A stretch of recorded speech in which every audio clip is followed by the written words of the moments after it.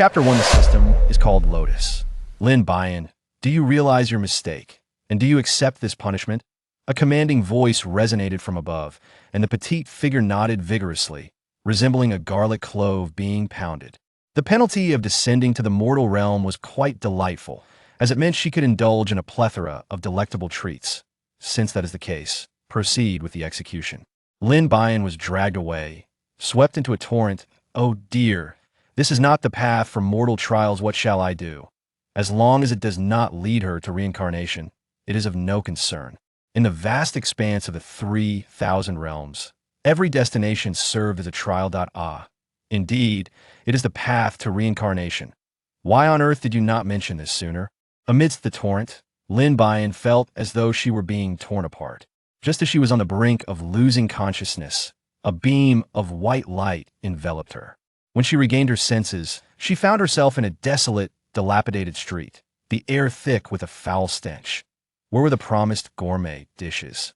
Where had the star-rated hotels vanished to? Rising to her feet, a wave of dizziness assailed her, and unfamiliar memories flooded her mind. It dawned on her that she had become a mere inhabitant of this body. What had become of her own? The original owner of this body was indeed a wretched child, adopted by foster parents who initially seemed to offer a life of happiness. However, shortly after her adoption, her foster mother became pregnant and gave birth to twins, marking the end of her blissful days. As fate would have it, she fell ill with a fever that impaired her mind, leading her foster parents to favor her less. With limited income and her inability to work, they ultimately decided to cast her out, leaving her to fend for herself. She sensed the original owner's frail body, likely on the brink of starvation. Yet here she was, having arrived under the guise of a mortal trial, only to find her physical form missing. Using the scant remnants of her magical energy, she sought to restore the original owner's intellect. Setting aside everything else, the pressing matter was how to survive in this post-apocalyptic world. Compatible host detected. System binding in progress. 80, 90, 100. Congratulations, host, on successfully binding to the mother of apocalypse system. Would you like to claim your newbie gift pack? May I ask if you wish to claim it now? Will you claim it? Lin Buyan listened to the mechanical voice echoing in her mind, momentarily at a loss. Please, host, allow me to assist you. I promise to bring you surprises. She was not inclined to do, so her foremost priority was to comprehend how she had arrived here, and more importantly, where her body had gone. Suddenly, the red cord on her wrist began to glow, and a melodious voice resonated in her ear. And what of my magical energy? You possess a system. What need have you from magical energy? With that, the glow from the red cord extinguished, and the man's voice faded away. Without needing to guess, she knew it was the deity, undoubtedly retaliating for her failure to tend to his rose. Yet, she could hardly be blamed that peach blossom brew was simply too intoxicating. Who could have foreseen its potency? She had unwittingly slept for an entire month, a truly lamentable turn of events that, if you do not intend to engage with me, I shall seek out another host. I, too, have my limits. System, I accept your binding. Please bestow upon me the gift pack, preferably something edible. The system has sensed the host's request and is about to deliver the newbie gift pack. Once delivered, please check your spatial bag. Before her, a transparent panel materialized. Upon opening the bag, she found a large gift pack within. After clicking to open it, the system's voice chimed once more. Ding! Congratulations, host, on acquiring a mother of apocalypse estate spanning 500 acres, along with a survival manual for the apocalypse, 50 points of physical enhancement, and 50 skill enhancement points. Additionally, the system has detected your poverty and has granted you an extra 200 mother values. Note, mother values can be used to purchase any items in the shop, which can be acquired through tasks or exchange for Republic coins. Lin Buyan realized the original owner's body was exceedingly weak, so she immediately expended all the physical enhancement points, finally feeling a surge of strength. She had not anticipated collapsing so dramatically, only to be mocked by a system. Is it truly appropriate for you to mock me in this manner, system?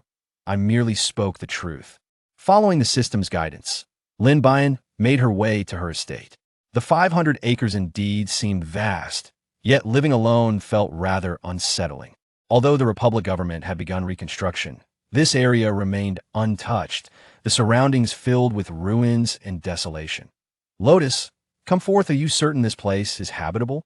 Please call me Aranda. All of this belongs to you, the host, and you may develop it as you see fit. Since you are with me, you shall henceforth be called Lotus. Thus it is settled. What joy was there in this? Had she considered the system's perspective? Lotus was far too mundane. Are you unwilling? Lotus is quite lovely, emerging unsullied from the mud. How many would wish for me to call them Lotus? Yet I refuse. Sadness had already turned into a river, yet many clamored for such a title. How ridiculous! The system bore its burdens in silence. Lotus, does this mean all of this is mine? I can develop it freely, yes? Indeed, you may develop it at your leisure. Please refrain from calling my name. It makes me uncomfortable. From a distance, the main building of the estate resembled a European-style castle, a five-story villa, accompanied by various smaller structures. There were numerous rooms and a vast expanse of open land. After all, it spanned 500 acres. Entertainment and fitness facilities were present, albeit somewhat dilapidated. It seemed she would need to devise a thorough plan. Upon entering through the main gate, she walked for quite some time before reaching the main room. It appeared she would need a vehicle for convenience, otherwise she would exhaust herself walking daily. Curiously, she pushed open the door, only to find the interior completely empty. She felt as though a flock of crows had crossed her forehead. Lotus, come forth, we must converse. If not, I shall seek out the next host. I am on my way to confess to the deity. Please, host, do not speak in such a manner. Difficulties are merely temporary. You cannot retreat at the first sign of trouble, for that would hinder your progress. Must I truly remain idle? Being a salted fish is quite appealing as well. Lin Buyan suddenly felt a wave of regret. After traversing all 5 floors, she ultimately discovered a room containing an old bed.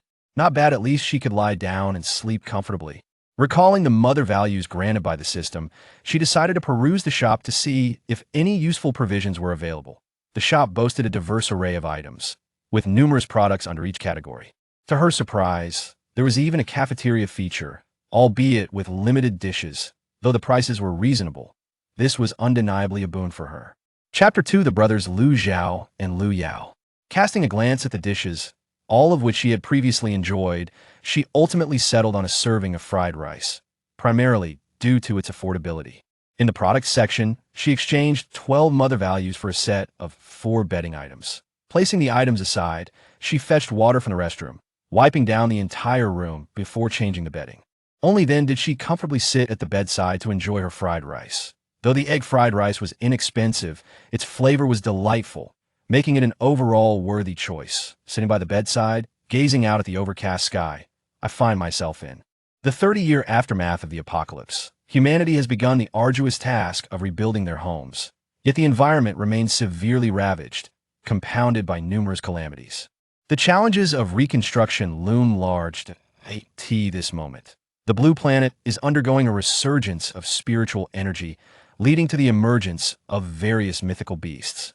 Several incidents of these creatures attacking humans have been reported, prompting the Republican government to establish a clandestine organization dedicated to their extermination.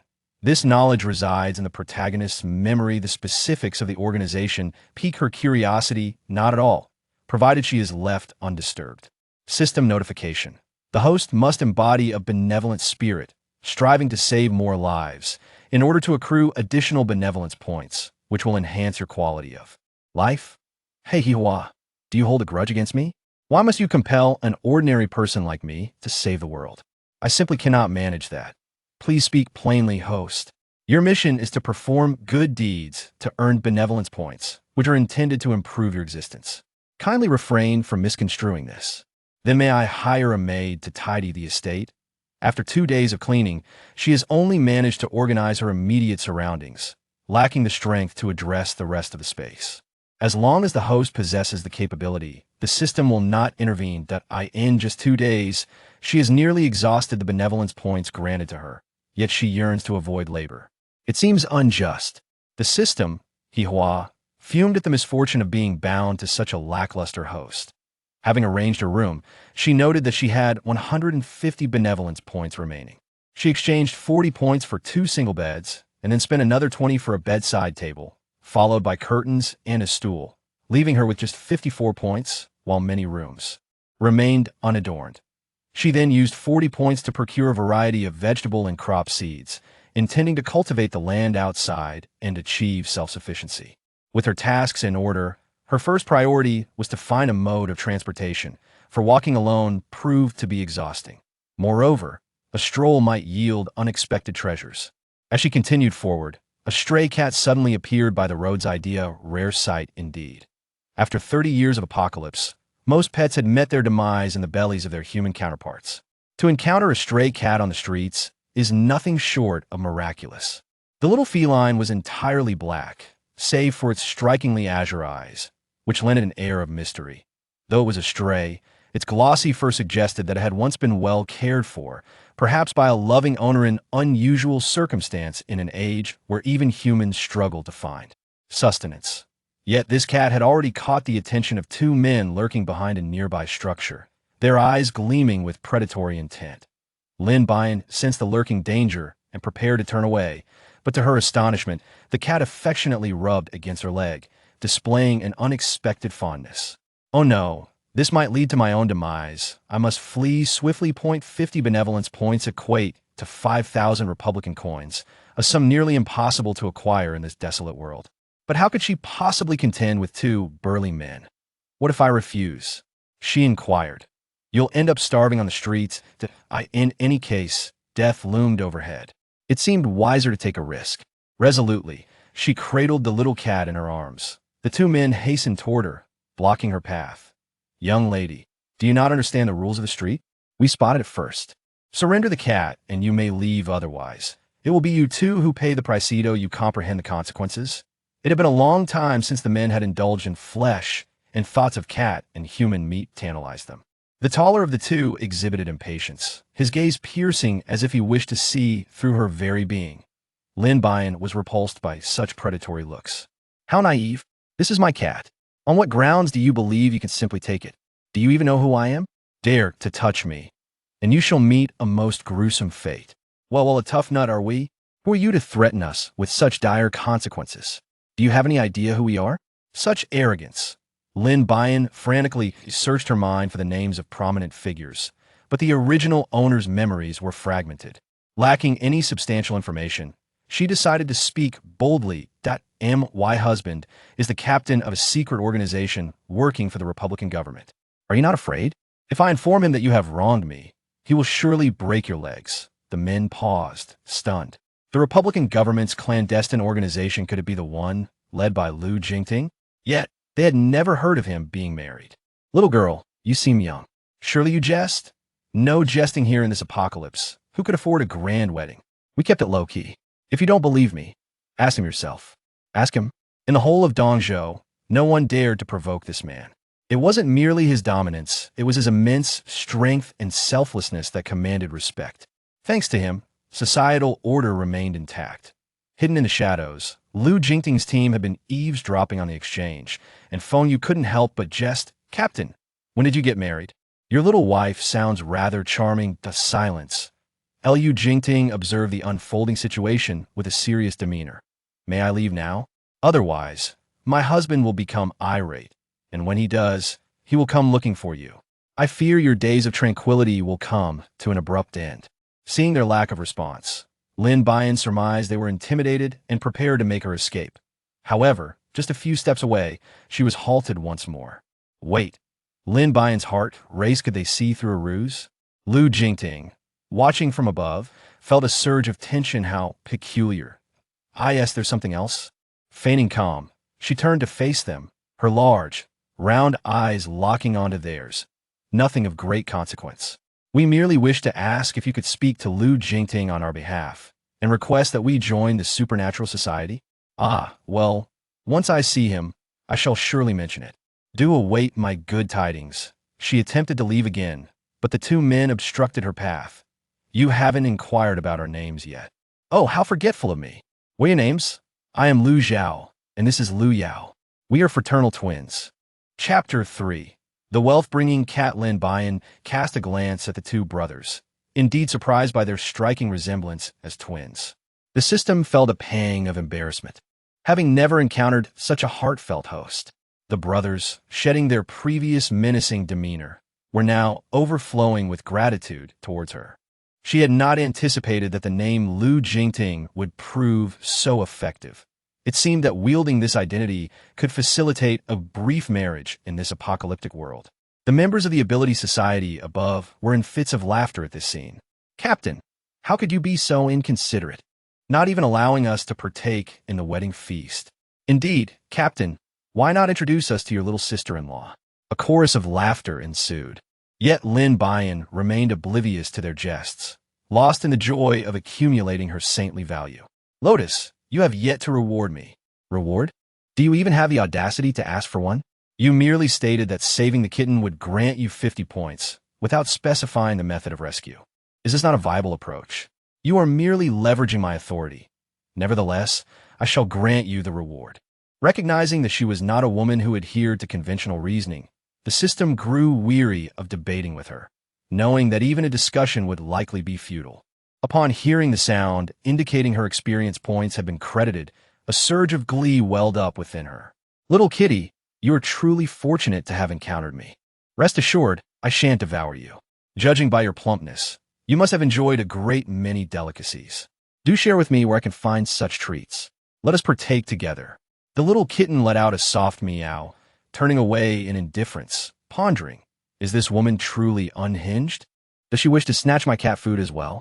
Nevertheless, the little black cat obediently led her toward a specific location. "Little kitty, you truly intend to take me in search of food? How splendid." Lin Buyan obediently followed behind, meandering through the streets and alleys. At the end of a narrow lane, it came to a halt, revealing an elderly woman who had fallen.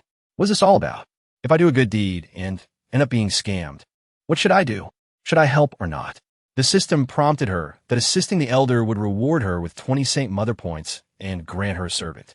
Such conditions were utterly exhilarating. But what if she declined?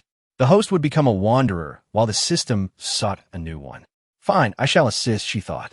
She smeared her smiling face with some dirt and tore a few holes in her clothing, transforming her attire into that of a destitute child. With a pitiful demeanor, she approached the elderly woman. "Grandma, you fell by yourself, didn't you? May I help you up?" The elder lifted her gaze, and a glimmer of hope ignited in her murky eyes as she regarded this sorrowful little girl, her heart swelling with compassion. In this post-apocalyptic world, humanity had deteriorated. The elderly woman had been lying there for quite some time, with no one coming to her aid. Yet, this frail child, clearly hungry, stood before her. "Dear child, I fell by myself. Please help me up. My home is not far ahead, and it's easy to find. Just lend me a hand." She cast a reproachful glance at the little black cat, thinking of the promised food that was now destined for someone else. Noticing the girl's hesitation, the elder waved her hand urgently. "Dear child, I'm not a bad person. Come quickly and help me rise." The elderly woman's heart ached even more for the girl. Realizing that her fear of others indicated a life spent as a homeless orphan, often subjected to harsh scolding. At such a tender age, she had begun to wander, enduring countless hardships. The elderly woman felt compelled to treat the little girl with kindness. Meanwhile, the system was perplexed, wondering what kind of host it had acquired, one that was quite a source of concern. "Please, host, proceed without hesitation. Should anything arise, the system will assist you." Helpless, Hawa could only accept her unfortunate fate with such a host. "You said it, and you mean it. Then I shall go." Lin Buyan received the system's assurance and hurried over to assist the elderly man. "Grandma, are you all right? Did you catch a chill?" Although it was already autumn and the midday sun was somewhat scorching, lying on the ground for a while could still feel quite chilly, especially for the elderly. System. Lin Buyan assisted the elderly, gradually moving forward, yet his mind was persistently engaged in a negotiation with the system. Matters concerning finances necessitate a firm stance. Helplessly, Hihua resigned herself to the circumstances of having such a master, ultimately accepting her fate and receiving a reward of 50 Saint Mother points along with a servant. The young girl had arrived. This was the place. Lin Buyan raised his eyes to behold a quaint and secluded little courtyard, within which some vegetables were surprisingly cultivated. In such an apocalyptic world, having such living conditions must indicate the presence of a reclusive sage. "Grandmother, where have you been for such a long time? I could hardly find you." Who might this be? Grandson, this is your grandmother's savior. You must treat them with the utmost hospitality. Lin Buyan quickly extended her hand with a smile and said, Hello, grandson. My name is Taoshi. Both the elderly gentleman and Deng Xuanja were momentarily taken aback. Grandson? They thought, perhaps this girl is unaware of familial hierarchies. After all, she was born in a post-apocalyptic world. Only those from affluent families could afford to send their children to school. Ordinary families lacked such resources, and her ignorance was forgivable. The old man felt a pang of sympathy for her. I apologize, my name is Deng Xuanja. This time, it was she who felt embarrassed. It turned out he did not bear the surname San. The little black cat felt a wave of exasperation. This woman was not merely foolish. You saved my grandmother. How can I express my gratitude? The little girl looked quite disheveled, clearly having wandered for quite some time. If you don't mind, why not stay with us? It's just the two of us at home, and I assure you, you will not go hungry. The elderly woman beamed at her, secretly contemplating the benefits of having the girl stay as a granddaughter-in-law. No thank you. I prefer to wander. I appreciate your kindness. But now that I have safely brought you home, I shall take my leave. I wish you a pleasant life. Lin Buyan hurriedly attempted to slip away, but to his surprise, he was called back by the elderly lady. My dear child, since you are unwilling to stay, how about dining with us at home? You appear rather pitiable. The elderly woman genuinely cherished the little girl, though she recognized that she had indeed acted too hastily moments earlier. In that case, I shall graciously accept your invitation, as I happen to be quite hungry. Lin Buyan finished speaking and broke into a silly laugh, feeling as if she had been infected by the original owner's spirit. Wait for me, Grandma. I shall prepare a meal.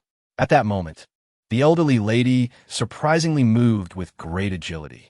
Lin Buyan was astonished. Just moments ago, the old woman had appeared quite frail, yet now she seemed capable of running. Surely, she had fallen into a trap. Chapter 4. Let us collaborate. After Lin Buyan's departure, Lu Jingting and his companions encountered a mutated insect, a creature capable of parasitizing the human body for decades, or perhaps activating immediately, contingent upon the individual's willpower. The insect's form was not particularly large, resembling a centipede, yet possessing 2 heads, allowing it to easily infiltrate a human body and swiftly usurp human intelligence. Once a host had been fully exploited, the insect would rapidly seek out another to repeat the process. With each individual it absorbed, its intellect would ascend a level. The mutated insect, after consuming 2 hosts, revealed its presence and was discovered by the Ability Society's team. It quickly parasitized a passerby, as it was not yet capable of confronting them directly. Most members of the Ability Society had awakened special powers, whether immense strength or the ability to control fire and water, with some even possessing immortality. The team leader, Lu Jingting, was an immortal. Regardless of the extent of bodily harm he endured, he would swiftly recover. Team member Feng Yu, when transformed into his insectoid form, developed a thick layer of armor, and it was said that at times wings would emerge, his defining trait being remarkable resilience. No matter how much he was struck, he remained unharmed. The Ability Society boasted a variety of other extraordinary individuals, each with unique skills, rendering them revered figures in the post-apocalyptic world. Lin Buyan listened with great curiosity to the grandmother's explanation, feeling a twinge of intrigue towards them. If they were indeed immortal, wouldn't that mean they could ascend to the heavens and become deities? Moreover, the notion of a green plant sustaining itself through photosynthesis without the need for food or drink is truly remarkable. Let's eat. Deng Xuanja announced cheerfully as he placed on the table the blanched vegetable hearts, stir-fried broccoli, mapo tofu, and a beautifully braised fish. Wow, did you prepare all of this? It smells absolutely delightful. Lin Buyan could no longer restrain her appetite, her chopsticks quivering with eagerness. The dining atmosphere was vibrant, while on the other side, Lu Jingting was engaged in a fierce struggle with a mutant insect. You may be unable to vanquish me, for I possess the ability to replicate myself. Those humans whose minds have been ensnared by the mutant insects now speak words dictated by their captors. Then let us see if we can indeed extinguish your existence. Lu Jingting faced the creature before him, contemplating whether your division would outpace the swiftness of my blade. After several rounds of conflict, the monster was evidently at a disadvantage. However, it was cunning, leaving one head behind while the other transformed and fled from its original form. Boss, it's making a run for it. Phone you. Sporting a battered visage, warned the others, as a small dark figure vanished into the night. Damn it, it escaped. Consider it fortunate, but it shan't be so lucky next time. Lu Jingting's fists tightened as he gazed at the receding shadow. The night had fully enveloped the surroundings, and Lin Buyan finally concluded her visit at the Deng household, primarily because she had indulged excessively, feeling a twinge of embarrassment as she departed. The essence of her satisfaction lay in the exquisite dishes prepared by Deng Xuanja. She had previously ventured into the mortal realm many times, but had never encountered such delectable cuisine. The abode of the grandparent and grandchild was well concealed, distanced from the bustling city, lacking streetlights, rendering the path utterly indistinguishable once darkness fell. Aja, accompany the young lady. It is too dark here, and I fear she might lose her way. The elderly woman's intentions were perceptible even to the little black cat. Today, it had savored a generous portion of fish, an utterly delightful experience. Allow me to escort you instead. The area has been perilous lately, and it is dangerous for a young girl to traverse the night alone. Are all these cars yours? Deng Xuanja had always been fascinated by tinkering with such machinery. Repairing them was a mere trifle. May I borrow one of your vehicles for the time being? I shall return it once mine is repaired. Lin Buyan, with a bashful demeanor, spoke to him, reasoning that the darkness would conceal their expressions, allowing them to appreciate one another in silence. That cannot be. I must repay you, she insisted. With that, the two rode an electric bike along the desolate and dilapidated streets, an experience rich with its own peculiar charm. Do you know how to earn money here? He inquired. Earning money? Are you referring to finding a job or devising one's own means to make a living? Despite the apocalypse having transpired 30 years prior, the outside world remained tumultuous. Everyone vied for positions in enterprises provided by the Republican government, which offered stable salaries and points necessary for future residency and housing purchases. From the scant memories of the original owner, she recalled that her adoptive parents struggled due to their large family and meager income. Lacking the intellect to secure employment, they lived cramped in a 20-square-meter safe house, sharing a communal bathroom, amidst neighbors of varying civility, leading to frequent unpleasant encounters. Indeed, earning money would be ideal, especially if it were through my own efforts, she reflected. She required funds and a sense of altruism to renovate her dwelling. Once completed, she could rent it out, and she knew that renting required points. Without sufficient points, even wealth could not secure a place. However, her renovated property would attract numerous tenants without the need for points, thus enabling her dream of earning passively. While there were indeed opportunities for self-employment, they came with inherent risks. Currently, the locals conducted business in a place known as the Ghost Market. Is there really a ghost market? Deng Xuanja chuckled. The Ghost Market, notorious for its nighttime operations, often featured goods prohibited by the Republican government. For instance, electric bikes were in high demand, but not universally accessible. Anything that others lack can be found at the Ghost Market, he explained, revealing a tremendous business opportunity. I understand now. If you wish to explore, I can guide you there, but not today. It's a pact then. Today was not in vain. She had acquired a cat and gained a good friend, leaving her quite satisfied. Is this your home? Deng Xuanja asked, gazing at the estate before him, recognizing it as the residence of a wealthy heiress. Before she could clarify, he had already conjured an elaborate tale of familial intrigue and identity. Do not misunderstand. This place is quite impoverished and in dire need of funds. Deng Xuanja looked incredulous. You lack money? I too am in want of funds. Shall we collaborate then? Chapter 5. A grand social catastrophe. Would you like to come inside? It is quite desolate within. No, it is too late. My grandmother is waiting for me. We shall visit the Ghost Market together another time. Having been startled, she spent the day in a flurry, indulged in a soothing hot bath, and lay on her comfortable bed, feeling a sense of solitude. Lotus, come chat with me? The system has crashed. I have no time for you. Wang Kai, will you keep me company? As she lunged towards him, he stretched lazily and distanced himself. This woman truly shows no improvement. She is utterly foolish. Wang Kai, do you not like me? I am your savior. You must not treat me this way. In such a vast room, it is only you who can converse with me. If even you ignore me, what am I to do? The host has servants to converse with. Mentioning servants made Lin Buyan irate. How could a mere robot substitute for genuine companionship?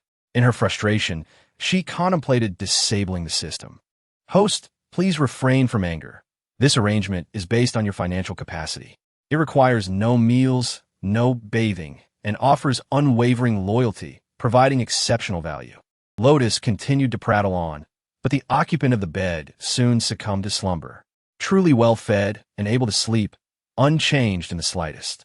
Wankai cast a glance at her and settled beside her. In the following days, Lin Buyan busied herself tilling the land, loosening the soil, and sowing seeds. She could plant short-season vegetables, but those with longer maturation periods were unsuitable as winter approached. Cultivating some cabbage was indeed necessary. After preparing the garden, she retrieved the electric bikes for repairs. However, the task surpassed her understanding. Despite watching videos and reading materials, she ultimately had to concede defeat. It appeared that specialized tasks required skilled professionals. I shall not burden my mind further. Otherwise, I would know everything, leaving no livelihood for the artisans. Wankai observed her with curiosity, meowing softly, bemused by her self-absorption. Seeing the small garden meticulously arranged brought her immense joy. She felt like a burgeoning genius. There remained a need to plant flowers and build additional structures. Otherwise, the 500 acres would be squandered. After a simple lunch, she resolved to visit the recruitment office of the United Government to explore potential job opportunities. A daytime position would allow her to earn during the day and venture to the ghost market at night, facilitating her dream of a leisurely life. Having familiarized herself with the recruitment location, she arrived that afternoon to find an extensive queue, with hundreds vying for a handful of job openings. The competition was fierce, akin to a battalion attempting to cross a narrow bridge, requiring significant effort to succeed. Just as she settled in line, two familiar figures surged through the crowd. Team leader's wife. You are here to see him, aren't you? It was none other than the Liu brothers, Liu Zhao and Liu Yao. The scene turned into a spectacle, with all eyes drawn to the three of them. Keep it low-key. I am merely here to observe. Are you aware that the Ability Society is recruiting today?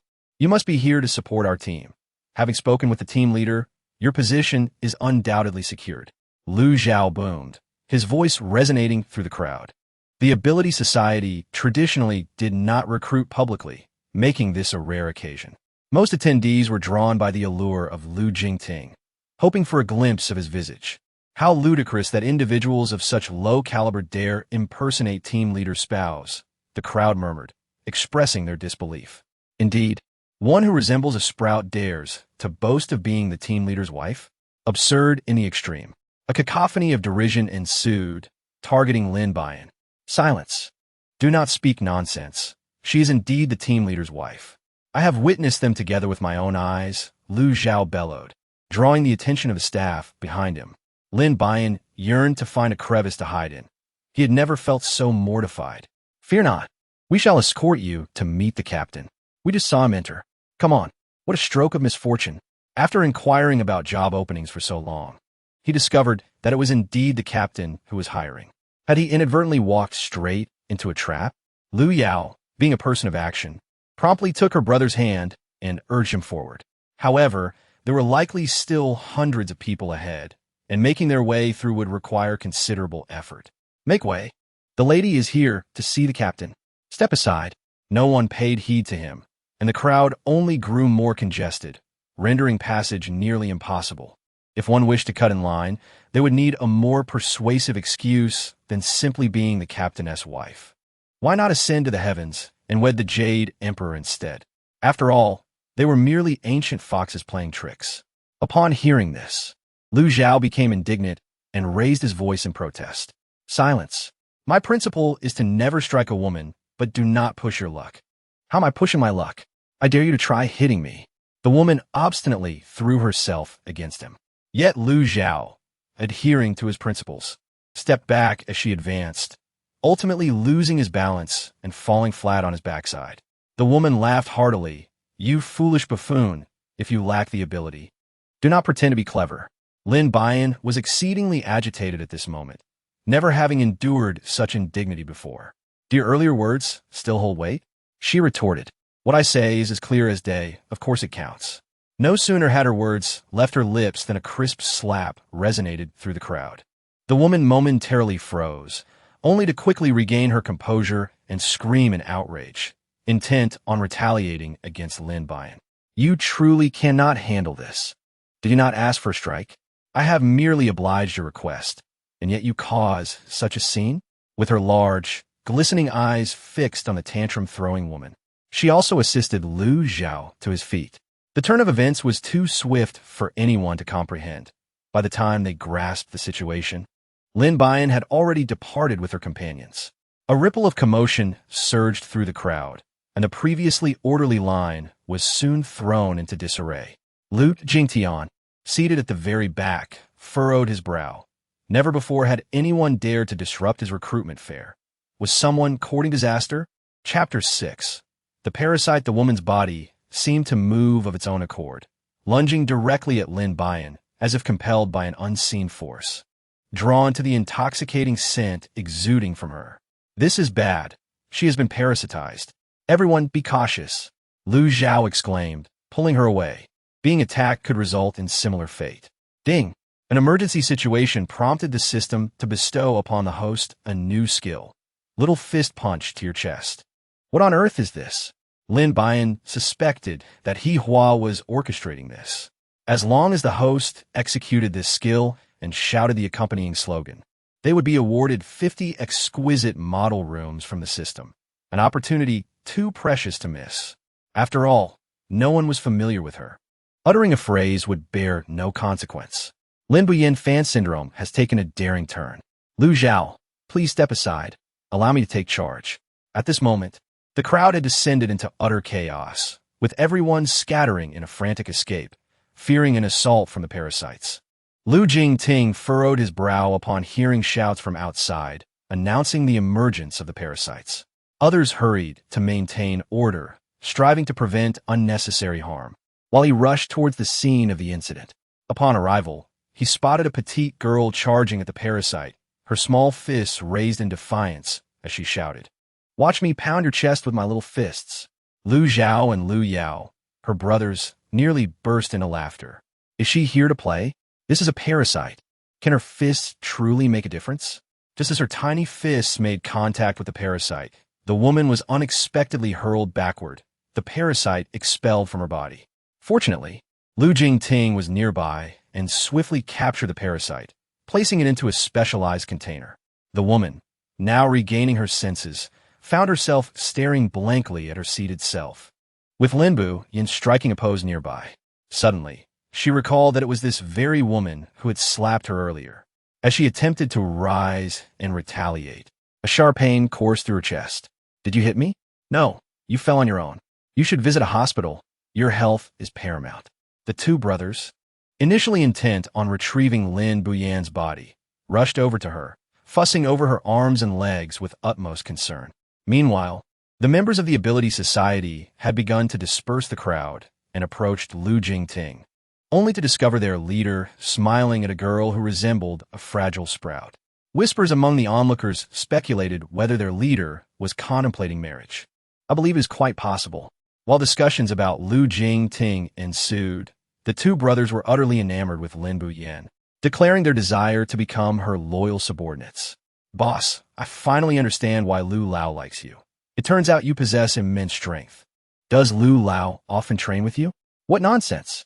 At home, it's undoubtedly our boss who is formidable. After all, a woman capable of taming Lu Lao must be extraordinary. Wouldn't you agree, boss? The two took turns showering her with flattery, nearly overwhelming Lin Buyan with their compliments. All right, enough praise for me. It's best if you refrain from prying into my family matters, as they are private. Indeed, whatever the boss says is right. Let us seek out Lu Lao. Your discretion in the Ability Society is commendable. The brothers were still preoccupied with their ambitions of entering the Ability Society. Rest assured, I will certainly relay your sentiments to him. Await my news. At this juncture, Lin Buyan yearned to depart swiftly. What if Lu Jingting exposed her? Wouldn't her carefully crafted persona come crashing down? Seizing the day was preferable to postponing. Since they had arrived, they should boldly walk in, challenging anyone who dared to obstruct them. Indeed, once our identities are revealed, we shall stride confidently within the Ability Society. The brothers beamed with pride, likely having long desired entry into the society, only to face rejection previously. Meanwhile, the members of the Ability Society had realized that this girl was the same one who had impersonated the leader's wife days prior. Today, despite her frail appearance, she was undeniably charming and seemed well matched with their captain. They decided to play a supportive role, ensuring this opportunity did not slip away. "Captain, we have completed our mission. Do you have any further instructions?" Several voices chimed in unison. The Liu brothers, overhearing this, recognized a golden opportunity and promptly brought Lin Buyan forward for acknowledgement. "Lu Lao, it is a pleasure to finally meet you. Our leader has been longing for you." "Indeed, look at how flushed your face has become." The brothers exaggerated their claims, blissfully unaware of Lin Buyan's acute embarrassment. "I must take the initiative." "Ah, ha ha ha, darling, is that you over there?" Lin Buyan swiftly wrapped her arms around his, blinking playfully at him. Any issues could be addressed later. It was imperative that the two brothers remained oblivious to the truth. She murmured softly, hoping he would not expose her secrets. Lu Jingting feigned an embrace around her waist, smiling as he remarked, "Darling, have you been missing me?"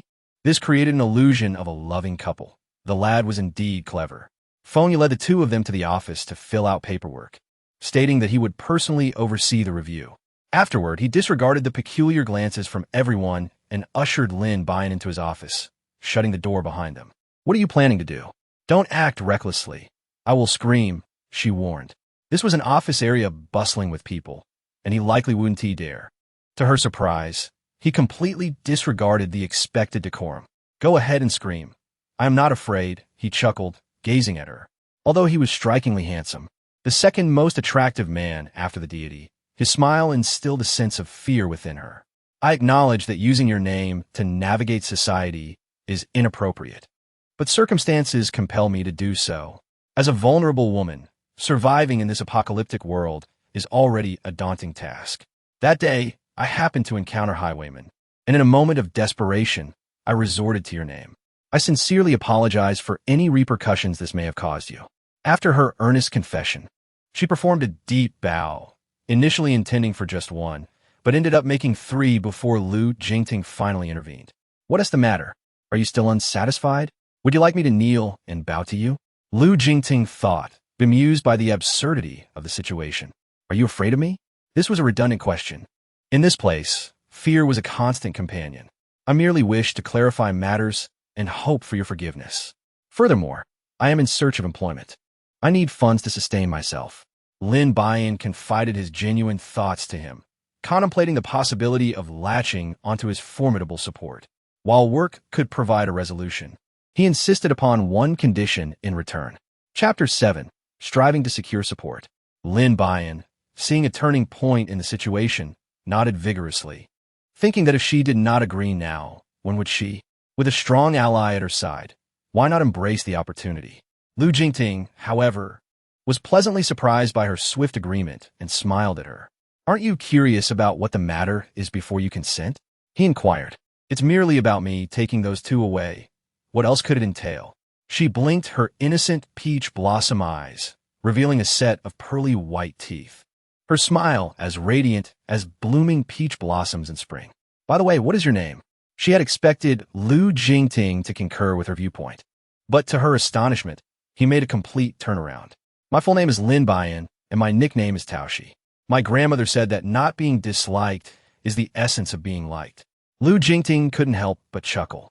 The notion that not being disliked equated to being liked was quite amusing. Yet, it reminded him of an ancient poem that spoke of mutual affection in each other's company. There is no aversion, only the esteemed Jingting Mountain. In this light, they seemed to share a certain fate. Noticing his prolonged silence, Lin Buyan gently nudged him. "What are you pondering? If there is nothing more, I shall take my leave. You shall not depart. I require your assistance with something," he commanded, adopting a tone of authority. "Did you not wish to find employment? I saw your strength earlier. I am in need of an assistant." Report here tomorrow. Additionally, there's the matter of you continuing to be my wife. Before he could finish, Lin Buyan interjected, I've already apologized to you. I shall not speak indiscriminately again. I cannot afford to lose this hard-won job. Could you allow me to finish my sentence before you respond? Lu Jingting said, growing somewhat impatient, which prompted her to cover her mouth in alarm, aware that the repercussions of angering a superior could be severe. Continue being my wife. Cough, cough, what? Was this man out his mind? It was perplexing. If he wished her to continue pretending to be his wife, why had he been so stern moments ago? Coughing. She was handed a bottle of honeyed loquat syrup by Lu Jingting, who explained that it would quench her thirst and moisten her throat, nourishing her lungs. At this moment, her face flushed even deeper. Lu Jingting was indeed strikingly handsome. If she acquiesced to his request, would she become the target of every woman's envy? Wouldn't that place her in a precarious position? As if to affirm her thoughts, the situation quickly escalated. A tall, voluptuous woman stormed into the office, her height exceeding Lin Buyan's by half a head. Jiang Xiyu brushed past her and strode directly to Lu Jingting, playfully linking her arm with his. Brother Jingting would never be interested in a bean sprout like you, would he? If he is not interested in me, then surely he must be drawn to you? Yet, indeed, her physique was enough to instill a sense of inferiority. This body had long been in a state of malnutrition, and achieving such a figure was no small feat. Lin Buyan glanced at the woman, certain she was one of his many admirers. However, one must not lose composure in such situations. Who told you that Brother Jingtian would not be attracted to someone like me? You may find yourself disappointed. He indeed favors individuals of my ilk. As she spoke, she wrapped her arm around Lu Jingtian's, smiling like a blooming peach blossom. Now, allow me to inquire, when did you first meet Brother Jingtian? And when did you unite in marriage? Lu Jingtian had yet to determine how to address this matter. He had indeed contemplated it, but the suddenness of the situation left him at a loss for words. Lu Jingtian was a well-known figure in this vicinity. Even those who had never met him were familiar with his reputation. Crafting a poignant love story was hardly a challenge. She cast a glance at Lu Jingtian, a hint of defiance in her eyes. This is your doing. Do not blame me. I have known him since before birth. We were betrothed even while I was still in my mother's womb. Is there anything inappropriate about me calling him my husband? Jiang Xiyu could hardly contain her laughter. What is your name, and what esteemed family do you hail from that allows you to make such claims regarding the Lu family? Lin Buyan was undeterred. The Lin family, which had long-standing ties with the Lu family, resided far away in City B. In City B, the Lin family was a household name, and the relationship between the Lu and Lin families had always been cordial. There indeed existed a marriage pact, but the Lin family's youngest daughter had gone missing at a tender age. Given the apocalyptic circumstances, the family had lost hope, and the engagement was eventually annulled. You should listen closely. I am the daughter of the Lin family from City B, Lin Buyan. Do you think I lack the standing to call him my husband? The gravity of her statement captured Lu Jingtian's attention, though upon reflection, he believed this young girl must be repeating what she had heard. Yet, she appeared to be of a similar age to the Lin family's lost daughter. How could that child have possibly survived? Jiang Xiyu felt somewhat embarrassed by the inquiry. Such matters were known only to those closest to him. Could it be that this girl genuinely regarded herself as his fiancée? Even if you were his betrothed, what does it matter? 30 years have passed in this apocalypse. Who would still honor such a promise? Even if Lu Jingtian wished to uphold the commitment, she would strive to assert her own claim. At worst, she would weep and wish him happiness. Brother Jingtian, do speak up. Is what she claims true? Lu Jingtian maintained a stern expression and nodded, consistent with his usual demeanor. Upon receiving his affirmation, Jiang Xiyu's earlier arrogance deflated like a punctured balloon, leaving her considerably diminished. Yet, even so, what difference would it make? As a Lin, I shall still compete for your affection. Rest assured, I will not exploit my position to approach Brother Jingtian. I am steadfast in my commitment to fairness and justice. Lin Buyan was too indifferent to concern herself with whether it was fair or just. To her, it was merely a matter of a thick-set leg. If you fancy her, you may have her. Very well, a fair competition, though you are certain to lose. While her heart may concede, her lips would never acknowledge defeat. The thought of losing to a mere sprout was indeed laughable. Jiang Xiyu, The only daughter of the commander of the 2nd Military District of the Republican Army, had been raised in a gilded cage where no one dared to challenge her authority. If she desired the stars, the commander would likely pluck them from the sky for her. Now, being mocked by such a young girl, how could she find balance within herself? But what if you truly lose? If I were to lose, I would give you whatever you desire, publicly apologize, admit my faults, and openly wish you both well. All of this is superficial, as I am merely playing a part in this charade. I desire none of that. If you lose, how about giving me 50,000 Republican coins? 50,000 Republican coins is no trivial sum in a world ravaged for 30 years. During these times of reconstruction, a mere 1,000 coins could secure a home. Is that not simple enough? Just be certain you won't regret it. Regret? That is out of the question.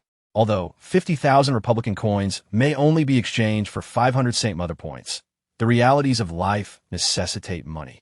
Ultimately, wealth and influence are essential for a life of ease. Chapter 8.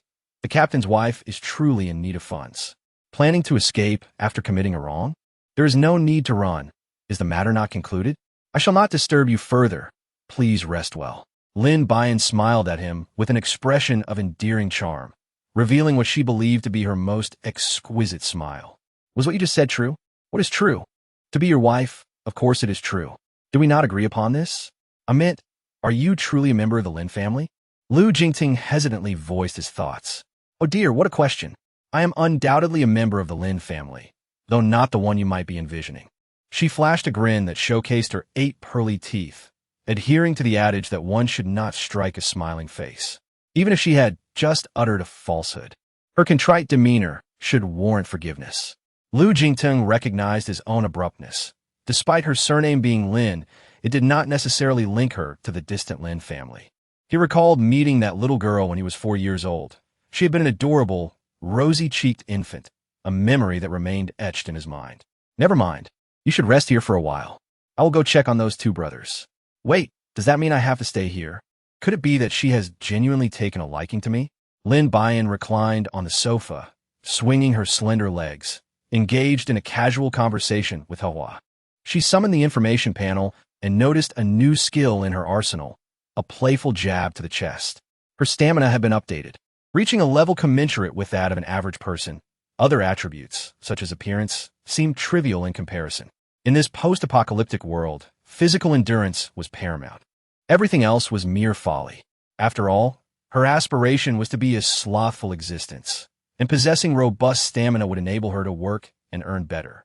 Hua, why did you grant me such an embarrassing skill? Could you not have chosen something more formidable? Hua scoffed lightly. Then why did you bestow such an awkward name upon this system? Oh, Hua, emerging untainted from the mud, how could that be deemed unattractive? I am merely praising your purity, which perfectly aligns with your saintly title. The system froze momentarily as Lu Jingting entered another office. The 2 brothers had already completed their forms and were anxiously awaiting their fate's judgment. However, with Lin Buyan present, they felt reassured. The captain's wife certainly held some influence. Even the most aloof captain should extend a modicum of consideration, lest one comprehend the repercussions. Do you possess any exceptional skills to join the Ability Society? Lu Zhao clenched the form tightly, his voice quivering. Though we have yet to awaken our abilities, I firmly believe that we shall do so in the near future. So you currently lack abilities? Jiang Sayu interjected with a scoff. These 2 had visited several times before, only to be dismissed. She was surprised they were allowed in today. I believe that one need not possess abilities to enter the Ability Society. We have keen observational skills and are well acquainted with our surroundings, essentially living maps. I am convinced that you require individuals of our caliber for your missions. In the aftermath of the apocalypse, satellite signals were often unstable. Navigating during missions could be perilous, leading to delays in rescue efforts as monsters harmed victims and fled. Indeed, talents akin to living maps were desperately needed. At this moment, Lu Yao brimmed with confidence. He had gathered information indicating that the Ability Society was in dire need of such individuals. The work of the Ability Society is not as straightforward as you may envision. You will predominantly confront death. Are you afraid? Lu Jingting's expression turned serious, his gaze piercing as it fell upon the two. Of course, we are aware of that. It will not deter our determination to join the ranks. You may not recall, but had you not rescued us back then, our brotherhood would have perished in this world, and we would never have met the captain's wife. At that moment, Lu Zhao mimicked Lin Buyan's stance, confident that their brotherhood would be retained. This infuriated Jiang Tsayu, who found it amusing that they were already referring to her as the captain's wife, despite the situation being far from settled. You speak too soon. Whether Lin Buyan is indeed the captain's wife remains to be seen. Do not forge connections prematurely. Do not presume this will secure your place. The two brothers were now anxious, having prepared for so long to seize this opportunity, only to see it jeopardized by a woman's jealousy. Lu Yao quickly clarified, that was not our intention. We have observed numerous missions undertaken by the Ability Society, fully grasping your combat methodologies. Moreover, we have not been detected, which attests to our adeptness in concealment. That still will not suffice. The Ability Society cannot accept idle individuals from society. You too must leave. The Republican government offers other job opportunities. Consider those instead. Jiang Tsayu delivered her verdict, while Lu Jingting remained silent, leading Jiang Tsayu to believe he tacitly approved of her decision, filling her with delight. Upon hearing there was still a chance, the brothers rejoiced, leaping a meter high in celebration. Although they were merely temporary members, they felt immensely satisfied, confident they would soon become official members, ready to avenge their parents and personally slay a few monsters for satisfaction. Do not celebrate prematurely. Listen carefully to my assessment criteria before contemplating your future here. Whatever the assessment, we will embrace it. As long as we can remain with the Ability Society, we fear nothing. The brothers spoke in unison. Jiang Tsayu, however, was displeased. But since this was Lu Jingting's decision, she felt it unwise to voice further objections. After all, the Ability Society's decisions rested solely with him. She could only express her dissatisfaction by stamping her foot a few times before exiting the office. Lin Buyan sat in the office, engulfed in ennui. Even the lotus flowers seemed indifferent to her presence, prompting her to take a stroll. Unexpectedly, she encountered the irate Jiang Tsayu, who stormed out in a fit of anger. Are you blind? Watch where you're going. Jiang Tsayu shouted, utterly devoid of decorum. It was clearly you who bumped into me, and yet you dare to retaliate. My foot is swollen from your heel. Her stiletto had landed squarely on Lin Buyan's foot, which was already turning red. Is it you? Jiang Tsayu's anger intensified upon recognizing the girl squatting on the ground. You haven't even left yet, truly believing yourself to be the captain's wife? Even if you despise me, you cannot tread on me like this. Have some self-respect. If you cannot manage, just concede and pay me off, and I might consider leaving. Upon hearing this, Jiang Tsayu's eyes sparkled with a glimmer of hope. Could it be that she was motivated by money?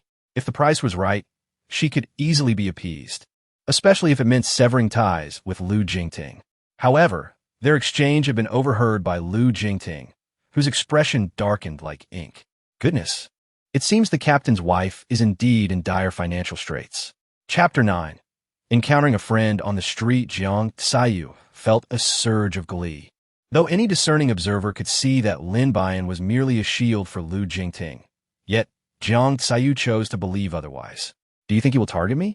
Were my words too hurtful just now? Not just somewhat, but exceedingly hurtful. I suspect the captain's heart is already battered, Lu Zhao analyzed with a serious demeanor. Though his words were laced with exaggeration, it seemed that their pleasant days were coming to an end. Surviving under Lu Jingting's command would not be an easy feat. One must tread carefully to avoid a repeat of today's incident. Just as the trio exited the door of the Ability Society, Lin Buyan spotted a familiar figure, Deng Xuanja. What was he doing here? Coincidentally, he noticed them too. What a coincidence. Are you also working here? Deng Xuanja greeted first, reflecting on his earlier indiscretion. Though Lin Buyan's demeanor hardly suggested she owned a grand estate. I'm just trying my luck today. Are you here for business? She had always been curious about Deng Xuanjia's profession and his family background, as anyone with property in such a serene locale must have considerable standing. Yes, I was nearby for some business and heard there was an incident here, so I came to check it out, but it seems I arrived too late. Deng Xuanja shrugged. Disappointment etched on his face. You should have seen it. It was quite a spectacle. Thankfully, our captain's wife handled the parasite with a single punch, Lu Zhao interjected, stepping forward to exaggeratedly explain as he noticed the male presence around Lin Buyan. Don't listen to his nonsense. It was merely luck. So, you are Lu Jingting's woman? No wonder you possess such a grand estate. He has the means. We can discuss this in detail later. Do you have time tonight? How about we visit the ghost market together? I happen to be free tonight. Let us go. At the entrance of the Ability Society, a pair of deep-set eyes observed the departing quartet. She knew Deng Xuanjia, and the girl was certainly not to be underestimated. It seemed she needed to learn more about her. Just then, Feng Yu hurried over. Boss, there's trouble at the factory in the western suburbs. Lu Jingting lowered his eyes, his fingers clenched into a fist. These vile creatures had overstayed their welcome. It was time to deal with them. Equipped with weapons, they swiftly set off for the western suburbs. The journey was silent, and they soon approached Lin Buyan's estate, with the two brothers showing no inclination to depart. This Lu Jingting is truly cunning. He claims he is bringing along interns, but in reality, he is monitoring me. We must ensure the lady's safety at all times. Otherwise, the captain will be uneasy, and we risk failing our assessments. If we fail, we cannot enter the Ability Society. Such a grandiose excuse left her at a loss for words. You have seen my capabilities. I can handle ordinary threats. Recently, her health had improved, and with the system as protection, she would not be easily bullied in this dystopia. The spiritual energy here was rather thin, making cultivation challenging. If she were at Deng Xuanjia's home, her progress would surely accelerate. Nonetheless, she would eventually transform her estate into a sanctuary of spiritual energy, achieving her dream of a carefree existence. That won't do. Your presence is crucial for our entry into the Ability Society. We must ensure absolute safety. The brothers had long sensed Deng Xuanjia's ulterior motives. He was undoubtedly interested in the captain's wife, which explained the constant affable smile on his face. For the captain's happiness, they were resolute in their determination to not waver. There was no choice but to remain silent. Any further discussion would appear as if she was trying to dismiss them. Regardless, the brothers were quite obedient, and it should not be an issue for them to know her address. After all, they would not be able to cause any mischief in the estate. The property was safeguarded by a fixed system. Should anyone harbor ill intentions or attempt to harm the owner, they would be swiftly dealt with by the system. Here we are. Upon seeing the estate, the brothers were left in awe. Such a vast estate belonged to this petite woman. No wonder she could tame the aloof captain. She was undoubtedly a little heiress. They wondered if now would be a good time to ingratiate themselves with this affluent lady. What's wrong? Are you in shock? Actually, my family is quite poor. Don't be fooled by the exterior. Much of the interior remains unfinished. Lin Buyan gazed upon the newly acquired reward for today's task, a 5-story apartment building, now perfectly positioned to the left of the main villa. The overall structure formed an elegant L shape, reminiscent of the number 7. Indeed, the system proved to be remarkably efficient. However, she was curious about the interior. Ideally, it would spare her the expense of renovations, allowing her to rent out the property and subsequently amass a substantial sum of money. She recalled that during her last visit, this apartment building had not been present. Instead, there had been an expanse of vacant land. Deng Xuanjia, intrigued by the edifice before him, noted that it had definitely not existed last time. How could such a building materialize in just 7 days? What astonishing speed. Oh, it was there last time? You simply couldn't see it because it was too dark. He chuckled. Lin, with an unflinching demeanor and a steady heart, explained to him that he could not pursue the system with inquiries. It would be implausible to disclose that he was not human and had a system. He might very well be confined to a mental institution. Madam Captain, does this vast residence belong solely to you? At present, yes, but I intend to rent it out in the future. If you happen to know any suitable tenants, please do refer them to me. I do not require points, and the living conditions here are vastly superior to those outside. Currently, in City A, there are only 3 large residential complexes completed. One is the Shongjing complex in the north, another is the Fuyuan complex in the south, and the third is the Fulai complex, directly opposite the Fuyuan complex. Despite their expansive construction, The singular drawback of these three complexes is the necessity of points for residence. This requirement deters a significant portion of the populace, as points are the rarest currency in the post-apocalyptic world, attainable solely through employment in enterprises governed by the Republic. Furthermore, the restrictions are numerous, rendering it nearly impossible for most families to accumulate enough points, thereby confining them to the government's initial batch of affordable housing. Lin Buyan was dismissed and ultimately abandoned on the streets because he felt he could not contribute to his family. Is what you said true, boss? Can we stay here? Liu Yao, weary of the cramped collective dormitory, where even a trip to the restroom required a lengthy wait, longed for a change in his living environment. The dimly lit corridors were often permeated with the unpleasant odor of the toilets, and he and his brother had been stuck there, unable to accumulate enough points to move elsewhere. In Chapter 10, The Invisible Tycoon, she glanced at the system's room distribution. It wasn't that she was unwilling to accommodate them. She simply had no clear understanding of her property. She feared that if she rented it out for a low price, she would suffer a loss. Such a scenario was unacceptable. However, upon inspecting the control panel, she realized her worries were unfounded. The house had merely been painted white, and all furnishings needed to be purchased. Lotus, you're truly generous. This is the apartment you gifted me. How much will it cost to renovate?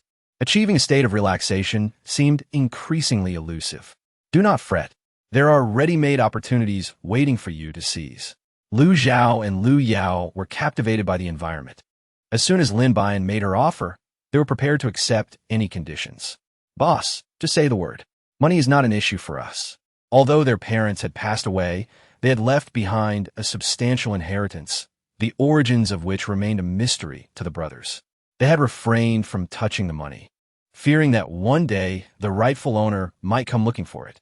Yet, no one had appeared, implying it might be unclaimed wealth. Their parents had said nothing, merely handing over the inheritance before departing on a mission, and they had never seen them again. Subsequently, a significant amount of their parents' insurance money had been sent to them, which was how the brothers had survived until now, with the 50 million left untouched. It was not that she was unwilling to let them stay. Rather, her rooms lacked beds. Did they wish to sleep on the floor? This indeed illustrated her financial struggles, as she couldn't even afford renovation costs. Rest assured, we brothers can handle the renovations ourselves, provided you grant us a room. If you renovate it yourselves, I can rent it to you at a lower price, for 100 communal currency per month. Will be a monthly, quarterly, or annual lease. Such an attractive offer in a pleasant environment would surely lead them to choose the longest term. An annual lease, paid in full upfront. One person would cost 6,000, and two would amount to 12,000. Finally, Lin Buyan had cash flow, and the sensation of receiving money was simply delightful. Each brother selected a room they fancied. Both facing the sun, approximately 40 square meters in size, featuring an open kitchen and a private bathroom, along with a small independent balcony perfect for afternoon tea. The ceilings of the small apartment soared above 3 meters, and should they prefer a loft style, they could renovate it themselves, though that was of no concern to Lin Buyan. She merely wished to collect the rent. The brothers were ecstatic as they secured their rooms and hurried to contact renovation personnel, finally granting Lin Buyan some personal time. She remembered the waiting Deng Xuanja and offered an apologetic smile. I'm sorry for neglecting you while I was preoccupied with the rental arrangements. To make amends, let me treat you to dinner. Noticing the time, which was approaching 6 o'clock, she thought they would finish dinner in time to head to the ghost market. You need not be so courteous. Earning money is not easy. Allow me to host you, as my grandmother misses you. Was this an invitation to his home? Surely, he couldn't have feelings for her. Wasn't it said that when a boy invites a girl over, it is a sign of interest? I too miss my grandmother. It would be a good opportunity to visit her. She could also take along the electric scooters from the courtyard for repairs, as she was incapable of such tasks herself. As she passed through the courtyard, Lin Buyan picked a handful of her homegrown vegetables. These are my own cultivation, pure, natural, and wholesome. They are excellent for your health.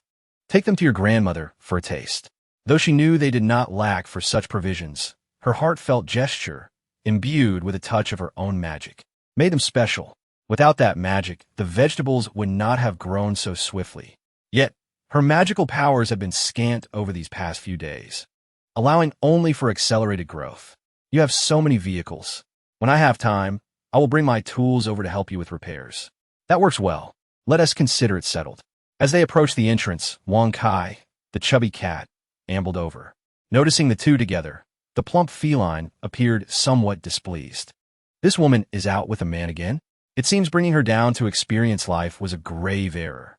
With that thought, the cat leapt into Lin Buyan's arms, refusing to budge. However, it turned its head dismissively, displaying a lack of concern. It glared at Deng Xuanja, convinced that this man harbored ulterior motives regarding Lin Buyan, believing no man could be trusted. Yet, upon reflection, it realized that it too was a male. Your cat is quite unique, so plump it can barely walk. I found it the day I met you, and it was already this chubby. I have no idea where it sneaks off to steal food every day.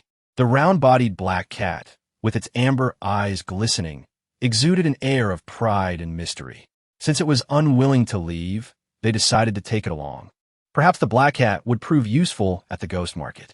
Lin Buyan had no choice but to hold it close, bringing along the past. Ah, little girl, did you sense my longing for you? Is that why you have come today? Of course. This morning, I felt a twitch in my eyelids and knew someone must be thinking of me.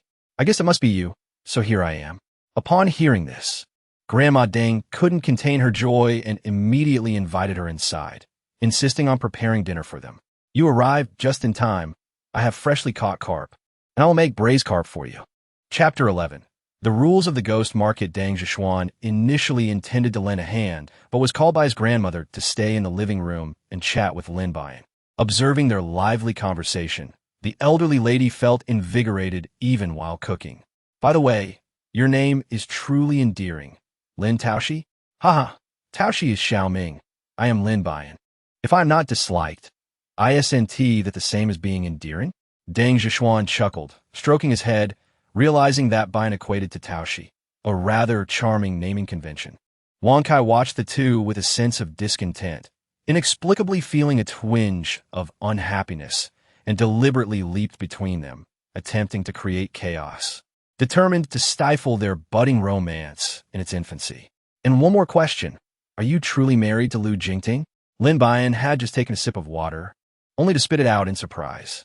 Could it be that his feelings were genuine? Did he truly have feelings for himself? Otherwise, why would he be so curious about his own affairs? Should he reveal the truth to him, or keep it concealed? If he divulged the truth, would he inadvertently attract others' attention, thus jeopardizing his own interests? Noticing her silence, he hastily clarified, "Please don't misunderstand. I harbor no ulterior motives. I merely wish to ensure your safety."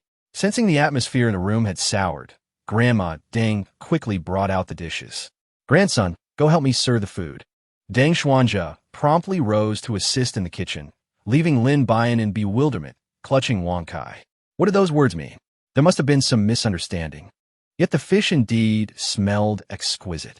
Today, Grandma Deng prepared a simple but delightful meal of 4 dishes and a soup, braised carp, a medley of stir-fried shrimp, sauteed lotus root, and lettuce and oyster sauce, accompanied by a lotus root and pork rib soup. The meal was a feast for the senses. It had been quite some time since Lin Buyan had savored such delicious cuisine, although he had previously sneaked down to indulge in 5-star hotel fare. It paled in comparison to Grandma Deng's home-cooked flavors. These are just comfort foods. If you enjoy them, that's all that matters. The lettuce was brought by you. Do try it and see how it tastes. Thank you, Grandma, for your hospitality. I shall not hold back. After tasting the shrimp, he found it utterly delectable, smooth and tender, with a delightful bounce, complemented by the refreshing side dishes. Grandma, your culinary skills surpass even those of 5-star chefs. This dish is simply divine. Grandma Deng beamed with joy at the compliment, clearly fond of the young girl. If you like it, do come often. I will prepare delicious meals for you and ensure you grow plump and healthy. That sounds wonderful. As long as you don't mind, I will frequently visit. In the midst of their conversation, she had already consumed 2 bowls of rice, initially intending to restrain herself, but the aroma of the food was irresistible. Wang Kai observed the lack of restraint in this woman, who had been won over by just 2 bowls of rice and 4 dishes. It was rather absurd. It seemed she needed more training in self-discipline. After dinner, the 3 chatted for a while longer. As night fully descended, the 2 prepared to head to the ghost market. After bidding farewell to Grandma Deng, they set off towards the ghost market in the northern part of the city, riding their usual small electric scooter. For reasons unknown, she found great pleasure in the sensation of the wind, primarily because they could not afford a car. Once they had the means, she vowed to experience the thrill of a four-wheeled vehicle. The ghost market originated in the Tang dynasty and flourished during the Song dynasty. It earned its name because it was said to commence at midnight and disperse at the crow of the rooster. This particular ghost market formed 25 years after the apocalypse, populated by small vendors selling everyday necessities alongside some rarer items. The market operated from 8 in the evening until 3 in the morning. Upon entering, one must adhere to its rules, observe the goods without inquiring about prices, examine the items without gazing at the vendors, and refrain from loud conversations. If something catches your eye, simply pay for it and take it. There is no need to question its origin. With a mix of clientele, some vendors possess mysterious identities, possibly even being fugitives, hence the necessity of following the rules to avoid trouble. Additionally, here is a flashlight for you. The ghost market lacks lighting, and illumination relies solely on this. Lin Buyan had not anticipated the multitude of regulations governing entry into the ghost market, leading him to feel a twinge of hesitation. If one wishes to set up a stall in the ghost market, whom should they consult? The market administrator. After undergoing her assessment and receiving approval, one may then conduct business within the market. It is surprising that the ghost market is overseen by an administrator of such high rank. However, it is prudent to consider carefully, for selling goods here may expose one to a myriad of peculiar individuals. Will you be able to cope with that? Although the ghost market retains its prior customs, the items purchased here are primarily essential goods, some of which are restricted by the Republican government yet are universally needed. Thus, those with connections to procurement channels bring their wares here for sale. Buyers need only purchase without prying into the origins of the goods. Let's first take a stroll around. Should they lack what I offer, it could present an opportunity for me. Having said this, the two secured their electric scooter and approached the entrance of the ghost market, where individuals on either side were distributing masks to those entering. What does this signify? I forgot to mention, within the ghost market, one need not reveal their true visage, a precaution against high scrutiny. Lin Buyan, with a semblance of understanding, took the mask and donned it. Upon entering the ghost market, the atmosphere grew somewhat eerie. An array of items filled the space, dazzling the senses. There were even vendors offering antique calligraphy and paintings, while others presented rare stones and ancient jade.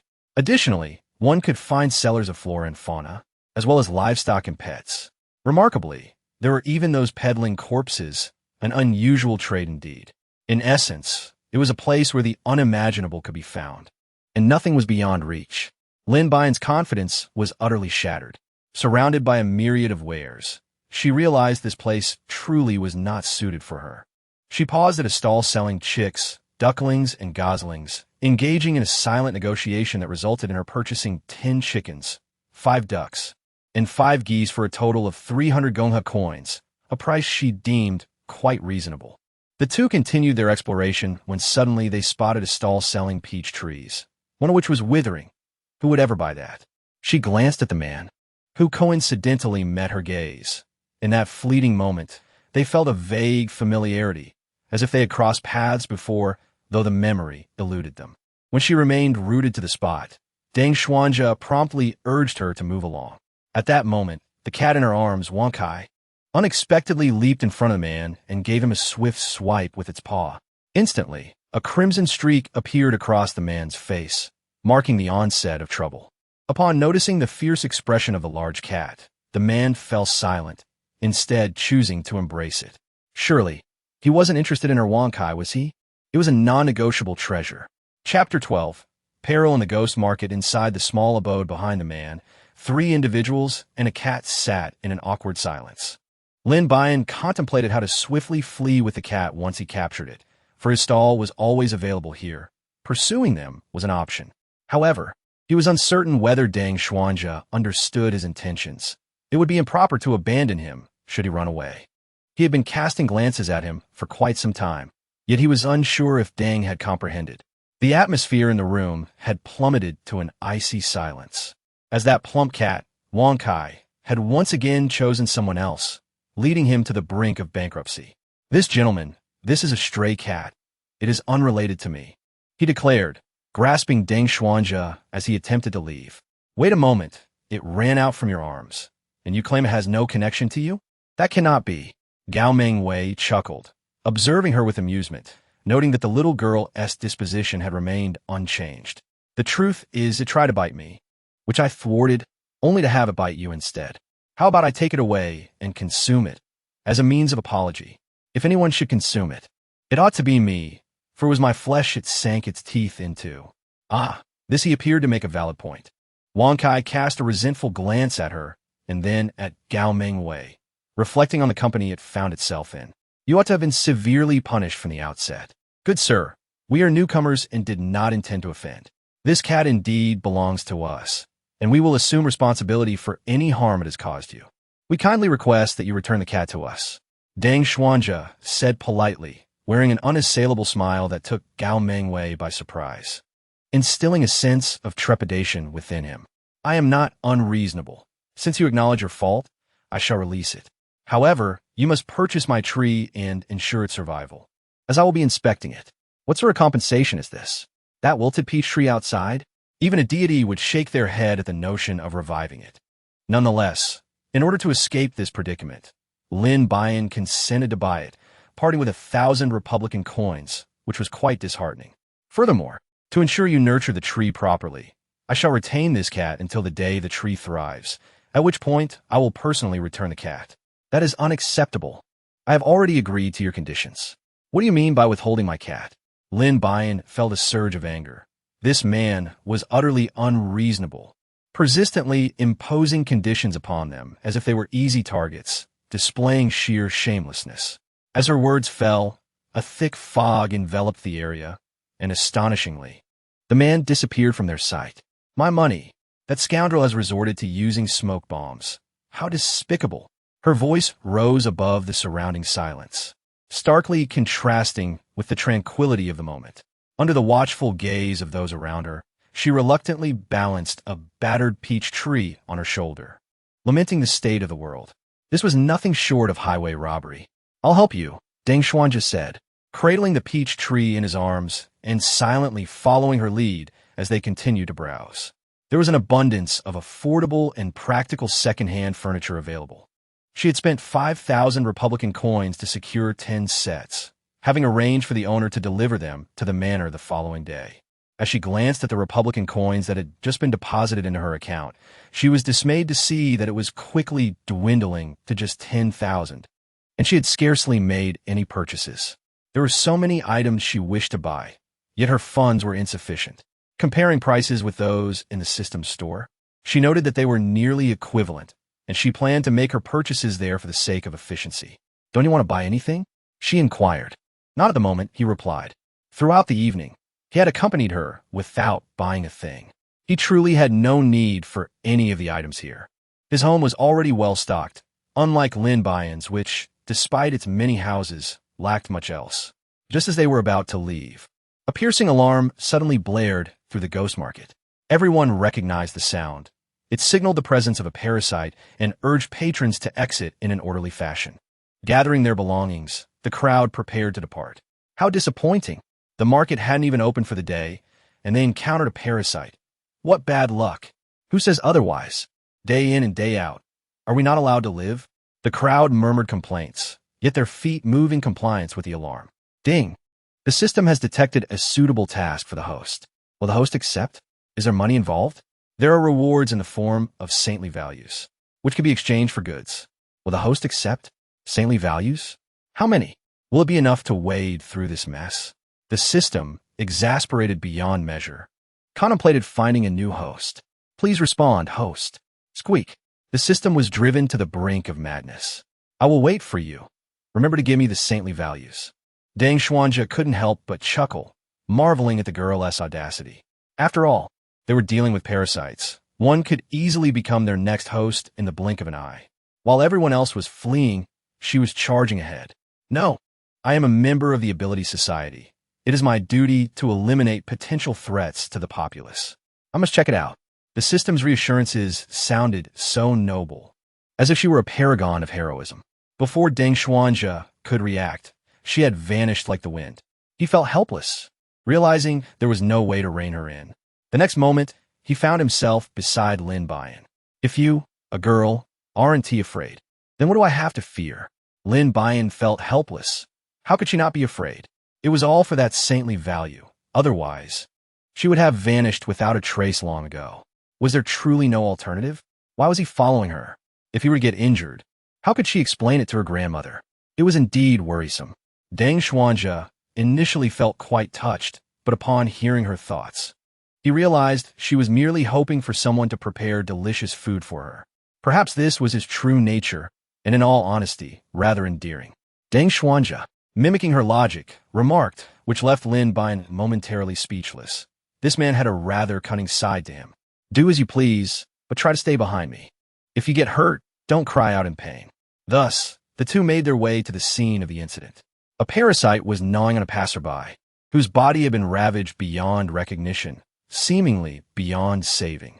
This is too cruel. I need to take a moment. After saying this, she leaned on Deng Xuanzhe's shoulder and began to vomit. A smile crept onto Deng Xuanzhe's lips. This little girl was truly charming, pretending to be strong despite her evident distaste. Chapter 13. So it was like this that won't do. I must prove to you that I can manage. Just as the two were grappling, the parasite noticed them, and the person before them was nearly devoured, his body in a state of complete disarray. Lin Buyan had previously encountered a parasite at the entrance of the Ability Society, which had not harmed anyone. Why had this one mutated? This is a devourer, a type of parasite. Those who become hosts undergo drastic changes in temperament, driven mad by an insatiable desire to consume. Most of what they devour will mutate, gradually forming new parasites, perpetuating the cycle. How do you know this? Are there many different types of these parasites? Lin Buyan gazed at him with astonishment. Deng Xuanzhe cast her a sidelong glance and promptly enveloped her in his embrace. In the next moment, they witnessed the parasite miss its target. Lin Buyan was on the verge of emitting a shrill cry akin to that of a prairie dog. This man was exceedingly inscrutable. To her astonishment, he was indeed a paranormal being, and his abilities seemed to be quite formidable. Yui, Deng Xuanzhe observed her state of panic, a broad smile adorning his face. Was she exhilarated or terrified? Excited my foot. I am utterly astonished by your outrageous antics. Why are you being so cryptic about your powers? Was this all intentional? It was not deliberate. I stumbled upon it by chance. There is no need for surprise. Was it truly by chance? It certainly does not appear that way. Lin Buyan had no time to ponder extensively. At this moment, the parasites were thoroughly enraged and were launching a fierce assault against them. They were already upon them, and if they did not retaliate soon, it would be too late. Lin Buyan seized the opportunity, unleashing a formidable technique akin to small fists striking the chest, which left Deng Xuanzhe momentarily stunned. The impact was indeed considerable, propelling the parasite 5 meters away. However, unlike before, the entity residing within the body was not expelled. Instead, it rose and lunged towards them once more. The system had crashed. Damn it, it was a trap for the host. We must flee immediately. What are we waiting for? Lin Buyan hastily pulled Deng Xuanzhe away, only to collide with a solid chest, leaving her momentarily disoriented. Was this chest forged from concrete, so unyielding? However, upon raising her gaze to that face, all her irritation dissipated. It was Lu Jingting, the captain of the Ability Society, her own formidable ally. Realizing this, she quickly embraced him with a look of desperation. You have finally arrived. Otherwise, I would have perished here. Lu Jingting glared at her, his tone grave as he instructed, release your grip. She sensed a certain rigidity in his posture. Could it be that he had issues, perhaps an aversion to women? It made sense why he would use her as a shield. Adhering to her fundamental principle of not provoking her formidable ally, she promptly let go and obediently stood to the side. Li Shuqing had already ensnared the parasitic entity with vines, restricting its movements. Yet, in its furious state, it was on the verge of breaking free. Observing this, Feng Yu swiftly transformed. Despite his robust physique, his ability manifested as a pair of delicate wings. Armed with a tranquilizer gun, he aimed at the back of the creature's neck, delivering a decisive shot that finally subdued the parasitic foe. Lin Buyan gazed upon the stark contrast before him, stifling a laugh, utterly unable to face these men. The ensuing events were entrusted to Captain Lu Jingting. With a swift motion, he placed his hand upon the head of the parasite, and soon a large, corpulent, two-headed worm emerged. Lu Jingting, quick-witted and agile, promptly captured it in the container he carried. Despite its writhing and battering against the walls of the vial, it was utterly unable to escape. This creature was unlike the previous one, was it not? Indeed, this was a devourer. The earlier specimen was merely a wayward being, and thus their sizes were considerably different. Feng Yu, having returned to his usual self, stood proudly beside her, elucidating the distinction. Lin Buyan finally realized that these little creatures indeed had their distinctions. It was truly an eye-opener. After tidying up the aftermath, Lu Jingtian approached her, his expression unusually dark. "What are you doing here? Is it really that difficult to guess?" Lin Buyan stared intently with her round, peach blossom eyes, puffing her cheeks as she remarked, "What can one do here? Shopping? A girl wandering around at night. You're truly one of kind." Feng Yu couldn't help but tease her. "And you, a grown man transformed into a sprite, are also quite unique." At the mention of sprite, Feng Yu's expression darkened. It was not a choice he had made, nor did he desire such a transformation. Yet, awakening had befallen him, leaving him powerless. "You wouldn't understand. Once you awaken, you will," she retorted. "But let's not digress. A girl like you should refrain from coming here. It's a perilous place filled with all sorts." Suddenly realizing that since the arrival of the Ability Society, she had not seen Deng Xuanjia, she wondered if he had deserted her. How inconsiderate. Lu Jingting, frowning, pulled Lin Buyan, intending to leave. "No, I merely came to check on the parasites I heard about. As a member of the Ability Society, I cannot bring shame upon us, can I? You are not yet qualified. Besides, do you even know what type of parasites are over there? You can't recklessly rush in. What if?"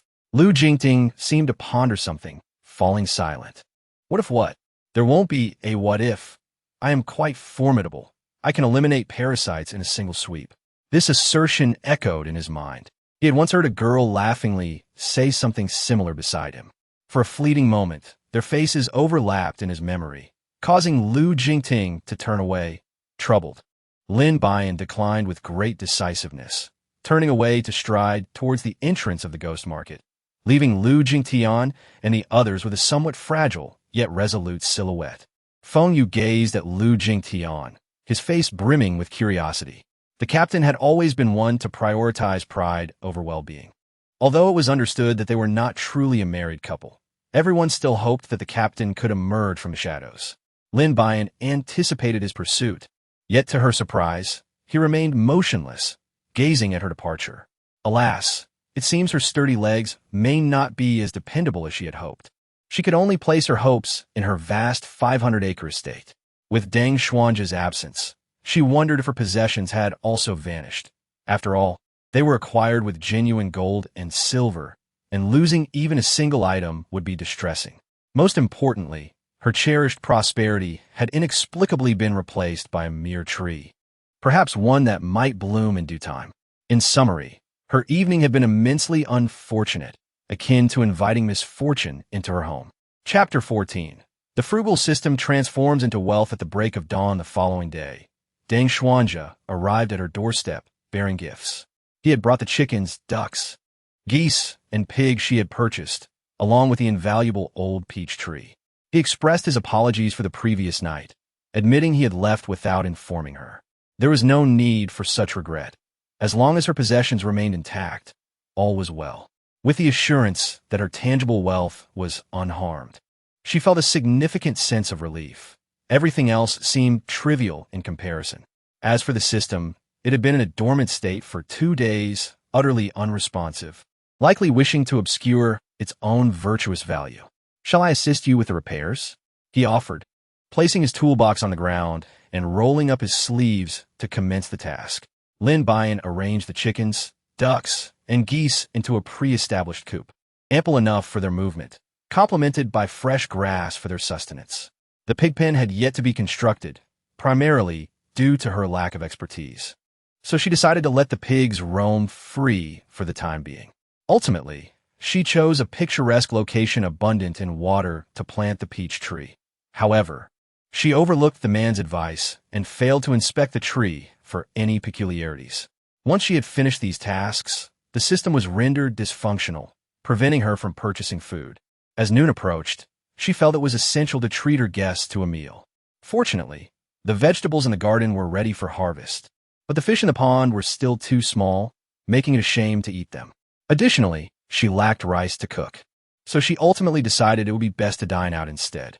"Let us go out for a meal," she proposed, feeling famished. "I know of a particularly delightful restaurant nearby, offering fair prices and generous portions of food, especially rice." In these times, an abundance of rice was what attracted her the most. However, Deng Xuanja had already discerned her intentions. "Allow me to prepare the meal for you instead. Dining outside may not be sanitary. Just let me use your kitchen for a moment." "How could I impose that on you?" "The kitchen is over there." Deng Xuanja glanced in the direction she pointed and replied, "Then you take care of other matters for a while. The meal will be ready shortly." Lin Buyan was acutely aware of his latent abilities, which alleviated any concerns regarding the sourcing of his ingredients. Seizing this opportunity, he decided to arrange the rooms accordingly. The gifted apartment comprised 5 stories, each housing 18 rooms, with each room spanning approximately 40 to 50 square meters. The smaller ones would serve as single accommodations, while the larger ones would accommodate couples or small families. After a brief glance at the blueprints, he commenced the renovation. The walls and floor tiles were already in place, and he proceeded to install the beds, cabinets, and the bathroom fixtures, including toilets and showers, creating a simple yet functional single room. Following this standard, he meticulously placed each item into the rooms. However, the beds required assembly, and by the time Deng Xuanja called him for dinner, he had yet to complete even one. Observing her clumsy effort from outside, he found her antics both amusing and endearing. "Let us eat first. I'll assist you with the assembly afterward." Lin Buyan, his face covered in dust, gazed upon the man who appeared like a savior, far superior to Lu Jingtian. The rooms of the 2 brothers, Lu Zhao and Lu Yao, had commenced renovation, with a professional team engaged for the task. The construction progressed swiftly, and within a mere 5 days, the soft furnishings of the rooms were entirely completed. At long last, with the concerted efforts of both individuals, Lin Buyan's room has been beautifully renovated. Simple yet warm, this is her signature style, as she is not well versed in other aesthetics. After a week of diligent work, a glimmer of hope finally emerged. "Thank you for your assistance. I truly don't know how to express my gratitude." Deng Xuanja gazed at the cozy little abode before him, a smile gracing his face. "If you genuinely wish to thank me, why not reserve a room for me to stay in? Of course, your room should be the most unique of all. You can bring your grandmother along to stay, and she will have an abundance of delicious food." "Oh, I thought you had disappeared. Will my reward truly be fulfilled?" "As long as the host remains alive and the system intact, I merely attended an urgent meeting. The reward has already been granted. Furthermore, to compensate for the host's wait over these past few days, I shall assist in completing the decoration of the remaining rooms while activating the rental mode." The system rattled off a multitude of delightful tidings, all of which brought her joy. Why not hold a few more meetings? That way, I could earn some additional rewards. The system, upon learning that their rooms had been completed, Lu Zhao and Lu Yao, the 2 brothers, arrived for inspection. Lu Yao noticed a man named Lu Jingting accompanying them. "All right, inform grandmother that I will visit her in a couple of days." Deng Xuanja did not join them, but instead departed from the rear. The oblivious Lin Buyan remained immersed in the lavish rewards bestowed by the system, entirely unaware of Lu Jingting's expression behind her. "Why are you not at work?" The sudden inquiry left her momentarily stunned. "Did you not instruct Lu Zhao to tell me to take a few days off?" It dawned on her that she had indeed mentioned this, but she intended for it to extend for such a protracted period. "Boss, you all go ahead and get busy. We shall take a look at our rooms first." With that, the 2 men hastily withdrew from view, as the ensuing matters were theirs alone to manage. "Come in for a cup of tea." Lin Buyan escorted him to the living room and thoughtfully prepared a cup of tea for him. "Given the limited circumstances, do not let it displease you." He gazed at the floral tea before him, but made no move to lift it. "Is this what you refer to as poverty?" Lu Jingting surveyed the entirety of the estate, along with the decor and arrangement of the rooms, and it appeared anything but impoverished. Indeed, I am in dire need of funds to properly furnish these rooms and subsequently rent them out. Lu Jingting felt a wave of disbelief wash over him. This was the rationale behind her lamentations of financial hardship. If you possess such an estate, I believe there is little reason to venture into external risks. How curious it is that she seems to be resigning herself. Captain Lu, if you have something to say, please do so directly without veiled sarcasm. His face remained as expressionless as ever. What I mean is, you could seek employment elsewhere. Why must it be within the Ability Society? Lin Buyan was utterly incensed. That day had been an unforeseen incident, and then he had coerced her into performing a charade, all the while positioning herself as the victim. It seemed he was merely toying with her. I understood Captain Lu's intention. He did not wish for me to join the Ability Society. And that day was merely a means to an end, was it not? Did he not simply desire to cling to my substantial support? She then let out an awkward chuckle. Ha! Captain Lu, do not take offense. Since it has come to this, let us part amicably and clear the misunderstanding. If you ever require accommodation in the future, feel free to reach out. I shall offer you a discount. Furthermore, should you have friends seeking a place to stay, I can extend the same familial rates. If we cannot forge a close bond, engaging in business should suffice. One must secure either love or wealth. After all, Chapter 15. The unspoken struggles. Just as Lu Jingting exited the room, the voice of the system echoed in her mind. Lin Buyan was utterly exasperated. What on earth is happening? Just a moment ago, you said nothing, and now that you've driven everyone away, you come back with this? Do I not care about my dignity? Please, the host may proceed. All right, I understand. Lin Buyan, feeling helpless, chased after him. This man certainly had a temper, easily taking offense and departing after just a few words. Captain Lu, please don't leave. How about I treat you to a meal? Lu Jingting paused upon hearing her call, yet did not turn around. What more could this girl want? Hadn't they just clarified everything? Did she wish for me to introduce her to clients? I'm not looking to rent a house at the moment. Not seeking to rent, rather, I have matters I wish to discuss with you. Lin Buyan displayed a smile as radiant as a blooming flower, one that seemed capable of stirring the depths of his heart. However, the man remained as unyielding as a frozen statue, completely indifferent to her presence. His tall figure stood in the small garden like a monument. Is it not more appropriate for us to converse in the parlor? Must we strike poses here? It appears unnecessary. Our connection seems rather tenuous, and it would be best to conduct our business in a more formal manner. Lin Buyan pondered to herself that this man was indeed quite petty, holding on to grudges so fiercely. No, what I wish to convey is a matter of business. I simply seek to continue my tenure at the Ability Society. I could clarify our relationship to everyone. Would that be agreeable? Clarifying our relationship should allow me to remain at the Ability Society, for I have already lost my value to him, and it is better to elucidate matters clearly. Why is it so imperative to join the Ability Society? Is that even a question? The remuneration is substantial, and the respect garnered is commendable. What a splendid opportunity.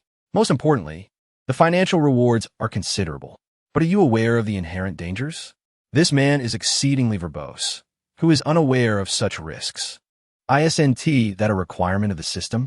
Of course, I am cognizant of that. As long as you trust me to manage the risks, allow me to join.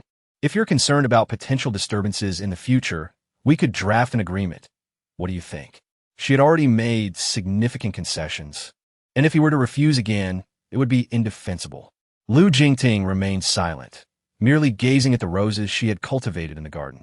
They flourished in the peak of summer, yet now only a few blossoms remained, their crimson petals and pale yellow stamens occasionally releasing a faint fragrance. It is exceedingly perilous for a young woman to join the Ability Society. This is precisely why there are no females in the society at present. Please do not perceive me merely as a woman. I am quite the tomboy. As they spoke, Lin Buyan had completed tilling an entire plot of land. Look here. I intend to plant some carrots, green onions, cilantro, and chili peppers. What are your thoughts? Lu Jingting noticed beads of perspiration forming at the tip of her nose and could not help but gently brush it away. You are so fond of tilling the earth. Why not join the Pioneers? It is also an organization under the Republican government, offering ample compensation and high points. How does that sound? That will not suffice. Points are of no use to me, though money is valuable. However, the system currently prohibits it. I cannot till the soil at home. The ability society is unique. Thus you must permit me to join, even on a temporary basis. Lin Buyan, while speaking, playfully tugged at his hand, resembling a little sister charmingly engaging with her elder brother. Temporary worker, if you do not obey, I shall dismiss you. At last, Lu Jingting acquiesced.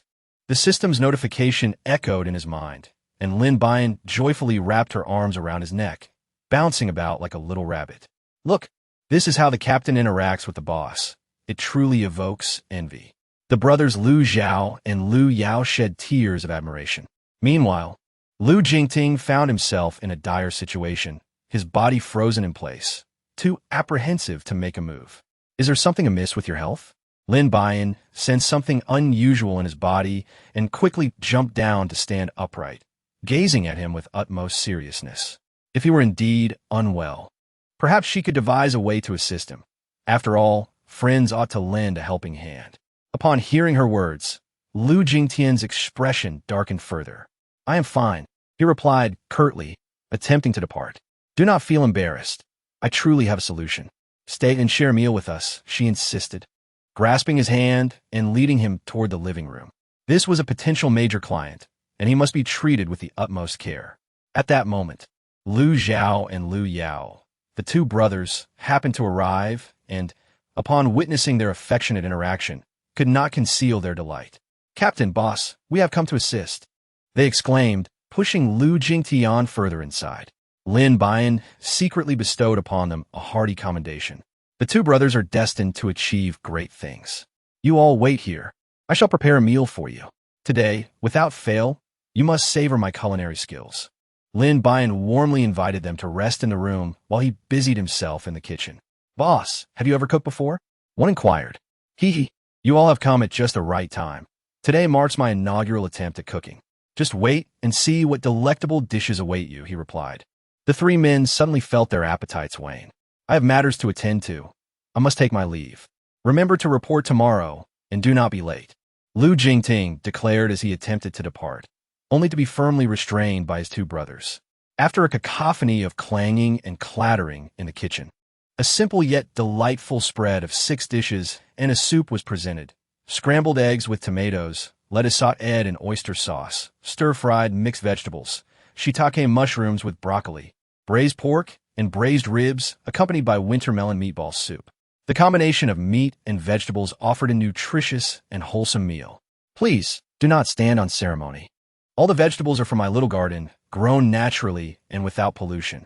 The meat was purchased this morning, and the eggs are from my own chickens, ensuring their quality. He assured them. Lin Buyan diligently pondered over his dish, yet none dared to lift their chopsticks. Please, Captain, you go first. He served a portion of oyster sauce lettuce, a recipe learned from Grandma Deng, which ought to be delectable. However, the expression on Lu Jingting's face suggested otherwise. Did you use oyster sauce or soy sauce? It's definitely oyster sauce, all freshly purchased today. Lin Buyan was quite certain. Lu Zhao took a bite of the braised pork, finding it sweet. Boss, did you add sugar to the braised pork? No, I added salt. Is it too salty? Lin Buyan blinked her large eyes at them, contemplating the delectable prospects of the dish, which she had learned to prepare from Grandma Deng. Although the colors might deviate slightly, the flavor was undoubtedly exquisite. Is it delicious? Indeed it is. Lu Yao could not help but shoot a glare at Lu Zhao, and even the usually impassive Lu Jingting cast a disapproving look in his direction. That's splendid. If it's so delicious, then you all should indulge. I shall check on the desserts in the kitchen. The three men were momentarily taken aback. Consuming all of it would likely lead them to the hospital, and desserts?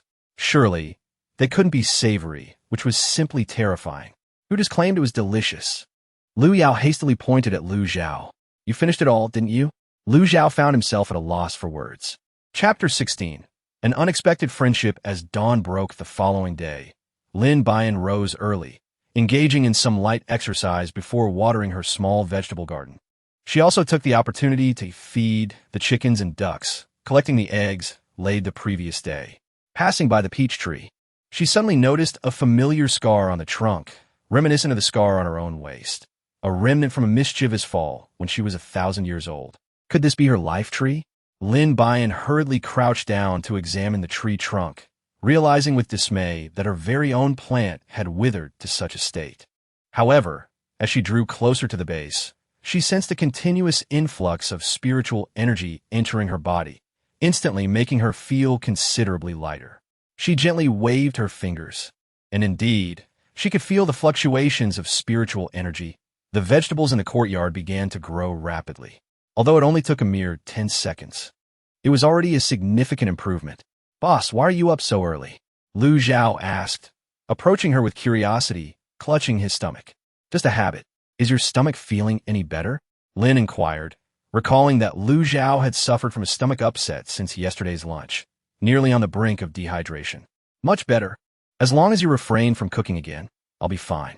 Lin Buyan smiled awkwardly, later realizing that she had mixed up the seasonings in the kitchen. "This water is for you.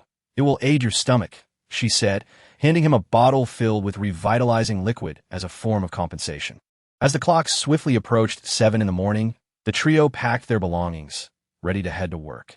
"Boss, could you sell us an electric bike? It would save us some time on our commute." The two brothers gazed at the neatly lined-up electric bikes, their envy palpable. "Certainly. Family price is $1,800, with after-sales service included. What do you think?" The brothers nodded vigorously at such an affordable offer. What more could they wish for? They quickly paid and rode off. By morning, they had earned $3,600, adding to the previous balance of $10,000, resulting in a total of $13,600. Coupled with the 712 Saint Mother points in the system, they were now able to exchange for numerous items, experiencing the delightful sensation of prosperity for the first time. "Come on, shall we race?" "No problem. Let me show you my biking prowess." Thus, the three electric bikes sped down the empty road, even causing the old man's wig by the roadside to fly off. It had been ages since they had felt such exhilarating speed. "From now on, I'll make sure you experience this thrill every day." As they laughed and chatted, they encountered Jiang Xiyu at the entrance. Today, she was adorned in a form-fitting red dress that accentuated her curves, paired with a brown trench coat and 5-centimeter heels, exuding an air of sophistication. "Oh, you three are together. All temporary workers, I presume?" However, her words shattered the moment's charm. Such a lovely individual, yet her tongue was a curse. "What are you saying? Be careful, or I might just fire you," Lu Zhao retorted, as Jiang Xiyu shot him a glare and walked inside, her heels clicking against the floor. "Let's hurry up. What are you waiting for? Do you truly wish to be dismissed?" Lin Buyan quipped, scurrying inside, with the two brothers trailing behind. As temporary workers, their tasks were usually minimal. Today, as primary objective, was to familiarize themselves with the regulations of the supernatural agency and to understand the types of parasitic beings they were currently dealing with, as well as their disguises. The one outlining the rules was Feng Yu, a robust man whose appearance was at odds with the cute and adorable abilities he possessed, making Lin Buyan think of a little fairy fluttering about. In truth, the agency did not impose particularly stringent regulations. There was only one rule: always follow orders. Additionally, girls were advised not to frequently roam in front of the team leader. He cast a meaningful glance at Lin Buyan while saying this. However, she merely smiled back at him. During her idle moments, she had no intention of approaching the team leader, especially since Jiang Xiyu had already declared herself an adversary. It would be foolish to prance around them, risking her own financial stability. Her aspiration was to remain steadily within the agency, collect her salary, and ultimately leverage this position to become a landlord, an appealing prospect indeed. "Deputy Captain Feng, do you have a place to stay?" Feng Yu regarded the smiling woman before him. While he was adept at slaying monsters, he had little experience in dealing with women. "What do you want?" he asked, slightly perplexed. "Don't misunderstand. I simply have some vacant rooms available for rent, in a beautiful environment with complete amenities. If you have any friends interested, I can offer discounts." Lin Buyan incessantly markets her apartment, thus alleviating her fears of job loss. Speaking of renting, Feng Yu has recently entertained this notion. His parents, having aged, find their residence in a communal dormitory increasingly inconvenient. Additionally, he has a 17-year-old sister, blossoming into a graceful young woman, who often faces unwelcome attention. The family collectively seeks a change of environment. Financially, they are well off. However, their points are still significantly lacking, which has caused this matter to linger unresolved until now. Is your place truly as wonderful as you claim? Lin Buyan remained silent, casting a knowing glance at the two brothers, with the living emblem present. There was no need for him to waste words. What followed was a spirited exchange between the two brothers, while she found herself liberated to visit the restroom, taking the opportunity to breathe and observe for any other suitable candidates. Just as she entered the restroom, she spotted Jiang Xiyu, adorned in a striking red dress. "Oh, you actually came to the restroom yourself?" Jiang Xiyu rolled her eyes, disregarding her, and suddenly approached, saying, "Don't think for a moment that I am unaware of your little tricks. You're not the true heiress of the Lin family in B City. The only daughter of the Lin family has long been missing, and the chances of surviving in this apocalypse are exceedingly slim. Your parents reside in the communal dormitory of the Liuxin Garden community in the northern part of the city, correct? For Commander's daughter, such matters were hardly a challenge. Acquiring information about an individual was effortlessly within her grasp, and orchestrating someone's demise was equally simple. You are indeed quite clever. I must commend you. As for that 50,000, I shall forego it. Best wishes to you and Captain Liu. May you find happiness and bear children soon." Lin Buyan hastily made his escape, prioritizing the resolution of internal conflicts. "Wait a moment," he said, "being cast out from one's home is quite pitiable. Initially, you sought refuge under the auspices of Brother Jingtong for your own protection, which I can understand.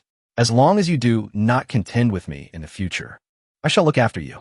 She did not anticipate Jiang Xiyu's words.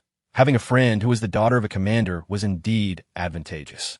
This woman could not bear to see others thrive more than herself. If she learned that another's circumstances were less fortunate, her empathy would overflow. Jiang Xiyu was a perfect example of this. "How wonderful! Rest assured, I shall never again mention my relationship with Captain Liu. You know how difficult it is for an orphan like me to navigate this apocalypse in search of a better life. Fortunately, I have encountered you. Yes, I am aware. Do not worry. From now on, you are under my protection. I will ensure that no one bullies you." Chapter 17. The safe zone is not safe, Brother Feng. You are quite straightforward. Are you considering a seasonal or annual lease? An annual lease, to avoid complications. Let it be understood that no points are to be accrued. Of course, Feng Yu promptly produced his identification card, which at that time was a transparent touchpad, integrating the functions of identification, bank card, and social welfare services. In short, with one card in hand, one could traverse the apocalypse with ease. The contract was signed on the spot, and the keys were handed over. He could move in at any time, with the duration of his lease commencing from the date of occupancy. As colleagues, it was undoubtedly a favorable arrangement. Feng Yu happily called his family to share the good news. Lin, with a contented smile, gazed at the balance in her bank account. 2 properties had yielded deposits of 6,000 and 14,400 respectively, in addition to her previous balance of 12,000, bringing her total to 32,400. She felt a surge of prosperity. It was her first encounter with such a sum, and she was immensely satisfied. How about it, my friends? Aren't we quite impressive? Indeed, commendable. Let us strive for further excellence, and I shall reward you handsomely. How does a delightful meal sound? Upon hearing this, the two brothers hastily vanished, as if fleeing from the prospect of a reward they would rather avoid than embrace. Observing their panicked retreat, she couldn't suppress her laughter. Is my cooking truly that unpalatable? I, myself, hardly dare to partake, yet I shamelessly expect others to indulge. I believe, Lotus, that you have evolved into a mature system. Surely, you could bestow upon me the skill of culinary mastery? The system responded with exasperation. Bestowing skills requires the host to possess the capability to wield them. For now, it will be wiser for you to remain a connoisseur of food rather than waste it. Lin Buyan was taken aback by the disdain his system held for him, deciding instead to embrace a more relaxed approach, allowing professionals to handle professional matters. He resolved to content himself with the pleasures of being a gourmet. The sound of Jiang Seiyu's stilettos echoed from afar, for she was the sole individual in the entire Abilities Association adorned in such footwear. Come on, little darling. Let me treat you to a meal. All right, then. No one could have anticipated that the two would forge such a delightful friendship. The system interjected. Please be mindful of your image. Host. Refrain from appearing like an overly devoted admirer. Devoted admirer? That seems rather inappropriate. It is merely a second pair of robust legs. He mused. After all, embracing someone is merely embracing, and those legs are quite appealing, fair and straight, which he also admired. Jiang Saiyu escorted him to the commander's private dining room, a haven adorned with an array of delectable dishes, including freshly prepared pastries that were simply irresistible. Feel free to order anything. This restaurant was specially arranged by my father for me, featuring the finest chefs. The flavors are undoubtedly exquisite, so today, indulge yourself to your heart's content. With a beaming expression, Jiang Saiyu proudly introduced the venue, acknowledging its lavishness, yet she relished it wholeheartedly. Let's start with 3 pieces of cake, followed by a serving of sweet and sour ribs, 2 bowls of colorful rice, freshly squeezed watermelon juice, orange juice, and strawberry juice. And we must not forget the milk tea, along with a portion of oil-braised shrimp. Observing the chaotic array of dishes before them, Jiang Saiyu felt a pang of sympathy for the child, realizing she must have been quite famished. Take your time. There is plenty more where that came from. If we run out, I will have more prepared for you. I will bring you here every day from now on. Lin Buyan suddenly felt that happiness had arrived too abruptly, and she hoped it would linger a little longer. Jiang Saiyu did not eat much. She had grown weary of these foods, merely indulging in a simple fruit salad and a glass of juice. Is there any way to make Brother Jingting like me? Jiang Saiyu asked, biting the straw as she observed her companion devouring her meal with fervor. Isn't that quite simple? All it takes is a flick of my finger. What?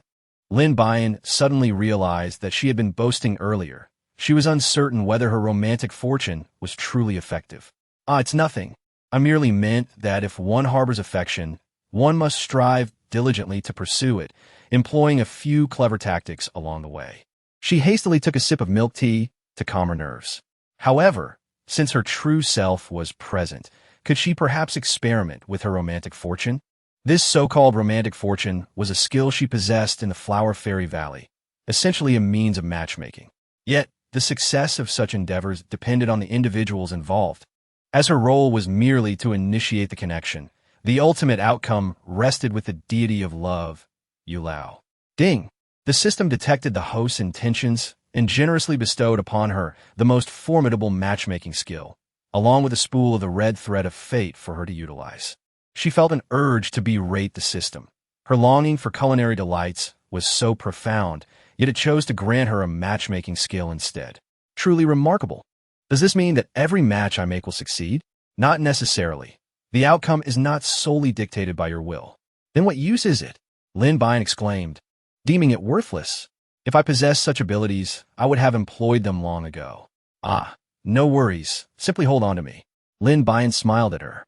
As they exited the restaurant, the members of the Ability Society had already departed on their missions, leaving only a few administrative personnel engaged in casual conversation. Shall we go? My charming companion? Let's take a stroll. Is this permissible? It seems so liberating. Jiang Saiyu replied with a proud smile. Do not worry, I hold the reins here. Let us proceed. Thus, the two of them confidently sauntered out of the Ability Society under the watchful eyes of others, unaware that they had attracted the attention of the parasitic entities just outside. In City B, a dark-clad man inquired, have all the details been clarified? Is it indeed that child? He handed a dossier to a well-dressed man across from him. The man perused several pages before angrily flinging the documents onto the rosewood desk. The dark-clad man retreated in response, and the office descended into an ominous silence. Meanwhile, the two women were joyfully exploring the streets. 30 years after the apocalypse, a simple marketplace had emerged, though the number of patrons was sparse, lending an air of desolation. I never anticipated such a vibrant street existed here. Oh, my dear charming companion, you have seen so little of the world. This is merely a modest market. Given the opportunity, I shall introduce you to far more bustling locales. Jiang Saiyu declared, purchasing a skewer of candied hawthorn for her friend. Taking a bite, the sweet and sour treat was indeed delightful. Was there no danger here? This is a safe zone. No parasite would dare venture into this territory, for it is the domain of the Ability Society. Anyone seeking to cause trouble must tread carefully. Lin Buyan nodded slightly, expressing her relief that safety was assured. Suddenly, an alert from the system startled her. Warning, dangerous entities detected in proximity. Please remain vigilant. The previously claimed safe zone revealed its inherent peril. Chapter 18. The abundance of oddities. Before she could fully comprehend the situation, a towering figure appeared before them, causing her to drop her candied hawthorn. What are you doing? Do you have any idea where you are? Do you dare to cause a disturbance? Jiang Tsayu quickly shielded her, angrily pointing at the imposing man. However, he forcefully shoved her aside, and Jiang Tsayu found herself tumbling onto a nearby egg stand, splattered with egg liquid, presenting a rather disheveled appearance. Lin Buyan quickly realized that this was not an attempt at assaulting her dignity. Perhaps it was a financial robbery instead. She was merely a parasite, as the system helplessly reminded her. With a swift motion, she unleashed a punch that sent a burly man crashing to the ground 2 meters away. Observing the chaos, the onlookers hastily gathered their belongings and scattered in various directions, creating a scene of utter disarray. Seizing the opportunity, she promptly assisted Jiang Tsayu to her feet, intending to find a safe haven. The threat posed by these parasites was escalating, and her petite fists seemed incapable of vanquishing them. The muscular man resumed his search, frantically scanning the crowd for the two figures. Jiang Tsayu's vibrant red attire stood out prominently amid the throng, making her an easy target for the man, who swiftly approached them. Well, brother, you're quite the sight," he chuckled, preparing to strike again. However, before he could land a blow, she felt his grip seize her hand, causing her to wince in pain. It appeared her fists had but a single use. Just as the two braced themselves for the worst, a man suddenly interposed himself before them. With a resounding thud, a large bump appeared on the burly man's head. Yet the newcomer remained unscathed. This man was none other than Zhao Fangyuan, the previously vacationing tortoise, renowned for his ability to feign death and possessing a body as resilient as a tortoise shell. In essence, he was a master of enduring punishment, living a long life. Zhao Fangyuan cast an annoyed glance at Jiang Tsayu, pondering whether it was truly appropriate to announce his nickname in such a public setting. Lin Buyan had never encountered him before, yet he found it remarkable how the Ability Society attracted such a diverse array of talents. The previous sprite had been delightful, and now, unexpectedly, a divine turtle had appeared. He could only wonder what other surprises awaited him. He observed the divine turtle nonchalantly approach the muscular man, launching itself with fervor towards the man's well-defined pectorals. Though it was a parasite, a flush of embarrassment crept onto its old visage. Such audacity was indeed surprising. In the next moment, an elderly man executed a powerful throw, sending the muscular man crashing into the ground, unable to rise. Just then, the other members arrived. Witnessing the scene, which put their minds at ease, Feng Yu promptly rushed forward to embrace him. They were kindred spirits, bound by shared struggles. Lu Jingting merely cast a glance at the two before striding towards the muscular man, extracting the parasite and placing it into a specialized container. It appeared to be a lost soul, seemingly awakened due to some provocation. Who among the Nemenins had dared to provoke it? Feng Yu scrutinized the two women, noticing Jiang Tsayu, drenched in egg liquid, letting it drip down her body, too preoccupied to respond, especially since she was loath to have Lu Jingting witness her in such a disheveled state. Are you foolish? Now is precisely the moment to feign vulnerability. Hurry. Make him feel sorry for you. Lin Buyan tugged at her clothing to draw her attention. Captain Lu, you must take a look at Sister Tsayu. She has been injured while trying to save me. With that, she pushed her closer to him. Look at my arm. It's been scratched. Lu Jingting glanced at the small cut on her arm, where the dried blood testified to a minor injury. How could he consider this an actual wound?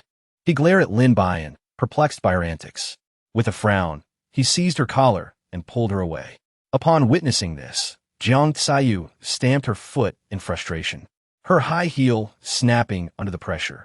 Carry me. I cannot walk. Zhao Fengyuan, who was generally reticent, found himself compelled to comply with the spoiled young lady's demand and lifted her onto his back.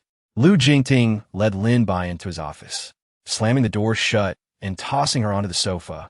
Dazed from the abrupt encounter, Lin Buyan looked at the stern-faced man. "What do you intend to do? Although I am your employee, you cannot treat me so rudely." Lu Jingting ignored her, retrieving a first aid kit instead. "Sit still and give me your hand."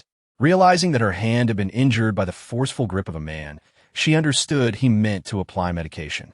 Yet, his brusque demeanor was unwarranted. Even if she felt grateful, she struggled to find the words to express it. Despite his fierce expression, his touch was surprisingly gentle.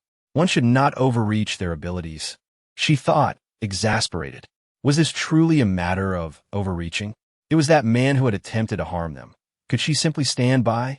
His blatant machismo was infuriating, and she doubted he would listen to her explanations. "Honestly, I could tend to this minor injury myself. You should be attending to Tsayu instead. My affairs are not your concern. You ought to look after yourself. Why should I not be concerned about you? In truth, you and Tsayu make quite the pair, perfectly matched in both family matters and appearance." Upon hearing this, Lu Jingting tightened his grip, causing her to yelp in pain. This man was truly cunning. She failed to understand why women were drawn to him, perhaps unaware of his duplicitous nature. Outside, the two brothers and Feng Yu overheard the commotion and couldn't help but feel curious. "Do you think our boss is being bullied by Captain Lu?" One ventured. "Let us not kid ourselves. Only our boss could provoke such violence from our captain. Could our boss be in real danger? Should we intervene to protect her?" The brothers worried for Lin Buyan's safety, contemplating stepping in, only to be doused by Feng Yu's cold logic. "If you wish to secure your positions, you would best refrain from meddling." With that, the brothers resigned themselves to silently wishing for Lin Buyan's well-being. Inside the office, Lu Jingting continued to disinfect her wound repeatedly. "How many times will you cleanse it before you release me?" One of her hands had turned pale from the antiseptic, yet he showed no signs of stopping. "Do you wish to risk infection?" His retorts silenced her, though her primary concern remained the friendship with Jiang Ziyu. She fervently hoped it would remain unscathed. "All done. You may leave now. Do not be so reckless in the future." "Understood, thank you." This man certainly had a tendency to be tedious. As she pushed the door open, she encountered the two brothers waiting outside. "Boss, are you all right?" "I'm fine. Just a minor scrape on my hand. Nothing serious." Upon seeing her bandaged hand, the brothers couldn't help but marvel at their captain's meticulousness. It looked as if her hand had been wrapped like a bear's paw. "Well, this works out. We likely won't have to endure her cooking for the next few days. I'm injured, so you two will be in charge of cooking for the next couple of days." At her words, tears of gratitude welled up in their eyes. "Hello, we're the newcomers." To this, he merely nodded in acknowledgement, signifying their introduction. Lin Buyan quietly remarked to them, "I have discovered that this society of extraordinary abilities is filled with peculiar individuals. Is it not odd that only the eccentric are allowed entry into such a society?" In Chapter 19, the matchmaker's red string, she lay in bed that night, unable to find rest, contemplating how to explain herself to Jiang Ziyu or perhaps what gifts to present her. However, it seemed that such a delicate young lady lacked for nothing. Ordinary gifts would not suffice, and anything too extravagant was beyond her means. It was quite a conundrum. Suddenly, she remembered that the system had a marketplace, where she might find something of value. After perusing the offerings, she hesitated, glancing at her backpack where a bundle of red string lay quietly. She opened the description and read it thoroughly. After half an hour of studying, she finally understood its significance. The red string, as interpreted by the matchmaker, could be fashioned into wristbands to be exchanged between parties, thereby enhancing their connection. Note: once the red string is tied in a pair, it must not be confused. If given to the wrong person, it could disrupt the intended romantic pairing. For instance, if A has affections for B, but the red string meant for A is given to C, then A will develop feelings for C. It was quite convoluted, yet nodding was her forte, and it required no expenditure, making it utterly perfect. Without further ado, she purchased the necessary component from the marketplace and set to work. With a combination of peace charms and love beans, red and black agate beads, paired with her signature peace knot, She swiftly crafted 2 wristbands. Do not fumble with them. It would be disastrous to misplace them. Soon, she completed a 3rd. Boss, you have made them beautifully. May I have one? Or I can buy it from you. Do you truly find it beautiful? Lu Zhao nodded vigorously. However, I cannot give this to you. It is meant to foster romantic connections. Perhaps I will gift you a pair once you have a girlfriend. Reluctantly, Lu Zhao left her room, but her words had opened a door for him. He purchased various types of threads and different gold components from the marketplace, spending 100 sacred values, which stung her financially. That night, she crafted several other styles of wristbands, intending to sell them the next day after work. She carefully stored away the 2 wristbands before finally succumbing to sleep. At the break of dawn, Lu Zhao came to find her. Boss, could you sell me a red string? Why would a grown man like you be interested in such things? It turned out that a recent trend suggested that wearing a red string could ward off evil and misfortune, preventing one from being targeted by parasitic entities, which had led to a surge in demand for red strings. Upon hearing this, Lin Buyan realized that she had fallen behind and concluded that she must seize the opportunity to work harder. A lack of enthusiasm for earning money indicated a problem with her mindset. So, are you planning to wear it yourself and not offer one to Lu Yao? She inquired. If you have any extras, I wouldn't mind taking a few more. Before she even stepped outside, 5 of her wristbands had already been ordered by Lu Zhao, leaving her with 10 ordinary ones and 10 couple bands. The sale of 5 wristbands brought in 600 coins, raising her cash balance to 33,000 coins. Watching her cash incrementally grow filled her with delight. As she passed by the copy shop, she spent 100 coins to print 1,000 flyers, intending to distribute them nearby after work. Once she rented out her apartment, her cash flow would continue to increase. Upon entering the Ability Enhancement Association, she unexpectedly encountered an irate Jiang Xiyu. What a coincidence! Were you untroubled yesterday? She greeted her warmly, adhering to the adage that one should not strike a smiling face. Jiang Xiyu retorted angrily, what is so good about it? Not at all. My hand is injured. Just look at how serious it is. It hurts terribly. Lin noticed that the injury on her pristine arm was merely a slight abrasion. This woman certainly had a flair for dramatics. Indeed, had it been any later, you might not have seen it at all, she jested. Lin Buyan hurriedly tied the red string, bestowed by the matchmaker, around her wrist. It must not be removed.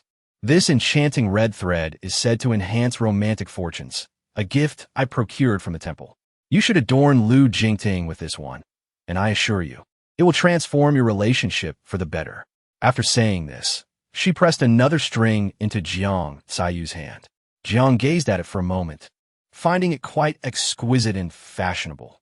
Indeed, it has become quite the trend lately, so she decided to wear it. Is what you just said true? Absolutely. I earnestly prayed for a long time. Just wear it, Lin insisted. Jiang Xiyu accepted it with a hint of skepticism. She had not heard of any particularly miraculous temples nearby. Where could she have made such a request? Thank you, my dear. I accept your kind intentions. As long as you don't misunderstand me, I'm content. Jiang finally smiled, her expression softening at Lin's pitiful look. Rest assured, I believe you have no feelings for him. That's a relief. I've finally clarified our relationship. Dressed in a vibrant mustard yellow dress, Jiang Xiyu appeared youthful and radiant. She fluttered into Lu Jingting's office like a bright butterfly, fortunate that they had no missions that day. Unaware of the office's atmosphere and uninterested in it, she felt reassured as long as their friendship remained intact. Within 5 minutes, however, Jiang stormed out, visibly irked. Everyone understood that this young lady had likely faced another setback. What are you staring at? Always dawdling. Be careful not to make me send you off to work the fields. The unfortunate Zhao Fangyuan became her outlet for frustration. Yet, being inherently patient, he shrugged off her unreasonable outburst and headed straight for Lu Jingting. Suddenly, a small red string caught his attention. He bent to pick it up, admiring its delicate charm. Surprised that this young lady possessed such meticulousness, he pocketed the string and proceeded into the office. You're here. Please take a seat. How is the adjustment going? Not too bad. That's good to hear. Their exchange concluded with these 3 simple sentences, leaving a silence that hung heavily in the air. The supernatural agency had previously suffered significant losses, and Zhao Fangyuan bore wounds of his own. The only female member of their team, Meng Shi, had perished, leaving the entire group on the brink of collapse, thankfully supported by Lu Jingting's steadfastness.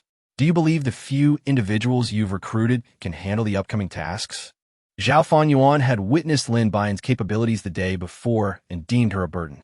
He could not fathom why, after their grievous losses, the captain would not learn from past mistakes and still choose to recruit a delicate girl. I never intended for her to participate in missions, and I am covering her salary. Upon hearing this, Zhao Fanyuan looked at him incredulously. This was not the Lu Jingting he once knew. When had he ever considered the feelings of others, let alone take under his wing someone as fragile as a sprout? This is not how poverty alleviation should work. They earned plenty, but it was at the cost of their lives. Many team members who had been together one day were reduced to mere dust the next.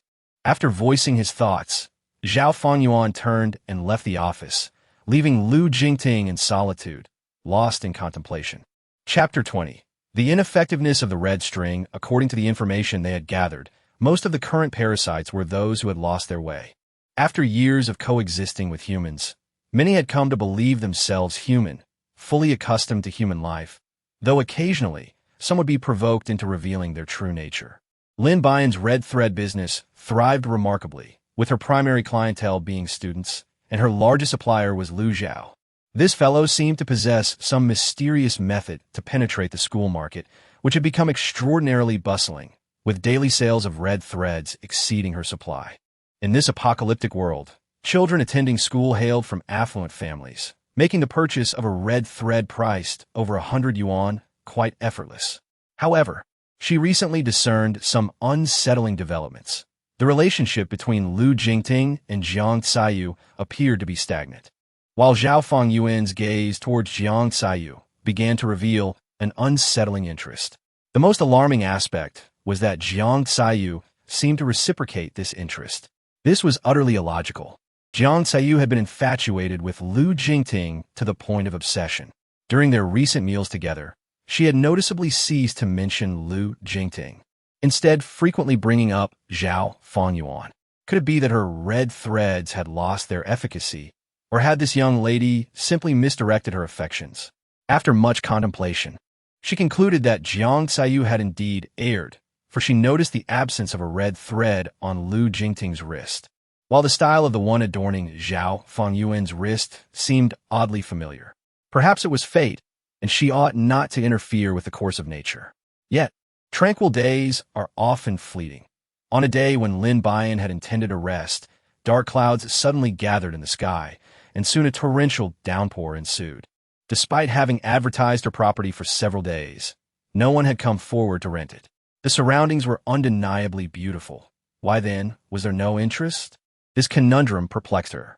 Today, the entire team from the Ability Association was mobilized. Even the two brothers had been summoned away. She found solace in this, as it had been a while since she had seen Deng Xuanzhe, though she refrained from disturbing them in the rain.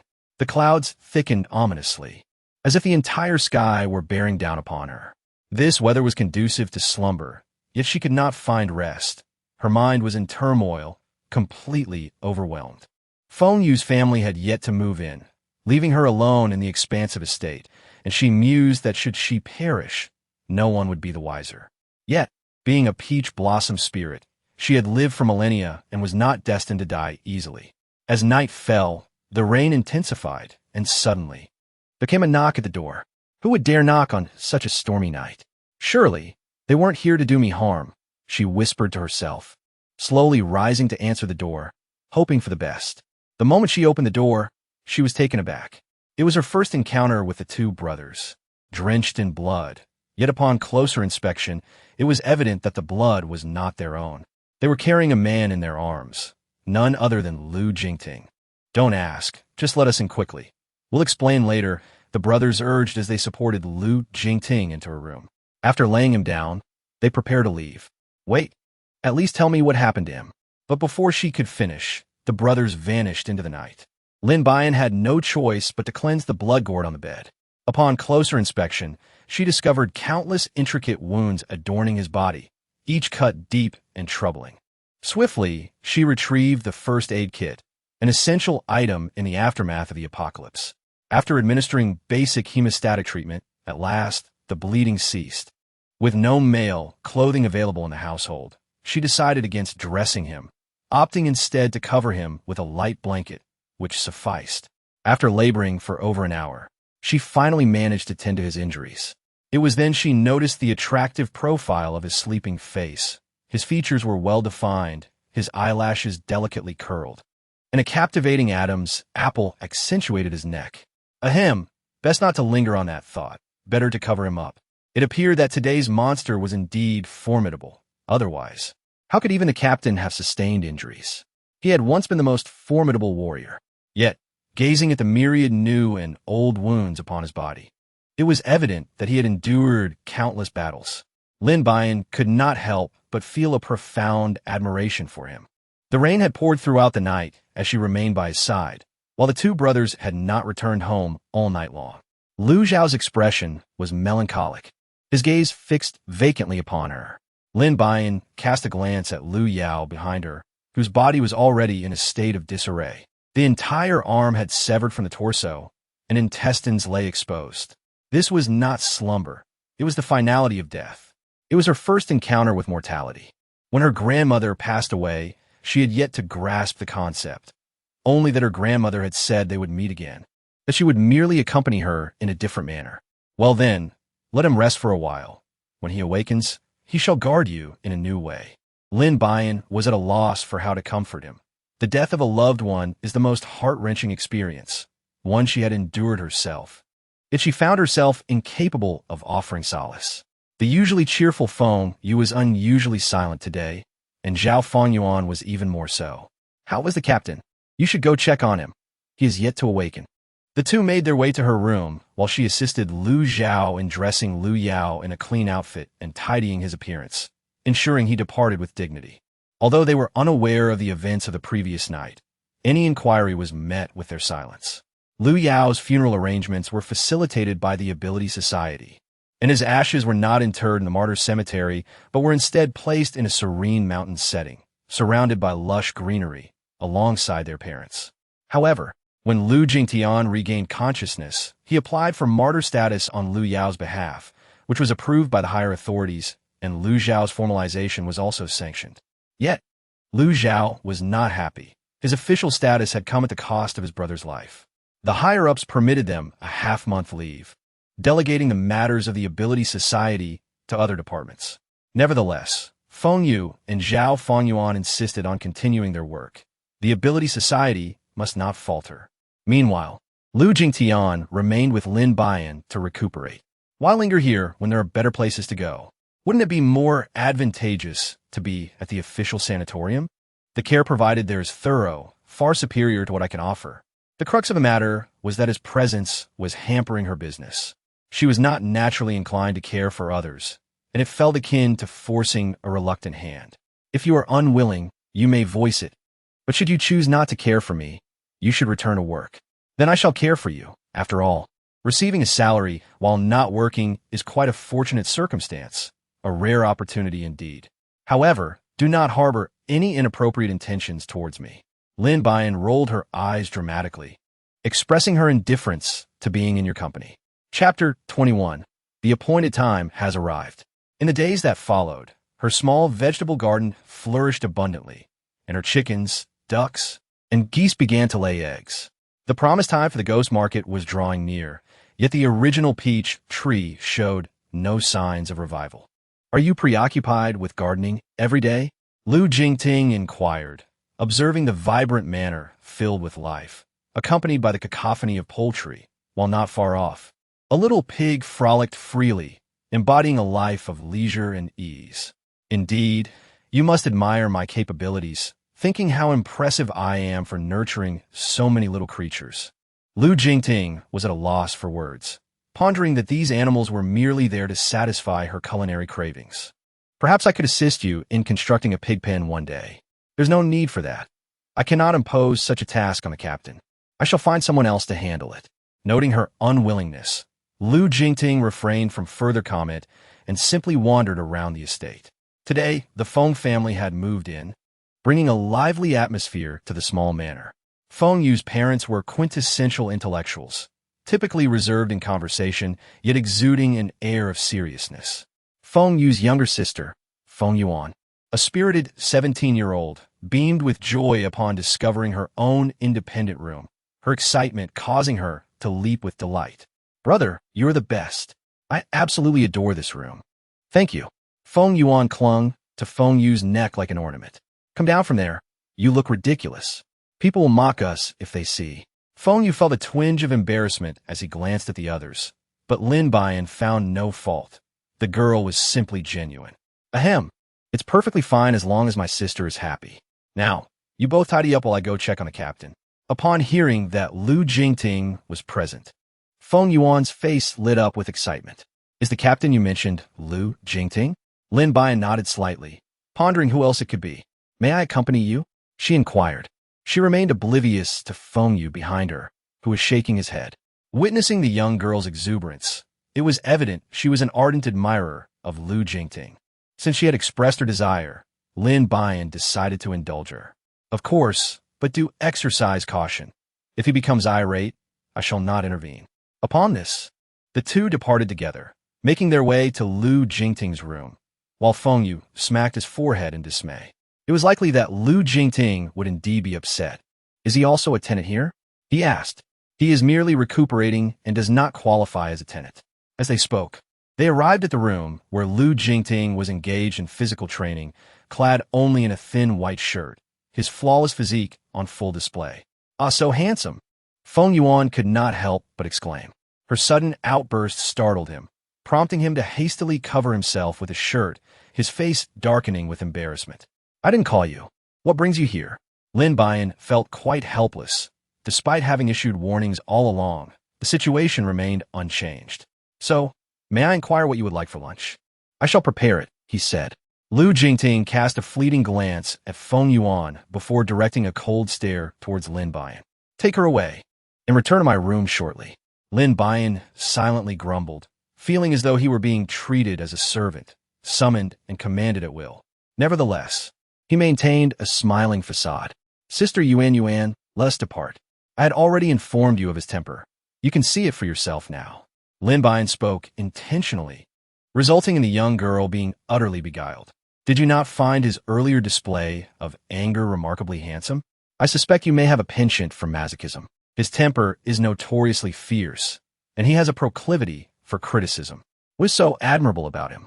I truly cannot fathom why people elevate him to a divine status. Yet, upon reflection, it appears that celestial deities may share similar traits." The young girl continued to prattle on about her idolization. Yet Lin Buyan had already heard such sentiments countless times before. It was precisely those rumors that had prompted her to utter such absurd lies. And now she finds herself filled with regret. As she reached the door, she was taken aback to find him standing there, like a lifelike figurine at her threshold.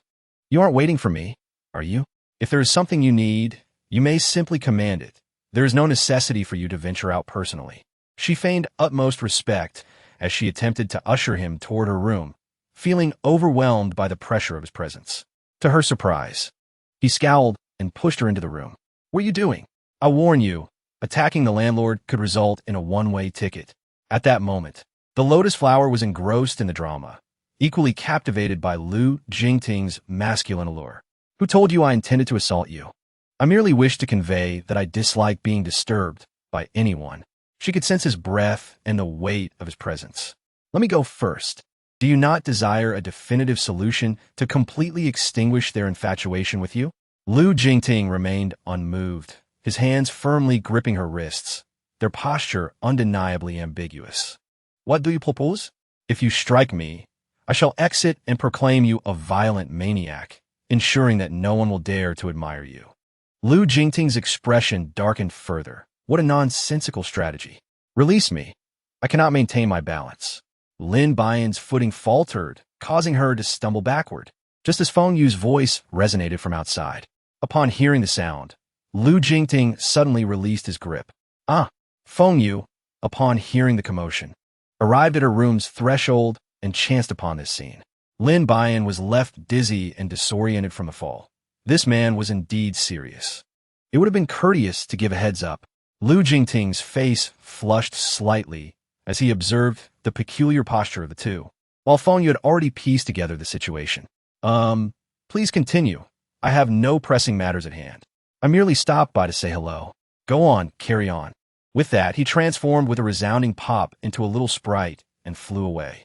It turned out that this fellow also transformed when he was anxious. Wait a moment. It's not what you think. Please don't misunderstand. Lin Buyan felt a buzzing in her head. Aren't you going to help me up? Lu Jingtian, feeling a tad embarrassed, extended his hand and grasped hers. At that moment, Feng Yuan unexpectedly approached with a bowl of chicken soup. Captain Lu, this soup is made by my mother. It's good for your health. I brought it for you. The insufferable siblings inflicted a second round of torment on Lin Buyan, for Lu Jingtian had unceremoniously tossed her back onto the ground. Can't you resolve your issues in one go? Please, spare me this torment. Once again, she found herself sprawled on the floor, the world around her fading to darkness. What are you all doing? Before Lin Buyan could voice her thoughts, Lu Jingtian took the initiative to lift her from the ground. Can't you see what we are doing? Would you like a demonstration? The words made Lin Buyan's face flush with embarrassment. If this man intended to shatter her illusions, he had more than enough means to do so. Chapter 22. What right do you have to say such things thus? The image of a male deity in the mind of the young Feng Yuan was utterly shattered, along with her younger sister's admiration. Lu Jingtian felt considerably lighter. However, Lin Buyan's situation was dire. Without any provocation, she had been thrown twice, surely suffering from a mild concussion. As recompense, Lu Jingtian took it upon himself to provide her with 3 meals a day, which she found quite agreeable. How is it that your culinary skills surpass mine? I cannot fathom it. Lu Jingtian paid her no mind, quietly savoring his meal, his demeanor akin to that of a noble, making it hard to believe that his daily work involved confronting parasites. Have you seen Lu Zhao recently? It had been 10 days since she last laid eyes on him. Ever since they buried Lu Yao, he had vanished from her sight. Have I been neglecting him too much? I have been so preoccupied with Lu Jingtian that I forgot to check on his feelings. Losing a brother must be incredibly painful. I must find him. Do you know where he likes to go? I shall search for him. Lu Jingtian set down his utensils, his dark, captivating eyes fixed on her. I will accompany you. As his elder brother, I ought to be more attentive to him. Their vacation was nearing its end, which meant Lin Buyan would soon return to work. Though reluctant, the thought of receiving her wages in 5 days motivated her to comply. It was a perfect opportunity to check on those promotional flyers. You should not go. It could be dangerous. No, you will be with me, won't you? Can you really stand by and watch me face danger alone? After all, I have shielded you from countless undesirable suitors. As a token of gratitude, you should also protect yourself. Considering that she had been cooped up at home for quite some time, Lu Jingtian reluctantly agreed to take her along. However, despite searching numerous locations, they found no trace of Lu Zhao. It was as if he had vanished entirely. Where do you think he might have gone? Could he be at his brother's grave? Unlikely. I believe he is more inclined to visit the place where we confront the parasites. It turned out that on that fateful day, they had encountered the most formidable devourer, despite their efforts.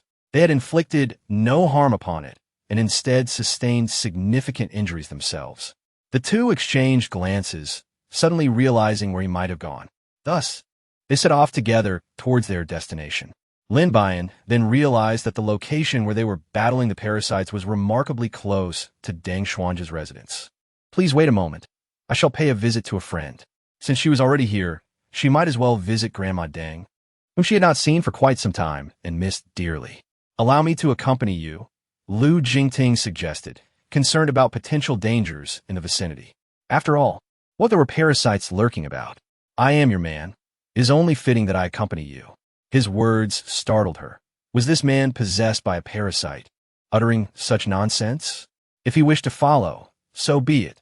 There was no need for such a flimsy justification. With a resigned nod, she agreed, and together they proceeded toward the room.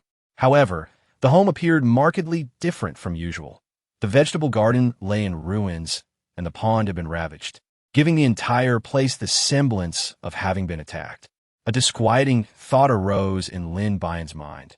Could this place also have been besieged by the parasitic entities? Why had no one summoned assistance from the Ability Society? Lu Jingting shared the same concern. The two exchanged glances, prompting them to quicken their pace. As anticipated, they discovered another parasite bound within the room, presumably a lost soul. However, both Deng Xuanja and Grandma Deng were conspicuously absent. Had misfortune befallen them? Lin Buyan increasingly felt a sense of unease. The sounds of a struggle emanated from another room, prompting them to hasten towards it. It turned out that Lu Zhao and Deng Xuanja were engaged in combat with another lost soul. It was immediately apparent that Deng Xuanja possessed extraordinary abilities, and the lost individual stood no chance against him. However, upon spotting Lin Buyan, he abandoned the fight with the two men and lunged directly at her. The three men were taken aback by this unexpected turn of events. "Be careful, boss." Yet, in that fleeting moment as he charged towards her, Lin Buyan raised her petite fist, striking straight for his abdomen and sending him crashing into the wall. Everyone breathed a sigh of relief and quickly gathered around her. Only Lu Jingtian approached the lost soul, extracting the parasitic entity within without sparing Lin a glance. "Boss, are you all right?" Lu Zhao inquired with concern, while Deng Xuanja mirrored his worries, casting anxious glances at her arm. The astonishing strength exhibited by such a petite girl was truly remarkable. "I'm fine, but you seem to be doing better now, don't you?" Lin Buyan gazed at him with profound concern. It had been 10 days since their last encounter, and he appeared significantly thinner, his face adorned with an unkempt beard, revealing signs of weariness. "Boss, rest assured, I am fine. For the sake of my brother, I must persevere." "That is good to hear. Knowing you are safe puts my mind at ease." Meanwhile, Deng Xuanja looked at her with genuine worry. Had an unfortunate event transpired moments ago, he would have been overwhelmed by guilt. "What brings you here?" "I came to find Lu Zhao, but while passing through, I felt a longing for my grandmother, so I decided to stop by. Little did I know, I would stumble upon this scene." At that moment, Deng Xuanja's attention was wholly consumed by her, oblivious to anyone else around. "Where is grandmother?" "Do not worry. I have placed her in a secure location. However, this place is no longer safe, and I have nowhere to stay. Will you still uphold your previous promise?" Lin Buyan rose and surveyed the surroundings of the house. Indeed, the destruction was severe, and parasitic beings had begun to manifest, rendering the area perilous. "Rest assured, I shall pay you the rent," he assured. "Today, you and your grandmother should accompany me. I have prepared a room for you, fully equipped." These words were overheard by Lu Jingting outside, stirring a subtle ripple within him. When the four gathered, none noticed the peculiar expressions that flitted across the faces of the two men. "Captain Lu, I believe Asia could join the Ability Society. His powers are formidable, allowing him to vanish in an instant and launch surprise attacks on the parasites," Lu Zhao excitedly introduced, primarily because he cherished the companionship of Deng Xuanja. However, the two individuals in question held a different perspective. "At present, I have no intention of joining any organization. I prefer a life of freedom. Indeed, you and your grandmother may reside with me. Simply prepare meals for me each day, for I truly relish your cooking." Lin Buyan felt an indescribable joy, for now, she need no longer worry about meals. She hoped today as events were indeed true. Otherwise, she would not easily forgive. "What qualifications do you possess to speak to me in such a manner?" Chapter 23. You will surely like it. Lu Zhao and Lin Buyan walked ahead, oblivious to the unusual behavior of the two individuals behind them. "At the very least, I shall not stand by idly in times of need," Deng Xuanja declared, hastening to her side. "Where's Grandma? We must go to fetch her. My little garden is sure to delight her." Grandma Deng had been quite shaken by recent events and had fallen ill upon moving to the Virgin Manor. "Have you made your decision?" "Yes, I have. Lu Zhao is now a formal employee. My task is complete, and staying here any longer would only cause trouble for everyone. It is best for me to withdraw gracefully." She mused silently, wishing to spare him the annoyance of seeing her daily. "Very well, you may leave." Lu Jingting did not attempt to retain her, readily acquiescing to her resignation. She felt too embarrassed to inquire about her salary and exited the office in a hasty retreat. As she emerged, she encountered Jiang Tsayu, whom she had not seen in quite some time. At that moment, Jiang still exhibited her princess-like demeanor, her temper seemingly growing fiercer. With only Zhao Fanyuan able to tolerate her foul moods within the entire ability association. You truly resigned? Jiang asked, her surprise evident. Of course it is true. I have made up my mind.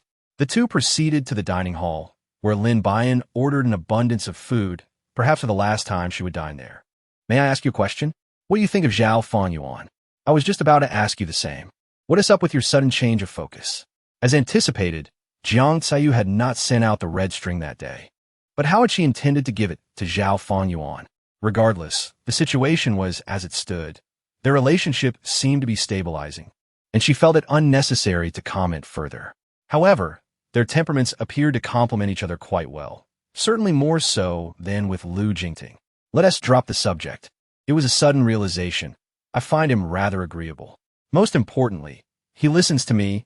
Though he speaks little, he possesses a certain masculinity. Jiang Tsayu suddenly felt that Zhao Fanyuan might be more suitable for her. Regardless, I wish you all the best. If you do find happiness together, do remember to inform me.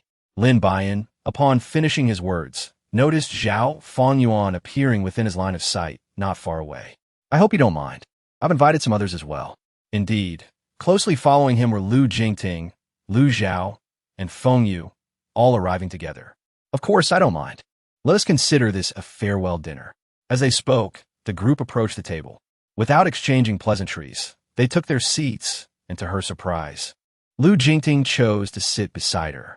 This made her feel somewhat awkward, given that she had once tearfully insisted on entering, and now it was she who was leaving, creating a rather uncomfortable situation.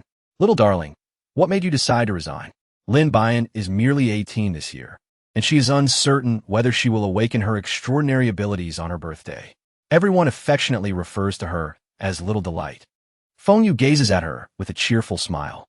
Furthermore, she must endeavor to develop her estate, renting out more properties. The income will undoubtedly match or exceed what she currently earns here.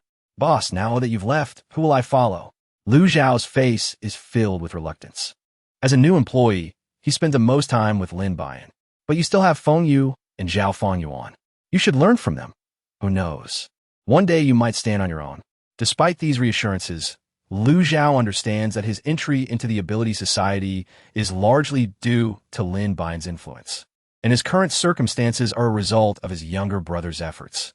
He is yet to fully demonstrate his own capabilities, having surpassed the age of 18. Whether he can awaken his powers remains uncertain. He wonders if, without Lin Buyan, he might face exclusion. However, subsequent events prove his anxieties unfounded, as everyone treats him kindly. Well, it's not like we want to see each other again. It's merely a change of workplace, and there will be plenty of opportunities to meet in the future. At this moment, Jiang Tsayu remains unaware that the sprightly young girl before her will eventually become a significant landlord. Indeed, you all know where I live. Feel free to visit often. Throughout this, Lu Jingtian remains silent, a behavior everyone has come to expect. It is only when he speaks excessively that it becomes unusual. I truly did not understand how my heart could be drawn to someone as taciturn and arrogant as you. Fortunately, I have come to realize that finding someone I truly like is paramount, right, Fanyuan? Jiang Tsayu has imbibed a bit too much, causing her speech to become somewhat incoherent. Meanwhile, the standard onlookers, Feng Yu and Lu Zhao, cannot help but feel curious. After all, Jiang Tsayu once declared she would marry no one but Lu Jingtian. Now, she seems to hold him in disdain. Has she taken leave of her senses? You are correct. I too feel I'm not as good as Zhao Fanyuan. Therefore, you must stand firm in your choice. I wish you both happiness. Upon hearing Lu Jingtian's words, Zhao Fanyuan is left perplexed. What does this mean? Does the captain genuinely believe this?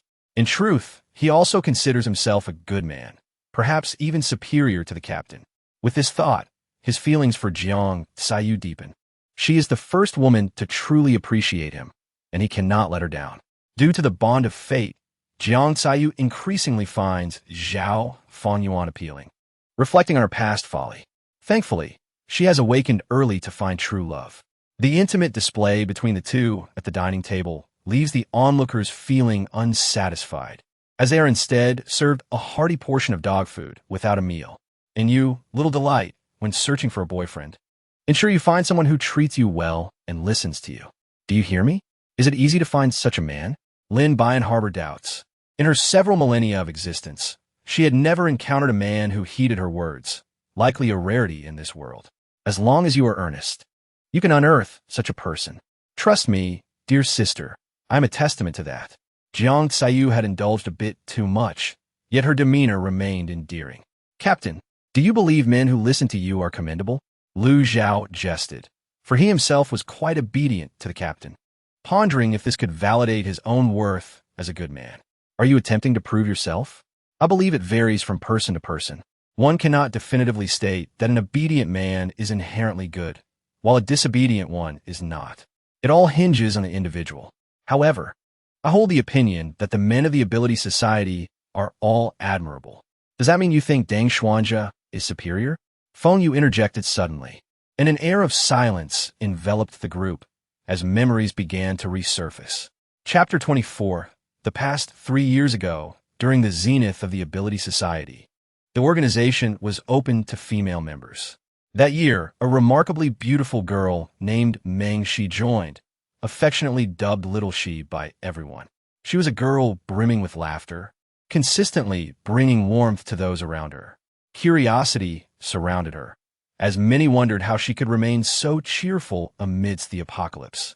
Her oft-repeated phrase was, "Life presents us with myriad unexpected events.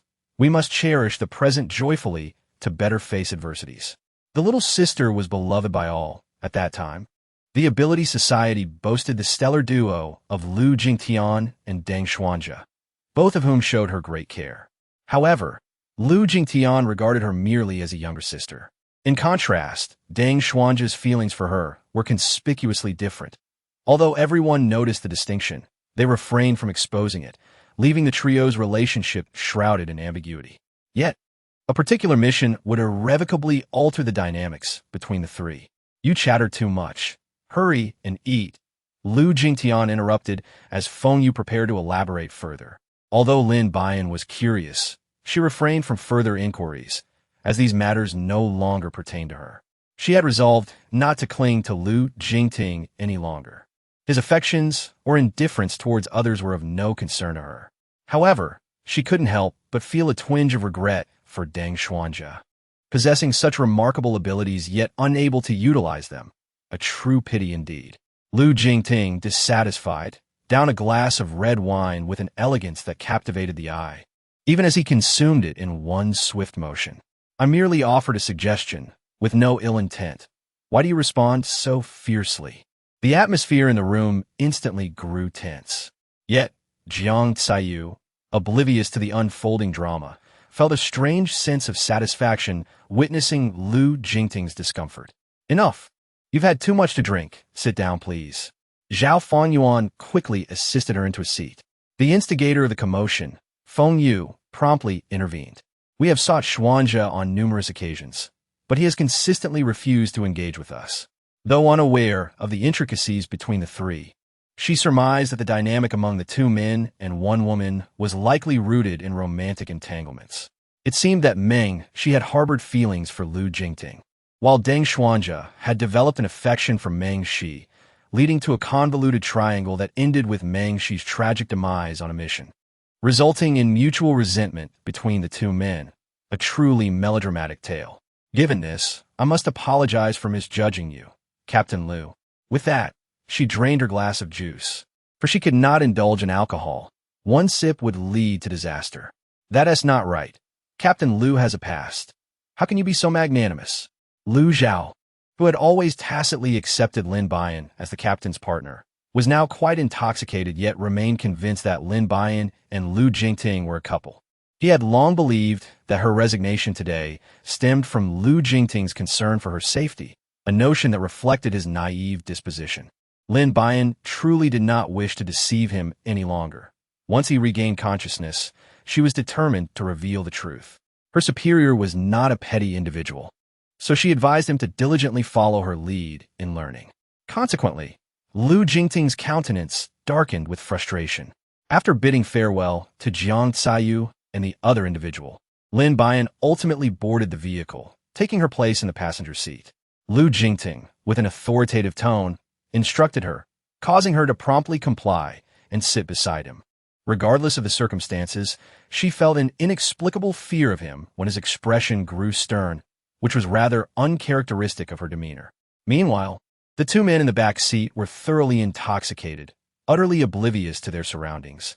It remained unclear whether they were reveling in joy or drowning their sorrows. "Do you have feelings for Deng Xuanja?" Lin Buyan was nearly choked by her own saliva. "Where is the evidence of her affection for Deng Xuanja? Her fondness lies solely with the dishes prepared by Grandma Deng. You resigned for him, did you not? The more you speak, the more absurd it becomes." Her resignation was the result of a prolonged struggle against the system, having nothing to do with Deng Xuanja. "Why would you entertain such thoughts?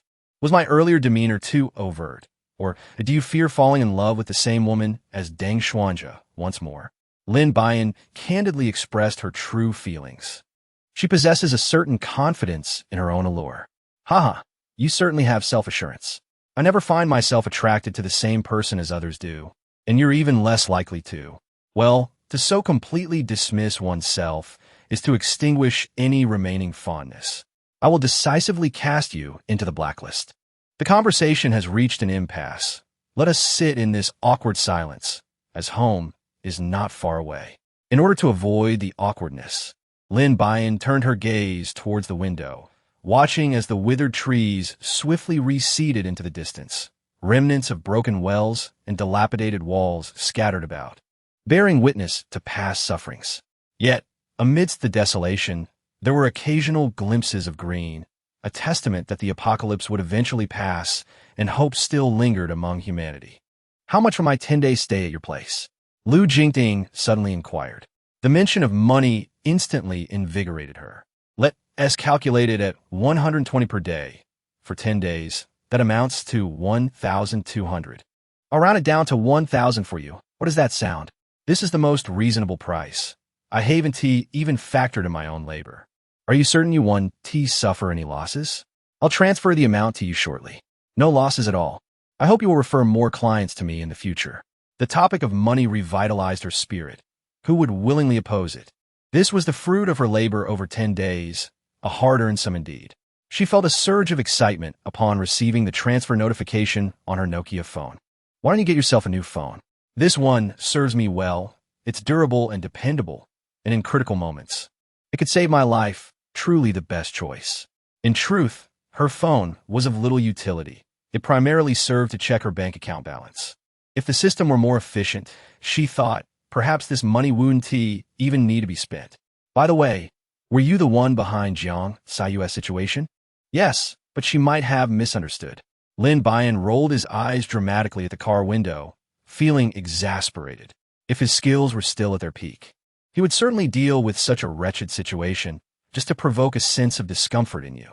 Chapter 25, Mind Your Own Business.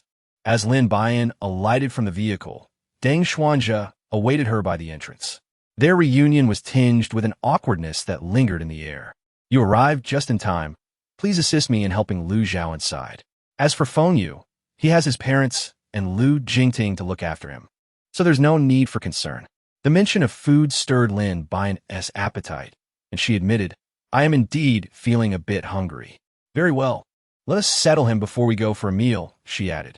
Lu Jingting, overhearing her intention to eat, could not refrain from teasing. "It seems you were the one who ate the most earlier, and yet you still wish to eat more?" Provoked by his words, Lin Buyan retorted, "In my own home, I shall eat as I please. You are the captain of the Ability Association, not a traffic officer overseeing the Pacific. Mind your own business." Lu Jingting, rendered speechless, chose to remain silent. Feng Yuan took over her brother, casting a meaningful glance at Lu Jingting before she shrugged and departed with a sense of resignation. "I do not wish for you to grow too close to her. You may bring her harm." Lu Jingting's gaze darkened, filled with a complex array of emotions as he regarded Deng Xuanja. "That is not your concern. A person like you, who stands idly by in times of peril, has no right to offer such counsel." Deng Xuanja found his words irksome. It was he who had witnessed Meng Shi's demise without intervening, and now he dared to speak in such a manner. It was utterly laughable.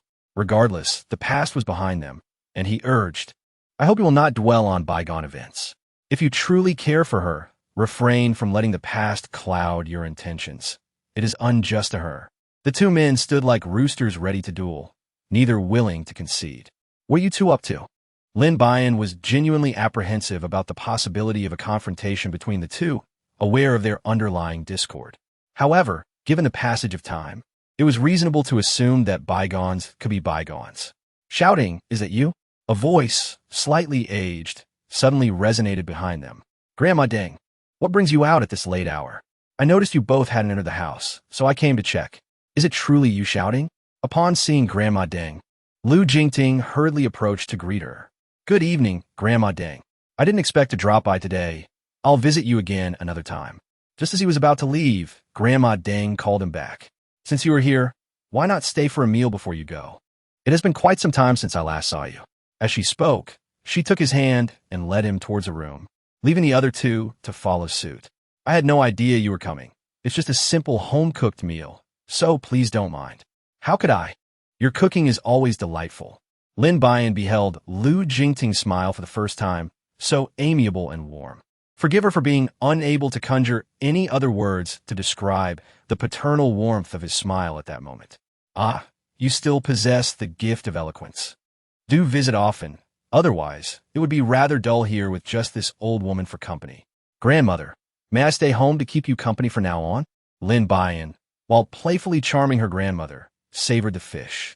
Ah, I know you all too well. You are nothing but a little glutton.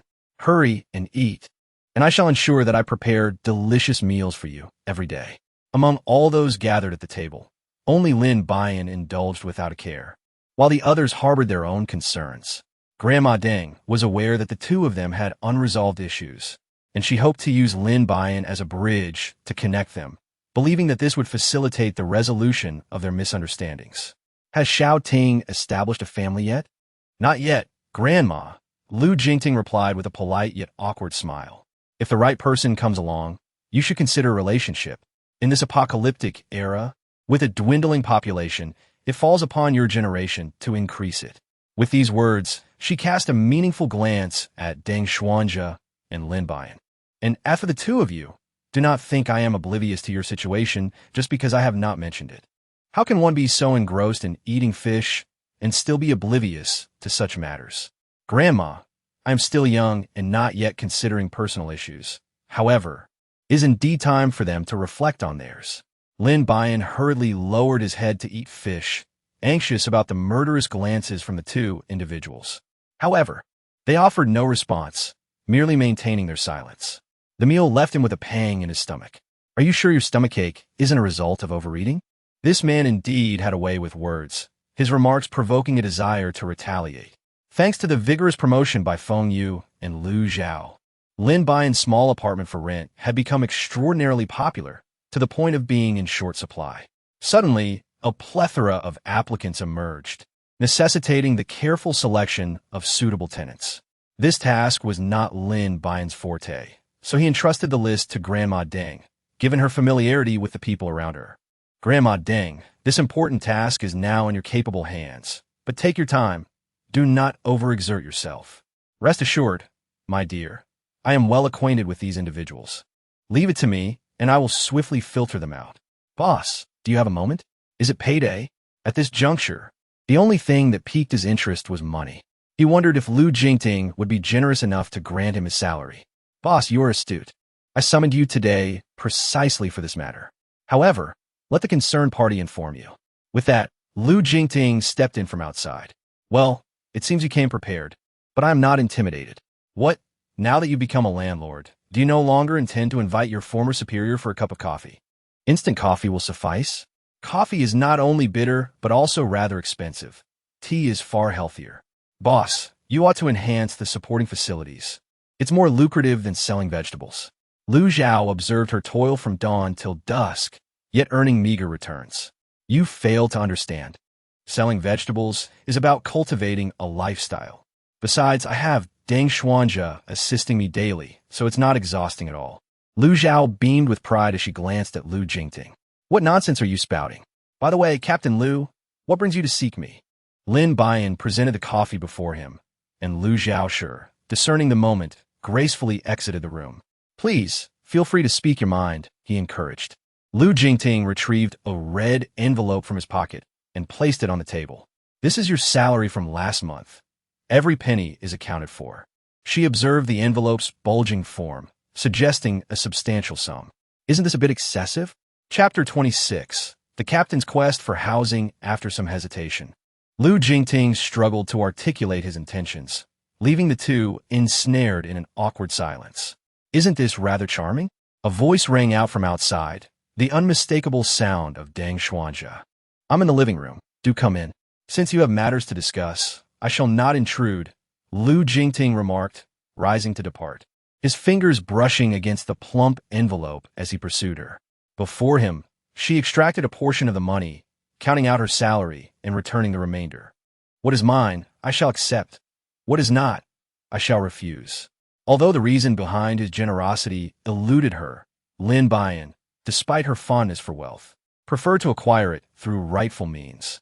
Concealed nearby, Lu Xiaoshu could not suppress his urge to intervene upon witnessing the captain's awkward demeanor. "It's just that. Our leader wishes to rent a place for his family, but finds it difficult to voice his request, hence resorting to this method. Renting is no issue. Come in. Feel free to choose as you wish," Lu Jingting replied, his demeanor warm. The situation left Lu Xiaoshu utterly bewildered, despite being family.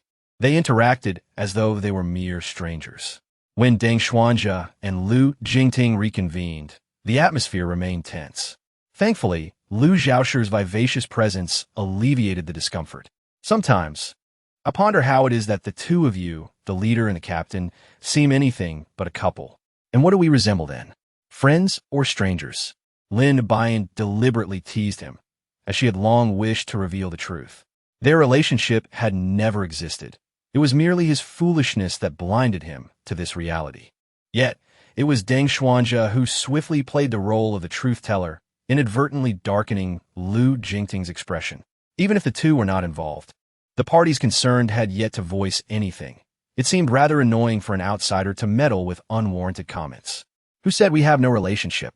From this day forth, we shall indeed have a relationship. Yes, starting today, we will be landlord and tenant." This time, it was Lin Buyan who interjected, as the nature of their relationship had already been laid bare, rendering further pretense unnecessary. The astonishment was palpable, not only for Lu Xiao, but also for Lu Jingting, who probably did not anticipate her bold declaration. "Very well, let's first view the property. Once you are satisfied, you may pay the rent. In consideration of our former camaraderie, I shall offer you the same discount." The amount of money was of little concern to him. He was merely here to observe how Deng Xuanjia and the others developed their situation.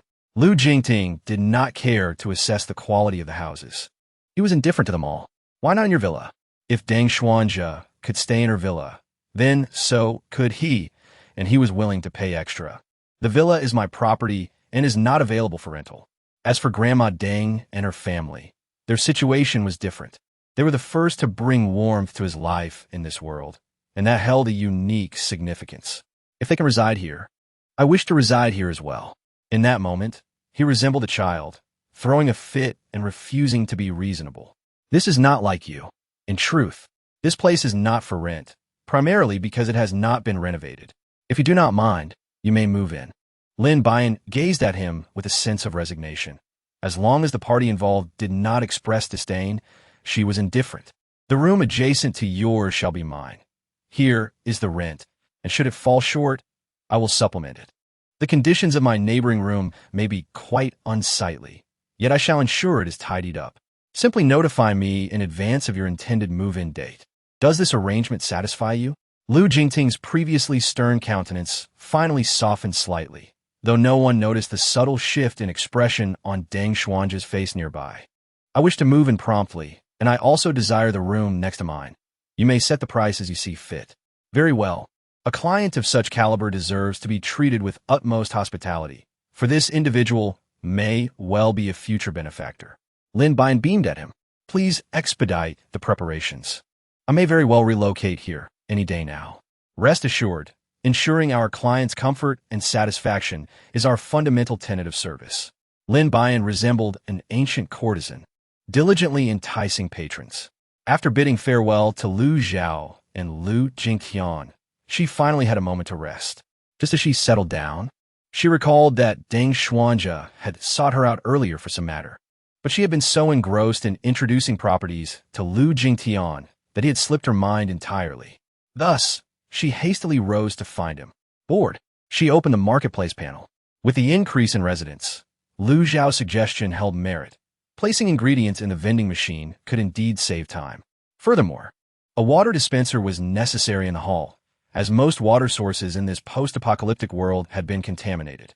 The water consumed by people was treated with chemicals, leaving a peculiar taste that was detrimental to health over time.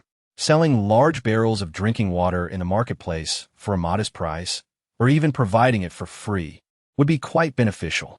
Adjacent to the Great Mountains, one could channel spring water and install a direct drinking water dispenser, ensuring that everyone could access clean water.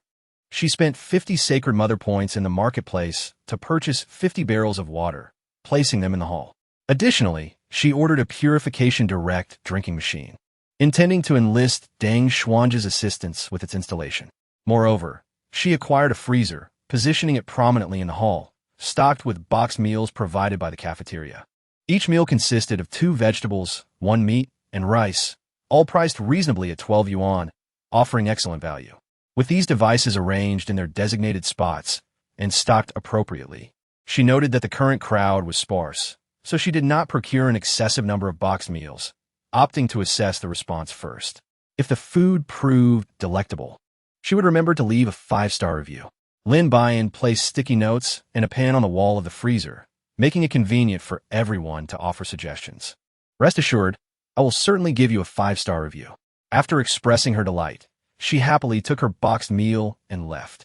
The cost price of the meal was equivalent to 1 Saint Mother, which translates to 10 yuan in Republic currency. Calculating this, she earned 6 yuan in just a few minutes, which is not a substantial amount.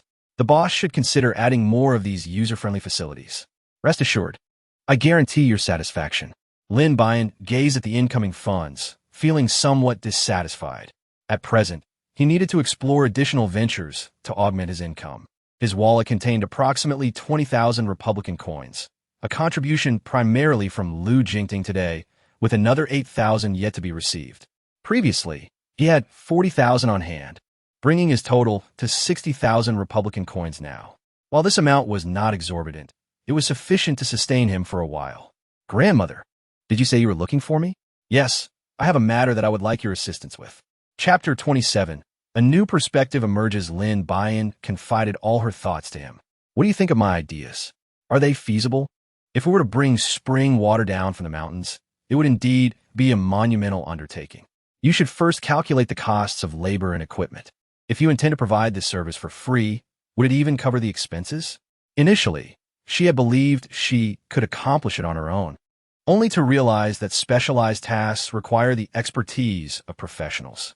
When she considered the figures, it simply did not add up. What do you think? She asked, but the system responded with silence, entering a mode of unresponsiveness. Is there truly no alternative? Perhaps we could utilize groundwater instead? She pondered that the groundwater in her area should be part of the spring water. Utilizing purification systems for direct drinking would still be relatively cost-effective. His suggestion opened up new avenues of thought for Lin Buyan. In fact, the concept of a water card had existed long before, but with the onset of the apocalypse, societal structures collapsed, and water resources became contaminated. The subsequent reconstruction was not implemented promptly, leading to the current generation being unaware of the existence of such a water card. After finalizing the water card, Grandma Deng also compiled the first list of prospective residents. For my initial screening, I have selected these 10 households. Some I am familiar with, while others are in urgent need of a housing change. Please review it and feel free to add or remove anyone as necessary.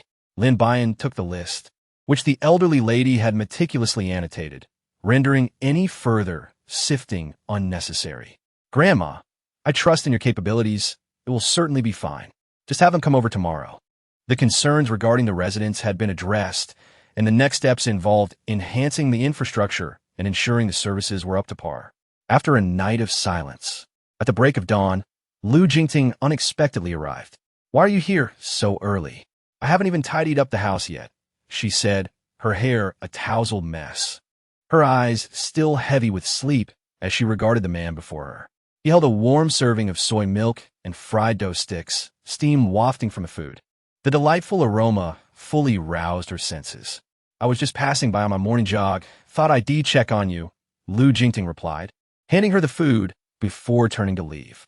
As he passed through the hall, he noticed an array of new items within, suggesting that this young lady was diligently working to enhance the estate's living conditions.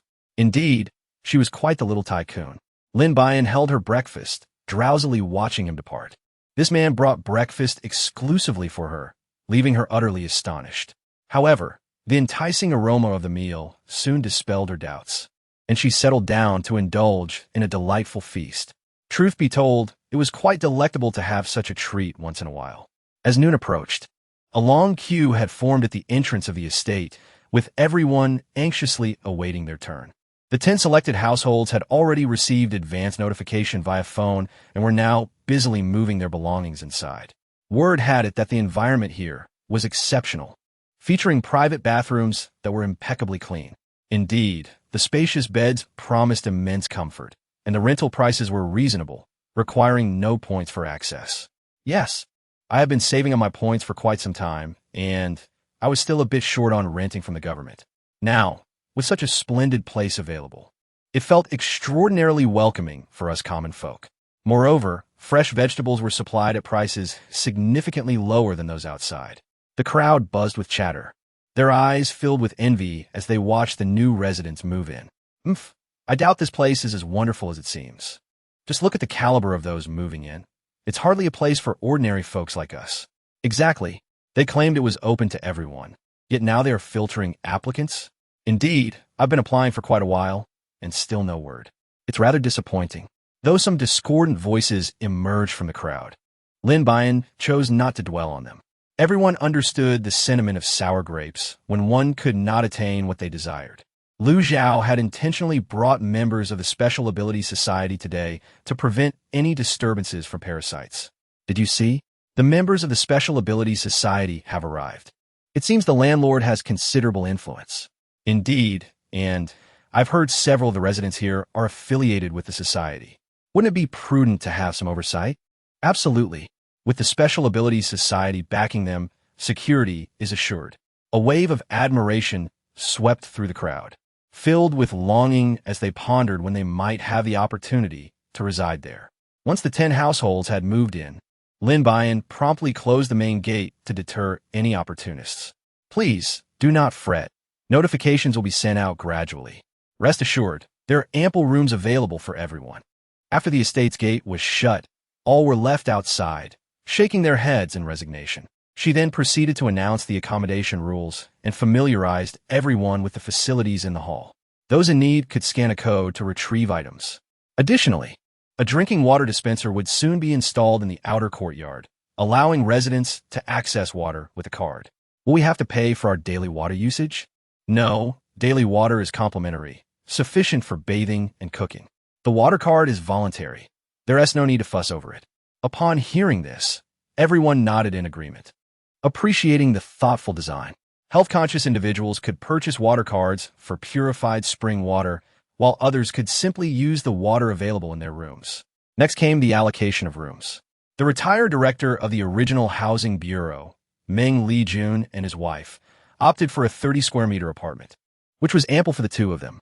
Newlyweds Zhang Xian and Zhang Xian, whom Lin Buyan affectionately dubbed the double-salary duo, chose a 50-square-meter, two-bedroom apartment on the 3rd floor, complete with a small study to accommodate their work needs. Single mother Han Li Mei, accompanied by her 5-year-old daughter, selected the most affordable small room.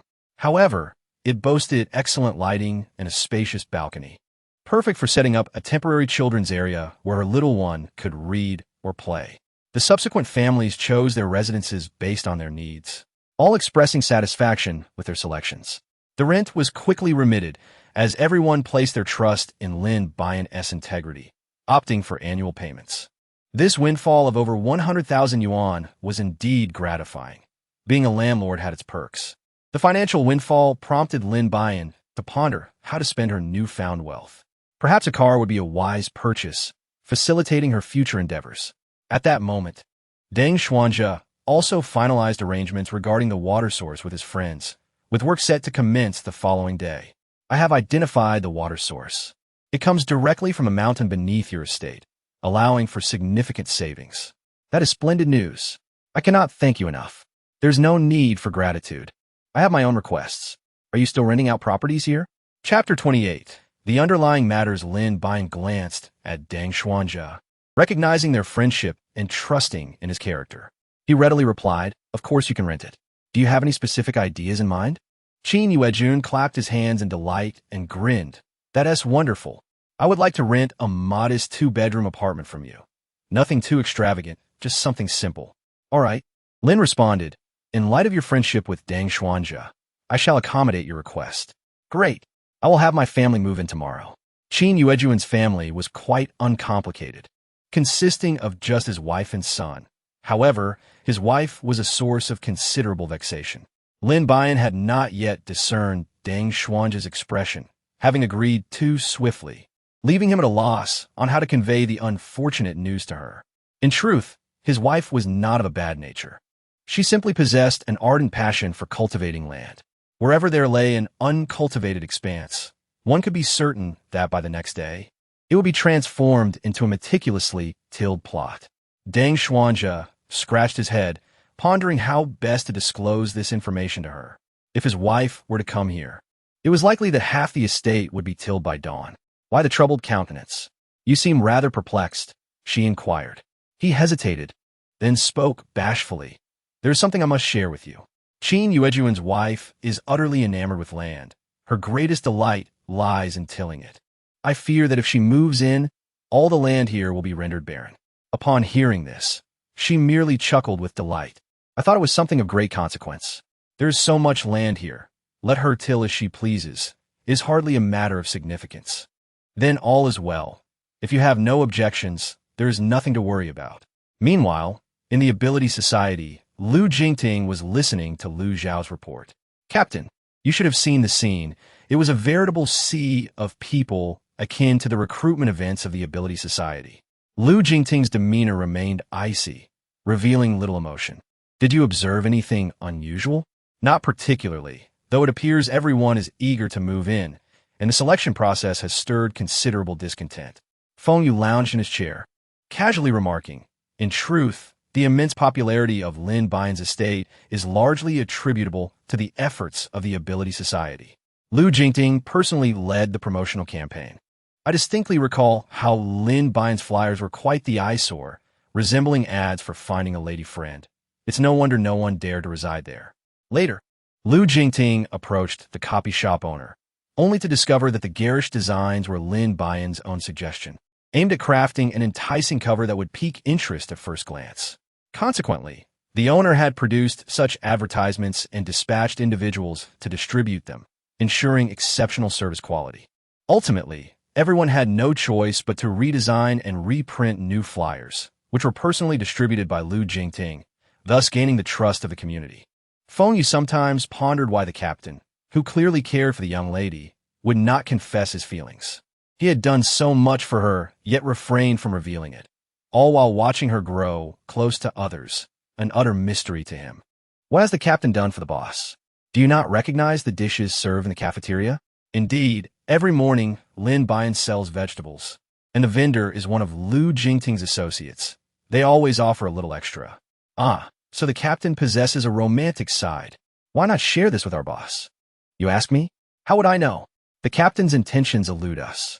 As they conversed, the two strolled toward the cafeteria, encountering Jiang Saiyu and Zhao Fangyuan, who were currently in the throes of romance, blissfully oblivious to the world around them, showering one another with affection. Do not be deceived by their single status. They have no comprehension of our plight. With that, they dragged Zhao Fangyuan into the office. Lo and behold, it seems Zhao's springtime has arrived. Who would have thought that this slow-witted fellow would end up with a fiery temper like that of a general's daughter? Pure serendipity. Let us depart. It seems fortune has not favored us, and we must settle for a solitary meal. With that, They linked arms and made their way to the cafeteria.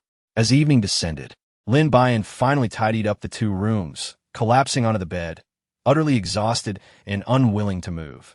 Yet, glancing at her bank balance filled her with a sense of satisfaction. Her toil was indeed worthwhile. A knock at the door announced Deng Xuanji's arrival. "Grandma has prepared a delicious meal. Please join us." The mention of food reminded her that she had yet to eat lunch, and her stomach had begun to protest. "All right, I shall rise at once."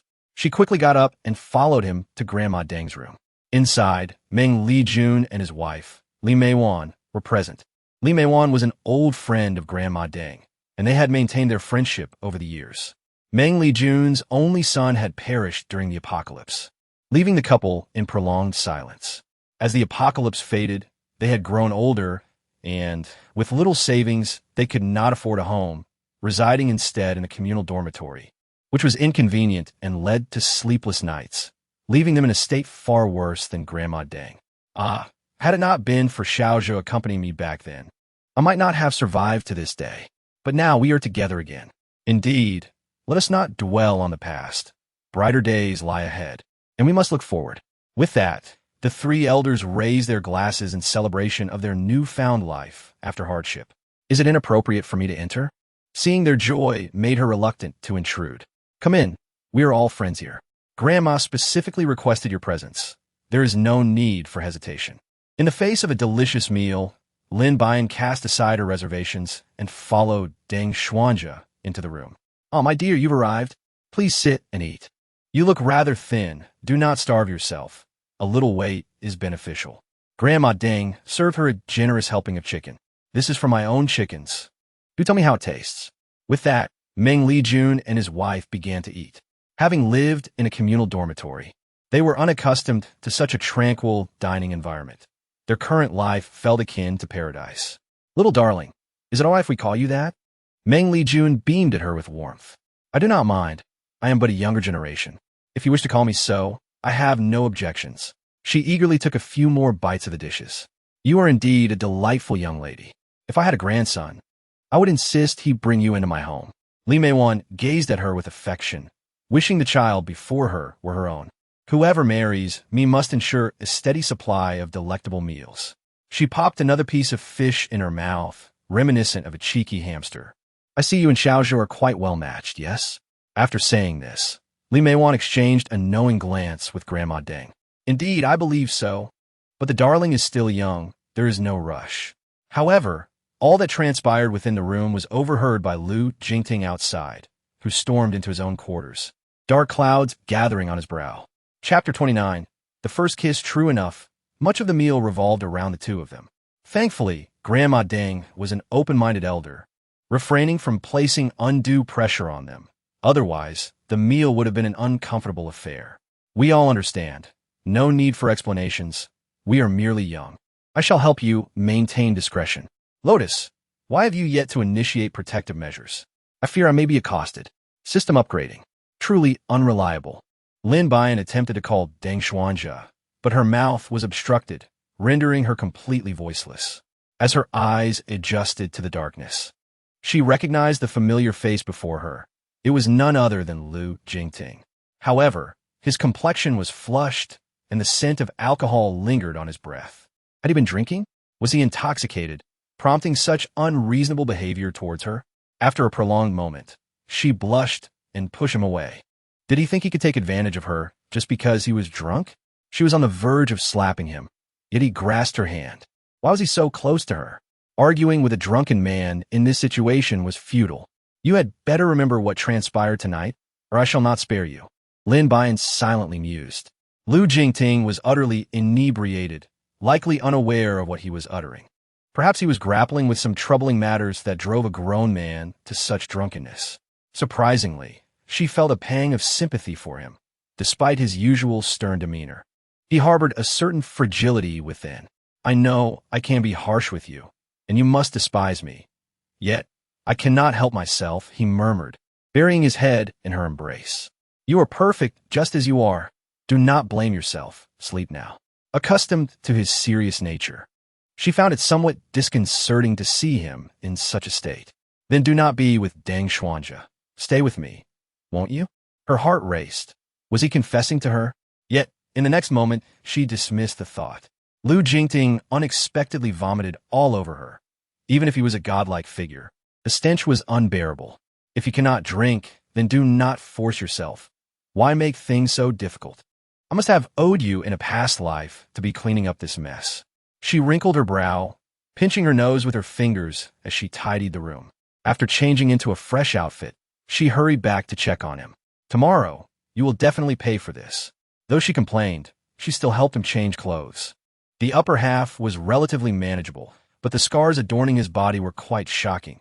Indeed, honor comes at a price. Her hand inadvertently brushed over his scars. Some appeared to have healed only recently, while others were already faded and smooth. She found herself momentarily lost in thought, completely unaware of the man outside the door watching her with a complex expression. As she moved to remove his lower garments, she hesitated, yet her eyes could not resist stealing glances at his physique. It was indeed impressive, causing her to blush. She quickly redirected her attention, rising to search for his clothes. But after a lengthy search, she found nothing. Ultimately, she resorted to fetching a nightgown from her own room, hoping he would not mind. She even tied a bow at his chest, a whimsical form of self-punishment.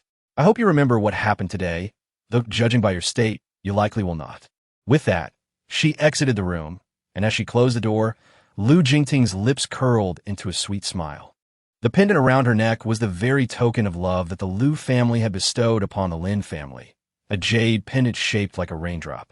After vomiting, he had regained some clarity and stole a glance at the pendant, almost certain that she was the missing daughter of the Lin family from B City.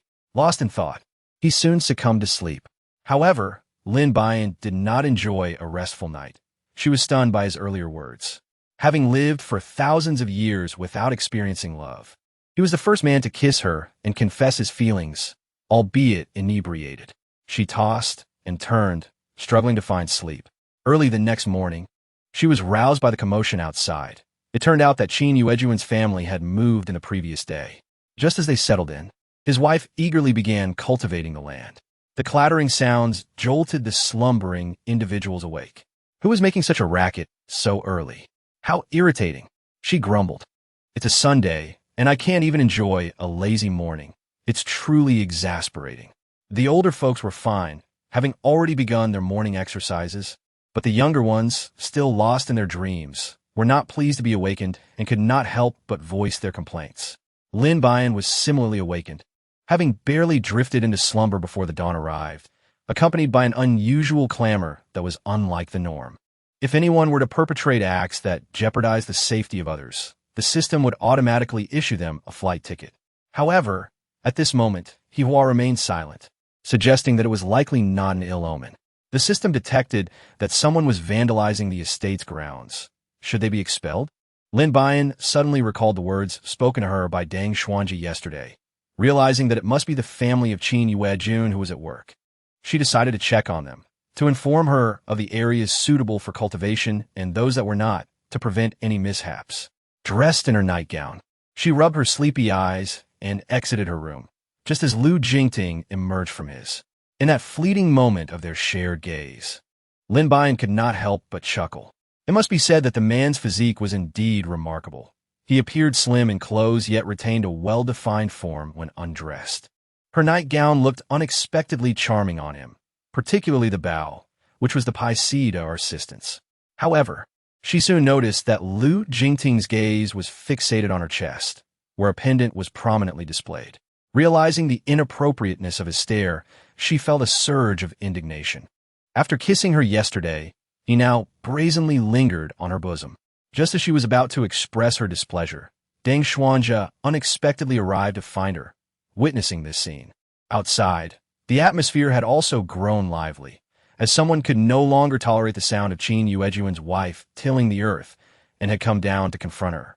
Unfortunately, this man had a loud voice, and a single bellow sent Qin Yuejuan's son into a fit of tears, causing the situation to spiral out of control. Zhang Meili, Qin Yuejuan's wife, was also quite boisterous, and thus began a verbal clash between the two, their argument echoing throughout half the estate. As the landlord, Lin Buyan hastily donned a jacket and rushed outside, fearing that if a physical altercation ensued, it would spoil the atmosphere. At that moment, Qin Yuejun, who had tidied his room, joined her, knowing well his wife's temperament and pulling her aside. "Must you always stir up trouble?" He chided her. "You have no idea. If it weren't for our efforts in farming, our entire family would have perished from hunger. Now, with so much land available, should we leave it fallow?" Zhang Chengwei, not one to be unreasonable, softened his stance upon seeing Qin Yuejun approach. "Brother Qin, we simply sought comfort here. Yet we were awoken by the noise on our very first day. It was rather unsettling, hence our raised voices," he explained, his own tone still quite loud. Qin Yuejun, in a good-natured manner, sought to apologize to everyone. Observing this scene, Lin Buyan felt it was high time to establish designated cultivation zones, ensuring minimal disturbances while allowing herself to remain occupied. It turned out that Zhang Meili had lost her parents to starvation during the apocalypse, which had led to her obsessive passion for farming, bordering on a pathological fixation. Now, in late autumn, even if they managed to cultivate the land, they would only be able to plant some cabbage. When Qin Yuejun saw Lin Buyan, he appeared somewhat embarrassed, not anticipating that their first day would bring such trouble. "I apologize for not keeping her in check, causing inconvenience to everyone. However, rest assured that I will ensure she does not recklessly till the land in the future," he said, his dark complexion reflecting sincerity. "There's really no need for that. The land here is vast, and you may allow your sister-in-law to cultivate freely. However, could we share the produce?" Upon hearing that she could indeed cultivate, Zhang Meili's previously angry expression transformed into a radiant smile. "Are you serious? I can truly cultivate as I wish?" "Certainly, but not within this area. This is a residential zone, as I intend to build public facilities here. You may cultivate over there," Lin Buyan replied. Lin Buyan gestured towards her vegetable garden, which, due to the climatic conditions, had become rather barren. "Do you see that expanse? It spans approximately 100 acres. You may cultivate it freely, and in due course, everyone will assist you in farming." Of course, Lin Buyan was not one to overlook personal gain. After her cultivation, she would undoubtedly receive certain benefits. "That sounds splendid. I shall begin the cultivation tomorrow. You don't mind, do you?" Zhang Meili's dark complexion instantly brightened with a smile, her eyes sparkling with enthusiasm. "There's no need to rush. There is ample land here.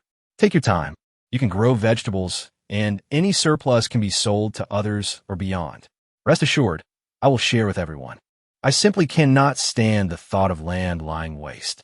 Just think, when the government and developers use such valuable land to construct countless buildings, the prices soar, making it unaffordable. What purpose does that serve?" Zhang Meili, having grown up in the countryside, possessed a deep-rooted love for the land. Her affection intensified to an almost obsessive degree after her parents perished in the apocalypse due to starvation, a sentiment that is understandable. "Very well. Let us refrain from cultivating today. We shall commence tomorrow instead. For now, let us rest. Qindage, do you still have something to discuss with me?" The dark-skinned man continuously rubbed his hands together, bowing his head in sincere gratitude, appearing both simple and genuine. "You should take a day to rest as well. There is no rush. Once everything is settled, we can begin." Before long, every resident received fresh vegetables and eggs delivered by Zhang Meili, swiftly dispelling the morning's earlier discontent. Feng Yuan, taking a day off, cradled her stomach while making her way to the water dispenser for hot water.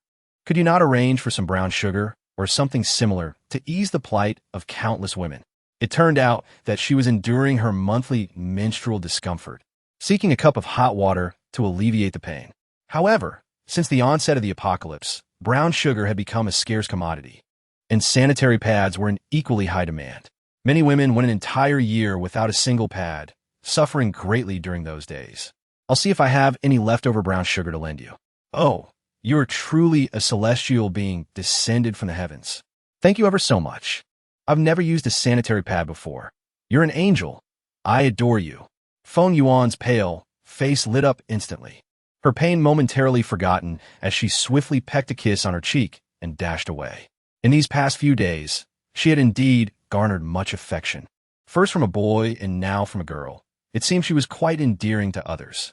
Lin Buyan believed that sanitary napkins indeed constituted a lucrative business, considering that every woman requires them monthly. Therefore, she decided to purchase a stock from the mall to sell here. After glancing at the prices, she found that the cost of brown sugar varied between 1 to 5 St. Mother points. She bought 10 packets at 1 St. Mother point each and planned to sell them for 12, earning 2 Republic coins per packet. The sanitary napkins were slightly cheaper, priced at merely 0.5 St. Mother points, so she decided to sell them for 8 yuan per pack, containing 10 pieces, which seemed quite reasonable and affordable for everyone. What are you two planning to do here, competing for the position of the guardian deity? She remarked, observing their grim expressions, which would have appeared even more vivid had they wielded axes or knives. We are waiting for you. Upon seeing Lu Jingting, who had already changed into a different outfit, she inquired, what are we waiting for? To eat? Chapter 31. A chaotic scene thus. The three of them ventured outside to enjoy some tofu pudding. Speak up. What exactly are you two up to? Lin Buyan asked as they awaited their dish. Nothing much. Just simply wanted to wait for you to come out, Lu Jingting replied, his mood exceptionally buoyant as he gazed at her. Perhaps the effects of last night's wine still lingered, invigorating him today. She deliberately averted her gaze, remembering that he hadn't yet addressed the events of the previous night. An apology was certainly in order. As the weather grew increasingly frigid, Deng Xuanja, with a serious expression, remarked, shouldn't we stock up on winter supplies? The harshness of winter was particularly challenging, and once heavy snow fell, everyone would cease going to work. Thus, it was essential to gather food and warm clothing for the cold months ahead. Is winter that cold? She inquired, as her hometown experienced perpetual spring and had no concept of winter. She only knew that winter brought cabbage, but beyond that, she was entirely ignorant, not even considering the need to stock up. Don't worry, I will help you gather supplies, Lu Jingting said, elegantly savoring his tofu pudding, much to her surprise, as she had never seen anyone eat it with such grace. No need, I can manage myself. The main concern in winter is warmth. I'll visit the ghost market soon to find some winter necessities. I'll accompany you, just in case anything unexpected occurs.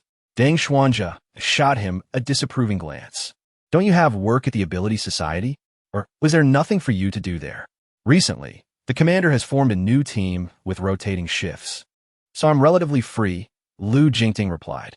To ensure everyone has safety, Commander Jiang Chongfu had established a new reserve team of potential ability users, comprising enthusiastic young individuals, thus maintaining a sense of security in the area.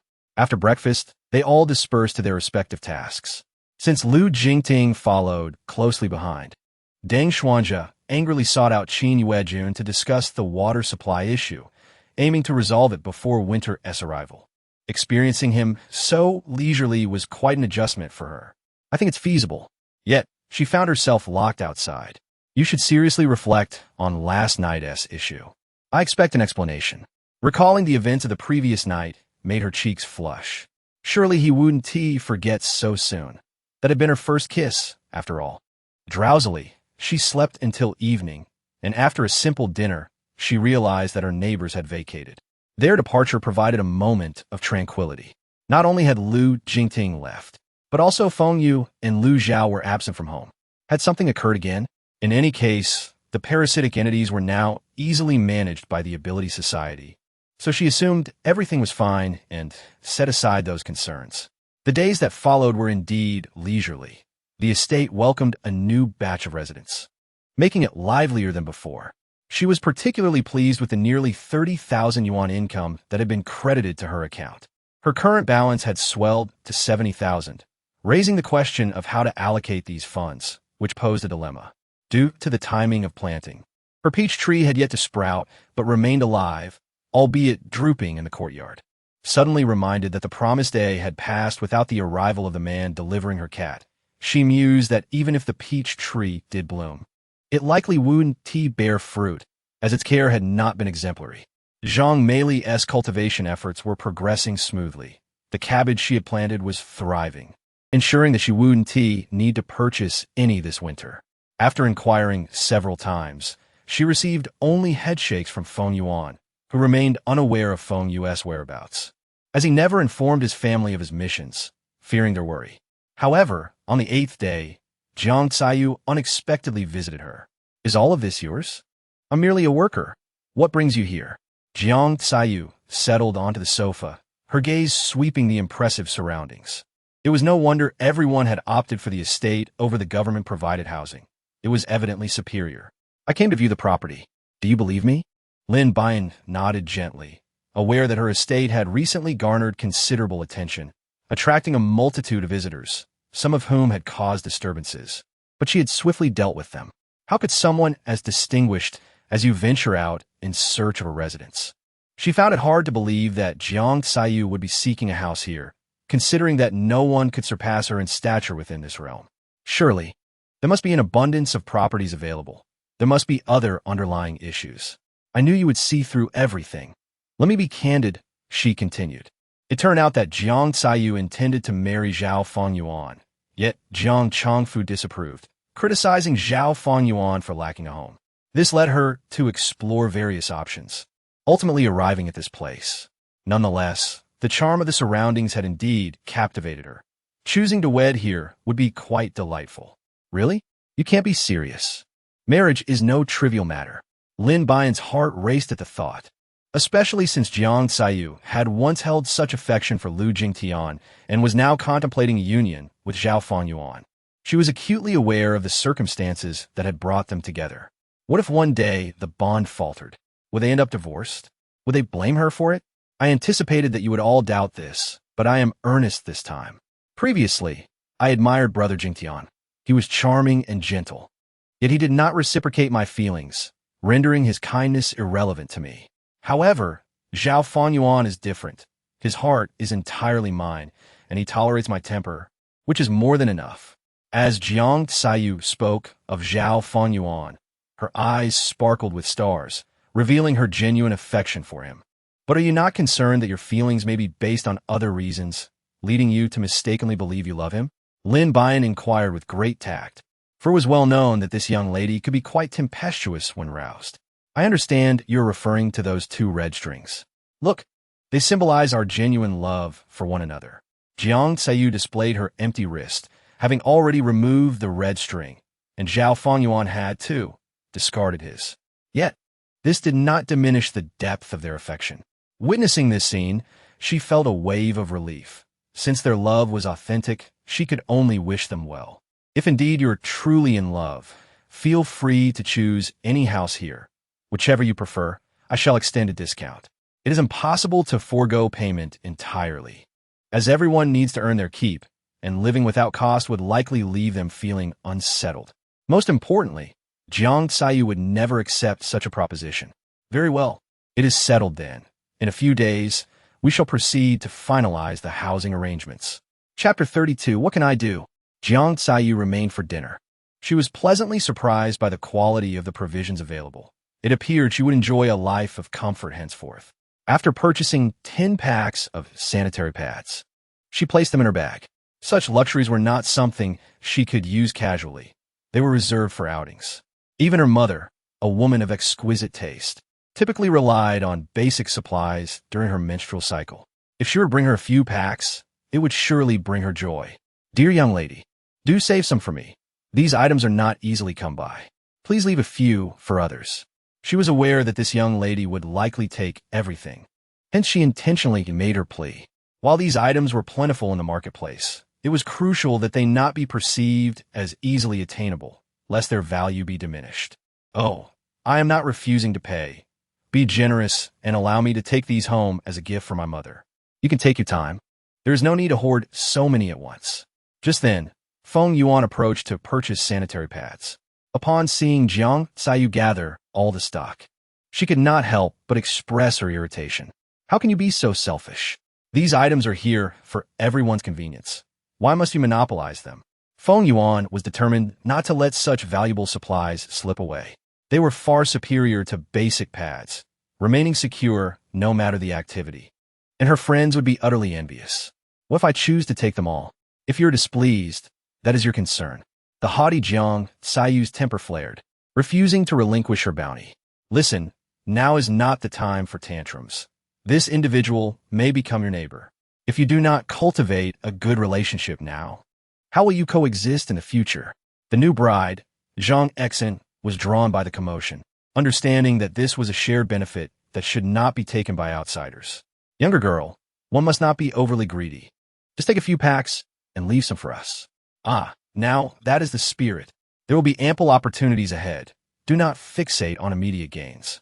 Observing her compliance, Feng Yuan and Zhang Xian quickly selected 2 packs each.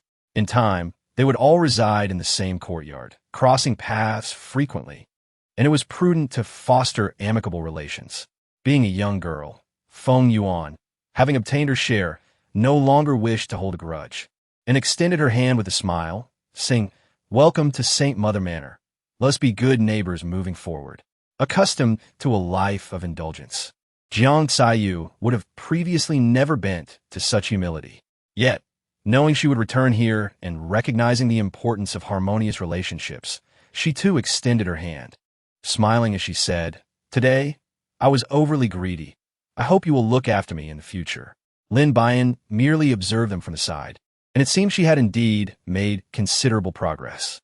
"If you require sanitary napkins, I can fetch some for you. There is no need for you to compete with them. As winter approaches and the Abilities Association prepares for a break, I am contemplating providing some benefits for all the female employees. What do you think about offering them this?" Lin Buyan contemplated for a moment and concluded that it was indeed a splendid idea. This was something every woman required, far superior to mere monetary compensation. "I perceive that you are increasingly fatigued, yet remarkably, you have begun to consider the needs of others." Jiang Xiyu, feeling a twinge of embarrassment, lowered her head. In her past, she had indeed been rather domineering and overbearing. However, upon encountering Zhao Fanyuan, she discovered that there existed individuals in this world who were so unconcerned with gains and losses, truly a rarity. As they spent time together, she increasingly recognized Zhao Fanyuan's exceptional nature, akin to wisdom cloaked in simplicity. Gradually, she found herself influenced, learning to humble herself and think of others. It is essential for one to evolve. I apologize for my impatience today. What transpired today? I only witnessed your progress. Keep up the good work. After bidding farewell to Jiang Xiyu, she busied herself restocking the shelves, replenishing all the items that had run low. Noticing that the boxed meals remained ever popular, she developed several new varieties to add to the selection.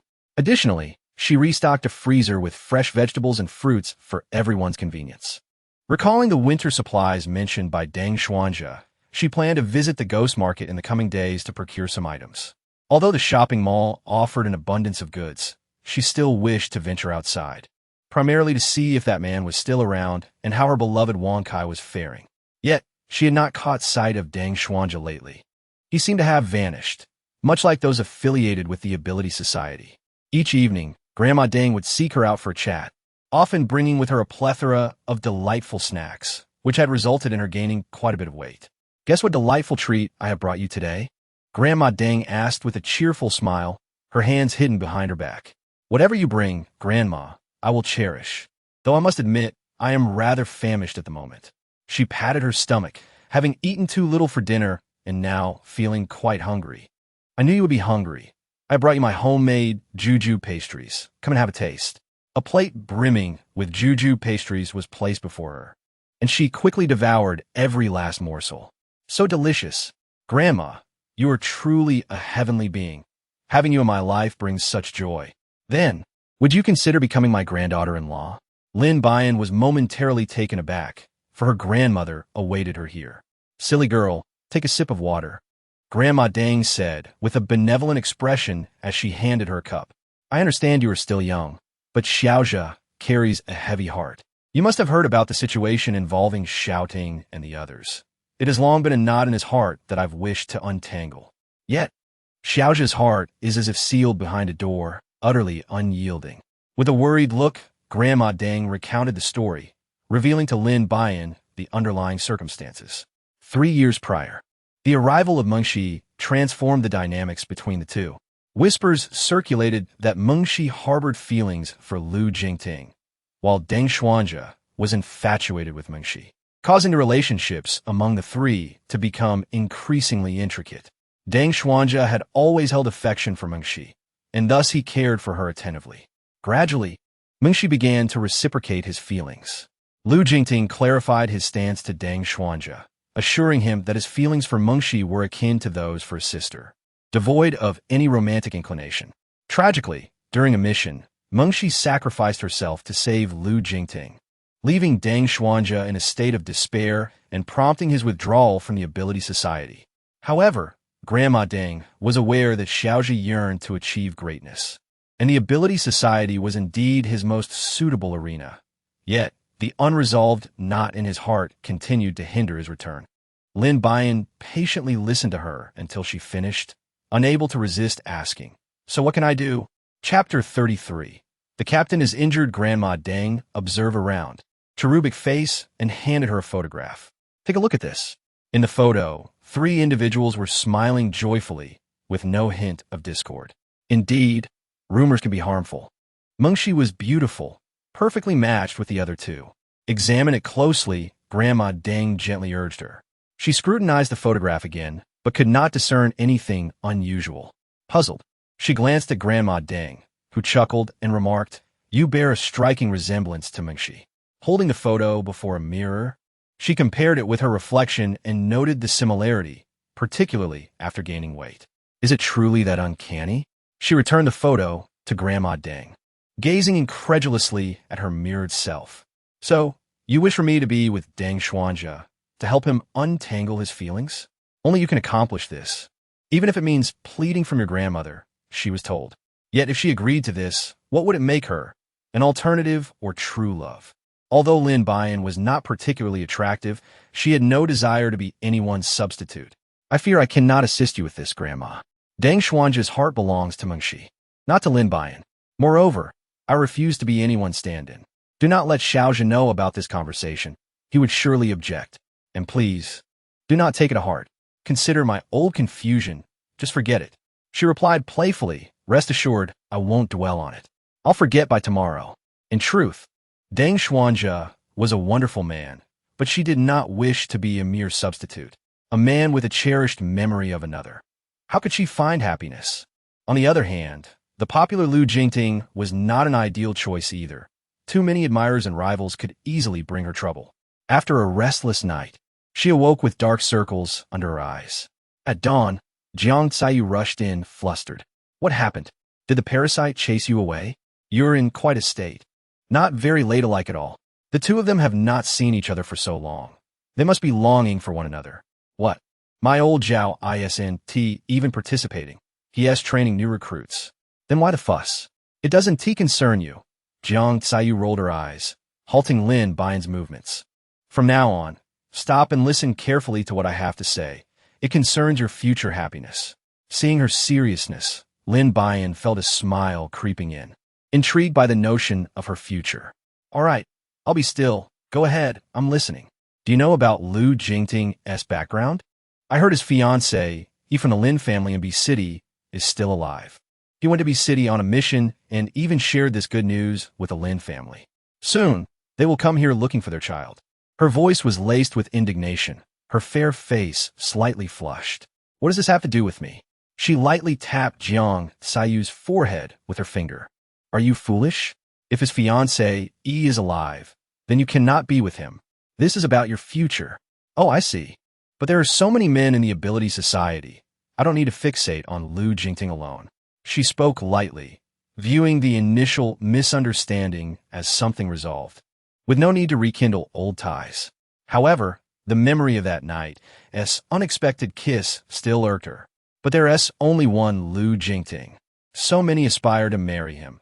Yet he seems to regard you with a certain fondness, Jiang Tsayu said, her expression proud as she sought Lin Buyan's affirmation. "Please, he was quite harsh with me.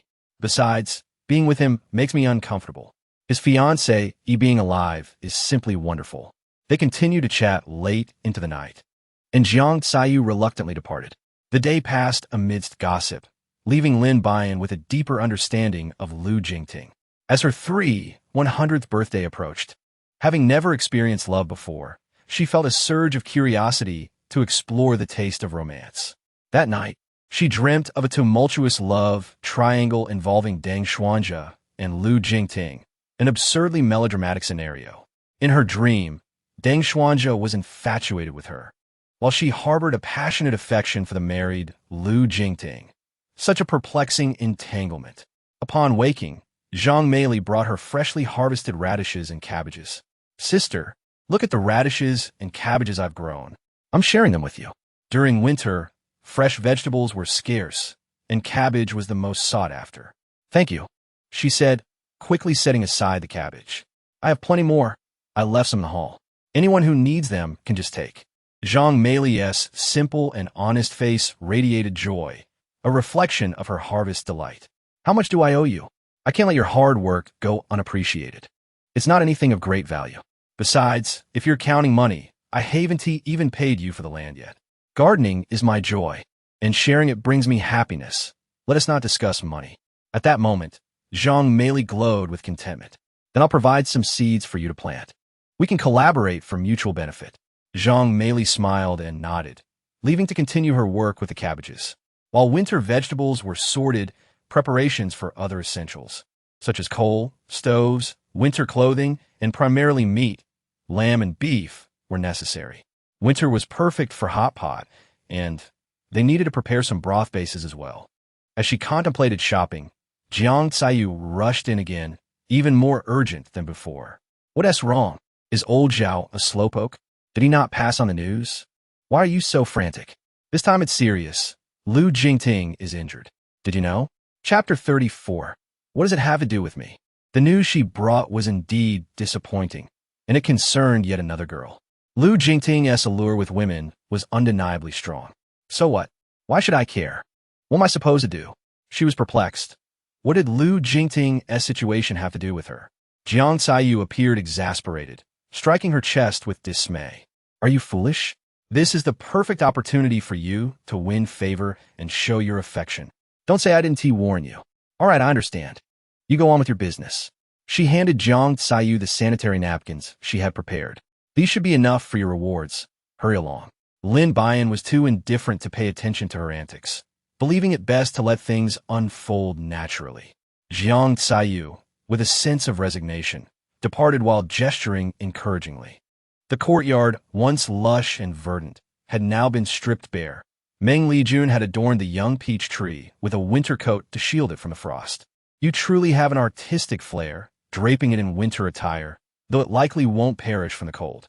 Ah, little one, you may not grasp this yet. Ensuring warmth in winter allows for early budding in spring."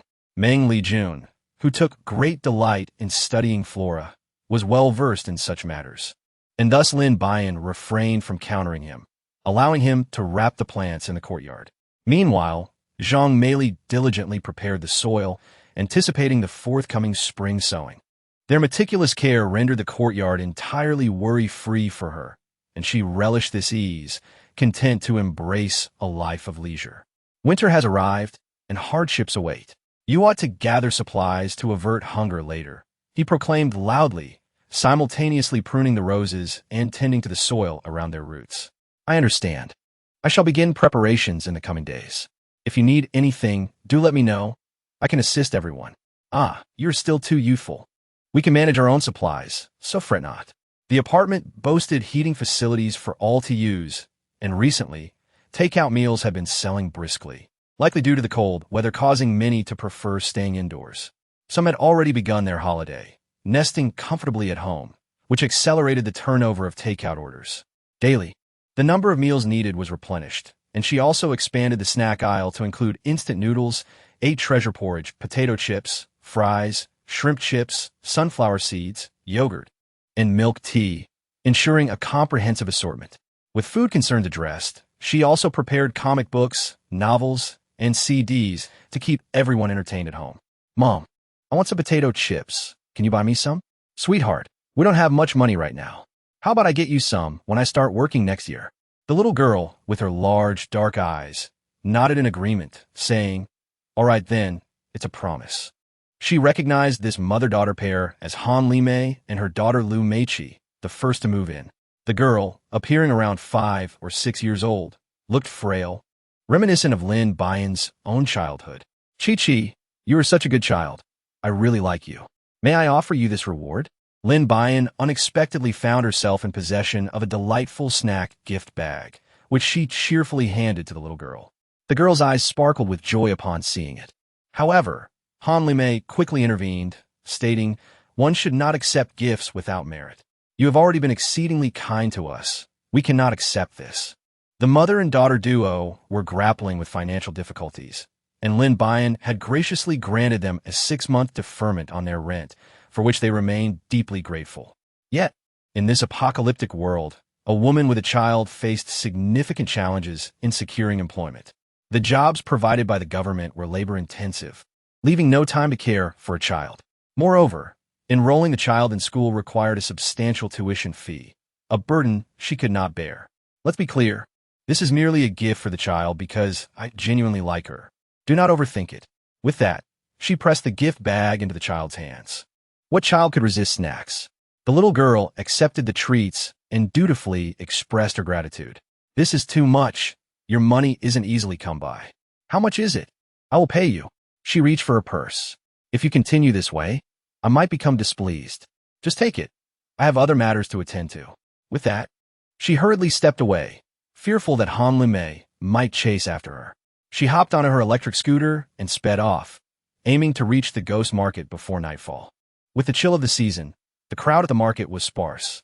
She took her time, circling the area, uncertain of what unforeseen circumstances might arise since her last visit. Following the recent attacks by parasitic creatures, the periphery of the ghost market had been fortified with guards. Thus, she felt relatively secure. The parasitic threat remained an unpredictable variable, adept at disguise, but given the duration since the last reported assault, she hoped luck would be on her side. She casually donned a mask and prepared to enter. However, she was oblivious to the figures trailing closely behind her. She swiftly approached the stall of the man who previously sold peach trees, only to find it occupied by a different vendor. Their eyes met, but the wares on display did not interest her. They bore an earthy scent, likely illicitly unearthed goods. Such items were beyond her capability to handle. Yet among the offerings, a peach blossom hairpin caught her eye, distinguished in its design. She raised 3 fingers to indicate her offer of 300 yuan, a price she deemed acceptable. The vendor shook his head, but then gestured for her to follow him into the back room. "Do you truly have an affection for that hairpin, young lady?" The figures following her faded into the surroundings as she disappeared from view. "Indeed, I do, but I will not pay a premium." The vendor, far from offended, chuckled heartily. "Since you genuinely admire it, I'm not a greedy man. 300 it is." Lin Buyan felt deceived. "Boss, there is one more thing I wish to inquire about. Do you happen to know where the previous owner of the peach trees has gone?" The boss smiled even more joyfully, completely disregarding her question. He handed her the hairpin and began to pack up to leave. Something felt amiss. His hasty departure suggested that she might have been duped once again. However, the hairpin, with its pristine white body and chilling touch, seemed far from ordinary. Indeed, the back of the pin was inscribed with the character for Yao, signifying Peach Yao, a relic from her grandmother. Chapter 35. Abduction. Before she could ponder further, a hand covered her mouth, and she soon lost consciousness. Someone had vanished from the ghost market, alarming the guards outside, led by Coach Zhao Fanyuan. After a thorough search yielded no results, they hastily retreated. When she awoke, it was already noon the following day, and she found herself in an elegantly decorated room. No parts of her body were missing. She only felt a bit dizzy, likely a lingering effect from the fainting. A small puncture mark adorned her arm. Had they drug her? At that moment, a young man entered, impeccably dressed in a tailored suit, yet unable to conceal the ethereal aura that surrounded him. In a fleeting moment of distraction, Lin Buyan pondered whether this man might be the revered deity of the Flower God Temple. However, she swiftly dismissed her own thought. After all, she had been sent down to experience the mortal realm. Why would a celestial sovereign come to such a place? Furthermore, she was merely an inconspicuous presence in the Garden of Flowers, likely forgotten by him entirely. Before long, she recognized the elderly man trailing behind the man. He was the proprietor from whom she had purchased a hairpin the previous night. "Ah, so it is you. What is the meaning of this abduction? Meng Wei, in response to her inquiry, merely chuckled instead of expressing anger. It was entirely reasonable that she could not recognize them, given their altered appearances. Little girl, do not speak so recklessly. Had it not been for us, you would likely be in pieces by now, he remarked, his laughter echoing as he regarded her, his eyes concealing unfathomable depths. Lin Buyan shook her shoulders, feeling a sharp ache. Indeed, you have saved me. But why did you flee with the goods? Running is my style. Is that something you need to concern yourself with? Meng Wei maintained a cheerful demeanor, seemingly unfazed by her impudence. What provoked those individuals? A silent man finally spoke, his gaze imbued with curiosity. It was puzzling. The girl had only recently arrived. How could she have offended those in power? With such good looks, how could you utter such foolish words? I do not know them, let alone provoke them. That would indeed be a jest. She appeared utterly astonished. If she were aware of whom she had offended, would she still be here, misunderstanding them? Though striking in appearance, it seems her intellect is not on par. What a pity. What is your name? Might you share it, so that I may repay your kindness in the future? My name is Mo Yuan. That name seemed unfamiliar, yet possessed a certain charm, perfectly matching his demeanor. I am Lin Buyan, though you may also call me Delightful. I am grateful for your assistance. I shall repay you in due course, but for now, I must take my leave. Until we meet again. With that, she rose to depart, only to be halted by Mo Yuan's outstretched hand. Please, wait a moment. I have a request for you.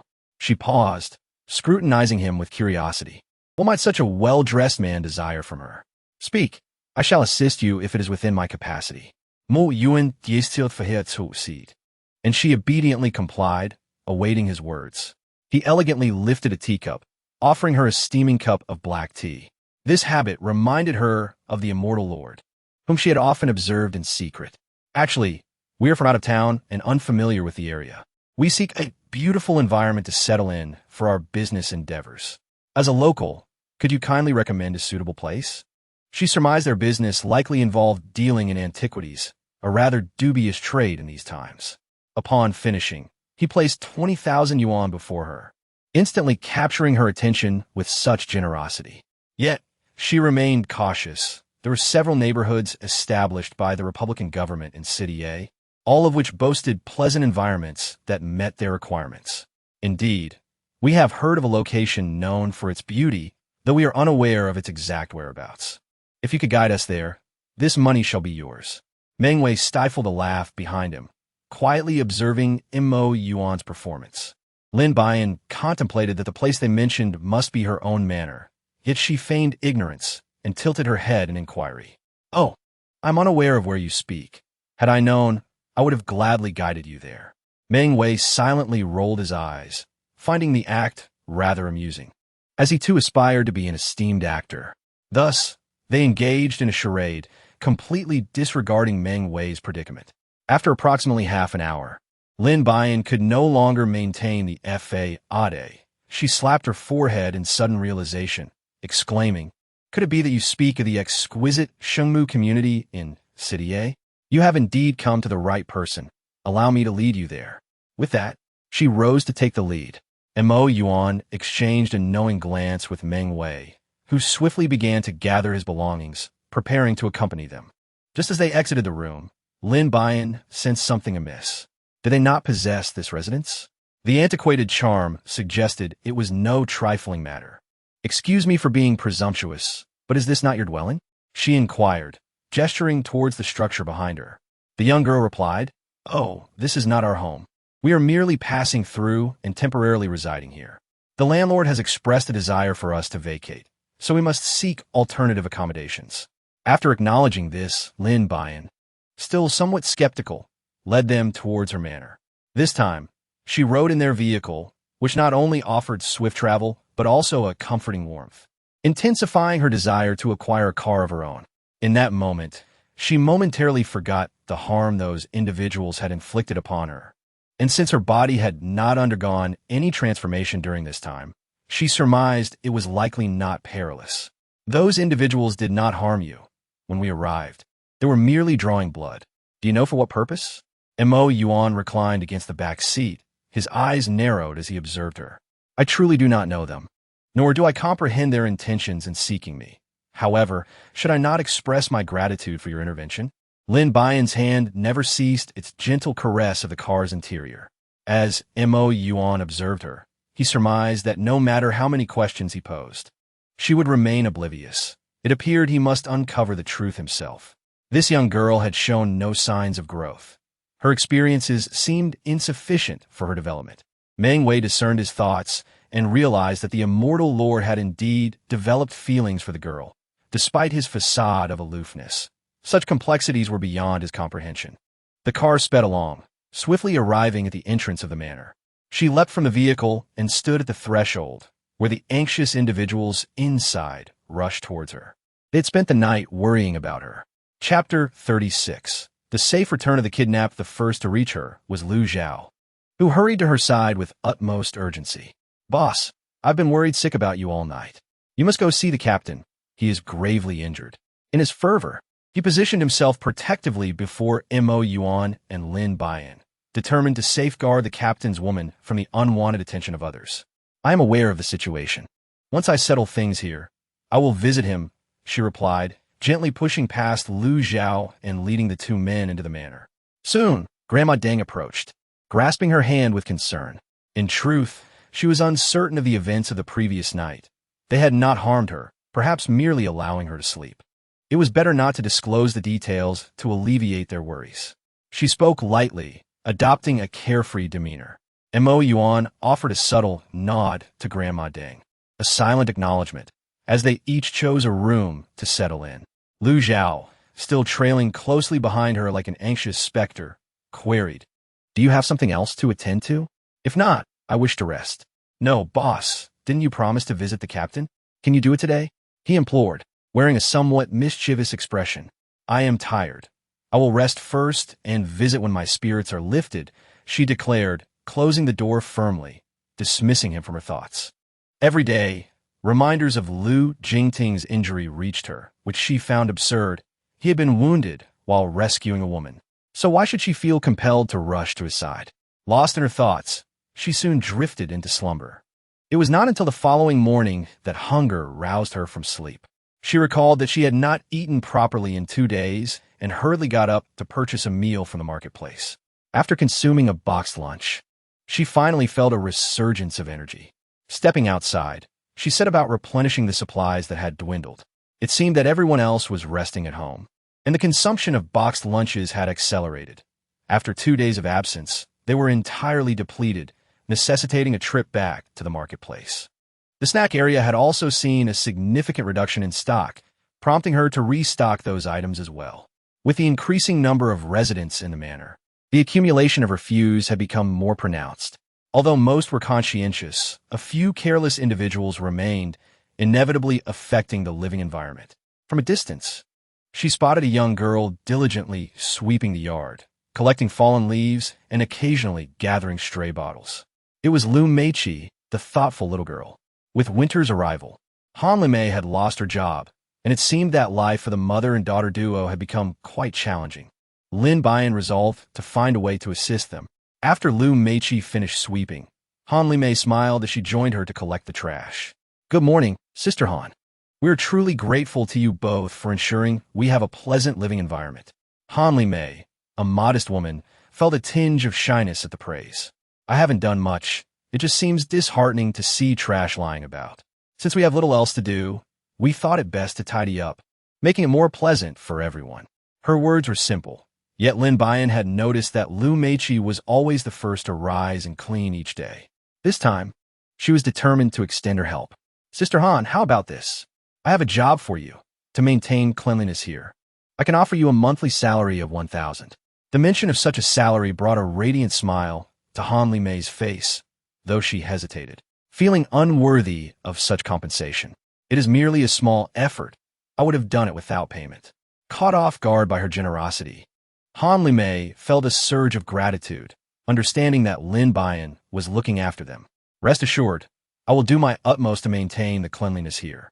She nodded and handed Lu Meiqi a lollipop she had prepared earlier. "This is your favorite candy, dear. I want to share it with you." Lu Meiqi's big, round eyes sparkled as she looked at Han Limei, and upon receiving the candy, she clutched it in her palm, reluctant to eat it. Upon hearing her mother mention her father, the little girl's eyes brimmed with tears, threatening to spill over at any moment. Realizing that this mother and daughter must have endured many hardships, Lin Buyan felt a surge of protectiveness. She vowed to safeguard them. Now that we are here together, we're like family. If you need anything, do not hesitate to ask. I will do my utmost to assist you. She gently pinched Lu Meiqi's adorable cheek. From now on, I will look out for you, but you must try not to cry, all right? Will you still give me candy in the future? Lu Meiqi asked with a hopeful gaze. Lin Buyan smiled and nodded, saying, of course, it will always be good in the future. However, you must promise your sister one thing, to take good care of Mother Ting, all right? What a considerate young girl she is. Suddenly, an echo of a long-forgotten voice resonated in her mind. Ding! In light of the host's previous performance, the system rewards you with 500 benevolence points and activates the 1 yuan purchase service, allowing you to organize group purchases.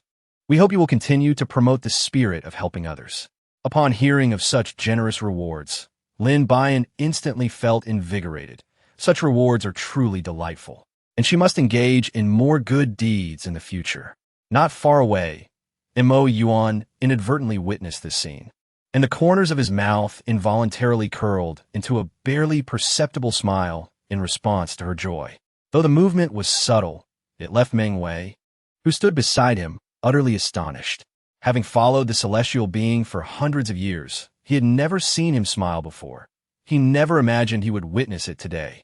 Both of them, possessing divine forms, typically do not require sustenance. Yet to avoid misunderstandings, they still feign the act of eating. Good morning. Did you sleep well last night? Lin Buyan took the initiative to greet them, as a landlord should always be attentive to the feelings of the tenants, facilitating improvements in service. It's quite nice. The room is very comfortable. Thank you so much. Meng Wei humbly expressed his gratitude, casually handing her a red envelope. She quickly declined the envelope. This is not money. You'll see what's inside once you open it. Saying this, he pressed the envelope into her hand. It appeared quite plump, yet not cumbersome to hold, which suggested it was unlikely to contain money. Just as she was about to open it to discover its contents, Lu Zhao, that bothersome presence, arrived once again. Chapter 37. Hospital visit. Lu Zhao had been searching for her in the courtyard for some time, and upon finally spotting her, hurriedly quickened his pace to reach her side. Boss, it's about what happened yesterday. You really should visit the captain. His injuries are quite severe. Lin Buyan rolled her eyes, stifled a yawn, and stretched, contemplating her departure from him. This individual was exceedingly bothersome. Boss, did you not hear me? The girl we rescued this time is actually Meng Shi, who died 3 years ago. Aren't you curious? Moreover, Deng Xuanjia participated in the battle as well. Doesn't that pique your interest? After finishing her words, she left him standing there and retreated into her room. Boss, you must have seen how severely the captain was injured, and he kept murmuring your name while burning with fever. You ought to at least take a glance at him. Lu Zhao spoke earnestly, lingering at her door. When he noticed her lack of movement, he could only sigh and prepare to leave. Just then, Lin Buyan's door swung open, revealing her in a brown trench coat, reluctantly gazing at him. Since you insist, I shall accompany you to take a look, but only for a brief moment. I have many pressing matters to attend to here, and numerous others awaiting entry. Upon hearing this, Lu Zhao felt a surge of joy akin to that of a faithful dog. Following closely behind her as they made their way to the hospital of the Republic government, though the two men were embroiled in a petty quarrel. Upon seeing that familiar face, they instinctively rushed forward to shield the girl. However, the Devourer was not to be underestimated. Its formidable attack power soon overwhelmed Feng Yu. To prevent harm from befalling them, Captain Lu Jingtian stepped forward, diverting the Devourer's attention. Yet, he underestimated its strength, and soon found himself at a disadvantage. Just as everyone was attempting to rescue the captain, the cunning Devourer swiftly pursued Meng Shi.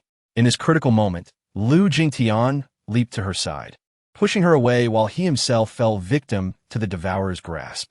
His entire arm was torn away. Can you fathom the excruciating pain? Lu Zhao's round eyes stared intently at her, perhaps due to excitement or perhaps the chill. In any case, his face flushed crimson. Are you certain it was an arm and not merely a finger? With Lu Jingtian's prowess, he should not be easily injured. It appears he truly cares for that girl, leading him to act recklessly. So why should I go over now? It was indeed an arm, and when we rescued the captain, he bore numerous wounds. He is genuinely gravely injured this time, he said, unable to suppress a sigh. Are you now regretting your decision to join the Ability Society? Lin Buyan. No. I simply hold the captain in even higher regard. I used to think those rumors were exaggerated, but now I realize he is undoubtedly the finest man in the world. She understood that Lu Zhao had long admired Lu Jingtong, and now her admiration had reached a point of deep reverence. However, a sense of oppression loomed in her heart. If she found herself in a predicament, would he truly rush to her aid without hesitation? The more she contemplated, the angrier she became. He had drunkenly kissed her and then vanished for half a month without a word, and here he was, injured while rescuing another girl. Why should she even consider visiting him? I want to go. You may as well go alone. Oh dear, what are you doing, my little lady? We have come this far. Can we not make a fuss? Hurry and take a look. What if you never see him again? After some reflection, she recognized the validity of this reasoning. Perhaps after this encounter, they would never meet again. As the landlord, it was prudent to maintain a rapport with the tenant. The two arrived at the VIP section of the hospital, heavily guarded and enveloped in profound silence. 3 rooms stood ajar, and within one of them, Deng Xuanjia was attending to the injured girl. Feng Yu lay on a bed, his face bruised, resting. Lu Zhao led her briskly to the captain's room, where tranquility reigned. Lu Jingtong was entirely swathed in bandages, indicating the severity of his injuries. Go have a look. I wonder if he is awake now. If you speak to him, he might regain consciousness swiftly, Lu Zhao suggested before retreating to Feng Yu's room. The guards did not impede her entrance, and she stepped into the room with ease. The man on the bed appeared lifeless, prompting her to approach and scrutinize him more closely. The sleeping man was undeniably handsome, yet devoid of vitality. As she thought of his injuries, an unexpected pang of concern welled up within her. What would his family think upon learning of this? Unable to resist, she leaned closer to examine his arm. The white bandages were thoroughly soaked in blood. She wondered if he could retain the use of that arm. Her hand gently caressed the bandages, a whirlwind of emotions swirling in her heart. At that moment, an elderly man with a commanding voice entered, addressing her. Are you the girl that Xiao Ting has been incessantly mentioning? Recognizing him as Jiang Tsayu's father, the esteemed leader Jiang Chongfu, she stood to greet him, both feeling the awkwardness of their shared silence, as they regarded the unconscious Lu Jingtong. You should know that Xiao Ting possesses an indomitable spirit. However, this incident was so abrupt that everyone was caught off guard, resulting in his injuries. Do not worry. I have enlisted the finest doctors to attend to his arm, so it should not impair him in the future. Jiang Chongfu's warm smile revealed his deep affection for Lu Jingtong, treating him as his own child. I'm not worried. Please do not concern yourselves with me. At a loss for words, she felt a strange tightness in her chest at the thought of his injuries sustained while rescuing another girl. Do visit him often, during those feverish days. He kept murmuring your name. It seems he has genuinely developed feelings for you. The elderly man's gentle smile contrasted sharply with Jiang Tsayu's description of him as unreasonable. She nodded in agreement while escorting him out of the room. With Lu Jingtong still in a comatose state, she settled at his bedside, gazing at his pale countenance. Were you deliberately drinking too much that day, or were you merely pretending to take advantage of me? Shouldn't you provide me with an explanation? Chapter 38. Life's Fragility on the Return Journey. Lu Zhao sought to break the silence. Boss, please don't be so quiet. I'm not accustomed to it. Could you smile for me? She forced a strained smile while maintaining her silence as she wrote. Though the people of the Ability Society earned substantial incomes, injuries were a common occurrence, and one misstep could lead to life-threatening situations. Is that girl the one you saved? Indeed, that's her. She seems rather charming. Doesn't she? Lu Zhao attempted to lighten the mood, but it seemed futile. This marked Lin Buyan's second encounter with such gruesome wounds. Her second realization of how close death could be. One careless moment, and she too could meet a grim fate. It dawned on her that he did not harbor disdain for her. Rather, he wished to shield her from peril, and unexpectedly, she found herself developing a fondness for him. If someone as formidable as Lu Jingtong could be injured, how could she, a mere novice, hope to survive even 2 battles without facing demise? On her 3rd visit, as she sat by his side, the once unconscious Lu Jingtong slowly opened his eyes. Upon seeing Lin Buyan beside him, a faint smile graced his lips. "What are you smiling at? Do you feel quite heroic?" She retorted playfully, rising to fetch a glass of water, gently moistening his cracked lips with a cotton swab. His body bore numerous wounds. His arm was immobilized but still unresponsive. "Why have you come?" His voice was barely above a whisper, yet she listened intently. "Lu Zhao insisted that I come. Do you not welcome my presence?" The news of Lu Jingtong's awakening quickly summoned doctors and nurses to conduct an examination. Just as he attempted to speak, the medical staff flooded into the room. Lin Buyan quietly exited the room, leaving the space to them. "Boss, you're truly remarkable. After just 3 visits, the captain has awakened." The doctors had previously stated that it would take him at least half a month to regain consciousness. "What do you mean?" Lu Zhao replied with a playful grin. "What I mean is, you are the remedy for the captain's recovery." Lin Buyan paid him no mind and walked straight out of the hospital. To her surprise, snow had begun to fall outside. It was the first snowfall of the year. "It's snowing, how beautiful. Are you out of your mind? What is beautiful about snow? Once it gets heavy, you'll realize it's a calamity." Lu Zhan gazed incredulously at this woman, who seemed untouched by the apocalypse. Many had perished in the extreme cold, but for her, this was indeed her first encounter with snow. "When the snow gets heavy, we can have a snowball fight, right?" "Of course." With that, the 2 of them sped away on an electric bike towards the estate. The heavy snowfall lasted 5 days, accumulating to a height that reached the calves of an adult, perfectly fulfilling Lin Buyan's wish for a snowball fight. However, having survived the apocalypse, everyone else, seeing such a vast expanse of snow, felt only anxiety rather than joy. They preferred to stay indoors by the warmth of the fire rather than venture out for a snowball fight, and even the usually obedient Lu Zhao declined to join her. Thus, she found herself sitting by the bed, staring vacantly at the snowy landscape, her imagination conjuring scenes of playful snowball fights. The winter world was silent. The entire city was enveloped in stillness.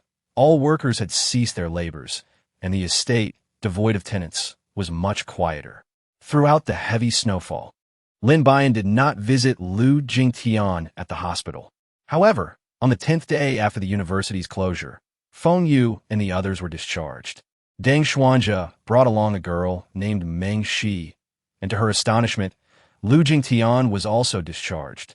Meng Shi glanced at Lin Buyan. Although her face bore a smile, there was an inscrutable emotion lurking in her eyes.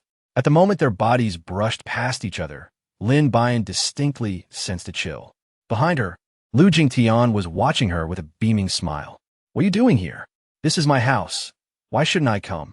Lin Buyan chuckled softly, saying, "That is not my intention. I meant that no one here can take care of you as well as the hospital can. It will be better for you to stay there. Although it may be uncomfortable in the hospital, it is preferable to the ease found here. Rest assured, he is injured because of me, and I will attend to him." Meng Shi, standing behind her, suddenly interjected, gazing tenderly at Lu Jingting, while Deng Xuanji's expression darkened. "Very well, you may resolve your matters as you see fit.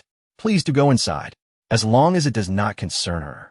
They may engage in their tumultuous affairs as they please." She was acutely aware that Deng Xuanja must be feeling quite distressed at that moment. However, it would be best for the 3 of them to sort out their issues independently. In truth, she was far more intrigued by how Meng Shi navigated life. Meanwhile, Grandma Deng, overjoyed at the sight of her long-missed grandson, prepared a sumptuous feast that day, inviting everyone to join for dinner. Lin Buyan exchanged some pork and ribs at the marketplace. On this snowy day, when everyone was confined indoors, such provisions were hard to come by. Thus, she brought the meat and fish to Grandma Deng's kitchen to lend a hand. "What a delight to see you. Why have you brought something along?" "I have everything here," said Grandma. "I simply have a craving. These are my favorite dishes, and I was hoping you could assist me in preparing them," Lin replied. Grandma Deng chuckled, playfully tapping her forehead before swiftly commencing the preparation of the fish and meat. Lin Buyan, weary of their company, sought refuge in the kitchen to assist Grandma Deng. However, her clumsiness rendered her assistance nearly futile. "Oh, how delightful. Why not join them in conversation? I do not require your help here," Grandma Deng remarked, observing the chaotic state of the kitchen that had been subjected to her efforts, ultimately urging her to leave. Lin Buyan, feeling somewhat helpless, steeled himself and took a seat in the living room. At that moment, the members of the Psychic Society were all present. Feng Yu was undoubtedly the life of the party, while Lu Zhao was a true jester. The others remained relatively silent, relying on the two of them to enliven the atmosphere. As Lin Buyan settled down, he immediately sensed two piercing gazes directed towards him. One belonged to Lu Jingting, a presence he could easily perceive. The other, however, was from Meng Shi, leaving him perplexed as to why she regarded him in such a manner. "Boss, have you been ousted? Enough with the chatter." Lin Buyan turned away, no longer gazing at them. "Do you appear unhappy? How can one be joyful after being cast out?" Meng Shi gently offered an orange to Lu Jingting, who in turn passed it to Deng Xuanja, causing Meng Shi's expression to darken considerably. At that moment, Lin Buyan transformed into an onlooker, relishing the spectacle of the three of them. Lu Zhao, standing nearby, hastily nudged her and chuckled softly. "Boss, are you foolish? Your rival has arrived. Shouldn't you promptly unveil your tactics to greet her?" "What rival? Don't drag me into this. I am now a small fortune heiress. Not everyone can aspire to my status." Lu Jingting observed her every move intently, and as he noted her unresponsiveness, his expression grew increasingly grim. "The orange is quite sweet. Thank you, Meng Shi." This time, Deng Xuanja took the initiative, yet it seemed Meng Shi was indifferent to him. "That was intended for Captain Lu. If you have eaten it, then so be it." As Lin Buyan stepped outside, she could not contain herself and let out a soft laugh at the remark. Chapter 39. Now is not the time.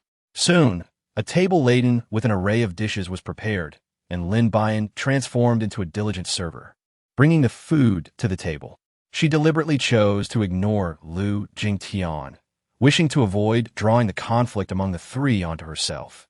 Grandma Deng held her hand tenderly, caressing it as if Lin were her own granddaughter-in-law. However, Meng Shi maintained a consistently frosty demeanor. "Grandma, you're absolutely right. My rescue of Meng Shi this time was to make amends for past regrets. I hope you and Meng Shi can get along well," Lu Jingtian remarked to Deng Xuanja.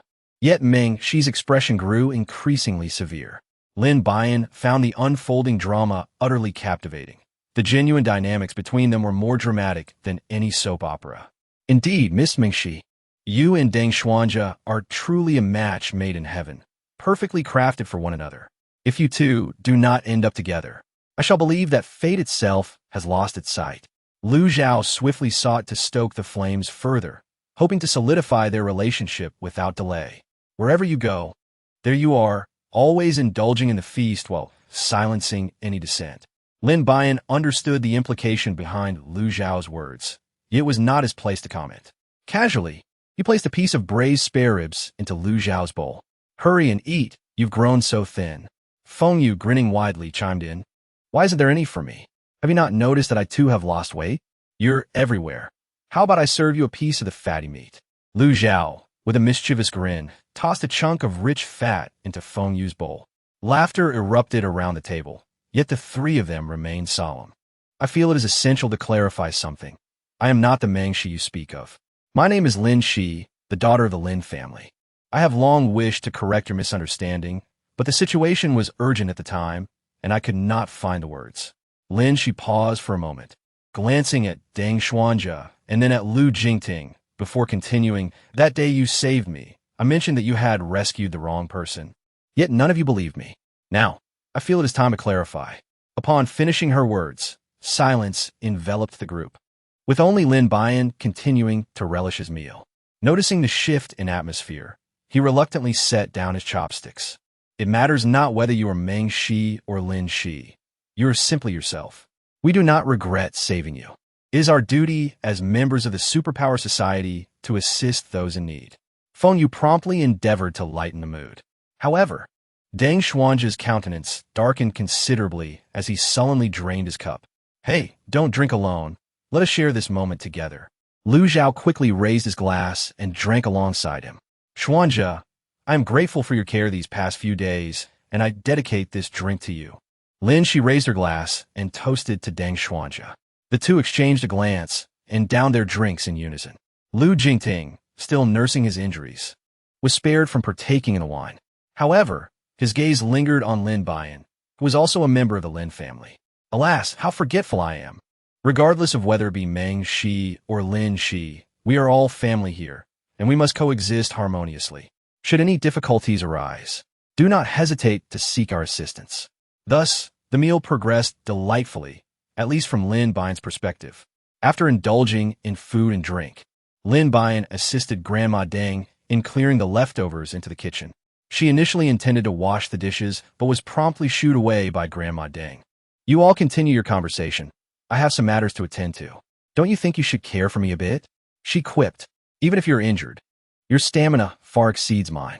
Suddenly, a sound of distress escaped Lu Jingting from behind. Oh no, please don't deceive me. I want to fall for it. Yet, silence ensued, and her concern deepened. If something were to happen to Lu Jingting, she would surely be engulfed by the tide of public reproach. There he sat, pale and on the ground, exhibiting signs of discomfort. Do not frighten me. You are truly hurt. I shall take you to the hospital. If your arm, which is only just healed, were to be harmed again, it would be quite troublesome.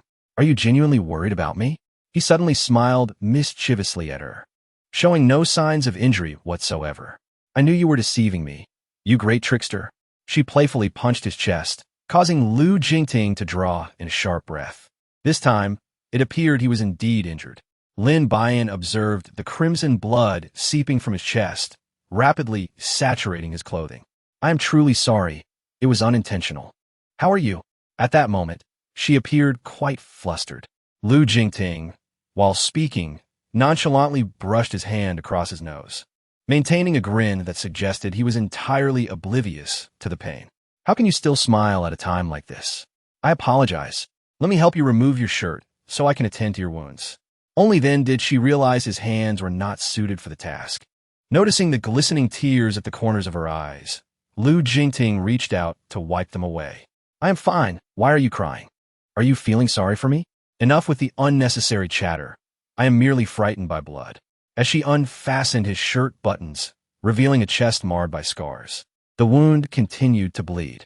I am quite curious how you manage to dress yourself each day. It must be Meng Shi assisting you, correct? Lu Jingting couldn't help but find amusement in her pouting lips, yet his heart felt as if it were coated in honey, for she genuinely cared for him. Are you feeling jealous?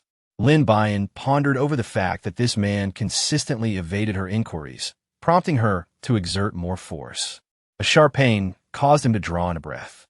I don't care who you are or who helps you, she declared resolutely. Lu Jingting grasped her hand, pleading, will you assist me in the future? How shameless. Who would help you dress? Do I have nothing better to do? He retorted, rising to follow her into the room. What is it that you intend to do now?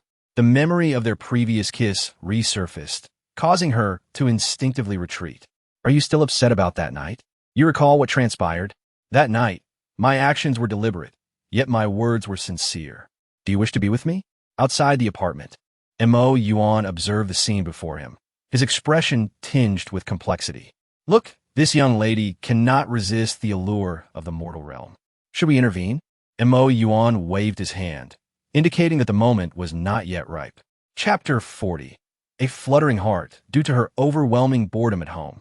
Jiang Tsayu decided to move in early, allowing everyone to gather occasionally for conversation and meals. Life had taken on a pleasant rhythm. Lu Jingting's injuries had nearly healed, a testament to his robust constitution. Lin Buyan could not help but feel envious of his swift recovery. I am grateful for your care these past few days. It has expedited my healing, she expressed. Oh, come now. Are you only thanking her? I contributed significantly as well. Lu Zhao chimed in with a playful grin, eliciting laughter from the group. Meanwhile, Lin she maintained a solemn demeanor, devoid of any mirth, clearly harboring a dislike for Lin Buyan. It is a common desire among women to be the center of attention. Her animosity towards Lin Buyan went unnoticed by others, particularly as Deng Xuanzhe occasionally expressed concern for Lin Buyan. It was assumed that Lin Shi's disdain stemmed from jealousy. Dinner was once again hosted at Grandmother Deng's residence. Grandmother, in the future, please allow us to bring our own ingredients for dinner. I feel quite guilty for inconveniencing you every time. Lin Buyan's suggestion garnered unanimous support from everyone. However, Grandma Deng resolutely declined the group's enthusiasm. As an elderly woman, dining alone often feels rather dreary. Yet, in your company, I find it most delightful. Casting a glance at the gathered friends, Grandma Deng continued, I have plenty of provisions here. There's no need for you to bring anything. Just bring yourselves. Laughter erupted once more. But you must not indulge in alcohol, as it is detrimental to your wounds. Lin Buyan intercepted Lu Jingting's drink, aware that his injury had already healed well. She merely feared that he might overindulge and act inebriatedly, leading to unwelcome advances followed by feigned ignorance.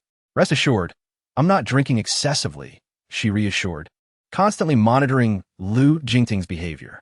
Meanwhile, Deng Xuanzhe's attention was firmly fixed on her. Whenever she furrowed her brow, he mirrored her expression.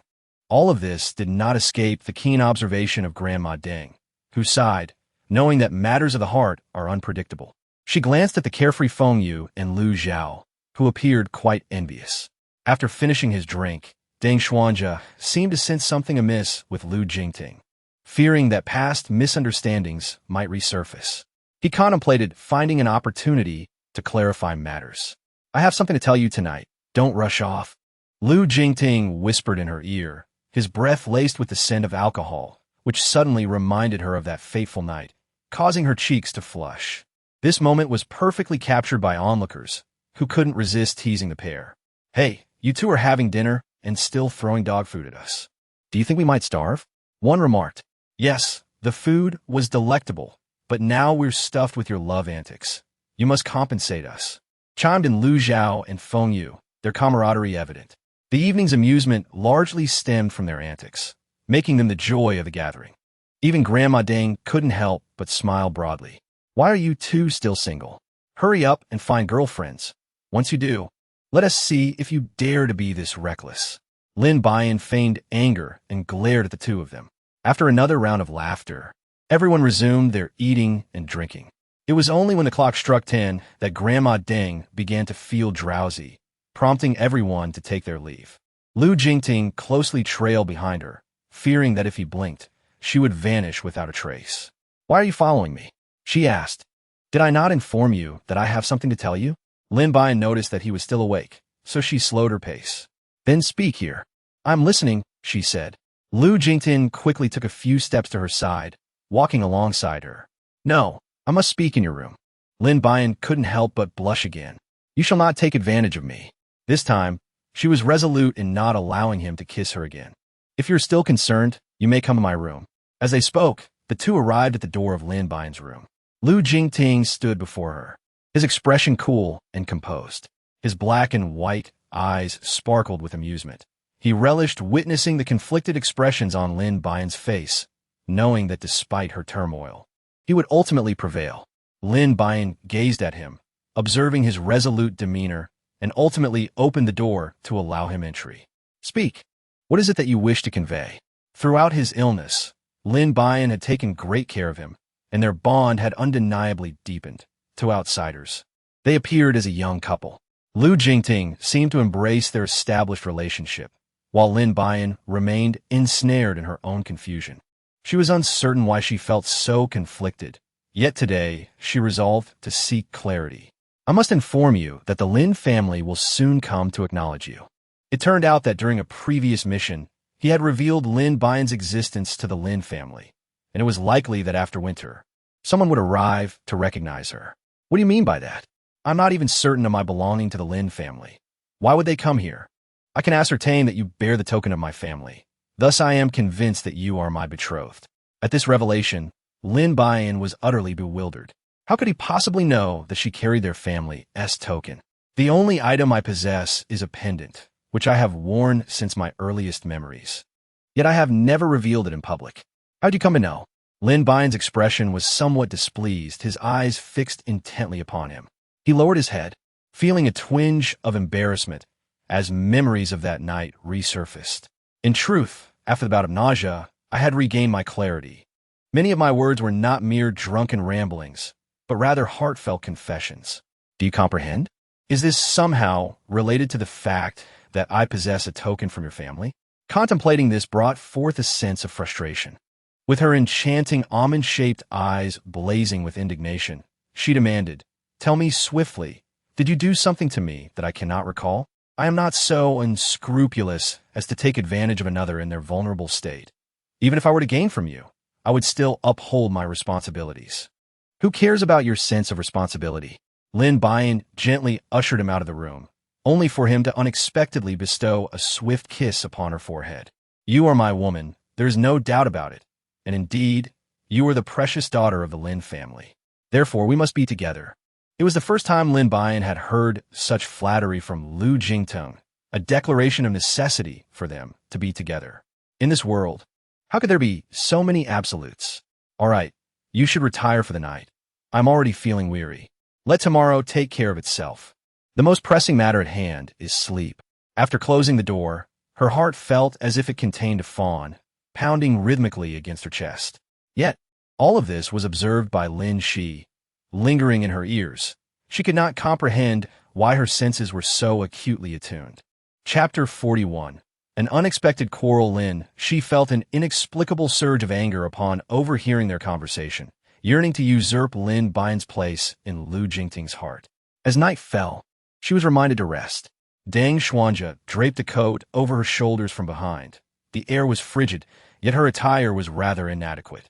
With a sullen expression, Deng Xuanja gazed at Lu Jingting's room in the distance, acutely aware that Lin Shi's affections lay with him. He could sense it distinctly, yet he was reluctant to relinquish his hold. That night, apart from Feng Yu and Lu Zhao, everyone experienced a restless slumber. As dawn approached, Lin Buyan languidly drifted into slumber. It was not until midday that the sound of Lu Jingting knocking on her door roused her from her dreams, prompting her to slowly open her eyes. Wrapped in a thick, cozy robe, she shuffled to the door, feeling a twinge of bashfulness as she caught sight of him. "Come in," she murmured, knowing that even if she hesitated, he would surely enter regardless. "What would you like to eat? I can prepare something for you," he stated earnestly, his gaze fixed upon her. Although she had slept until noon, she did not feel particularly hungry and shook her head in response. "I'm not hungry. That won't do. I'll make you a bowl of noodles," he insisted, rising from his seat and heading to the kitchen. Before long, he returned with a steaming bowl of fragrant noodles. The aroma wafted through the air, causing Lin Buyan's stomach to grumble in protest. She had to concede that she had been less than truthful earlier. She was indeed hungry now. "Thank you, this is delicious," she said, quickly finishing the bowl. She contemplated asking for a second serving, but felt too shy to voice it. "There's more. I'll get it for you," Lu Jingting replied, his face adorned with a warm smile as he briskly made his way back to the kitchen to serve the remaining noodles. "Why don't you join me?" she suggested. "I've already eaten." "You enjoy it," he replied. Lin Buyan had not anticipated that the noodles could be so delectable. She eagerly devoured 2 bowls in one sitting and, patting her belly, let out a satisfied burp. "I'm full, thank you," she said. Lu Jingting regarded her in silence, merely smiling. Since the arrival of winter, the activities of the parasitic entities seemed to have diminished significantly, and the members of the Ability Society spent most of their time resting. Occasionally, minor security issues arose, but none required Lu Jingting's intervention. Thus, he had been recuperating, and given the uniqueness of his physique, his injuries had nearly healed. "Would you like to go outside for a snowball fight?" he inquired with a smile, having long known of her desire to play outside. Unfortunately, none of the others wished to venture out, compelling her to abandon the idea. "Do you genuinely want to accompany me?" Lin Buyan lightly chuckled and turned her head to glance at him. Soon after, the two donned their thick down jackets and ventured outside, where the snow had accumulated to a considerable depth, making their progress somewhat laborious. "The snowfall is quite heavy. Let us first clear the snow," she suggested. "You can rest over there while I take care of this area." With that, she gently nudged him aside and began to clear the snow on her own. As she watched his diligent figure, Lin Buyan's heart raced with an exhilarating rhythm. No wonder everyone was so fond of him. He indeed had the power to stir one's emotions. Just as she finished clearing the area, a man rushed towards them in haste. through the vast expanse of white. They soon recognized him as Zhao Fanyuan. He had likely come in search of Jiang Tsayu, who had spent quite a bit of time here, hinting that the two may have had a quarrel. What brings you here? Tsayu is in room 517. Lin Buyan stood quietly to the side, her small face flushed from the cold, smiling as she gestured towards the location of the apartment. Zhao Fanyuan hesitated for a moment, standing beside Lu Jingting, with no intention of seeking out Jiang Tsayu. I am not looking for her. I have come to find the captain to discuss certain matters with him. Lin Buyan noticed his discomfort and gracefully withdrew, allowing them the space to discuss.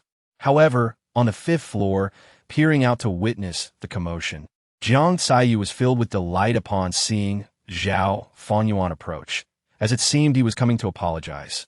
She hurried to the restroom to prepare herself. Lin Buyan walked to the corridor and settled into a rattan chair, his snow boots crunching on the snow beneath him, producing a series of crisp sounds. It is indeed a miracle that he ventured out to shovel snow for you. At some point, Deng Xuanja appeared behind her, his gaze fixed intently on two individuals conversing not far away. Why had he not cleared the snow before? Deng Xuanja propped his head on his hand, stroking his chin as he remarked, "He fears the cold and rarely steps outside during winter." Lin Buyan stared in astonishment, her eyes wide open, unable to fathom that the beloved Captain Lu harbored a fear of the cold. It seemed he truly held affection for her. He continued to speak to himself, oblivious to Lin Buyan's reaction. In reality, the flush on her cheeks was not due to the chill, but rather a result of her bashful embarrassment. Before long, Lu Jingting and Zhao Fanyuan hurriedly departed. When Jiang Tsayu finally emerged, she couldn't help but feel a pang of sadness upon seeing Zhao Fanyuan's lingering presence. Lin Buyan noticed her disappointment and quickly sought a topic to divert her attention. "Did you know?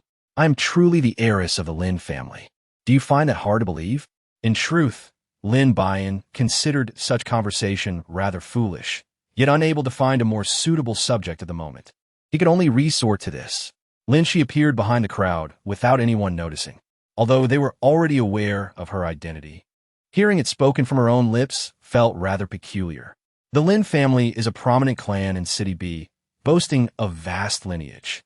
Despite having weathered the cataclysmic events of the apocalypse, the family's standing remains unshaken. Among them is Lin Shi, the sole daughter, cherished like a precious gem.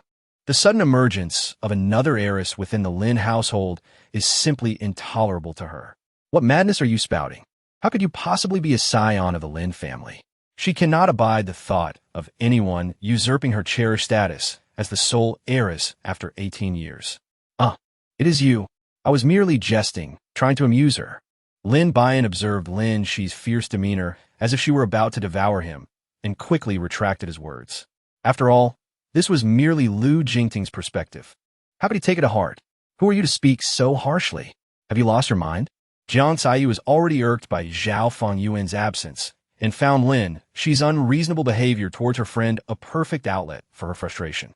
"And who might you be to demand my identity?" Lin Shi gazed at them with an air of haughty defiance. As the cherished daughter of the Lin family, she had ventured out with the sole purpose of finding Lu Jingting.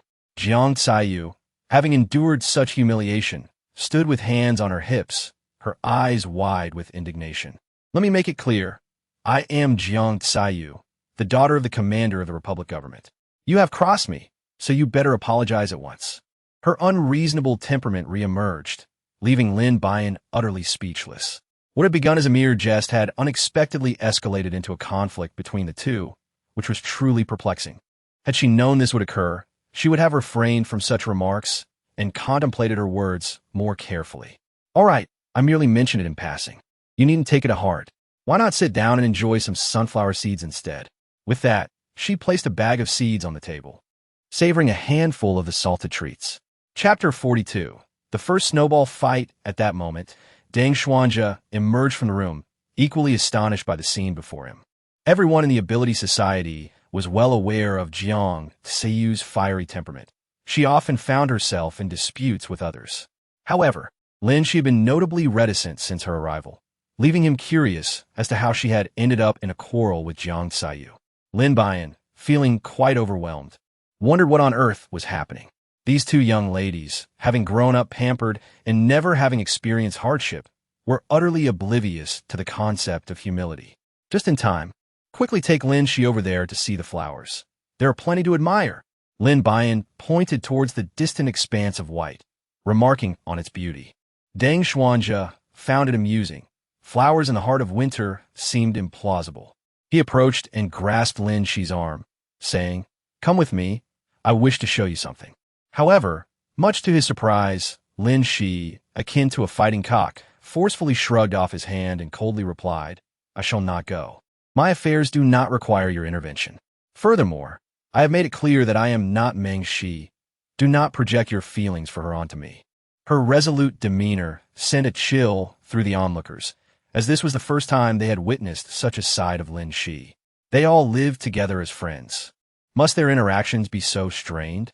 Lin Buyan continued to crack sunflower seeds, her eyelids never lifting. She understood in her heart that Lin Shi intended to seize this opportunity to demonstrate her authority. "Let me make myself clear today. I am the true heiress of the Lin family, not you. I am the sole daughter of the Lin family and the one betrothed to Lu Jingting. Do not harbor any delusions." Lin Buyan felt an overwhelming urge to dismiss her immediately. "Did my mere words frighten you so? Have you perhaps committed an offense against me?" In an instant, Lin Shi's expression soured, and she regretted her earlier impulsiveness. Yet now, she was utterly disillusioned. Although this girl resembled Meng Shi, she was ultimately not Meng Shi, leaving her heart heavy with disappointment. Lin Buyan noticed the peculiar behavior of Deng Xuanja. Yet at that moment, she found herself at a loss for words. "Regardless of your opinions, I am here solely for Lu Jingting. You may handle the situation as you see fit. It is for the best that such a person departs, as their presence is quite off-putting." Jiang Tsayu, witnessing her leave, gleefully settled beside her and began munching on sunflower seeds. For a moment, Lin Buyan was uncertain of what to say. Lin Shi's departure would undoubtedly provoke certain events. Being a member of the Lin family, it was possible that someone had already arrived in City A searching for her. The revelation of her identity to the Lin family by Lu Jingting likely connected her past abduction to them. Regaining her composure, she remarked, however, "I fear some individuals may be heartbroken for a while." With a sigh, she gazed at Deng Xuanjia's vanishing figure. Jiang Tsayu, uninterested in those matters, was initially unconcerned during the quarrel, not thinking of Zhao Fangyuan, but now, with idle time, she found herself exceedingly irked. When he next seeks her out, she would certainly give him a taste of retribution. Silence lingered, for healing emotional wounds invariably requires time. In the past few days, Lin Buyan had been quite busy, building snowmen with Lu Meiqi and engaging in snowball fights with Jiang Tsayu, swiftly casting aside any unpleasant memories. "You little rascal, just watch me shower you with snow." Jiang Tsayu crafted a snowball the size of her head and hurled it directly at her. Fortunately, Lin Buyan evaded in time. Otherwise, she would have been left disfigured. "Oh, you really mean it. Thankfully, I am nimble. Behold my unbeatable artillery." With that, she launched a barrage of small snowballs, unlike Jiang Tsayu's solitary large snowball, which targeted a single victim. Hers spread chaos, ensuring that no matter where Jiang Tsayu retreated, she could very well be struck. From a distance, Lu Jingting heard her laughter and couldn't help but share in her joy. "You little rascal, I despise you. How could you resort to such trickery? Look at me, covered in snow." Jiang Tsayu, irate, paced in place, her cheeks puffed out like a little toad. "This is merely a strategy of war. While you sleep, I craft my snowball of substantial size. Mine is a multi-pronged attack. What say you to surrender?" Lin Buyan chattered cheerfully, entirely oblivious to the two men who had approached. It appeared that we were not as comfortable as they were. Lu Jingting's voice resonated from behind, and the previously exuberant Lin Buyan fell silent in an instant. Jiang Tsayu, still fuming, paid no heed to Zhao Fangyuan upon seeing him. However, reflecting on her current disheveled state, she felt a twinge of regret.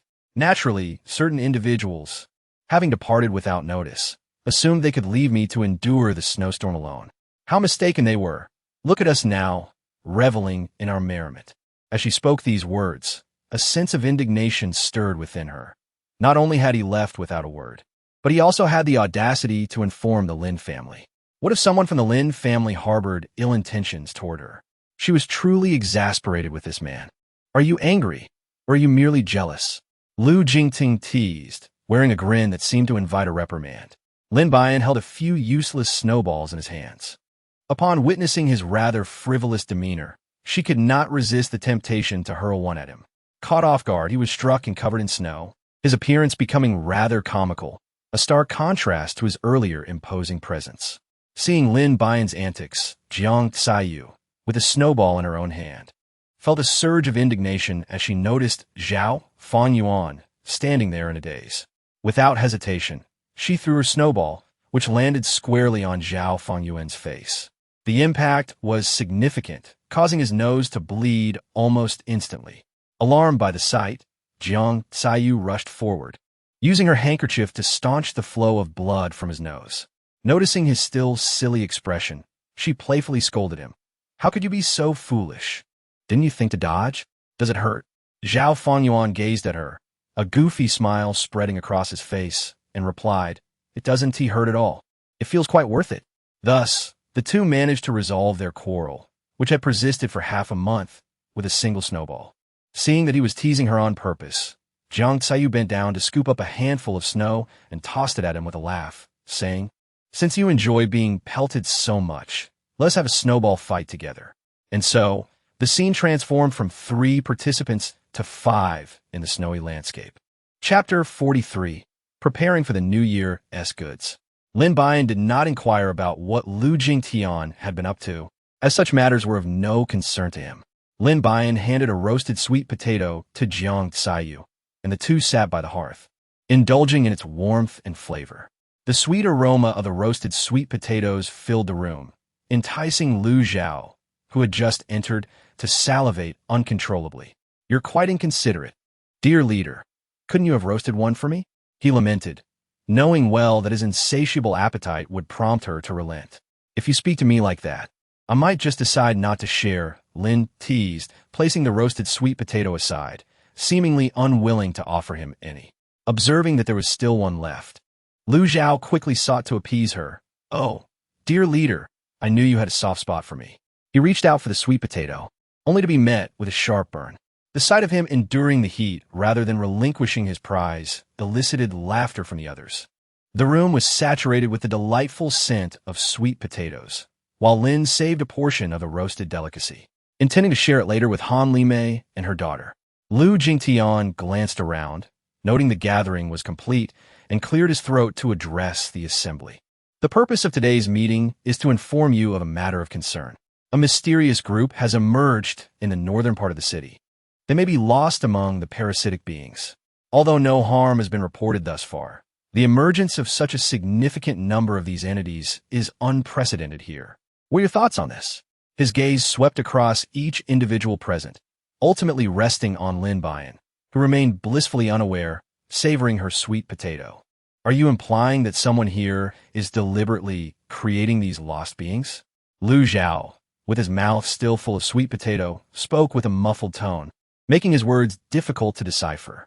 Yet, Lu Jingtian did not dismiss his perspective. Discreet surveillance had been established to monitor every move made by the group, ensuring that any developments would be swiftly addressed. While lost beings are the least aggressive among parasitic entities, the potential consequences of such a large number becoming agitated and mutated are unfathomable. The identity of a mastermind behind this and their intended targets remains shrouded in mystery. Lin Shi had long been aware of her departure from this place, yet he chose to remain indifferent for the time being. Observing Deng Xuanzhe's listlessness brought an indescribable sorrow to Lu Jingting's heart. It seemed necessary to offer him some solace. You all continue your conversation. I find myself unable to comprehend. I shall deliver some sweet potatoes to others. Upon seeing her leave, Jiang Xiyu felt that remaining here lacked purpose and hurriedly followed her out. Everyone should disperse. Xuanzhe, I wish to speak with you privately. Lu Jingting intended to clarify certain matters with him. You have something to discuss. If it pertains to Lin Shi, there is no need to elaborate. Deng Xuanzhe spoke first, his tone somewhat frosty, yet Lu Jingting remained unfazed, likely having grown accustomed to it. It indeed involves Lin Shi. However, I was unaware she belonged to the Lin family. Previously, I only knew her as Meng Shi. Regardless, you need not worry. Whether she is Meng Shi or Lin Shi, I harbor no fondness for her. I hope you can comprehend that. In truth, it is unnecessary for you to articulate this. You may not favor them, but their affection for you is unwavering. I have moved on. Henceforth, I suggest you navigate these matters on your own. After Deng Xuanjia concluded, he attempted to exit the room, but was intercepted by Lu Jingting. Letting go of someone is no simple task. I mention this not to dissuade you from wallowing in despair, but rather to remind you that this world presents numerous challenges that require your attention. Deng Xuanjia smiled as he pushed Lu Jingting's hand away. I understand all of this. No further discussion is necessary. I will manage my emotions and ensure they do not interfere with the tasks of the Ability Society. After exchanging a smile, the two seemed to have reconciled their past grievances. However, the current situation remained rather precarious. Before long, the Lin family's guards arrived to discreetly protect Lin Shi. On the 25th day of the 12th lunar month, Lin Buyan and Jiang Xiyu planned to venture out together to procure provisions for the upcoming New Year festivities. It was vital to preserve the heritage flowing through their veins. It is unsafe for you two young ladies to go out alone. We shall accompany and protect you. Lu Zhao was certainly following Lin Buyan, eager to procure delectable treats, while Deng Xuanjia remained silent, yet faithfully positioned himself behind her. Feng Yu intended to prepare New Year goods for his family, and thus needed to venture out. Zhao Fangyuan wished to avoid further discord with Jiang Xiyu, regardless of others' choices. He too would go. Ultimately, only Lu Jingting remained, all eyes fixed upon him. Very well, I happen to have items to purchase as well, so I shall join you. If you are unwilling, do not feel compelled to go. There is no need for such pressure. Lin Buyan finished speaking and prepared to head out with everyone. To her surprise, Lu Jingtian swiftly darted to her side, accompanying her as they walked outside. Witnessing the once serious captain now exhibiting a somewhat delicate demeanor, the crowd was taken aback. It seems that love indeed has the power to transform a person. A thin layer of ice coated the streets, making it difficult for electric bikes to navigate. Everyone boarded the Ability Society's vehicle, and at last, warmth enveloped their bodies. Given the icy road, Lu Zhao was cautious and drove slowly, exercising great care. Have you truly come to terms with it? Lin Buyan leaned closer to Deng Xuanjia and whispered, when it comes to matters of the heart, letting go is never as simple as it seems. One may appear to have moved on, yet the heart continues to ache. Jiang Xiyu, adopting the demeanor of an emotional expert, elaborated with conviction, but unfortunately, the individual before her failed to grasp the essence of her words, merely nodding in earnest pretense. Indeed, those who have received an education express themselves with a distinct eloquence. Lin Buyan could not help but give her a thumbs up. Chapter 44, Another Accident. The group moved through the bustling market, drawing considerable attention. Aware that crowded places pose a lower safety factor, everyone made an effort to act discreetly and swiftly. The teams naturally formed, with couples pairing off, while Lu Zhao, Deng Xuanjia, and Feng Yu stood together, consciously aligning themselves. Why are you following me? You're hindering my performance. Lin Buyan turned her head and shot him a glare, then continued on her way, pretending to ignore him. You really don't need me to follow you. Shall I go find Lin Shi to chat? Lu Jingting was pushed to the back of the crowd. When he finally made his way through the throng in search of Lin Buyan, he discovered that she had vanished without a trace. A surge of frustration washed over him. The recent crowd had not appeared without reason. It had been orchestrated with the intent of targeting Lin Buyan. Yet a girl like her, striving alone in this apocalyptic world, who could possibly wish her harm? Through his observations over the past few days, it seemed that Lin Buyan had no enemies here. Thus, these individuals must be connected to the Lin family in City B. Could it be that Lin Buyan's identity had been exposed? Lu Jingting dared not contemplate further. Finding her was of utmost importance. At that moment, the crowd had settled, the earlier chaos dissipated, and everyone was now orderly purchasing their goods. The more he pondered, the stranger it felt, prompting him to quicken his pace. However, after searching extensively, he still could not locate her. Anxiety began to swell within him. As he continued to search, Lu Zhao and the others happened upon him, floundering about aimlessly. "Captain Lu, did you have a falling out with the boss? Why are you alone here?" Everyone else was laden with bags, while Lu Jingting had nothing in his hands. They all assumed he had quarreled with Lin Buyan. "Why aren't you speaking? What happened? Did you two argue?" Feng Yu teased, observing Lu Jingting's dazed expression and nudging him with his elbow. They sensed that the situation was likely more complex. Otherwise, Lu Jingting would not appear so distraught. Could it be that the boss was captured by a parasite? With the market's location and their earlier discussion about the proximity of the lost, Lu Zhao couldn't help but exclaim. Just then, Zhao Fengyuan, who had been approaching, overheard this and was taken aback. "Are you saying the boss was taken by a lost?" Jiang Caiyu's voice rose in pitch, drawing the attention of passers-by. Outside the market, Zhao Fengyuan's trained soldiers were on guard, so parasites should not be able to infiltrate. In truth, the lost among the parasites behaved like normal people. Unless provoked, they would not readily reveal their true nature. However, the group they had just witnessed did not appear to be parasites at all. Zhao Fengyuan reassured her. "It shouldn't be the lost. I have my men stationed outside. They shouldn't be able to enter." Lu Jingting nodded in agreement. "I will accompany you." Deng Xuanjia handed his belongings to Lu Zhao and followed Lu Jingting as they moved forward.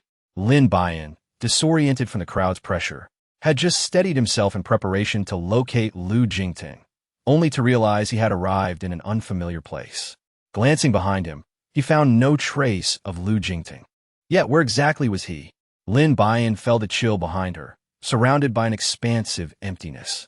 A group of individuals clad in black encircled her, their gazes icy and unyielding. A chime resonated as the system alerted her that these individuals were formidable experts, advising her to refrain from rash actions.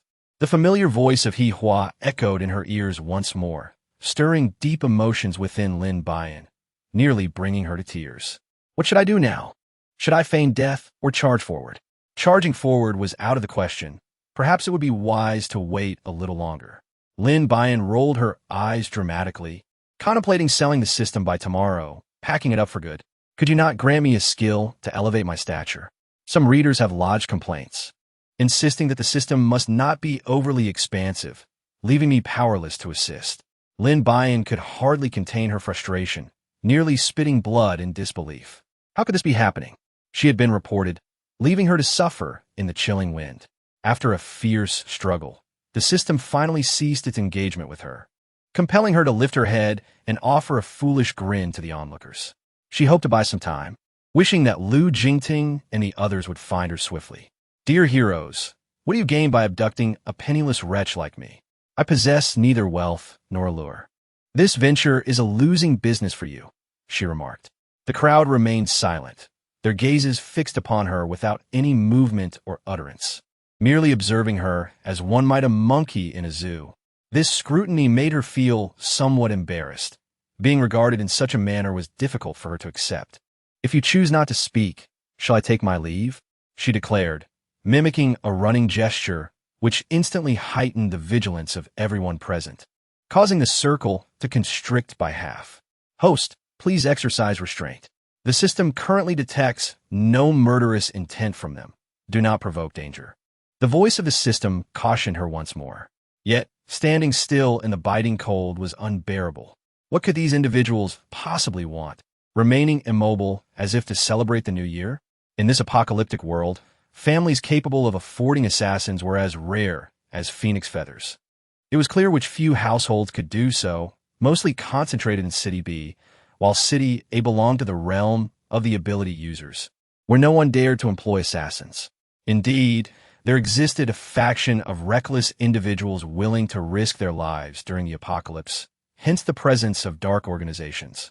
However, they had no reason to target a novice like her. Amidst her chaotic thoughts, a slender woman clad in black emerged from behind the dark-clad figures.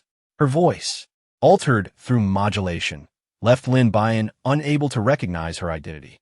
"I apologize for the impertinence of summoning Miss Lin in such a manner. I kindly ask for your understanding." The woman appeared courteous, suggesting that she would not pose a threat to Lin.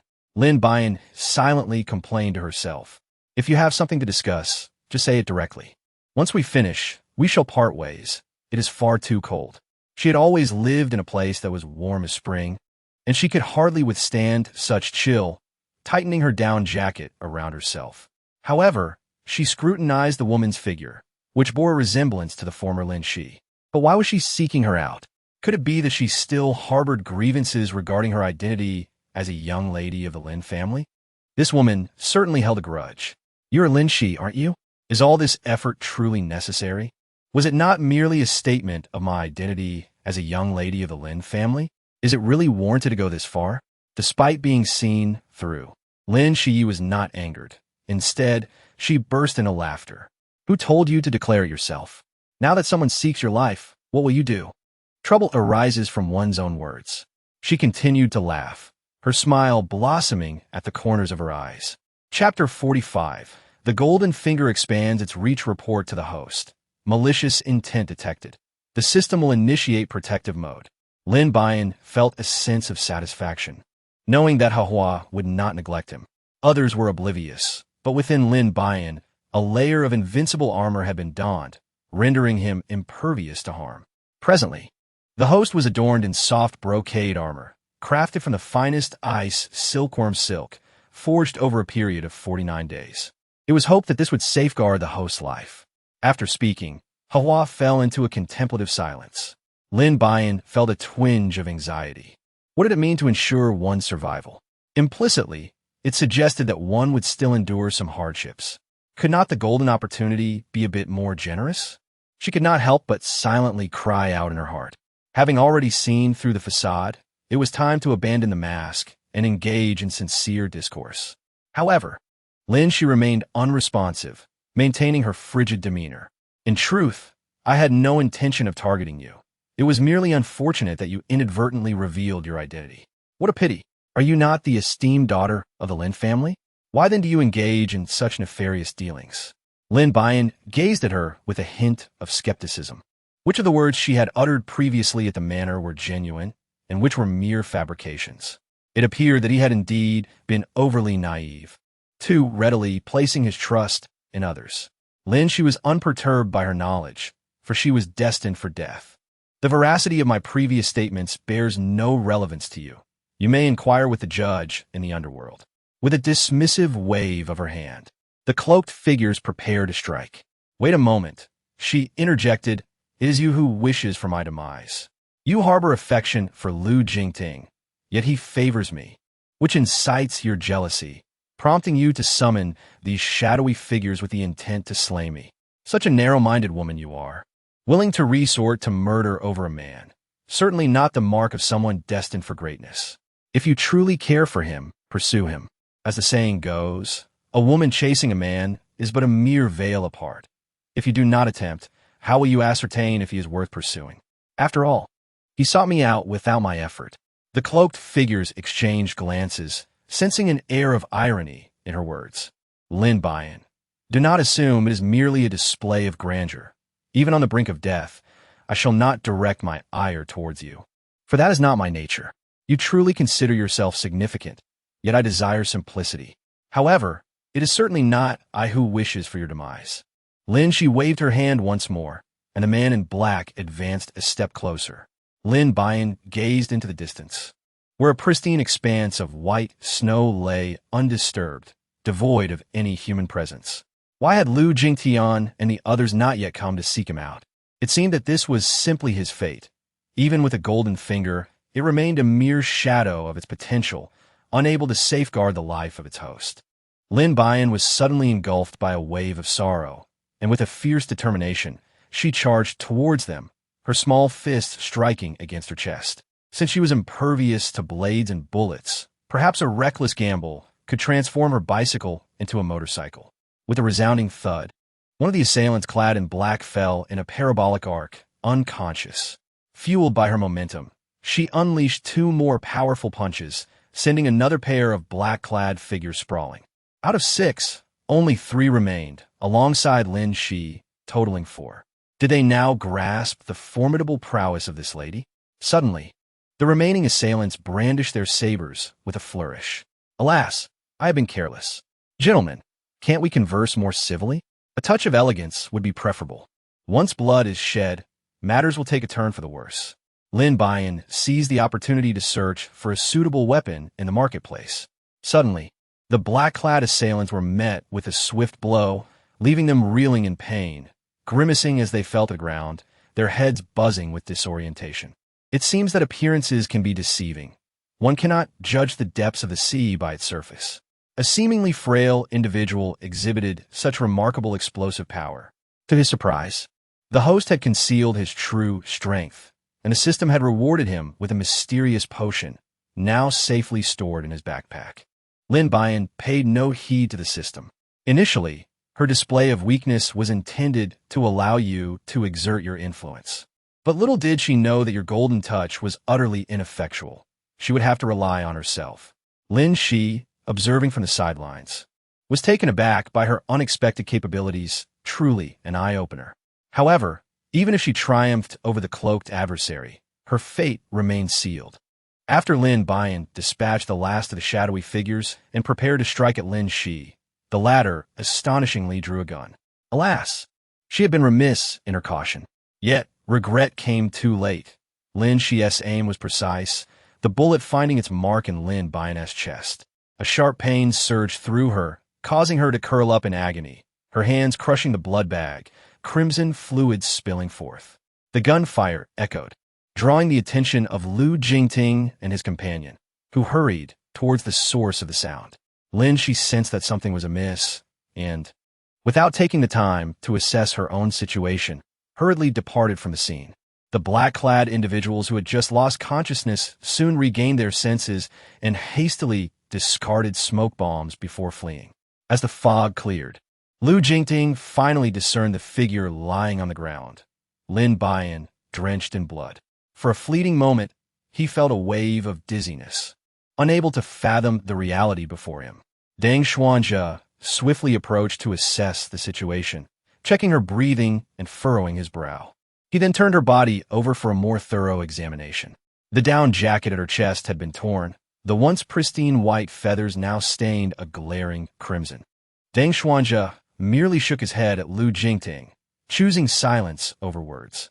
Unbeknownst to Lin Buyan, who lay on the ground, it was Deng Xuanzhe probing her, as she believed it to be her assailants, and thus prepared to feign unconsciousness once more. Lu Jingting could hardly believe the scene was real. He rushed to her side, trembling as he examined her injuries. While her outer clothing was torn, something about the blood seemed off, and with shaking hands, he began to remove her down jacket to inspect the wounds beneath. Lin Buyan felt a pair of hands tugging at his clothing. Alarmed, he thought he had encountered a lecher. The hands on his body showed no signs of ceasing. The down jacket was being removed, and the intrusion persisted. Lin Buyan felt a sudden unease. What are your intentions? The voice was familiar. It belonged to Deng Xuanzhe. Could it be that he had come to her rescue? Yet, the hands upon her remained relentless, utterly disregarding Deng Xuanzhe's words. I knew you were feigning. He finally exhaled in relief, grateful that she was unharmed. Even if I were pretending, does that grant you the right to disrobe someone? Lin Buyan awaited the glistening allure of her peach blossom eyes, her cheeks puffed with indignation.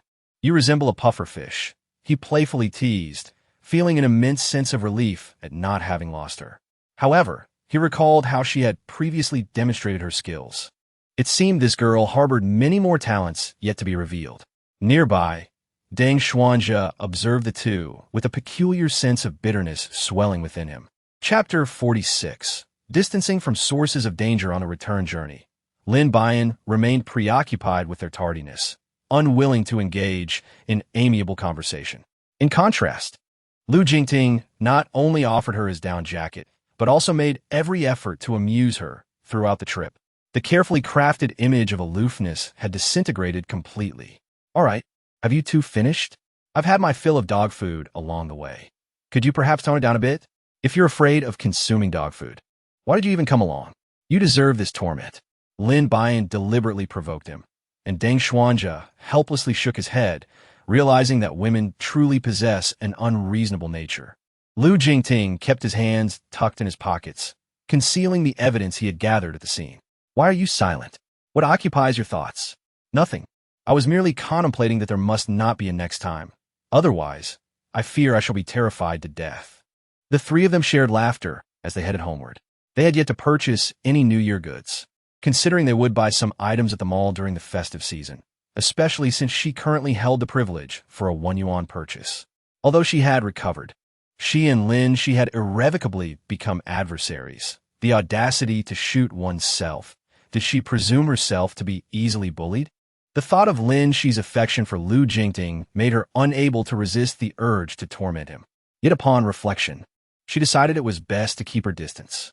The New Year's Eve dinner was a collective effort, with each family contributing various dishes, creating a buffet-style feast to celebrate their first new year in the manor. That evening was filled with joy. Smiles illuminated every face as they exchanged wishes for a better year ahead. "What are you pondering?" "I was reflecting on how delightful it is to be together. Yet this happiness fades away once the night concludes, leaving a sense of melancholy. After tonight, you still have me. I will always be by your side." Lin Buyan shot him a glare and turned to leave, only to be halted. "How about I take you to see the fireworks?" He produced a sparkler and led her outdoors.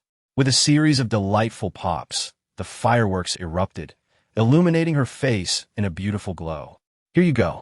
Feng Yuan, noticing the fireworks outside, attempted to rush out for a closer look, but was restrained by Feng Yu. "Everything revolves around you. Remain here quietly." Reluctantly, Feng Yuan sat down, bowing her head to savor the delicacies. Grandma Deng observed the two outside, then glanced at Deng Xuanja, unable to suppress a sigh. This young man is always a step behind. At that moment, an unexpected visitor approached the estate. It was none other than Lin Shi. Upon encountering Lin Buyan, Lin Shi was genuinely taken aback. How could he still be alive after being shot? Doubts began to creep into her mind regarding her marksmanship. However, when she looked at Lin Buyan, there was not a trace of embarrassment on his face. Instead, he gazed at her in astonishment. It had been a long time since they last met. Did he miss her? She regarded Lin Buyan, yet the question was not directed at him. "Is that not agreeable? Are you not aware?" Lin Shi spoke with such ease, as if the events of the past had never transpired. "I truly admire this woman's psychological resilience. Could it be that she has undergone professional training?"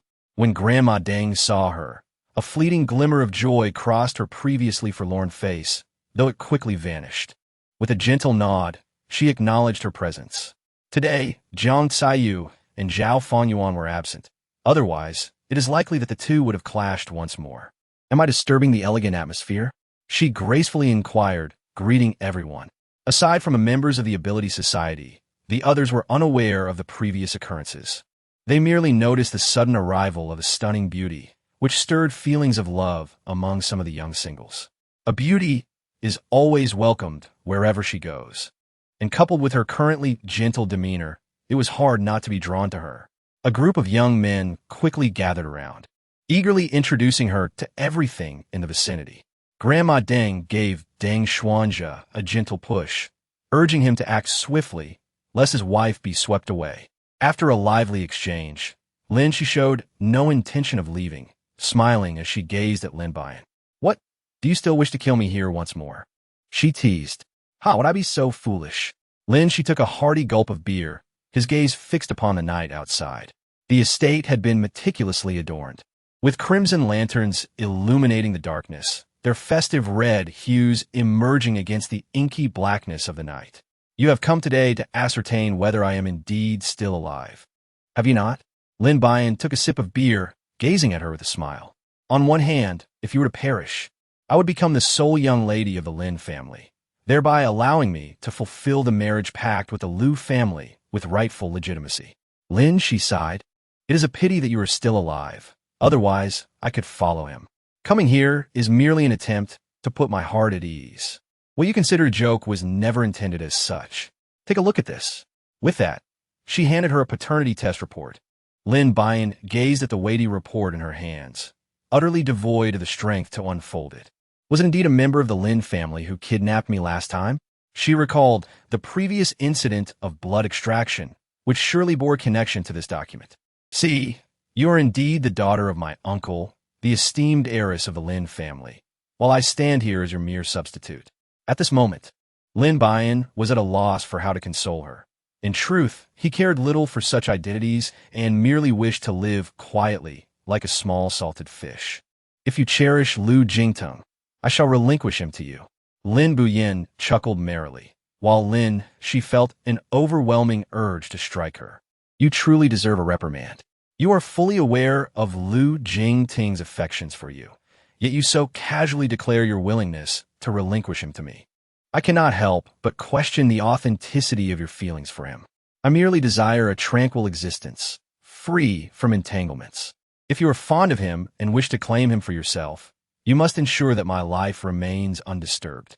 As the eldest daughter of a Lin family, a peaceful life is beyond your reach. You should resign yourself to this reality. Furthermore, it would be wise to refrain from uttering such words again.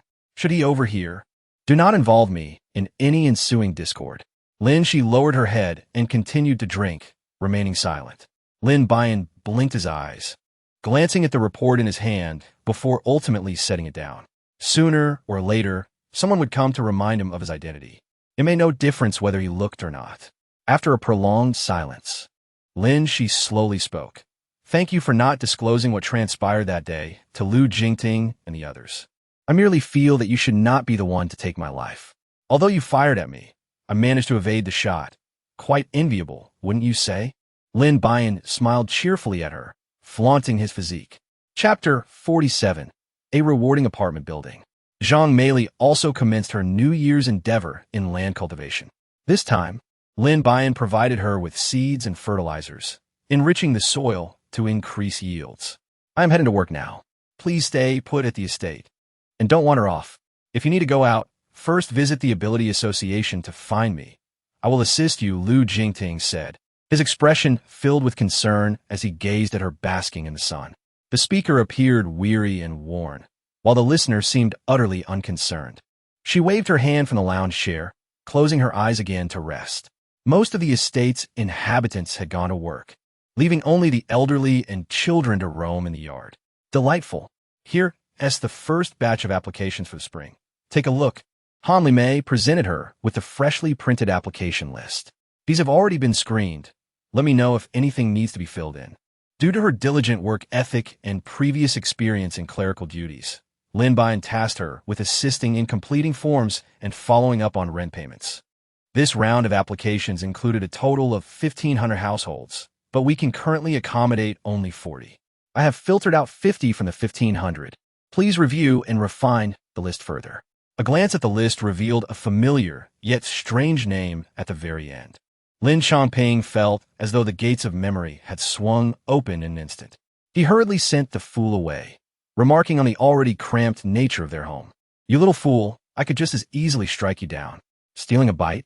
You dare? Just wait until I make you regret it. Vivid recollections played out in his mind, and he swiftly crossed out that name with his pen. Han Limei, observing the names he had struck through, couldn't help but frown. The Lijiang family was indeed struggling, crammed into a mere 20 square meters with 5 members. Similarly, the Meng Jun family faced comparable hardships.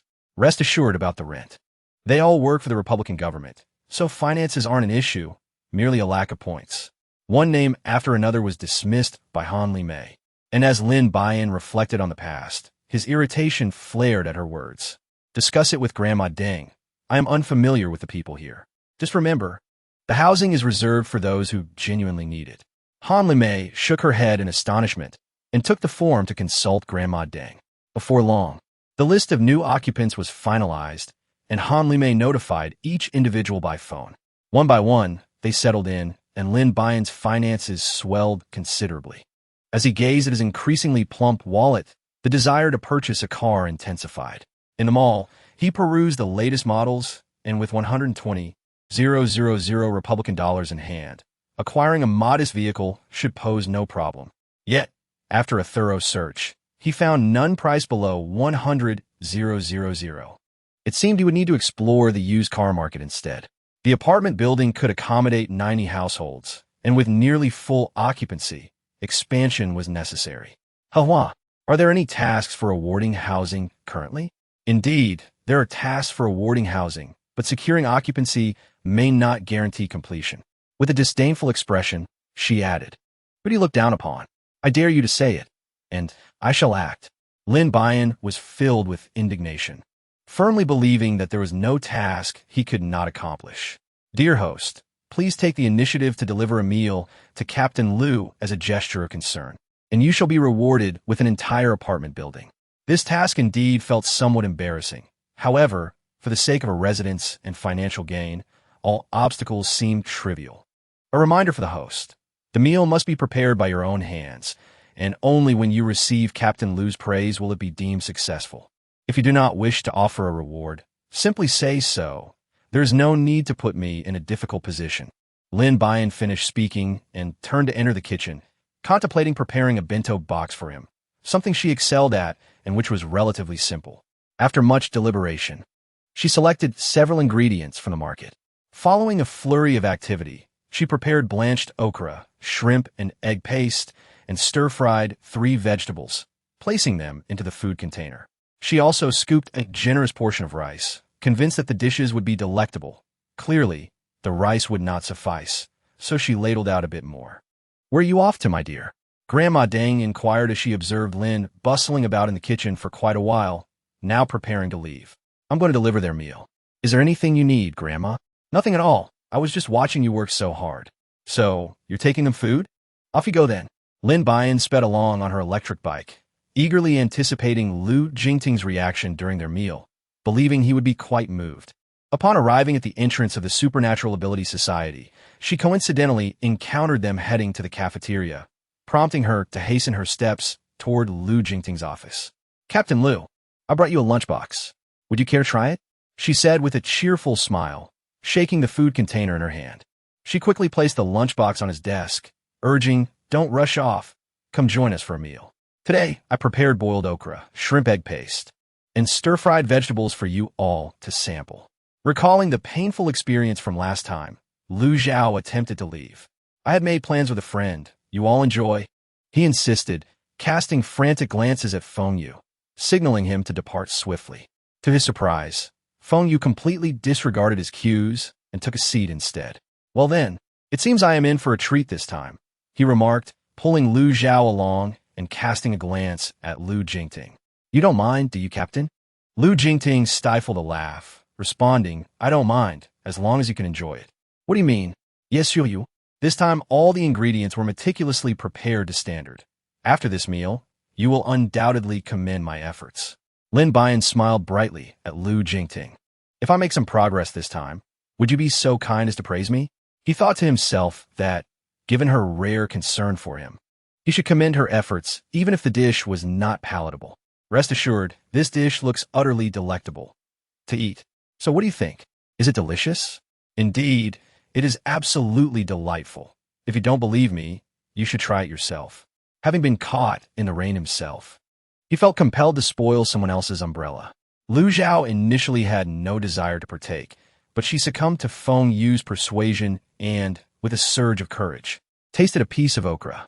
"It's delicious. I swear there has been improvement this time. Captain, you must try it."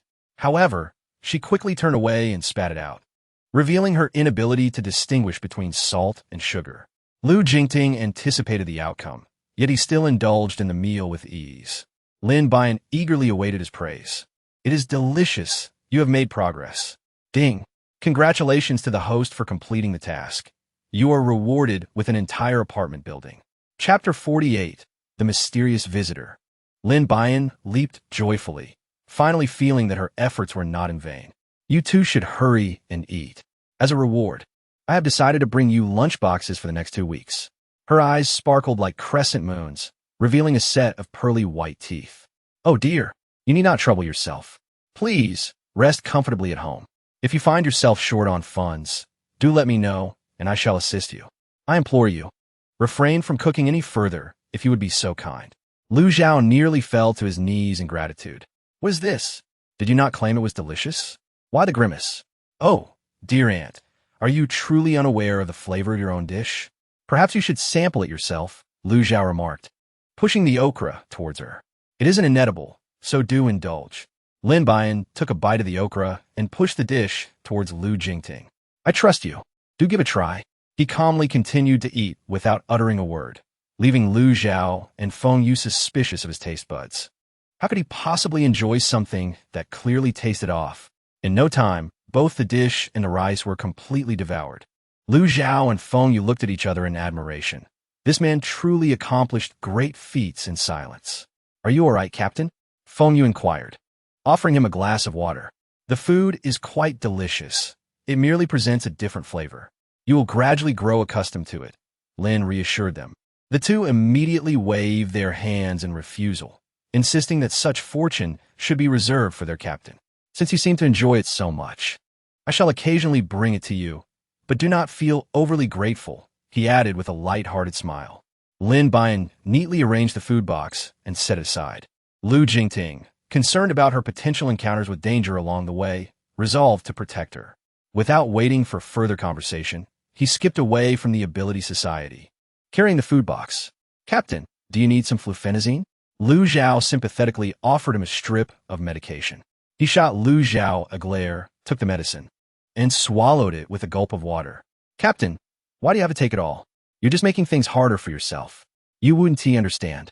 The captain is merely trying to appease his delicate little wife, even if it means enduring some discomfort himself. At some point, Jiang Xiyu appeared at the doorway, beaming as she observed the group. "It's our fault for being single and not comprehending the stench of love." Lu Zhao and Feng Yu embraced, pretending to sob for a moment, only to be met with a swift kick from Lu Jingting.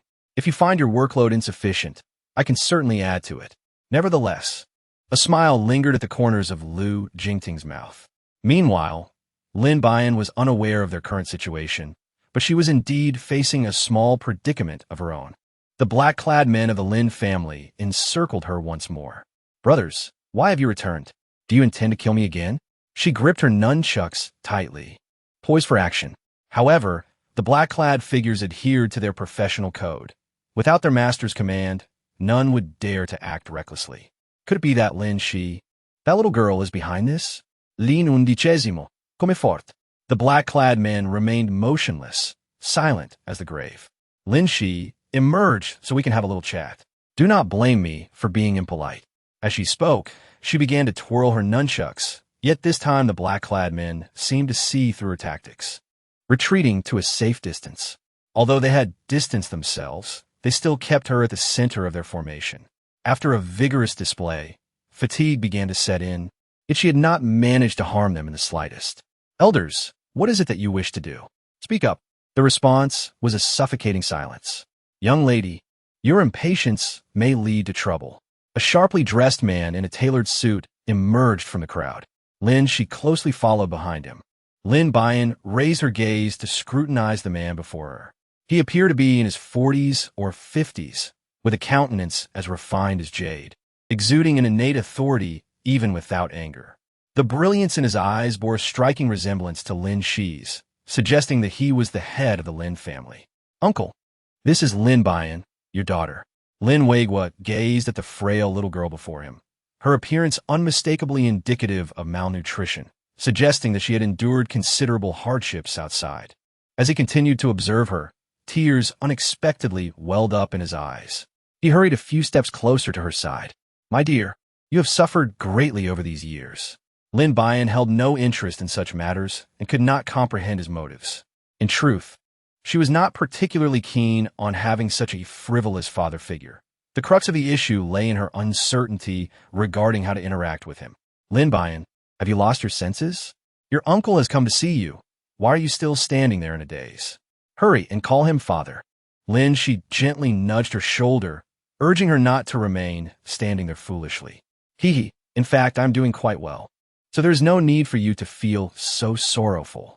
Lin Buyan could no longer endure the sight of the 50-year-old man before him, weeping like a child who had just had his candy snatched away. "Isn't that a bit excessive? Father, perhaps you should temper your emotions." Lin Weigua instantly composed himself, adopting a fatherly demeanor. "My dear, please tell your father how you have managed all these years and who has taken you in. Shall we find a more comfortable place to talk? It is rather chilly here." Although it was already spring, the February breeze still carried a biting coldness, stinging his face with a sharp discomfort. Lin Buyan glanced at his electric bicycle. Lin Weigua gave a command, taking her hand as he led her towards the car. Lin Buyan felt a sense of awkwardness, Was this cheap, wealthy father lacking in discernment? He hastily sought assistance from Lin Shi, only to realize that she had already ridden her electric scooter far away. Reluctantly, he was left with no choice but to be pulled into the vehicle. The Lin family's vehicle is exceedingly luxurious, offering utmost comfort. I often ponder when I might acquire such a splendid automobile. Can you share your experiences from these past years with your father? In truth, Lin Shi has already conveyed her experiences to the Lin family. Now, he simply wishes to hear her recount these years in her own words. I am uncertain. All I know is that I have been struggling to make a living by the roadside until an elderly lady, moved by my plight, gifted me a manor. I am now the proprietor of this estate, with a number of tenants. Lin Weigwa could no longer hold back his tears as he gently patted the back of her hand, saying, "Good child, you truly embody the spirit of our Lin family.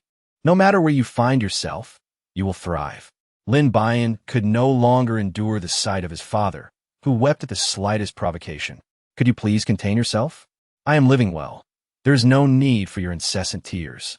With a sigh, he added, "Alas, it is my fault. I cannot help but feel a pang of guilt upon witnessing your arduous existence." As he spoke, tears streamed down his father's face once more. Lin Buyan harbored doubts about whether he was a woman. Chapter 49, Reminiscing. The vehicle sped along the road, swiftly arriving at a villa situated on the outskirts. A man, resembling a butler, was respectfully waiting at the entrance. As the car came to a halt, he graciously opened the door, wearing a constant smile and exuding a gentle demeanor, as if he had already seen through everything. Lin Weigwa merely nodded slightly, exhibiting none of the demeanor he had displayed earlier in the car. Indeed, he was the head of a prominent family, effortlessly managing his emotions. Lin Buyan alighted from the vehicle and gazed at the villa, which appeared considerably smaller than his own estate. However, it excelled in its exquisite decoration. Contemplating further, he realized that the Lin family's influence in B City would surely afford them even grander abodes. "My dear, let us explore this home," he suggested, attempting to take her hand and lead her inside, only to be evaded by Lin Buyan. "You may lead the way. I shall follow behind." His tone was polite yet distant, though Lin Weigwa paid it no mind. After years of separation, it was only natural for her to harbor some resentment. The villa's interior was rather simplistic. The spacious hall contained merely a sofa and a coffee table. Once they settled in, the butler presented an array of beverages, tea, coffee, and juice. "I was uncertain of your preference, so I prepared a selection. Please let me know which you favor, and I shall have them serve it to you." In the midst of his speech, the butler returned with additional drinks, filling the table to the brim. Lin Buyan felt somewhat embarrassed. "I am not particularly finicky about these matters. There's no need to prepare so much, as I cannot possibly consume it all. That is of no consequence. I merely wish to remember your preferred drink for the future," Lin Weigwa replied. "It will suffice to have that ready. Were it not for their past grievances, Lin Buyan might have genuinely appreciated having such a father. I seem to have never expressed my desire for acknowledgement," he remarked. "I understand the current state of affairs. Even if we were to recognize one another, such matters must remain private. My heart aches at the thought of your suffering all these years." As he spoke, Lin Weigwa's eyes brimmed with tears. "Ah, do not be so sorrowful. I am not one who clings to formalities. I am content here, and you need not worry. The knowledge that you have a daughter is enough. There is no need for such grand displays." As he continued, his excitement grew, and he eventually stood up from his seat. "Butler, please summon my wife. Let her see our daughter."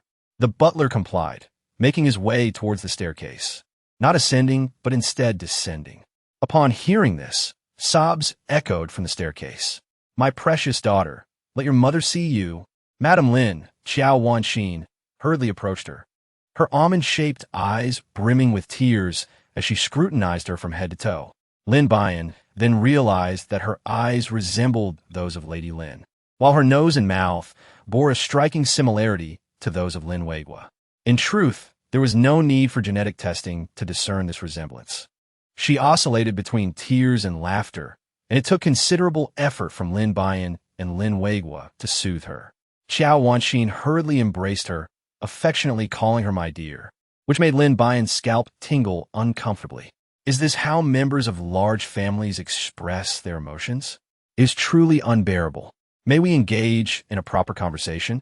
Lin Weigwa gently patted Xiao Wanxin's hand, offering quiet comfort. Xiao Wanxin finally regained her composure, sitting upright on the sofa, her gaze fixed intently on Lin Buyan. I always believed my daughter was destined for great fortune.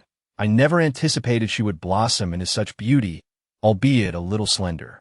Fear not, dear, for in time, your mother shall prepare you delicious meals. This can be a gradual endeavor. For now, let us discuss why you were lost to us in the first place. Upon hearing these words, tears welled in Xiao Wanxin's eyes, a poignant reminder of her past mistakes that led to her estrangement. My child, it was our carelessness back then that caused this. We were unaware of the schemes that ensnared you, leading to your abduction. By the time we realized what had transpired, you had vanished without a trace. We summoned the strength of our entire family to search for you, a quest that spanned 15 long years. Yet, the heavens do not forsake the diligent, and at last, we have found you. After Lin Weigwa finished speaking, he embraced Xiao Wanxin and wept uncontrollably once more. Lin Buyan looked to the butler for assistance. Had they always been like this? The butler shook his head, maintaining his professional demeanor. Lin Buyan gave a thumbs up, truly admirable in his restraint. The two of them wept in each other's embrace for 10 minutes, but Lin Buyan could no longer bear it. If you wanted to watch you cry here, can you at least leave? He was thoroughly exhausted by the sight. Darling, where are you going? Stay, and keep your mother company. Xiao Wanxin cast a glance at Lin Weigwa, reluctant to part ways. The two of them joyfully made their way outside, completely indifferent to whether Lin Buyan approved or disapproved. Go on, my dear, you will soon adapt. Lin Buyan followed them helplessly, while the driver had long been waiting outside. Upon her emergence, he respectfully opened the door for her.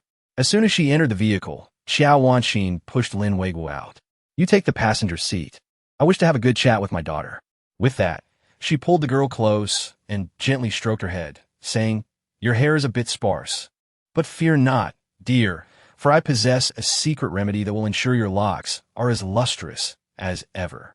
Then she caressed her face, remarking, You've lost a little weight. No worries, my dear. I shall prepare delectable meals to plump you up. As she spoke, her emotions began to swell. Let us discuss other matters. Do I have any siblings, perhaps brothers or sisters?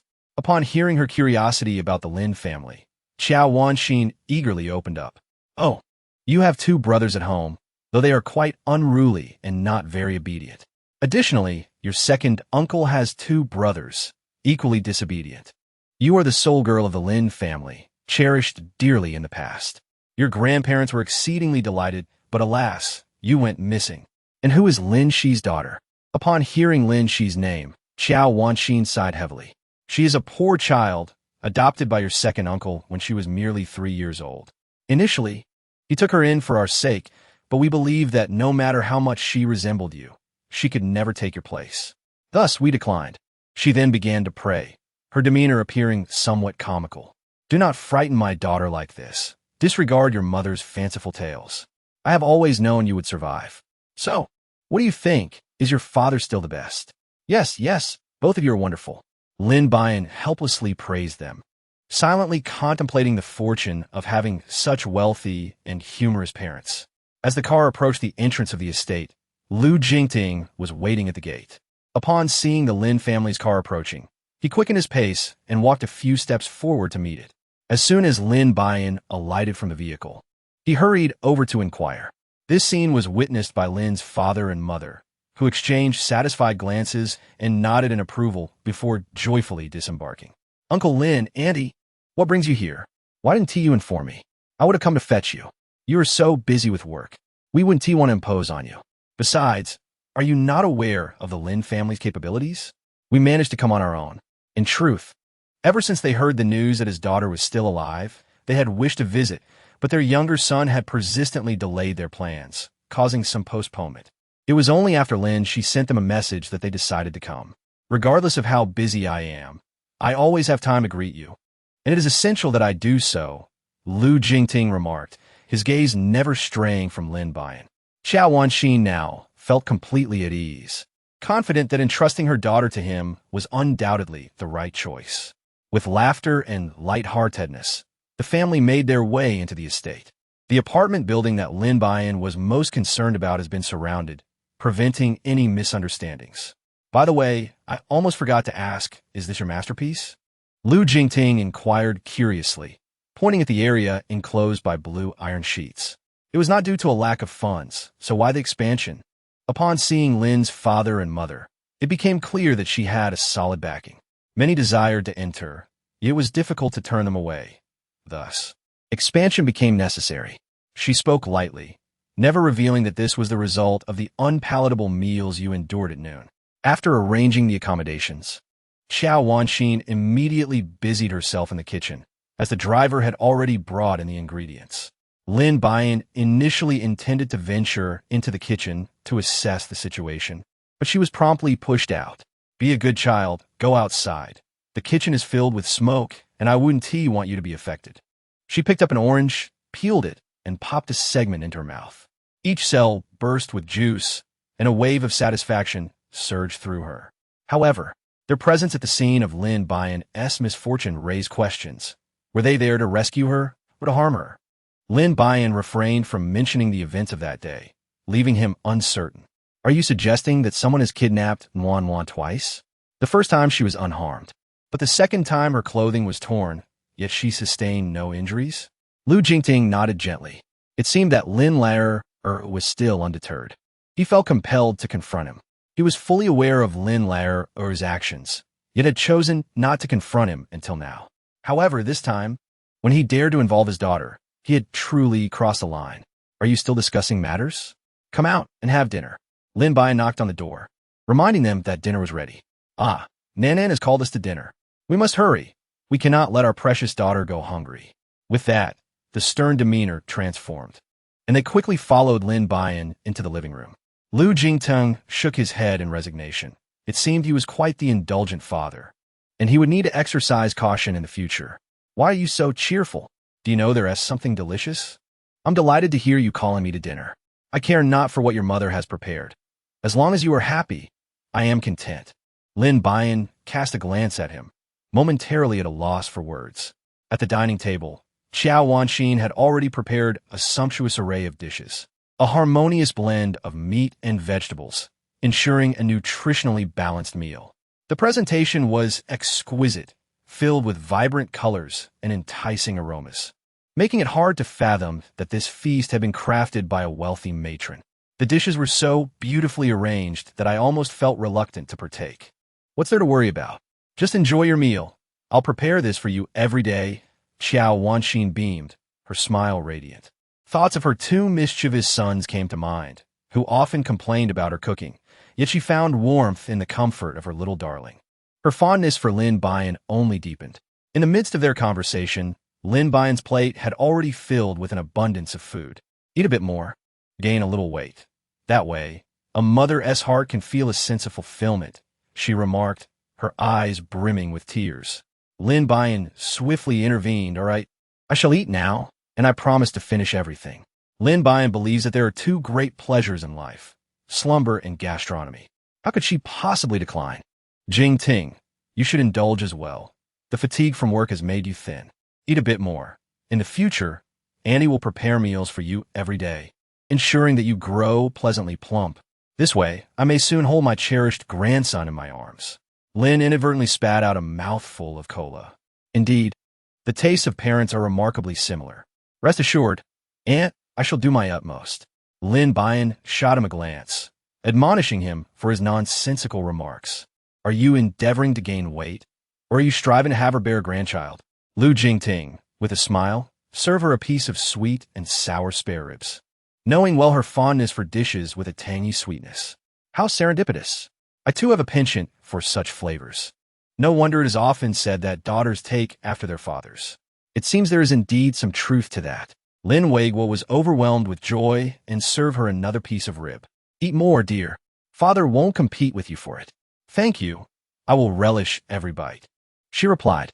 After an hour of dining, only a few vegetable dishes remained on the table. Lin Buyan caressed her protruding belly, filled with ribs, beef, and large shrimp, likely to remain indigestible by morning.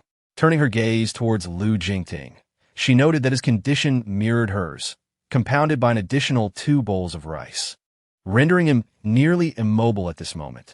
You see, these children have taken quite a liking to your cooking. Do continue to prepare meals for them tomorrow. Could you lessen the portions? It's simply too much to digest. Having barely managed to digest the difficult meal from lunchtime, Lin Buyan found herself facing another hearty dinner, leading to Lu Jingting experiencing genuine discomfort. What do you think, Wan? We shall heed your advice. Chapter 51. The fairy dress made by mother in the blink of an eye. Lin's mother had already resided in the manor for half a month, a period during which she had gained over 10 pounds. The once sharp contour of her chin had completely vanished, replaced by a double chin. Moreover, her previous garments no longer fit, necessitating new purchases, which would incur a substantial expense. Lin Buyan's heart bled with regret. Had she foreseen such an outcome, she would have refrained from indulging so excessively. Yet now, remorse was futile, for what had been consumed could not be expelled, and the weight had significantly increased. Xiao Wanqin observed her daughter, who was steadily gaining weight, and for the past fortnight, a satisfied smile had graced her face. Wan, what would you like to eat for lunch? I shall prepare it for you now. For days, she had busied herself in the kitchen, crafting delightful dishes each day. And even Lu Meiqi had grown fond of her, sweetly addressing her as Grandma daily. Although the title may seem inappropriate given her age, she relished this way of life. Is there nothing for you to attend to at the Lin residence? When do you plan to depart? Upon hearing this, Lin Weiguo felt a deep pang of sorrow within. What is it, my child? Do you resent us? We merely wish to spend more time with you. Your brothers at the Lin family are more than capable of managing things without our assistance. As the words were spoken, tears threatened to spill. Lin Buyan, feeling helpless, replied, Very well, then. You may stay for as long as you wish. I shall not interfere.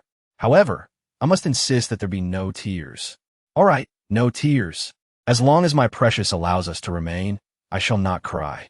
Now, let us go and admire the new clothes we have prepared for you. Just as the thought of purchasing new garments crossed his mind, he was pleasantly surprised to find them already available. One cannot help but acknowledge how fortunate it is to have loving parents. Lin Buyan silently scoffed, thinking that his parents resembled Doraemon in their extravagance. Xiao Wanqin cheerfully accompanied them into the room, where the butler had already prepared a plethora of garments, filling the entire space to the brim. Was such an exaggeration truly necessary? One need not possess so many clothes, even for sale. Lin Buyan gazed in astonishment at the garments before her, experiencing for the first time the tender affection of being treated like a little princess.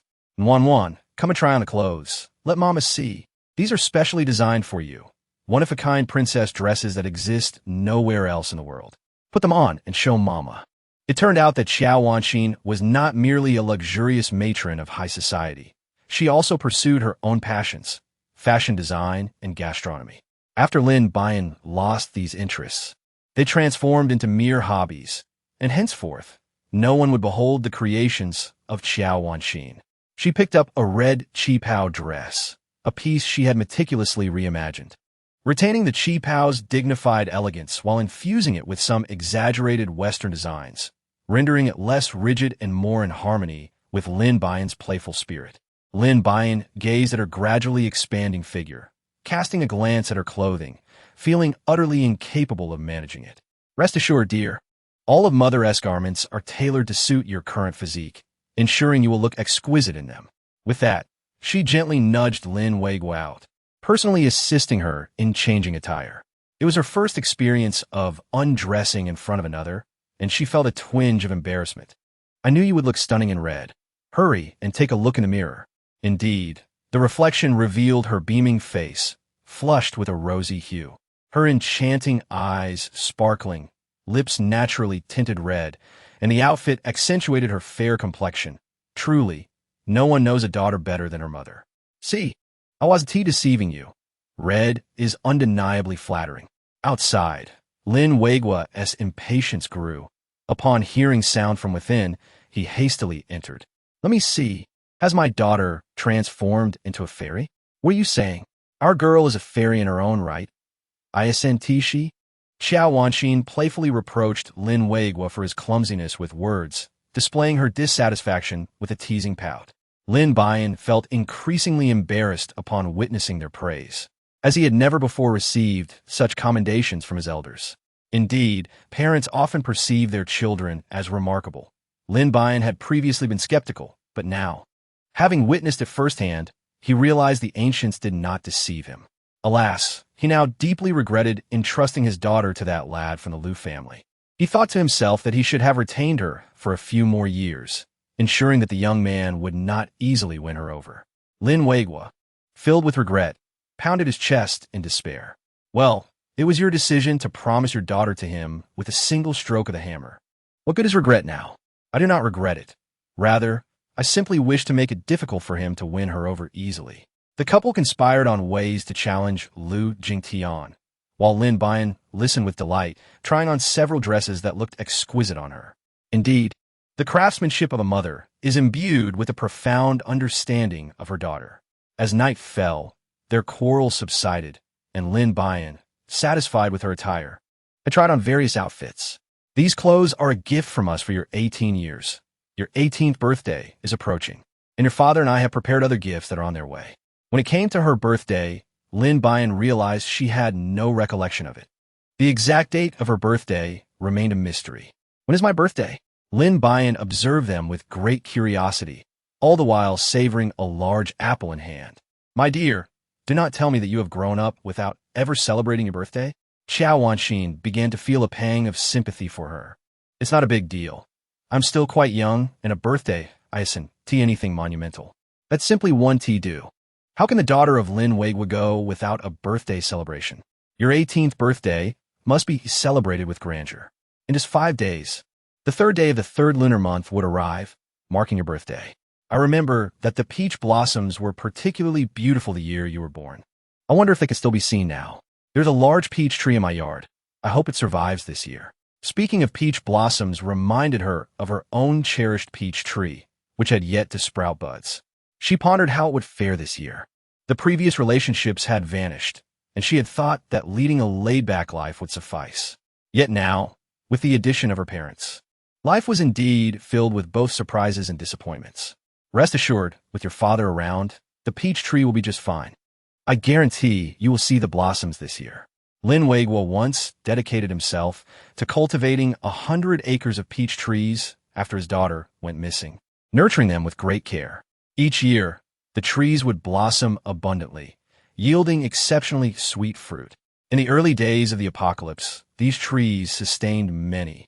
However, a harsh frost came, and the peach trees never budded again. You need only hand the trees over to your father. There's no need to worry about anything else. I assure you, results will be evident soon. Thank you all. I truly don't know how to express my gratitude. Even the hardest of hearts would likely be moved. Yet she found it difficult to utter words of thanks to her parents. No need to say thank you to your father and me. You are our child, and this is what we ought to do. Indeed, as long as you remain by our side, we are content. Chapter 52. The Visit of Foster Parents as Evening Fell. Xiao Wanxin continued her nurturing plan, this time implementing a new nutritional strategy that focused on balanced nourishment rather than mere weight gain. Upon seeing her new attire, Liu Jingting was struck by her allure. The once slight girl had transformed into someone captivating. You truly embody the saying that a woman blossoms as she matures, praised Liu Zhao. Are you implying that my appearance is solely enhanced by my clothing? Liu Zhao glared at Feng Yu in discontent. You must understand that this outfit is undoubtedly a product of your mother's craftsmanship, each stitch infused with love. Feng Yu's flattery was directed entirely at Xiao Wanxin. At that moment, Xiao Wanxin appeared utterly unpretentious, lacking the airs of a wealthy matron. Captain, do you believe the beauty lies in the attire or in the person? It was clear that the two were setting a trap for Liu Jingting. Their smiles hinted at the precariousness of his position. Caught between a fiancé and a prospective mother-in-law. Speak up, Captain. All eyes converged upon him, encircling him in anticipation. Xiao Wanxin swiftly intervened. My wife's design is undoubtedly the finest in the world. Thus, I would be the first to express dissatisfaction. Lin Weigua then began to deliberately challenge Liu Jingting. It seemed the father-in-law was not particularly pleased with his son-in-law, and no one could rescue him now. Liu Zhao and Feng, you were clearly enjoying the spectacle. While I believe your mother-esque design is unparalleled, it is the charm of the wearer that truly brings out the garment's elegance. It is akin to the moon reflecting the beauty of flowers. Indeed, one can always rely on the captain for eloquence, Lu Zhao admired, feeling compelled to jot down such compliments for future reference with his own wife. That is essential. The captain is no ordinary person. These words are but mere trifles. The duo expertly showcased their flattery skills. Enough idle chatter. The food is getting cold. Let us eat. They took their seats, the atmosphere quiet as they savored their meal. Initially, Lu Zhao and Feng Yu were not fond of somber settings, but the exquisite dishes prepared by Qiao Wanxin captivated them, gradually acclimatizing them to the ambience. After the meal, Qiao Wanxin prepared desserts while the others engaged in conversation.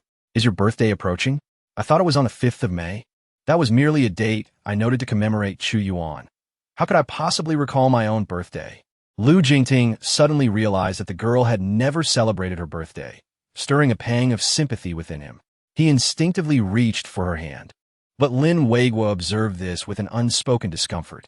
Lin Weiguo was not pleased with the remark. What amusement does the Lin family offer? Let me ponder. I'll share my thoughts when I'm ready. The night passed without further incident. The following morning, Han Limei arrived with a tall, slender man to meet Lin Buyan. Charming. This is Du Zhongmin, the tenant who moved in last time. He wishes to express his gratitude. Lin Buyan gazed at the man before him, a flicker of recognition stirring within him, yet he found himself unable to place him at that moment. There is no need for your gratitude, he remarked. I am merely the landlord. If thanks are to be given, let them be directed towards Sister May, for it was she who informed me of your genuine housing difficulties, prompting me to allow you entry. Lin Buyan, after finishing her words, recalled her routine of rising to have breakfast in Qiao Wanxin's room. For these past few days, it had become a habit for her to partake in morning meals there. Miss Lin, may I have the honor of inviting you to lunch today? Rest assured, it will be home-cooked dishes made by my wife. I hope you will not find them lacking. How delightful. You should go, she replied, as he had been urging her for the past 10 days without her consent. Since you have the time today, why not make the visit? Han Limei, seeing her reluctance, quickly interceded on his behalf. At that moment, Lin Buyan found it difficult to decline and could only nod in agreement. This shall be a one-time exception. Should such an occasion arise again, you shall go in my stead. She had little fondness for such social engagements, especially in the company of strangers. Were it not for Han Limei's insistence, she would have refused outright. By the way, the second phase of the apartment complex has been completed and is ready for lease. You may disseminate the news. This time, the units are quite spacious. If any residents wish to upgrade, they can come to you for registration and later settle the rent. Han Limei nodded enthusiastically, recalling that a few families had recently expressed interest in relocating to larger homes, allowing them to stay together. Very well, I shall inquire and simultaneously advertise.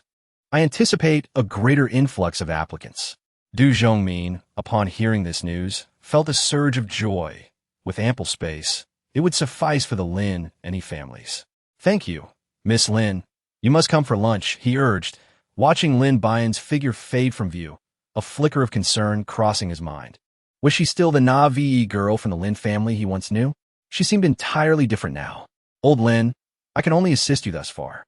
The rest is up to you. Du Zongma s'identifie demoted. Had it not been for the favor owed to Lin he would not have taken on this burden. As noon approached, Du Zhongmin discreetly ushered Lin he and his wife into the room. I must inform you that my assistant ends here. This girl resembles your innocent daughter, but possesses a character entirely unlike hers. If it comes to facing her, you must manage it yourselves. They were aware of the peculiar temperament of the estate's owner, yet many acquaintances had informed them that the owner was indeed their own daughter, leading them to seek their fortune, as she had been in their care for over a decade. Rest assured, she is still our child. Even if she has found success, she will not forsake us. As long as we can see her, everything will surely work out. Chapter 53. The foster parents reflect on old affections. Upon catching sight of Du Zhongmin's residence, the Lin He Ping couple was instantly filled with envy. The independent bathroom, the daily influx of sunlight, and even in the absence of heating, the temperature within the house remained a comfortable 24 degrees. It was indeed the abode of their dreams. I truly envy you for residing in such a splendid home, sighed Jiang Meili, reflecting on how her family of four still languished in that dark, damp public rental apartment. Deprived of sunlight, in the sweltering summer, they were suffocated by heat, while the winter brought an unbearable chill. When they attempted to light a fire, the house filled with smoke, rendering it an inhospitable space. In comparison to this, their current dwelling felt like a veritable hell. Perhaps you could earnestly appeal to the landlord. Who knows, they might agree to your request for the next batch of apartments. I've heard that the upcoming units are quite spacious. If your family applies for one around 100 square meters, it should suffice. Is there truly such an expansive space available? I am immensely grateful to you. Lin Heping excitedly grasped his hand, nearly kneeling in gratitude. In Xiao Wanxin's room, Lin Buyan lingered, reluctant to move. Wan, if you do not wish to go, then do not. It is not of great importance. No, I must go at least once to discern the reason behind the invitation. As she spoke, Lin Buyan sprang to the door.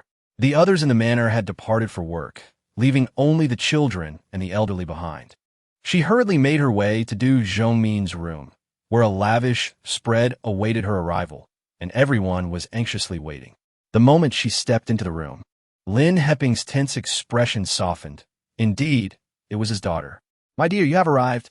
Come, sit beside your mother. Jiang Meili quickly rose, extending her arms to welcome her, eager for her to take a seat next to her. Little did they know that this seemingly foolish girl would seize such an opportunity. They had truly underestimated her. Is this the genuine reason for your invitation to dinner? Lin Buyan regarded him with a mixture of displeasure and familiarity, recognizing him as a friend of Lin Pinghe. Miss Lin, I genuinely wish to treat you to a meal. I understand that inviting others might make you feel uncomfortable, but these are your parents we are discussing. There is no need for embarrassment. We are all family here. Du Zhongmin attempted to mediate, casting subtle glances at Lin Pinghe. Indeed, my dear daughter, we are family. Please do not hold any resentment towards your uncle Du. We earnestly requested his presence, simply wishing to see how you have been faring. Lin Buyan turned his head to gaze upon the cunning visage of the man before him. Had it been the old version of myself, perhaps I would have been swayed by your words. However, the person I am now bears no resemblance to the naive fool you once so readily derided. Now that you observe my current prosperity, you seek to ingratiate yourselves with me. But tell me, had I perished at the hands of the parasite, would you have simply erased my existence from this world? In the past, the Lin Ping couple, reveling in the birth of their own twins, unleashed their wrath upon Lin Buyan, subjecting her to relentless abuse that ultimately led to her fever-induced brain damage. Yet, they were not entirely devoid of conscience, for they only cast her out at the age of 17, forcing her to wander the streets for many days until she succumbed to starvation. Child, you cannot hold us accountable. We too have faced our tribulations. With your father as the sole breadwinner, it has been no small feat to provide for you until the age of 17. You mustn't be so heartless, now that we are in distress. You are perfectly positioned to assist us. Why can you not lend a hand? Jiang Meili declared with righteous indignation, her eyes fixed upon Lin Buyan, as if she wished to consume her whole, likely having cursed her numerous times in silence. My memory fails me. I cannot recall the specifics of those times. Perhaps you should reflect on how you treated me, Lin Buyan replied. A heavy silence enveloped the room, transporting everyone back to the past. Du Zhongmin had witnessed the Lin Ping couple verbally and physically assaulting Lin Buyan on a few occasions during his visits. The thought of how this couple treated their child in private was too harrowing to contemplate. At that moment, he regretted bringing them along, fearing he too might face expulsion. A sense of trepidation crept into Du Zhongmin's heart as he began to resent his impulsive decision. Your words are misguided. Though we may have treated you poorly, we did provide you with a shelter from the elements. It is your own shortcomings that have made you unlikable. Can you truly blame us for that? Jiang Meili glared at her, her face flushed with indignation. In the past, her anger would compel the girl to promptly apologize, yet now she had learned to retort. Your anger is futile. I shall not yield to your demands. You must understand that you are the ones seeking my favor, and you ought to adopt a posture of humility rather than standing here to remind me of my painful past. Lin Heping is an intellectual who, to some extent, still possesses a sense of dignity. Initially, when he and his wife were childless, they adopted Lin Buyan from a couple who promised to care for the child under any circumstance, accepting a substantial sum of money in the process. This couple had once stated they would come to visit the child, yet they never appeared. A year later, Jia Meli gave birth to her own children, a pair of twins. The expenses of raising children are considerable, especially in these tumultuous times, and that sum of money quickly dwindled. The promise of further financial support from the couple remained unfulfilled, leading Jia Meli to direct her frustrations towards Lin Buyan. At such a tender age, the child had lost her smile, which is indeed a pitiable circumstance. Subsequently, when she fell ill with a fever, Jia Meli, believing that the couple's lack of financial aid absolved her of any responsibility for the child's care, neglected to seek medical help, resulting in Lin Buyan suffering lasting damage to her health. Strangely, it had been quite some time since she had last seen Mo Yuan and the others. What has transpired? Has silence enveloped them, perhaps because they realized the gravity of their actions? They took the money and provided me with minimal care, without funds. I am left to fend for myself. Is this what they deem as an act of nurturing? I cannot bear this burden any longer. How can you be so heartless? Even if you refuse to assist us, you should at least lend a hand to your two younger brothers. After all, you are their sister, and they miss you dearly. The mere mention of them incited Lin Buyan's anger further. Had you not spoken of them, I might have almost forgotten that I have two younger brothers who torment me daily, scolding me and relegating me to the shadows. How am I supposed to aid them when I am trapped in this nightmare? Seeing her unwillingness to assist, Jia Meli collapsed onto the floor, throwing a tantrum and wailing. You ungrateful child, after all the care we provided, you can bear to watch us suffer while you indulge in comfort? Suddenly, the door was forcefully kicked open, revealing a towering figure silhouetted against the light. Lin Buyan silently lamented, "Please be gentle. If you damage my door, I shall have to repair it." Chapter 54. The overbearing guardian of the daughter. While it was known that the Lin family in B City possessed formidable power, none had ever laid eyes on the esteemed Lin Weigua. All present in the room turned their gaze towards him in unison. "Were you to kick down the door?" Jia Meli stood up from the ground, hastily wiping her face and adjusting her hair. "You shall soon discover my identity. For now, I declare that you are unwelcome here. I kindly ask you to leave." "Huh. A lunatic too timid to reveal their name dares to create a ruckus here. Do you have any idea who we are? Let me enlighten you. We are the parents of Lin Buyan, the family of the lady of this establishment." Jia Meli surmised that Lin Buyan's substantial assets must have been nurtured by an older benefactor, and the individual before her likely played a role in maintaining Lin Buyan's well-being. Would this person regard her status with trepidation? Lin Weigua truly wished to strike her, such an utterly ignorant woman. "I refrain from speaking because you lack the right to know, and you should hastily apologize to my dear. Otherwise, I shall ensure you face dire consequences." Upon hearing this, Lin Heping felt a surge of anger within him. Why should we apologize? We are her parents, here to visit her. What wrong have we committed? Lin Heping began to feel that Lin Buyan was somewhat inconsiderate, as one ought to uphold the dignity of one's family in the presence of outsiders. "You too, listen well. This is my father, and he possesses the authority to have you removed from this place." Lin Buyan gazed at the couple with a grave expression, a cold smile playing on his lips. Lin Weigua clearly did not anticipate Lin Buyan's introduction, and in an instant, he was overcome with emotion. Gazing at her with teary eyes, "My dear child, you finally acknowledge me as your father. I am utterly delighted." Yet, the child felt a twinge of bitterness. She had initially hoped to assert his authority, only to find her defenses shattered by a single phrase. Outside, Qiao Wanqin was deeply moved by this scene, having finally earned the child's recognition. However, now was not the time for tears. She needed to convey to outsiders that Lin Buyan was the little princess of the Lin family, not someone to be trifled with. Thus, she assumed the demeanor of the matriarch of a grand family and gracefully approached Lin Buyan. With a fleeting glance at Lin Weigua, she swiftly turned her attention to Lin Heping and his wife. "So, you're the adoptive parents of Buyan?" Her voice carried an unspoken authority, her presence already eclipsing theirs. Indeed, we are. And who might you be? Lin Heping replied. Xiao Wanxin remained silent, casting a gentle look at Lin Buyan. Very well, allow me to formally introduce you. This is my mother, and this is my father. I am their daughter. With a single glance, Lin Buyan understood her intent and decided to make the introduction herself, for they had truly treated her well over these past few days, leaving no room for criticism. The only flaw was their past mistake of losing her. Upon hearing her words, Xiao Wanxin's presence grew even more formidable. Do you comprehend who I am? Lin Heping and his wife were unexpectedly startled, exclaiming in unison, Mom. Lin Buyan let out a chuckle, realizing the hypocrisy of the two. You dare to take advantage of us? I shall tear you apart.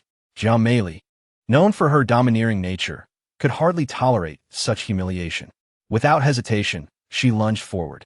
Lin Buyan felt a twinge of fear, for he truly worried that this woman, when driven to madness, would be too much for Xiao Wanxin to handle. Mother, please retreat quickly, and do not allow her to scratch you. Lin Weigua hurriedly pulled Lin Buyan behind him. Lin Buyan was astonished by the string of titles, gazing at the woman with a perfectly proportioned figure, who turned out to be a formidable practitioner. Who could have imagined such a thing, likely deceived by her delicate exterior?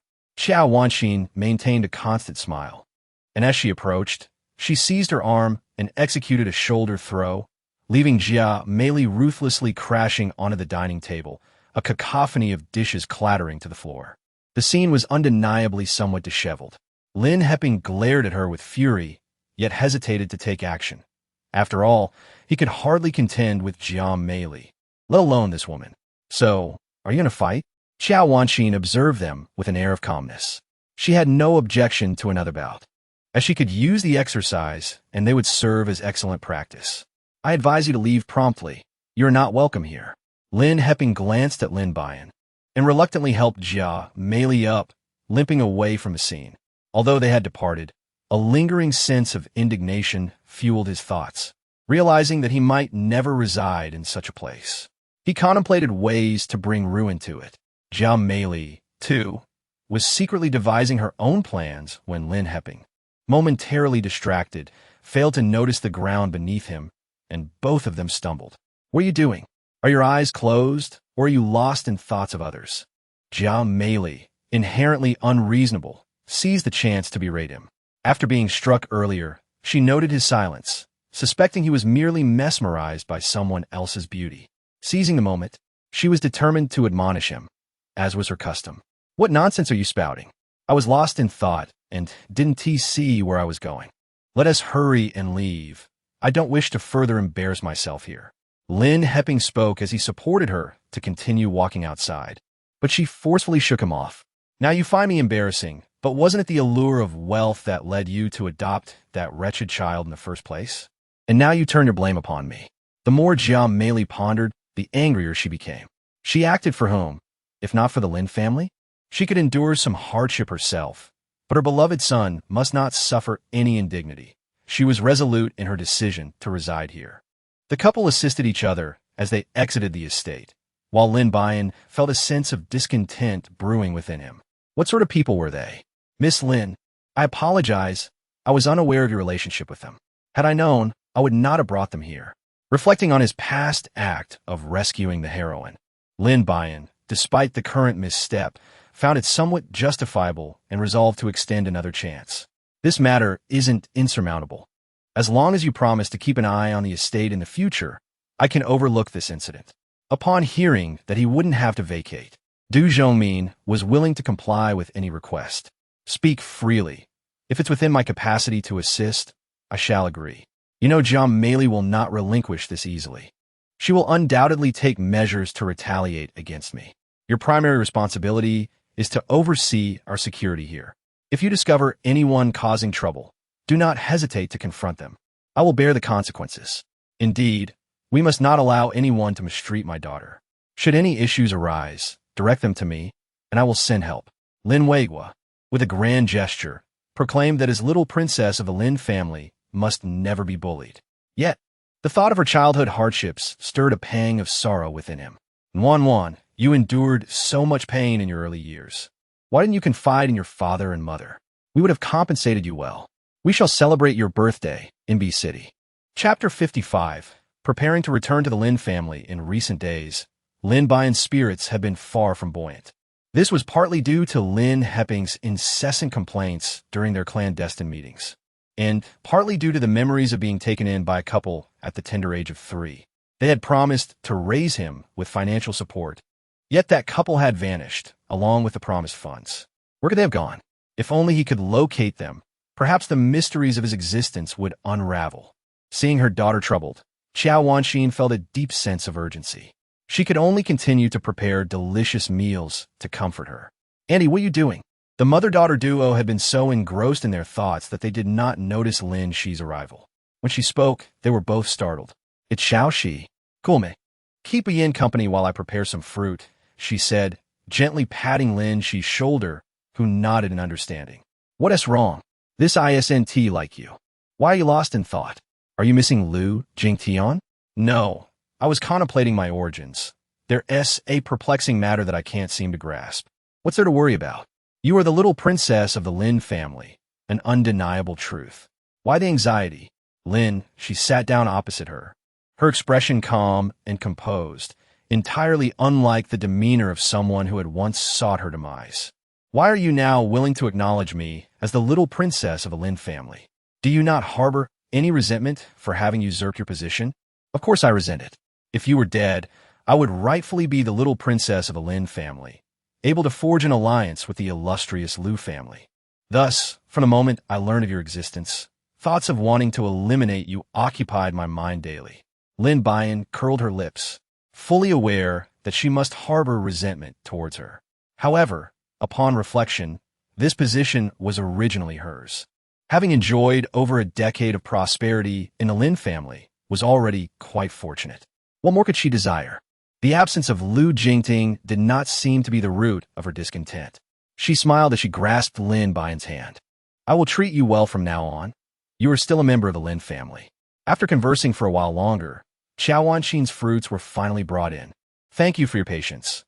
These fruits were just delivered by the driver. Do try them. They are exceptionally sweet." The two women glanced at the platter of watermelon.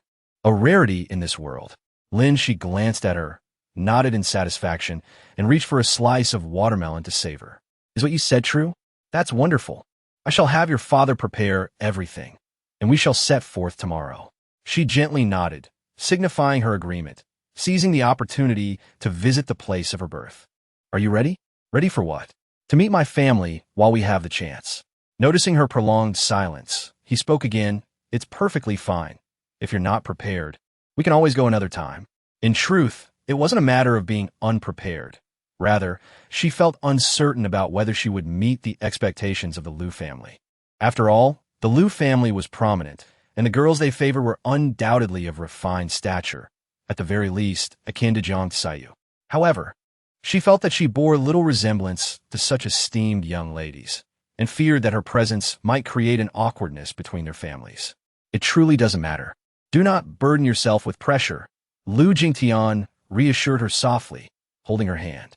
"I am simply concerned that your family may not take a liking to me, leading to an uncomfortable situation for both families.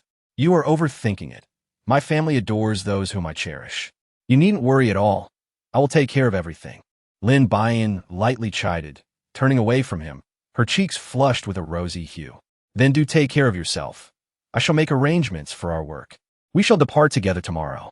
"Captain, are you truly accompanying the boss to the Lin residence? You must ensure her safety and prevent any harm from befalling her." "Enough of that. Since you are so concerned, rest assured, as her husband, he will undoubtedly keep her well protected without our worry." Fomi sat nearby, chuckling as he observed Lu Zhao, who also smiled and took a seat beside him. "Indeed, I was perhaps overthinking it." Deng Xuanja had also received a message from Lin Shi, and he found himself in a quandary about whether to join them.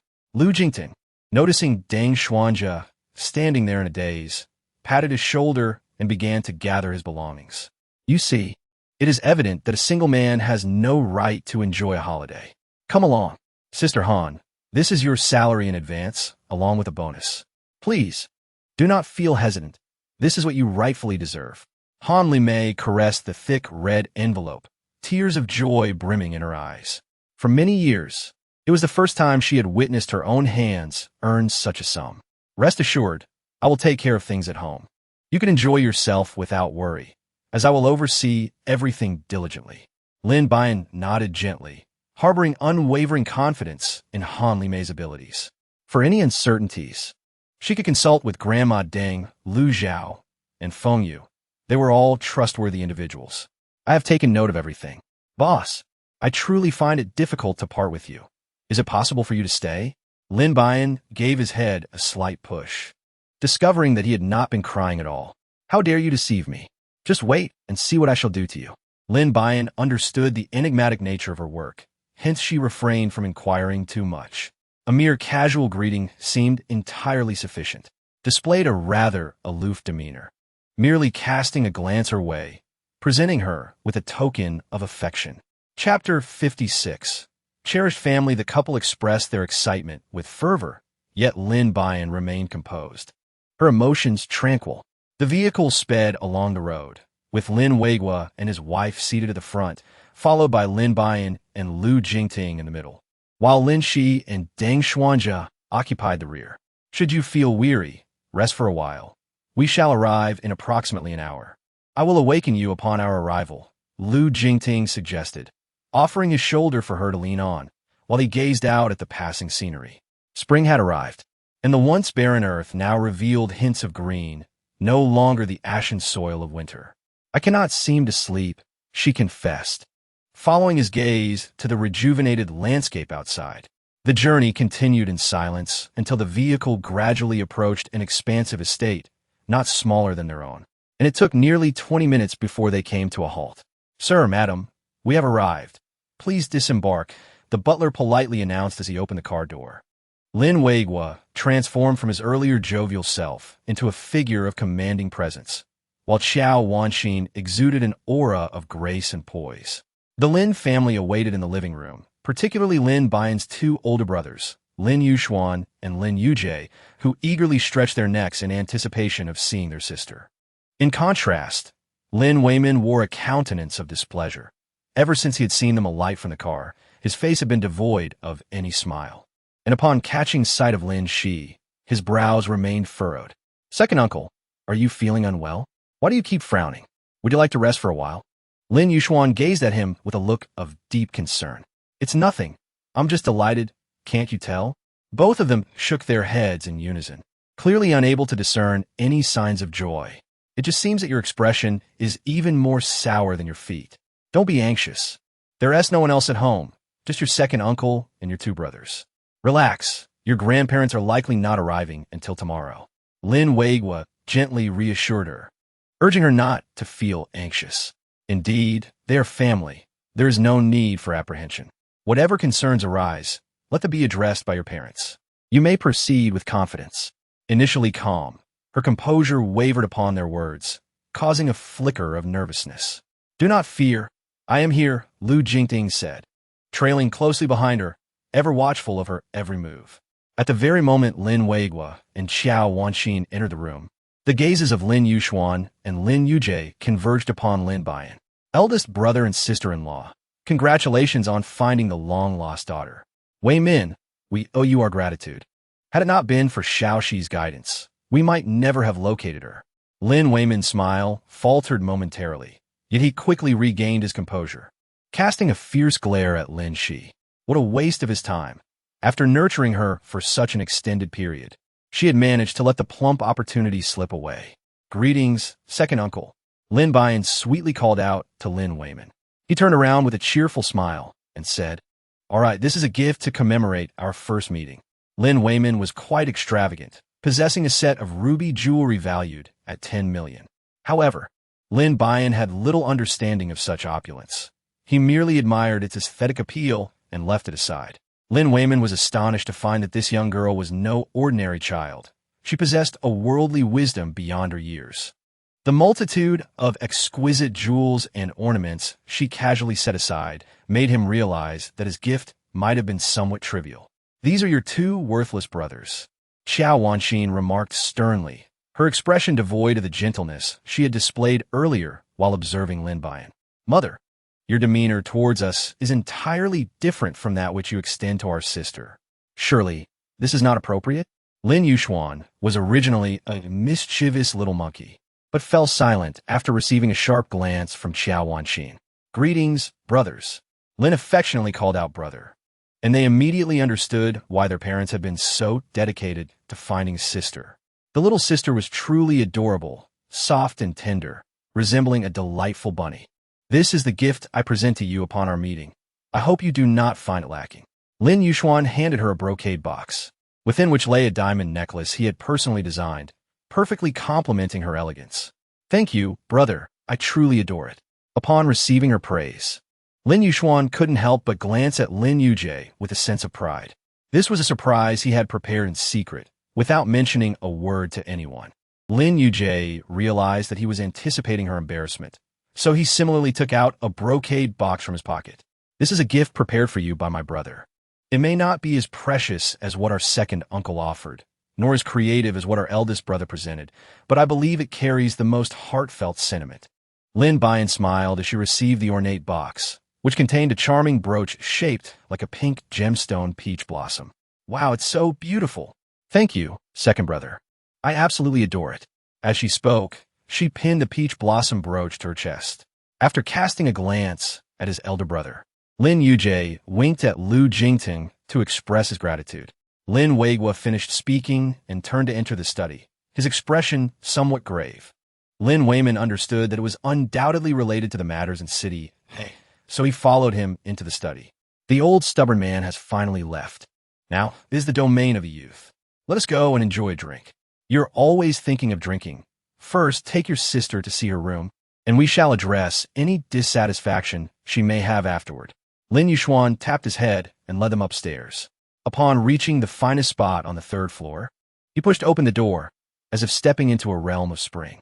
In a spacious room stood a princess bed, adorned with cascading pink curtains, while the ceiling was embellished with a starry sky. Beside the bed dangled a string of peach blossom wind chimes. What do you think? Do you like it? I designed it myself, believing no girl could possibly refuse such charm. Lin Yujie wore a self-satisfied expression that made Lin Yuxuan feel an urge to kick him a few times. Is this behavior not too childish for a young girl? It hardly suits me, does it? If it's truly unsuitable, then you are the little princess of the Lin family. I have researched this.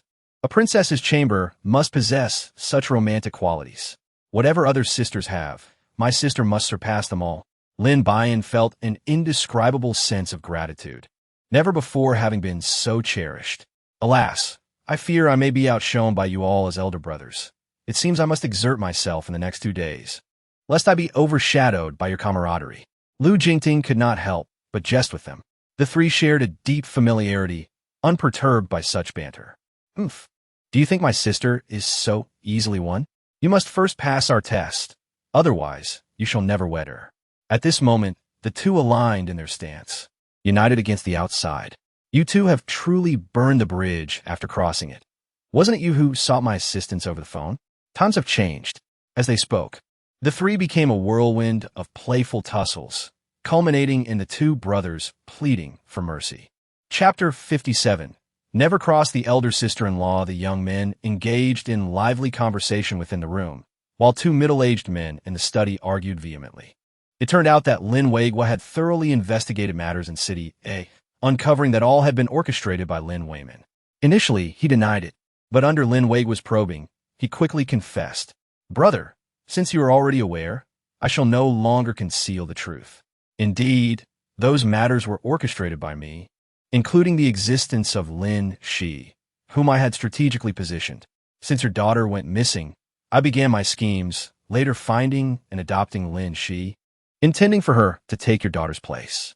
After taking a delicate sip of tea, he continued, I aimed to ally with the Liu family, thus gaining a measure of influence within the Lin family, but alas, I ultimately failed.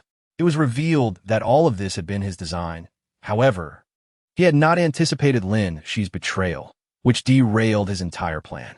Did you truly intend to kill Buyan? I had no intention of killing her. I merely wished for her to vanish here, so that you would never find her. In that way, my Lin Shi could marry into the Liu family, and having such in-laws would prove immensely beneficial.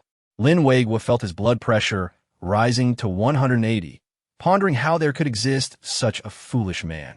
Are you truly so misguided? Well, has the Lin family ever mistreated you? Whenever there's an issue within the family, do we not always discuss it together? Why must you take such unnecessary actions? Indeed, the Lin family has never wronged me. However, my sense of presence within the family is the weakest. Whenever my parents face matters, they never seek me out. It is always you who informs me. This is the essence of the disparity. Lin Wayman is often overlooked, which has rendered him sensitive and suspicious, constantly seeking ways to validate his existence. However, one cannot resort to violence against such a young child. She is merely 3 years old. What if something unfortunate were to happen to her? Wouldn't that haunt you in your dreams? Brother, what are you saying? I only acted against her after locating her. I never intended to harm her, and her disappearance in childhood had nothing to do with me. Lin Wayman gazed at him with unwavering determination. In his youth, he had held a fondness for this little niece of his. It was only after her disappearance that he began orchestrating these events. He admitted that he had indeed contemplated her vanishing, yet he never intended to take her life. The question arose, her childhood disappearance was not orchestrated by your acquaintances. Who else could it be? To approach Lin Buyan, it must have been someone close, and certainly a person of wealth, for otherwise, they would not have consented to provide financial support for that couple's upbringing. Was it truly not you? Lin Weigwa looked at him with suspicion. It is not me. I am not so deranged. I swear, all my activities commenced only after the child went missing. If I utter a single falsehood, may I meet a dire fate. Lin Wayman felt a cold sweat trickle down his spine upon hearing this. There would be no future for him. This incident was already enough for him to ponder over for a long time. If he were to inform his parents, he feared he would be subjected to the family's strict discipline. Trembling, he left the study and unexpectedly encountered Xiao Wanxin, who looked at him with a radiant smile. Sister-in-law, what brings you here? He inquired. This is my home. Is there anywhere I am not permitted to be? She replied. Upon hearing this, Lin Wayman realized that there was indeed an underlying anger. Do not leave. Once you and your brother have finished your conversation, I still have matters to address. Why did you involve my daughter? Lin Wayman was drenched in sweat, having barely appeased his elder brother, only to be confronted with yet another significant dilemma. Do you believe me when I say this is a misunderstanding? He questioned, seeking some semblance of understanding from his sister-in-law. However, Xiao Wanxin, shedding her usual gentleness, glared at him fiercely. Do you think I can trust you? If you wish to avoid suffering, you had better come clean. I have already spoken with your brother. I was not the one involved in the abduction when we were children. I would never stoop to such despicable actions. Yet, how could Xiao Wanxin be so easily convinced? With a piercing gaze, she compelled him to reiterate the words he had exchanged with Lin Weigwa moments ago. He had no choice. This woman was not to be trifled with. She was far more formidable than his elder brother. He recalled that the ruthless tactics employed by his brother back in the day had all been inspired by her. It was a lesson learned over many years. It was better to offend his brother than to cross his sister-in-law. After listening to his account, Xiao Wanxin remained somewhat skeptical. At that moment, Lin Weigwa emerged from the study and cast a glance at him. Why are you still here? You should leave now. Lin Wayman hurriedly left the manor, eager to escape the place without delay. Xiao Wanxin felt discontented. After casting a sharp glance at Lin Weigwa, she turned and made her way to the kitchen to prepare some fruit for Lin Buyan. Sister, you have no idea how foul-tempered Lu Jingtong can be. He often wears a cold expression, as if everyone owes him something. At times like that, we find ourselves contemplating teaching him a lesson. Lin Yuxuan animatedly recounted his tale, and the others, though hesitant to interrupt, feigned rapt attention, well aware that much of his narrative was embellished. Darling, Mama has entered, bringing you some fruit. Remember to eat? Xiao Wanxin cheerfully remarked, her gaze alighting repeatedly on Lin Buyan's face, eliciting envy from Lin Yuxuan and his companion. It seemed they had never witnessed their mother exhibit such a benevolent demeanor, having assumed it was beyond her nature. Yet, it was not that she was incapable. Rather, she had simply chosen not to extend such warmth toward them. Their envy had reached its pinnacle, now giving way to tears. What is this? Must I feed you too? Eat by yourselves. Come, darling, Open your mouth, she said, offering a piece of apple to Lin Buyan. Can you believe there exists such a biased mother? I can't help but wonder if we are truly her biological offspring. You little scamps, are you not my children? Did you spring forth from a rock, devoid of any conscience? The two brothers found themselves momentarily at a loss for words. Their innocent inquiry regarding their lineage had earned them the unjust label of ungratefulness, leaving them feeling despondent. Meanwhile, Lu Jingting observed the scene with a smile, presenting a peeled grape to Lin Buyan. I want one too. Lin Yujie smiled broadly, puckering his lips in anticipation of their offerings, only to be met with a swift kick from Qiao Wanxin to his backside. Just stay there, she admonished. Lin Yujie rubbed his sore rear end, standing to the side with a look of grievance. Lin Yushuan hurriedly picked up a grape and said, "Don't cry. Brother will give you a grape to eat." Observing the two, Lin Buyan couldn't help but chuckle. "I will also give you a grape, brother." Lin Yushuan glanced and, seizing the opportunity a moment before, exclaimed, "What my sister offers is indeed sweet. I want some as well." Lin Yujie, dissatisfied, pouted. After receiving Lin Buyan's affectionate gesture, he broke into a satisfied smile. "So how about it?" Lu Jingting inquired. "Are you envious?" Qiao Wanxin observed her son's smug demeanor and couldn't help but kick him gently. "Always goofing around. Hurry up and get back to your studies." Chapter 58. Happy birthday. Such antics were well within Qiao Wanxin's repertoire. In her youth, she was bold and passionate, captivating numerous suitors. Yet, for reasons unknown, she found herself drawn to Lin Weigua. The complexities of a woman's heart are indeed as elusive as a needle in the ocean. "Father, I am sorry. I am willing to accept the consequences." Lin Shi stood before him with her head lowered and a compliant demeanor, while Deng Xuanja was instructed to wait for her in the room. "To be candid, I find myself quite disappointed in you. However, there is also a sense of relief. You did indeed fire upon her, yet you failed to take her life, an opportunity you squandered. Let's put this matter to rest. From now on, you and Lin Buyan shall remain close sisters, and there is no need for you to undertake any further tasks. You are simply the second young lady of the Lin family. Do you understand?" Lin, she was evidently taken aback by his words. After all, she had not only botched the mission, but had also deliberately informed her uncle about Lin Buyan's whereabouts, which ultimately led to the collapse of all their plans. To her surprise, he did not hold her accountable. What was it? Disbelief, or perhaps sheer joy that rendered him foolish? No, it was merely a moment of unexpected realization. You, having squandered the opportunity to become the young mistress of the Liu family, should not blame me in the future.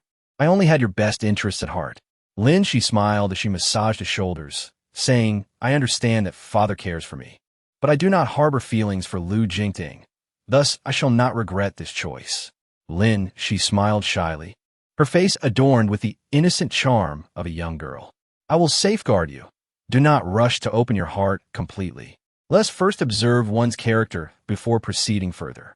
Lin Weiman has truly let go this time, finding solace in being the second son of the Lin family. After this incident, the Lin family has managed to unite. Lin Weiman no longer desires to vie for authority, instead dedicating himself to his own endeavors. It is time to prepare, for tomorrow marks the birthday celebration of the Lin family's child. We should take some gifts and pay a visit, and, after we finish, we can return to our own home. Lu Tingzhao has long wished to meet this child, and tomorrow presents a splendid opportunity. It is expected that many will attend, allowing us to see if this little girl possesses her mother's youthful charm. When Lu Tingxian first heard of this event, he was taken aback. He has endured much suffering over the years. Yet, witnessing Qiao Wanxin in distress brings him a fleeting sense of joy, though this happiness is ephemeral, and he remains discontented.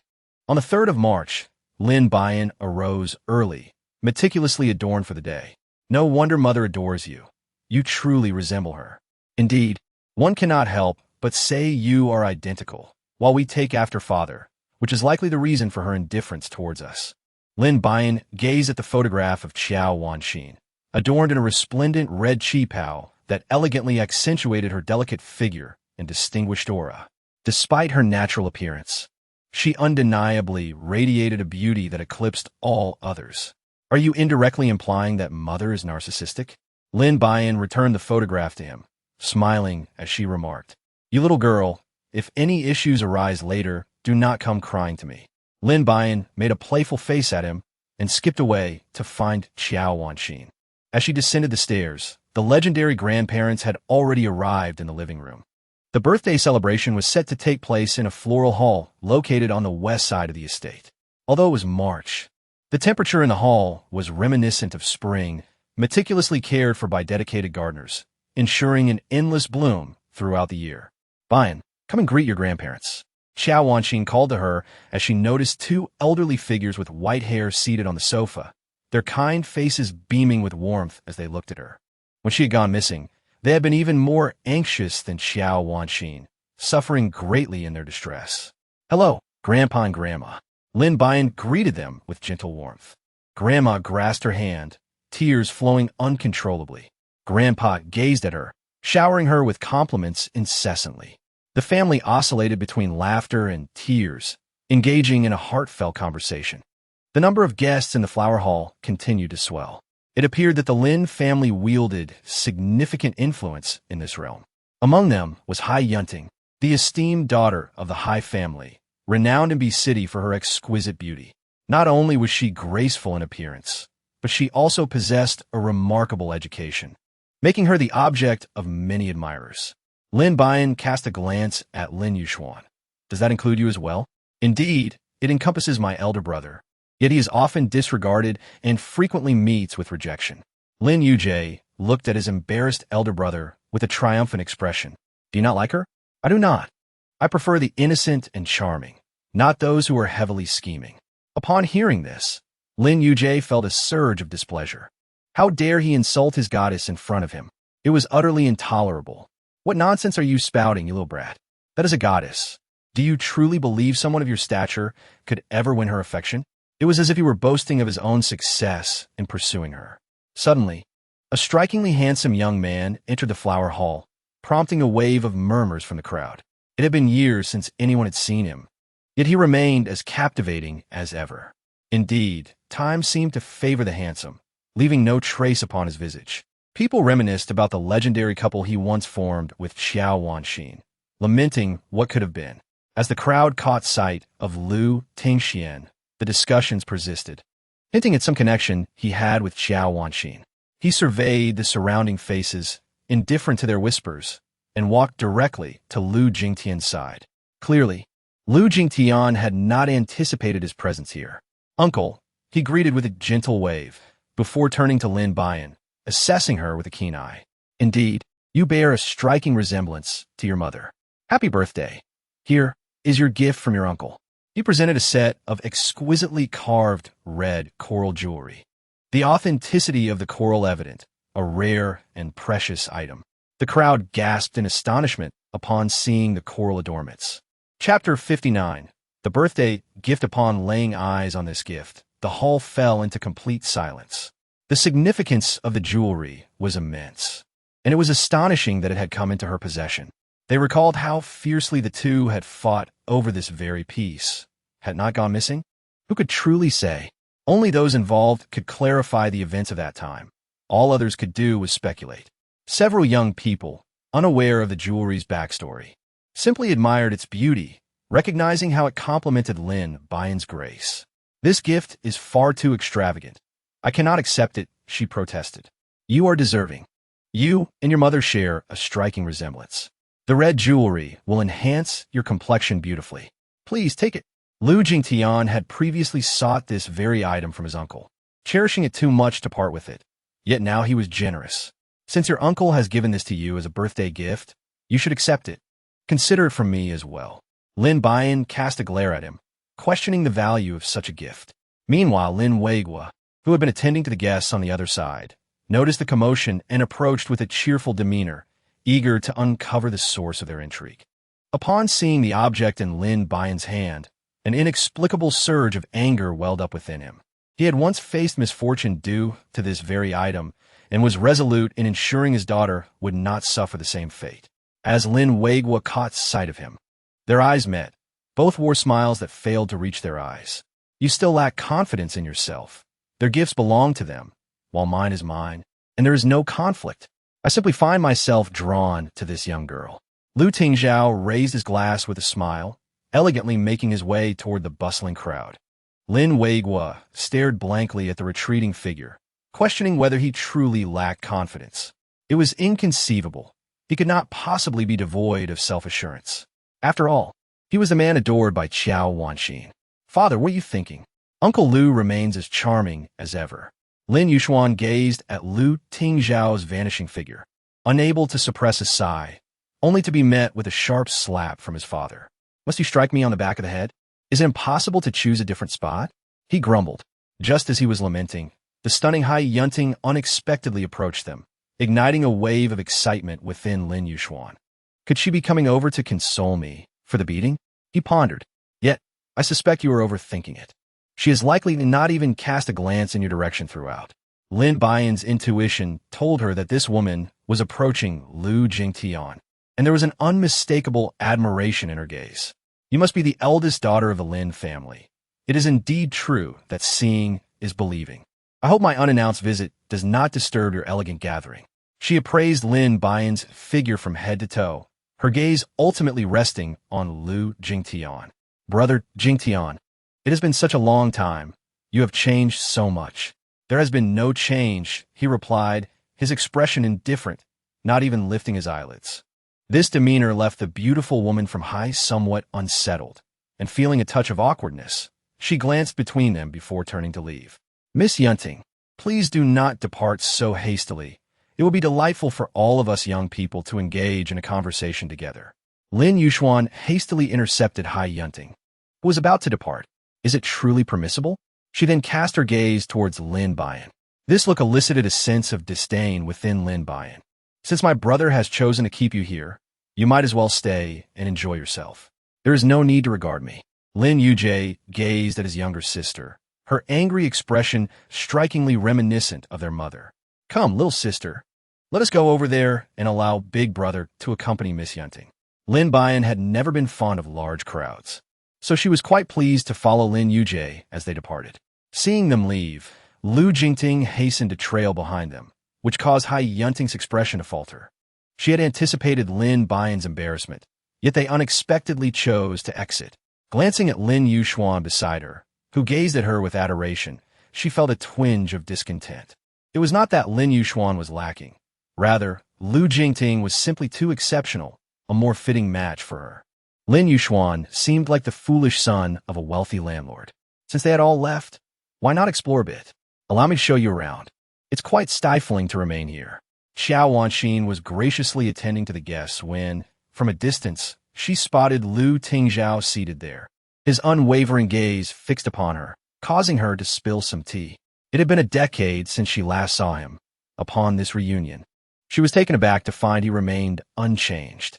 Clearly, Lu Tingzhao had also noticed her, raising his wine glass in her direction as a form of greeting.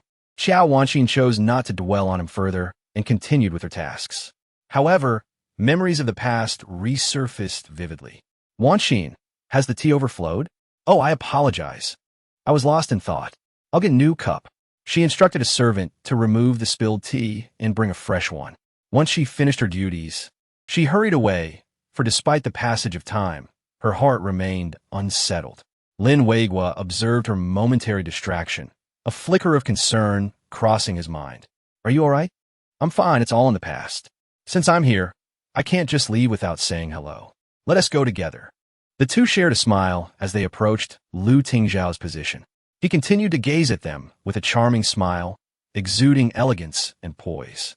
My spouse, and I would like to toast you, expressing our gratitude for your presence here. Haha, there's absolutely no need for that. I came merely to see this young lady, and I was pleasantly surprised by how lovely she has grown, quite resembling you. After finishing his drink, Lu Tingzhao's eyes remained fixed on Qiao Wanxin. Infuriated, Qiao Wanxin downed her drink and slammed the glass onto the table. Your temper is still as fiery as ever. It's truly endearing. Yet, it seems your woman does not share your temperament. She appears soft and adorable. Lu Tingzhao maintained his smile. Yet to Lin Weiguo and the others, it was laced with an icy chill. She is now your nephew's fiancée, if you wish to harm her. Perhaps you should first seek your nephew's consent. That is hardly your concern. What does it matter if I desire your nephew? The Lu Tingzhao before them was utterly twisted, audaciously directing his attention towards his nephew's fiancée. Xiao Wanxin's voice trembled with emotion. Her daughter was her heart's treasure, and she could not bear to witness her child being threatened. What is happening? What have I said? I simply adore this young lady and wish to gift her my most cherished jewelry, hoping she and my nephew remain together forever. What are you all thinking? I still hold considerable influence should I wish to enter the Lu family. In truth, my daughter is not obligated to marry into your family. Lin Weigua bellowed in anger, his voice resonating throughout the entire hall. Chapter 60 Interlude.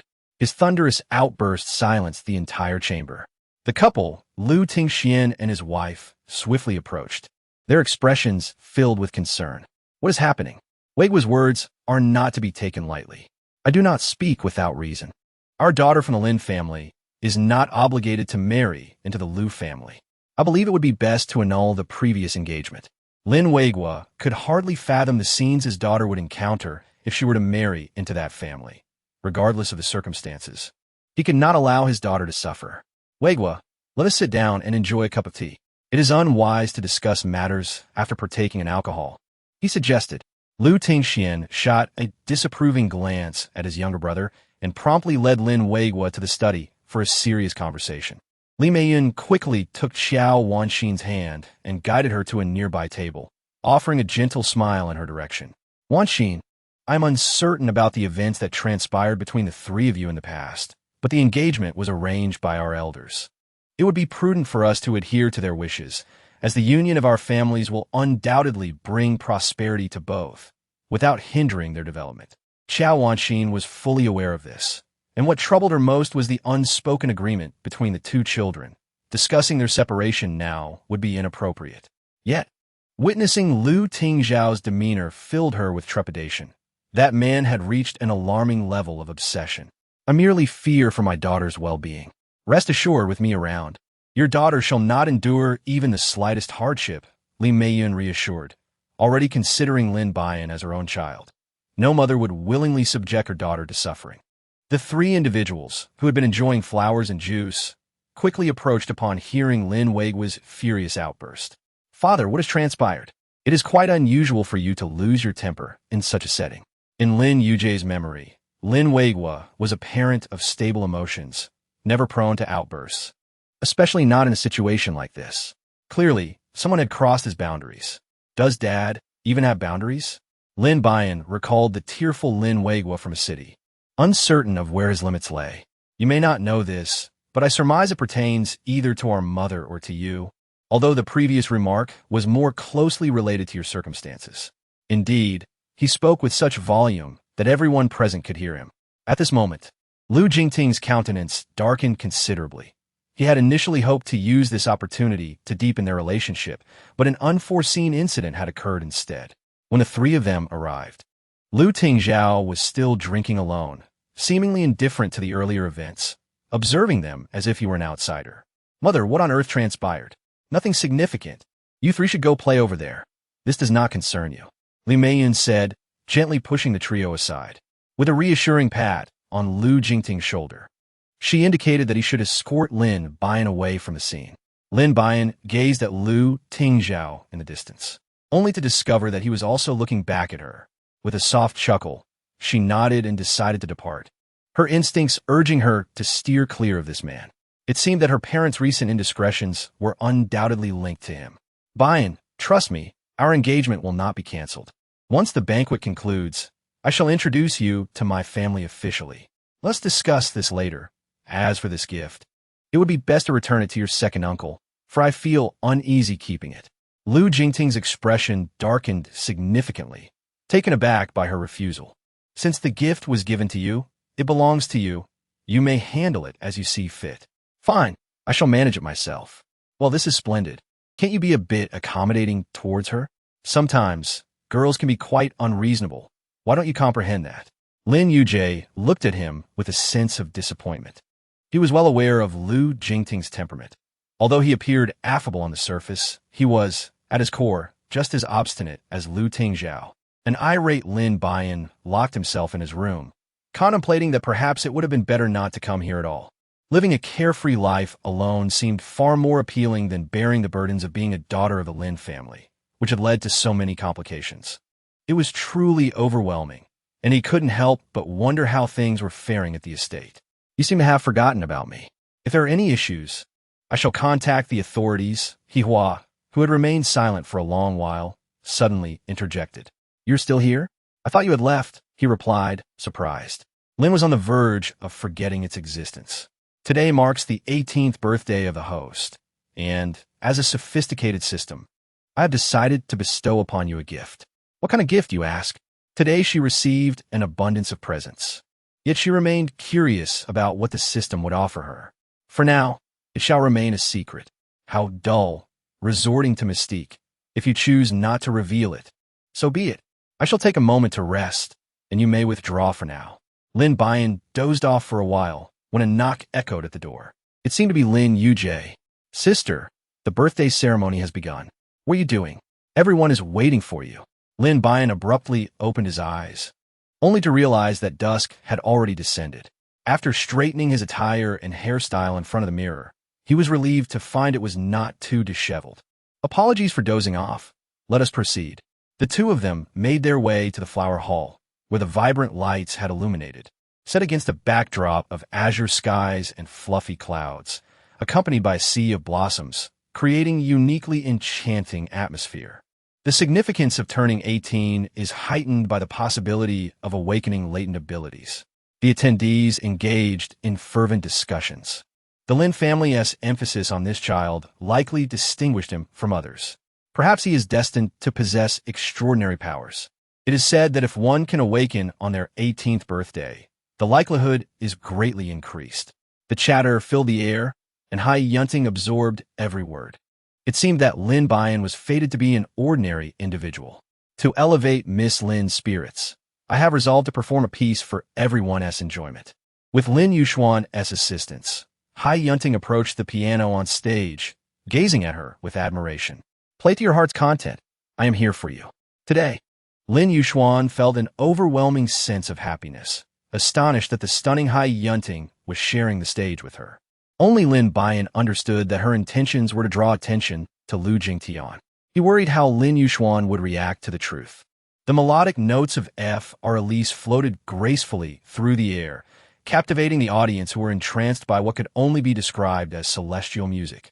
Truly, she was a gifted musician. Her performance was exquisite. Indeed, the daughter of the Hai family possessed both beauty and talent, inspiring envy among those present. Yet, there remained curiosity about what talents Miss Lin might possess. It was rumored she had wandered for over a decade and had suffered a mental setback. What could she possibly offer? Thus, the crowd began to discuss Lin Buyan, their expressions a mixture of sympathy, disdain, and scorn. Would she enjoy such fortune had she not been born into the Lin family? Chapter 61. The birthday cake. Everyone was utterly absorbed in Hai Yunting's piano performance, unable to extricate themselves from its allure. They praised Hai Guangfu, admiring the exceptional upbringing of his daughter. It truly was enviable. Indeed, any family fortunate enough to wed a daughter of the Hai family would be blessed. The chatter continued, completely forgetting that they were in the Lin household, as if the occasion were exclusively a celebration of the Hai family. Lin Weigu's expression grew increasingly grim. Hai Guangfu let out a soft snort, saying, "Thank you all for your compliments towards my daughter. I wonder, dear Lin, does your precious one possess any remarkable talents?" In truth, he had already gathered information, knowing that Lin Buyan was merely a country girl, lacking any noteworthy skills. Surviving was a struggle for her. How could she possibly have any talents? Lin Weigu's expression darkened. Hai Guangfu was deliberately trying to humiliate him. The Lin family wore grim expressions, except for Lin Yushuan, who stood beside them, grinning foolishly at Hai Yunting as if he were already a member of the Hai family. Humph, the daughter of Lin does not require such validations. Her health and happiness are all that truly matter. A heart filled with sunshine, devoid of shadows, renders talents and accomplishments mere trifles. Ha ha! Perhaps such words are merely a fade, uttered with intention.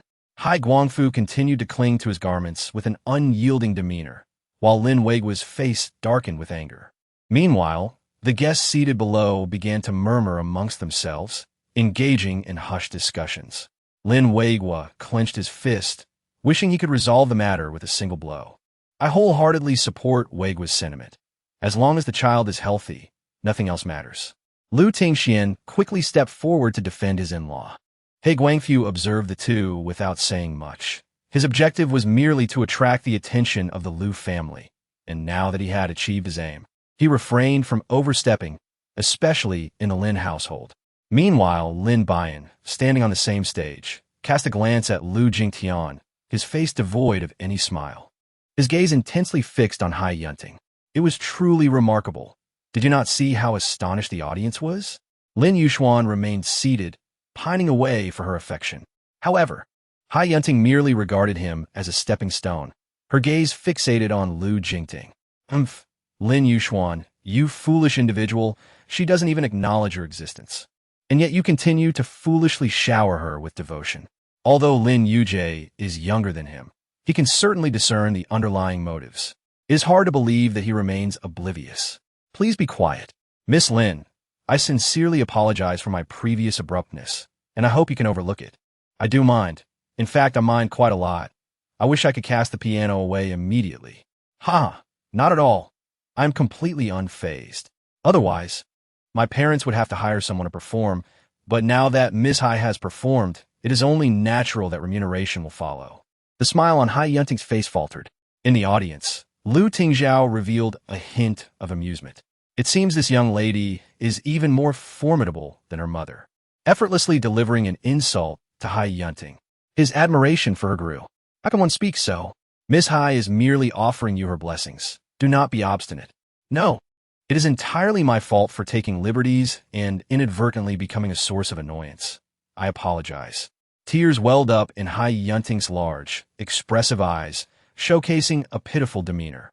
Lin Yuxuan felt a profound ache in her heart, yet she refrained from reproaching her younger sister, instead opting to offer her gentle solace. Indeed, the taste of high-grade green tea was evident. Miss Hai truly could not withstand jest. After all, today is my birthday. Merely a playful joke, yet she still weeps. Lin Buyan, despite her aversion, extended her hand in a gesture of reconciliation. The moment their hands made contact, the voice of Hahua resonated in her mind. Ding! Congratulations, host. You have awakened your ability to replicate talents. You are now capable of mastering her skill, with a proficiency in piano at 100. So this is the gift you prepared for me. But what use is it? It cannot be consumed or wielded. What purpose does it serve? You'll understand shortly. Hahua replied, lapsing back into silence. Are you unwell? Lu Jingting inquired, approaching to offer comfort to the still Lin Buyan. As everyone placed great importance on the awakening of abilities at the age of 18, they were all keenly observing the changes occurring on stage. I might have awakened an ability, she whispered, barely audible, only for the two of them to hear. Really? What kind of ability is it? It's a replication type. Please do not disclose it to others. Lu Jingting felt a swell of happiness for her. Awakening signified a distinction from the ordinary, at least providing a means of self-protection. Since everyone is so eager to witness my talent, I suppose I shall perform for them, albeit modestly. Initially reluctant, she did not wish to be a source of ridicule for her parents. Now that she possessed this ability, it would be wise to put it to good use. As she spoke, the melodious notes of the piano began to flow gracefully through the flower hall. The beauty of the melody made the blossoms unfold their petals. Attentively listening to the music, the audience below was enraptured, completely immersed, even believing it surpassed the performance of Hai Yunting. This was no mere birthday celebration. It was a veritable feast for the senses. One piano piece followed another until dusk settled, and Lin Buyan appeared tireless, continuing to play. As the final piece, the Symphony of Fate, came to a close, Lin Buyan rose slowly, a gentle smile gracing her lips. I apologize for my humble display. At that moment, Hai Yunting's mood soured, akin to swallowing a fly. Her own splendid performance was the result of countless days of arduous practice. She had not anticipated Lin Buyan's extraordinary prowess. It seemed as if the notes danced in her mind, requiring no sheet music to guide her. Hadn't she claimed she couldn't play before? The information was evidently erroneous. Lin Weigua and his wife were equally astonished. When had she learned to play the piano? Was she concealing this talent? Hai Guangfu felt as though he had been struck. He could only sit there in dismay. Lu Tingzhao, however, observed them with keen interest. This girl was becoming increasingly intriguing. Suddenly, the lights on stage dimmed, and the melody of Happy Birthday began to play. A towering 18-layer cake was slowly wheeled out. Dear child, this is what we owe you. One for each year, perfectly totaling 18. Lin Buyan was filled with profound emotion. Along with the birthday gift I have prepared for you. Lu Jingting has meticulously prepared 17 gifts for his birthday. 15, 16, 17, why not 18? Lin Buyan blinked her almond-shaped eyes and smiled at him. The 18th birthday gift is right before you. I hope you will personally accept it. He gazed at her with a smile, gradually kneeling down. The 18th birthday gift is me. I offer myself to you, hoping that we shall never part through the seasons and meals in our shared abode.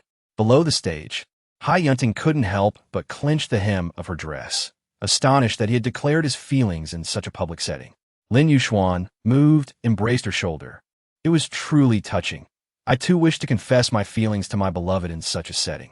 Hai Yunting glanced at him, remaining silent, allowing him to hold her. For settling for less was not entirely out of the question. After all, they were all fish from the same pond. Chapter 62, A Visit to the Lu Family, which left many envious. After the birthday party concluded, life returned to its usual rhythm. Lin Weigua remained engrossed in work, occasionally engaging in light conversation with her. The overall atmosphere was still calm, devoid of any parasitic disturbances, and everyone's lives began to follow a steady course. Sister, you are now a celebrity in our midst. Your few piano pieces have evoked envy in many. What is so special about that? I have many more talents to showcase. You all must take your time to appreciate them. Lin Buyan was toying with her red coral bracelet. Although she had received numerous gifts, this coral bracelet was her utmost favorite. The vibrant red resembled freshly spilled blood, accentuating the fairness of her wrist. Suddenly, she noticed that there were inscriptions on the coral bracelet. They were so small that one would hardly notice them without a careful glance. The galaxy shines with meaning. All things lead to you. What could this possibly signify? Lin Buyan was perplexed, and at that moment, Lu Jingting approached. He carelessly adorned his wrist with a string of beads. How rare it is that you have the time to come here. Lin Buyan had yet to utter a word when Lin Yujie spoke first. I hurried over upon hearing someone's heartfelt sentiments. Lu Jingting teased, casting a sidelong glance at Lin Buyan. She, blushing, chose to ignore him. She was still irked by the events of that day. Her presence at the scene was merely to spare his feelings. Why still harbor resentment? Of course, she had every right to be angry, and it was the kind of anger that was quite difficult to soothe. Lin Buyan pouted, crossing her arms in feigned indifference. Upon witnessing this display, the two brothers swiftly retreated from the room, sensing the impending display of affection. Lu Jingting clasped his hands in gratitude towards them. Suddenly, the room fell into a profound silence, and Lin Buyan realized they were now alone. These two traitors truly lacked loyalty. She stamped her foot in frustration, only to be embraced from behind by Lu Jingting. Please do not be angry. It was not intentional that day. I have no feelings for anyone else. Who would believe that? Then whom do you have feelings for? In this entire world, I harbor feelings solely for you. Lin Buyan angrily pushed him away. How repulsive. I certainly do not wish for any feelings from you. Yet, Lu Jingting persistently clung to her, refusing to relent. Lin Buyan was at a loss as to how to respond to his invitation. At that moment, she felt a twinge of fear at the prospect of facing his family. Where have you been? Lu Jingting asked, his expression grave as he gazed at her. In a city, there's been a recent surge in the activities of parasitic beings. They seem to have begun awakening and are now attacking ordinary people. As you know, the Lost City does not easily resort to violence against humans, but their numbers have increased significantly, and their strength is formidable, as if someone is orchestrating their actions. Does that not pose a considerable danger? Lin Buyan began to worry about his safety, feeling an inexplicable discomfort at the sight of his injuries. It seemed unnecessary for someone of Lu Jingting's background to endure such hardships. Yet, he stepped forward to fight for the safety of others, a quality that truly commands respect. It is not perilous. I am the captain of the superpower society, and these matters are trivial. However, this path leads you into danger, and I do not wish for you to find yourself in jeopardy. Lin Buyan grasped his hand, imploring him. She knew he would be waiting for her here, yet there was no alternative but to acquiesce. It is quite natural for a girl to seek a romantic partner as she matures, is it not? I hope my sister does not rush into marriage. Wouldn't it be better for her to remain at home for a few more years? The car sped swiftly towards the Lu family's villa complex. The butler awaited their arrival at the entrance. Young master, Miss Lin, please come in.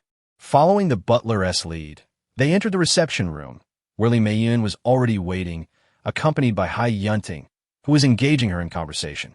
Upon seeing Lu Jingting and the others enter, Hai Yunting quickly stood up to greet them, although it appeared to be a welcome. Her true intention was merely to capture Lu Jingting's attention. Today, Hai Yunting donned a delicate pink lace dress that accentuated her fair skin, resembling a peach blossom just in full bloom. Indeed, it is unfortunate that you missed the meeting and were unable to approach Lu Jingting. Lin Buyan murmured softly. Buyan is here. Come sit quickly. Li Meiyun urged as she pulled her beside her, scrutinizing her closely. She was a lively girl, inheriting both her looks and temperament from Qiao Wanxin. At that moment, Lu Tingzhao appeared in the living room, seemingly out of nowhere.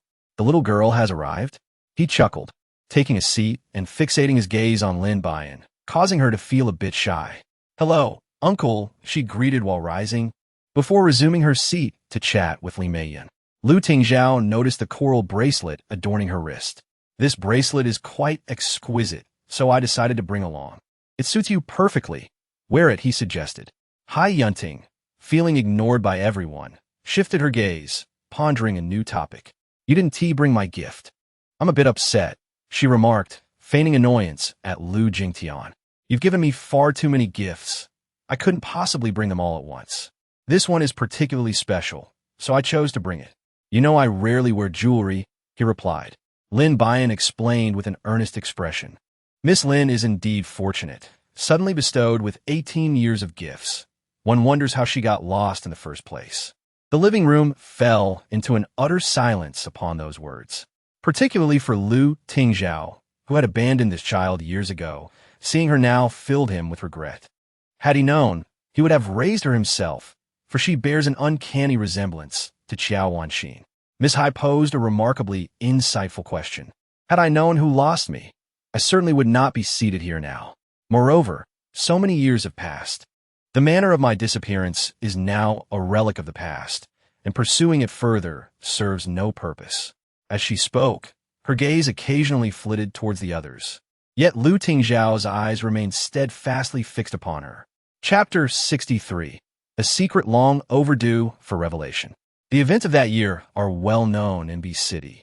So Lu Tingzhao understood that even if she refrained from mentioning it today, others would inevitably do so. The foolishness of the past must eventually be addressed. It seems you are quite concerned about Miss Lin's affairs. At such a young age, why delve into matters of gossip?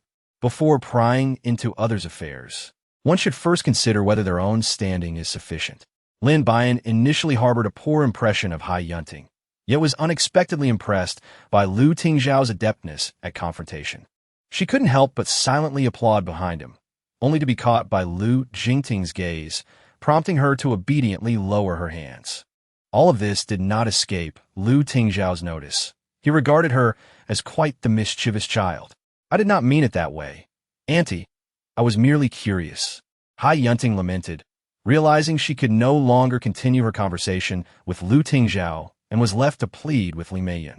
Elders typically favored obedient and gentle children, and that was precisely how Hai Yunting appeared at that moment. As expected, she elicited sympathy from Li Meiyun. Do not be afraid.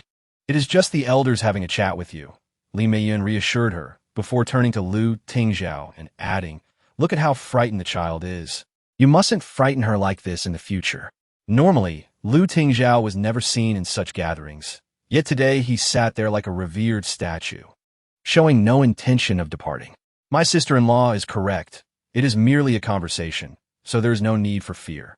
Since you have brought it up today, I shall recount how Miss Lin went missing back then, Lu Tingzhao stated, his slender fingers gliding across the table before resting on the coffee cup, his gaze inadvertently landing on Lin Buyan's face. That visage was undeniably alluring, youthful, yet possessing a depth of seduction in her eyes.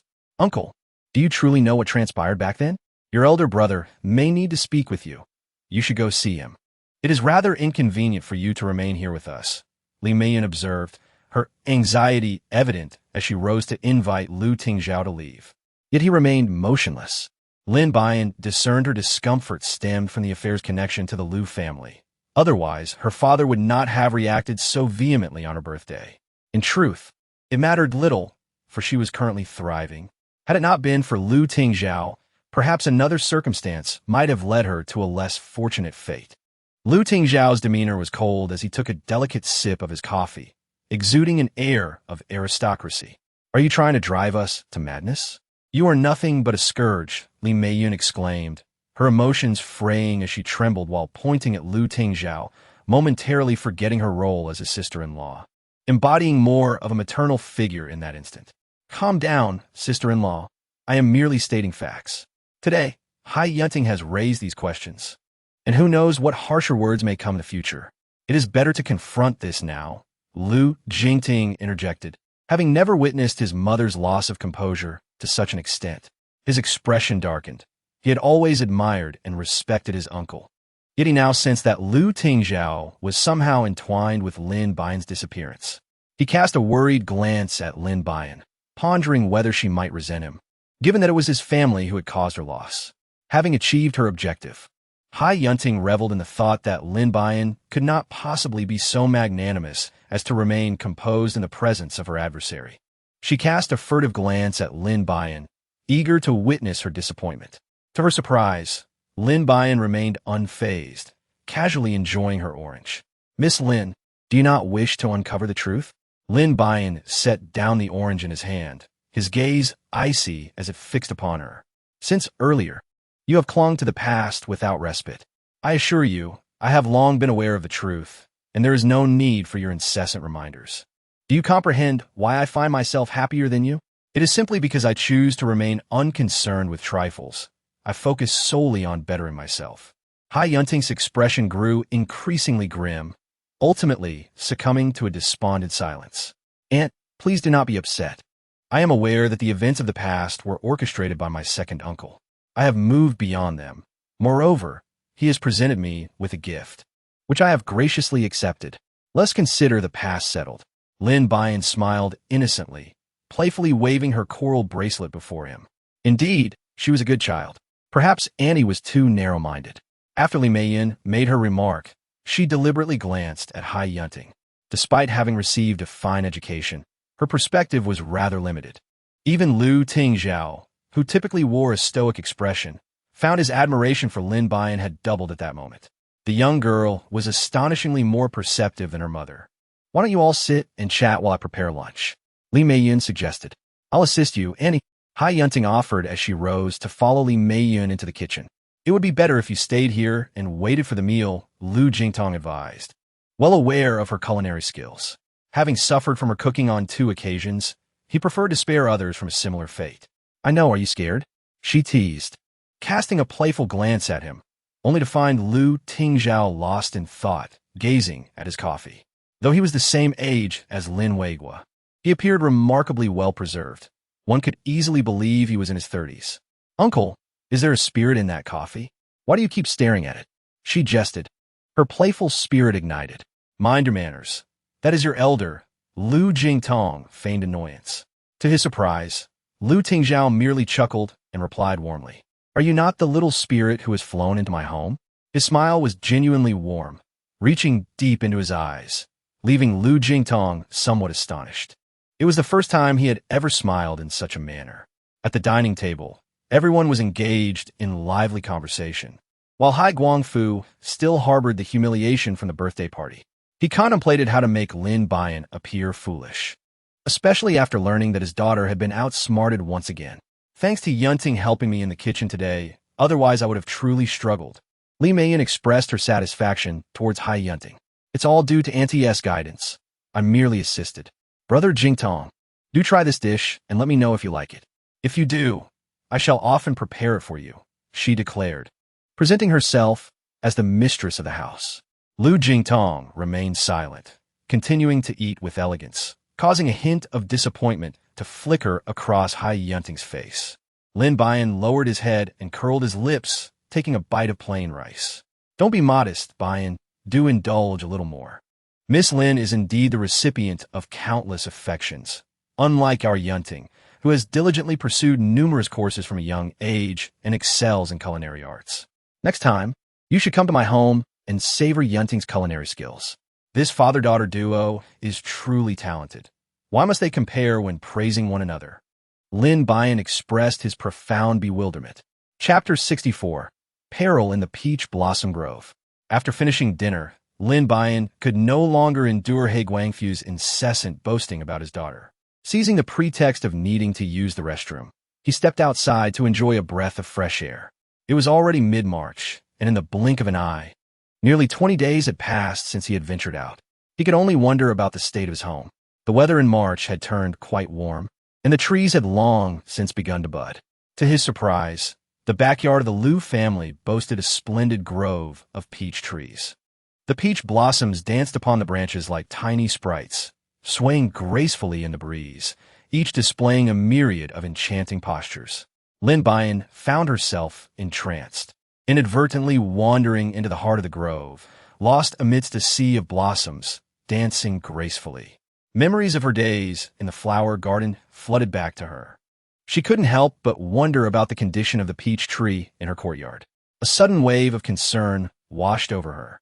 Lu Jingting glanced at the time, realizing that Lin Buyan had been gone for quite a while. He prepared to rise and search for her, but was ensnared by Hai Yunting, with Li Buyan also inexplicably blocking his way. Jingting, why don't you stay and chat with Yunting for a while? I will go check on Buyan. Li Buyan offered as she made her exit, leaving the two of them alone in the room. By the latest, the day after tomorrow, perhaps even tomorrow, Hai Yunting felt a twinge of disappointment. How wonderful it would be if she could accompany him. I truly wish I could go with you. Perhaps it's best if you don't. My work is perilous, Lu Jingting replied, preparing to leave, yet was once again halted by Hai Yunting. Brother Jingting, can't you stay with me just a little longer? I'm afraid I must see to my fiancée. It's not safe outside, especially if anything were to happen to her. Lu Jingting, drained of any remaining patience, disregarded her feelings entirely and stood up to leave. Hai Yunting collapsed onto the floor, clenching her fists in frustration. She was determined to make Lin Buyan disappear. Only then could she ascend to the position of Mrs. Liu and command respect in B City. The Hai family had fallen from grace, and the locals increasingly looked down upon them. They could only rely on a formidable backing to rise once more. This opportunity was one she could not afford to lose. Meanwhile, Lin Buyan frolicked joyfully among the peach blossoms, unwittingly crossing beyond the confines of the Liu family's estate and ascending the mountain. It turned out that the Liu family South Peach Grove seamlessly connected to the hillside behind. The peach blossoms on the mountain flourished more vibrantly than those below. Little did she know, in such a beautiful place, danger was gradually closing in. While Lin Buyan was engaged in playful pursuits, a red-eyed devourer stealthily approached her. Suddenly, the creature lunged, ensnaring Lin Buyan tightly. Who are you and what do you want? It seems inconceivable that such a beautiful place harbors a parasite, she pondered, perplexed. Raising her gaze, she encountered a familiar face standing before her. So it's you. Aren't you afraid of my retaliation? Fearful? This is the territory of the Liu family. Should you perish here, they certainly cannot evade responsibility. Consequently, the ties between your families would unravel, and we of the Hai family would extend our assistance. I dare say our combined strength could contend with the Lin family, he replied. Is this what you discussed with Uncle Liu this morning? Lin Buyan inquired. Hai Guangfu cast her a disdainful glance and shook his head. How could Liu Tingxian possibly consent to such a decision? Yet, for the sake of the Hai family's future and my daughter's happiness, I am willing to risk it all. I never imagined you would remain so ignorant at your age. Do you truly believe that killing me would enable your daughter to be with Lu Jingting? How naive. Once you are dead, everything else will be easily addressed. Since everything else is easily addressed, why must I die? She countered. Let us strike a bargain. I will surrender Lu Jingting to you if you release me. What say you? Do you not desire Lu Jingting? He asked. Which is of greater significance?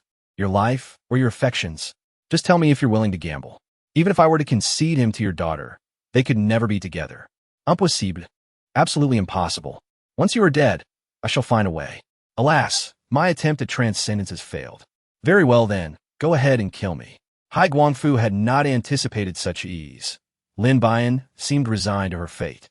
The devourer behind her, upon receiving the command, lifted her violently, preparing to end her life.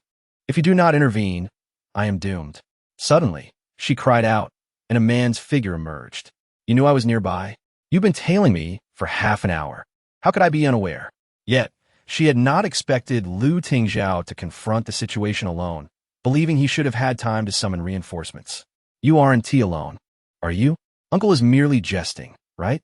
This creature is a devourer. Even Lu Jingting may struggle to prevail. Do you underestimate me? He retorted. I dare not. Rather, your audacity is remarkable. I afforded you the opportunity to call for help, yet you failed to seize it. After all, it is not I who has been captured. Lin Buyan felt that his expression management was slipping out of control. The individuals he encountered were quite unexpected. Hai Guangfu was taken aback to find Lu Tingzhao here and felt a surge of panic, wishing to flee. Where do you think you're going? I have seen and heard everything. He chuckled. I was merely joking with her. Do not take it to heart. Hai Guangfu quickly put on a smiling facade. Yet with a wave of his hand, the devourer grew increasingly agitated, ready to hurl her to the ground. Let's not argue. Just save me first. Lin Buyan shouted in anxiety as she was securely caught just 3 centimeters from the ground. Uncle, must you play so recklessly? At the very moment she was rescued, the devourer behind her crumbled to the ground, leaving no one the wiser as to when Lu Tingzhao had made his move. This wave of monsters was indeed formidable. Now, Hai Guangfu was utterly bewildered. He had originally thought the devourer would pose a significant challenge, completely vanishing the 2 individuals. To his astonishment, it was dispatched in an instant. What technique was that, uncle? Could you possibly teach me? While she lingered, it was perhaps wiser for the girl to remain at home. With that, he unceremoniously dropped her onto the ground and approached the stunned Hai Guangfu. Well then, shall we have a chat? With those words, he seized Hai Guangfu by the collar and vanished into the depths of the peach orchard. Hey, don't leave me behind. What if it wakes up again? Lin Buyan did not dare to delay for even a moment and hurriedly ran outside, only to suddenly collide into a familiar embrace. Why did you take so long to arrive? His voice quivered with tears as he pouted and lightly struck Lin's chest in a display of grievance. I took a wrong turn. What happened to you just now? Why are you running around in such a panic? Lin Buyan cast a glance at Hai Yunting behind him, and the light in his eyes dimmed involuntarily. You were just with her the entire time?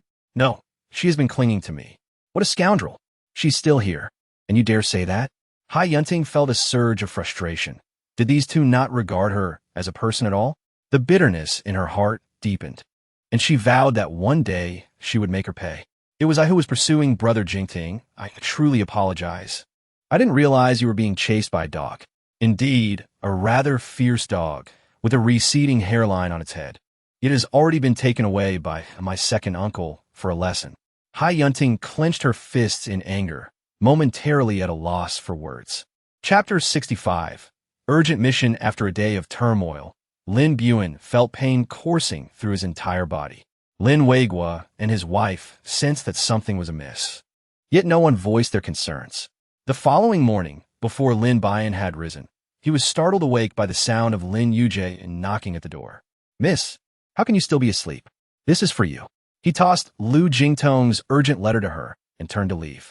Lin Buyan finished reading the letter and felt an overwhelming urge to curse. What's wrong, my dear sister? How about I take you out for a shopping spree? He suggested. The security here is significantly better, and there are numerous activities to enjoy outside. Noticing her discontent, Lin Yujie was determined to cheer her up with various ideas. You aren't planning to take me to see monkey performances again, are you? I must inform you that I absolutely refuse to go. Lin Buyan expressed her skepticism towards Lin Yujie's aesthetic tastes. After several outings together, each time they either visited a zoo or explored a science and technology museum, activities that failed to pique her interest. They call it embracing nature. But do those adorable creatures really captivate you so much that you must indulge in their charm daily? Lin Yujie was rendered speechless by her anger. You are merely venting your frustrations on me because Lu Jingting did not take you away, aren't you? As an elder brother, I must bear the weight of my sister's grievances. Very well, since I am your brother, I shall yield to your wishes this time. You may go wherever you please. Recently, Qiao Wanxin had been assisting Lin Weiguo and had not inquired about Lin Buyan for several days. Lin Yushuan is preoccupied with being infatuated, incessantly seeking to accompany Hai Yunting on shopping excursions. How about we visit the amusement park? Lin Yujie felt a twinge of regret for acquiescing to her request. That was merely a place for children, and he had initially refused. Yet, having promised moments ago, he was compelled to follow her to the amusement park. Reluctantly, Lin Yujie accompanied her. After a round of exhilarating rides, Lin Yushuan lay on the ground, unable to rise. Having succumbed to nausea, it was no surprise. Who could withstand the thrill of a roller coaster? Lin Yujie spoke and then rushed to the trash can to vomit. It's fine. There's so many people here, there is no danger.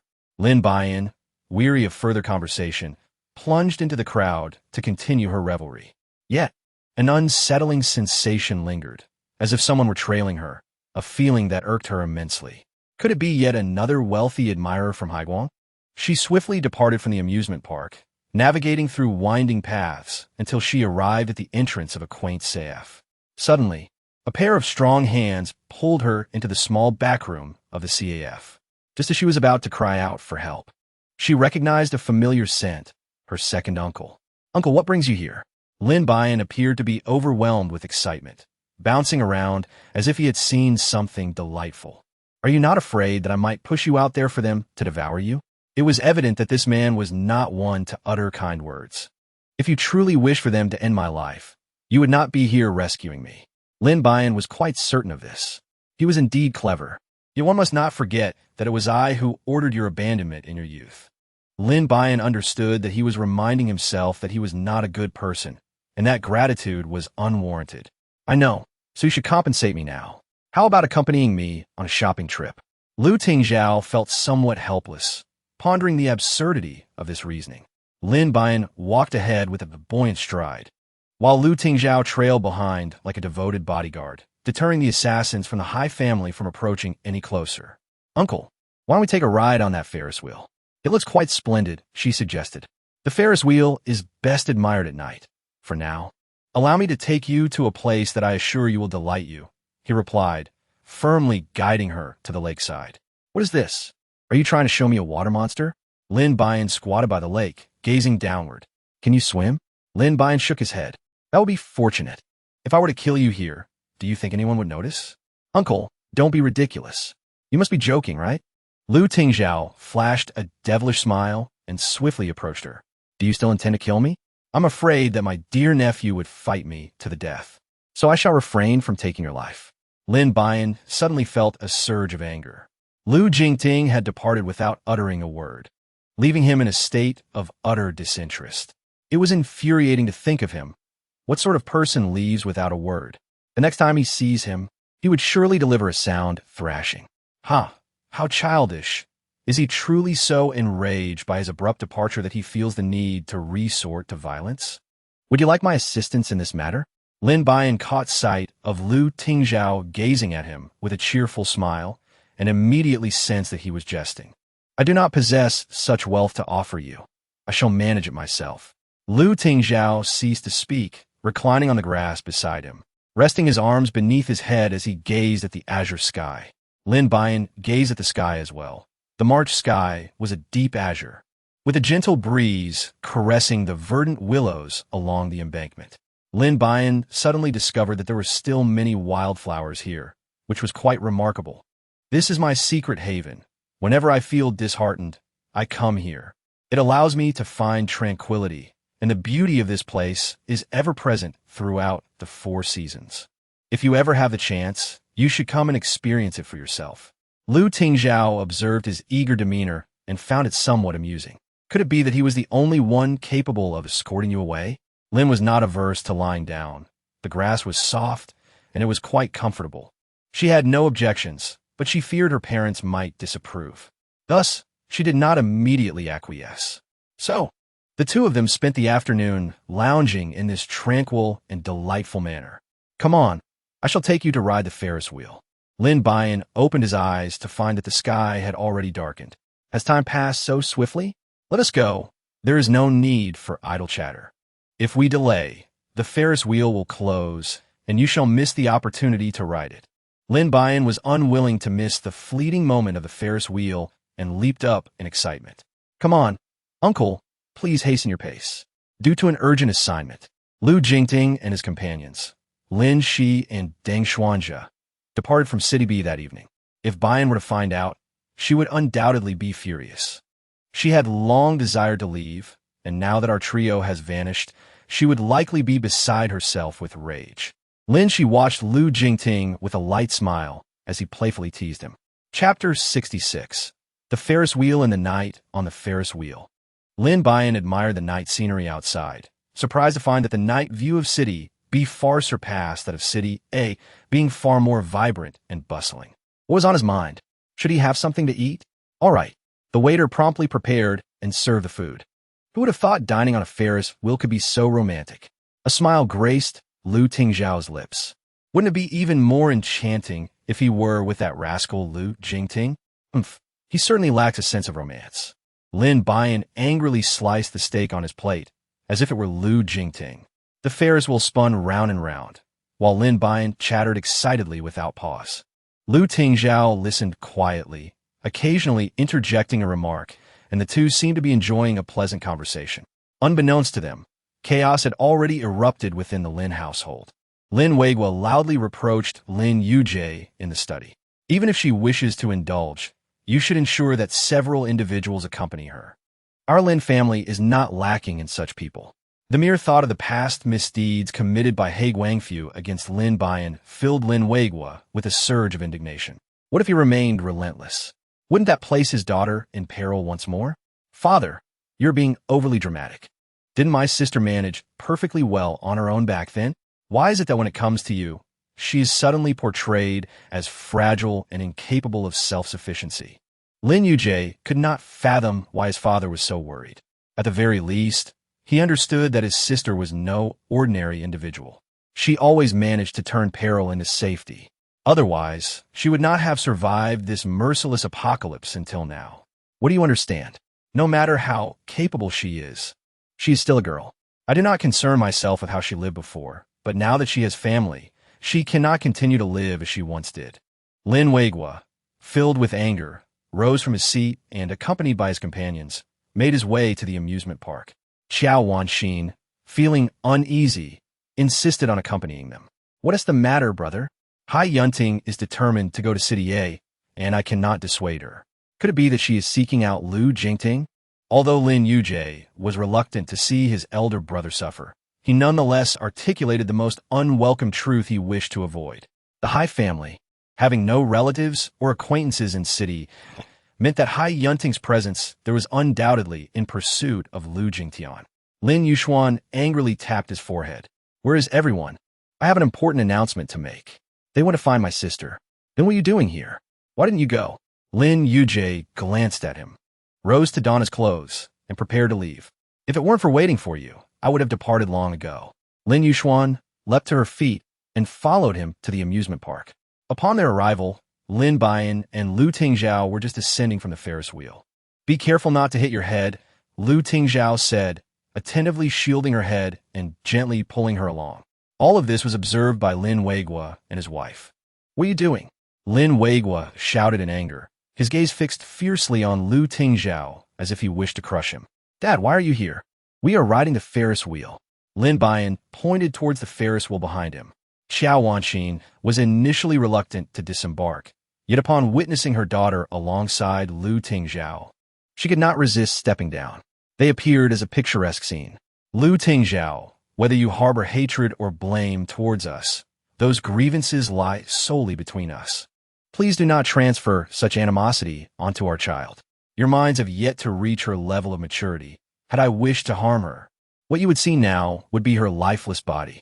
An inexplicable tension gripped Xiao Wanxin's heart as memories of the past flooded back. We wronged you back then, but you have subjected Buyan to 15 years of suffering. Surely, reconciliation is within reach. Little girl, I can only assist you to this extent. After Lu Tingzhao spoke, he disregarded whatever the couple might say and strode away from the amusement park. Mom and Dad, you are truly mistaken. It was my uncle who saved me, and you should express your gratitude towards him. She recounted her experiences of the day to them. Let us reconsider this matter. What if you encountered danger there? Have you forgotten that with Lu Jingtian present, I cannot be harmed? Despite her reassurances, the couple remained hesitant. Let's think it over and decide tomorrow. You truly do not make things easy. Xiao Wanxin could not help but feel exasperated with them. Mom and Dad, please do not retire for the night. I have an important announcement to make, so brace yourselves.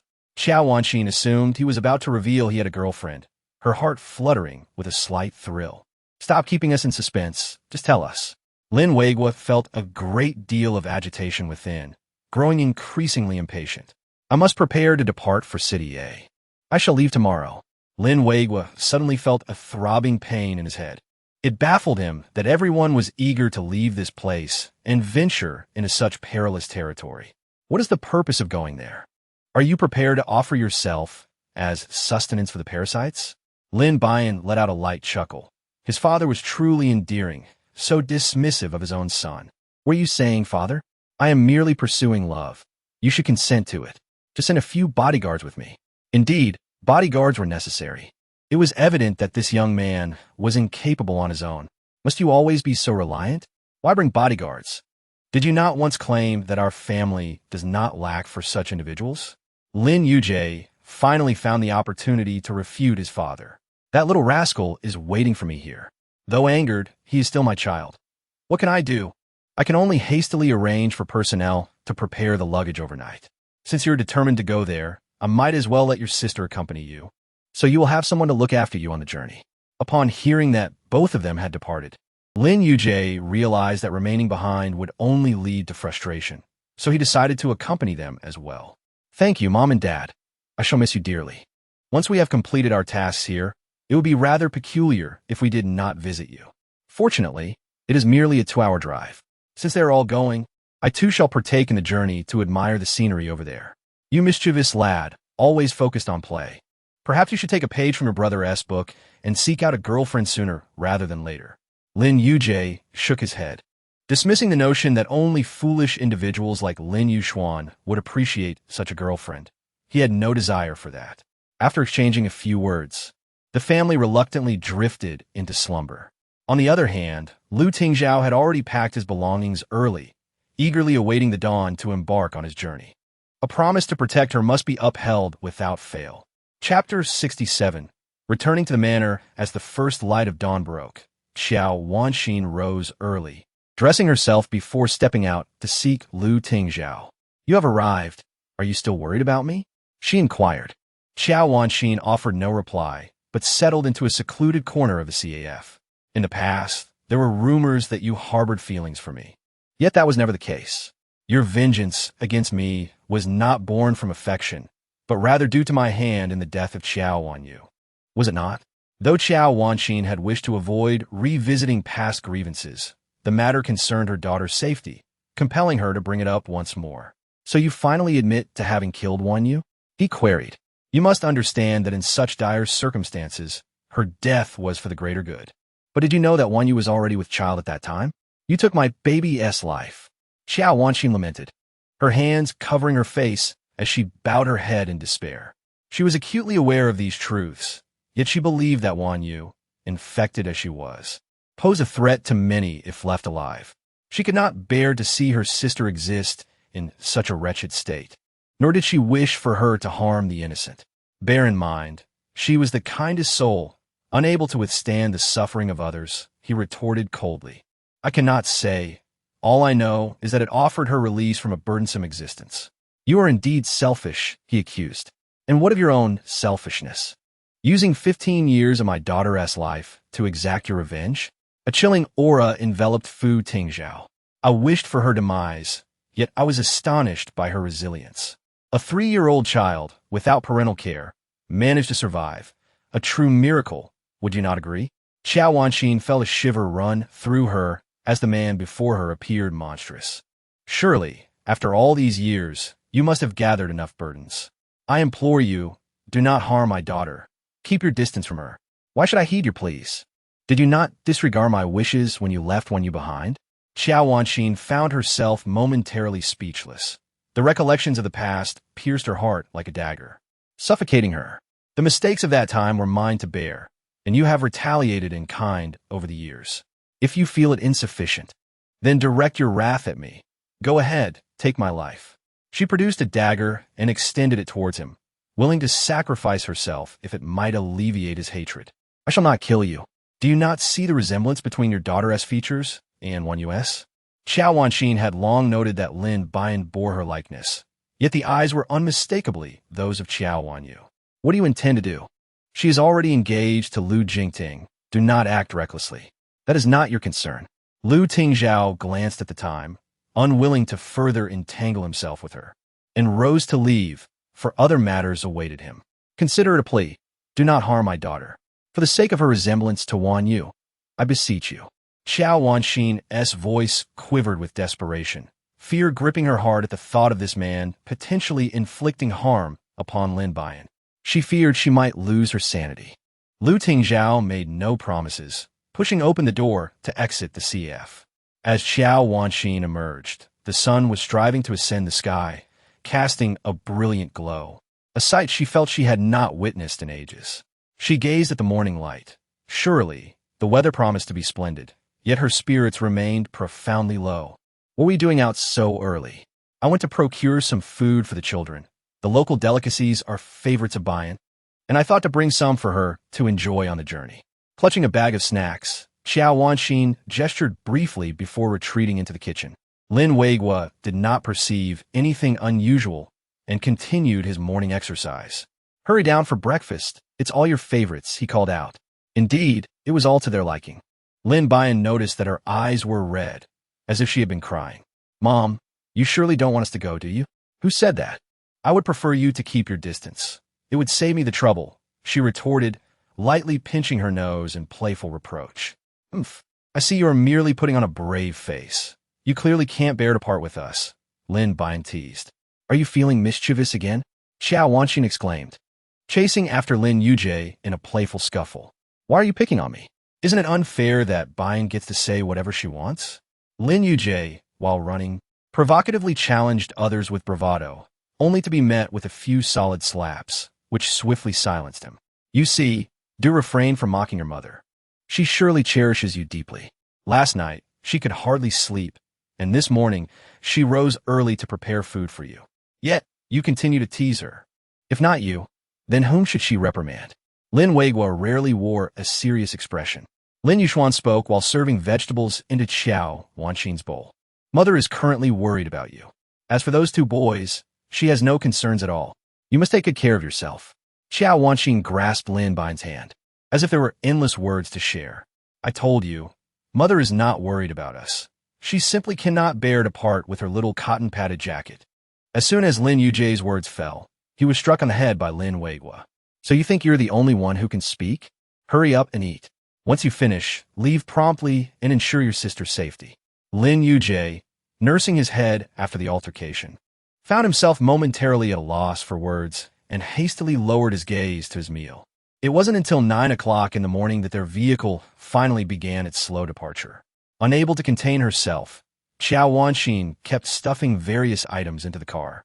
One after another, time dragged on interminably, and it was only when Lin Weigua finally spoke up that they were able to commence their journey. I told you, Mother is merely concerned about our younger sister. Just look at all these items. They are all intended for her, while our own belongings are remarkably few. Lin Yujie began his incessant ramblings once more. Observing the multitude of items in the vehicle, he felt a profound sense of sorrow, realizing that what truly belonged to him was but a mere handful. What nonsense are you spouting? Everything here is in threes. Why do you continue to linger on this? No wonder you find yourself in trouble. Lin Buyan chuckled mockingly at him, deeming this second brother a stubborn fool, unwavering in his beliefs. Yet, there was an undeniable charm about him. Upon witnessing their vehicle set off, Lu Tingzhao also ignited his engine, quietly trailing behind them, serving as a covert guardian of sorts. Elder brother, why the silence? Are you not anxious to reunite with your little fairy? Does our sister not yearn to see Lu Jingtian sooner? Lin Yuxuan smiled gleefully at Lin Buyan, wearing an expression of delight. Why do you two keep bringing me into your conversation? Chapter 68. I can duplicate abilities. The car sped along the highway, traveling at a brisk pace. Due to a restless night, Lin Buyan had closed his eyes to catch up on sleep. The two brothers fell into a tranquil silence, with Lin Yujie occasionally capturing the scenic views through his camera, while Lin Yuxuan was immersed in excitement at the thought of soon meeting Hai Yunting. At times, Lin Buyan genuinely worried about how Lin Yuxuan would react if he were to discover the true nature of Hai Yunting. Would he break down in tears, or perhaps resort to more extreme actions? It was imperative to devise a strategy to prevent such outcomes. There's a car following us, the young master remarked. Their trip was meant to be discreet, yet they were being tailed. The bodyguards in the vehicle instinctively became alert. There's no need for concern. That car has been trailing us since we left. If they intended to do us harm, they would have acted by now. It's likely someone we know, so there's no need to panic. Lin Buyan squinted her eyes, exuding an air of someone who seemed to possess all the knowledge in the world, which left the two brothers genuinely impressed. Despite her eyes being closed, her ability to perceive the happenings outside was truly remarkable. How do you manage to speak so insightfully with your eyes shut? Lin Yujie couldn't help but mention it. Ha! How did you know I was speaking in earnest nonsense? Lin Buyan opened her eyes, gazing at them with a radiant smile. Do you know what it feels like to be beaten? She teased. Second brother, why must you take it so seriously? I was merely joking. However, doesn't that car look familiar to you? Upon her words, the two brothers finally noticed the license plate. It belonged to the Lu family. Could it be that members of the Lu family had followed them? That is Lu Tingzhao's car. What is there for you to fear? Lin Buyan crossed his arms and glanced at them, leaning against the car window to observe the vehicles behind. The pace of traffic was neither too fast nor too slow, maintaining a suitable distance from them. Suddenly, the driver in front abruptly slammed on the brakes. And due to inertia, Lin Buyan jolted forward, striking his forehead against the seatback. Instantly, his forehead flushed with a crimson hue. Lin Yujie angrily rebuked the driver. No, it is because there is an obstruction ahead. After their vehicle came to a halt, the cars behind them also ceased movement, seemingly aware of the situation in front. Let us assess the circumstances before disembarking. It could be a parasite, and that would pose a significant problem. Lin Buyan observed Lu Tingzhao stepping out of the vehicle behind her, his impatience directed at the obstruction ahead.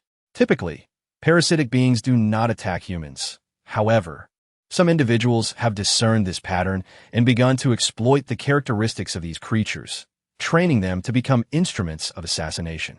Naturally, this practice is not commonplace among ordinary families, as the training of such parasitic entities is an expensive endeavor, often beyond the means of the average household.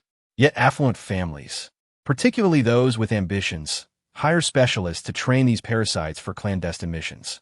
Once successfully trained, these creatures exhibit remarkable obedience and execute tasks undetected, leading to an increasing number of individuals engaging in their training. Previously, in the Lu family's backyard, one such entity was trained by Hai Guangfu, and had that endeavor succeeded, no one would have suspected Hai Guangfu. As anticipated, there were indeed parasitic beings present, and in considerable numbers. Brother, you all stay in the car. I'll go take a look. No, how can we allow you, a young lady, to venture out? It's far too perilous. We cannot let you take such risks. The two spoke in unison, expressing their disapproval. Rest assured, I will be fine. I possess the ability to protect myself. With that, she did not wait for their consent and exited the vehicle. Before her stood approximately 10 parasitic beings, likely all lost souls, their strength not particularly formidable. Casting a glance at the approaching Lu Tingzhao, she flashed a playful smile, revealing her small canine teeth. Uncle Air, you're here too. Her smile bore a striking resemblance to Qiao Wanyue's. For a brief moment, he was lost in thought, as if she were still alive, teasing him with her laughter. Uncle Air, what are you doing? The enemy is already upon us, and you're still hesitating? Are you waiting to be bitten?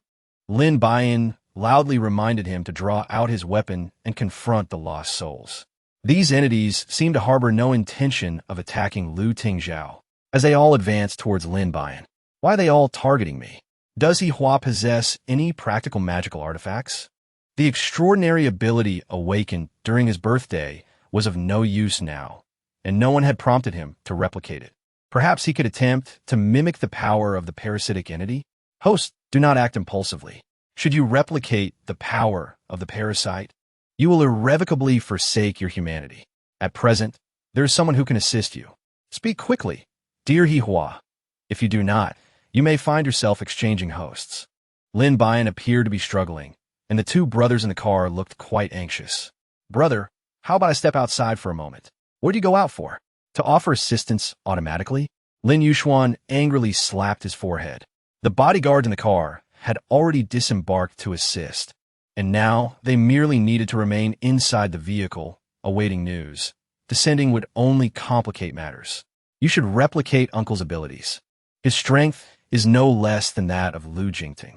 After speaking, Hua fell back into a state of slumber once more. Lin Buyan glanced at her second uncle beside her and smiled gently. I apologize, uncle, but I must borrow your extraordinary abilities. Upon finishing her words, she grasped his hand, feeling a surge of energy coursing through her. Are you replicating my powers? Lu Tingzhao discerned her actions and merely inquired softly before falling silent once more. Otherwise, we would have to linger with them for a while longer. This way, we can expedite matters. It turned out that Lu Tingzhao possessed the ability of fire, having reached an impressively high level. While Lin Buyan's manifestation of this power was not as formidable as his, it sufficed to handle the parasitic entities they faced. Why have you not disclosed this ability to Lu Jingtian? On that day, I informed him of my awakening, but did not specify the nature of my powers. Subsequently, he did not inquire further, which is why few are aware of my capabilities. You are likely the first. Indeed, following her birthday celebration, she had forgotten to inform anyone of her newfound abilities. Oh, come on, now that you've arrived, and we are almost at our destination, why not join me for a meal? The two shared laughter as they dealt with the parasitic creatures, while the two brothers in the vehicle gazed in astonishment at the unfolding events. Is it possible that you awakened on your 18th birthday? As she spoke, she had already vanquished the parasitic entities and opened the door to enter the car. What have you two been up to? You truly do not pay attention to me. On my birthday, you forgot that I suddenly began playing the piano. That was when my abilities awakened. Lin, with a mysterious smile, remained seated at the back, continuing to close his eyes and cultivate his spirit. However, this does not seem right. You just employed a fire-based ability, which does not correlate at all. Lin Yujie's earnestness has resurfaced. Who told you that my awakening pertains to a specific supernatural ability? I possess the capacity to replicate the abilities of others. Believe it or not. Chapter 69. The Reclusive Lin Yujie. Lin Yujie looked at her in disbelief, his eyes filled with admiration. Could you perhaps replicate my abilities? I would like to see. I cannot. Why not? Because your ability is inflexible, and I do not favor it. Lin Yujie was so infuriated that he fell into a prolonged silence. Even upon arriving at the Holy Mother Manor, he had no desire to engage with her. Do not be upset. We are home now. I recall that you're not the type of man to hold grudges. Lin Buyan intentionally teased him, well aware that he was not one to easily anger. Lu Tingzhao did not accompany them to the manor, but instead went to the Lu family's residence in the area. Lin Buyan had always believed that the Lu family lacked a residence here. Upon reflection, she realized this was a deliberate ploy by Lu Jingtian. A sense of sweetness unexpectedly bubbled within her, causing her lips to involuntarily curve upward. Han Limei was the first to notice Lin Buyan, her face alight with excitement as she circled around her several times before arriving at a conclusion. You've gained weight, but you've become even more beautiful. Really? Though reluctant to accept it, the truth was undeniable. None of her former clothes fit her anymore. Were it not for Qiao Wanqin preparing numerous outfits for her, her finances would have surely suffered. However, her current status meant that wealth was no longer her primary pursuit. She had become quite the affluent lady. Nonetheless, her responsibilities at the estate could not be neglected. During my absence, has Lin Heping caused any trouble? Upon mentioning this, Han Limei appeared exasperated. Of course he has. He shows up every few days, but Du Zhongmin has managed to handle him each time. It was somewhat amusing, really. They had once been good friends, yet now they acted like bitter enemies. Du Zhongmin felt guilty about the situation for quite some time. As soon as Han Limei spoke of Du Zhongmin, her eyes sparkled with a peculiar light, prompting Lin Buyan to sense a whiff of gossip. I see something different about you, she teased Han Limei playfully. To her surprise, Han Limei flushed, stammering as she replied, well, it's not that. I just find this matter rather amusing, that's all. Lin Buyan observed her, shy and bashful like a budding maiden in love, and he realized that these two were likely entwined. However, I must remind you, he is indeed a married man. In Lin Buyan's memory, when Du Zhongmin applied for a house, he mentioned having a wife. However, he had never seen this person. His wife passed away unexpectedly. When did this happen? Lin Buyan was astonished. Just after he applied for the house, he found himself preoccupied with work here, leaving him no time to attend to matters at home, which caused him considerable vexation for a while. Could it be that he assisted Lin Heping in securing the house during that time? Han Limei knew it. No wonder he was reluctant to maintain a friendship with Lin Heping. So, have you two become a couple? The pace seems rather swift. I genuinely worry about Han Limei's heart. However, they are not officially together. They merely converse, sharing their experiences and discovering common ground. It is quite natural for a widow and a widower to connect over shared topics. If they eventually do become a couple, I would wholeheartedly wish them well. Han Limei is a good woman, and as long as Du Zhongmin treats her with care, that is all that matters. Rest assured, I have consistently adhered to your regulations, showing no signs of negligence. Here is the ledger. Every transaction has been meticulously recorded. Lin Buyan possesses an unwavering faith in her capabilities. Her meticulous bookkeeping is exemplary, with every account recorded with precision. Over the course of these days, the estate has remained remarkably peaceful, arguably better managed than during my own tenure here. However, there is a matter I wish to discuss with you. The newly opened apartment building has seen an increase in residents, and complaints regarding sanitation have begun to surface. Would it not be prudent to hire a few cleaning staff? Although she diligently attends to cleanliness each day, it is indeed a daunting task for her to manage alone. It is evident that we should seek additional cleaning assistance. Han Limei tirelessly juggles the responsibilities of accounting and rent collection while also attending to sanitation, which is quite taxing. I appreciate your hard work during this time. Here's a bonus for you. Lin Buyan had long been prepared. Now was indeed her opportunity. I do not mean to imply a desire for money. The sum you have already provided is more than sufficient, and I cannot accept any further. With the salary earned here, she is able to send Lu Meiqi to school, which brings her great contentment. It is imperative that I do not request any more of her funds. I understand that you do not seek monetary gain. This is a token of gratitude for treating the estate as your own home, as well as a reward for Meiqi's education. Please accept it. Lin Buyan, having finished speaking, directly handed the red envelope to her. Han Limei, her cheeks flushed, accepted the envelope. You have been here longer than I have, so you are more familiar with the situation. Do you have any recommendations? She hesitated for a moment, glancing shyly at Lin Buyan.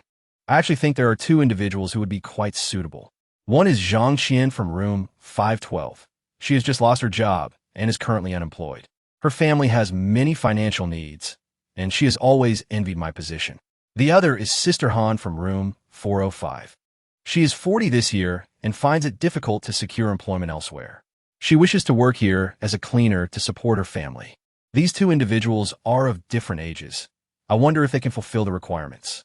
The older one is not a concern, but I need to think more about the younger one.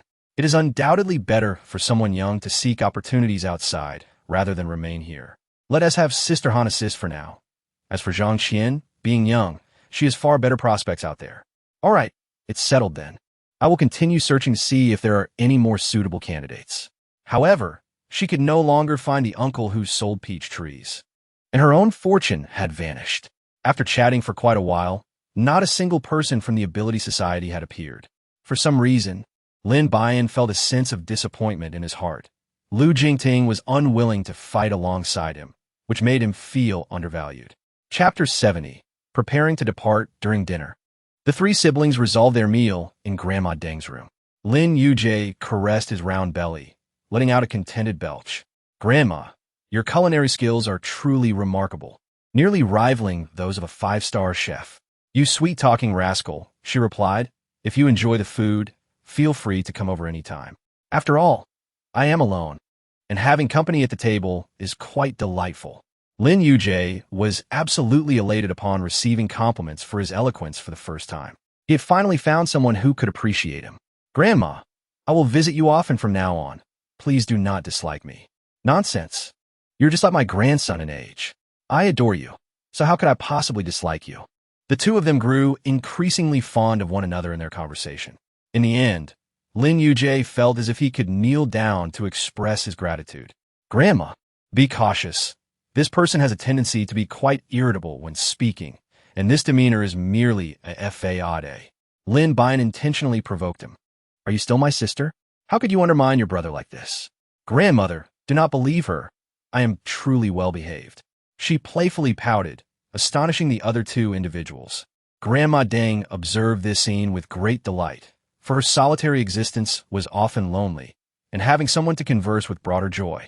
You all are good children. Do visit often to keep me company, this old lady, she remarked. The following days passed in a monotonous tranquility.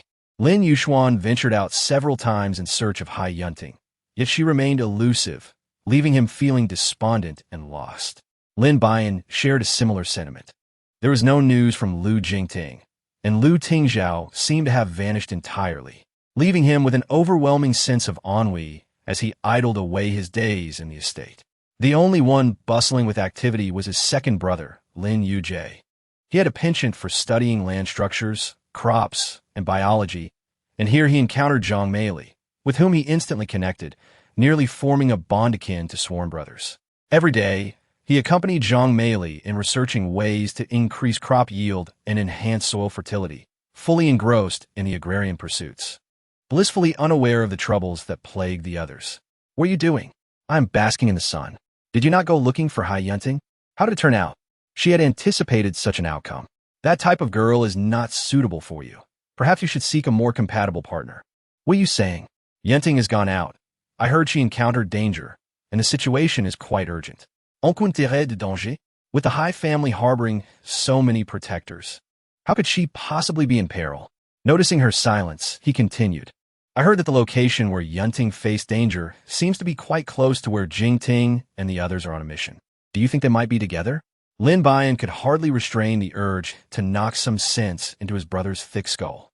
It was evident that Hai Yunting had deliberately sought to attract Lu Jingting's attention. What are your thoughts on this? Currently, the two brothers are genuinely facing the peril of heartbreak. Should I pay her a visit tomorrow? You lack the extraordinary abilities to contend with those parasites. So it would be prudent to remain at home while I endeavor to gather some intelligence for you. Lin Buyan patted his shoulder and gave him a meaningful glance. No, I am your elder brother. It is my duty to protect you. I shall never allow you to venture out alone into danger. Lin Buyan, having no desire to engage in further debate, resolved to seek out Lu Tingzhao to discuss a collaborative venture. By doing so, she would be able to replicate his extraordinary abilities and liberate herself from the clutches of those parasitic entities. With her determination solidified, she disseminated the information, and indeed, the following day, Lu Tingzhao appeared at the entrance of the manor. Uncle, I knew you would receive the message. What do you say? Are you interested in collaborating with me to locate Lu Jingtian? Lin Buyan nodded with a cheerful smile, wholeheartedly agreeing. Once he consented, they could set off immediately. She had already devised a plan. Upon encountering Lu Jingting, she would promptly deliver 2 swift kicks. After making her wait for such an extended period, he had not provided a single word of news. Unfortunately, I do not have freshly ground coffee available. Please make do with what I have. Lin Buyan cautiously brought the coffee and placed it before him. Is this all your territory? Lu Tingzhao inquired, without glancing at the coffee, but surveying the surroundings instead. To be precise, I can say yes, but I'm not entirely certain it's mine. I merely manage it and earn a modest income. Lu Tingzhao remained silent once more, lifting the coffee cup to his nose to savor the aroma before setting it down again. Do you not like coffee? He shot her a glance, discerning her apprehensions. What is it? Do you find me tedious? Uncle, Lu Jingting is your nephew, your only nephew. Do you not worry for his safety? He lifted his gaze. His dark eyes locked onto hers, their depths unfathomable. I have faith in his abilities. He is more than capable of handling those matters. Lin Buyan was thoroughly unsettled. Very well, I confess, I miss him. I long to see him again. This time, he took a delicate sip from his coffee. The sound of the coffee cup colliding with the table echoed in Lin Buyan's heart. Since you are so concerned about him, I shall indulge you. I will reluctantly accompany you to find him, but if we encounter danger along the way, I shall not take responsibility for you. Do you understand? As long as he can ensure that he will take me along, I refuse to believe he would leave me in peril. Lin Buyan nodded vigorously, finally persuading Lu Tingzhao. I wish to join you. My well-being is of no concern to you, for I am capable of safeguarding myself. Lin Yuxuan ultimately could not contain her impatience and insisted on accompanying him. You handle this matter yourself. I shall return in 2 days to escort you, and we shall set off together. Lin Yuxuan heard that there were 2 days to prepare, which was ample time. Elder brother, can you not listen to me and refrain from going? No, I must go. I need to see with my own eyes whether Yunting is safe before I can feel at ease. I want to make it clear in advance that I will not be going. I intend to stay at home. Lin Yujie expressed his stance. One sought a girlfriend. Another sought a boyfriend, while he preferred to remain immersed in his studies of the land. It's better to leave family matters to you, second brother. After saying this, she swiftly pressed a kiss on his cheek before departing. Upon learning that they were about to venture out again, Grandma Deng summoned them to the house for dinner. Rest assured, Grandma, my second brother will be around often, as he lacks culinary skills. Lin Buyan smiled as he took a bite of fish, glancing over at Lin Yujie. I may not possess the culinary skills, yet I can procure ingredients. How delightful it is to share a meal with my grandmother. Lin Buyan was utterly consumed by worry. What expression would Lin Weigua wear upon discovering that neither of his 2 sons had inherited his entrepreneurial genes? Chapter 71. Hai Yunting encounters true love. 2 questions later, Lu Tingzhao's car awaited them promptly at the entrance. Lin Yuxuan ultimately decided to accompany them. She would face the dangers of the journey on her own. Understood? Both individuals nodded gently. As long as the journey could commence, all conditions were negotiable. In truth, Lin Buyan was still unaware of Lu Jingting and the others' current whereabouts. She could only set off with them, shrouded in uncertainty. Do you both know where they are? She inquired, her large eyes brimming with curiosity as she gazed at the 2. Lin Yuxuan had already inquired about their location, and naturally, Lu Tingzhao was well aware of it too. The 2 of them turned their gazes towards her simultaneously. Are you certain she is Lu Jingting's fiancée, E? She doesn't even know his whereabouts. How can she be considered a girlfriend? Why not? Our mode of interaction is simply like that. You wouldn't understand, she retorted. The 2 men simultaneously expressed their disbelief.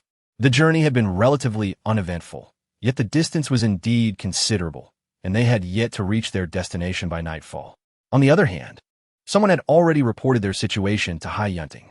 That man Lin Yuxuan is truly a fool, since Lin Buyan has come along. I cannot be blamed for my lack of courtesy. Only when she disappears can I justifiably become Mrs. Lu. But miss, what if Lu Jingting discovers this? That would be difficult to explain. Hai Yunting shot a fierce glare at Hai Hong. What do you know? The situation here is perilous. Lu Jingting certainly has no time to concern himself with them. By the time he finds out, Lin Buyan will likely have met her end. Hai Yunting crumpled the paper in her hand into a ball and tossed it into the trash can. Anyone who obstructed her path must perish, including that fool from the Lin family. Hai Hong dared not speak further and quietly exited the room, instructing his subordinates to comply. Arrange for personnel. I must meet Lu Jingting. But miss, it's not safe there at the moment. Are you sure you want to take this risk? What do you know? If I do not go now, how can I demonstrate my concern for him? If Lin Buyan gets ahead of me, all my efforts would be in vain. Hai Yunting cast him a sidelong glance before turning back into the room. What are you still doing? Hurry and make arrangements. Hai Hong, feeling helpless, complied, resigned to having such a capricious master. A night passed in silence, and by noon the next day, Hai Yunting arrived at Lu Jingting's stronghold as she had wished. When Lu Jingting saw her, he first froze in surprise, then asked incredulously, "What are you doing here? This place is under guard. How did you get in? What is the matter? Are you surprised to see me?" "I have my ways," she replied playfully, her face radiant with happiness. As Lu Jingting turned to enter the building, she grasped his arm. "Now that I'm here, let me stay and accompany you for a while longer." She gazed at him with feigned innocence, her demeanor charming enough to soften the heart of any man. However, she was met with Lu Jingting's indifference as he shrugged off her hand. "This isn't TB City, where you can run amok. This is a danger zone. We are on a mission, and any harm that comes to you would be unimaginable. You're worried about me, aren't you?" Hai Yunting was certain he cared for her. "You are mistaken. I do not wish to see my team members in jeopardy." Her face fell at his words. What did this man mean? They had grown up together. Did he truly have no sentiment? "I refuse to leave. If you want to let me in, I'll just stay out here. Let the monsters devour me." With that, she crossed her arms and turned away, pretending to be angry. To her surprise, he actually walked away, prompting her to stomp her foot in frustration. "Jingting, please don't leave me here alone. I'm scared." Most of the camp was filled with single men, and they looked on with curiosity as Lu Jingting treated such a beautiful girl so dismissively. "This girl is truly stunning. What is the boss thinking, leaving such a beauty outside? If it were me, I would have her in my arms by now." "Humph, serves you right for being unloved. You forget who you are the moment you see a woman. What nonsense are you two spouting? The captain has a fiancée, and she is far more beautiful than this woman. She must be here to steal him away." Lu Zhao smacked the heads of the two men, glancing at the woman outside with a frown. The boss had indeed encountered a rival this time. While she had her charms, he would ensure that no such thing as betrayal occurred. "Get back to your duties. I'll go check outside. You just want to flirt with the beauty, don't you?" The two men ran off laughing, eager to avoid further reprimands. Lu Zhao had no time to waste on them and hurried outside. At that moment, Hai Yunting stood under the sun, and upon hearing footsteps behind her, her heart leaped with joy. She knew he would miss her. Turning with a smile, she was taken aback to find a stranger standing there, illuminated by the sunlight, emanating warmth. Oddly, her heart raced. She had never felt like this before. Even her breathing quickened.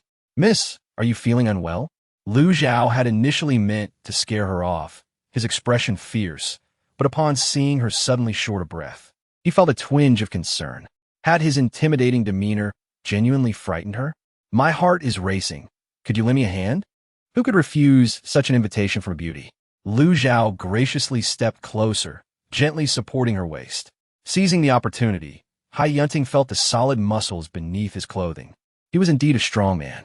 Sometimes love arrives in the most unexpected ways. Lu Zhao noticed her discreetly exploring his physique and frowned. His strength was cultivated for battle, not for the whims of women. "Could you tell me your name?" With Lu Zhao present, she would not be allowed to disrupt the captain's love life. "Lu Zhao, I'll remember that. I'll come see you again," Hai Yunting said before driving out of the camp. Nearby, Hai Hong listened to their exchange, wiping sweat from his brow. This was the daughter he had painstakingly raised. It seemed she could not fulfill the family's ambitions. Chapter 72. The oblivious Lu Zhao. "What on earth did you do to that beauty to make her approach you so eagerly?" "Yes, teach us your ways, so we too may find love soon. You lot should stop pestering him. He probably just got lucky." Lu Zhao is not the type to flirt. Feng Yu, who often joked with him, understood Lu Zhao's character well. He would never initiate conversation with a beauty, as long as he didn't make that girl cry. It's a good thing.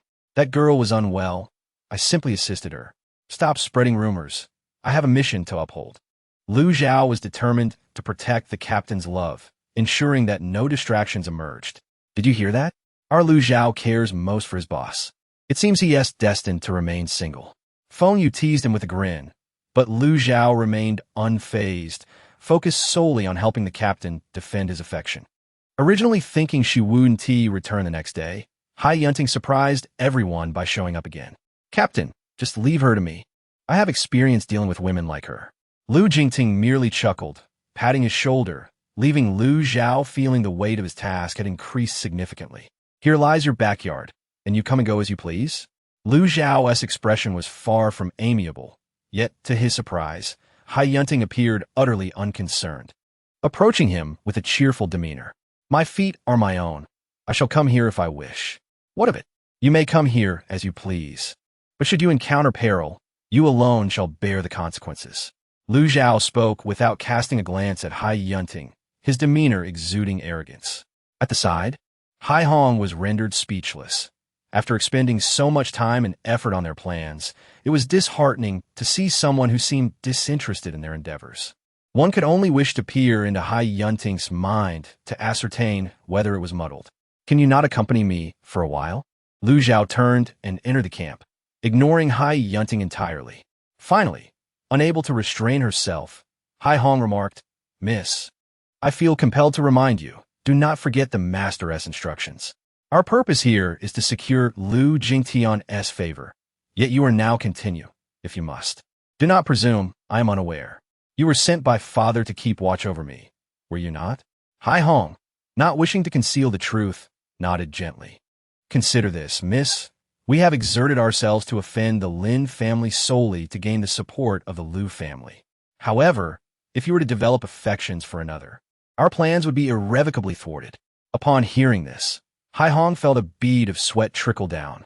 This young lady seemed to act on whims. It was likely too late to withdraw now, as their adversaries must have already arrived. Hai Yunting, upon realizing this, became flustered. What prompted your haste? Never mind. I shall go personally to clarify matters. Hai Hong, perplexed yet resigned, followed her without comprehension of her intentions. Meanwhile, Lin Buyan was engaged in a fierce battle against the parasites, vociferously cursing the ruffians. Who is it that targets me so persistently, sending these nuisances my way time and again? Lu Tingzhao observed her, the flush on her cheeks bright, her recently acquired abilities still somewhat clumsy in execution, which rendered her rather endearing. With your cleverness, could you not deduce who has come seeking you? Lin Buyan was certainly aware that the person had been sent by Hai Yunting. However, it was merely intended for Lin Yuxuan to comprehend the situation sooner rather than later. Lin Yuxuan seemed oblivious to the discourse around him, continuing to engage in combat with the parasitic entities, utterly unable to comprehend their utterances. Although he lacked supernatural abilities, the formidable strength of the Lin family made acquiring weaponry a trivial matter. Thus he had made adequate preparations. At present, he required no assistance from Lin Buyan and his companions. Rather, he was in a position to aid them in resolving certain dilemmas. Hai Yunting's vehicle sped swiftly, soon arriving at the location where Lin Buyan and his associates were engaged in battle. Observing the trio in the midst of their struggle, she silently instructed Hai Hong to command the gathering of the parasitic entities. Lin Yuxuan was the first to discover Hai Yunting, and upon seeing her arrive, he joyfully rushed over to greet her. Yunting, what brings you here? You ought to inquire why they have sent parasitic beings to hunt us down. Lin Buyan suddenly interjected, prompting Lin Yuxuan to lightly tap her on the head. Why do you assume that the parasites sent are from Yunting? After saying this, she turned to Haizhong Yunting with a cheerful grin, resembling a playful puppy. Haizhong Yunting felt a blush creeping on her cheeks as she averted her gaze from Lin Yuxuan's eager eyes. I have time now. Come to our car, she said, casting a meaningful glance at Lin Yuxuan. Once in the car, Haizhong Yunting felt a flutter of nerves, occasionally stealing glances at Lin Yuxuan, completely shedding her previous air of arrogance. Honestly, even without you saying, I could tell you were concerned about my meeting with Lu Jingting, aren't you? Haizhong Yunting nodded slightly, only to shake her head moments later. I am not here to hinder you. Rather, I wish to discuss a collaboration. She looked at them with utmost seriousness. Thus, she recounted the current predicament of the Haizhong family, including the incident where her father had insisted she make a spectacle of herself during her birthday celebration. So, you wish for my assistance? Indeed. Lin Buyan chuckled softly. What makes you think I would assist you? Merely because I can help you meet Lu Jingting? That reason hardly seems compelling. You should rather aid me in dealing with Lin Yuxuan, for I fear he might go mad upon discovering that you would prefer an orphan over him. Hai Yunting nodded awkwardly. In truth, I have yet to win Lu Zhao's affections. He appears rather oblivious to matters of the heart. Lin Buyan burst into hearty laughter, remarking that Lu Zhao was quite a simpleton who required time and gentle guidance. Just as the two were deliberating their strategies inside the vehicle, outside, Lu Ting Zhao received alarming news. Lu Jingting and his team had sustained injuries during a mission, and the situation was dire. Have you two finished your discussion? There has been an incident with Jingting. Chapter 73. Lu Jingting injured again. Lin Buyan was momentarily taken aback. Lu Jingting had sustained yet another injury. The sight of his scars stirred an inexplicable pang of anguish within him. The surroundings fell into an eerie silence, with every gaze fixated upon Lin Buyan. What are you all doing? He is injured. How can we proceed? The group reached a unanimous decision and set off towards the junction of City A and City C. The journey was marked by an unsettling quiet, as the atmosphere within the camp was thick with tension. Everyone was on high alert, for the creature they were about to confront was unlike any they had previously encountered. Do not fret excessively. Lu Jingting possesses a remarkable resilience. Even wounded, he will not succumb. Hai Yunting reassured, her comforting words met with a palpable silence, which only heightened the awkwardness. The group continued in silence until they arrived at the camp's location. Upon seeing Hai Yunting, the guards allowed them passage without hesitation, recognizing her as the relative of a high-ranking official. However, they were informed of the camp's current state of emergency. Once they entered, there would be no turning back. The guards solemnly conveyed the situation. After absorbing their words, Hai Yunting turned to face the group, offering them a knowing glance that spoke volumes. Lin Buyan had no objections, and naturally, Lin Yuxuan was also in agreement due to Hai Yunting's influence. At present, all issues rested upon Lu Ting Zhao. Second uncle, if you are unwilling to stay here, you're free to depart. Lin Buyan was unwilling to curtail his freedom, for he had long been accustomed to it. At this moment, I found myself unoccupied, so it was fortuitous to stay and accompany you all.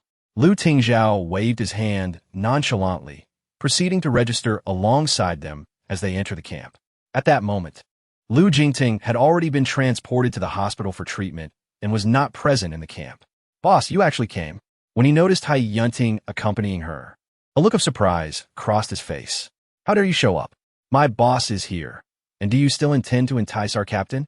Lu Zhao's tone was far from amiable. With Lu Jingting injured, her presence was undoubtedly to tend to him, thereby portraying herself as the devoted wife, which could potentially overshadow the boss. Contemplating her motives, one could not help but perceive the depth of her scheming. What manner of speech is this? I believe you owe Yunting an apology. Lin Yuxuan can hardly tolerate such indolence from Hai Yunting. Apologies. She merely seeks to take this opportunity to draw closer to the captain. I advise you to depart sooner rather than later. Lin Buyan finally comprehended the reason for his single status. His mind had essentially bid farewell to the idea of romance. He truly could not fathom why Hai Yunting would harbor feelings for him. Dare you utter another word, and I shall not hesitate to strike you? At this moment, Lin Yuxuan was genuinely infuriated. He seized Lu Zhao by the collar, ready to deliver a punch. Stop it. We are all friends. No need for such hostility. Allow me to introduce you. This is my brother, Lin Yuxuan, and this is my younger brother, Lu Zhao. After saying this, he clasped their hands together. Now you are truly acquainted. From now on, we are all family, and such incidents must not occur again. The two exchanged reluctant glances. Yet they could not resist Lin Buyan's mediation, and no further animosity arose between them. Hai Yunting remained unfazed by Lu Zhao's mockery. Instead, she gazed at him with a cheerful smile. Suddenly, an overwhelming sensation of exhilaration surged through her, quickening her heartbeat. Lin Yuxuan observed everything with a heavy heart, her face darkening to a shade akin to that of charred coal. Lin Buyan felt that it was an opportune moment to clarify matters with him. It would be best to find an appropriate time in the evening to explain everything thoroughly. As for Lu Zhao and Hai Yunting, they could let their relationship unfold naturally. Boss, you may not be aware, but the captain has sustained another injury and is not present at the moment. If you wish to see him, I can take you there. What caused his injury? Lu Zhao replied with certainty, though his expression betrayed a hint of evasion. Never mind. I already knew he would be hurt while saving someone. Let him endure this for now. Lin Buyan, having spoken, proceeded towards the room, inquiring, "May I have my meal first?" Lu Zhao was taken aback by the leader's unexpected preoccupation with food and, with a resigned nod, led them to the dining hall. "How about we visit the captain first? The injuries this time are quite severe."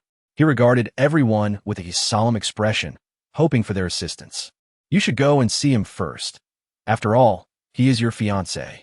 Should anything happen, you would find yourself a widow." Lin Yuxuan looked at her with a blend of seriousness and jest. "Come on, is this how a brother behaves?" Lin Buyan pinched him sharply.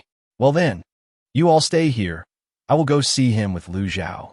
Due to personnel restrictions, only Lin Buyan was allowed to accompany Lu Zhao to visit Lu Jingtian. "Be cautious on the way." Lu Tingzhao finally spoke after a prolonged silence. "Rest assured, nothing will happen." The two drove to a hospital located approximately 1 kilometer from the camp. The area around the hospital was heavily guarded, and everyone appeared quite tense. "Has that mutated monster not been caught?" She curiously glanced at Lu Zhao. He shook his head, vigilantly observing the slightest movement around them. "Why so serious?" "I'm starting to regret coming here," she remarked. "You don't understand, boss. This is not like ordinary parasites. Its appearance is different, and its speed and strength of attack are unlike anything we've encountered before. It is entirely dissimilar to what we faced previously." Those who had never seen such a creature could hardly fathom the terror it embodied.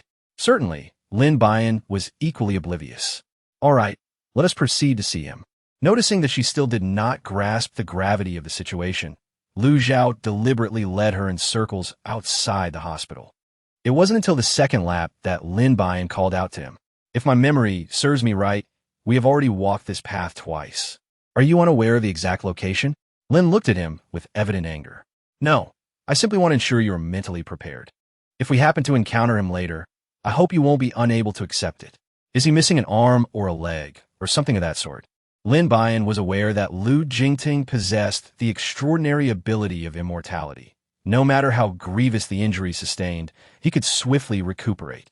However, this time the affliction was more severe, having affected his mind, and the current state of his condition remained uncertain.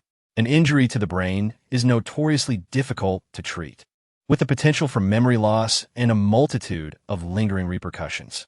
In a fleeting moment of distraction, Lin Buyan noticed a girl joyfully rushing towards Lu Zhao from behind. "Lu Zhao, you've come to see Jingting, right? Perfect timing. I'm headed there too. Let us go together." The girl, clad in military attire, bore a smile as radiant as blossoms in March. "Ah, splendid. It appears the captain's fiancé, he has come to visit him as well." Xiao Xinran's expression momentarily stiffened. Chapter 74. Awakening of the amnesiac Lu Jing Ting. Lin Buyan discerned the subtle shift in Xiao Xinran's demeanor. Instantly comprehending why Lu Zhao had hesitated to reveal the identity of the person Lu Jingting had injured himself to save, the truth was now glaringly evident. "Hello, I'm Lin Buyan, Lu Jingting's fiancé." Despite the smile on Xiao Xinran's face, she reluctantly extended her hand for a handshake. "I'm Xiao Xinran, the team doctor here. I'm responsible for Captain Lu this time." Lu Zhao could palpably sense the tension crackling between the two women and hurriedly intervened. "Let us head inside and see. Perhaps the captain is already awakened." With that, he took Lin Buyan's hand and led her into the room, with Xiao Xinran naturally trailing behind. Upon entering the room, they found Lu Jingting lying on the bed, his head heavily bandaged and connected to various machines that monitored his vital signs.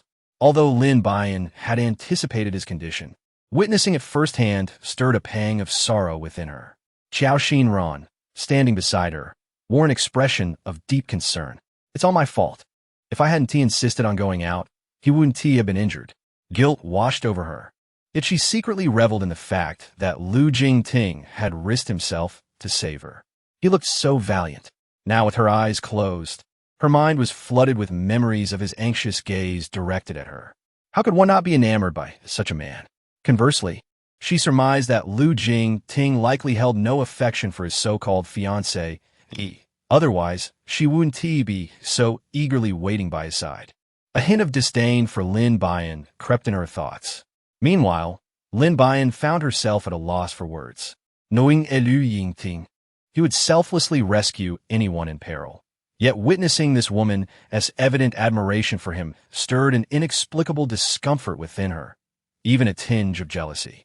If she were the one in danger, would he have rushed to save her with the same fervor? The more she pondered, the more agitated she became.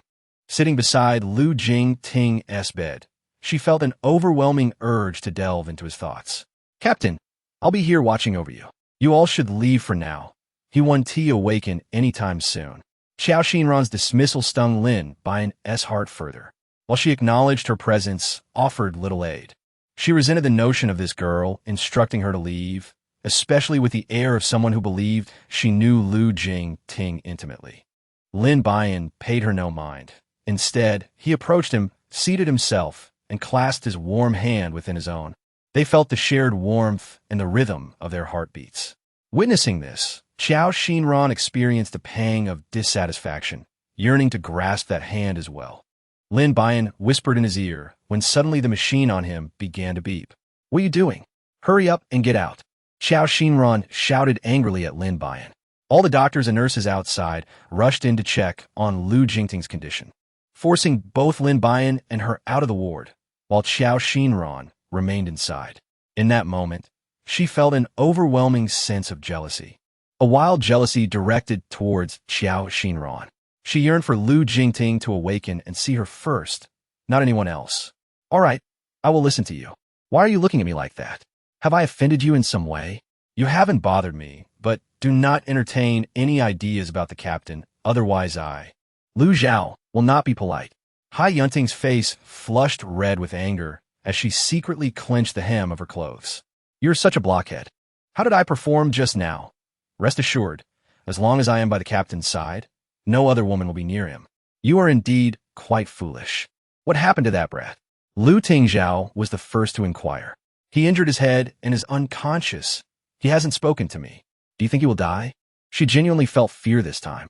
At that moment, she realized she had feelings for Lu Jingting. Without him in this world, her happiness would dissipate. Second uncle, I am really scared. Will he die? She cried in Lu Tingzhao's arms like a child who had lost their lollipop. Lu Tingzhao did not expect her to cling to him. His body stiffened, and then he felt his back dampened. This little girl truly cares for that brat. Do not worry. That brat is tough as nails, he reassured her. Upon hearing this, she cried even harder, a state that could not be soothed. Meanwhile, Lin Yuxuan watched his sister being held by someone else, crying like a weeping willow, and felt a twinge of jealousy. I am your brother. Why do you not come to me when you cry? After his words, the room fell silent. Lin Buyan ceased her weeping, and Lu Tingzhao stopped comforting her. Lin Yuxuan, you atmosphere destroyer. They are heartbroken here, and instead of offering comfort, you are feeling jealous. The atmosphere lightened considerably.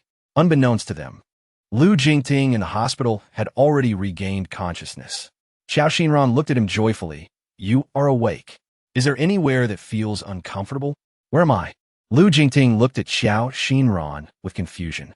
She then recalled the doctor's prior warning that due to his head injury, he might experience some aftereffects upon waking, such as blindness or amnesia. It seemed he was experiencing the latter, amnesia. A small thrill of joy coursed through Xiao Xinran. If he had lost his memory, did that not mean she had a chance? You were injured. I am your attending physician, Xiao Xinran. As she spoke, she handed him a cup of water. How did I get injured? To save me. Lu Jingting's face was a portrait of confusion. What is our relationship? Very good friends. Xiao Xinran's face flushed as she spoke, a detail that did not escape Lu Jingting's notice. Yet, his mind held no recollection of this girl. Very good friends? He gazed at her, puzzled. You have just woken up. Do not overthink it. There will be plenty of time later, and I will explain everything to you. Everyone understood Lu Jingting's character. He typically bore a frosty demeanor that made others hesitant to approach him. Xiao Xinran was no exception, having previously been too afraid to get close. However, this time felt different. Chapter 75. He no longer recognizes me. The news of Lu Jingting's awakening quickly spread through the camp, and the tense atmosphere began to ease. Boss, I knew the captain would be fine. We need not worry anymore, right? Lu Zhao smiled brightly at Lin Buyan, whose anxious expression had vanished. Tomorrow, I will bring him fish soup. Stop right there. Your fish soup will send him back into unconsciousness. Lu Zhao quickly stopped her, not wanting her disastrous cooking skills to ruin things. What do you know? Who has the best culinary skills here? Take me to see him. Lin Buyan gazed confidently at Lu Zhao, who, with a sense of resignation, led her to meet Chef Li Tian. This is our head chef, the finest in his craft. Lu Zhao introduced, before swiftly disappearing, fearing the potential repercussions. After waiting for what felt like an eternity, Hai Yunting finally spotted Lu Zhao emerging and hurried over to him. Lu Zhao, the captain has awakened. You can relax a bit now, can't you? What do you mean? Did I not tell you that the captain has an affection for me? You should cease your unfounded speculations. This is not your concern. Lu Zhao's straightforward demeanor left Hai Yunting at a loss for words. Am I here solely for Lu Jingtian? Can't you entertain thoughts beyond that? Her cheeks flushed as she gazed at him, wishing he could grasp her underlying sentiment. Yet, the outcome struck her like a crushing blow. Every time you visit, isn't it to seek out the captain? I cannot fathom any other reason for your presence here. Lu Zhao regarded her with a dismissive expression, preparing to turn away when she remained silent. You truly are dense. If I wish to learn about Lu Jingtian, I wouldn't need to seek you out. My own network suffices. At that moment, Hai Yunting paused, her attention caught by Lin Yuxuan, standing in the corridor. His expression was shrouded in ambiguity. It was apparent he had overheard their exchange. Since he was present, she decided to let him understand her feelings clearly. Lu Zhao, do you genuinely not realize? I have feelings for you, which is why I come searching for you each time. Hai Yunting's face was crimson, her fingers nervously twisting the fabric of her clothing. Lu Zhao was taken aback by her astonishing declaration, struggling to believe his ears. He recognized Lin Yuxuan's affection for Hai Yunting, and it bewildered him how she could feel otherwise. I believe there should be limits to jesting. Although I may have been unreasonable with you before, you cannot toy with my emotions in this manner. Angrily, Lu Zhao departed, entirely disregarding Hai Yunting's feelings. She watched his retreating figure with a sense of despondency, a wave of unfamiliar emotions enveloping her. When she lifted her gaze, she noticed that Lin Yuxuan had vanished into the shadows. Perhaps he was disappointed in her. Suddenly, she felt a profound sense of relief. Do you think you're quite impressive for rejecting the advances of such a beautiful girl?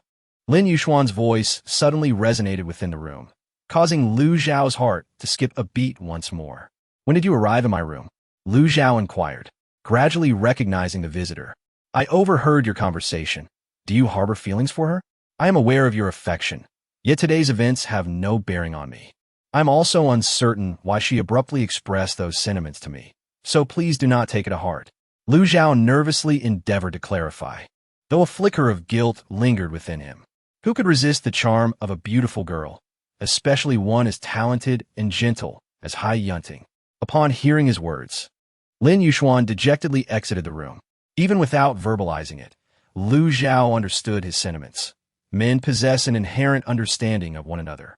In an instant, he was engulfed by the sting of heartbreak. Meanwhile, Lin Buyan had achieved her objective and awaited the opportunity to surprise Lu Jingting the following day. She mused about his ignorance of her extraordinary abilities and wondered if he would be astonished upon experiencing her culinary skills. She could vividly picture his astonished expression. That night, the four of them found themselves restless, with Lin Buyan unable to sleep due to her anticipation of the surprise, while the other three were plagued by their respective romantic dilemmas. The next day, Lin Buyan rose early, meticulously preparing the ingredients. By the time Lu Zhao awakened, she had already crafted a delectable fish soup and a few of Lu Jingting's favorite dishes. Boss, when did you wake up? You've prepared such an array of delicious food. That is your meal. Hurry and eat. Once you're done, we shall head to the hospital. Wow, boss, I didn't expect you to be smitten like any other girl. Hurry and eat, so you may silence your mouth. Lin Buyan kicked him fiercely and continued to pack the food into the container. As Lu Zhao gazed at her contented expression, he was suddenly reminded of Hai Yunting's face, causing him to hurriedly lower his head to eat, utterly afraid to look at her again. The two of them joyfully departed the camp. While Hai Yunting forlornly watched, Lu Zhao's retreating figure. When she suddenly turned her head, she noticed Lin Yuxuan gazing at her with a similar sense of disappointment. Meanwhile, Hai Hong felt a deep concern for her young lady, having chosen someone she deemed the least favorable among all options. I'm already aware of yesterday's events. Lin Yuxuan was at a loss for words. Upon gazing into his eyes, he suddenly felt an unwavering determination to pursue her. Hai Yunting, noticing his dark circles, realized he must have had a restless night, and resolved to clarify matters today. Since you are aware of the situation, I no longer wish to conceal the truth from you. You are a wonderful person, deserving of a better woman. I'm simply not the right match for you. As she finished speaking, a wave of relief washed over her, finally liberating her heart from its burdens. Why am I inferior to Lu Zhao? Please, enlighten me, she implored, her voice laced with a hint of desperation. After a brief silence, she lifted her gaze to meet his profound eyes. It is not that you're lesser than Lu Zhao. You are both exceptional in your own ways. You are entirely different individuals, and there is no need for comparison. Please do not place him in a difficult position. My feelings for him are entirely my own and have nothing to do with him. The revelation shattered Lin Yuxuan's heart into a million pieces. Her steadfast defense of Lu Zhao ignited a deeper jealousy within him. With a bitter smile, he replied, I understand. I wish you both happiness. In that moment, Hai Yunting felt an unexpected lightness in her heart, hoping he would encounter someone even more deserving. Chapter 76, He Will Gradually Forget Me. Lin Buyan and Lu Zhao arrived at the hospital with a sense of joy, making their way directly to Lu Jingting's ward. At that moment, the hospital staff exhibited a relaxed demeanor, a stark contrast to the previous seriousness. As they approached the door of the ward, they overheard a couple of nurses whispering to one another. I envy Qiao Xinran for having captured the captain's affections. Indeed, Captain Lu is extraordinarily handsome, and I heard he was injured while saving Qiao Xinran. Thus, the first face he beheld upon awakening was hers. Naturally, his feelings for her must be exceptional. Lin Buyan absorbed every word of their conversation. You need not concern yourself with their chatter, boss. The captain will not forget you. Am I truly such a jealous person? With that, they entered the ward, and the first sight that greeted them was Lu Jingting being fed by Qiao Xinran, their interaction undeniably intimate. Sensing their approach, Lu Jingting coldly lifted his gaze towards them. Lu Zhao, why have you brought a stranger here? His tone was notably frigid, not even casting a glance at Lin Buyan. Qiao Xinran, who had been tense just moments ago, suddenly relaxed, thinking, fortune favors me. He has forgotten his fiancée. Captain, what do you mean? Boss, how could she possibly be a stranger to you? Surely, you two are quite familiar with one another? What nonsense are you spouting? Has the recent tranquility left you in need of more tasks? Lu Jingting's tone remained consistently aloof. Lin Buyan could not help but clench the food box in his hand. He had, astonishingly, forgotten about himself. It turned out that the first thing he had forgotten was, in fact, himself. His heart was filled with profound disappointment. Lin Buyan gazed at her triumphant demeanor, feeling a pang of sorrow within her. Do you truly not remember me, Lu Jingting? She stifled the sadness rising in her heart and turned her gaze towards Lu Jingting, who lay upon the bed. He remained as handsome as ever. Yet the warmth that once graced his smile was now replaced by a chilling indifference, as if he were a complete stranger to her. Think carefully, Chief. This is your fiancée, E. How could she possibly be a stranger? Lu Zhao pointed towards Lin Buyan, attempting to elucidate. However, Lu Jingting merely frowned, casting a disdainful glance at Lin Buyan as he retorted, I do not recall having a fiancé, E. Lu Zhao, should you continue with this nonsense, I shall have to impose a punishment upon you. Lu Jingting, visibly agitated, wished for their departure. Upon hearing his words, Qiao Xinran felt a surge of elation, sensing that her opportunity had finally arrived. Although Lin Buyan felt a sense of loss, he reminded himself that it was due to his injury, and with a composed demeanor, he approached his bedside. Do you still recall this item? Lin Buyan presented the string of red coral beads to him, prompting a noticeable shift in Lu Jingting's expression. This belongs to my second uncle. How did it come into your possession? What is your relationship with him? In his memory, his second uncle had always cherished this item, never parting with it lightly. The fact that it had now found its way into her hands suggested a close bond between them. Yet she had the audacity to come forward and pose as his girlfriend, evoking a sense of distaste within him. Have you forgotten that this was a gift from my second uncle on my 18th birthday? At that time, it was you who urged me to accept it. Lin Buyan casually handed the lifelong necklace that Lu Jingting had gifted her to him for inspection. Do you remember this? Xiao Xinran, witnessing Lin Buyan's relentless attempts to awaken Lu Jingting's memory, hastily intervened with irritation. Captain Lu has just regained consciousness. It would be best not to disturb him further. He needs time to rest. Indeed, a hint of fatigue was etched on Lu Jingting's face. Yet, upon seeing the necklace, a sudden pang of pain shot through his mind. He seemed to recall having given something similar, though the recipient eluded him. Now, with the necklace in her possession, did it imply that they truly shared a romantic bond, as they suggested? The more he pondered, the more intense the ache in his head became. I can't remember. Please leave me be. Do not disturb me. Lu Jingting pressed his aching head, issuing an eviction command. No, think harder. This represents our promise. Can you truly not recall? Lin Buyan held onto his arm, but he brushed her off. My head aches terribly. I cannot recall anything at all. Seeing that they were still lingering, Xiao Xinran feared that if Lu Jingtian regained his memory, her plans would be thwarted. Did you not hear? Jingtian has asked you to leave. As his physician, I am compelled to prioritize the well-being of my patient. Please, vacate this place. My patient requires rest. Xiao Xinran's reasoning left them speechless. Yet they were acutely aware of her ulterior motives. Are you afraid he might remember something? Is that why you are so eager to hasten our departure? Lin Buyan gazed at her with an expression of profound seriousness, his anger palpable. To speak frankly, anything you say now is futile. He has sustained a head injury, and the mere fact that he has regained consciousness is a testament to his resilience. Your significance to him is inconsequential. At this moment, Xiao Xinran stood before her, exuding an air of utmost arrogance, embodying the very essence of a victor. Lin Buyan suddenly felt utterly wounded. Indeed, he had forgotten only a part, yet that part was intimately connected to himself. Was he truly so insignificant in his own heart? Her heart had been completely shattered. I ask you, can her words truly reflect your sentiments? Lu Jingting raised his gaze and noticed the glistening tears in Lin Buyan's apricot eyes as she struggled to suppress them from falling. Suddenly, a part of his heart was struck fiercely, causing a pain that rendered him breathless. You should leave this place at once. I do not wish to see you. Lin Buyan felt disheartened. She turned away, no longer wishing to look at him. Very well, then, take your rest. I apologize for the intrusion.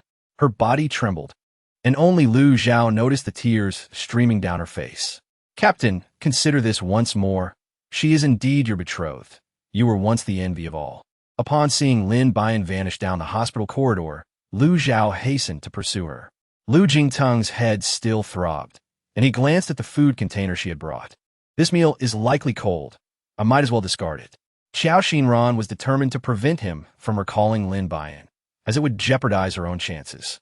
Hand it over to me. Lu Jingting regarded her with an unusually grave demeanor. He took a sip of the fish soup, finding its flavor unfamiliar, and thus set the container aside, closing his eyes to rest. Xiao Xinran felt an indescribable joy upon witnessing his minimal tasting. She quickly cast the food container aside. Boss, do not be disheartened. Grant the captain some time, and he may yet remember. Without a second thought, Lu Zhao replied, I must have forgotten the least significant details. Indeed, it is often the inconsequential that fades from memory. Thus I am but an insignificant figure in his recollection, she murmured softly, though Lu Zhao did not fully catch her words. Even if the captain has truly lost his memory, you could appear before him more frequently, and perhaps then you could be together again. Chapter 77. Subtle hints of their relationship after her conversation with Lu Zhao. Lin Buyan remained silent, merely gazing out the window throughout their journey. Lu Zhao felt a pang of sympathy for her state, but was at a loss for how to console her. Upon reaching the camp, Lin Buyan appeared to be in a daze. Let us not speak of it. The captain has lost his memory and cannot recall the boss. A bit of shock has rendered him thus. Upon hearing this, Lin Yuxuan felt a surge of emotions coursing through her veins. If he has forgotten, then there is no reason to linger here any longer. After all, with the strength of the Lin family, there is no necessity to seek a son from the Lu family as a husband. Lin Yuxuan tenderly supported her body, filled with concern. Lin Buyan suddenly broke free from his embrace, her emotions spiraling out of control. At that moment, she collided with Lu Tingzhao, whose demeanor was grave as he surveyed the three individuals present. It was evident to him that something significant had transpired. Observing Lin Buyan's unusual emotional state, he discerned that the issue undoubtedly revolved around Lu Jingtai. I will not leave. She is my sister, and you are Lu Jingtai's second uncle. So it is certain that you will speak in his favor. We must depart now. This place is unsuitable for us. This marked the first occasion that Lu Tingzhao expressed his anger before others, leaving everyone in a state of shock. I shall take him away.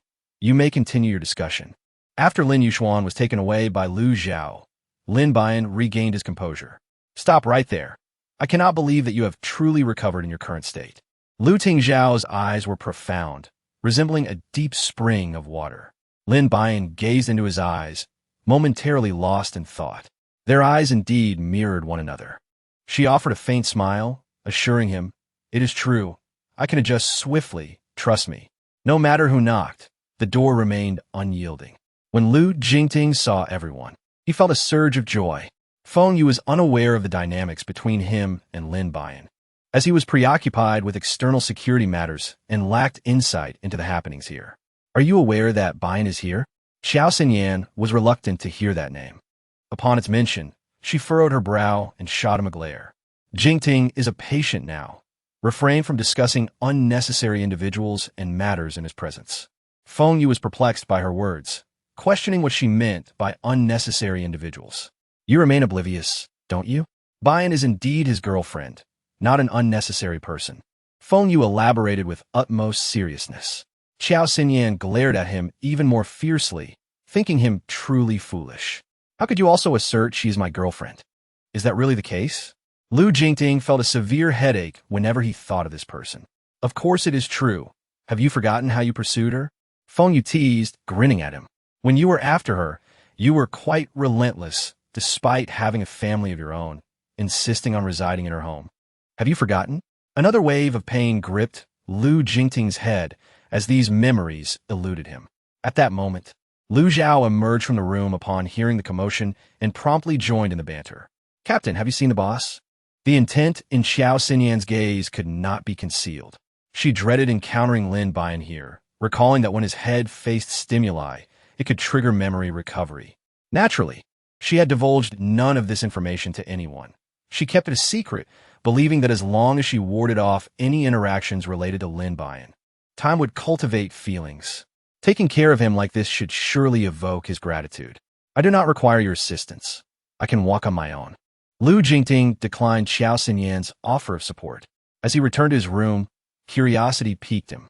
Why hasn't he that Lin Buyan come to see me? Lu Zhao and Feng Yu exchanged glances, rendered speechless. You dare inquire about your affairs from us? How would we know? They shrugged, indicating their ignorance. Take your medicine first. The doctor advised against overexertion. Do not dwell on trivial matters. Focus on resting well and recovering. Xiao Xinyan handed him the medication, and Lu Jingting obediently took it. Lin Yuxuan softly informed her at the door that he had emerged from the depths of heartbreak over the past few days. He no longer mourned for Hai Yunting and had come to terms with her affection for another. Now, his sole concern was for his sister. I shall not go. Let us discuss it at a later time. Lin Buyan suddenly opened the door, and Lin Yuxuan saw that she had lost a considerable amount of weight. What are you doing? If mother sees you, she will surely be heartbroken and blame us for not taking good care of you. Lin Yuxuan gazed at his slender sister, harboring a sense of reproach towards Lu Jingting. Look at how frightened you are. If I were to gain a little weight, would that suffice? Coolme, let's go for a meal. It had been 3 days since he had properly eaten, and he now felt quite hungry. Lin Yuxuan felt a surge of joy upon hearing his sister express her desire for food. He would gladly fulfill any of her cravings. As the two stepped outside, they unexpectedly encountered Lu Tingzhao. Uncle, what brings you here? She inquired. I am here waiting for you. Lu Tingzhao replied with a warm smile. reminiscent of the gentle April sunshine. Then let us go have a meal. I am quite hungry, she declared, having not eaten properly for 3 days and now feeling famished. Take your time while eating, so as to avoid any stomach discomfort, he advised. Lin Yuxuan gazed at her with utmost care, gently wiping away the grains of rice clinging to her lips. Upon witnessing her recovery, both were filled with joy, eagerly serving her an array of dishes. You two can stop now. I cannot possibly consume all this. Eat more. A little extra weight enhances your beauty. As Lin Buyan was dining, he suddenly looked up to see a familiar figure, Lu Jingting, standing beside Qiao Xinran, who appeared to be commanding his attention with ease. A pang of bitterness surged within him. Chapter 78, The Uneasy Denial. Lin Buyan fixed his gaze upon him, as if such an act could evoke memories of himself. Qiao Xinran felt a searing gaze directed at them, and turned to see Lin Buyan's questioning eyes, nearly dropping the plate she held. She hastened over to his side in a flurry. You little rascal, even your second uncle is not allowed to look at you. You truly are formidable. Lu Tingzhao's expression remained tranquil, devoid of any discernible emotion. Lu Jingting turned to Qiao Xinran. During his illness, she had been managing affairs outside, and he had not prevented visitors from coming. Qiao Xinran, feeling guilty, lowered her head and clutched her plate tightly, her eyes, however, blazing with fury directed at Lin Buyan. Yet, Lin Buyan paid her no heed, continuing to eat his meal as though the entire situation was inconsequential to him. I apologize, second uncle. You should apologize. Not to me, but to her. Lu Tingzhao pointed in Lin Buyan's direction, only to find it utterly empty. Is the second uncle asking me to apologize to thin air? Lu Jingting remarked half-jokingly, recalling there should have been someone there. Once Lu Tingzhao departed, Qiao Xinran finally exhaled in relief. Nevertheless, she lacked the courage to confront Lu Jingting's scrutiny. I realize I have not handled this matter well, but after that girl arrived, your condition deteriorated. I feared that if I allowed others to visit, it might further agitate you, so I took it upon myself to prevent other visitors. I'm truly sorry. Qiao Xinran spoke with a sense of grievance, and upon hearing her, Lu Jingting's anger subsided somewhat. This is not your fault. You acted out of concern for me. Cool. Let us eat.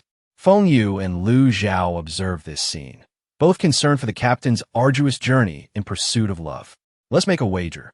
Do you think the captain will suffer greatly in his quest for love? That seems unlikely. As of now, no rival has emerged.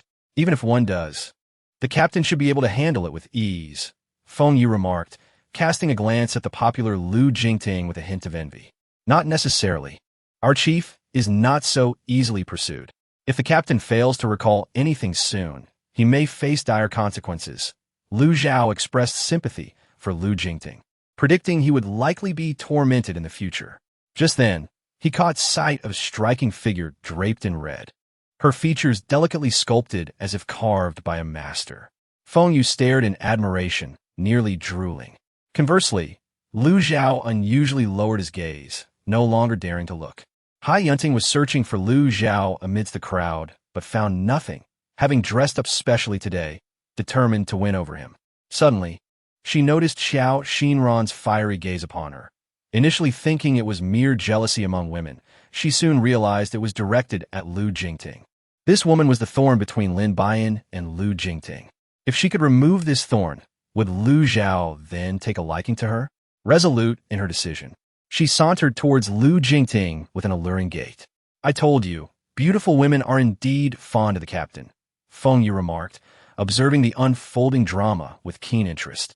Upon hearing this, Lu Zhao quickly looked up, realizing she was indeed approaching Lu Jingting. It seemed women's words were far from reliable. Frustrated, she turned to seek out others. Feeling overwhelmed, Lu Zhao felt a surge of emotions and stood up to pursue her, only to be restrained by Feng Yu. Hold on, let us wait and see. As Hai Yunting drew closer to Qiao Xinran, the tension in Qiao's heart intensified. Her instincts warned her that this woman would be far more challenging than Lin Buyan. What is the matter? Are you leaving upon seeing me? Feeling guilty, are we? Hai Yunting immediately perceived Qiao Xinran's trepidation. likely recalling how she once looked at Lu Jingting with such infatuation, her eyes sparkling with admiration. She felt every woman was a rival. Jingting Gij, is it true that you have forgotten your fiancé? She gazed at Lu Jingting with a pitiful expression, knowing any man would be reluctant to reject a gentle and delicate girl. At that moment, Hai Yunting was feigning indifference, merely wanting to inquire a few questions on behalf of Lin Buyan. That girl appeared formidable, but turned into an ostrich at a critical moment, burying her head in the sand and refusing to look up, complicating what should have been a simple matter. Fiancé? You mean to say I truly have a fiancé? What else could it be? You both flaunted your affection before the entire elite of B-City, and your second uncle even presented cherished gifts. How could you have forgotten? Hai Yunting feigned disbelief, while secretly observing Qiao Xinran's every move. Could it be true? I have forgotten everything about her, but not about others. So, she must be upset? It would be absurd. If the man I adored lost his memory and forgot all but the part concerning me, I would be furious. Hai Yunting mimicked a chopping motion with her hand, nearly causing Feng Yu to spit out his drink. Although he did not know what they were discussing, witnessing such a gesture from a beautiful girl felt oddly disconcerting. Lu Zhao, I find this girl rather intriguing. If the captain is uninterested, do you think I could pursue her? Lu Zhao observed Feng Yu's starry-eyed expression and couldn't help but burst his bubble. You might as well give up. She wouldn't fancy someone like you. What do you mean? If she would like someone like me, how could she possibly like you? Lu Zhao shot him a triumphant glance. That remains to be seen. Feng Yu shot him a sidelong glance, falling silent. Lu Zhao continued to observe Hai Yunting, still engaged in her conversation, and felt an unexpected sweetness in his heart. This girl was rather charming. Lu Jingting looked at Qiao Xinran. She had been caring for him throughout his illness, and only she truly understood the circumstances at that time. Captain, why are you looking at me? I cannot fathom why you have forgotten her. Perhaps she truly is insignificant to you. What nonsense! How could they be so deeply in love and not matter? Hai Yunting capitalized on her assertiveness, having grown accustomed to being spoiled since childhood and adept at bullying others. Then you cannot question me. I am merely responsible for Jingting's health. Everything else is beyond my concern. How bold of you to call him Jingting. Shouldn't you refer to him as Captain? Qiao Xinran's gaze fell shyly to the ground, her face reddening like a boiled shrimp. I knew you liked Jingting Gij. I do not. Do not speak nonsense. Your denial is quite telling. Chapter 79. Do you truly like him so much? When Lu Tingzhao arrived at the room to find Lin Buyan, she had already locked the door, leaving Lu En and Lin Yuxuan outside. It's futile. She will not open the door. Lin Yuxuan looked at Lu Tingzhao with a sense of helplessness. He had exhausted all possible methods, yet she remained unwilling to step outside. Your incessant persistence in this manner earns my disdain. To give up after a single failure is truly the mark of a coward. Coward is a term reserved for men. I am but a delicate woman. What is wrong with being a little weak? Must I conform to the image of a strong woman? Lin Buyan retorted from within the room. Upon hearing this, both individuals felt a surge of joy in their hearts. I declare that I would not be stepping outside just yet. I intended to adorn myself meticulously, leaving him with an indelible impression. When Lin Buyan stepped out once more, she had donned a vibrant outfit that accentuated her radiant complexion. What do you think? Doesn't this ensemble look splendid? Strangely, Lin Yuxuan felt a pang of discomfort. He believed his sister should embody the essence of a proud little princess, rather than seeking to please anyone. Lin Buyan realized that he was feeling a pang of sympathy for himself. The two exchanged a knowing smile, while only Lu Tingzhao genuinely worried that Lu Jingting, that young lad, might not seize the opportunity. The commotion in the cafeteria continued unabated, with everyone engrossed in the spectacle, yet simultaneously envying Lu Jingting for his fortune and having beautiful women quarrel around him. Hai Yunting was evidently infuriated, prompting Lu Zhao to hastily approach her. Captain, what on earth is happening? Why have you upset this lovely lady? He glanced at Hai Yunting, only to find her gazing at him with eyes full of affection.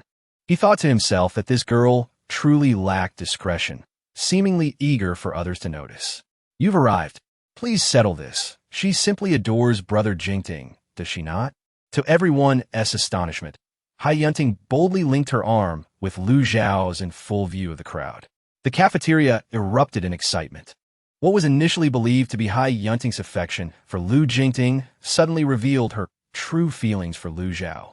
Feng Yu, witnessing the scene, lost his composure and rushed to Lu Zhao's side. "You're utterly inconsiderate. When did this happen? Why didn't you mention it earlier? Am I a fool to be played with?" Feng Yu angrily kicked him.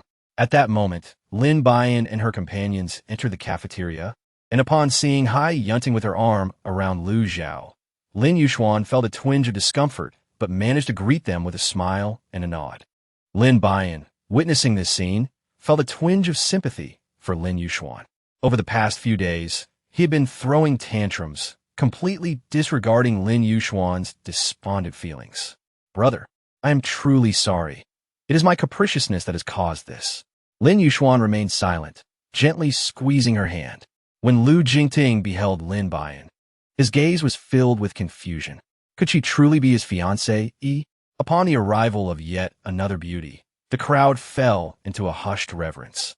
It was uncommon for a captivating woman to grace their presence, and now two had appeared, compelling everyone to silently admire. "Do you truly not remember me?" Lu Jingting remained silent, while Qiao Xinran beside him anxiously clenched her fists. Silence enveloped them, a deathly stillness. After a prolonged pause, he finally spoke. "I am deeply sorry. I genuinely cannot recall. If it is necessary for me to take responsibility, I am willing to do so." Lin Buyan found the situation amusing, laughing in disbelief. "Who asked you to take responsibility? Since you can't recall, let it be." "But what does let be mean? Matters of the heart cannot simply be dismissed." At that moment, Qiao Xinran felt a sudden weakness, her body swaying unsteadily. Instinctively, Lu Jingting wrapped her in his arms. "What is wrong with you?" Qiao Xinran's complexion appeared pale, her frail body leaning against him. "I will clarify our situation as soon as possible and provide you with an explanation." Lin Buyan watched his departing figure in silence. "Rest assured, my leader, I shall keep a watchful eye on the captain." Lin, unperturbed and with a wry smile, remarked, "What are you saying? No need to dwell on it, let it be. Is there a delightful place we can revel in tonight? Since we cannot hold onto men, we might as well seek our own joy. How have you been, Buyan?" Lin Yuxuan gazed at her with concern. "Brother, are you not also in need of some indulgence?" "Rest assured, it is all trivial. However, remaining here serves little purpose now. Allow me to take charge. I will ensure you have a delightful time." Lu Zhao assumed full responsibility for the situation, reasoning that since there was nothing pressing at hand, they might as well enjoy themselves. Lu Jingtong summoned a doctor to examine Qiao Xinran. "I apologize. It was not my intention." "I know. No need to elaborate." His profound gaze drifted into the distance, haunted by the memory of Lin Buyan's final disappointed look, which pierced his heart with a twinge of pain. That evening, the Lin family's vehicle awaited outside as the two brothers, Lin Buyan and his sibling, packed their belongings into the car. "Are you truly planning to leave? Aren't you doing the same, brother?" The siblings exchanged a knowing smile. "Eldest brother, what is this? Why the sudden departure?" "It is not sudden. It has long been a resolute decision. We do not belong here, and remaining is not advisable. Fear not. We have arranged accommodations, and the revelry shall continue tonight." Lu Zhao looked at Lin Buyan with concern. The outside world remained perilous. The mutant had yet to be apprehended. What if it targeted the eldest brother? Why not stay a few more days? "Even if you do not wish to see the captain, you still have me, do you not?" Feng Yu smiled, encouraging her to remain. "Brother Feng Yu, please cease your persuasion. My mind is made up. You are merely a coward, fleeing in fear. Even if he forgets, one must strive to make him fall in love once more." Hai Yunting regarded her with a mixture of disdain on her face, yet genuine concern resided in her heart. "Indeed, it is your boldness in pursuing love that has won you Lu Zhao, is it not?" Lin Buyan teased the two individuals. Hai Yunting blushed and lightly stamped her foot, saying, "What do you understand? I simply love Lu Zhao, that blockhead. It turns out some are fond of blockheads. Had I known, I would have played the part of a blockhead myself." Feng Yu was still irked by the earlier events and seized the opportunity to mock them a bit. "You shouldn't team medal in this." After exchanging a few more words, they noticed Qiao Xinran stepping out. "What brings you here, Oscar-winning actress?" Hai Yunting would not indulge her. Xiao Xinran's face turned a shade of red from the remark, and she awkwardly replied, "You've truly misunderstood me. I have no control over Jingting's amnesia. As for why he has forgotten you, I am equally in the dark. So, you've come to remind me once more that I hold no significance in his heart. Is that it?" Lin Buyan had long discerned her subtle intentions. "I do not mean that. Jingting's reluctance to remember you is his own affair. However, the reason behind his unwillingness may indeed pertain to you. Do you truly harbor such affection for him? Silence yourself. This is not a matter for you to discuss." Lin Yuxuan does not permit anyone to bully his sister. Chapter 80. The mutants hold a fondness for Lin Buyan. Lin Buyan had never contemplated this question until she was prompted. Did she truly harbor feelings for Lu Jingting? It seemed not. Her previous self merely reveled in his affection, without ever making an effort on his behalf. Even this time, she had not strived to win his heart. "Lin Buyan, you merely took comfort in your status as his fiancé, secure in your position. Now that he has forgotten you, we find ourselves on equal footing. Who possesses the capability to outshine the other and see who falls in love first?" No one anticipated that Xiao Xinran would voice such a sentiment. Her words left everyone astounded. Lin Yuxuan harbored concerns for her sister's well-being, her heart reluctant to see her agree. "Very well, let the competition commence. Do not presume I shall succumb to defeat. Even if he forgets me, he shall inevitably find himself enamored once more. Indeed, let us refrain from allowing those around him to remind him of the past, permitting him to choose whom he finds most comfortable to be with." All who are acquainted with Lu Jingtian incessantly whisper in his ear about how Lin Buyan is his fiancé, which leaves her feeling quite anxious. "Very well, I shall ensure that no one else mentions this matter. Since our leader has reached an accord, does this imply you shall remain?" Lin Buyan gently patted his shoulder, saying, "Though I must depart, I will certainly come to visit you." With that, the driver of the Lin family started the engine and took them to their accommodations. The evening festivities unfolded as usual. Lu Zhao noticed Lin Buyan approaching alone, without a trace of Lin Yuxuan. "Boss, is my brother still upset with me?" "No, he has let it go. It's just that there are matters concerning the Lin family that prevent him from joining us tonight." Lin Yuxuan was summoned at the last minute to attend to the Lin family's affairs in the vicinity, leaving OE to come alone this evening. Lu Tingzhao, in a fit of anger, chose not to depart with them and is unlikely to arrive tonight. Consequently, the gathering has become significantly quieter. "Buyan, please convey my apologies to your brother. He's a good man. If he's indeed a good man, why do you still choose Lu Zhao?"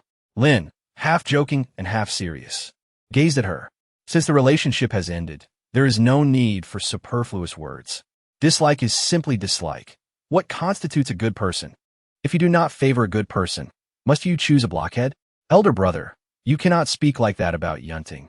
She has indeed aided you considerably. I understand.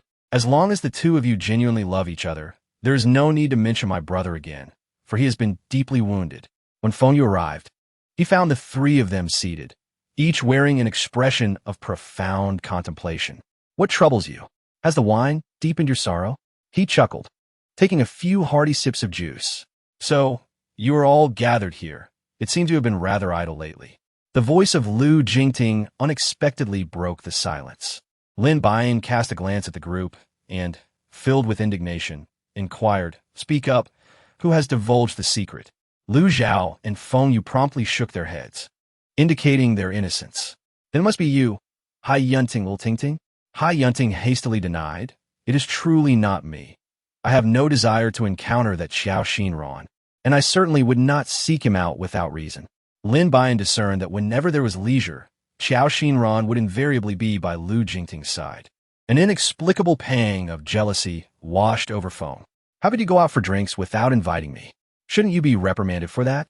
Captain, your health has not yet fully recovered. Indulging in alcohol may not be wise." Lu Zhao exchanged the drink in his hand for juice. Lin Buyan suddenly recalled that Lu Jingting was unable to consume alcohol. A single drink would send him reeling, often leading to astonishing antics. It was he who, after indulging in spirits, had seized her first kiss. The mere thought of it caused her to blush. However, the subtle shift in her demeanor did not escape Lu Jingting's notice, as a hint of amusement danced in his eyes. "It seems you may have a fever?" At this moment, Lin Buyan's face flushed crimson as she hurriedly averted her gaze from the crowd, turning away. It's not that. It's just a bit warm here. She protested. I don't feel hot at all. Do you all? Lu Zhao gazed at everyone, perplexed. You were just being foolish. The revelry they had anticipated was abruptly interrupted by Lu Jingtin's unexpected arrival. The group silently sipped their drinks, exchanging only a few words now and then. Are you truly my fiancé? Lu Jingtin inquired, having noticed their departure, seeking a private conversation with her. No, you mustn't listen to their wild claims. Forget about the past. We have no connection. I am merely one among your many admirers, fantasizing about the day I might become your fiancé, or even your wife. Do you understand now? Lin Buyan spoke in one breath, fearing that if she paused, she would be unable to continue her narrative. Lu Jingting gazed at her in confusion, remarking, but you did not appear to be deceiving before. Women possess an exceptional talent for disguise. There is no necessity for you to cling to the past. Observing her composed demeanor, Lu Jingting felt a weight lift from his heart, allowing their interaction to become more relaxed. Why isn't your personal secretary accompanied you? He inquired. She is waiting outside, concerned that her presence might displease you, so she refrained from entering. Now that things have been clarified, shall I invite her in? You wouldn't mind, would you? Lin Buyan took a deep breath and said, Very well. This is your affair, and you shall decide for yourself. This is a public place, and she has no reason to deny anyone entry. Lu Jingtin stood up to step outside in search of Xiao Xinran. Just as he rose to leave, the scene around them transformed. Lin Buyan felt a sense of unfamiliarity wash over her. She attempted to rise and depart, but it was already too late. Suddenly, numerous mutants appeared around her. The previous one had nearly cost Lu Jingtian his life, and now, confronted with so many, it seemed that Lin Buyan's fate would be sealed here tonight. A few of the mutants were communicating amongst themselves, yet she was utterly unable to comprehend their words. All she could hear was the panicked scattering of the bar's patrons. They would soon realize the peril unfolding before them. With this thought, her fear began to wane. However, it became apparent that these mutants were not targeting anyone else, but were all converging towards Lin Buyan. Why was she so unfortunate in this nightmare? Always the focus of their attention, Lin Buyan had scarcely risen when a mutant pressed down on her shoulder. She gazed at the half-human, half-beast creature, a wave of nausea washing over her. Had they not yet sensed something amiss? The mutant leaned down, sniffing her with what appeared to be satisfaction. However, this terrified Lin Buyan. What on earth do you intend to do? Please, do not provoke my fragile heart. The mutant seemed to comprehend her words, lifting her from the table and positioning her atop its shoulder. What are you doing? She simply could not fathom why this creature would treat her in such a manner. Yet, she dared not defy the mutant's command, resigning herself to sit obediently, awaiting their discovery of her. Around her, the other mutants gathered, seemingly eager to claim Lin Buyan, though they appeared to be intimidated by the one beneath her. This provided her with a semblance of safety, at least sparing her from being devoured. Chapter 81. Lu Jingtian rescues others outside. Lu Zhao and Feng Yu were engaged in a wager regarding whether the two had reconciled. They were utterly oblivious to the fact that those inside had already fled in disarray. Lu Jingtian, accompanied by Xiao Xinran, sought out their companions only to discover that all had vanished without a trace. Lu Zhao stared in confusion at the once bustling bar, now eerily deserted. Has anyone seen Buyan? Hai Yunting soon realized that no one had spotted Lin Buyan. Let us not dwell on that. We should enter and search for her. You two should find a place to hide. Following us inside could be perilous. Lu Jingtian advised the two girls, wishing to keep them safe. No, I must accompany Lu Zhao. If he gets hurt, I can save him. Lu Zhao looked incredulously at Hai Yunting, her delicate demeanor suggesting she might not even be able to contend with Lin Buyan. Yet, she still thought about self-preservation, a thought that, despite being a jest, filled him with sweetness. Lu Jingtian understood Hai Yunting well. Her self-defense capabilities should surpass those of Lu Zhao. Very well, you may accompany us. Lu Zhao widened his eyes in disbelief. Captain, what are you saying? She is a girl.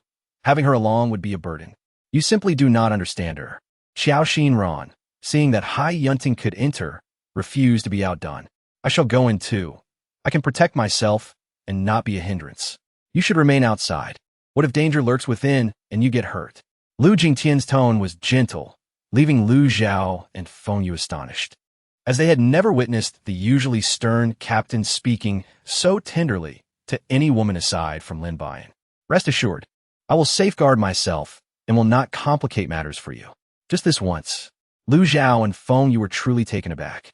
The iron-faced Lu Jingtian was surprisingly accommodating.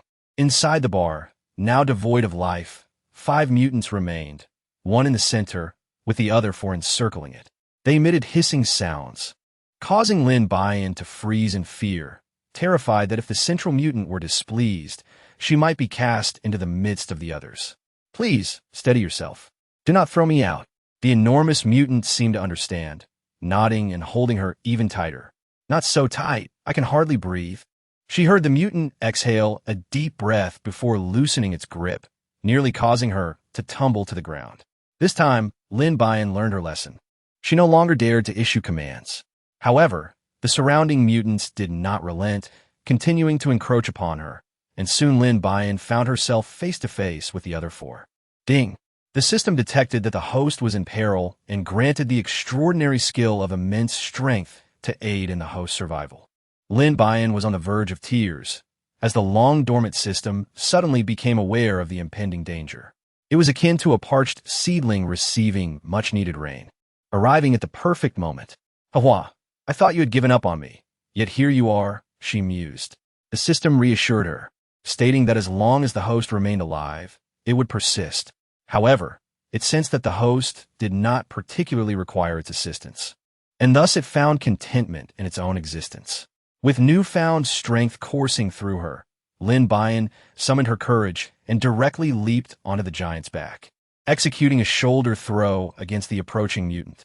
This creature, astonishingly, possessed wings, yet it did not seem capable of flight, moving instead with agility. Her actions incited the ire of several others. Fortunately, the giant shielded her from their attacks. When Lu Jingtian and the others arrived, they beheld the petite Lin Buyan engaged in combat with one of the mutants. Strangely, the mutant seemed reluctant to inflict harm, holding back with each strike. Had it not been for this restraint, Lin Buyan would have surely met her demise. However, upon noticing the arrival of the others, the mutant's demeanor shifted, and it launched precise and fierce attacks against them. Lin Buyan then realized that they were not the inept ones. He was. Lu Jingting had not yet fully recovered, but due to his extraordinary abilities, he had made considerable progress in his recuperation. However, this battle was evidently quite challenging, as he found himself at a disadvantage against the mutants on several occasions. Lin Buyan hurriedly ran over to shield him. Just take care of yourself. You needn't worry about me. TCH, I couldn't care less about you. I'm more concerned about you injuring your brain and turning into a fool. Xiao Xinran, distracted by their conversation, failed to keep up with her actions and was pinned down by a mutant. Be careful. Lu Jingtian was the first to react, swiftly seizing his weapon and attacking the creature. The mutant, feeling the pain, released Xiao Xinran, but this only enraged it further. All the mutants turned their wrath towards Lu Jingtian and his companion. You shouldn't have come to rescue me. Why are you still saying such things? Before either of them could fully comprehend the situation, they were besieged by the mutant. Seeing a creature about to pounce on Lu Jingtian, Lin Buyan rushed over to protect him with her body. A massive claw struck Lin Buyan's chest, and a metallic, sweet taste flooded her mouth. Why aren't you leaving yet? Lin Buyan exerted all her strength to urge them to leave. Upon witnessing her injury, the towering mutant furiously tore apart the assailant. The metallic scent of blood permeated the air. The remaining 3, terrified, hurriedly fled. However, Lu Jingting and his companions had no intention of letting them escape easily. If you wish to survive, depart swiftly. Otherwise, we shall all meet a tragic end. The colossal mutant attempted to hoist Lin Buyan back onto its shoulder, but Lu Jingting shot it, inflicting a wound. Enraged, the mutant overturned the entire bar counter. Lu Zhao shielded Hai Yunting, while Lu Jingting instinctively protected Xiao Shiran. Feng Yu guarded Lin Buyan, yet her gaze remained fixated on Lu Jingting, her eyes filled with disbelief. Once again, he did not save himself. even though she was right beside him. The injured mutant rampaged, wreaking havoc on the room's equipment. Responding to the command, everyone exited in an orderly fashion, planning to devise a strategy outside to capture it. Unexpectedly, Lin Buyan broke free from Feng Yu's grasp and ran directly to the frenzied mutant. She gently caressed its wound with her bloodied hand, and astonishingly, the injury began to heal rapidly. "You must leave now." Lin Buyan felt her entire body sway precariously before collapsing, akin to a leaf falling in late autumn, caught by an unexpected embrace. She longed to open her eyes and discern the identity of the one who had saved her in that critical moment, yet her strength had utterly waned. However, this embrace was unfamiliar, certainly not that of Lu Jingtian. He still did not come to her rescue. The towering mutant glanced at her a few times before reluctantly rising to depart. Chapter 82. Lu Jingtian encounters a rival. None of the onlookers could ascertain from whence the man holding Lin Buyan had emerged, as if he had materialized from thin air. Mo Yuan felt a twinge of regret for allowing her to descend into the fray. "Who are you, and why are you holding the boss?" Lu Zhao observed Lin Buyan slipping into unconsciousness, anxiety gnawing at him. Yet he found the captain's perplexing actions bewildering. Mo Yuan, his demeanor icy, cradled Lin Buyan and strode away. As he passed by Lu Jingtian, he cast an icy glance in his direction. The figure of this man seemed vaguely familiar. Did he reside in the manor as well? Although Mo Yuan had taken residence in the manor quite some time ago, his infrequent appearances left others unacquainted with him. Lu Zhao had never paid heed to such a presence. Yet, where was he taking the boss? Reflecting on the injuries sustained by the boss in her attempt to save the captain, Lu Zhao grew increasingly perturbed by the captain's behavior. Xiao Xinran, fully aware of the looming danger, had nonetheless brazenly approached, merely to assert her standing in Lu Jingtian's heart against Lin Buyan. Lu Jingtian, watching Mo Yuan's retreating figure and the glance he had cast moments before, felt an inexplicable discomfort well up within him. She had saved him, thus indicating her feelings for him. Even knowing that such an act could cost her life, she had still chosen to intervene.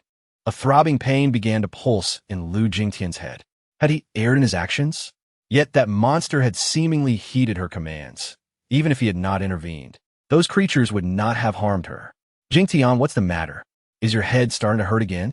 Xiao Xinran quickly inquired, sensing his distress. "It's nothing. Merely contemplating some matters, feeling that I may have made a mistake," Lu Jingtian replied, inwardly reprimanding himself. It was not merely a mistake, but an egregious error. Henceforth, "I shall not assist you again. You have already done well. You are injured. Do not overexert yourself," Xiao Xinran offered, oblivious to the implications of his words. Soothing him softly, her heart swelling with pride, for at least this time, she had triumphed. In the face of peril, Lu Jingtian had prioritized himself, and that was commendable. Mo Yuan transported Lin Buyan to a secluded valley, where remnants of peach blossoms still lingered. Within the orchard stood a modest cottage, as if inhabited by a reclusive sage. "Divine Lord, how is the girl faring?" Mo Yuan merely shot him a cold glance before hastily entering the room. Gao Mingwei shook his head helplessly, though he professed indifference. His heart had surely ached for her long before. Despite the mutant having lessened its force, it remained a grave threat to Lin Buyan, who bore no protection. At this moment, Mo Yuan could sense her spiritual energy waning. The monsters, aware of her injury, would undoubtedly seek her out in hopes of siphoning more spiritual power from her. For Lin Buyan, the loss of spiritual energy signified the withering of her life. It seemed she had glimpsed the Divine Lord once more. Was she indeed on the brink of death? She struggled to locate the lotus flowers, yet not a trace remained. It appeared she was truly nearing her end. Even the lotus flowers had turned a blind eye to her plight. As he arrived at the camp, he spotted Lu Zhao and Hai Yunting strolling together in the distance. "Brother, what brings you here?" Lu Zhao exclaimed, hastily releasing Hai Yunting's hand and rushing to him. Lin Yuxuan discerned his unusual behavior, understanding that something must have transpired that day. Otherwise, Lin Buyan would not have been silent.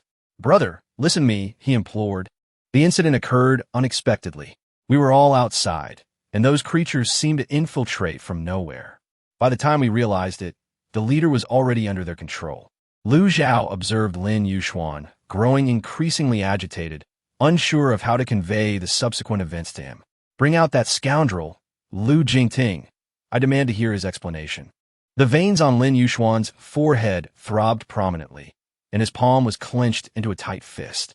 Outside, Lu Jingting was taking a leisurely stroll with Xiao Xinran, and the two appeared to be an affectionate couple to onlookers. "I ask you, where's my sister?" I apologize. The events of that day unfolded so unexpectedly. Enough. I did not come here to hear this. I wish to know where my sister is. Lin Yuxuan, in a fit of rage, swung his fist towards Lu Jingting. It was the first time in their many years of friendship that Lu Jingting had witnessed such fury. He did not evade. Instead, he allowed the blow to land upon him. "What are you doing? Your sister was taken away by a stranger. How does hitting Jingting help?" Xiao Xinran could no longer bear to watch and stepped in front of him, shielding Lu Jingting. "Step aside. I must rouse this beast from his stupor. I should have ended this engagement long ago." Lin Yuxuan angrily withdrew her hand. "Lu Jingting, how can you remain unconcerned? You all speak of how well you treat her. Yet when she goes missing, not a single one of you has made an effort to find her." Lu Zhao hesitated. "Has my brother sent anyone to search for her?" "They have, but there's been no word. We thought it best to wait until we had news before informing you, but—" Lu Zhao's voice trailed off. They had indeed dispatched people to search, yet Lin Buyan seemed to have vanished without a trace, as if she had evaporated from the world. "This is my fault. I will provide you with an explanation." Lu Jingting wiped the blood from the corner of his mouth. Guilt etched across his face as he regarded Lin Yuxuan. Once, they had been inseparable friends, sharing everything. "Explanation? Lu Jingting, this time I shall not allow Buyan to be with you again. Our friendship ends here." Lin Yuxuan sorrowfully turned away, realizing that this place truly was a site of his heartache. If they had not come here, might everything have been different? Perhaps they would still be childhood companions, exchanging trivial jokes without a care. Had they not arrived, his love would still flourish, allowing him to indulge in dreams untainted by reality. If they had stayed away, would his sister have remained safe, and would they have continued their mundane existence? Chapter 83. Why perform here? Lin Yuxuan left the camp in disappointment, and at that moment, Lu Jingting also appeared forlorn. For reasons unknown, a profound discomfort stirred within his heart. Gao Mingwei gazed at Mo Yuan in confusion. Mo Yuan remained silent, tending to the peach blossom grove outside with utmost care. His actions resembled those of a protector nurturing a newborn, each gesture imbued with tenderness, as if fearing that a moment's negligence might harm the delicate blossoms. Every petal in this grove represented a fragment of her essence. As long as these flowers did not wither, she would awaken. Though Gao Mingwei did not fully grasp the meaning behind his words, upon hearing that she would awaken, he joined the effort to water the blossoms.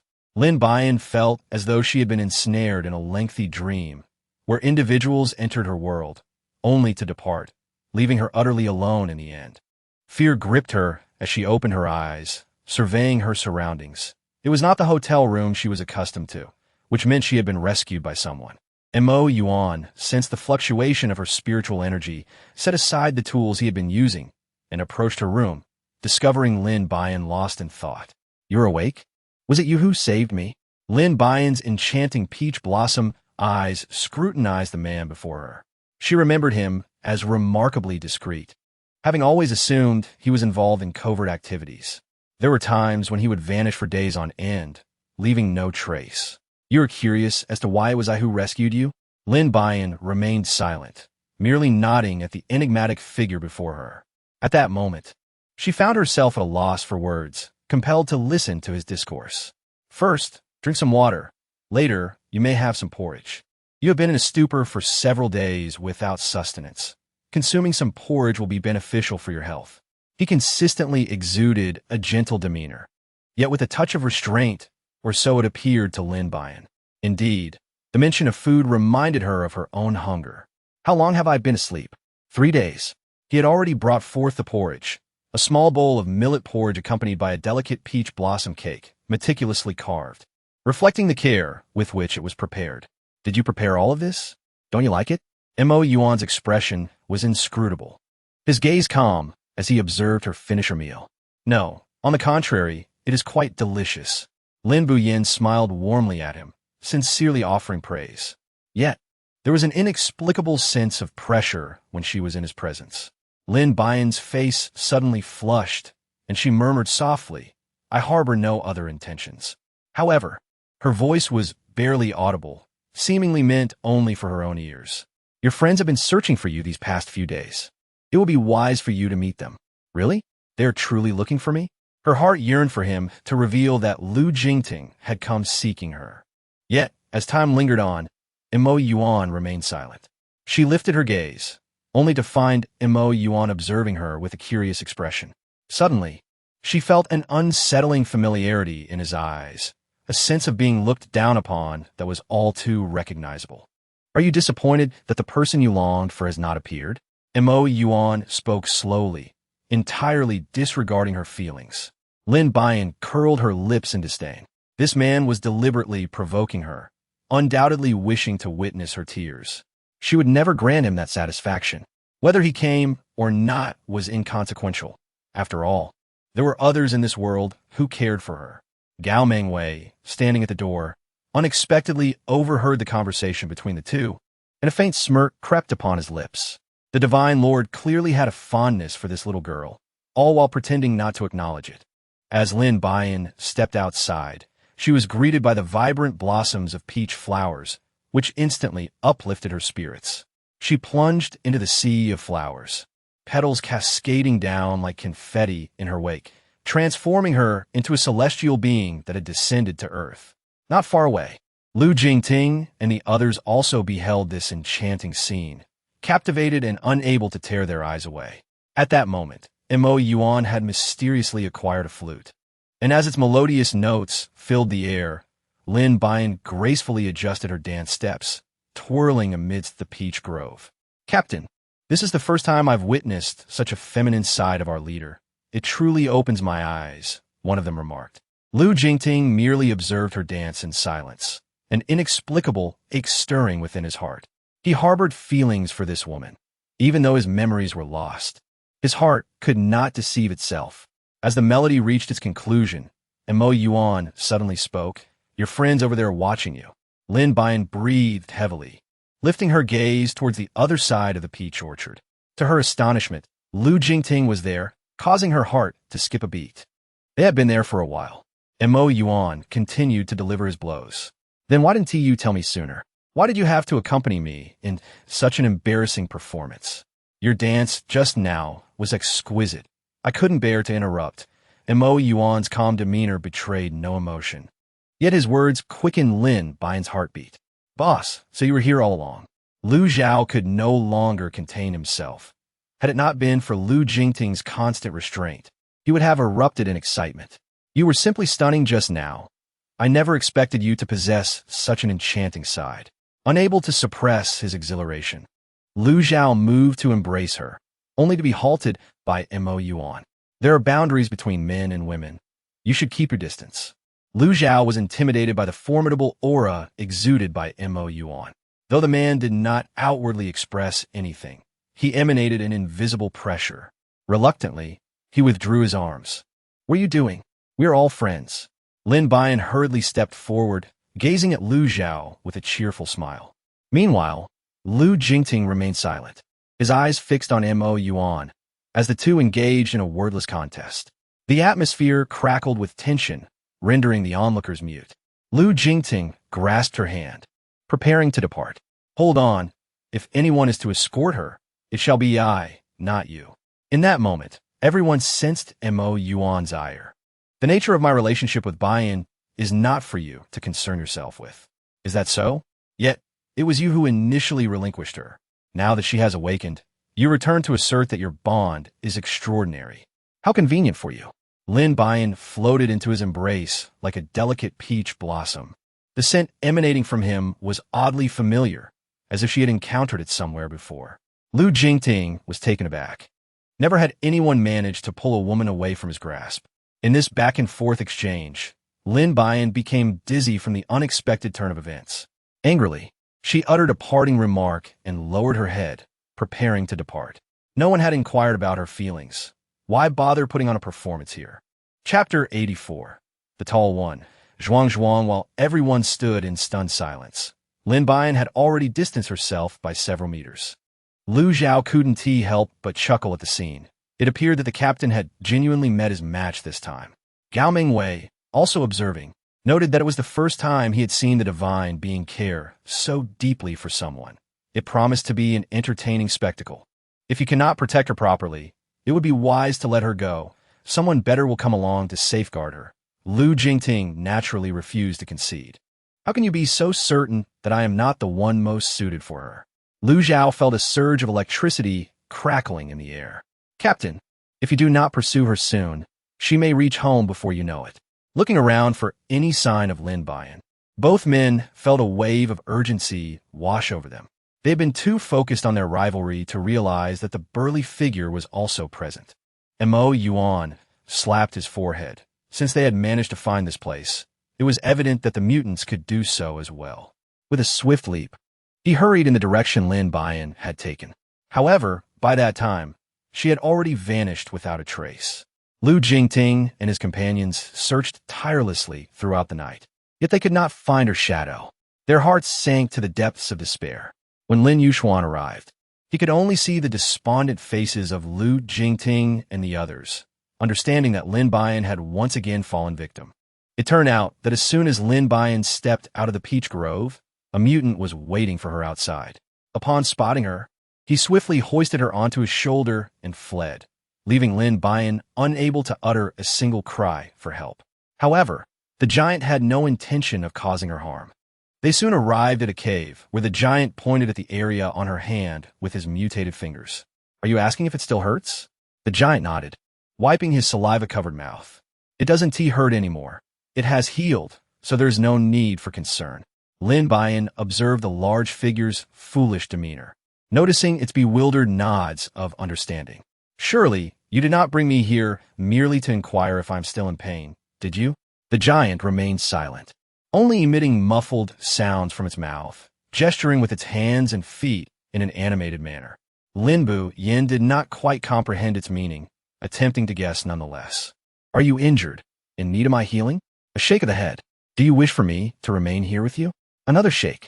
After more than 50 futile guesses, Lin Buyan's patience waned. Who would have thought that the towering figure would continue to emit muffled sounds?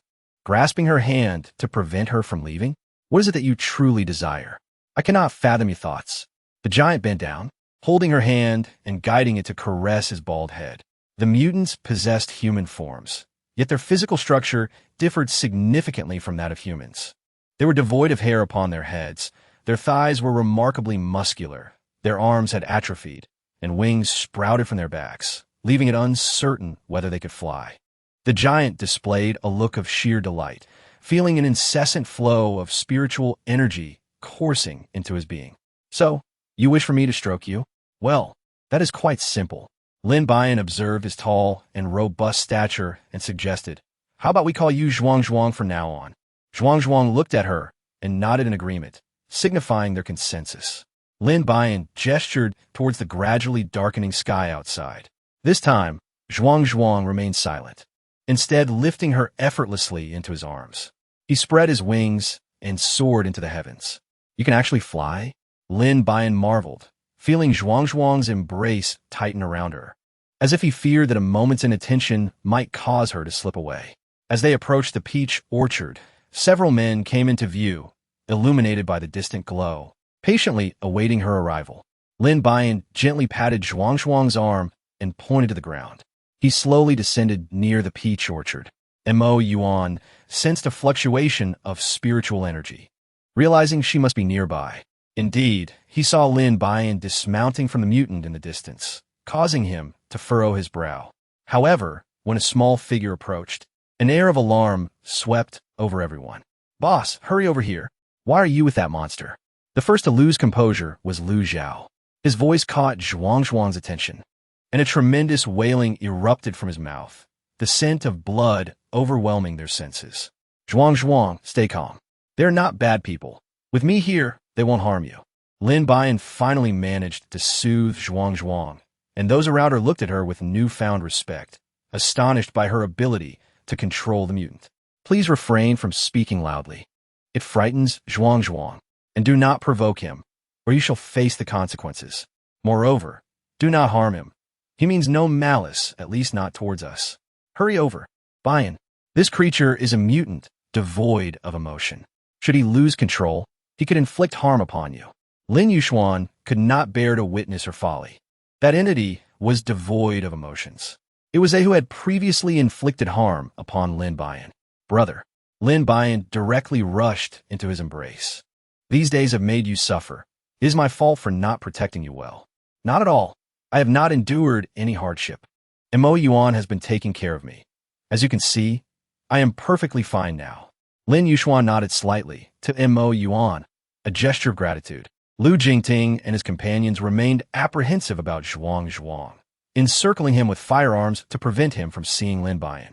This provoked Zhuang, who emitted a continuous whimpering sound, his emotions teetering on the brink of eruption.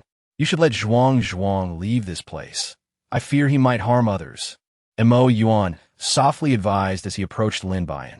Lu Jingting, what are you doing? Do not point your guns at him. He could become agitated. He harbors no ill will towards you at present. Do not inflict harm upon him. No, these creatures are merciless and can strike unexpectedly. I will not permit such an occurrence. The more you act this way, the more agitated he will become, leading to potential harm. Lower your weapons and allow me to approach him. I will speak with him. Lu Jingting recalled the monstrous claws of the mutant striking Lin Buyan that day, and his wavering heart hardened. He could not allow Lin Buyan to fall into any further peril. Zhuang, witnessing the unfolding chaos, ferociously leaped, using his powerful hind legs to kick over a nearby soldier, who then collapsed, blood gushing from his mouth. All personnel, take aim and prepare to fire. Lu Jingting, do not shoot. I will ensure he departs from here. Zhuang, you must leave at once. I will visit you at our usual spot another day. Lin Buyan spoke while gesturing to facilitate his understanding. Zhuang cast a reluctant glance at Lin Buyan before leaping into the air. Unbeknownst to him, a soldier fired in the direction he was headed. Lu Jingting, what on earth are you trying to accomplish? Chapter 85, A Rift Between Two Individuals. Lin Buyan stared at Lu Jingtian in astonishment.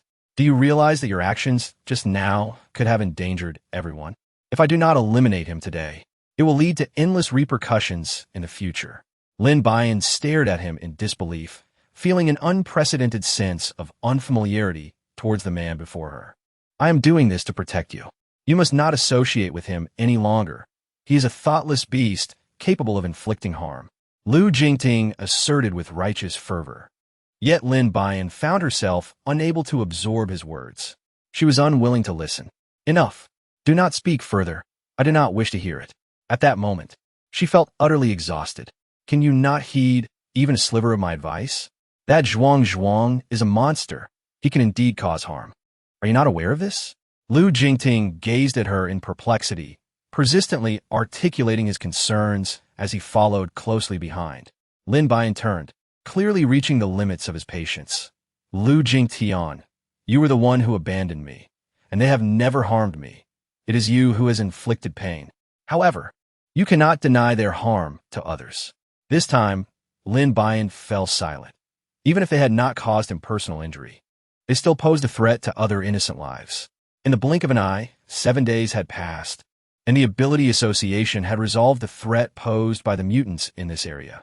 At last, everyone felt free to stroll down the streets without a care. Each person extolled the valor of Lu Jingtian, who had decisively eradicated the mutants, restoring peace and beauty to their lives.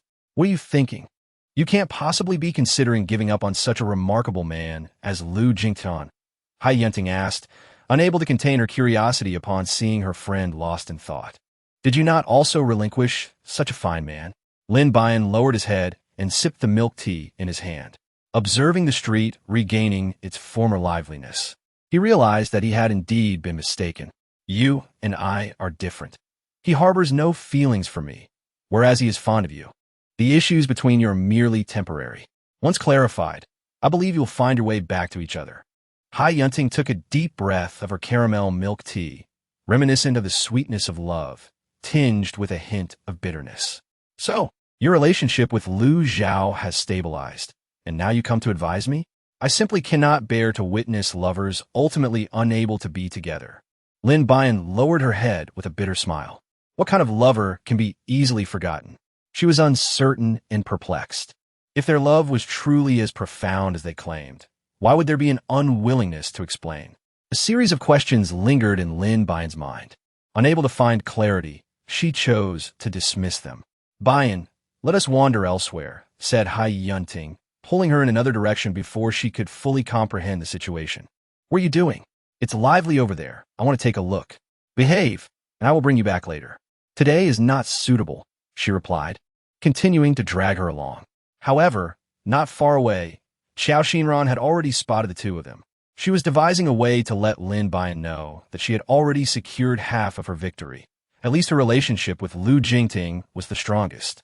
You may not wish to see, but I will make sure you do, she declared. Jingting, let's explore that mall over there.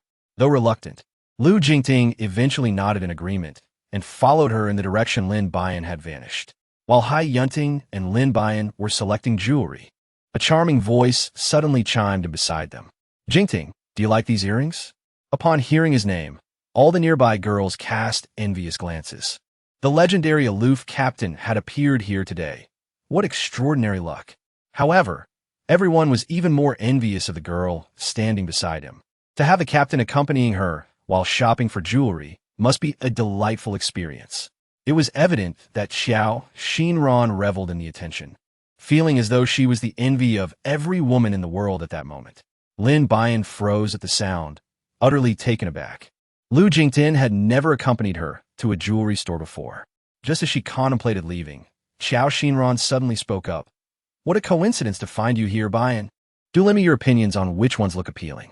Hai Yunting had long held a disdain for her. Someone like you would make anything look cheap and unrefined, unfit for the esteemed company. I know you envy me for having Jingtin by my side. I remain unfazed by your spiteful words. Xiao Xinran's magnanimity garnered unanimous admiration from the onlookers, while Hai Yunting's sharp remarks drew disapproving glances. Choose what you like. Why seek our validation? Are you not an independent individual, needing others to affirm your choices? Lin Buyan's voice was neither humble nor arrogant, devoid of any personal emotion. However, Lu Jingting's gaze remained fixated on Lin Buyan. I apologize for what happened that day. I hope you're not upset, Lu Jingting said, his eyes gleaming as he expressed his regret. It had been quite some time, and she was surprised that the captain still remembered the incident, though she had long since forgotten it and felt no need for an apology. This time, he was ready to let go. What do you mean? Are you unwilling to acknowledge our engagement any longer? Lin Buyan never anticipated that Lu Jingting would bring this up. I believe it is best not to mention the engagement any further. There are numerous elements lacking between us. What do you mean? I forgot you because I was hurt, and now I'm striving to love you. You cannot behave so unreasonably. Lin Buyan couldn't help but chuckle. Why do you strive to fall in love with me? Is it not merely due to the pressure of the engagement imposed by your family? There is no need for such effort. Follow your heart, for I do not require it. Xiao Xinran was taken aback by Lu Jingting's words, which exceeded her expectations entirely. She had always believed that as long as she could remain by his side, success would be hers, yet he still sought to love another. Since Jingting has expressed himself thus, what more can be said? He is suffering from amnesia caused by trauma. You ought not to cling to this any longer. At this moment, Xiao Xinran resembled a flower of understanding, while Lin Buyan appeared somewhat unreasonable before her. Lu Jingting, I do not want you to make an effort to love me. I desire your love to stem from the depths of your heart. Is that not the same? Lu Jingting retorted in confusion. It is not the same. One is genuine and heartfelt, while the other is coerced. Their very natures differ. You are simply being unreasonable. Lin Buyan, feeling helpless, turned to leave. However, she was stopped by a pair of warm, large hands. Why leave so soon upon your arrival? Feel free to choose whatever you fancy. Here, I am in charge, Mo Yuan proclaimed, descending beside her like a celestial being. Are you jesting? Why should I choose at random when I have the means to select for myself? Lin Buyan gazed at Mo Yuan, unable to resist teasing him. This man had always been enigmatic, yet his presence inexplicably brought a sense of ease to her heart. Chapter 86. The Pinnacle Confrontation Now. The battlefield of 3 had transformed into that of 4, with Hai Yunting standing in the middle, playing the role of an onlooker, occasionally fanning the flames of the situation. It's rare for everyone to be out today. There's a restaurant nearby that serves delightful dishes. How about I treat everyone to a casual meal? Mo Yuan extended his gentlemanly invitation to the group. After all, you all need a place to sit down and converse. I believe you should go, Hai Yunting encouraged, patting Lin Buyan's shoulder. It was essential to clarify matters. Whether they were to remain mere acquaintances or continue as a couple, communication was vital. However, Lu Jingting cast a watchful glance at Mo Yuan. His instincts whispered that this man harbored feelings for Lin Buyan. An inexplicable discontent bubbled within him, especially upon witnessing Mo Yuan holding Lin Buyan's hand, which ignited his inner turmoil even further. Should I go over? He asked, seeking guidance from Xiao Xinran, who maintained an air of delicate vulnerability. The 4 of them arrived at the restaurant suggested by Mo Yuan, securing a quiet private room to settle down. Buyan, feel free to order whatever you like, Mo Yuan offered, presenting the menu to her, which was filled with her favorite dishes. She glanced up at him momentarily. All the dishes here are to my liking. Why don't you all choose? I would enjoy anything, she replied, handing the menu back to Mo Yuan. A radiant smile illuminated his face as he remarked, that means this restaurant was indeed a wise choice. Mo Yuan handed the menu to the waiter and provided a few brief instructions, to which the waiter nodded and departed to prepare. Surely, this gentleman did not establish this restaurant solely for Miss Lin? Xiao Xinran inquired with a hint of sarcasm in her tone. Ah, this young lady is quite astute.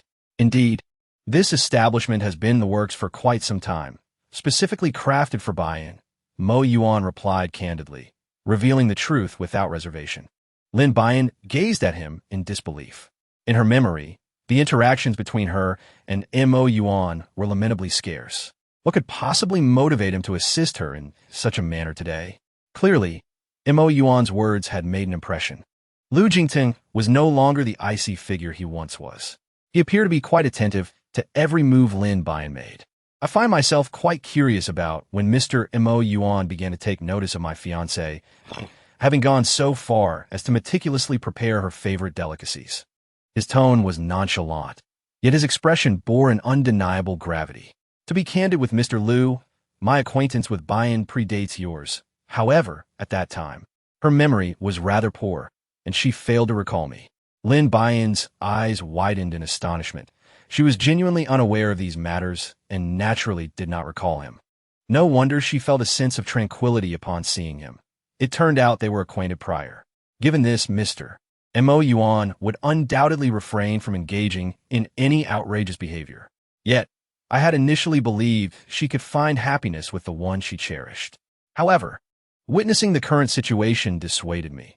I resolved to shield her from further harm. Could this be deemed a declaration of war? Hai Yunting suddenly developed admiration for Mo Yuan. She pondered how to align herself with him. Inside the room, silence fell, so palpable that even the faintest breath could be heard. Ultimately, it was the attendant who disrupted the tense atmosphere, presenting a table laden with Lin Buyan's favorite dishes. What are you all doing? Is there anything more important than dining? Let us eat first, and we shall converse afterward. Upon seeing the sumptuous spread, Lin Buyan momentarily cast aside her troubling thoughts. After all, one must never forsake good food. Take your time. This is the peach blossom brew prepared especially for you. It had been ages since she last savored the peach blossom brew, indicating that Mo Yuan truly understood her. She took a sip. The flavor is exquisite as that enjoyed in the 100-flower garden, and found herself reminiscing about those days. You like it? There's plenty more for you to savor at your leisure. At that moment, Mo Yuan's face radiated affection, eliciting envy from Hai Yunting, who yearned to openly support him. Meanwhile, Lu Jingting watched Mo Yuan's attentiveness to Lin Buyan with growing agitation, seizing a drink to consume. You cannot drink alcohol. You must refrain. Lin Buyan suddenly spoke to stop him. Mo Yuan's expression changed. Deep down, she still harbored affection for him. How could a man refrain from drinking? Especially someone as legendary as Captain Liu? Allow me to join you for a drink. Lin Buyan cast a glare at Mo Yuan, saying, "You don't understand. When he drinks, he becomes intoxicated and may act in astonishing ways. It is better if he refrains."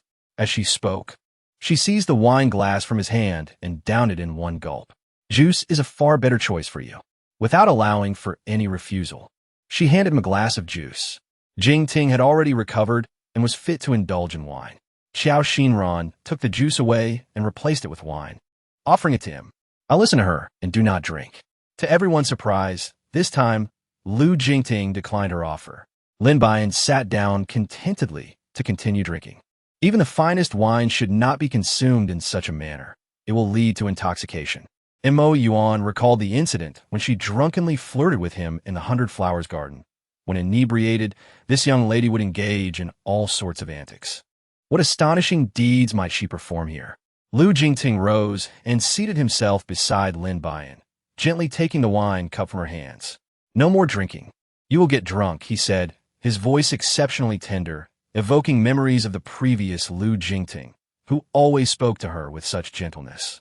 "You remember now? You are the Lu Jingting from before, aren't you?"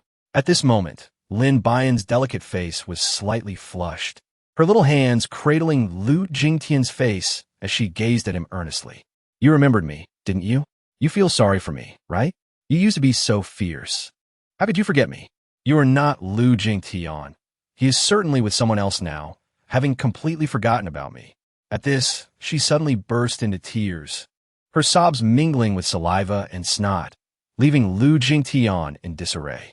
Eventually, she pushed him away and turned her gaze towards Mo Yuan. "Why are you so kind to me? Do you like me?" "Indeed, I have always liked you.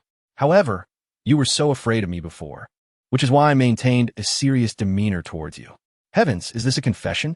The onlookers, including Hai Yunting, were left speechless in astonishment. Mo Yuan's words were gentle, yet they struck a sensitive chord in Lu Jingtian's heart. This time, he did not shy away from Lu Jingtian's gaze. This time, he was determined to compete. "Montak Yuan, are you intentionally provoking Lu Jingtian? How could you possibly like me?" Lin Buyan felt a wave of dizziness wash over him and succumbed to slumber upon the table. "Mr. Lu, you have heard my affections for Buyan. If you wish to relinquish your pursuit, please refrain from entangling her further.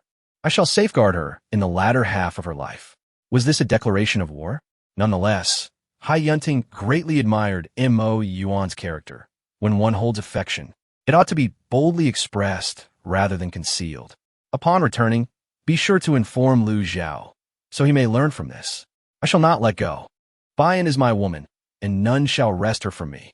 At this moment, no one noticed the subtle shift in Xiao Xinran's expression, as though she were merely a wisp of air. Hai Yunting cast a sympathetic glance her way.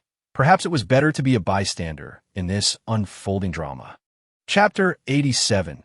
You resemble him, yet you are not the same person. In the ensuing days, Lin Buyan refrained from meeting anyone, plagued by memories of that day's indiscretion, which left him with a throbbing headache. Lin Yuxuan gazed at her younger sister, whose face was etched with despair, and gently stroked her head. "No, I was merely lost in thought. I do not wish to see them until I have clarified my feelings." Could it be that Mo Yuan is also pursuing you? Lin Yuxuan's eyes widened in astonishment. Hai Yunting had arrived at the hotel without her knowledge, presumably summoned by Lin Yuxuan. "You're still mocking me. Yet you didn't pull me aside and prevent me from making such a spectacle of myself. I am quite curious about what exactly transpired with the Tian." Lin Yuxuan gazed at Hai Yunting with a smile, yet the previous infatuation had faded from her eyes. This reassured Lin Buyan considerably. "I must tell you that day, Buyan was utterly blissful, being cherished by two dashing and affluent men vying for her affection, a situation many young women could only dream of. It was simply enviable." Hai Yunting recalled the sight of Xiao Xinran's livid face that night and felt a thrill of delight. You cannot fathom how infuriated Xiao Xinran was, all while maintaining the image of a refined conversationalist. The sensation was indescribably satisfying. Of course, Lin Buyan was oblivious to all of this. Nevertheless, it seemed that the effects of the peach blossom wine were quite potent, leading her to a complete blackout. Well, enough about my embarrassing moments. What brings you here? After being cooped up at home for so many days, aren't you planning to step outside for a change? Indeed, you have been confined here for an entire week. It is time to venture out and refresh your spirit. Lin Yuxuan spoke as he took out a card and handed it to her. Lin Buyan was certain that this was orchestrated by Lin Yuxuan. She took the card and smiled, saying, "Allow me to change into another outfit, and I shall be down shortly." Lin Yuxuan gazed at Hai Yunting, uncertain of what to say in this unfamiliar realm. Rising to her feet, she remarked, "You may wait for her here. I shall take my leave. Are you still angry?" "No longer. This is your choice, and I respect it." When Lin Buyan eventually emerged, only Hai Yunting remained in the room. "Have you heard? There have been several recent murders here. All victims were young women, and their deaths were particularly gruesome." Lin Yuxuan had indeed not been informed of these occurrences, leaving her genuinely unaware. "Then why have we come out? To serve as bait?" Lin, feeling apprehensive, shrank back despite the support of the system, which seemed to be malfunctioning lately. How could a murderer possibly appear during daylight? "You may as well enjoy your shopping," Hai Yunting remarked, lightly tapping her forehead as the two continued their journey forward. "There's another matter I must share with you. Lu Jingtian is organizing training camp, primarily aimed at recruiting female participants, with the objective of enhancing their self-defense skills. Would you be interested in joining?" Although she longed to side with Mo Yuan, Lu Zhao forbade it, yet she still decided to relay the news. "Why wouldn't he? I want to participate." Think about how many girls are eagerly anticipating this opportunity. The camp leader is quite the instigator, insisting that he be the head coach, and the number of girls signing up is overwhelming, leaving no room at the camp. Lin Buyan gently nodded, acknowledging Lu Jingting's charisma. "Therefore, I believe you should participate, which is why I took the liberty of registering you." Hai Yunting, acting unilaterally, presented her the registration form. "This was procured through Lu Zhao's connections, so you must cherish this opportunity. It commences the day after tomorrow, and you must not let it slip away." Hai Yunting finished her statement in one breath, leaving no room for refusal. "How dare you two stroll about in public? You truly have no fear of consequences." Qiao Xinran's venomous voice sounded from behind. "Aren't you out here as well? If we have no fear, why should you?" A confrontation ignited between them, their mutual disdain evident. "I can't be bothered with you. I'm merely offering a kind reminder. Whether you heed it is your concern. Just refrain from playing the delicate flower before the men," she retorted. "Isn't that your forte? We wouldn't dare emulate you." For the first time, Hai Yunting gained the upper hand, infuriating Qiao Xinran, who stormed off in a huff. "You see, for days now, Jingting has barely acknowledged her. I think you two should reconcile. Do you believe I should mend things with Lu Jingting?" Hai Yunting nodded. "There was never any substantial conflict between you two, nor any unforgivable mistakes. Why not make amends?" Later that evening, Mo Yuan sought out Lin Buyan. "Why have you been avoiding me these days? I'm uncertain how to confront you," she confessed. Lin Buyan speaks the truth. "I truly do not know how to confront this man's affection." "Is it because of my confession to you?" Lin Buyan initially nodded, then shook her head. "That day, you were helping me provoke Lu Jingting, weren't you?" Mo Yuan chuckled softly, caressing her velvety hair. "Since you are aware of it, why do you continue to avoid me? If my affection feels burdensome to you, I would choose another way to protect you. Come, let us go to the peach grove. I wish to show you something." Mo Yuan gently patted her head and took her hand as they drove to the peach grove. The peach blossoms were no longer in their prime. A few stubborn ones still bloomed, while most had fallen to the ground, leaving no trace behind. "Would you care for some peach blossom wine?" Lin Buyan was filled with curiosity about the presents he carried with him. Upon reflection, considering the multitude of individuals with extraordinary abilities in this world, he surmised that Mo Yuan might also possess such powers, and thus his curiosity waned. "In truth, I am deeply intrigued by your identity. Who exactly are you? You seem so familiar to me." Mo Yuan remained silent, merely lowering his gaze to his drink. Noticing his reticence, Lin Buyan chose to refrain from further inquiries, instead lifting his gaze to admire the breathtaking starry sky. Suddenly, a towering figure streaked across the heavens, landing not far away. "Zhuang Zhuang, what brings you here?" Lin Buyan gazed curiously at Mo Yuan, aware that he was undoubtedly the one who had rescued Zhuang Zhuang.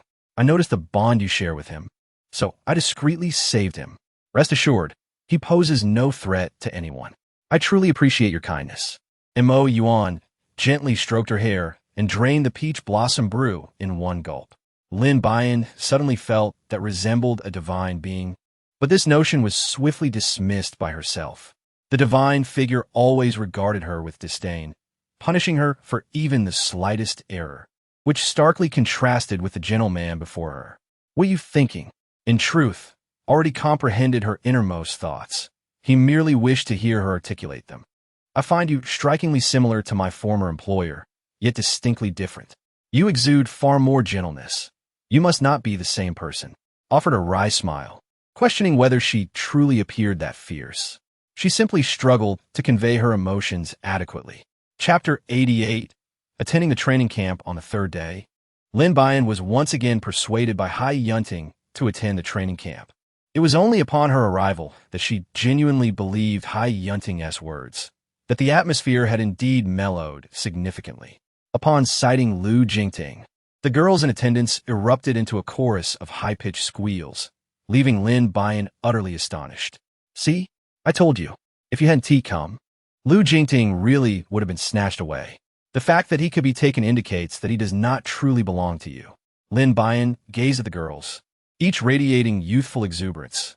It is indeed essential to acquire some self-defense skills.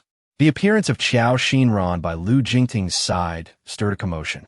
It appears to be true. Captain Lu's girlfriend is Dr. Qiao. They do seem like a perfect match. Indeed, how wonderful it would be if I could encounter true love here. The young girl wore an expression of longing as she observed the couple standing ahead. Have you not noticed that the man beside them is also quite handsome? If you were taking interest in me, I would undoubtedly accept. Did you hear that? Your Lu Zhao also has admirers. Lin Buyan gently tapped on Hai Yunting to remind her.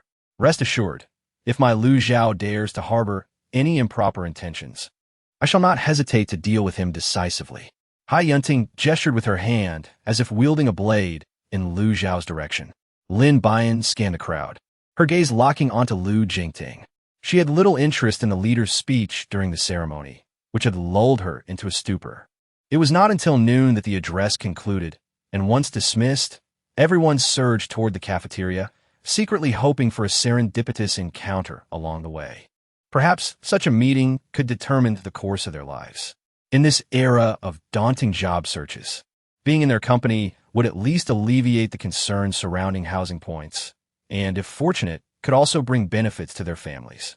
Thus, every young woman meticulously adorned herself, her eyes keenly observing the subtle movements around her.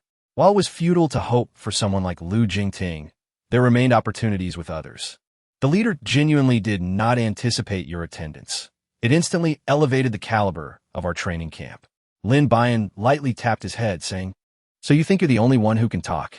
If it weren't for Yunting dragging me here, I wouldn't have bothered to come. Lu Jingting searched for Lin Buyan amidst the crowd, having missed the opportunity to join them in the cafeteria due to being summoned by a superior. Boss, let me take you somewhere else. It's too crowded here for you to enjoy your meal. She understood that this fellow undoubtedly had other matters at hand. However, the throngs of people indeed made it impossible to dine peacefully. How about I prepare a private meal for you? Lu Zhao said proudly, leading the two of them away. Along the way, they fortuitously encountered Lu Jingting, who was looking for them. Captain, let's go together.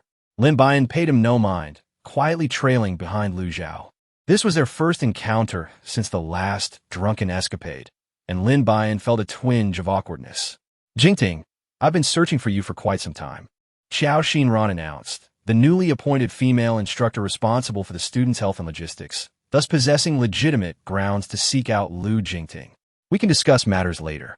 Let's dine first. Lu Jingting, aware of Lin Buyan's fondness for food, was reluctant to squander her mealtime. Initially, he presumed Qiao Xinran would take her leave, but to his surprise, she lingered. How about joining us for lunch, Instructor Qiao? Lu Zhao suggested with resignation. Sure, Qiao Xinran replied, nearly leaping to her feet in irritation at Lu Zhao's audacity. Lu Zhao, taken aback by her affirmative response, awkwardly settled down to eat. I didn't expect you to participate, Miss Lin. Was it truly that unfathomable, or are you merely apprehensive of my presence? She retorted with a chuckle. I thought you were already with Mo Yuan. I'm surprised to see you here. Mention of Mo Yuan caused Lu Jingting to momentarily pause. Yet he resumed, placing food into Lin Buyan's bowl. This is your favorite fish. Indulge yourself. Training is arduous. Xiao Xinran, failing to achieve her objective, wore an expression of discomfort. Meanwhile, Lin Buyan chose to overlook the tension, beaming at Lu Jingting as she savored the fish he had provided. This only intensified Xiao Xinran's frustration. She nearly wished to dismantle the fish in a fit of rage. Boss, you ought to eat more. You've lost quite a bit of weight, and the captain is surely concerned. Lin Buyan cast a sidelong glance at Lu Zhao, fully aware that he was speaking for Xiao Xinran's benefit. Jingting, this bamboo shoot is exquisitely prepared. Do give it a try. Xiao Xinran, unfazed, chuckled and served him some food. I can manage on my own.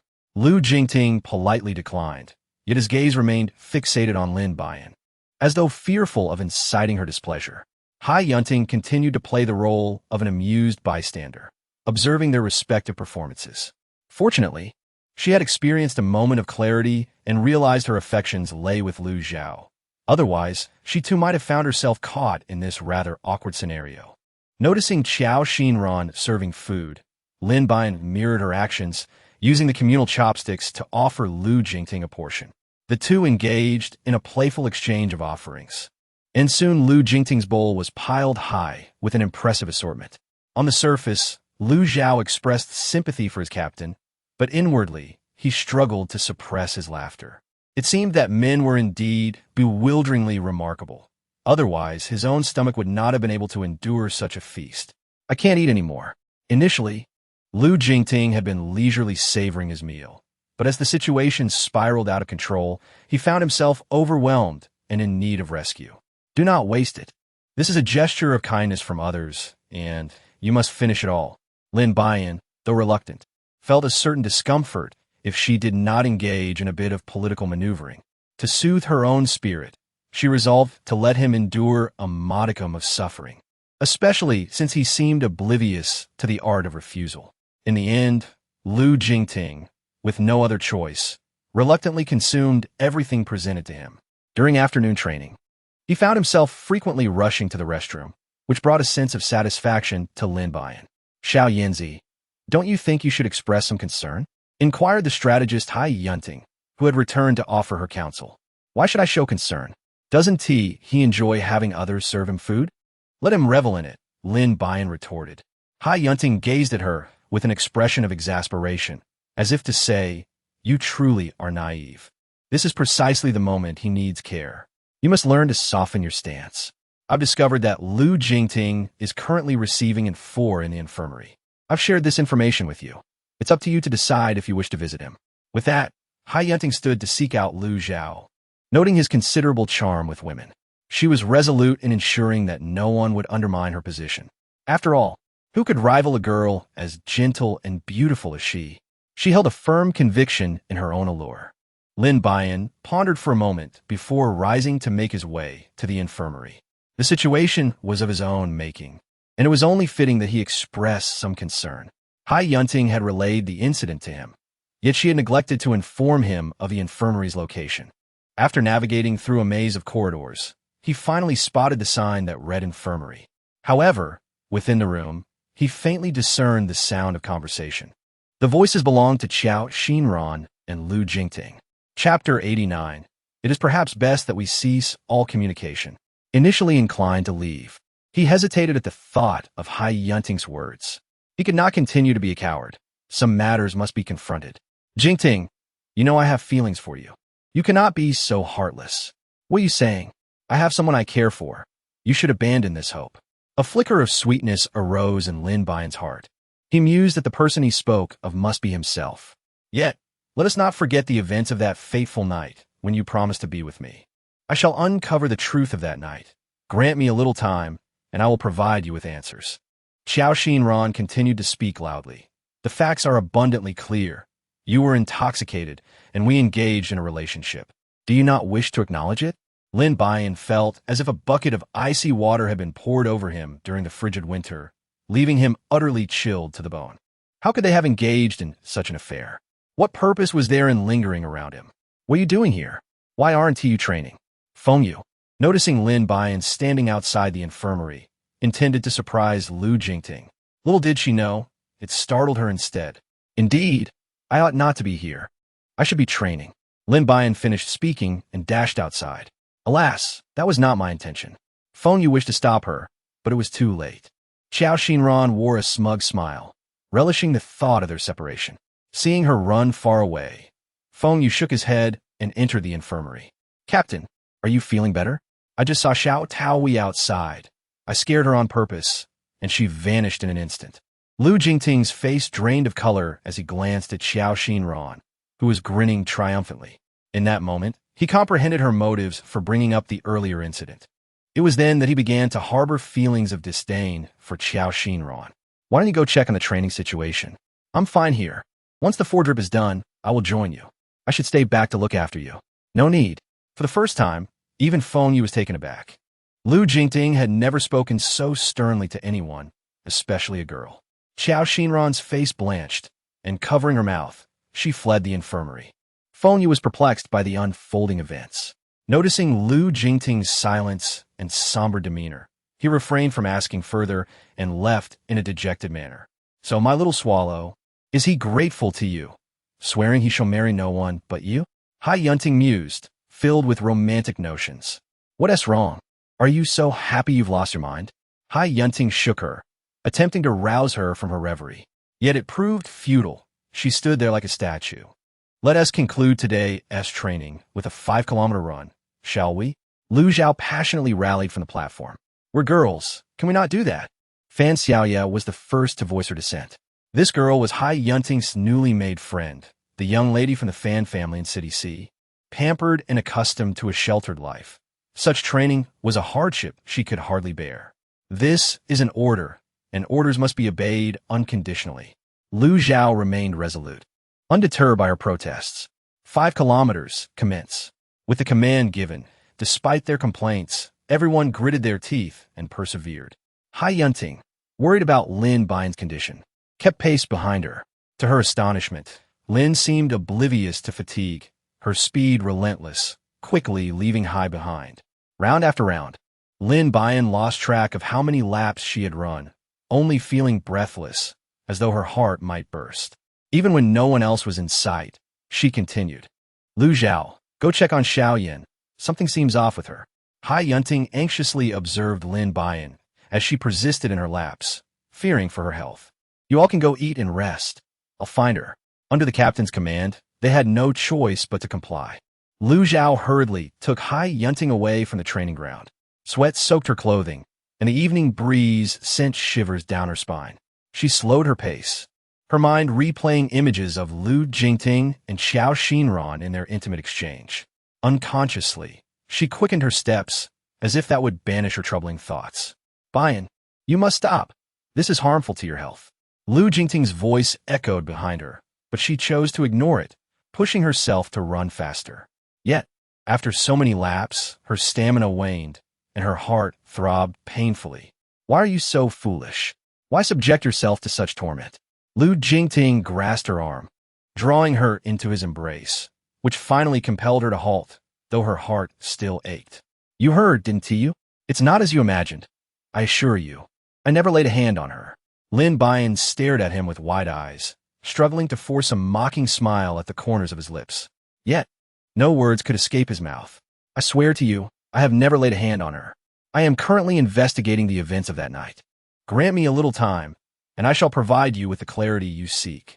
Lin Buyan shook her head, rendered speechless, yet tears streamed down her cheeks uncontrollably. How can I trust you? This is something only you are aware of. How can I place my faith in your words? She truly did not know how to believe in his assurances. I understand this is difficult for you to accept right now, but please grant me some time, and I shall prove myself. In the car, Lin Buyan's face was ashen, devoid of any color. She remained silent throughout the journey, merely staring blankly at the swiftly retreating scenery outside the window. She had not anticipated being ensnared by the venom of love, now living in a manner that was entirely disconnected from her true self. Buyan, I am sorry. Had it not been for my amnesia, none of this turmoil would have arisen. Lin Buyan contemplated, it is not fair to blame emotions. Were it not for Xiao Xinran, it would have been Li Xinran or Zhao Xinran. The fragility of their relationships is to blame, not others. There is no need for you to continually apologize. The event has transpired. What you ought to focus on is how to resolve it and how to provide Xiao Xinran with a proper explanation. As for us, it is best that we refrain from further contact. Chapter 90. Do you truly trust him? Lu Jingting's car sped along, ultimately arriving at a secluded valley. Lin was perplexed and asked, "Why have you brought me here?" He did not respond verbally, but instead gazed silently into the dimly lit valley, lost in thought. This place had been my sanctuary long before our acquaintance. Whenever I encountered insurmountable challenges, I would retreat here to sit in quiet contemplation. Do you mean that you are unable to resolve your current predicament, and thus brought me here to share in this tranquil stillness? Lin Buyan gazed at him, still bewildered. Give me a month, and I shall prove my innocence to you, Lu Jingting declared with deep sincerity, nearly persuading her to acquiesce. Initially, she sought to leverage his fame for her own protection, never anticipating that fate would intertwine their paths, leading her to play a supporting role in his life. Now that the true leading lady had emerged in his story, she naturally felt compelled to step aside. Yet, having grown accustomed to being the protagonist, the abrupt displacement left her heart in turmoil. You need not feel guilty. Life is inherently this way. Our encounter and the so-called love were never entirely our own choices. We were merely vessels for forces propelling us forward. Now that we are awakened, we must acknowledge the absurdity of our previous missteps. Lu Jingting struggled to believe his ears. Is this truly how you feel? His heart ached. She was mistaken. His intentions had always been to safeguard her. Perhaps it was not love in the traditional sense, but everything that followed had stemmed from genuine affection. Now his memories flooded back. He recalled every moment vividly. Her innocent, radiant smile had been his greatest enchantment, yet he mourned the loss of that very smile. He berated himself for having forgotten her. It felt as though there was a complexity to their situation that eluded him. Yes, then let's part ways. Definitively, shall we? But first, sit with me and gaze at the stars for a while. Lu Jingting recognized that words would avail little at this juncture. Together, watching the stars felt more tangible. The night passed in silence, and Xiao Xinran, too, found herself sleepless, consumed by worry over the possibility of being discovered one day. She needed to devise a strategy to keep Lu Jingting willingly by her side. The following days, training resumed, intensifying in rigor. In addition to close combat and women's self-defense, there was an extensive physical training regimen. Lin Buyan, who had run untold kilometers the day before, now felt pain coursing through her body. I believe you should take a day to rest. I'm concerned you might overexert yourself. Me fine. My body is not that fragile, she replied, undeterred. Hai Yunting, seeing her determination, felt powerless to intervene. Have you heard? Captain Lu and Dr. Qiao are together now. Where did you hear such gossip? It's not gossip. Everyone knows Captain Lu and Dr. Qiao have been clandestinely involved. Hai Yunting felt her temper rise. What nonsense are you spouting? Lu Jingting is not that kind of person. And who are you to claim to know the truth? This is insider information from Dr. Qiao's close friend. It cannot be false. You seem quite attractive. Are you not hoping to be with Captain Lu as well? I suggest you abandon that hope. Voices clashed around her, yet Lin Buyan had no desire to engage with their chatter. Host, please take care of your health. Your body is signaling warnings. Do not continue to torment yourself. The voice of the system, Hawa, echoed in her mind. She nearly forgot about the existence of the system. Isn't it just perfect? If I were to perish, you would be liberated as well. We would all find ease. The system disapproved of such a pessimistic host. Lin Buyan fell silent, yet her heart brimmed with unease. Suddenly, a wave of dizziness washed over her, and she found herself cradled in a warm embrace. What are you doing here? I told you, I am aware of every move you make, and I can feel your pain when you are hurt. Fan Xiaoya gazed upon Mo Yuan's handsome visage. which seemed to surpass even Lu Jingting's allure. To be precise, Mo Yuan exuded a delicate charm tinged with a hint of wickedness, while Lu Jingting radiated a robust masculinity. Yet, a sense of imbalance stirred within her. Why did both men find themselves captivated by a slender figure like Lin Buyan? Clearly, Qiao Xinran possessed greater beauty. Yet Lu Jingting had spurned her advances.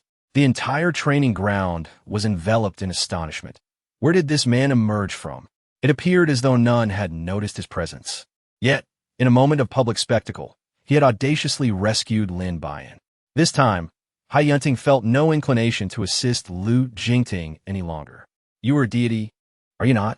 Lin Buyan finally comprehended the true identity of Mo Yuan.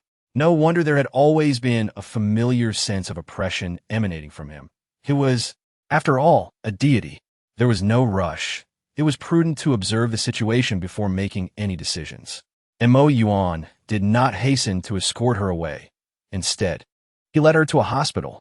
Suddenly, a reflective surface appeared before them, revealing the day of Lu Jingting's surgery.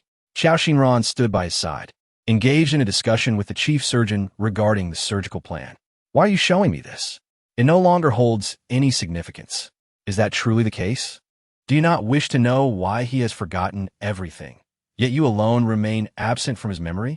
I have already stated that this is no longer important. Lin Buyan's complexion was pale, and her breath came in quick gasps. If it truly were inconsequential, she would not subject herself to such torment. Indeed, she acknowledged her own duplicity, yet she was desperate to avoid further heartache. Patiently, she observed. Mo Yuan ceased his words, allowing her to contemplate in silence. Brother, please assist me in making him forget that woman, so that I may be with him, Qiao Xinran implored, playfully shaking Qiao Zhengjia's arm. The renowned neurosurgeon Qiao Zhengjia happened to be Qiao Xinran's brother. This time, if it fails, no tears shall be shed.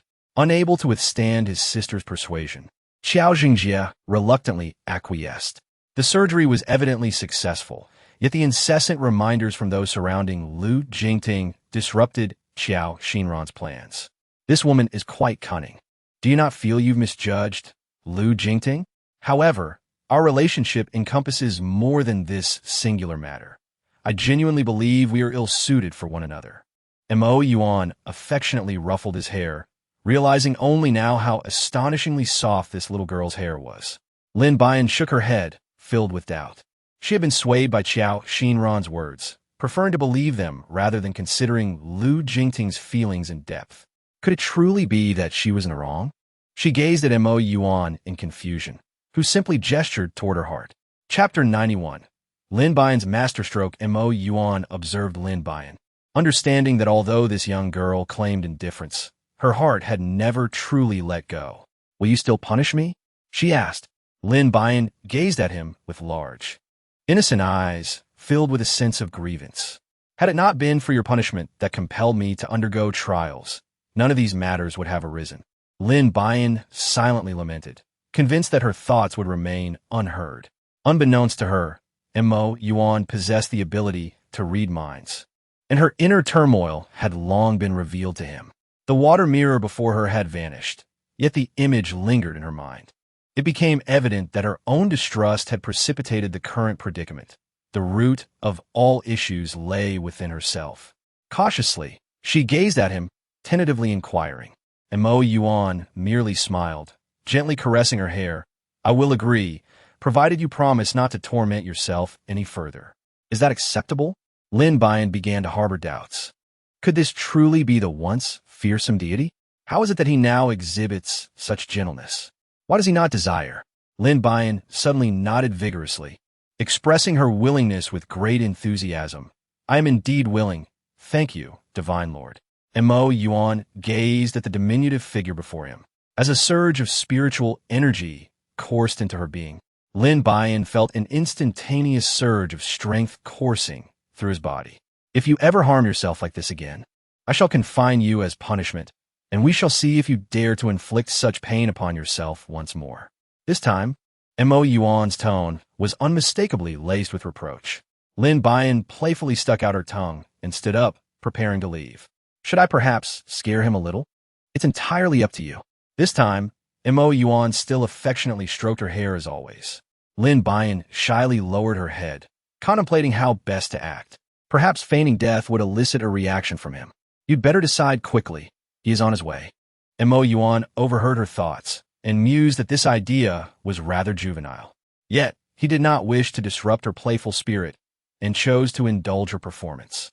Upon hearing the sound of footsteps, Lin Buyan pretended to lie in Mo Yuan's embrace.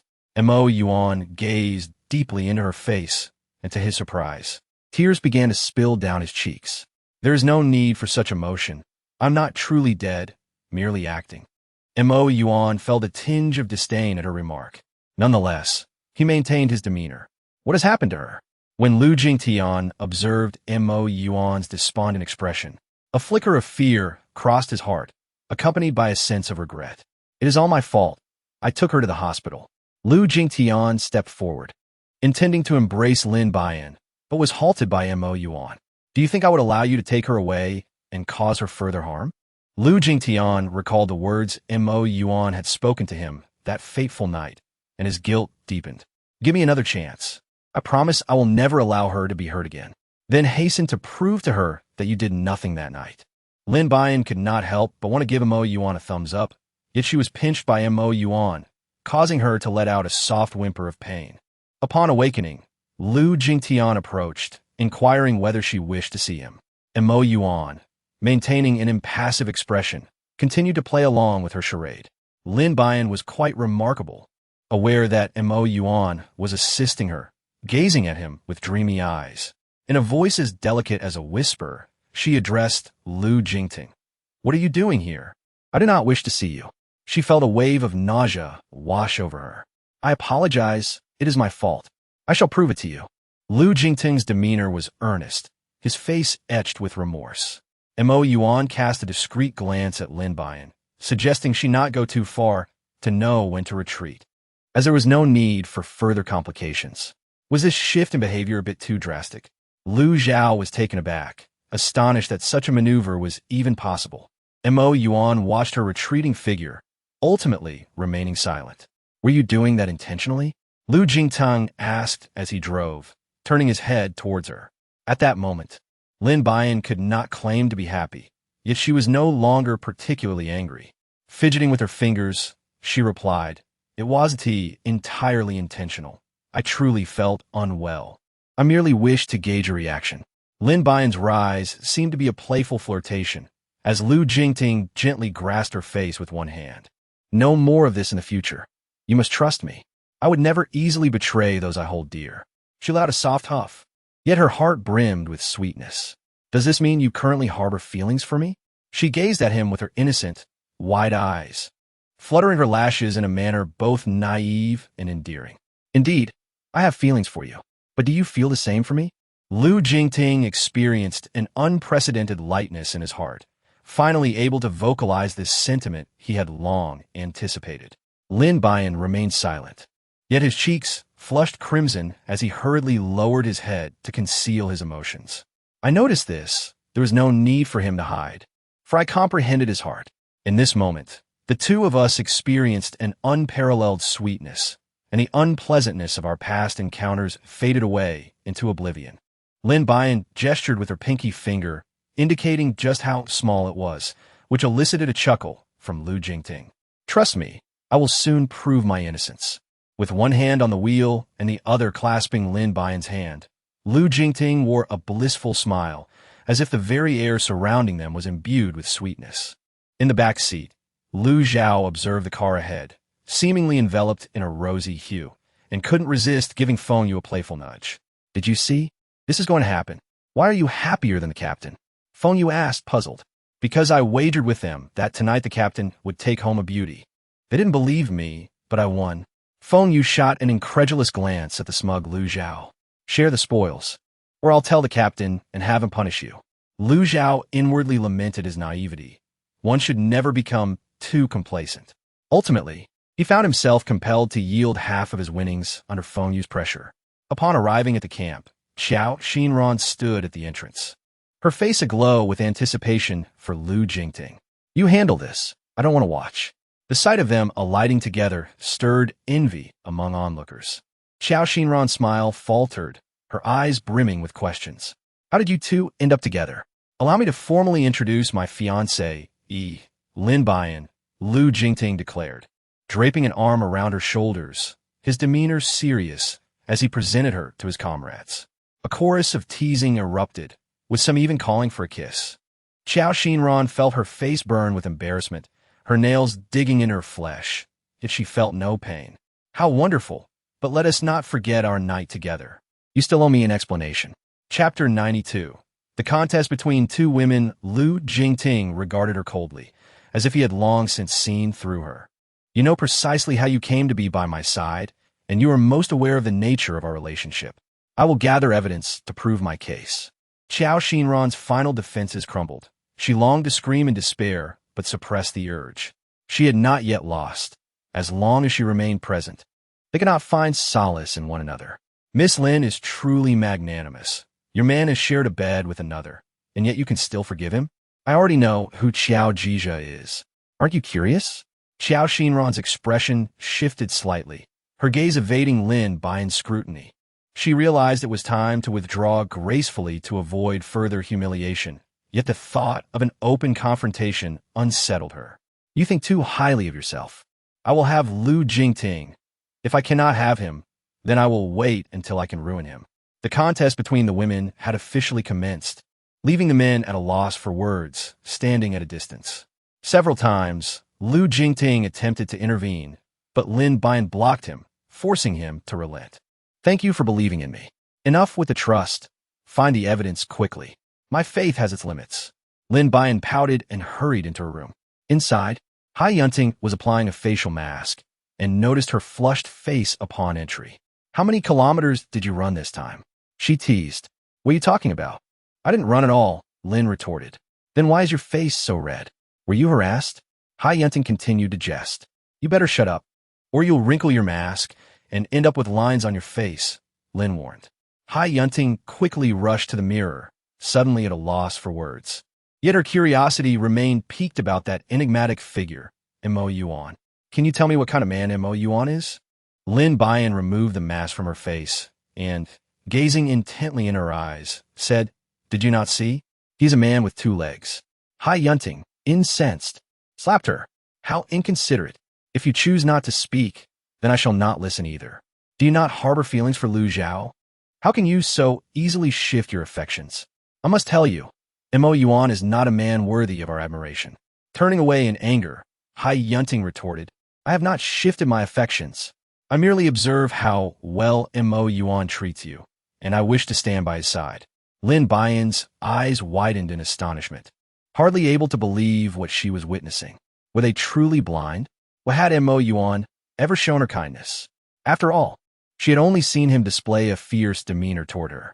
It dawned on Lin Buyan that they were in her training grounds, and they could not possibly witness Mo Yuan's harshness directed at her. The training continued, intensifying with each session, and pairs were increasingly formed. The current government promoted the freedom of romantic relationships, especially given the drastic population decline following the apocalypse. It was indeed a time to encourage procreation.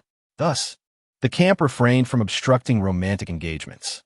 Participants were cautioned not to deliberately ease their efforts during close combat, as if everyone was oblivious to their romantic entanglements.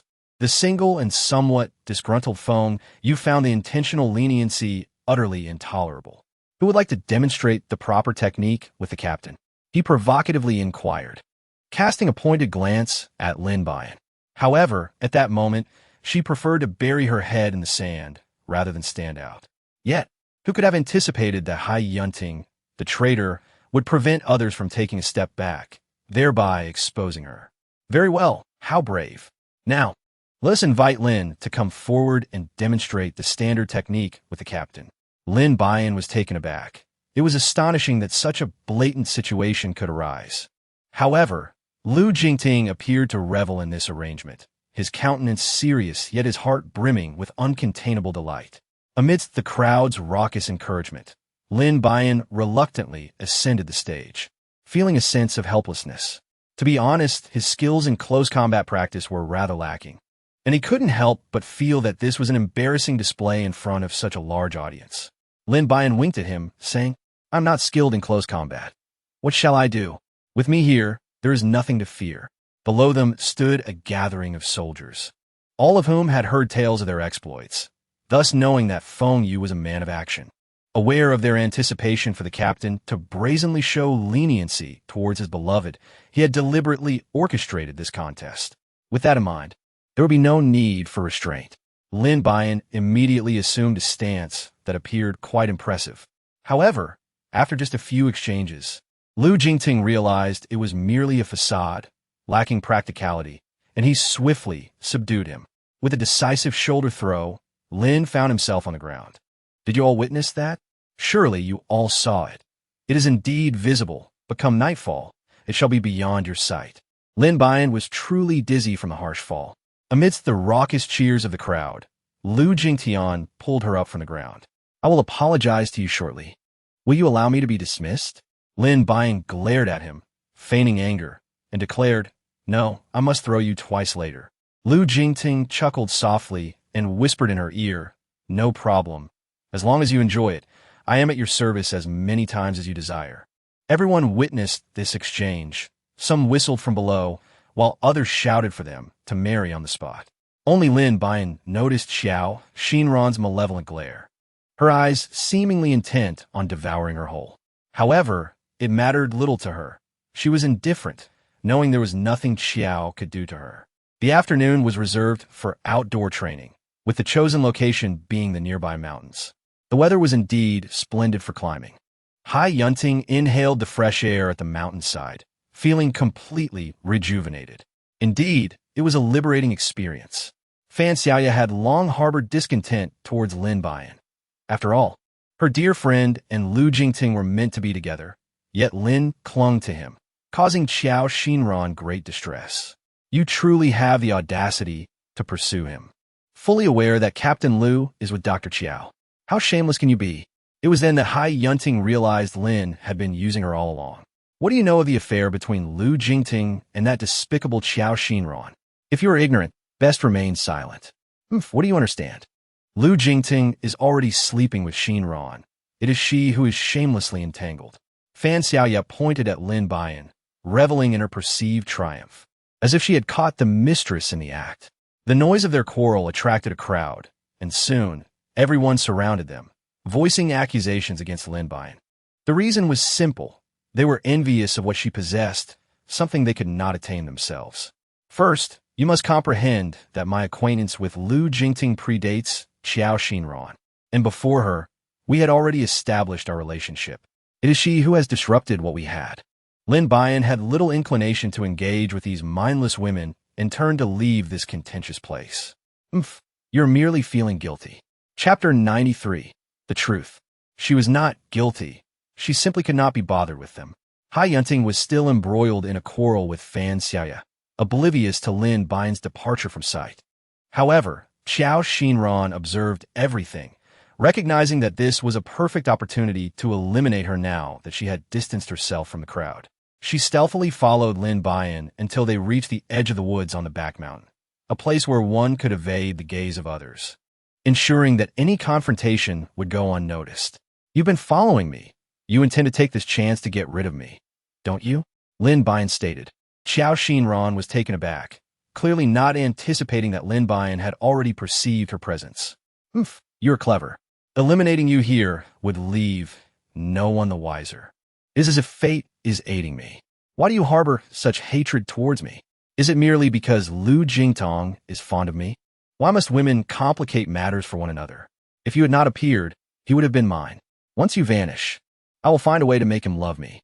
And your so-called plan involves having your brother steal his memories? How long do you believe such a ruse can endure? Lin Buyan gazed at her with an air of disdain, as if to say that such matters were far beneath a person on the brink of death. Xiao Xinran was indifferent to the duration of their engagement. With her brother's assistance, all she needed was for Lin Buyan to vanish, and then Lu Jingtian would be solely hers. Killing me here would surely raise suspicions. Wouldn't it? I'm not so foolish as to do the deed myself.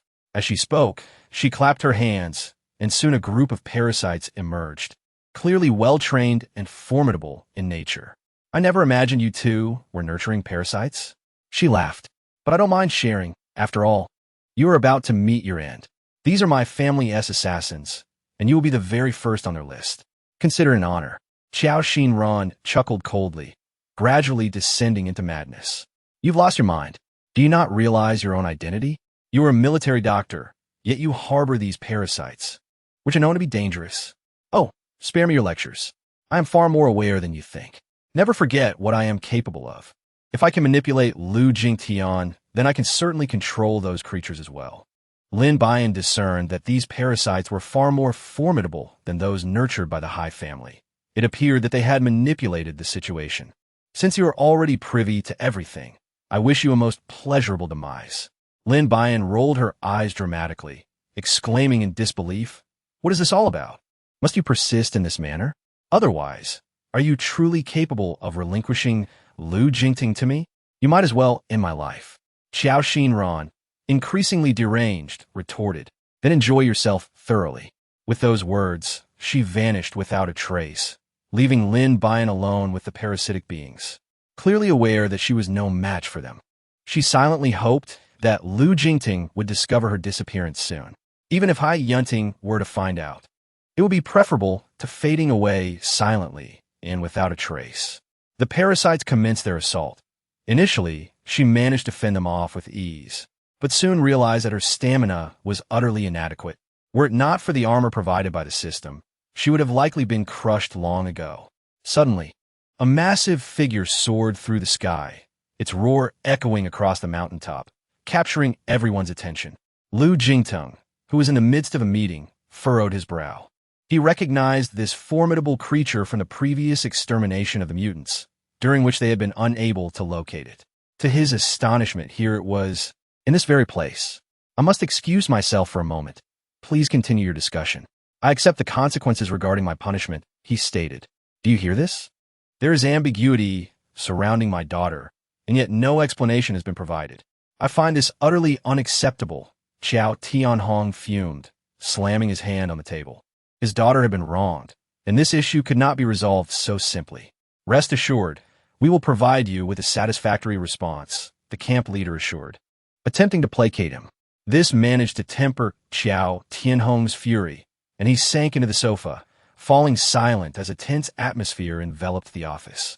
Lu Jingting hastened to the scene, only to find Zhuang vigilantly guarding Lin Buyan. Upon seeing the enormous creature, a grave expression settled upon Lu Jingting's face. "Did you save her? You would not harm anyone. You see that now." Lu Jingting glanced at the surrounding parasites, understanding that Zhuang had indeed rescued her. However, he was ultimately not human, and there was a significant possibility he could lose control next time. What would happen then? That one T occur. Mayuan has trained him well. He will not harm me. At the mention of Mayuan, Lu Jingting's expression darkened further. "You would rather place your trust in him than in me?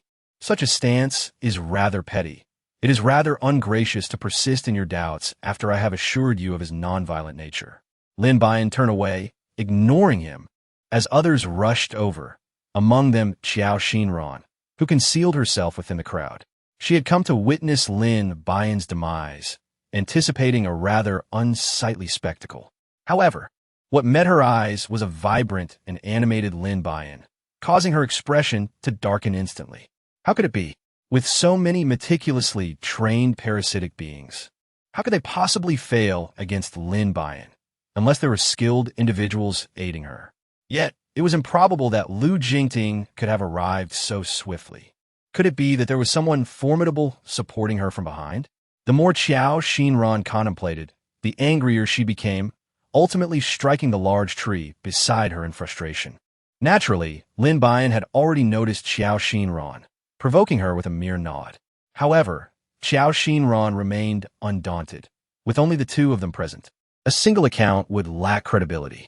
Upon their return, the camp leader reprimanded both Lin Buyan and Captain Lu Jingting. The leader then turned to Lu Jingting, his demeanor growing even more serious. "This is my failure and oversight. She is innocent. My punishment is not severe. I merely require her to write a reflection. However, Your situation is more grave. The leader's expression darkened as he regarded Lu Jingting.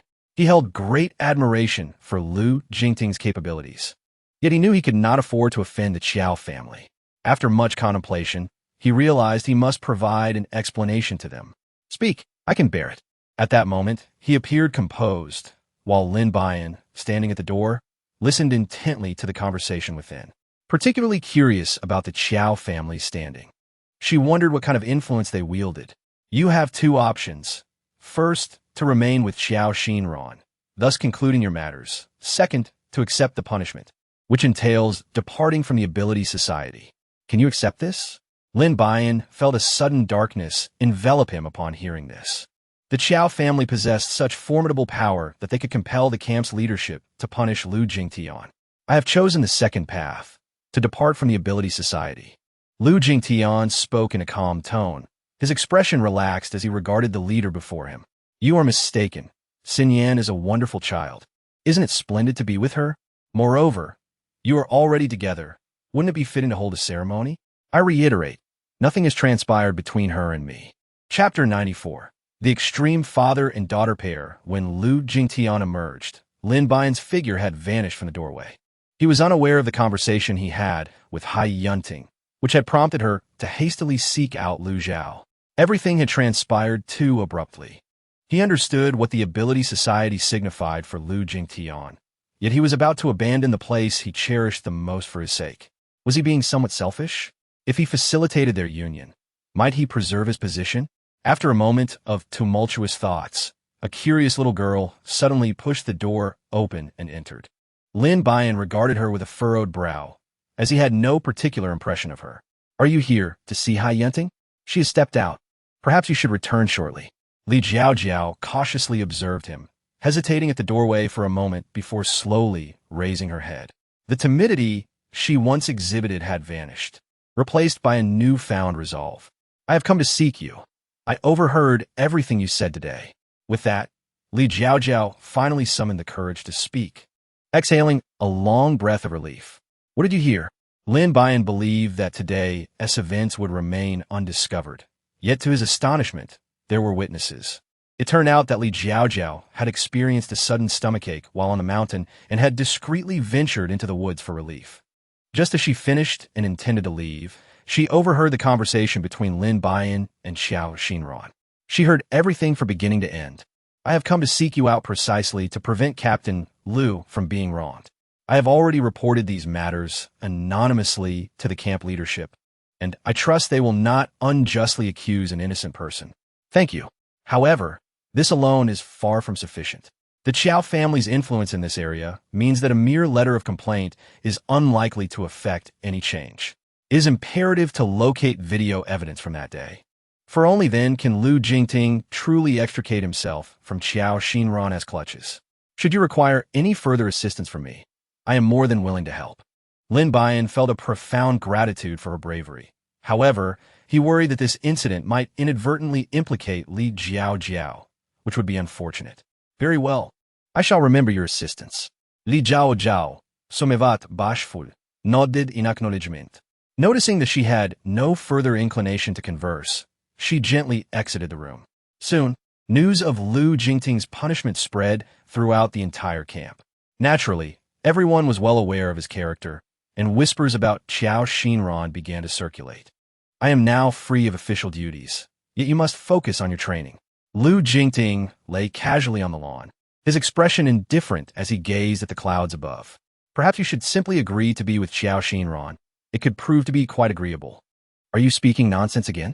Be cautious, or I shall impose a penalty upon you. Lin Buyan stuck out her tongue defiantly, proclaiming, I am not afraid of you. Lu Jingting rose to pin her beneath him, teasingly asking, Are you scared? Her cheeks flushed, her hands pressing against his chest. She replied, I am not scared.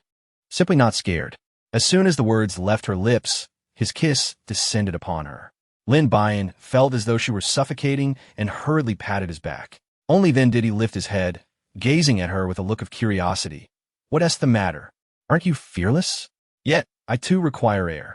Lu Jingting paid her no heed, bending down once more to seal her lips. However, this time he was considerably gentler. A affording her a moment to breathe. After a prolonged silence, Lin Buyan blushed as she regarded the man before her. "What do you intend to do next?" He spoke as if jesting, yet with an undertone of sincerity. "Considering his numerous injuries, departing might indeed be a prudent choice. Could you refrain from meddling in my affairs? I have already become a laughingstock." Upon witnessing his cherished daughter's distress, Qiao Tianhong was instantly engulfed in fury. "Who dares to ridicule you? I shall have their tongue. Could you kindly inform me before you take action? Why must you punish Lu Jingting?" Qiao Tianhong assumed his beloved daughter was upset due to his retribution against her romantic interest. He quickly approached her, his face softening. "What is it? Did that young man agree to marry you? I knew he would consent. Had I known earlier, I would have acted sooner. No, he has left the ability society. Now everyone is pointing fingers at me. I can no longer remain there." Qiao Tianhong felt his blood pressure rising at the thought of his daughter being a subject of ridicule. It seemed he must confront Lu Jingting's fiancée. Back upstairs, Qiao Xinran buried herself under the covers and wept profusely. Is it a crime to love someone? The more she pondered, the more her ire towards Lin Buyan intensified. As the training camp came to a close, the leaders presented the students with their completion certificates. Yet, Lu Jingting noticed Lin Buyan was absent from the gathering. A foreboding feeling began to swell within him. Following the incident at the back mountain, he had discreetly equipped her with a tracking device. To his astonishment, he discovered she was currently situated at the edge of a cliff at the juncture of City C and City A. Ordinarily, this location would be nearly impossible to locate without a local guide. Who could have brought her here, or had she encountered some mishap? Lu Jingting dared not dwell on the possibilities and swiftly rose to follow the navigation instructions in search of Lin Buyan. "Why did you deceive me?" Lin Buyan gazed at Li Jiaojiao before him, recalling how grateful she had been for her assistance that day. Yet today she had unexpectedly plunged a metaphorical dagger into his heart. "I am truly sorry. I have my reasons. Please forgive me." Li Jiaojiao's voice trembled, laced with sorrow. Her young nephew had been abducted by Qiao Tianhong, who threatened her that if she did not bring Lin Buyan here, her nephew would remain in peril. He was the last remaining bloodline of her brother. She could not allow his lineage to be extinguished. "Lin Buyan, we meet again," Qiao Xinran declared, her pride evident as she surveyed the bound Lin Buyan on the ground, a wave of uncontainable joy swelling within her. Even in this apocalyptic era, you cannot repeatedly resort to abduction and harm. I refuse to believe that no one can intervene. Qiao Xinran laughed heartily, then leaned down to grip his chin, taunting. "You are indeed correct. Here, it is the Qiao family that holds the reins. What do you suppose we should do about that? Those who are arrogant will eventually face divine retribution. How could you, a physician, descend to such depths of inhumanity? Silence. Do not speak ill of my treasure. It was I who brought you here. I am curious to see what kind of person Lu Jingting's fiancé truly is." Qiao Tianhong's voice suddenly resonated, causing Li Jiaojiao to tremble in fear. "Now that you have seen me, can you not release me?" Lin Buyan cast an impatient glare at the father and daughter, reflecting the adage that like father, like daughter. Their actions were indeed extreme. Chapter 95. The rescue. It seemed that today was not conducive to negotiation. It was evident that this father and daughter pair were intent on their own demise. Lin Buyan inwardly lamented, "What a predicament this is. Since you seek to apprehend me, and I am already here, then kindly release Li Jiaojiao." Lin Buyan cast a glance at the pitiful figure beside her, trembling like a leaf in the wind. "You are still too young. She has already unearthed my secret. How could I possibly allow her to continue living?" Li Jiaojiao fainted from fear. "No. You are quite adept at manipulating others' minds, are you not? Surely it would be more merciful to erase her memory of today's events rather than extinguish her life. Little girl, you're already struggling to save yourself, yet you still ponder the fate of others?" Qiao Tianhong was taken aback by Lin Buyan's unexpected generosity, even when confronted with the deception that brought Li Jiaojiao to her. She still contemplated the girl's well-being. "Perhaps you should consider how you might meet your own end instead?" Qiao Xinran, upon the mention of past events, wore an expression of disdain. Lin Buyan looked up at them, not out of fear. After all, if he were to perish, it would merely signify the premature completion of his mission, leaving little impact. He felt a twinge of regret, However, for the parents of the Lin family, and for Lu Jingtian's affection, suddenly, Xiao Xinran discovered that she had concealed a camp-specific locator on her person, and she promptly removed it. I didn't realize you still had that trick up your sleeve. I underestimated you. But do not become complacent, for I shall not allow him to find you easily, she declared, tossing the locator to her subordinate. Lin Buyan was unaware of when this object had been left on her person, nor did she comprehend its purpose. Thus, upon witnessing her discard the item, she merely scoffed and refrained from further observation. Meanwhile, Lu Jingteng, racing down the road, was consumed by an urgent anxiety, sensing that something dire was imminent. However, the location of the tracker affixed to Lin Buyan had shifted. Could it have changed its position? He had no choice but to follow the alterations in navigation and continue his pursuit. What exactly do you intend to do? If you wish to end my life, do so swiftly. Do you really need to wait for the right moment? Lin Buyan felt the sun's rays glaring down, making her parched and uncomfortable. There was no rush. Rather than hastening your demise, I find greater pleasure in prolonging your torment. Xiao Xinran deliberately toyed with a bottle of mineral water, taunting her. Killing is merely a matter of a swift blow. Why complicate things? At that moment, a subordinate abruptly reported in, causing Xiao Tianhong's expression to shift, compelling him to rise and depart hastily. Tell me, how long do you think it will take for Lu Jingting to fall in love with you after I am dead? That is not for you to concern yourself with. Once you are gone, he will soon develop affection for me. She brandished a sharp dagger, tracing its edge across Lin's face. Do you think leaving a mark on your visage would be more gratifying than ending your life? Xiao Xinran observed the dagger as it grazed her fair skin, leaving a dark red trace, igniting a thrill within her. Suddenly, she reconsidered the idea of killing her. Keeping her alive would serve as the greatest torment. You lunatic, what are you truly planning? I believe it would be quite amusing to see you with a different face and a new mind. Xiao Xinran erupted into wild laughter, a malicious scheme taking root in her mind. Madwoman, you are utterly insane. Lin Buyan felt the ropes around his hands loosen. Seizing the opportunity, he kicked her in the stomach while she was caught off guard. Xiao Xinran, in pain, crouched down, clutching her abdomen. Do you dare to deceive me? Lin Buyan rubbed his reddened wrist and said, Did I not tell you long ago to end it quickly? Can you blame me for your inaction? Xiao Xinran, in pain, was drenched in cold sweat. Her kick had been infused with considerable force, even enhanced with a touch of spiritual energy. She was struggling to regain her composure. Seizing the moment, Lin quickly bound Xiao Xinran and gagged her to prevent any potential exposure. He swiftly untied Li Jiaojiao's ropes and splashed water on her face, rousing her from her stupor. Stay silent. We must leave before anyone notices, he urged. Li Jiaojiao, filled with concern, looked at him and asked, Aren't you coming with me? What about my little nephew? Do not worry. I will rescue him and return him to you personally. With that reassurance, Li Jiaojiao cautiously departed. Meanwhile, Xiao Xinran emitted muffled sounds from her gag mouth on the ground. Lin Buyan kicked her lightly, admonishing be quiet, or I might just stuff a stinky sock in your mouth.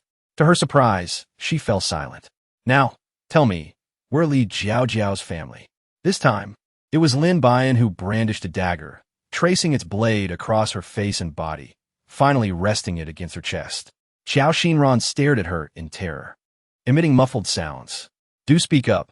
The dagger has no eyes and could wound you anywhere. Deliberately, she pressed the tip of the blade into Xiao Xinran's chest, causing a sharp pain and a faint hint of blood to seep forth. Xiao Xinran whimpered in a frenzy, and Lin Buyan felt a growing irritation. My patience is limited. You would do well to divulge what you know now to avoid further suffering. When Xiao Xinran attempted to whimper again, she realized her mouth had been silenced, rendering her speechless. I'll remove this, but you must remain quiet, understand? Xiao Xinran nodded in agreement. I haven't harmed your family. I merely meant to frighten you. I intended to have her forget today's events after dealing with you. With that revelation, it seemed they still possessed a sliver of conscience. No sooner had Xiao Xinran uttered her words than her mouth was silenced anew.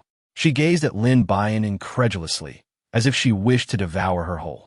Lin Buyan surveyed his surroundings, recognizing that it was an opportune moment to depart. In the conference room of the Qiao family, Jiang Tianfu sat upright in the center, with Lu Tingzhao positioned to his right. Meanwhile, Qiao Tianhong stood at the entrance, beads of sweat glistening on his forehead. Do enlighten us. How have you managed to establish your dominance here? Jiang Tianfu bellowed, slamming his hand on the table, causing a cup of water to fly across the room. Startled, Qiao Tianhong hastily wiped the sweat from his brow. By all that is sacred, I have done nothing. The authorities may investigate. Investigate? I am well aware of your antics. Every misdeed you have committed over the years is etched in my memory. But you mustn't harbor any ill intentions towards the Lu family. He tossed a USB drive towards Qiao Tianhong. Watch it for yourself. It's the mischief your beloved daughter has orchestrated. A subordinate initiated the video playback, revealing the events of that fateful night when Lu Jingtian was intoxicated. It became apparent that Xiao Xinran had drugged him, yet Lu Jingtian, resolute in his will, did not succumb to her advances. Qiao Tianhong felt a deep embarrassment wash over him. I will handle this matter appropriately. Rest assured. Rest assured? How can I possibly be at ease? Has Lin Buyan been captured by you? Lu Tingzhao's gaze was piercing as he coldly scrutinized the man before him. I will ensure their release at once. Wiping the sweat from his brow, Qiao Tianhong hurriedly exited, fearing that time was of the essence. Chapter 96. In the face of crisis, Lu Jingtian realized that the locators seemed to be evading him, circling several locations. It dawned on him that he had been deceived. He quickly drove towards the cliff's edge. Surprised? I have stationed my people here, Xiao Xinran boasted. A message arrived from her subordinates, causing her expression to shift dramatically. Ultimately, her focus returned to Lin Buyan. You hold quite the influence, managing to summon Commander Jiang. I shall regard you with newfound respect. Now you see my prowess. Do you not? Release me at once. Xiao Xinran scoffed, her disdain palpable. Since the world speaks on your behalf, I shall bring ruin upon it. With that thought, she ordered her subordinates to bind Lin Buyan beneath a gnarled tree at the cliff's edge, mere steps away from the abyss below, where even the slightest movement could lead to irreversible doom. You are truly ruthless. It is your actions that have compelled me. At that moment, Lu Tingzhao arrived with his men, followed closely by Qiao Tianhong. Upon witnessing the scene, Qiao Tianhong felt a swell of fear. His intention had merely been to intimidate the girl, yet his daughter had stirred such chaos. The situation had spiraled beyond control. Ranfan, listen to me and release Miss Lin. This is all a misunderstanding. As he spoke, he attempted to cut the ropes, but in a flash, Lu Tingzhao had appeared at her side, delivering a swift kick that sent her sprawling to the ground, unable to rise. Are you unharmed? Thank you, Uncle Air. I am well. Lu Tingzhao rescued her, while Qiao Xinran lay on the ground like a wounded animal, blood seeping from the corner of her mouth. Qiao Tianhong, distraught for his beloved daughter, rushed to inspect her injuries. This is merely a lesson. Should there be a next time, I will ensure the entire Qiao family pays the price. Lu Tingzhao's tone was fierce, never once casting a glance at Qiao Tianhong. Ha! I will face the consequences of my own actions, and they bear no relation to the Qiao family. Even if I perish, Lin Buyan will accompany me to the grave. With great difficulty, Qiao Xinran rose with her father's assistance, wiping the blood from her mouth. At that moment, Lu Jingtian arrived, casting a disdainful glance at Qiao Xinran before swiftly rushing to Lin Buyan's side to assess her condition. Suddenly, he sensed something was amiss. Lin Buyan's abdomen concealed something ominous. Are you frightened? That is an explosive device that cannot be approached. With a mere flick of the switch, she would accompany me to the grave. My dear daughter, why do you subject yourself to such torment for someone who does not love you?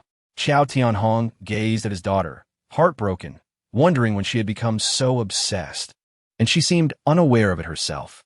Father, forgive my persistent obstinacy. This may be my final act of defiance. It turned out that she too was bound by explosives, establishing a connection between the two of them. Qiao Xinran, why can't you understand? My indifference to you has nothing to do with your feelings for Buyan. It is simply that you possess no qualities that attract me.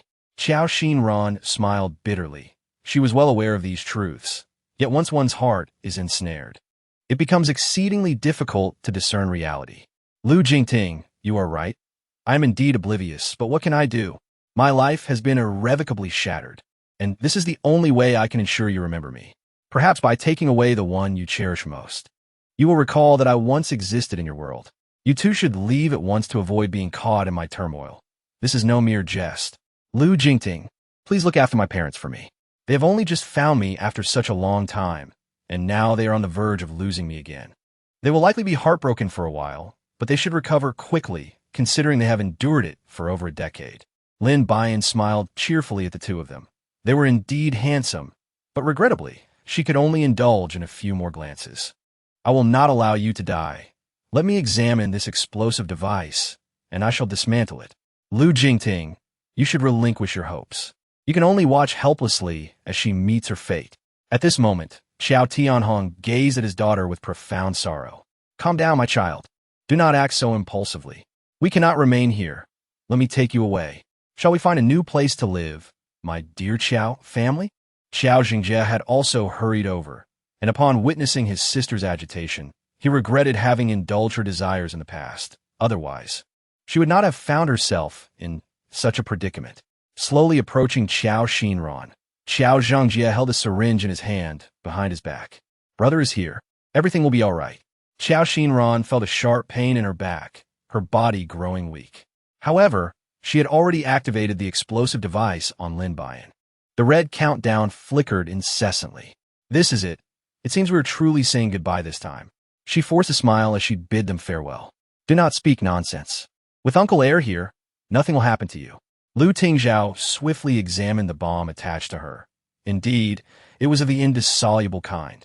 While it might perplex an ordinary individual, he was Lu Tingzhao, a former expert in explosives. He had encountered all sorts of detonators, and this was merely child's play. Lin Buyan nodded vigorously. I want to go with you. You stay here and support her. No matter what happens, leave quickly. Lu Tingzhao brought her to the edge of the cliff, watching as the red countdown dwindled to just 60 seconds. Little girl, I owe you an apology for making you wander outside for so long.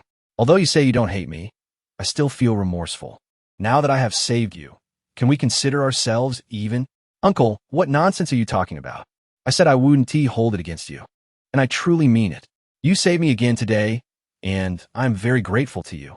A wave of warmth washed over Lu Tingzhao, intensifying his feelings of guilt towards her. Just as the explosives were being disarmed, he discovered another hidden mechanism. Be careful.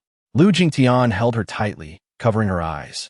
The buzzing in her ears intensified as she looked up at Lu Jingtian. Where's Uncle? She pushed him away and dashed towards the cliff's edge. Chapter 97.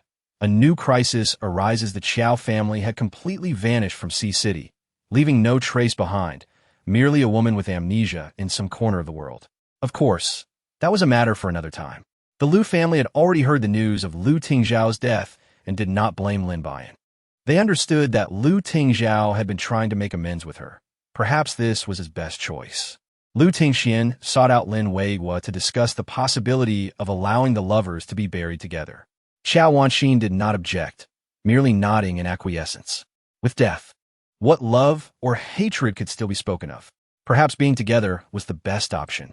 On the day of the funeral, Lin Buyan placed the coral jewelry set that Lu Tingzhao had gifted her into the grave. This was supposed to be your gift to her. Now you can finally meet her.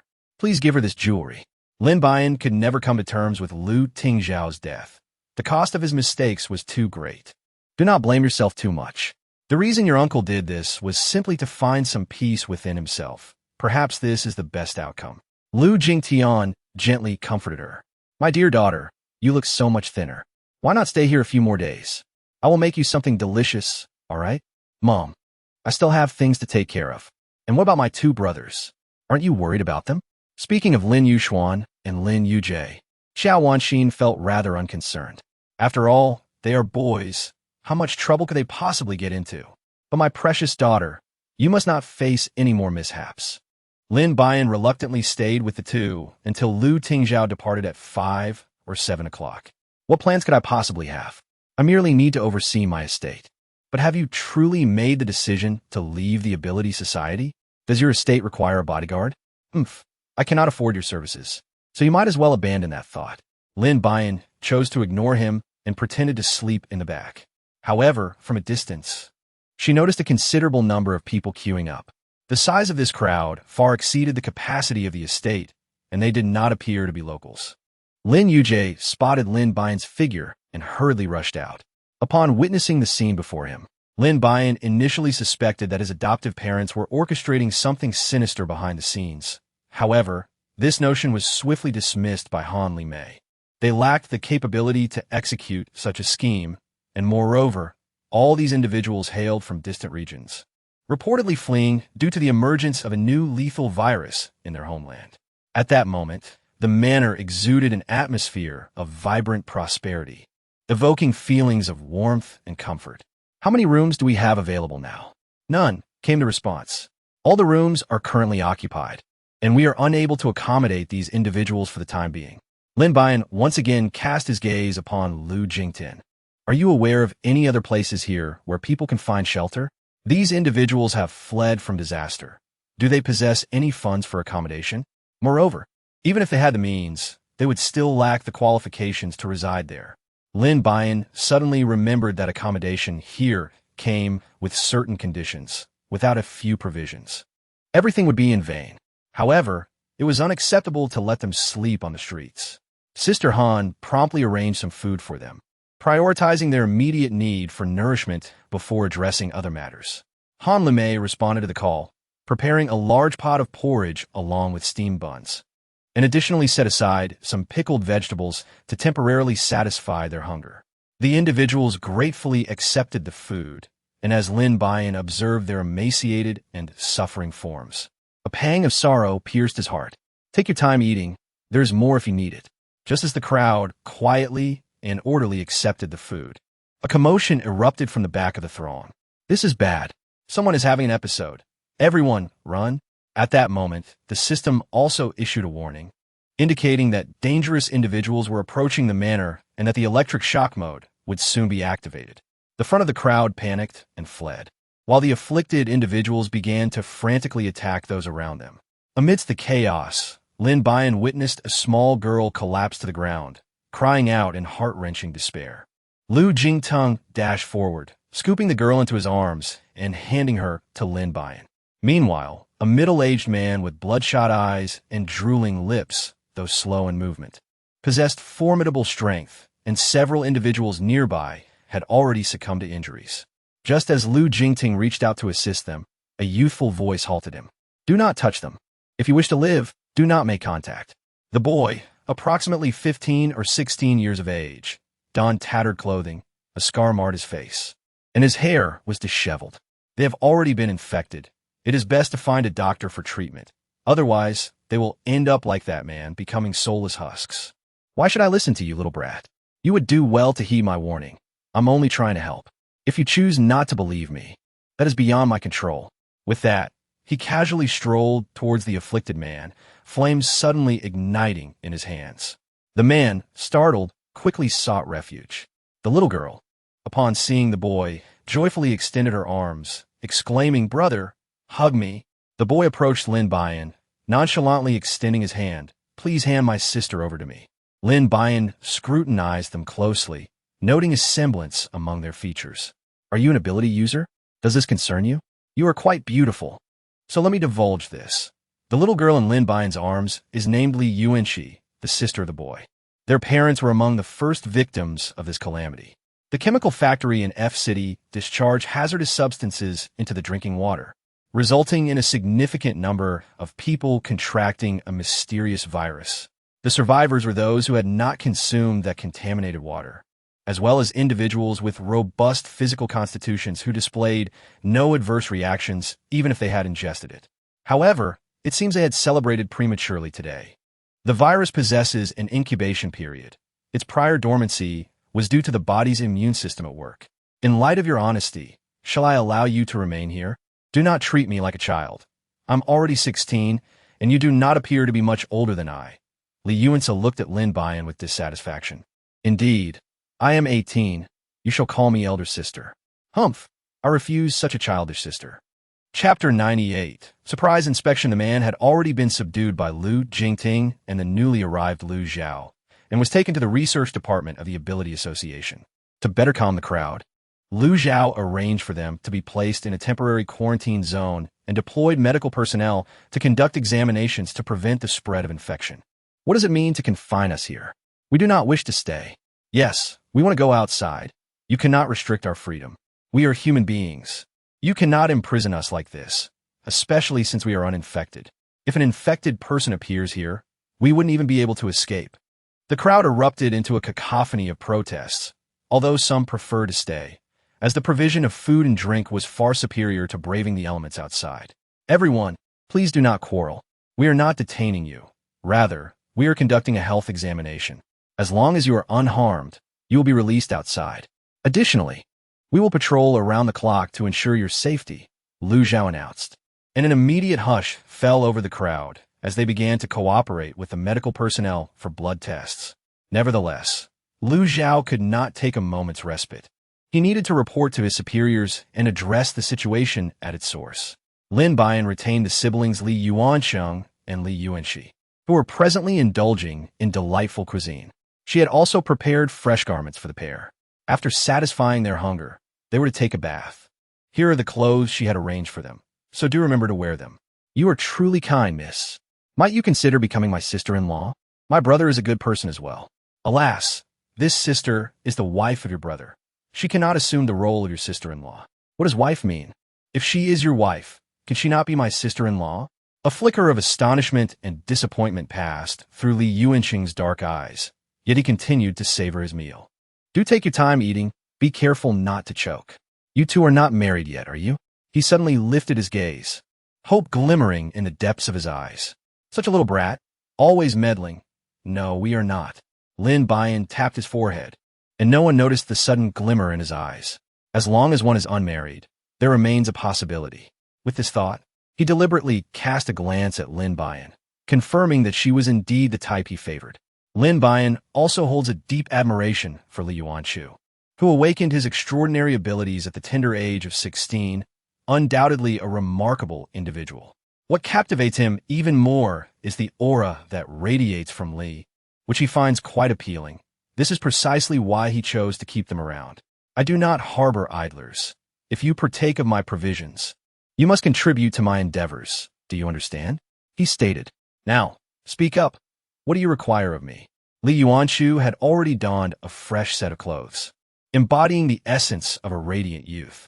Even if I am quite handsome, there is no need for you to gaze at me so intently. The young lad certainly cleans up rather well.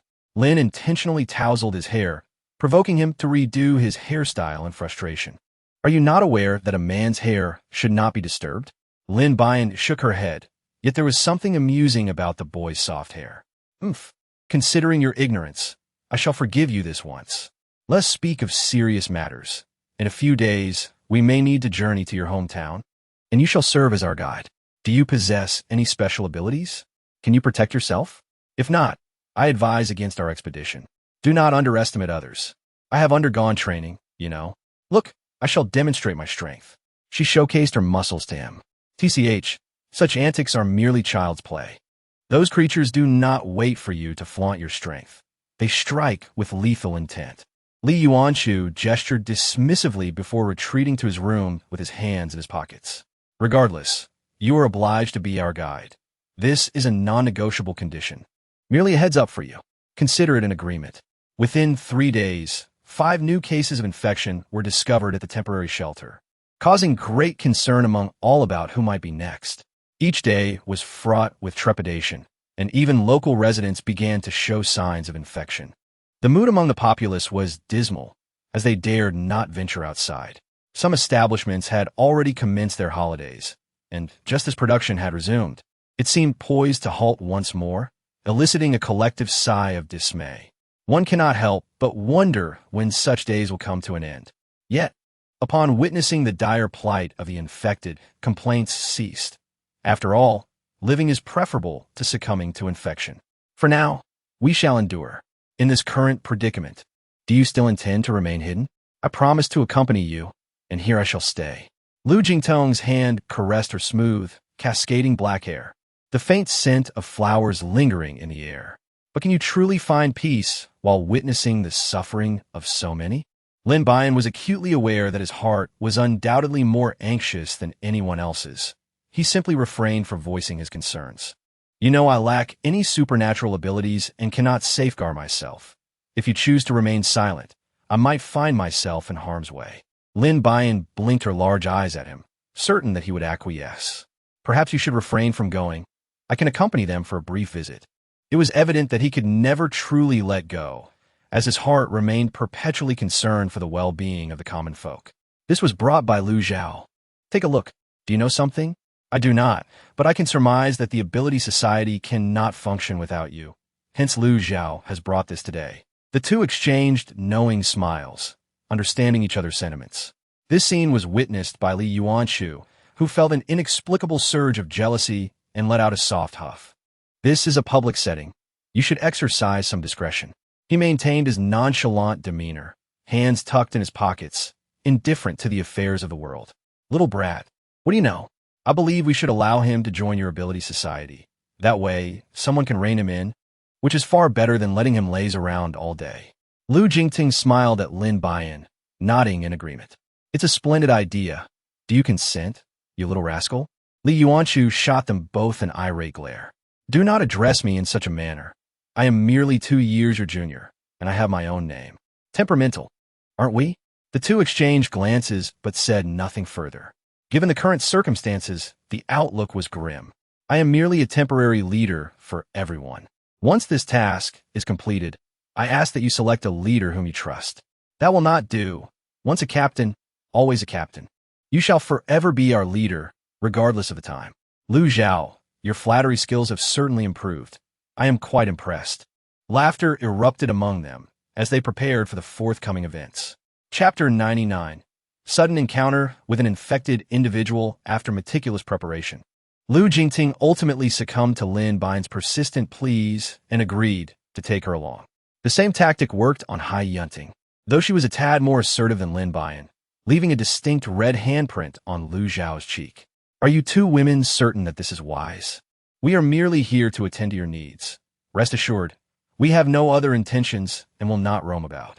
Hai Yunting confidently assured him. However, Lu Zhao was not convinced that she would adhere to her word, for she had a knack for causing trouble. You little rascal, are you backing out? Lin Buyan discerned his subtle intentions and chose to provoke him with her words. However, this tactic proved effective, at least in the case of Li Yuanchu. Who told you that I was having second thoughts? I simply cannot abide by the fact that you girls, lacking in competence, insist on joining the fray. The two of them rolled their eyes, too indifferent to engage with such a young brat. Since everyone is prepared, we shall set off promptly at 7 o'clock tomorrow morning. Those who struggle to rise need not force themselves.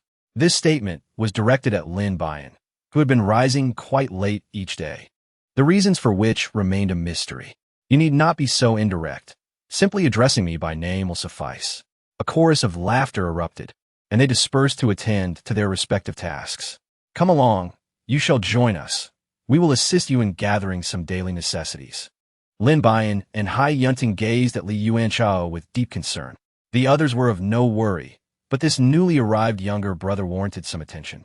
I can manage on my own. There's no need for your help, Li Yuanchao initially protested, yet he was swiftly whisked away by the two, who wrapped their arms around his neck. Upon arriving at the shopping mall, they noted that only a few stores were open, and those that were seemed to be operating cautiously, wary of any potential infections. After a thorough inspection, they were permitted entry. Hurry up, buy what you need, and leave. The consequences of lingering are yours to bear, they were advised. After much deliberation, they finally completed their purchases for Li Yuanchao. Are you certain these are for me? He questioned, inspecting the bags in his hands. Out of 10 bags, only 2 were his. The other 8 belonged to the 2 girls, prompting him to regard them with suspicion.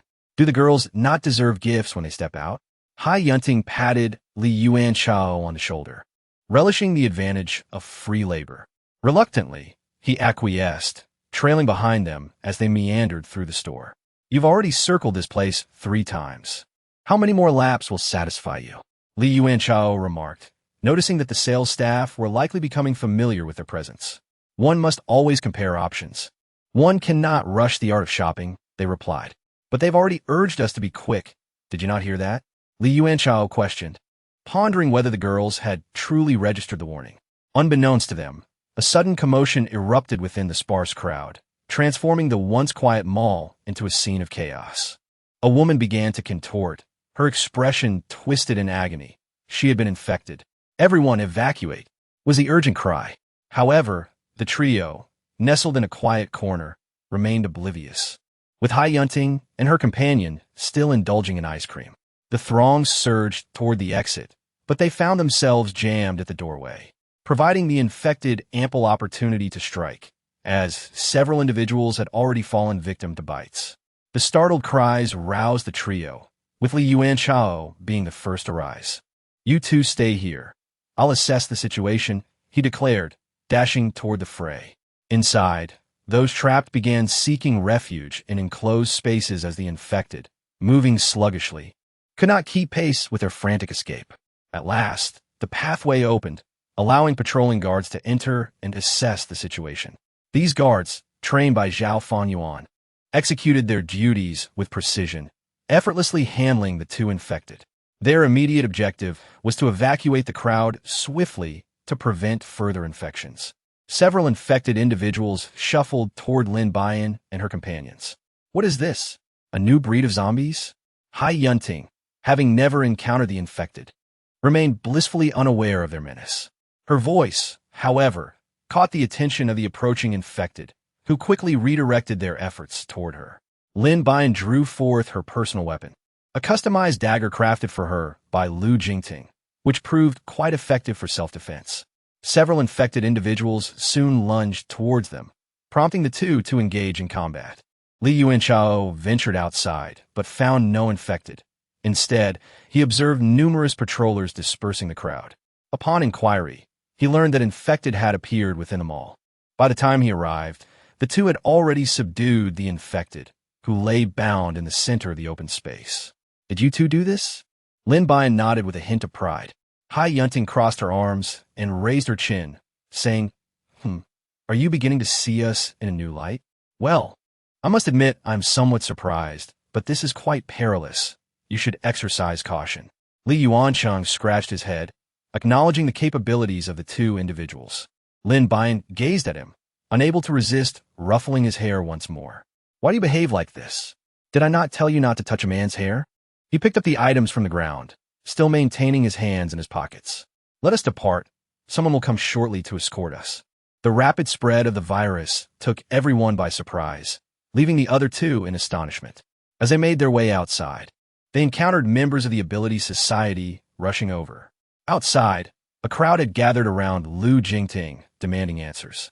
The infected individual emerged from the quarantine zone. "You owe us an explanation. Indeed, their actions have disrupted our normal lives. You must provide us with a resolution. Expel those outsiders immediately. Otherwise, how can we ensure our safety?" The crowd's agitation was palpable, voices rising in a cacophony. "Everyone, please listen to me. The personnel in the quarantine zone have been contained. The infection of these individuals outside may be related to our daily interactions with certain items. Tomorrow, we shall investigate the source. I urge you to exercise patience and limit contact with the outside world to protect yourselves." "What do you mean by safe?" "We cannot simply refrain from eating or drinking. Yes, everything we come into contact with poses a threat. We cannot survive on mere air." "Quiet, I do not mean it that way. I merely suggest that you exercise caution in your daily lives. We will conduct our investigation and hope for swift results. Be mindful of your drinking water. To my knowledge, it was the first to be contaminated." Upon hearing Li Yuanchu's words, the crowd fell silent. How can we live without water? Chapter 100. Encountering obstacles on the road, are you implying that the infection among these people is due to the drinking water? Lu Jingting's deep-set eyes scrutinized Li Yuanchu, instinctively sensing that the young man held vital information. "I only know that our water was contaminated. As for yours, I am unaware. I was merely speculating." The youth maintained his typically aloof demeanor. Isn't that misleading? Such assertions can incite panic. As far as I know, bottled water at major stations has already sold out. Feng Yu cast a resigned glance at the crowd. Matters closely tied to their livelihoods easily stirred alarm. Li Yuanchu, coolly keeping his hands in his pockets, departed from the ability society. I must check on this young man. He requires proper guidance during his rebellious phase. Lin Buyan hurriedly pursued, primarily to avoid criticism from Lu Jingting. With no other option, Lu Jingting reluctantly reported the matter, prompting relevant authorities to inspect the everyday items of the populace for any connections to City C. The entire city descended into chaos once more, with some individuals even causing disturbances in the quarantine zones. Tension permeated the atmosphere, enveloping everyone. The following morning, the citizens prepared early. Li Yuanchu settled his sister and, with a hint of reluctance, boarded the vehicle. He gently caressed the little one's head, finding comfort in the softness of her hair. Is he unwilling to part with his sister? How tedious! Li Yuanchu pretended to close his eyes, dismissing her presence. Lin Buyan remained indifferent to his foul temper, closing his eyes to rest. The rising early left him feeling unwell. Teacher Fan, they seem to be approaching. Should we take some measures just in case? Assistant Han Guodong whispered caution. Fan Jinyu gently waved his hand. There's no need to dispatch too many. Let those minor characters hinder them for now. Whether they succeed in breaching the blockade depends on their fortune. Han Guodong nodded and retreated to arrange personnel. Indeed, the initially smooth path soon encountered a group of assassins clad in black, poised to intercept them. Captain, there appears to be a team ahead. How shall we proceed? Lu Zhao observed the group ahead, clearly composed of highly trained killers, seemingly more akin to parasites. Lu Jingtian glanced up at the individuals ahead, yet before he could speak, the vehicle jolted violently. Damn it, the tire's blown? Lu Zhao muttered under his breath, preparing to exit and assess the situation. Wait a moment. Let us see what those people intend to do. Lu Jingtian called to Lu Zhao, wary that their actions might endanger him. As anticipated, upon noticing the vehicle had halted, the group quickly encircled them. Li Yuanchu recognized the insignia on their attire, realizing they belonged to the Fan family. Moreover, they were all elite assassins, some even transformed into parasites. These are assassins from the Fan family. Exercise extreme caution. Many among them are parasites, and we must remain vigilant. Li Yuanchu furrowed his brows, understanding that his parents' demise was indeed linked to the Fan family, confirming why Fan Jinyu had sought to ally with him. It now appeared that he harbored unspeakable secrets. How can you be certain they are from the Fan family? To my knowledge, the Fan family is a prominent local household, especially with Fan Jinyu being a renowned dual PhD in biology and chemistry. Why would they come to attack us? It was evident that Feng Yu was skeptical of Li Yuanchu's assertions. Li Yuanchu's piercing gaze scrutinized the masked assassins outside, each bearing an embroidered hibiscus flower on their cuffs. Lin Buyan found himself increasingly intrigued by the young lad. To his surprise, the boy exhibited considerable knowledge. It is only natural for me to be aware of such matters, as my parents are employed at the chemical plant under the Feng family, he explained. Li Yuanchu, with an air of pride, placed his hands behind his head and reclined in the back seat. You impudent rascal. How can you still be showing off at a time like this? Get up and prepare for battle. Otherwise, how are we to proceed? Oomph. You seem unaware of the prowess of the Feng family's assassins. If we descend, it would be akin to courting death. We should at least delay the inevitable for as long as we can. At such a tender age, already resigning to fate, how can one know the outcome without making an effort? Lin Buyan tugged at his ear, pulling him up. At that moment, the crowd outside began to stir, gradually converging around the vehicle. Given the directive to avoid causing harm and merely instill fear, their actions remained relatively restrained. What are you doing? You can't just pull a man's ear. If you tug mine, it means you have to be my girlfriend. Nonsense. I simply want to pull your ear.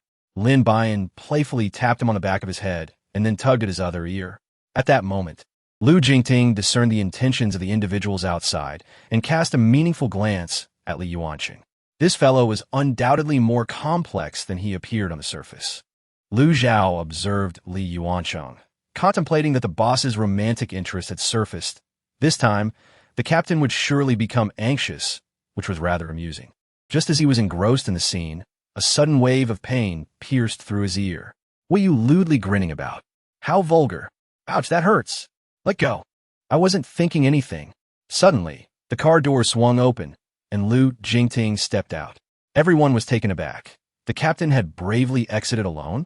Those onlookers began to retreat upon seeing Lu Jingting, who was unharmed. Li Yuanqing's gaze remained fixed on the leader, Han Guodong, a man he had encountered before, and he couldn't allow him to spot him. Noticing Han Guodong approaching the vehicle, Li Yuanqing began to conceal himself. I do not wish to see him. Please provide me with cover. Lin Buyan nodded at him, instructing him to hide beneath her feet, cloaked by her skirt. Do not be alarmed. This is merely a routine inspection. As you are all aware, recent events here have been rather unsettling. Should any infected individuals be found in your vehicle, we would be left in a difficult position, explained Han Guodong with a cheerful demeanor, though his eyes furtively darted towards the inside of the car. Outside, Lu Jingting swiftly received Lin Buyan's signal. Have you completed your inspection? We are from the City Ability Society, currently entrusted by the Republican government to investigate the source of the infection. We kindly ask for your cooperation. Noticing the absence of familiar faces inside the vehicle, Han Guodong maintained his jovial facade. Please do not rush. Miss at the back, your skirt is quite lovely. I wonder where you purchased it. I would like to arrange a similar one for my girlfriend. Lin Buyan perceived an unusual aura surrounding Li Yuanqing, suggesting a deep connection between him and the Fan family. I apologize, this was made by my mother and is temporarily unavailable for purchase. What a pity. May I request that you stand so I might observe the design and have someone replicate it? Chapter 101. The visit of Han Guodong, standing, is unnecessary. I have brought the electronic version of the clothing design. If you wish, I can send it to you.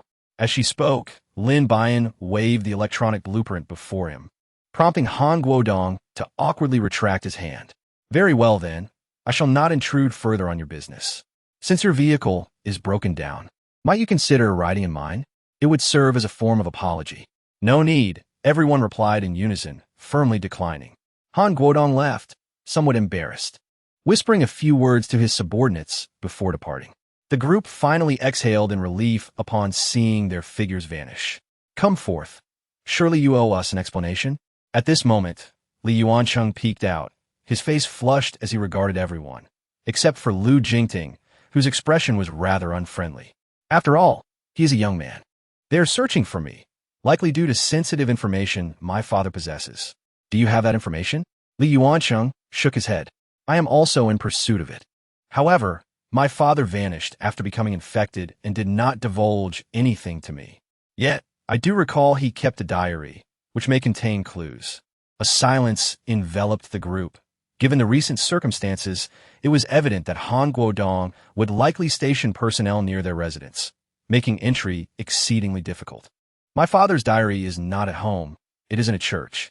Li Yuanqing recalled the peculiar remarks his father had made before the incident, including instructions to search beneath the third row of chairs in a church west of the city should anything happen to him. At the time, he had merely nodded in confusion, but upon reflection, it seemed his father had foreseen something. Are you suggesting your father anticipated this day? I cannot be certain, but he undoubtedly knew something. Otherwise, Han Guodong would not exert such effort to find me. Li Yuanqing's gaze darkened as he stared toward the direction in which Han Guodong had disappeared. At this juncture, Lu Zhao had repaired the tire, and the vehicle was now operable. However, they could still glimpse Han Guodong's men lingering at the intersection, observing them. For now, we must find somewhere to stay and plan our covert operation for the night, Lu Jingting instructed. Lu Zhao started the car, searching for nearby accommodations. The citizens of City C resembled startled birds, curiously peering out upon the arrival of any vehicle. Excuse me, do you accept guests for a night? Lu Zhao halted the car and engaged the proprietress, who had leaned out. Who are you, and why do you wish to stay here? Lu Zhao presented his identification, and upon recognizing him as a member of the Ability Society, the proprietress readily allowed them entry. Our establishment is filled with infected individuals. Please forgive my earlier brusqueness. The presence of these infected is truly frightening. The proprietress proved to be quite chatty, and upon realizing they were affiliated with the Ability Society, she opened up. Do you know where these infected originated? They come from our area. You may not be aware, but there are rumors that they emerge from the Fan family's chemical factory. However, this is merely hearsay, and we cannot assert it as fact. Though the proprietress did not elaborate extensively, Her words lent credence to Li Yuanqing's claims, confirming that his father was likely privy to the truth. If they could locate that diary, it might very well unravel the mystery. Just as they settled in, Han Guodong returned. I sincerely apologize for the intrusion, but it appears we meet again. However, your presence is far from welcome, came the retort. Han Guodong chuckled, unperturbed by their lack of hospitality. I come on behalf of Teacher Fan, requesting that Captain Liu join us for a conversation. I hope Captain Liu will honor us with his presence. He maintained a cheerful demeanor, though his smile lacked sincerity, leaving an unsettling impression. Why should he go with you? What if you intend to harm him? Miss Lin, you jest. Who would dare touch Captain Liu with his complicated background? Lin Buyan fell silent. Indeed, Liu Jingting's identity was intricate, yet they were not paragons of virtue. Inflicting harm upon him would be a trivial matter if they so desired. How can we trust your words without evidence? He quipped, laughter lacing his tone. Shall I draft a written agreement for you? Liu Jingting waved a hand, signaling Lin Buyan to refrain from pursuing the matter further. If they wished to cause him harm, they would have acted long ago, not waiting until now. I will accompany you, but I have one condition. Withdraw your people and cease monitoring them. Han Guangdong's smile appeared somewhat strained, yet he maintained his cheerful demeanor. Very well, I shall have them leave at once. After speaking, he wandered nearby, still unable to locate Li Yuanqing, and had no choice but to relent. He mused, could that little rascal truly have not shown up? However, according to reliable intelligence, he was supposed to be with Liu Jingting. Why was he now nowhere to be found? Mr. Han, when shall we depart? Liu Jingting observed that Han Guangdong's intentions lay beyond mere revelry. Let's set off now. Please, Captain Liu, he replied, gesturing invitingly as they both climbed into the vehicle. Lin Buyan gazed at him with concern, while Liu Jingting offered her a reassuring look. Once the car departed, Li Yuanqing slowly emerged from within. You truly run as swiftly as a rabbit, he remarked. If I hadn't hastened, you would all be in jeopardy. Meanwhile, Lin Buyan and Li Yuanqing were contemplating how to elude the watchful eyes of their pursuers en route to the church in the West City. Driving was not a feasible option at present, as it would draw too much attention. They could only proceed stealthily. Is this what you prepared for me? Pray tell. What is it? Li Yuanqing inquired, raising a garment from the table with curiosity. Are you foolish? This is a night cloak. We can only venture out in secrecy. Do you not comprehend this? Goodness, have you watched too many martial arts films? Must we don masks as well? Doesn't that add an air of mystery? Lin Buyan draped a black cloth over his face, revealing only a pair of piercing eyes that gazed intensely at him. Hurry and change. Why are you still dawdling? In truth, I could manage on my own. Bringing you along would only be a burden. Lin Buyan gazed at his disdainful expression, yearning to grasp his ear firmly. I shall reiterate, this is an order. You must take me with you. Rest assured, I will not be a burden. With that, Lin Buyan strode out, seamlessly blending into the night, rendering him nearly invisible. Li Yuanqing shook his head in resignation and hastened to catch up. Indeed, the nocturnal attire rendered them difficult to detect. Chapter 102. The priest of the church, they successfully deceived those around them and reached the bustling street. You are familiar with this route. Lead the way ahead. Li Yuanqing moved to the front, clasping her hand, and quickened his pace. This is not City A. There may be infected individuals lurking, so you must exercise caution. You bear a significant responsibility on your shoulders. Li Yuanqing remained silent, tightening his grip on her hand. As anticipated, what they feared materialized. 5 infected individuals appeared ahead, seemingly searching for something. Their movements were disjointed, their heads bowed as they scanned for any signs of life. Suddenly, a black cat darted forth, charging directly towards Li Yuanqing and her.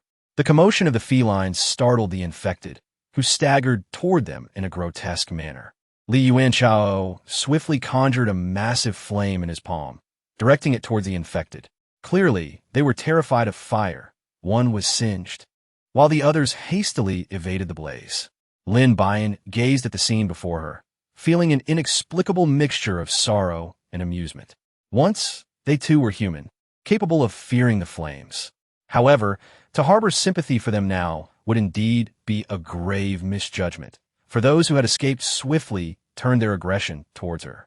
In the blink of an eye, they were upon her, their eyes, now mere black dots, fixating on her with an unspeakable terror as their gazes met. Lin Buyan was on the verge of retching. It was her first experience of such close proximity to an infectious presence, and the odor was overwhelming. However, the infected individual did not afford her a moment to react, lunging forward to grasp her delicate neck. Fortunately, Li Yuancheng reacted swiftly, pulling her away, or else her neck might have been punctured with 2 gaping wounds. How foolish of you! Did you truly wish to ascertain whether he was handsome? Not at all.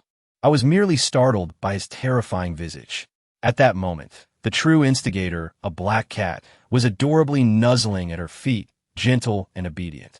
Lin Buyan effortlessly lifted it up. The little creature was surprisingly heavy, clearly well cared for, and not a stray cat. However, as the little one gazed at Lin Buyan, a heart-shaped ice crystal suddenly materialized in its tiny paw. Wow, look at that. It's holding a heart. Lin Buyan nudged Li Yuancheng with his elbow, urging him to look over quickly. However, Li Yuancheng sensed something amiss. How could ice crystals possibly appear in this weather? Could it be a cat endowed with supernatural abilities? Thus, he launched a kick at the black cat, and indeed, its claws emitted a spray of ice crystals, hurtling towards him. My conjecture was correct. It is a black cat with extraordinary powers. Lin Buyan stared in astonishment, her eyes wide open. She pondered why awakening a supernatural ability was so difficult. Yet a mere cat could possess such powers, truly beyond reason. The little black cat evidently possessed intelligence. Observing Lin Buyan's expression, it covered its mouth with its paw and stifled a laugh.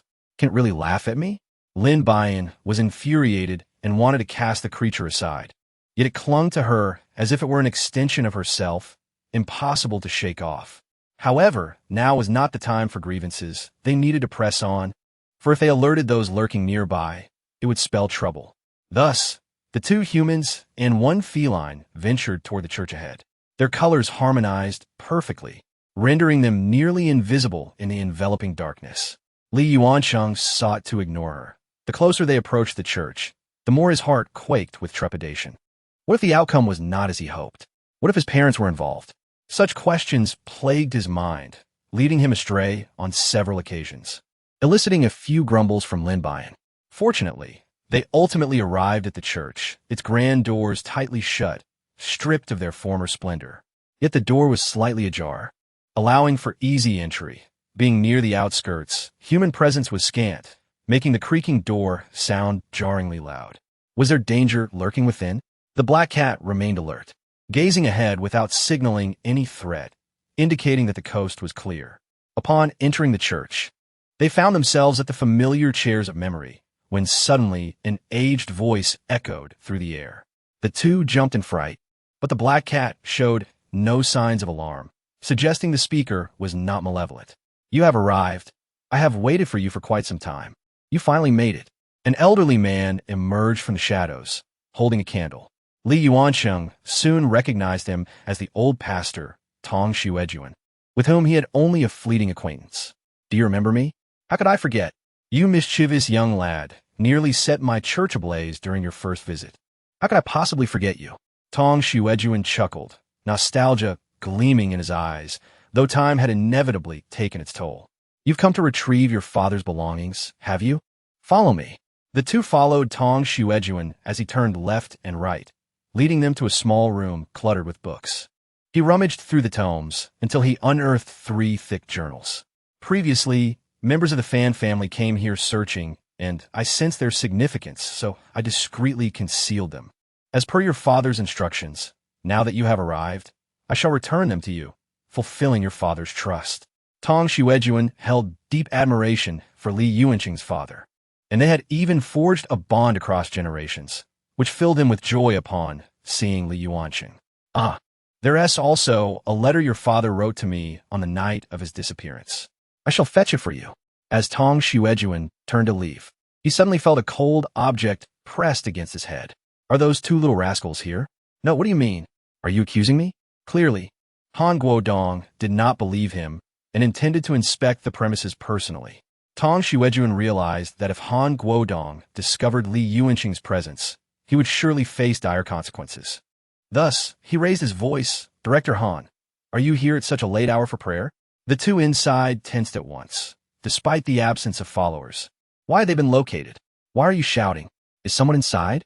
The two within were anxiously listening to their exchange. "Not at all. If Director Han seeks books, look near the wall. There may be what you require." Han Guodong's brow furrowed, instantly suspecting the old man knew more than he let on. "Old man, you better comply, or I shall set this place ablaze." Li Yuancheng initially intended to rush out, but was restrained by Lin Buyan, who signaled him to remain composed. Emerging now would only complicate matters for Pastor Tong. At that moment, the black cat discovered a mechanism on the wall, pressing its paw gently, revealing a hidden door before them. "I believe this is Pastor Tong's intent, urging us to conceal ourselves and not to squander his earnest efforts." Lin Buyan urged him to hasten inside, and as they crossed the threshold, the wall sealed itself behind them. "You'd best cooperate, old man, or you shall face dire consequences." Han Guodong, in a fit of fury, kicked open the door to the library, only to find it utterly deserted. Tong Xuejuan let out a long sigh of relief, grateful to have escaped detection. Chapter 103. The conspiracy of the Fan family. Han Guodong ordered his subordinates to scour the church repeatedly, yet their efforts yielded naught. His piercing gaze fixed upon Tong Xuejuan, he warned, "Should I discover that you are playing tricks, I assure you, you will not witness the dawn of tomorrow." Tong Xuejuan crumpled to the ground like a withered leaf, spewing forth blood. "I advise you to exhibit some kindness. Your actions are under the watchful eyes of the divine, and retribution shall surely come," he uttered, his voice barely a whisper, indicating a grave internal injury. Nevertheless, Han Guodong caught his words. "Who do you think will meet the Lord first, you or I?" He scoffed. In the shadows, Li Yuanchu and his companion clenched their fists, seething at the audacity of Han Guodong. One day they vowed the blood debts of Han Guodong and the entire Fan family would be repaid in kind. Silence enveloped the air, broken only by Tong Xuejuan's coughs and the weighty sound of footsteps. The door to the dark chamber swung open, revealing a pallid Tong Xuejuan, whose steps were no longer as vigorous as before. "I am sorry. We have brought you trouble," he lamented. "Do not speak of such things. Life and death are matters for heaven to decide. This letter is meant for you from your father. Hold on to it. You must exit through the secret passage. They're likely waiting outside." With that, Tong Xuejuan was seized by a fit of violent coughing. The situation was dire. Lin Buyan presented a pill to him. "This pill was given to me by my parents. It is a family heirloom known to be remarkably effective in treating internal injuries." Tong Xuejuan received the pill, smiling and nodding in gratitude. Lin Buyan promptly found some warm water and handed it to him, and Tong Xuejuan felt an immediate sense of relief wash over his body. It was indeed miraculous. "Of course, this is a wondrous pill. You may keep these too," she said, as she pressed the remaining two into his hands. Li Yuanchu was engrossed in a letter, his expression shifting dramatically. His father was truly involved in this matter, ultimately leading to his disappearance. What did the letter reveal? The conspiracy of the Fan family, their intention to resurrect someone, resulting in the infection of countless innocent citizens. Utterly inhumane. "The future is in your hands. Should you require my assistance, do not hesitate to ask. I will undoubtedly lend my unwavering support," Tong Xuejuan said, his countenance solemn as he regarded the two individuals. Having made his resolution, after bidding farewell to Tong Xuejuan, the two discreetly exited through a secret passage, where they found personnel from Han Guodong stationed outside the church. "Did you encounter any danger?" Han Guodong was already aware of the church's secrets and had brought a team tonight. "What about you? Have you experienced anything unusual?" Lu Jingting remained silent, simply tossing a document onto the table. Lin Buyan cast a glance and discovered that this was the protective talisman of the Fan family in the locality. It seemed that if they wished to procure some tea, they would need to navigate considerable obstacles. The matters at hand appeared to be rather intricate, even if the ability society was formidable. A powerful dragon could not easily dominate a local snake. "Do you have the evidence?" Li Yuancheng placed the diary on the table. "These are my father's research notes. Perhaps you can discern their significance. They are filled with codes that I cannot comprehend. Lu Jingting was also not well versed in such matters. After a cursory glance, he remained perplexed by their purpose. It appeared they would require the expertise of professionals for analysis. Captain, your memory is quite poor. Have you forgotten what I specialize in? Feng Yu's voice suddenly resonated within the room. Lu Jingting smacked his forehead, realizing he had overlooked Feng Yu, who had indeed studied cryptography and should be able to interpret these notes. I ought to apologize. How could I have forgotten you?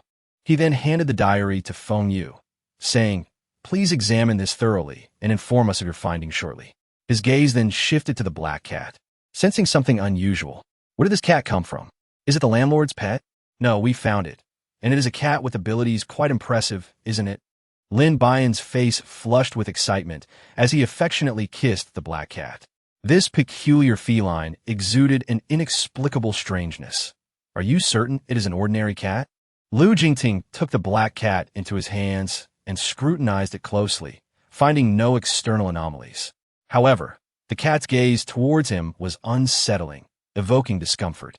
I see you are under considerable stress, perceiving everything as awry, she remarked. As she exited, Feng Yu's countenance had darkened significantly. Have you become so obsessed that your complexion has soured? Fan Jinyu was engaged in the resurrection of the deceased. His wife had tragically passed away 2 years prior, a reality he had yet to accept. Consequently, he had preserved her in ice, embarking on this series of experiments. Feng Yu closed one diary and swiftly opened another, examining it with intent. Such a thick volume yields so little information? You wouldn't understand. It is best for you to remain patiently seated, came the reply. Lu Jingtang's hand glided over the cat's body, and he suddenly detected a hard object. The black cat sensed the man's distrust and attempted to flee, though it was no match for Lu Jingting's speed and was captured. Upon removing the hard object, it revealed itself to be a miniature listening device. Tension enveloped the room as everyone began to feel the weight of the revelation. Who had placed the listening device on the cat? Could be Han Guangdong? However, Lin Buyan quickly dismissed this hypothesis. The cat had been by her side in the church, and if Han Guangdong were involved, his character would compel him to confront them directly in the shadows. Clearly, it was not Han Guangdong. Thus, another group was present, either fearing their arrival or wishing to assist them. As the listening system was compromised, the black cat erupted into a frenzy, glaring furiously at Lu Jingting, emitting low growls. Even Lin Buyan dared not approach it any closer. At that moment, Feng Yu closed his notebook and was about to speak when Lu Jingting interjected. With the listening system dismantled, it was likely that their unseen pursuers would soon seek them out, driven by curiosity regarding the contents of the diary. Otherwise, they would not have gone to such lengths to draw near. Seizing the opportunity while they were distracted, the black cat suddenly leapt to the window, vaulting over the iron bars and vanishing into the night. Let it go. Perhaps by tomorrow we shall discover the identity of the cat's owner, Lu Jingting urged, preventing Li Yuanchu from pursuing the creature, confident that they would soon unveil the individual in question. Chapter 104. Waiting for the snake to emerge from its burrow. In light of the prior encounter with the black cat, everyone began to meticulously examine their surroundings, only to uncover hidden cameras within the room, capturing their every movement with alarming clarity. Lin Buyan was taken aback upon spotting the camera, her mind filled with expletives. What sort of place is this? With such devices installed in the room? Could it be the landlady's doing? The thought ignited her desire to confront the landlady directly, but Lu Jingtian restrained her. Let us not alert the snake before it emerges. If it is indeed the landlady's handiwork, tampering with the camera here will likely draw her attention sooner than we anticipate. Yes, let us bide our time and await the snake's appearance, he concluded.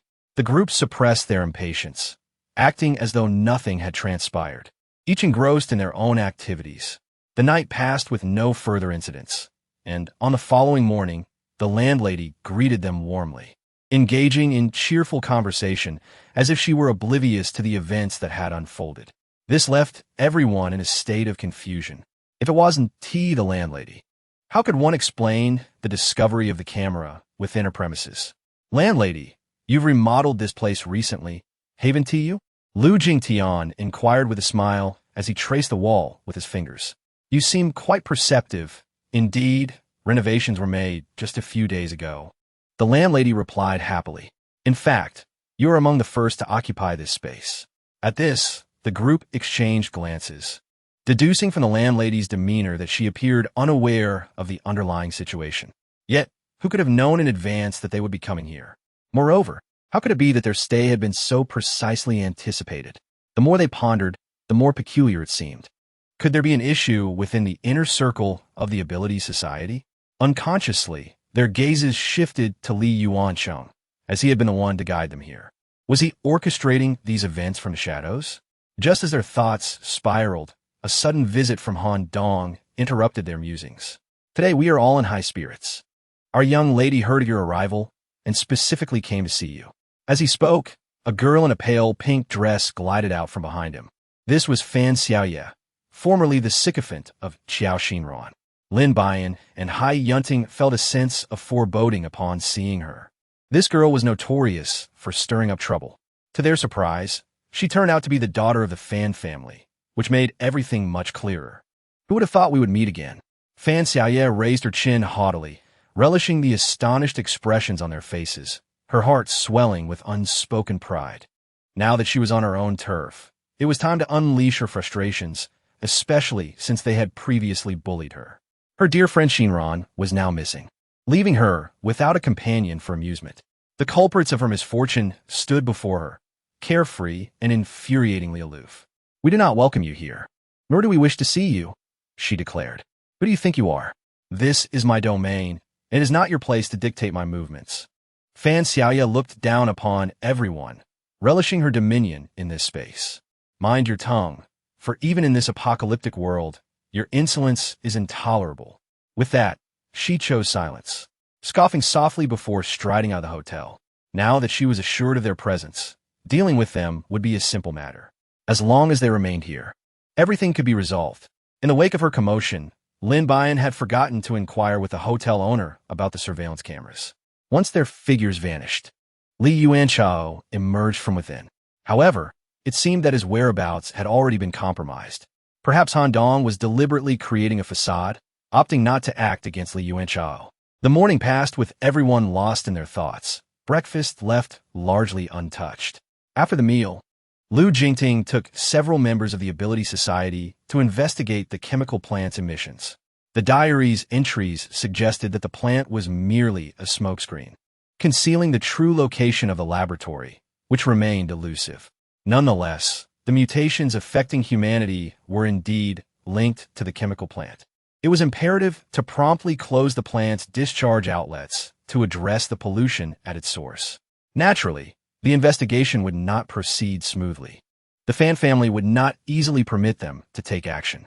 They have gone out, and it is rather dull for us to stay here. Why not venture out ourselves? We might even lend them a hand. Hai Yunting mused, finding the hotel atmosphere stifling as she yearned for adventure. Have you forgotten their warnings? They advised us against venturing out. The situation here is not what we imagined. There might be a formidable adversary lurking in the shadows. Lin Buyan analyzed the situation with a serious demeanor, yet the outcome appeared rather insignificant. Hai Yunting, fixated on the idea of going out for leisure, persistently implored Lin Buyan. With a quick nod, she acquiesced without hesitation. Are you two young ladies truly venturing out? Aren't you concerned about the dangers? The proprietress observed them with a look of genuine concern, noting their delicate appearances.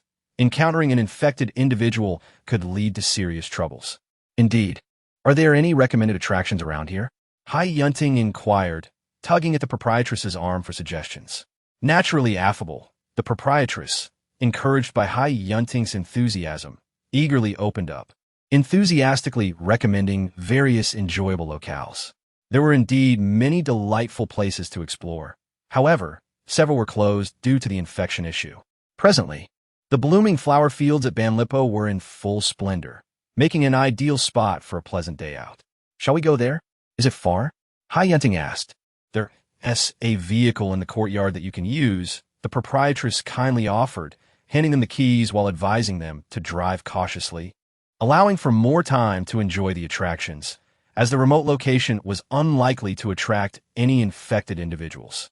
Grateful, the two young women set off in the car, heading straight for their destination. Meanwhile, back at the hotel, the proprietress noticed the empty parking spots and a subtle smile crept across her lips. She swiftly dialed a familiar number. The person has already arrived. You can proceed with the arrangements. A heavy acknowledgement came from the other end before the line went dead. The two girls were in high spirits along the way. If it weren't for the sudden appearance of infected individuals, I reckon Lu Zhao and I would have been married by now. Are you speaking earnestly or jesting? Are you truly considering following Lu Zhao? Do you know him well? Hai Yunting's face lit up with excitement, completely oblivious to the vehicle stealthily trailing behind them. Chapter 105. The entanglement of Fan Xiaoya. The car, following them, accelerated as they did, evidently in pursuit. Yet the two remained blissfully unaware of the impending danger as they engaged in their lively conversation. I think Lu Zhao is quite a good person. Although he is an orphan, he possesses a strong sense of responsibility and is very family-oriented. I believe marrying him would undoubtedly bring happiness, Hai Yunting remarked, her face radiating with joy. Suddenly, the vehicle jolted, and Lin Buyan lost her balance, nearly toppling over and hitting her forehead against the windshield, resulting in an instant bruise. Hai Yunting was not faring much better, having struck her head against the steering wheel, wincing in pain. Gritting her teeth, she exited the car to investigate, only to discover a large nail embedded in the tire. It had deflated. With few people around, it seemed they would have to change the tire themselves. Is that you? Hai Junting? Why are you changing a tire by yourself? Do you need assistance?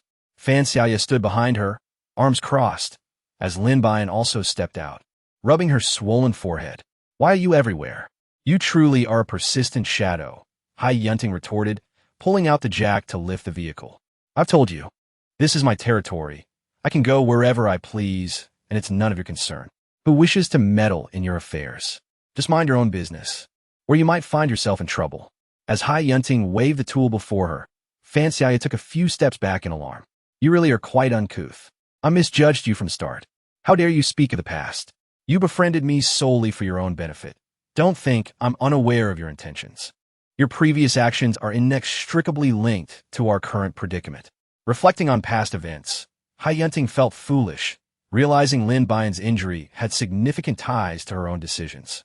She should never have placed her trust in Fan Xiaoya's words. I could utilize you to prove your worth, but now you hold no value, akin to discarded tissue paper. With a fierce glare, Hai Yunting focused on Fan's smug expression, wishing to hurl the wrench at her to shatter her fade. Fan Xiaoya, what is your incessant pursuit of us truly about? I believe we have no entanglements, do we? Lin Buyan took the wrench from Hai Yunting's hand and continued his work, for physical tasks were not her forte. In a swift manner, he removed the tire, preparing to replace it with a new one. Who told you that there are no entanglements between us? You seem to delight in causing such suffering, yet you carry on with such ease. It is quite discomforting to behold. Fan Xiaoya's rationale was almost comical. That matter is between Qiao Shiran and me. It appears to have no bearing on you, does it? Indeed, what are you being so sentimental about? Even if there were revenge to be had, it is not your place to enact it. Fan Xiaoya's face flushed with anger as she clenched her fists tightly. Who told you we are unrelated? Shiran is my dearest friend in this lifetime, and I have no idea where she is now. Does that not concern you? Her reasoning was far too flimsy, and Lin Buyan had little desire to engage with her further. However, her attitude thoroughly infuriated Fan Xiaoya. She positioned herself in front of the car door, blocking the way. What did you mean by that? Do you think I am insane? I said nothing. All of this is merely your own conjecture. Lin Buyan pushed her away and opened the car door, preparing to get in. However, she was seized by Fan Xiaoya from behind. No explanations. You shall not enter the car. Someone towed their vehicle away. At Fan Xiaoya's command, a dozen bodyguards surged forth, surrounding them completely, leaving them utterly immobilized. Do not be excessively arrogant just because you have the numbers, Hu Yunting retorted, directly shoving Fan Xiaoya aside, only to be encircled by the bodyguards. I am indeed being excessive. Who allowed you to intrude here? I must extend some hospitality, after all. She chuckled, her demeanor alluring, yet undeniably unsettling. Have you lost your mind?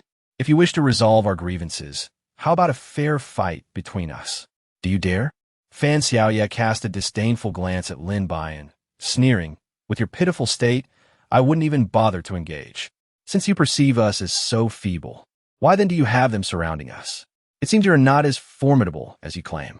Lin Buyan cast a disdainful glance at Fan Xiaoya, a look that struck deeply at Fan Xiaoya's sensitive nerves. Never had anyone dared to regard her in such a manner. Everyone step aside. Do not approach without my command.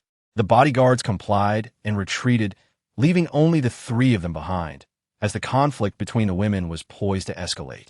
Meanwhile, Lu Jingting and his associates received word of Lin Buyan's outing, realizing they had encountered Fan Xiaoya. It must have been Hai Yunting's idea. That woman was truly a source of constant trouble. Lu Zhao sighed, contemplating a complaint to Lu Jingting. We are aware of the situation here. We merely await the report to proceed with shutting this place down. As for the more clandestine laboratory, it will require considerable effort. Lu Jingting surveyed the surroundings. Let us conclude today's investigation here. You all should investigate the local living conditions to see if any regular residents remain. If so, ensure they leave promptly. Deng Xuanzhe and Lin, she had only just arrived after completing other tasks, and since Han Guangdong was unfamiliar with them, it would facilitate their work. Rest assured, we shall not fail our mission. He then glanced at Lu Zhao and Feng Yu. You two handle your own women. I have no desire to witness your displays of affection. Feng Yu was the first to refuse, noting that he was the only single member in the Ability Society and did not wish to endure their romantic displays. No way. Thus, Feng Yu was escorted away by the two, casting a desperate look back at the others. Wait, I want to go with you. Li Yuanzhe hurried over, eager to join them. However, upon reaching the hotel, Lu Zhao kicked him out. You, rascal, your current situation is precarious. It's safer for you to remain at the hotel. With that, he pressed the accelerator, the vehicle speeding away, leaving Li Yuanzhe no opportunity to respond. You are truly excessive, Li Yuanzhe lamented, knowing he had to hide from Han Guangdong's surveillance, and quickly retreated into the hotel, locking himself away. He rifled through his father's diary, which contained records of their family's daily life, and fell into deep contemplation. Meanwhile, the battle among the three women raged fiercely. They were evenly matched, drenched in sweat, unable to determine a victor. I believe the young lady is no match for the two of them. Should we intervene? The young lady did not issue a command. She likely does not wish for assistance. Watching the three struggle, the bodyguards could not help but wipe their brows, finding the scene almost unbearable. Chapter 106. Combat is serious business, Fan Xiaoya. Let go. You release me first, and I shall let go. In your dreams. Thus, the three remained locked in a stalemate beneath the sun, each face flushed from the heat. Staying like this is not a solution. How about we compromise and release simultaneously? The three exchanged glances and nodded in agreement. Oh, my hair. In her nodding, Fan Xiaoya forgot that her hair was still in Hai Yunting's grasp, causing her scalp to ache from the abrupt motion.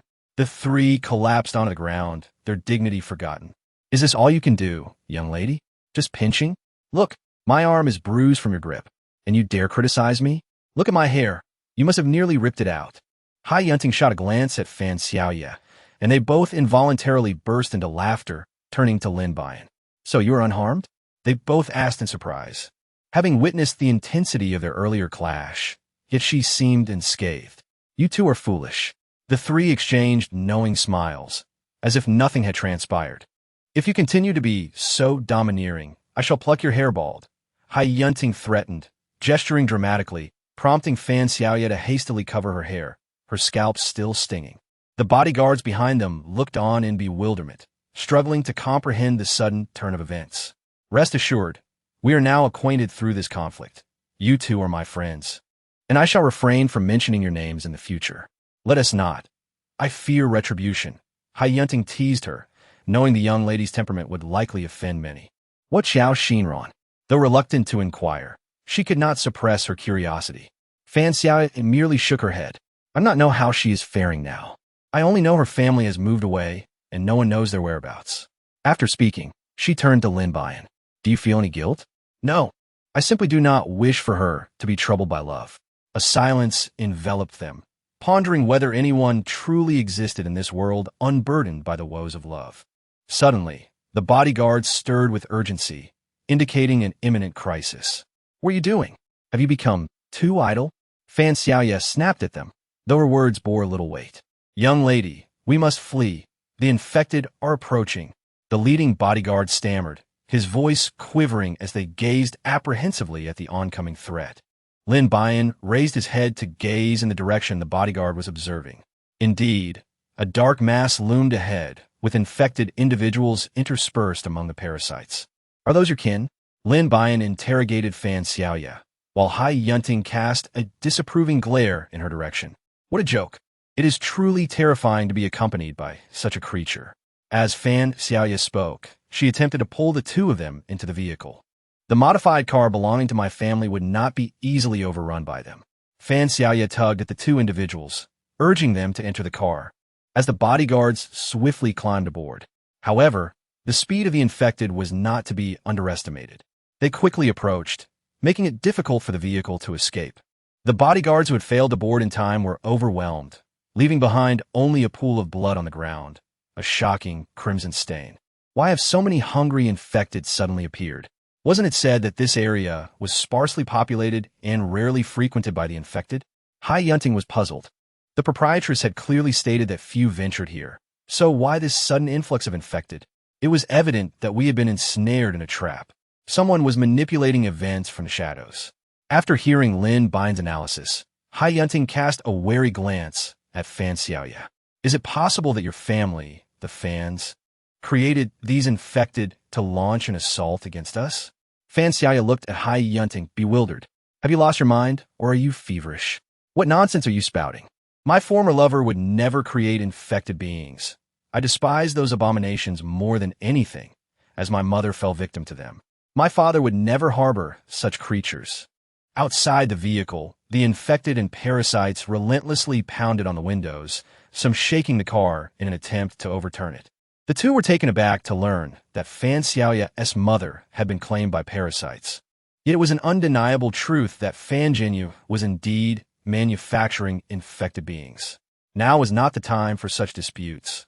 We needed to escape swiftly, or we would all perish here. Lin Buyan watched anxiously as the vehicle teetered on the brink of being overturned, her gaze fixated on the outside. If her instincts were correct, Lu Jingting and his companions should be arriving shortly. This was a trap, and they were merely pawns in a larger scheme. Before long, an infected individual noticed the car door and began to frantically tug at it. We must create a diversion to draw them away. At that moment, a robust figure suddenly appeared in the sky, and with a deafening roar, the infected were momentarily stunned. Now was the time. Lin Buyan pressed the accelerator, swiftly leaving the infected behind. Zhuang landed, shredding the infected to pieces, prompting the parasites to scatter in fear. However, their escape was short-lived as they soon found themselves encircled once more. These creatures clung to them like an unyielding adhesive, impossible to shake off. Fan Xiaoya could not help but voice her displeasure. The pampered little princess was ill-equipped to endure such torment. She climbed into the trunk to retrieve weapons, distributing electric batons to each of them. Surely, these would suffice to eliminate the threat? "Why didn't you bring these out sooner?" Hai Yunting remarked, somewhat disgruntled as she took an electric baton. "I thought the battle would be over quickly, but these creatures are tenacious. It's not too late now that we have an ally." At that moment, a gruesome pile of severed limbs and dismembered arms had accumulated around Zhuang, creating a scene so bloody that it nearly made everyone retch. The three of them, along with the remaining security personnel, exited the vehicle, drawing the attention of the infected. Yet, armed with weapons, they felt a sense of confidence. With one swift strike, they dispatched a robust infected, followed by another blow to the fastest among them. Nevertheless, these creatures continued to emerge in relentless waves, leaving even Zhuang feeling overwhelmed. Who could harbor such hatred for you, capable of summoning so many parasites and infected? Fan Xiaoya gasped, her movements slowing. Just as she was about to be attacked by an infected, she suddenly fell into a warm embrace. Looking up sharply, she recognized the man. He resembled one of the instructors from the training camp. Feng Yu recalled that this was the girl who often caused trouble during training, someone he had punished numerous times. To his surprise, she was here as well. Fan Xiaya gazed at the imposing, dark-skinned man before her, feeling an inexplicable flutter in her chest. Blushing, she instinctively turned away, exclaiming, "Let go of me. You were the one who jumped into my arms. It is not I who should let go, but you who must release me." Chapter 107. Punishing the errant Fan Xiaya. Her cheeks flushed, pushed him away. However, Feng Yu noticed this and found the little girl's mischievous nature endearing in its own right. Soon, Lu Jingtong and the others arrived, efficiently clearing out the remaining infected. Yet, upon seeing Zhuang, Lu furrowed his brow. Zhuang sensed his unwelcomeness and subtly glanced at Lin Buyan before taking flight. Why can't you treat Zhuang with a bit more kindness? He is a mutant, and his volatile nature could pose a danger to you. Lin Buyan pouted and chose to ignore him, fully aware that his rigid nature would prevent him from conceding easily. Now that the crisis had passed, it was time to settle accounts. Hai Yunting discreetly tugged at her clothing and whispered from behind, "I sense that the atmosphere is a bit off. Perhaps we should take our leave." Indeed, the man who had just resolved his matters was fixated on the two of them, his expression decidedly unfriendly. "We merely sought a diversion from our boredom and did not anticipate encountering such a situation," Hai Yunting murmured in defense. However, her words only served to darken the expressions of the two men further. "Did you think you were given any face? We are here to enjoy ourselves, not to seek your approval." Lu Zhao reprimanded Hai Yunting vehemently, eliciting a thumbs-up of encouragement from Feng Yu, who was pleased to see his friend finally standing firm. Yet, his confidence waned in an instant when Hai Yunting suddenly widened her eyes and fiercely grasped his ear. "Did you think you were given any face? How dare you speak to me so boldly?" With a grip on Lu Zhao's ear, she chastised him loudly, while Lu Zhao evidently lost his earlier bravado. The promised punishment was likely now out of the question. "Hai Yunting, you are truly my idol. What is wrong with us wanting to have fun? Why must we seek your permission?" Fan Xiaya shot a defiant glance at Feng Yu. "What are you looking at me for? This is none of my business. It's between them. As for you, no one dares to meddle." After discovering her background, Feng Yu felt his previous concerns were utterly unfounded. "Who said I was looking at you? Don't flatter yourself." With that, she turned away, dismissing him entirely. The insufferable man had no sense of romance. Fan Xiaya thought bitterly of Feng Yu. Suddenly, Feng Yu sneezed. "Who is cursing me?" He glanced at Fan Xiaya, only to see her chuckling quietly with her head bowed. "If you have the guts, say it aloud. What kind of skill is it to curse someone behind their back?" As soon as Feng Yu finished speaking, Fan Xiaya launched a rapid-fire retort. "You really are full of yourself. Who told you I was cursing you? Which either saw that?" She continued, "Besides, do you think you're worthy of my scorn?" With her arms crossed and cheeks puffed, Fan Xiaya glared at Feng Yu. At this, the once unyielding Feng Yu found himself at a loss for words. Now it was Lu Zhao's turn to mock him. "Who would have thought you'd end up like this today? It seems your romantic misfortunes have finally caught up with you." This statement drew everyone's attention toward them. Fan Xiaya blushed and glanced at them, quickly lowering her head upon realizing everyone was watching. The usually articulate Feng Yu now stumbled over his words. "Feng Yu, why are you blushing? Do you fancy Fan Xiaya?" Hai Yunting seized the opportunity to poke fun at Feng Yu, recalling how he had once mocked her and Lu Zhao. Finally, the chance for revenge had arrived, and the satisfaction was palpable. "My face has always been naturally rosy. Your envy is of no consequence to me." "Ugh, I couldn't care less." The previously quiet Lu Jingtian could no longer bear their antics. "I see you all have forgotten the environment we are in. There could be infected individuals appearing at any moment. Aren't you afraid?" The group fell silent, having indeed forgotten the lurking danger. "Fan Xiaya, I ask you, are the infected here connected to your family?" Lu Jingtian regarded her with a serious expression. Fan Xiaya found it both amusing and exasperating that they assumed the infected must belong to the Fan family simply because they were the dominant presence in the area. "You people are simply ridiculous. Don't you realize that if I had brought the infected, would they harm my bodyguards?" Several bodies of bodyguards lay gruesomely on the ground. "Perhaps this is your ploy to feign weakness?" Feng Yu interjected coldly, infuriating Fan Xiaya. "Sometimes, I think you all are truly laughable. Why would I resort to such tactics? If I wish to harm you, why go through all this trouble and put myself in danger? With a huff, she turned away, no longer wishing to engage with them. I believe what Xiaoya says. If she wanted to harm us, she wouldn't need to go to such lengths. Lu Jingtian nodded in agreement. At this, Fengyu became increasingly agitated. So, am I the villain here? Since you all say so, it indicates she poses no threat. However, the Fan family and the infected certainly share an inextricable connection. Fan Xiaoya glared fiercely at Fengyu. On what grounds do you claim the infected are related to my family? My father despises these mutated beings more than anything. How could he possibly create infected individuals?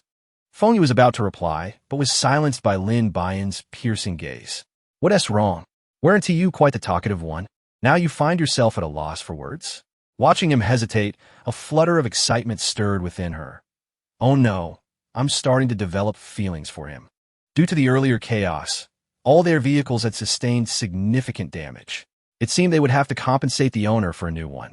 Lin Buyan gazed at the severely damaged vehicle, murmuring to herself. While the incident with the car was trivial, the possibility of injury was a grave concern. Lu Jingtian's words echoed in her mind, enveloping her in a warm embrace akin to honey. The car belonging to the Fan family also bore significant damage, despite its modifications. It now lay in tatters. Her tone remained commanding. Clearly, this task could only fall to Fengyu, as the other two were evidently preoccupied. Even if they had time, it was unlikely they would choose to accompany her. Fengyu, treat this as an opportunity. Perhaps from today onward, you will find yourself unattached. Lu Zhao teased him as she took her leave.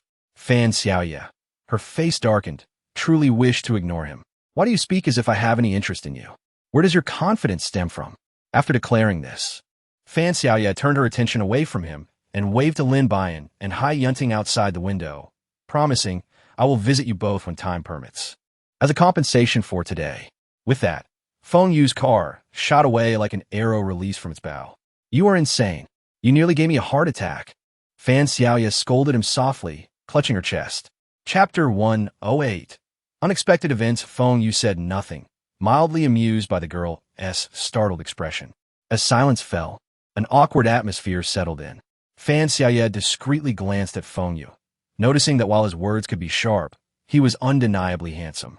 Although he could not compare to the other two, his physique was certainly admirable, broad chest, and likely an 8-pack beneath. Lost in thought, her cheeks flushed. You are quite the interesting girl. Why do you blush when you look at me? Suddenly exposed, Fan Xiaoya quickly averted her gaze, denying, I am not. However, Fengyu had already deciphered her thoughts. Neither had the courage to confront it directly. Fengyu suddenly recalled matters concerning the Fan family. Gently reminding her seemed necessary. Why do you always say such things? My father would never act that way. He is the best father in the world and loves my mother dearly, so he would never do anything harmful. Fan Xiaoya huffed in indignation. In her eyes, her father was the finest man alive, incapable of the malevolent deeds Fengyu insinuated. I merely offer a kind reminder. Do not take offense. People do change. Fan Xiaoya, completely incensed, no longer wished to engage with him, finding him utterly unreasonable. Seeing her genuinely upset, Fengyu felt an unexplainable guilt. Had he been too severe, or was she truly oblivious to the affairs of the Fan family? Ultimately, both harbored unspoken concerns, ignoring one another. At the Fan family villa, Fan Jinyu paced anxiously, while Han Guangdong stood by, silent. You imbeciles! Were you not tasked with watching over the young lady? How could you let her escape? Sir, I was momentarily negligent, which allowed her to slip away. But she is accompanied by bodyguards, Han Guangdong replied. That hardly mitigates the risk. Find her once. If Xiaoya loses even a single hair, I will hold you accountable. Han Guangdong glanced at the furious Fan Jinyu. I believe it would be wiser for me to go.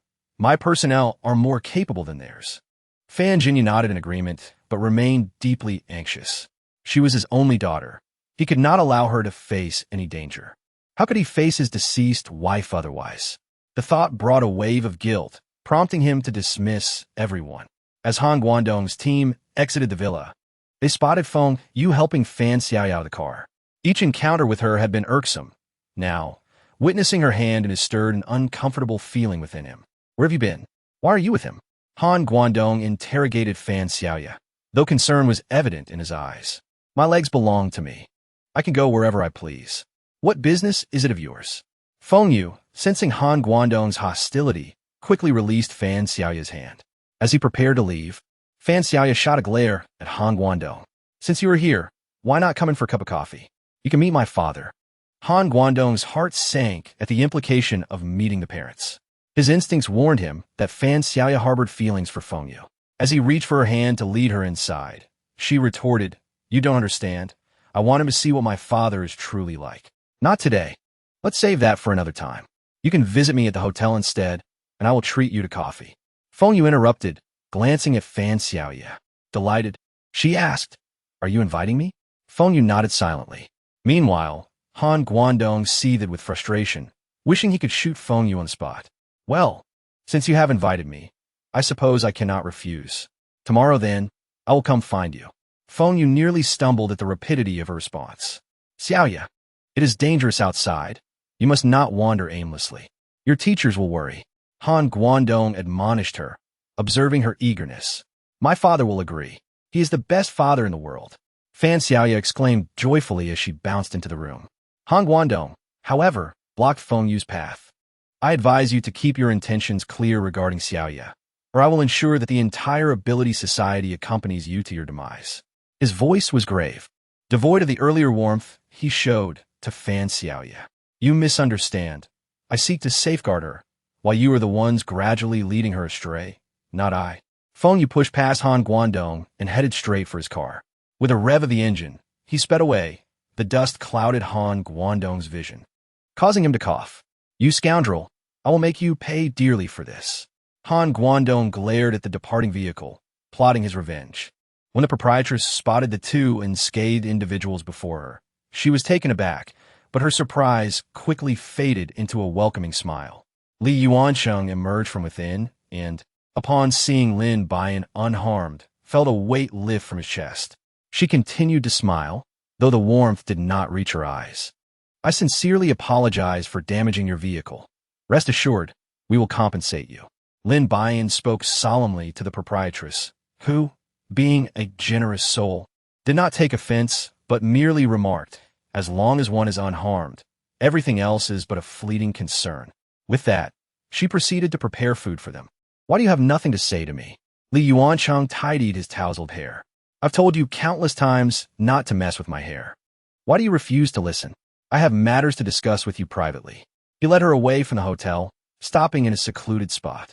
"Are you certain this place is secure?" Lin Buyan glanced around the surroundings, cautiously observing him. "Do not forget that I am a local. I'm certainly more familiar with this place than you are. Why must you speak of things that cannot be discussed in the hotel, and choose to come here instead?" Li Yuanshu remained silent, merely guiding her through a concealed opening. The interior was not as desolate as the exterior. It appeared to have been cleaned daily by someone. "What do you mean? Where's this place?" Lin Buyan regarded his enigmatic demeanor with a heart full of perplexity. "Could you take a closer look at where this is?" Chapter 109. Beginning to suspect the landlady. Lin Buyan followed the direction he pointed and discovered that they were at the back of the hotel. However, she was taken aback by the desolate surroundings. What could this mean? Was there something here that should remain hidden? Li Yuanshu remained silent, guiding her further along. They eventually arrived outside a small surveillance room, when suddenly a voice called out from behind them. "What are you two doing here?" "I was searching for you." It was the landlady, her smile still warm, yet there seemed to be a deadly glint lurking in her eyes. "We simply took a stroll and unintentionally found ourselves here." Not realizing this was also part of the hotel, Lin Buyan cast a glance through the window, yet discerned nothing within. The atmosphere here had grown tense due to the prior emergence of infected individuals. Once, our hotel was the most renowned establishment in the area, but the appearance of these infections has instilled a palpable fear. Observing the proprietress's demeanor, it was evident that she harbored a deep affection for this place. However, Li Yuanshu felt a lingering sense of unease. The proprietress discreetly glanced at Li Yuanshu, fully aware through the surveillance that this young man had previously entered. She was determined to prevent any further inquiries from them. With a warm demeanor, she ushered the two of them out through the nearby main entrance, swiftly leading them to the hotel's grand hall. As luck would have it, she coincidentally entered as well, and they exchanged a knowing glance without uttering a word. "Please, spare me the questions. I am nearly famished. Hurry and serve me some rice." Lin Buyan lifted the bowl and handed it to Lu Jingting, playfully blinking his eyes twice with a beaming smile. The proprietress said nothing, and upon seeing them dining, she stepped out to attend to other matters. Li Yuanchao cast her a glance, signaling her to refrain from mentioning today's events, suggesting they find another opportunity to revisit the matter. Lin Buyan gestured an okay sign to him, signifying a consensus. "Is it truly acceptable for the two of you to be so secretive?" Hai Yunting inquired, unable to suppress her curiosity regarding the concealed understanding between them. "Everything is fine. We must all exercise caution moving forward, regardless of where we are." "Why have you suddenly become so cautious? Have you been startled into silence?" Hai Yunting playfully tousled Li Yuanchao's hair, only to have him swat her hand away. "I can't be bothered to deal with you." "Hey, you cheeky rascal, your temper is rather fiery." After saying this, Hai Yunting cast a glance at Lin Buyan, insisting, "You must teach him a lesson properly." Lin Buyan nodded lightly with a smile. The current situation was undeniably unfavorable for them. Today's sudden attack was evidently aimed directly at them, and it had also drawn the Fan family into the fray. Clearly, this was not merely a matter concerning the Fan family. There were undoubtedly greater forces manipulating events behind scenes. "Shall we go out together after dinner?" In a surprising turn, Lu Jingting, who had been silent, inquired of Lin Buyan. "Sure, why not take us along?" Hai Yunting expressed her unwillingness to remain there. "You have Lu Zhao to accompany you outside." "Little brat, you're fixated on Buyan. She is now a flower with an owner." Hai Yunting teased while wrapping her arms around his shoulder. "You're insane. Can't you just stay at home peacefully? If something were to happen today, what would you have me do in the future?" Fan Xiaoya pouted adorably as she clung to his neck. "You really are impossible." Fan Jinyu gently teased her nose. His face filled with affection. "Daddy, do you know who is creating the infected here? Today, we encountered their attack, and there were many. It is evident that someone intends to harm us. From now on, you mustn't sneak out. If you wish to go out, take Guodong with you. He will protect you." Fan Xiaoya sulked. "I don't want to." With that, she turned and ascended the stairs. As her figure vanished, the smile on Fan Jinyu's face gradually faded. Who had she encountered today? His daughter, whom he had always protected. How could she suddenly pose such a question? Surely someone had spoken to her about something. Her association with the Ability Society and today's attack could very well be linked to them. Fan Jinyu rubbed his temples. It seemed he would need to pay a visit to discuss matters with him. The plan to resurrect Xiao Fu needed to be expedited. Once they brought Xiao Fu back to life, they would leave this place and retreat to a location where no one could find them, living a secluded life. With a wave of his hand, he dismissed Han Guodong, who prepared the vehicle. "What exactly do you intend to do by taking me out?" Lin Buyan gazed at Lu Jingtin with profound curiosity. Throughout the journey, Lu remained silent, casting a pall over the atmosphere. After a long while, they finally halted the vehicle. Yet they found themselves in a desolate place, devoid of any nearby village or shop. What was the purpose of this stop? It was nothing more than a desire to spend a moment alone with you. Lin Buyan was utterly speechless. Did he not have the option to spend some time alone in the hotel? The hotel was not a secure environment. Certain conversations could not be held there. Thus, it was safest to speak here. Lin Buyan stared in astonishment, his eyes wide open as he realized that he was privy to everything. "Indeed, are you also doubting the proprietress?" Lu Jingting gazed at her with profound affection in his deep-set eyes. "It is not merely the proprietress who warrants suspicion, but also Li Yuancheng." "What do you mean? He is just a child. What could you possibly suspect him of? Do not forget that it was he who led us to this hotel." Lin Buyan was perplexed by Lu Jingting's profound suspicions. However, this hotel was the largest in the area, and it was likely that Li Yuanchu only knew of this one place. Lu Jingting chose to remain silent. Aware of Lin Buyan's admiration for Li Yuanchu, he felt that speaking further might jeopardize their relationship. He embraced Lin Buyan, his hand weaving gently through her silky hair, caressing it tenderly. "Since you trust him, Let time reveal the truth. What does it imply that you still harbor doubts? Lin Buyan pushed him away, her eyes wide with disbelief as she stared at him. I no longer harbor doubts. Is that satisfactory? Chapter 110. The mysterious figure emerges. Lu Jingting did not wish for their relationship to sour at this juncture, so he lowered his head in acknowledgement of his mistake. Li Yuansheng was merely a child. Even if he erred, one must guide him with care. He is a valuable asset, and it is essential to utilize him wisely.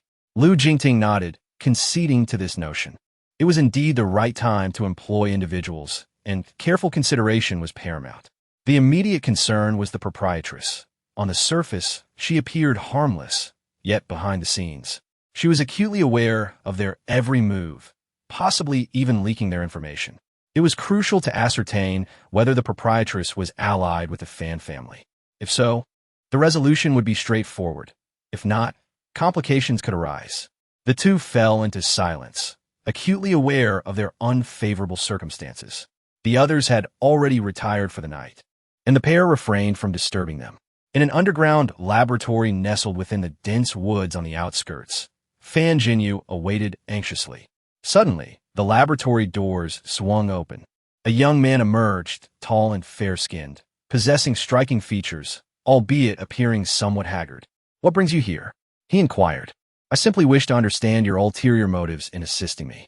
He had led Lu Jingting and his companions here, and now he was thrusting the Fan family into the limelight, leaving Fan Jinyu perplexed by his intentions. You have come to seek retribution for today's events, have you not? The man's alluring gaze radiated a coldness from behind his golden-rimmed glasses, instilling a sense of trepidation even in a seasoned figure like Fan Jinyu. With a resigned scoff, Fan Jinyu refrained from further comment. Today's incident was an unforeseen occurrence. Next time, I advise your esteemed daughter to avoid associating with those individuals, lest she inadvertently be harmed. The man chuckled softly, gesturing for him to leave. As Fan Jinyu exited the laboratory, he felt an overwhelming heaviness in his steps, beads of sweat dotting his forehead. He resolved that once Xiaofu was revived, he would distance himself from this man. In the days that followed, Fan Xiaoya continued to visit the hotel in search of them, and gradually, everyone adapted to the temperamental nature of this young lady. However, Feng Yu found himself increasingly exasperated. The primary issue was that Han Guodong accompanied her each time, rendering it inconvenient for him to express his thoughts or intentions. Han Guodong's expression grew increasingly unfavorable. Is there truly any danger here? You need not follow her like a shadow. Hai Yunting had never been fond of Han Guodong. Seeing him daily was becoming a source of distress for her. Feng Yu could only look on helplessly, as he was bound by the responsibilities assigned by his superiors. Undoubtedly, the person who least desired Han Guodong's presence was Li Yuansheng, who would quietly evade whenever Han Guodong appeared. Han Guodong spoke irritably, yet Fan Xiaoya is not the type to obediently listen. Why are you so bothersome? I am an adult. I do not require your constant supervision. Please leave this place. Your presence is unwelcome to everyone. Fan Xiaoya had also discerned that the others were not particularly welcoming of Han Guodong. If this continued, she too would be marginalized. Thus, her dislike for Han Guodong deepened. Han Guodong, feeling helpless, called Feng Yu aside. You are aware that I have feelings for Xiaoya, yet you can see she is interested in you. I do not wish for you to be together. You do not understand her, and she will be hurt in your company. Han Guodong gazed earnestly at Feng Yu, his expression seemingly pleading, which surprised Feng Yu. Typically so proud, he now appeared to be beseeching him. It was apparent that he genuinely cared for that headstrong girl. How can you say that? Being with me would not cause her harm. On the contrary, I believe being with you is what would truly hurt her. He had just shown 100% sincerity, only to be met with ridicule. How much can one endure? Frustrated, Han Guodong stormed out of the hotel, but did not stray far, instead waiting in his car for Fan Xiaoya. Has Han Guodong threatened you? Fan Xiaoya understood his temperament. He would undoubtedly confront Feng Yu. He would need to hone his skills to threaten me. At least in words, he has no advantage. Fan Xiaoya agreed. Feng Yu's tongue was indeed sharp. That may be true, but he harbors a small mind and may seek revenge in other ways. Fan Xiaoya cautiously warned. Based on her knowledge of Han Guodong, he would likely devise other methods of retribution. Then you should refrain from coming here in the future. That way, We will not become his imagined adversaries. Feng Yu found the Fan family to be a peculiar bunch, trapping him in this place daily, rendering him utterly stifled. Do you truly detest my visits so much? Fan Xiaoya's eyes brimmed with tears, gazing at Feng Yu with a look that suggested she might burst into tears at any moment. Why do you cry so easily? I have not said anything to warrant this. It was evident that this tactic was effective, as Feng Yu immediately scrambled to dry her tears. However, to his dismay, the more he wiped, the more she wept. It would have been better to leave her alone. Feng Yu felt overwhelmed, while the others quietly exited the room. Without assistance, he was at a loss for how to console a girl. It seemed that one should never provoke a woman. They were far too troublesome and difficult to appease. Then you must promise to welcome me in the future and accompany me. That seems rather unreasonable. I have work to do and cannot be by your side every day. Fan Xiaoya felt driven to madness by this oblivious man. How could he be so dense? Oh dear, please stop crying. I promise I will. Are you truly sincere? This strategy proved remarkably effective, as Fan Xiaoya instantly ceased her tears, her wide eyes fixed on him. Feng Yu felt as though he had fallen into a trap. Indeed, you may come at any time, and I shall accompany you. At that moment, the door swung open, and everyone erupted into cheers as they entered. Chapter 111, Internal Resolution. Feng Yu quickly realized this was a collaborative ruse orchestrated by everyone. So, you all conspired against me? Feng Yu glared at them in discontent. After all, he had shared hardships with them, and it was unfathomable that they would conspire with a little girl against him. How could we harm you? We are merely aiding you in finding a partner, and you are not grateful? Hai Yunting smiled warmly at Fan Xiaoya, asserting that internal resolution was necessary to protect the girl. I truly appreciate your well-intentioned efforts, but girls are exceedingly difficult to console. Fan Xiaoya blushed and then shot an angry glare at Feng Yu. Humph, I no longer wish to interact with you. With that, she stormed out of the room, leaving the others scratching their heads. Feng Yu deserved to remain single for as long as he had. There were reasons for it. You deserve to be a solitary dog. Do not blame us for not helping you. It is your own failure to appreciate what you have. Meanwhile, in the hotel's backyard, the proprietress once again appeared behind Li Yuanqing. Are you plotting to betray us, young man? Your actions are utterly excessive. I no longer wish to be complicit with you. The proprietress let out a cold scoff and said with an icy tone, You now perceive our ruthlessness because you have developed feelings for that girl named Lin Buyan. Haven't you? She deftly exposed Li Yuanchu's hidden thoughts, causing him to feel a tinge of anxiety. Do not speak carelessly. I merely believe our actions are excessively cruel, inflicting harm upon so many innocent lives. Is revenge truly worth it? This is beyond our purview. Our duty is simply to follow the directives from above without questioning anything else. Li Yuanchu, filled with anger, turned away. In any case, I refuse to continue this. Please convey my message to him, and kindly refrain from monitoring them any longer. A chilling smirk appeared at the corners of the proprietress's lips. You would do well to contemplate the consequences of betrayal. She watched his resolute figure swiftly disappear into the darkness. Where have you been? I haven't seen you for quite some time. Have you been off pursuing that young lady? Lin Buyan, upon encountering Li Yuancheng in the hall, could not help but jest. What brings you here? Waiting for Captain Lu Jingting? It seems you are rather indifferent to your captain. Be careful lest someone else steals him away. After lying in bed, Lin Buyan recalled the words Lu Jingting had previously spoken to her. Could it be that Li Yuancheng truly had issues? Tossing and turning, she found it difficult to sleep, finally succumbing to slumber just before dawn. Yet, she was soon awakened by a knock at the door. Who could be knocking at such an early hour? She wondered, rubbing her bleary eyes and donning a coat before opening the door. Why are you here so early? Is there something you need? Lu Jingting, his usual warmth replaced by a stern demeanor, replied, Get dressed. I must take you somewhere. Why so serious this early in the morning? Lin Buyan, taken aback by his gravity, was bewildered. Before she could gather her thoughts, a horde of infected individuals breached the hotel's main entrance, advancing into the lobby. Everyone stood in stunned silence, unable to fathom the sudden assault. How could there be so many infected when their numbers were supposedly under control? It's too late now. Lock the door. I will go assess the situation. This is an order, Lu Jingting commanded as he secured the door and descended to investigate. Li Yuancheng realized this was undoubtedly the work of the proprietress. He had underestimated their cruelty.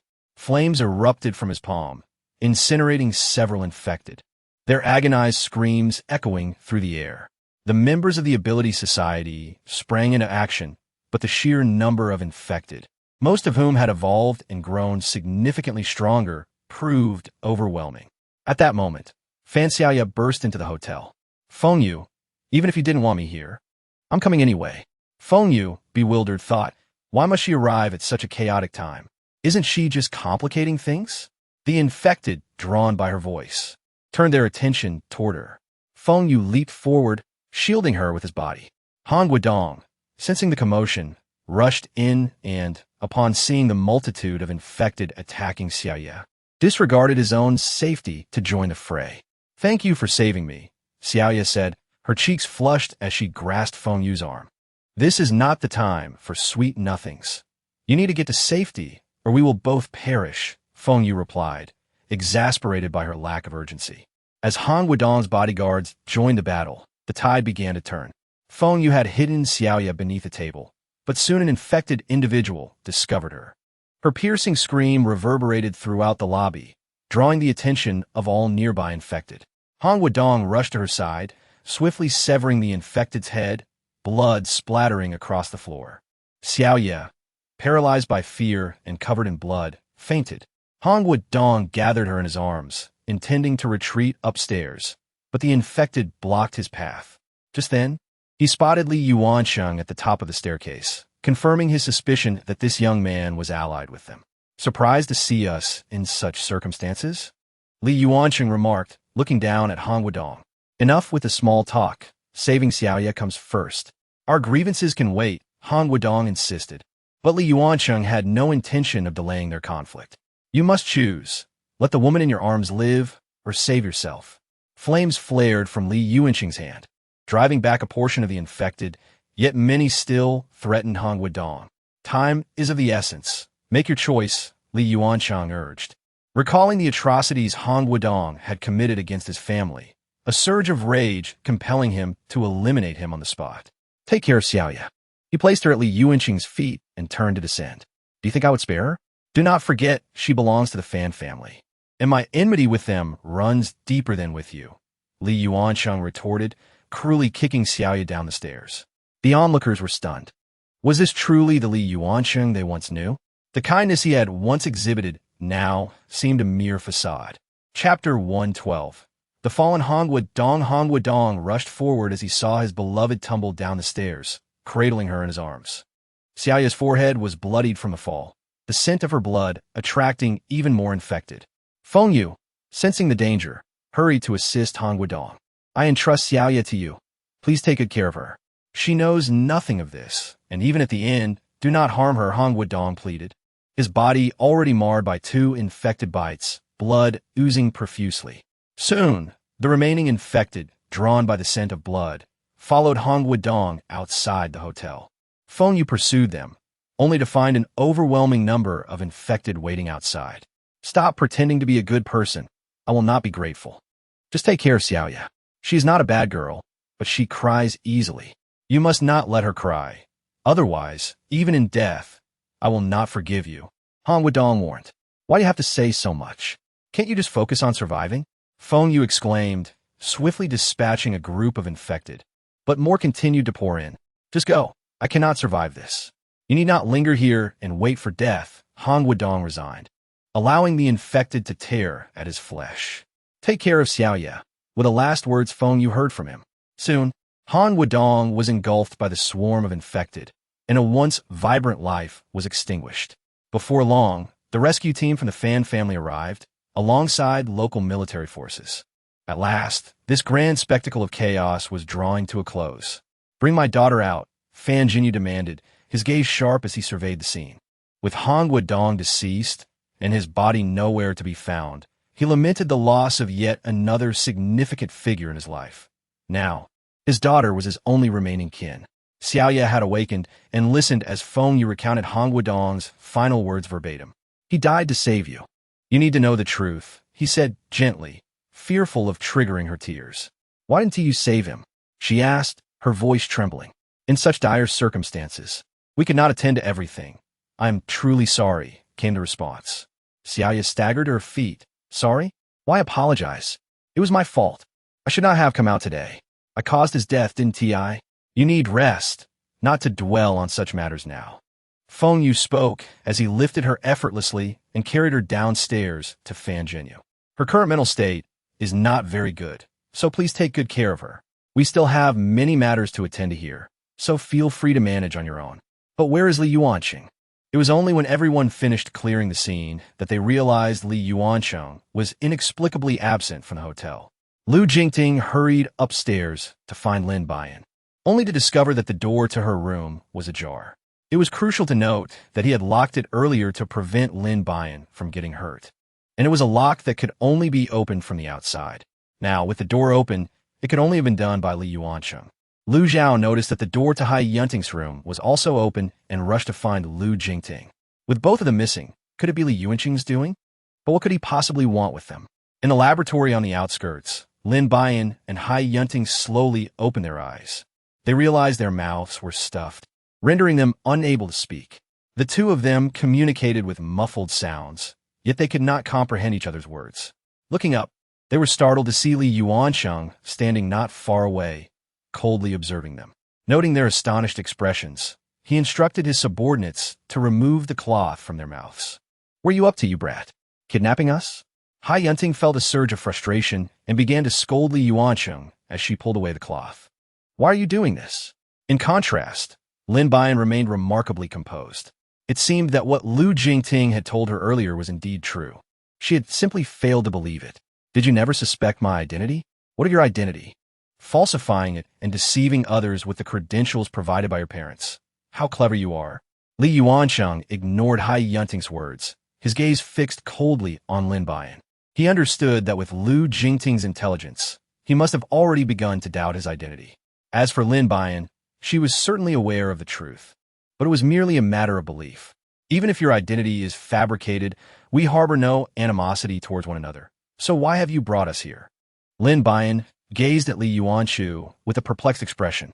From the moment he had witnessed his extraordinary abilities, he had sensed that his identity was anything but ordinary. "Do you truly not recall the deeds you have committed?" A refined voice echoed from a distance, growing nearer. A handsome man, exuding elegance and charm, emerged before the two individuals. In Lin Buyan's recollection, it seemed as though she had encountered this man before. His brow and eyes bore a striking resemblance to those of Qiao Xinran. "We have committed numerous wrongdoings. Which one do you refer to?" Hai Yunting glared at the man in indignation. It was a pity that such an elegant demeanor was marred by his involvement in nefarious deeds. "Are you Qiao Xinran's brother?" Lin Buyan suddenly recalled the man from that day as Water Mirror. Although only a profile was visible, it sufficed. Miss Lin indeed possesses a remarkable memory. One wonders how much you remember regarding the harm inflicted upon my sister. Your entire family is utterly unreasonable, clearly. It was your sister who intruded upon another's romance, nearly leading to Bayan's demise. How did she come to assume the role of a victim? Hai Yunting gazed at the suave, scoundrel Qiao Zhengjie with indignation. "Make her be quiet. She is far too noisy," Qiao Zhengjie remarked. Upon his words, Li Yuanqing swiftly stuffed a cloth into her mouth. "Hiss!" Li Yuanqing inhaled sharply. She had inadvertently bitten herself. "You a dog, dare to bite!" Li Yuanqing withdrew his hand, and an attendant nearby prepared to slap Hai Yunting. "Do not strike her. I beseech you, do not strike her." Lin Buyan gazed at Li Yuanqing with her large, glistening eyes, causing his heart to jolt unexpectedly. He turned his head, halting the actions of his subordinates. However, all of this was observed by Qiao Xingjie. It became apparent that this young man intended to withdraw due to his affection for Lin Buyan. Therefore, it was only fitting to let him witness the intricate nature of the woman before him. "Pray tell, how is your life after causing my sister harm?" Qiao Xingjie asked, his face adorned with a gentle expression as he gazed intently at her. Chapter 113. Revisiting the past, Lu Jingting led the members of the Ability Society to manage the infected individuals at the hotel. Both the proprietress and Li Yuanshu had simultaneously vanished, and the government designated the location as a quarantine point for the infected. Once matters here were resolved, the defenses at the Fan family residence also began to crumble. After repeated failures and experimentation, Fan Jinyu realized he had been deceived by Qiao Zhangjie and felt disheartened, unwilling to assist him in further acts of slaughter.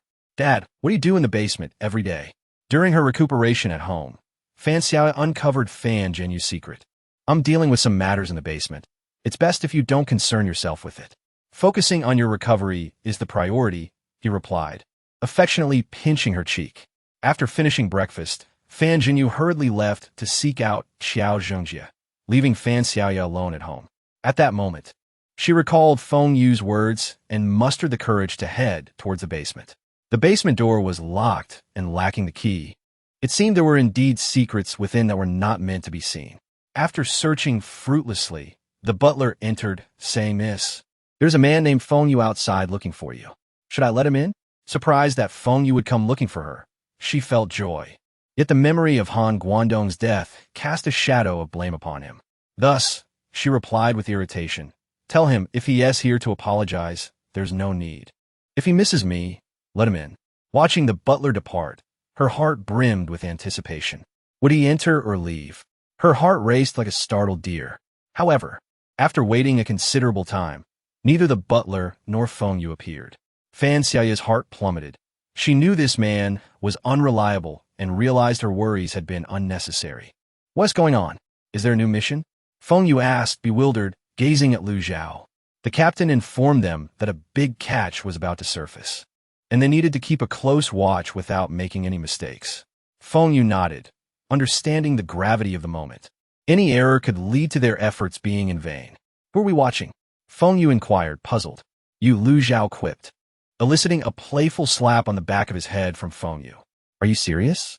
This time, Lu Zhao was not joking and hurriedly led Feng Yu out of the Fan family's villa towards the hillside behind. "Aren't you concerned about your women?" "The captain seems remarkably composed this time," Feng Yu teased. "What do you know? This is the captain. In critical moments, he remains steady. Otherwise, we have already lost our footing," Lu Zhao replied. Feng Yu was aware of Hai Yunting's temperament. If she were wronged, she would not easily forgive Lu Zhao.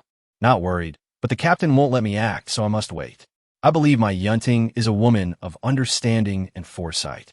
Feng Yu smiled quietly, eager to see how Hai Yunting would demonstrate her comprehension of a larger picture. The two jested as they approached the back entrance of the Fan family's garden.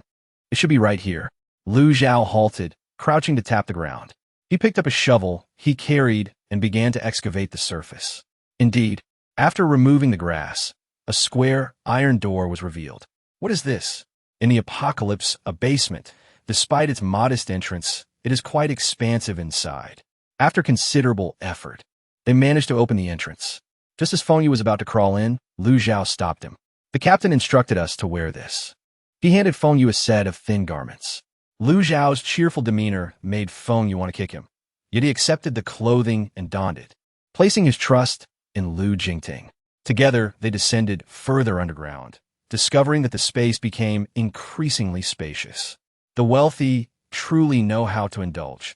"Look at how this basement is arranged like the upper floors. If stocked sufficiently, one could endure the entire apocalypse," Feng Yu observed, noting the well-appointed surroundings, which indeed offered a sense of luxury. In a moment, they heard the sound of a door shifting. "Someone's coming. We should hide." Lu Zhao, still holding a wine glass, quickly sought a room to conceal themselves. Fan Xiaoya, having finally discovered the key, gathered her courage and approached the basement. Upon opening the door, she was taken aback, astonished to find that her father had constructed such an expansive underground facility. Suddenly, she noticed the walls adorned with her mother's photographs, and it dawned on her that her father had always come down here to see her mother. A pang of sorrow struck her. She realized she had misunderstood her father, who had never forgotten her mother. Gently, she wiped the photographs, longing for her mother. The DCOR reflected her mother's favorite style when she was alive. Each room she entered revealed remnants of her mother's essence, showcasing her father's profound affection. When she reached the final room, it was locked. Fan Xiaoya gently shook the doorknob. Sensing movement inside, Remembering the key in her hand, she inserted it into the lock and turned it lightly. However, as the door swung open, a foul odor assaulted her senses, and the clanking of chains startled her into a state of shock. She collapsed onto the ground, and Feng Yu and Lu Zhao swiftly noticed the disturbance and rushed out, only to find Fan Xiaoya sitting on the floor, her eyes wide with terror upon seeing them. "Don't be afraid. We are merely here to investigate." As Feng Yu approached her, he was overpowered by the stench emanating from the room. Looking inside, he beheld a decaying female corpse tethered by chains in the center, surrounded by tables piled high with syringes and chemical reagents. "Goodness, Fan Jinyu is conducting human experiments," Lu Zhao exclaimed, covering his nose as he gazed at the grotesque sight of the woman who had become a zombie, internally lamenting Fan Jinyu's macabre tendencies. Fan Xiaoya suddenly sprang to her feet, pointing accusingly at them. "What are you doing in my home? You're not welcome here. Leave immediately." "Xiaoya, remain calm. We are here to investigate. The matter of the infected individuals is connected to your father, and we cannot ignore it." "Impossible. You're lying.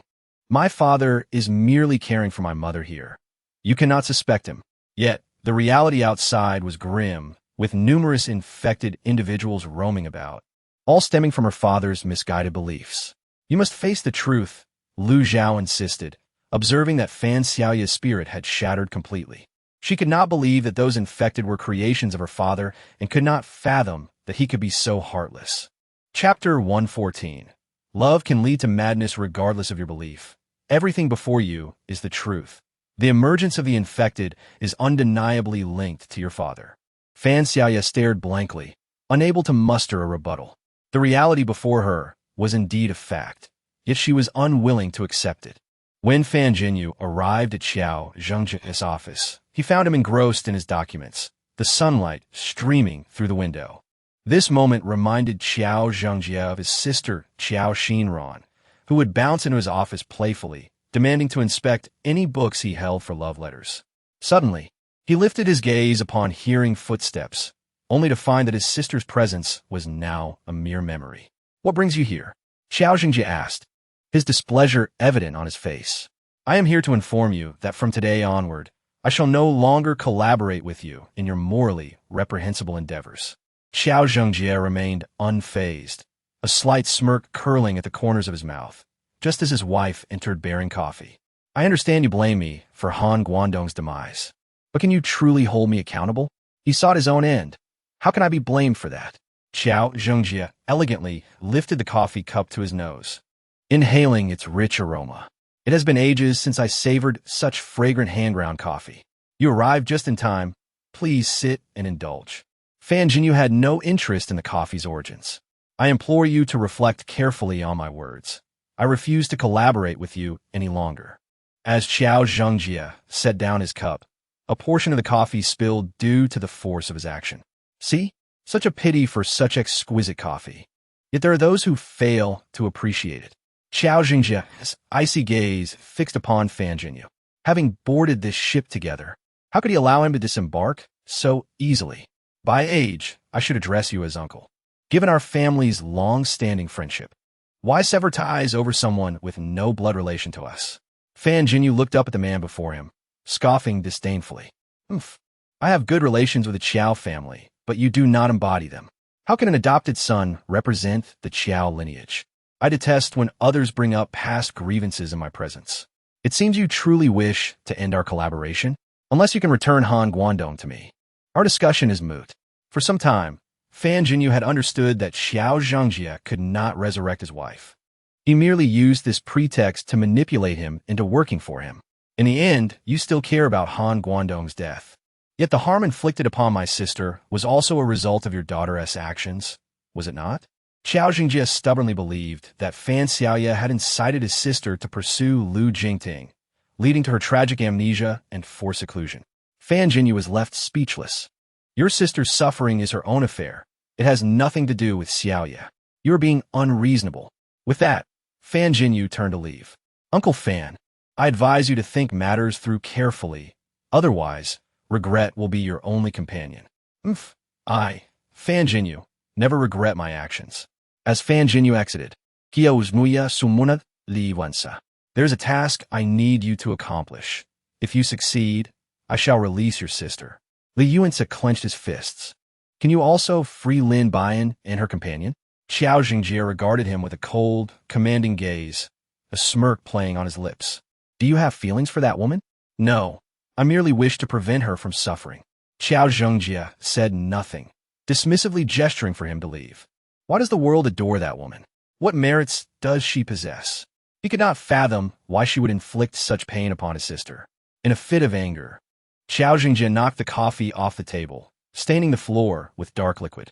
What a waste of such fine hand-ground coffee. Clean it up. Xiao Jingjie hastily exited his office, arriving at a hidden corner where he activated a mechanism leading to an underground fortress. A disheveled girl sat at a table, eating fruit, while an elderly man with white hair looked upon her with profound sorrow. Ran, brother is here. Did you have a good day? The girl raised her gaze, her expression vacant, marred by a large burn scar that made her appear grotesque. Brother, how wonderful. You've come. She danced with joy, but despite Xiao Zhengjie's efforts to help her, she had succumbed to madness. Witnessing her plight fueled Xiao Zhengjie's resentment towards Lin Buyan. Why should she live freely while his sister endured such a wretched existence? As Fan Jinyu prepared to enter the basement, he discovered the door ajar. Realizing that Fan Xiaoya had uncovered the secret, a sense of relief washed over him. It was time she knew the truth.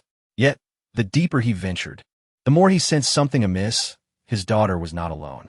What are you doing here? Fan Jinyu demanded, glaring at Feng Yu and the others. I invited them to accompany me. Fan Xiaoya replied, her disappointment palpable as she gazed at her father, who had once been her idol, but now had faltered in her eyes. Xiaoya, listen to your father. I admit my previous actions were foolish, but I have ceased all experiments and blocked the virus from spreading further.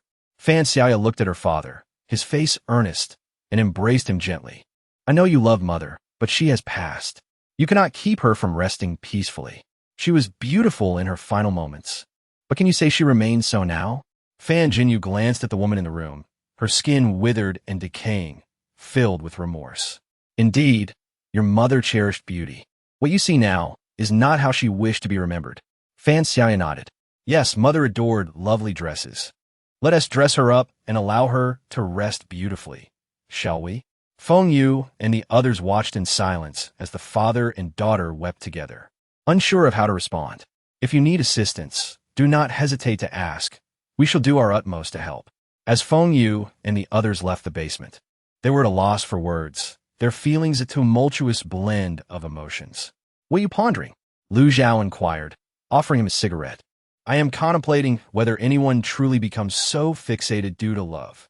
Indeed, love can easily cloud one's judgment. You shall understand when you experience it. Feng Yu observed Lu Zhao as he exhaled a ring of smoke. And what feelings do you harbor for Hai Yunting? Chapter 115.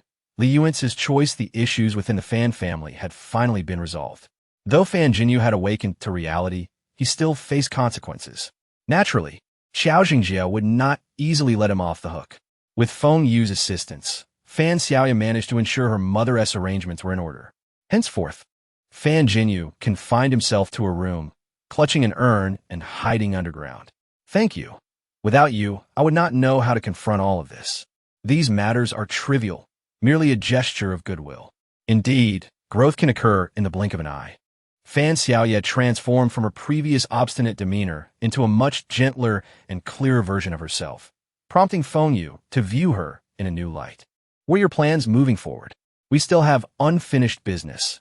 Lin Buyan and Yunting have been captured, and we must rescue them.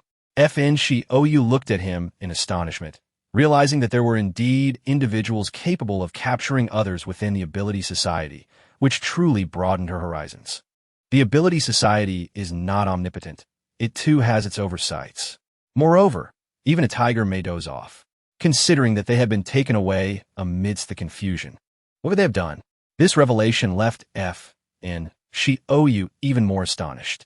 However, 3 days had already passed, and if LJ Ng could endure, could it be that LZHO could also maintain such patience? She understood that LJ Ng was a composed individual. It was miraculous that LZHO could hold his composure for 3 days as well. Haha, you still do not understand LZHO. He appears jovial and carefree, but he becomes serious when faced with important matters. Nshiyu smiled at him and inquired, and what about you?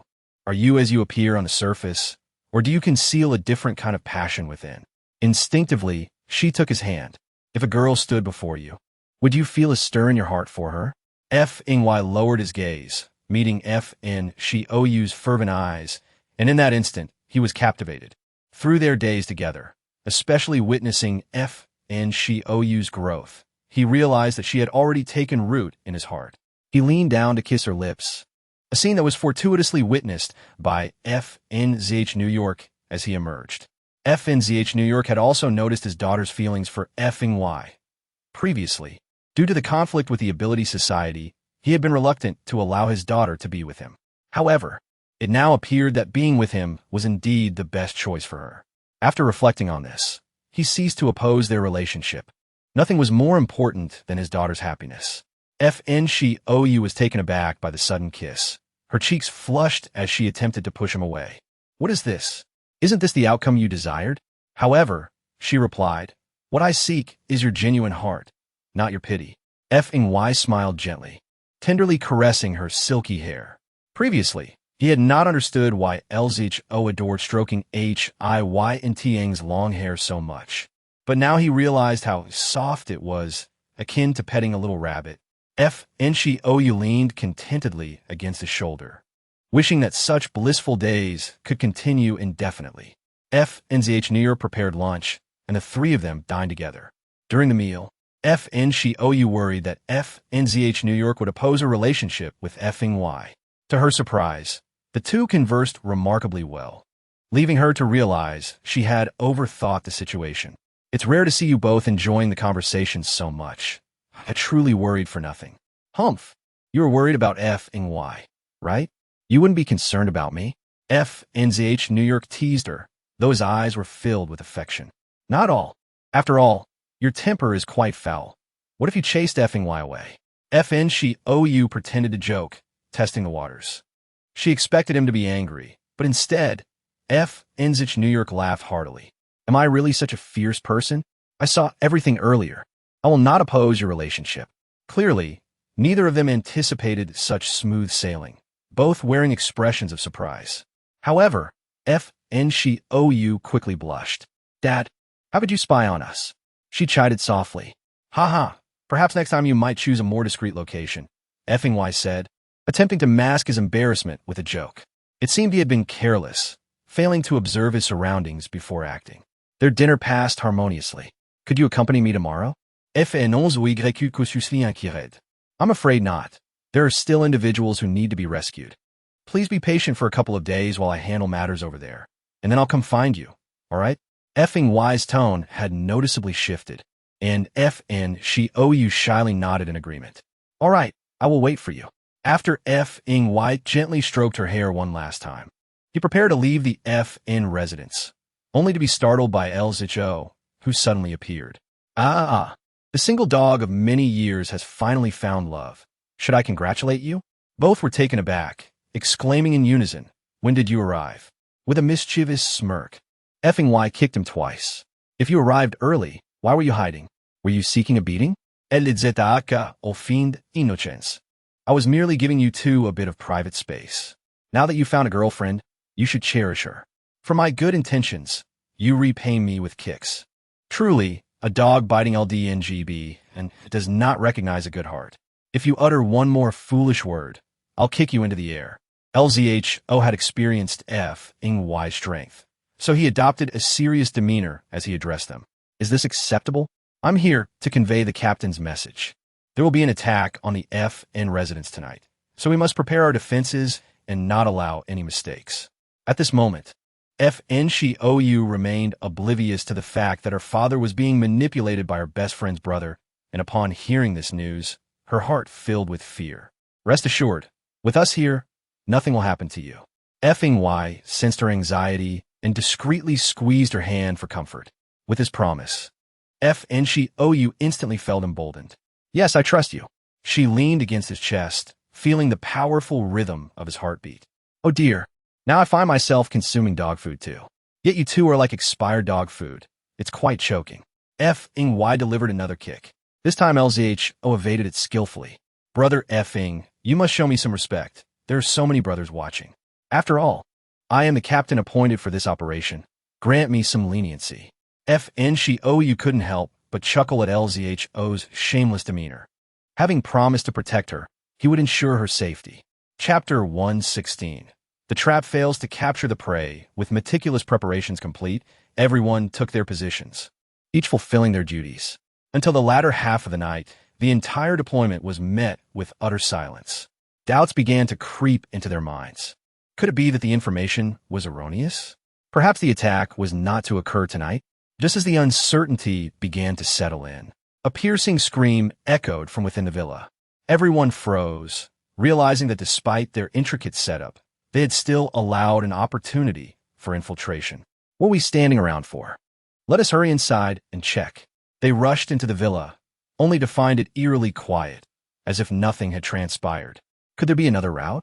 F-ing Y and L simultaneously considered the basement. If they could find it, then surely their adversaries could as well. They had been careless, forgetting about that possibility. It was too late for regrets. They had to pursue swiftly. Yet, with no clues to follow, how could they chase? The group found themselves in a dilemma. At that moment, LZHO's communication device crackled to life with LJNGT-ing's voice. It turned out that nearby, there was a resurgence of infected individuals in significant numbers with upgraded combat capabilities, necessitating additional support. Although F-ing Y worried for F-N-She-O-U, he decided to accompany the others to assist LJNGT-ing. See, I'm quite the generous person, bringing everyone together. Shouldn't you all express your gratitude to me? Upon encountering Xiao Zhengjie, Fan Xiaoya exclaimed in surprise, Brother Zhengjie, what are you doing here? How is Xinyan? Huh, it's Xiaoya. She is quite well, but as for your well-being, I cannot say, Xiao Zhengjie replied with a mischievous smile, leaving Fan Xiaoya perplexed regarding his true intentions. Are you really that Navi? He is the one who captured you, yet you still indulge in pleasantries with him? Hai Yunting interjected angrily. It was then that Fan Xiaoya looked at Xiao Zhengjie in disbelief, turning to her father next. Is it true that you have been collaborating with Brother Zhengjie all along? Fan Jinyu nodded affirmatively. Why, Brother Zhengjie, why would you harm those innocent individuals? Innocent? None of them are innocent. They have benefited from me, only to turn around and slander my sister. If it weren't for them, Xinyan would not have been forced to live in the shadows, becoming a wretched being. Xiao Zhengjie nearly screamed, pointing a finger at everyone in the room. Every single person here is to blame for Xinyan's current state. I Yanting spat in contempt. Instead of examining the issues with your sister, you place the blame on others. How absurd. Be quiet. You have no right to judge me. Xiao Zhengjie glared at her with bloodshot eyes, as if ready to strike. Calm down. I believe we can manage the situation regarding Xiao Xinyan. It is you who ought to engage in some serious self-reflection, she urged. Lin Buyan's words provoked Xiao Zhengjie to madness, causing him to hurl objects across the room. Shards of glass scattered everywhere, injuring Lin Buyan's calf and drawing forth a stream of blood. Frightened, Hai Yunting quickly sealed her lips, internally cursing Lu Zhao for not arriving to her rescue. Have you had enough of your antics, Xiao Zhengjie? You deceived me from the very beginning. There is no way to resurrect the dead in this world, is there? You have been lying to me all along. Suddenly, Xiao Zhengjie let out a howl towards the heavens, then abruptly stifled his laughter. His bloodshot eyes fixed on Fan Jinyu. Indeed, I have been deceiving you. How foolish of you to believe it until now. How could the dead possibly return? You simply chose to believe in the absurd. Fan Jinyu's face flushed with humiliation, his heart seething with a desire to eliminate this beast. You will meet a terrible end. Even in death, I will have you all accompanying me. That is worth it. Li Yuancheng had been observing the commotion from outside, anxious that Xiao Zhengjie might inadvertently harm Lin Buyan. Remember your current position. It is best not to meddle in matters that do not concern you. Otherwise, I cannot guarantee your sister's safety, the proprietress whispered in his ear. Upon hearing her name, Li Yuancheng's body tensed instinctively. Guilt flooded his heart for Lin Buyan, who had once graciously taken him and his sister in. Little did he expect to treat her so poorly today. You needn't blame yourself. This is your mission. Once you accomplish this task, you and your sister will attain freedom. Is that not a worthy pursuit? Why must you jeopardize everything at such a critical moment? The proprietress earnestly counseled Li Yuansheng, aware of his capabilities. If he were to lose control, it would only result in mutual destruction. The only way to ensure the plan's success was to prevent him from locating his sister. What do you intend to do to Buyan? Let me remind you, should you dare to harm her, Lu Jingting will not show you mercy. Silence her. She is too noisy. Let her calm down, Xiao Zhengjie commanded. Following his orders, the proprietress Gag Hai Yunting and led the group away. Do you understand why I've kept you here alone? What benevolent intentions could you possibly harbor? It is merely an attempt to torment me. Lin looked at him disdainfully, a hint of mockery gracing her lips. Do you regret bringing Li Yuanqing by your side? Surely, you did not foresee him being my ally. What is there to regret? If I were to dwell in regret daily, how could I ever find joy? I do not believe you. You excel at masquerade. Deep down, you must harbor intense hatred for Li Yuanqing. Am I correct? Outside, Li Yuansheng clenched his fists, the conversation resonating in his mind as if enchanted. Not everyone is like you, seeking vengeance for every slight. Even if he betrayed me, I trust you possess leverage over him. Xiao Xingjie's face displayed a moment of bewilderment. Could there truly be someone deceived without a desire for retribution? It was unfathomable. She must be lying. You lie. Do you think I would be swayed by your mere words? You are the most adept woman at disguise. What I have to disguise? Why must I live a life filled with hatred? Does that truly bring you happiness? Silence. Xiao Zhengjie, in a fit of rage, seized her by the throat, immediately feeling a constriction in her breath. Do not feign saintliness before me. I will not fall for your ruse. Your facade may deceive Lu Jingting and Li Yuansheng, but it cannot fool me. Believe it or not, that is your choice. Lin Buyan, weary of struggle, chose silence over words, for any utterance would be deemed erroneous, and it was indeed herself who had ignited the ire of the injured. Just as she felt her breath becoming increasingly labored, the grip around her neck loosened. Lu Yuansheng stood before her, evidently having confronted Xiao Xingjie. You still attack me for her sake. It seems you too have been ensnared. You are all beyond redemption. Xiao Zhengjie's arm bled profusely as the proprietress hurried to his side, helping him rise from the ground while casting a meaningful glance at Li Yuansheng. The two departed together. Chapter 117. The most difficult choice. You should not have come to my rescue. They will turn their aggression towards your sister. Li Yuansheng gazed at Lin Buyan in astonishment. So you were aware all along? How could your trivial matters escape my notice? You need not bear guilt. Your choice was not flawed. I would have chosen the same. Li Yuansheng was taken aback by Lin Buyan's lack of animosity towards him, her words serving as a balm to his troubled conscience, intensifying his feelings of remorse. I will find a way to rescue you. Lin Buyan shook his head, stating, unless you can relinquish your sister, they will not allow you to take me away easily. Furthermore, Xiao Zhengjie harbors a deep-seated hatred towards me. How could he possibly permit you to take me? He added, it would be wise for you to refrain from any action at this moment, lest all your previous efforts go in vain. Li Yuansheng nodded in anguish, feeling an inexplicable pang in his heart. Had it not been for Xiao Zhengjie, he and his sister might have perished in the streets, though it seemed Xiao Zhengjie had discerned their unique potential. Ultimately, it was all a matter of self-interest. After a considerable pause, Lin Buyan regained some strength, and a hint of color returned to his pale visage.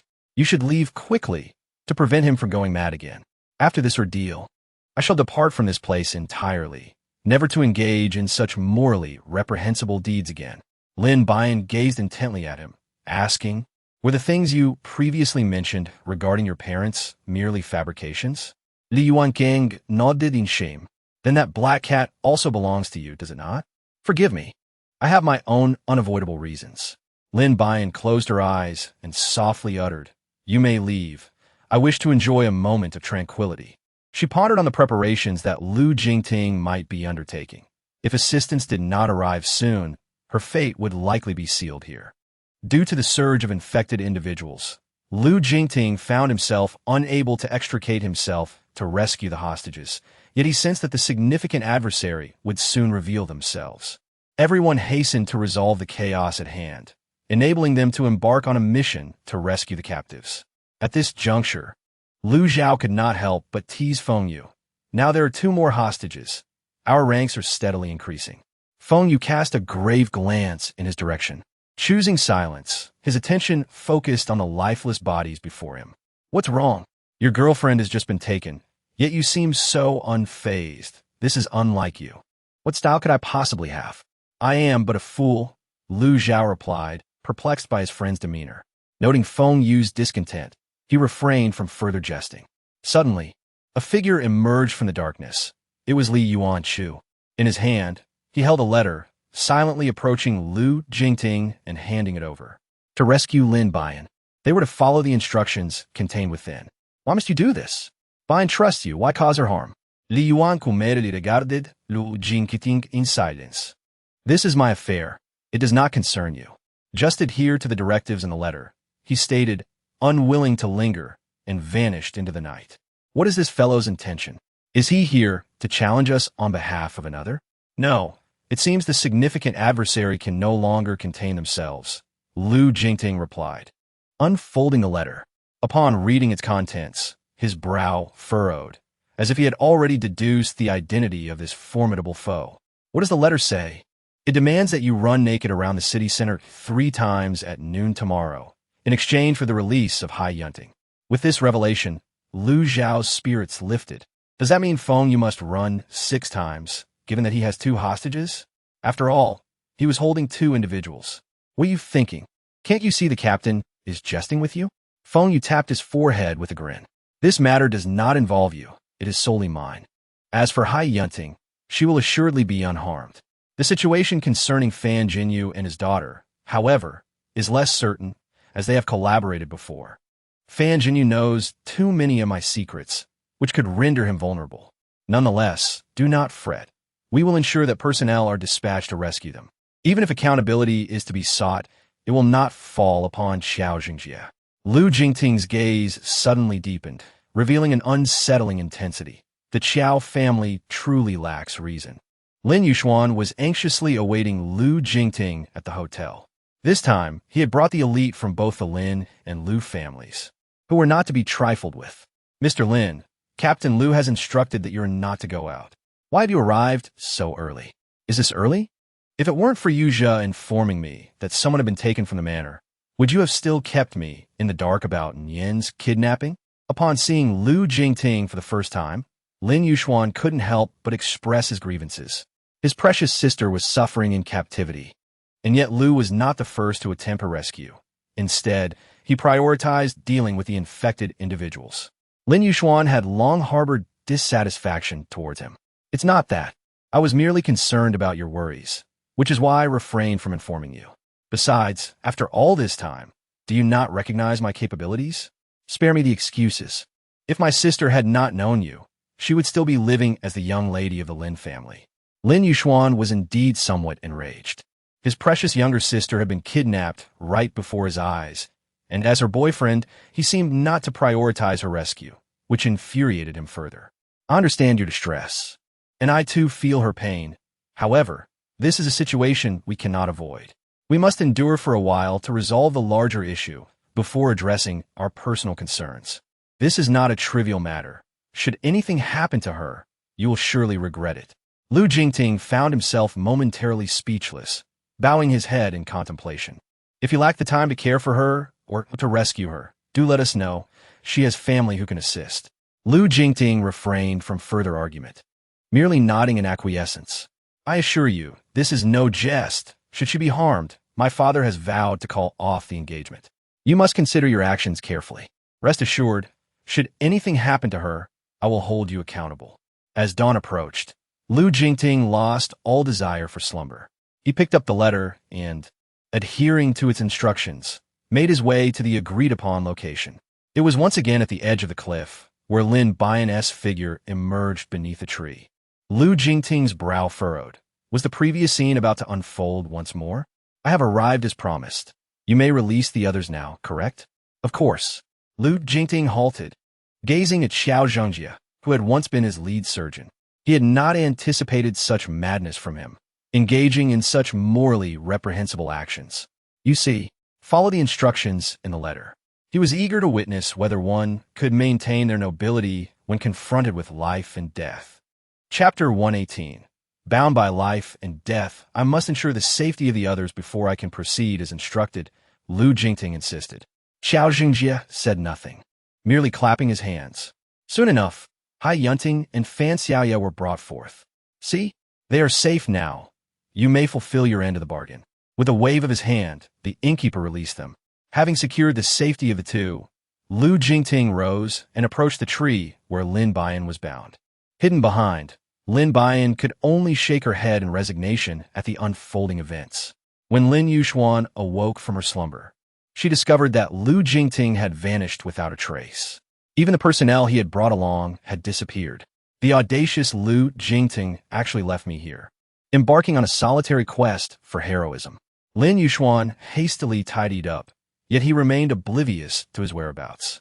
Those around him were equally clueless, which drove him to the brink of frustration.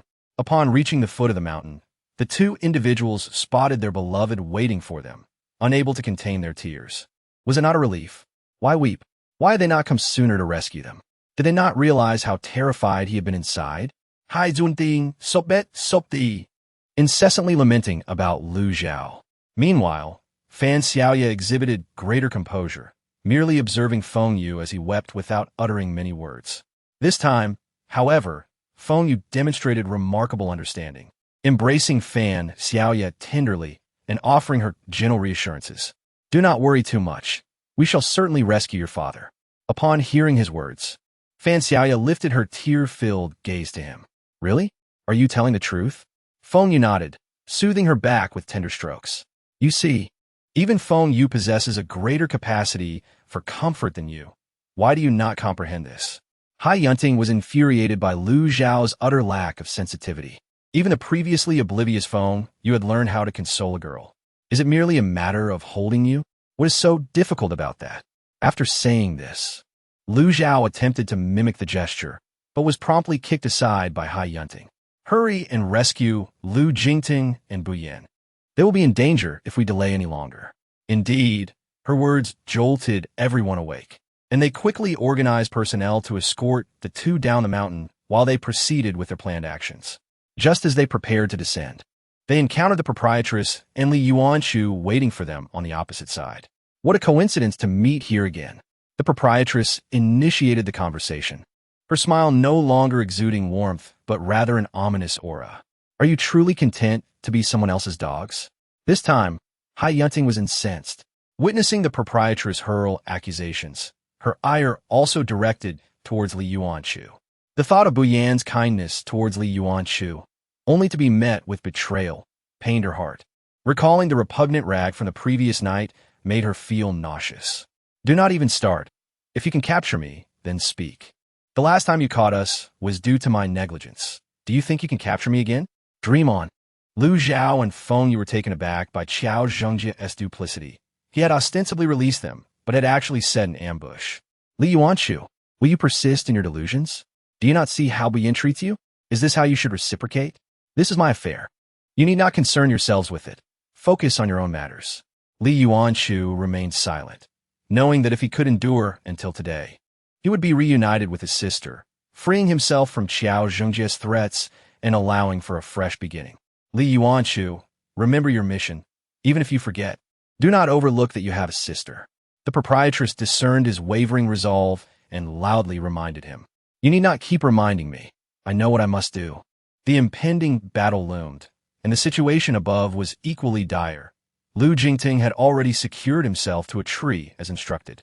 Very well, indeed very well. Do you prefer to perish for her rather than be with my sister? Then I shall grant your wish. You should know that my sister and I are fundamentally incompatible. Why force a union that cannot bring happiness? I do not care if you choose her today.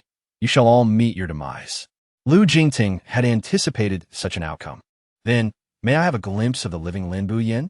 On the other end of the concealed intercom, Deng Xuanzhe signaled his subordinates to prepare for battle, everyone assuming a state of readiness. Wishing to see her? Certainly. After all, you will soon meet your end as well. While you still can speak, make the most of it. Otherwise, you may not have the chance again. Xiao Xingjie gestured for the real Lin Buyan to be brought forth. At that moment, aside from some bruises adorning her face, she bore no visible signs of injury, which filled Lu Jingting with guilt. I am sorry, I have arrived late. Would you allow me to bear your scorn for a moment? Lin Buyan merely shook her head, smiling at him. I am not angry. You have come to rescue me, and that brings me great joy. In truth, you should not have come, nor should you have agreed to his terms. He is nothing but a madman, and reason cannot be applied to him. Lu Jingting, observing the suddenly sensible Lin Buyan before him, felt a deeper pang in his heart. It was his failure to care for her adequately. Xiao Xingjie, do you know why both you and your sister are failures in love? It is because you do not understand the essence of giving. You believe that by doing everything for him, you have shown your devotion, yet you are merely moved by your own sentiments. However, matters of the heart are not simply about self-affirmation. Be silent. If it weren't for you, my sister would be very happy. Is that so? But would you be happy?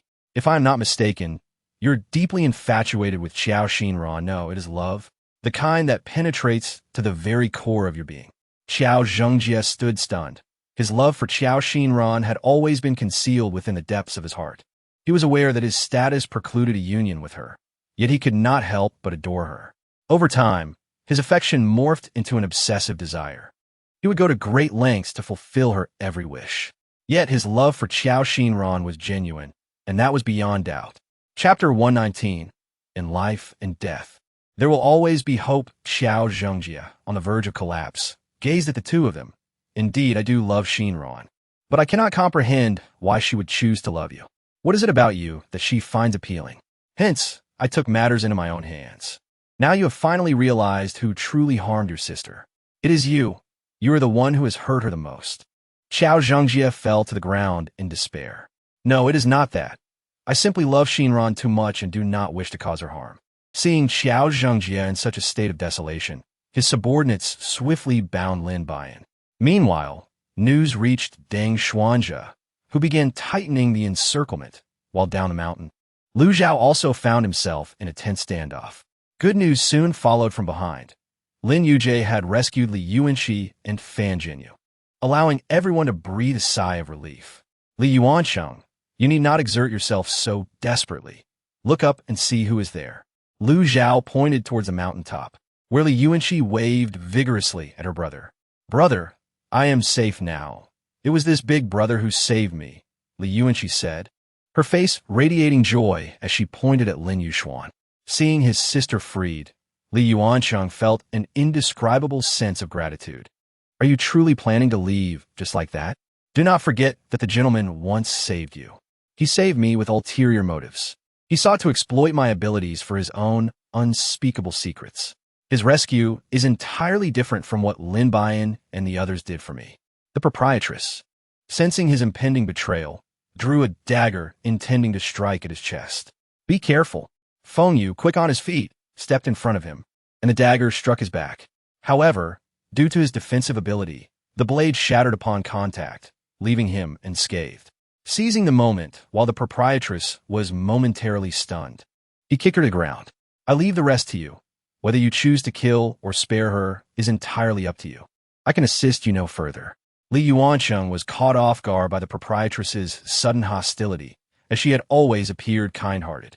He had never anticipated her to be so ruthless towards Xiao Xingjie. Why do you want to kill me? You wish to betray the gentleman. Thus, I must eliminate you. Little Li Yuanxi, witnessing the threat against her brother, tumbled down the mountainside to stand before him.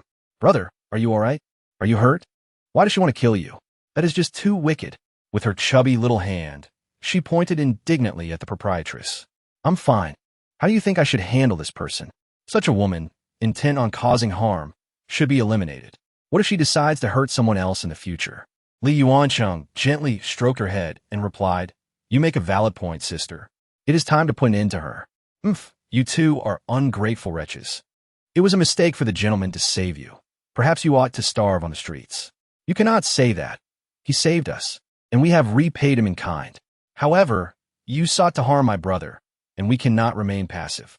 Besides, you have committed too many wrongs. It is time for you to awaken to your misdeeds.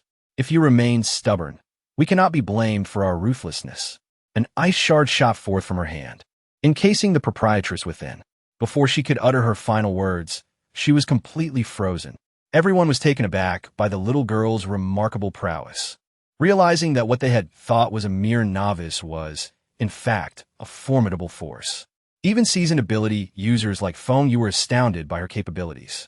Who would have thought you were this powerful? You have truly earned our respect. Now you understand that some matters are easily resolved in the presence of a woman, while they become complicated in the hands of men. Hai Yinting looked at Lu Zhao, irritated. A group of grown men unable to handle a single woman. And it took a child to resolve the issue. Brother Lin, what do you think of my actions? Am I impressive? Lin Yuxuan was taken aback by the sudden inquiry from the young girl. He nodded and remarked, Impressive. I find you quite remarkable. May I protect you? Could you allow me to stay by your side and care for you? Little brat. It is I who should be taking care of you. After all, you are still but a child. How could you possibly care for me? Lin Yuxuan affectionately patted the girl's head, a tender smile gracing his face. That is not acceptable. I intend to be your wife in the future. You promised me just now, and you cannot go back on your word. When did I ever promise you? Do not speak nonsense. Faced with the 8 or 9-year-old girl before him, Lin Yuxuan found himself at a loss for words. Dear little lady, could you please relent? Would it not be better for me to live a few more years? Laughter erupted among the others, treating it as a jest, except for Li Yuanxi, whose cherubic face bore a serious expression. On the other side, Deng Xuanja had begun to take action and achieved initial success, at least alleviating any lingering concerns. However, the most pressing issue remained the lives of the two individuals perilously perched on the edge of the cliff. Everyone hesitated to approach, fearing they might provoke Qiao Xingjie, who could very well be armed with explosives. Should he detonate them, the consequences would be disastrous, rendering all their meticulous planning futile. Do not linger here. You must leave at once.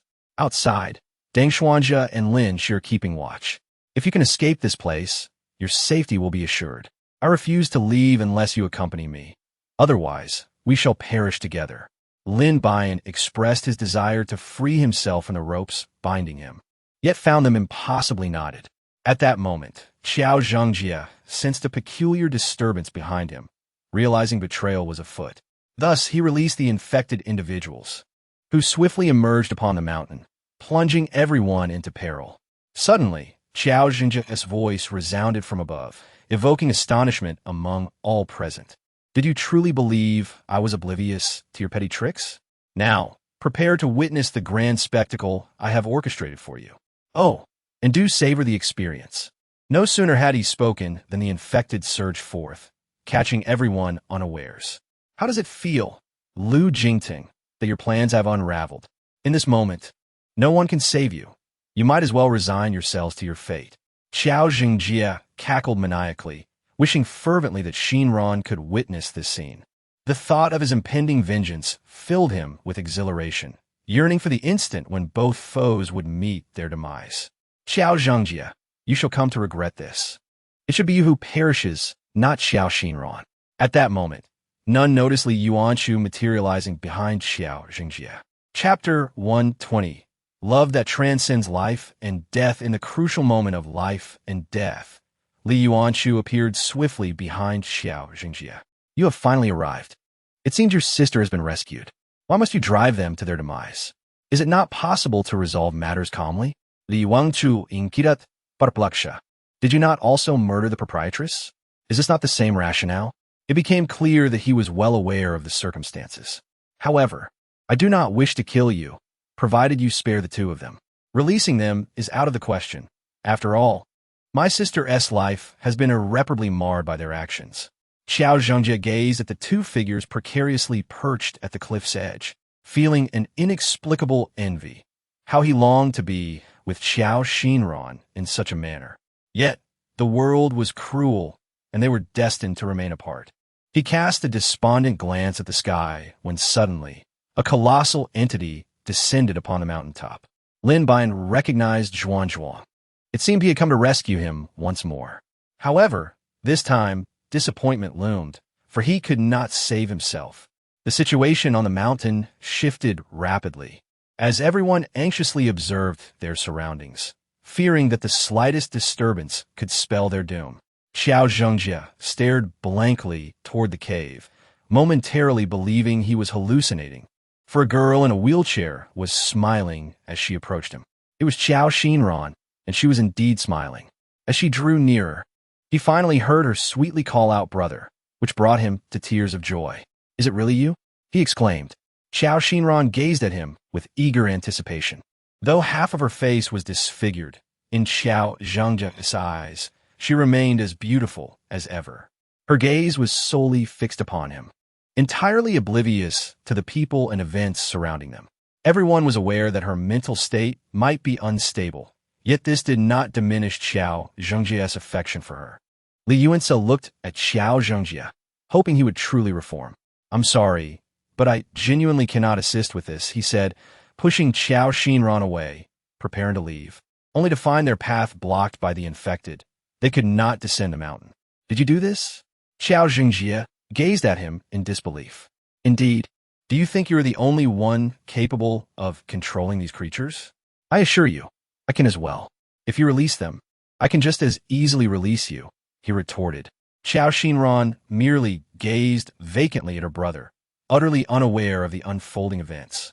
At that moment, all she desired was to be with Xiao Zhengjie, her face lighting up with a blissful smile. Once that device is activated, there is no way to deactivate it. "I am truly powerless to help," he lamented. Xiao Zhengjie had modified the device. Once initiated, death was inevitable. "You may leave, Xiao Zhengjie, but I implore you never to show yourself outside again. If others see you, I will not grant you leniency," Lu Jingting shouted. Li Yuanse cast a glance at Lin Buyan. "Let them go. There are matters I prefer not to pursue further. After all, some have already sacrificed too much, and prolonging this will only create more victims." Xiao Zhengjie was taken aback by their perception, his tone icy as he replied, "Even if you treat me this way, I shall not feel gratitude. No one requires your gratitude. Merely refrain from harming others in the future," came the reply, not noticing that Xiao Xinran in the wheelchair seemed to respond to Lu Jingting's voice. Her previously vacant gaze gradually shifted toward him. She stood from her wheelchair and rushed to him with astonishing speed, so swiftly that Xiao Zhengjie could hardly believe it was Xiao Xinran who had just dashed forward. She scrutinized Lu Jingting closely, her expression beginning to twist into something monstrous before swiftly returning to calm. Her eyes glistened with tears as she turned to Lin Buyan, suddenly realizing the items on them and frantically tearing them away. Xiao Zhengjie sprinted to her side, desperate to halt her actions. Contact with those items would accelerate the explosion. However, Xiao Xinran seemed aware of the peril, cradling the bomb in her arms as she labored to say, "You all must flee." It seemed she summoned all her strength, yet the two bound individuals could scarcely move. Xiao Zhengjie approached her, attempting to seize the bombs from her grasp. "Sister, I am so sorry. It is all my fault. This time, I shall go to my end." Xiao Xinran shook her head, refusing to let go, smiling at him. It was the most beautiful smile Xiao Zhengjie had ever witnessed. "If you were to do this, then let me accompany you, dear brother." He glanced at the anxious crowd, then embraced Xiao Xinran, leaping into the abyss. An explosive roar echoed through the valley, sending clouds of debris soaring into the air. Ultimately, tranquility returned to the earth. The others had no time for sorrow, hastening to check if Lu Jingting and Lin Buyan were injured. Fortunately, they were unharmed, a great relief indeed. Lu Zhao murmured as he untied the ropes. Meanwhile, Li Yuanse was freeing Lin Buyan. "So, you can control these infected beings as well. Does that imply your involvement in their creation?" "No, my brother would not be involved. My parents were the ones who participated in it." Li Yuanche interjected on her brother's behalf. The farce had finally come to a resolution, yet Lin Buyan felt a pang of sadness, knowing that the emotional turmoil of 4 individuals had entangled so many innocents. Especially upon witnessing Xiao Xinran's final, serene smile, a wave of inexplicable sorrow washed over him. She merely sought to love someone, yet her fate ended in such tragic ruin. It was truly lamentable. Do not dwell on it too much. This is their best outcome. Yet I believe there could have been a far better resolution, one that did not necessitate death. Lin Buyan was perplexed, pondering why it was necessary to resort to death to validate certain issues. Death is final. What can it truly prove? As they descended the mountain, a heavy sorrow enveloped everyone, except for the young girl, Li Yuanqi, who joyfully skipped along. Fan Xiaoya ultimately lost her father, and in a bid to shield her from the clutches of the infected, Fan Jinyu chose not to live a life of mere survival, ultimately resolving his fate with a gun. From that moment on, Fan Xiaoya became a solitary figure, her spirits profoundly dampened. Please do not be so sorrowful. If uncle and aunt are watching from above, seeing you in such despair would surely sadden them. Feng Yu said, gently offering her warm porridge, blowing softly to cool it before feeding her. I have nothing left now. What should I do? I am so frightened, she lamented. No, you still have me. I will always be here to care for you. Chapter 121. Days of sweet leisure. The small county town finally regained its former tranquility, allowing the residents to emerge and breathe freely. Life in the quaint town resumed its vibrant, earthly essence. Li Yuansheng cast a shy glance at her, feeling a twinge of embarrassment over the recent events. Li Yuanqi exchanged a meaningful look with Lin Yujie, which startled him. Could this young girl truly be serious? Lin Yujie did not dare to respond and quickly slipped away. Oh, Brother Lin, don't go. Wait for me. The young girl hurriedly chased after him. Those who witnessed the scene erupted in laughter. Are today, as little children, so precocious? After all, how else could they shoulder the great responsibility of humanity's survival and prosperity in a post-apocalyptic world? Hai Yunting was enlightening Lu Zhaoke about the current situation. Humanity must rely on its own reproduction and strength to withstand wave after wave of viruses and infections.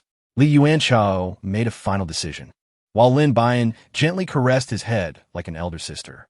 That's right. Let's leave this place and start a new life. What is wrong? Are you feeling down? No, I just feel a bit pained thinking about their siblings. The two walked and chatted.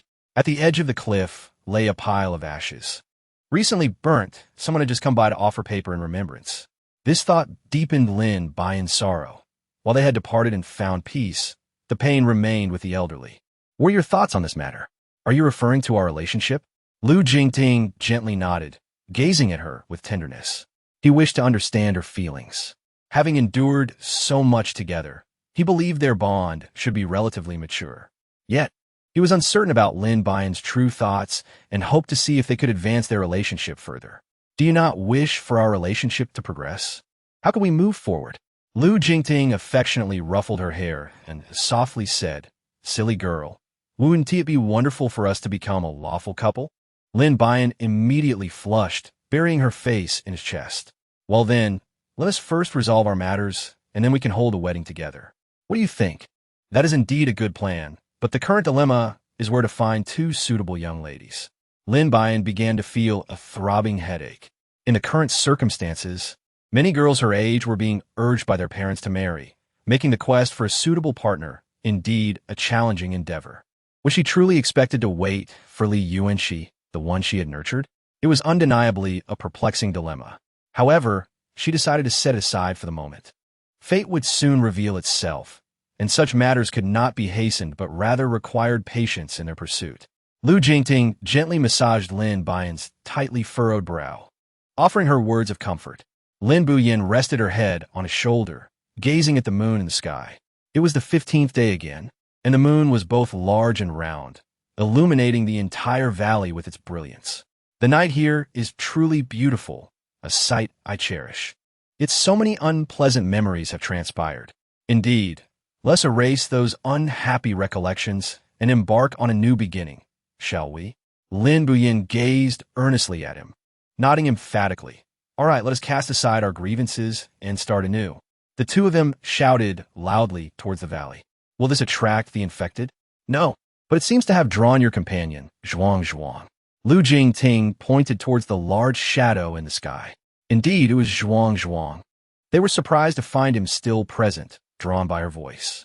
Most significantly, there was another person on his back. As Zhuang approached, they discerned that it was a girl. She appeared to be stained with blood, indicating she might be injured, though the nature of her wounds remained uncertain. If she had been bitten by an infected individual, it would pose a grave threat. The two of them watched the girl on the ground with heightened vigilance. Lin Buyan gazed intently at Zhuang, seeking answers within him. Yet unbeknownst to her, Zhuang was a mute, incapable of expression. "Where did you find this girl?" she lamented. Zhuang, with his enormous hands, gestured to indicate a direction, but Lin Buyan could not comprehend his meaning. Upon uncovering the girl's origin, she bent down to examine her physical condition, discovering that she appeared to have been injured. It was puzzling to consider who could inflict such cruelty upon a girl as delicate and beautiful as a flower. "I'm afraid I must trouble you, Zhuang," she whispered. However, when everyone beheld the girl on his back, they were collectively taken aback. Lin Yujie was the first to take care of the girl, as everyone else, already in relationships, understood the need to maintain distance. Thus, the weight of responsibility fell upon Lin Yujie's shoulders. Although her body showed no significant injuries, she was suffering from severe malnutrition, compounded by external wounds, which led to her unconscious state. With a period of proper care, she should recover. After the team doctor finished his assessment and administered the 4 fluids, he exited the room. Only Lin Yuxuan remained by her side. "Brother, do you not feel pity for this girl?" he asked. "Of course, I never imagined that there are still those who inflict cruelty upon others. If I ever encounter that individual, I shall ensure they face dire consequences." Lin Yuxuan's expression of righteous indignation made Lin Buyan unable to suppress a smile. "She is not your sister, so why are you so furious? However, she is a girl. How can one be so cruel toward a young woman? Thus, this girl shall be entrusted to your care, and if you tend to her well, perhaps I shall gain a sister-in-law." Lin Buyan chuckled as he exited the room, leaving the space for the two of them. Chapter 122. The mysterious patient offers herself. Currently, the Ability Society had no new tasks, providing everyone with a perfect opportunity to rest. Assisting the locals in gradually restoring production and establishing a normal economic order kept them actively engaged. Now you understand the benefits of Zhuang, don't you? I believe you owe him an apology. Upon hearing Lin Buyan's words, Zhuang, who was airborne, let out a couple of approving sounds. "Fine, I'll heed your advice and apologize. I'm sorry, Zhuang, I misunderstood you. Is that satisfactory? How should I put this? It feels somewhat perfunctory. What do you think, Zhuang? Zhuang merely nodded at Lin Buyan, indicating his agreement. "Well, Zhuang, I've apologized. What more do you want? Do you wish for me to capture you?" Zhuang wisely glanced at Lin Buyan, as if to say someone will eventually manage you. "You two shouldn't be too excessive. Going out to play in the early morning without including us." As they entered, they bumped into Hai Yunting, who stood at the door with her arms crossed, observing them.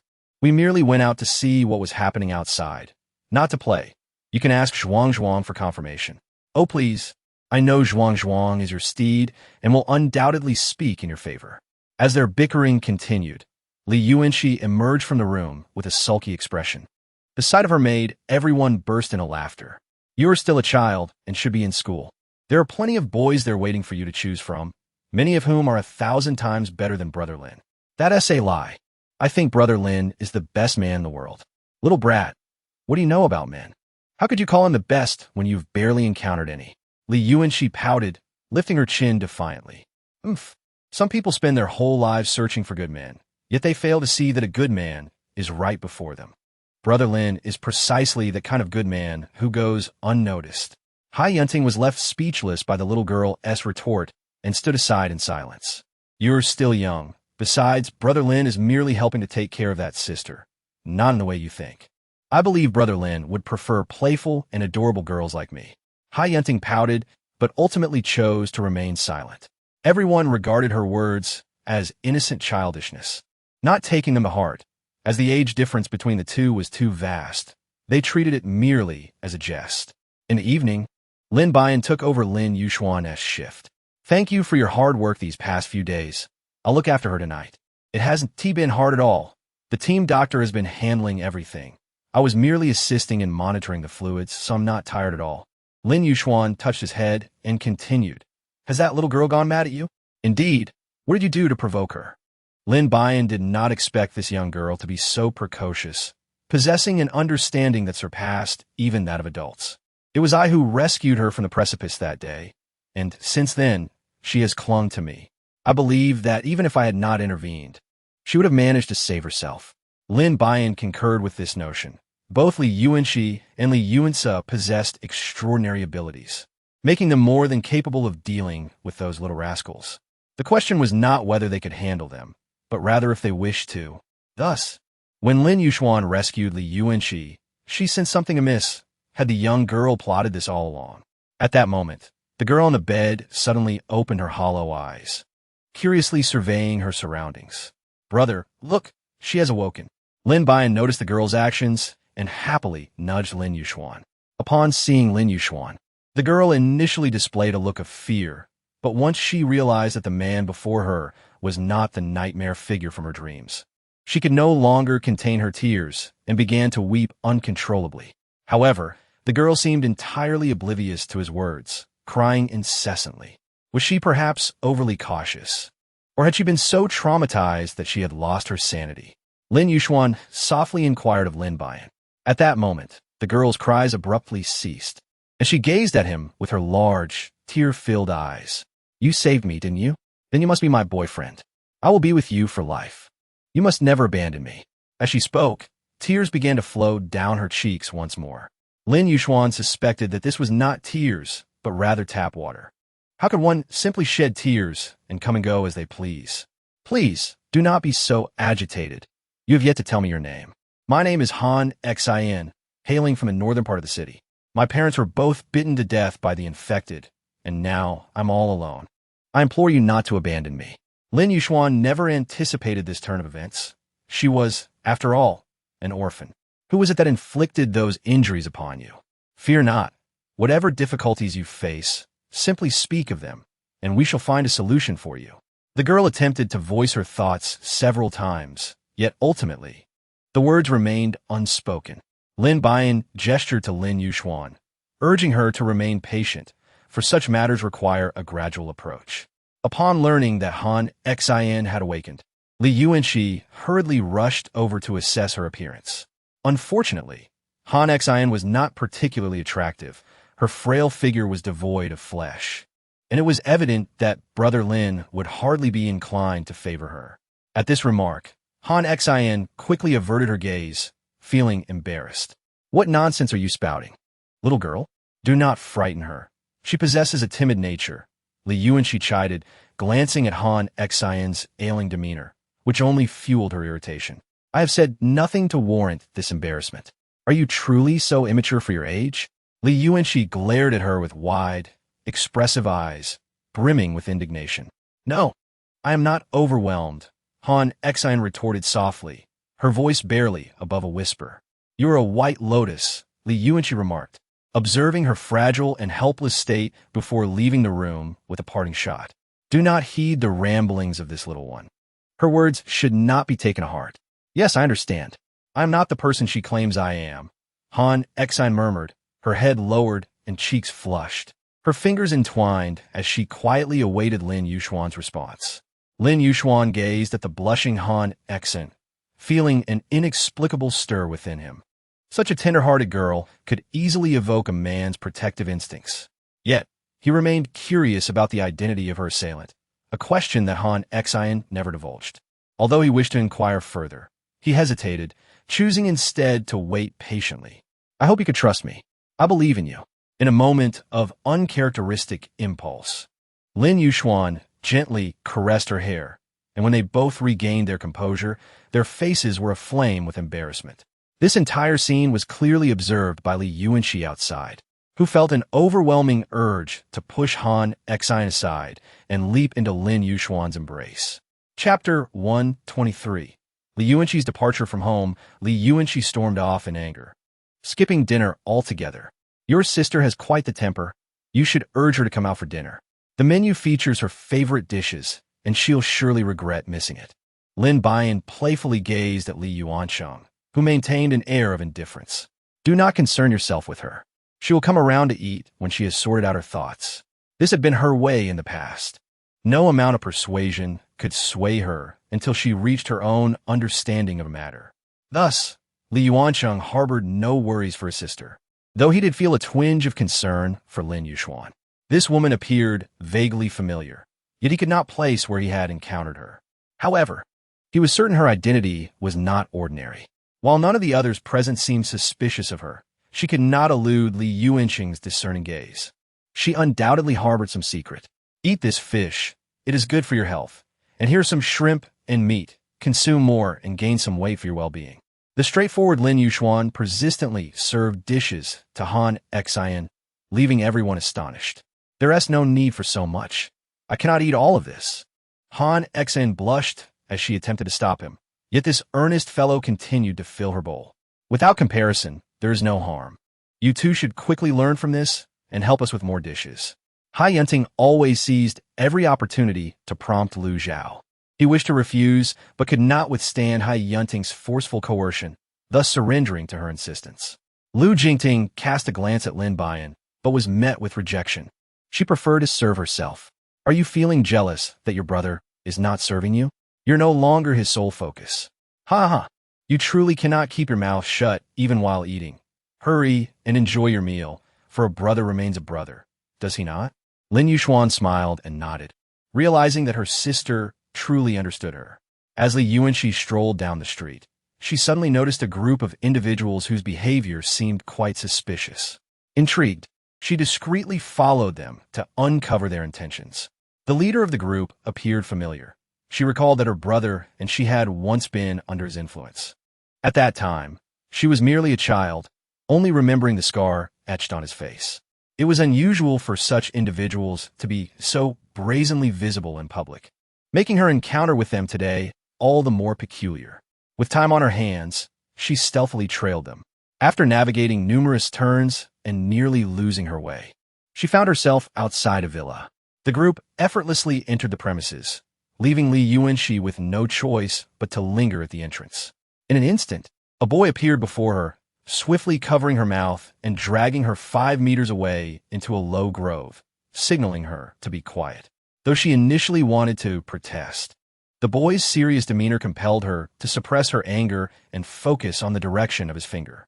Just then, the scar-faced man emerged, prompting her to silence herself. Grateful, she glanced at the boy beside her, who was quietly observing the actions across the way. After issuing a few commands, the scar-faced man drove away, and the remaining individuals surveyed their surroundings before dispersing. Why are you here? Li Yuanxi demanded, hands on her hips, confronting the handsome boy before her. Yet, he merely gazed at her, absent-mindedly ruffling his hair without uttering a word, preparing to leave. You have delayed this young lady's important matters, and yet you intend to depart without a word? How unreasonable! The boy continued to walk, seemingly indifferent to her outburst. Infuriated, Li Yuanxi quickened her pace to catch up with him.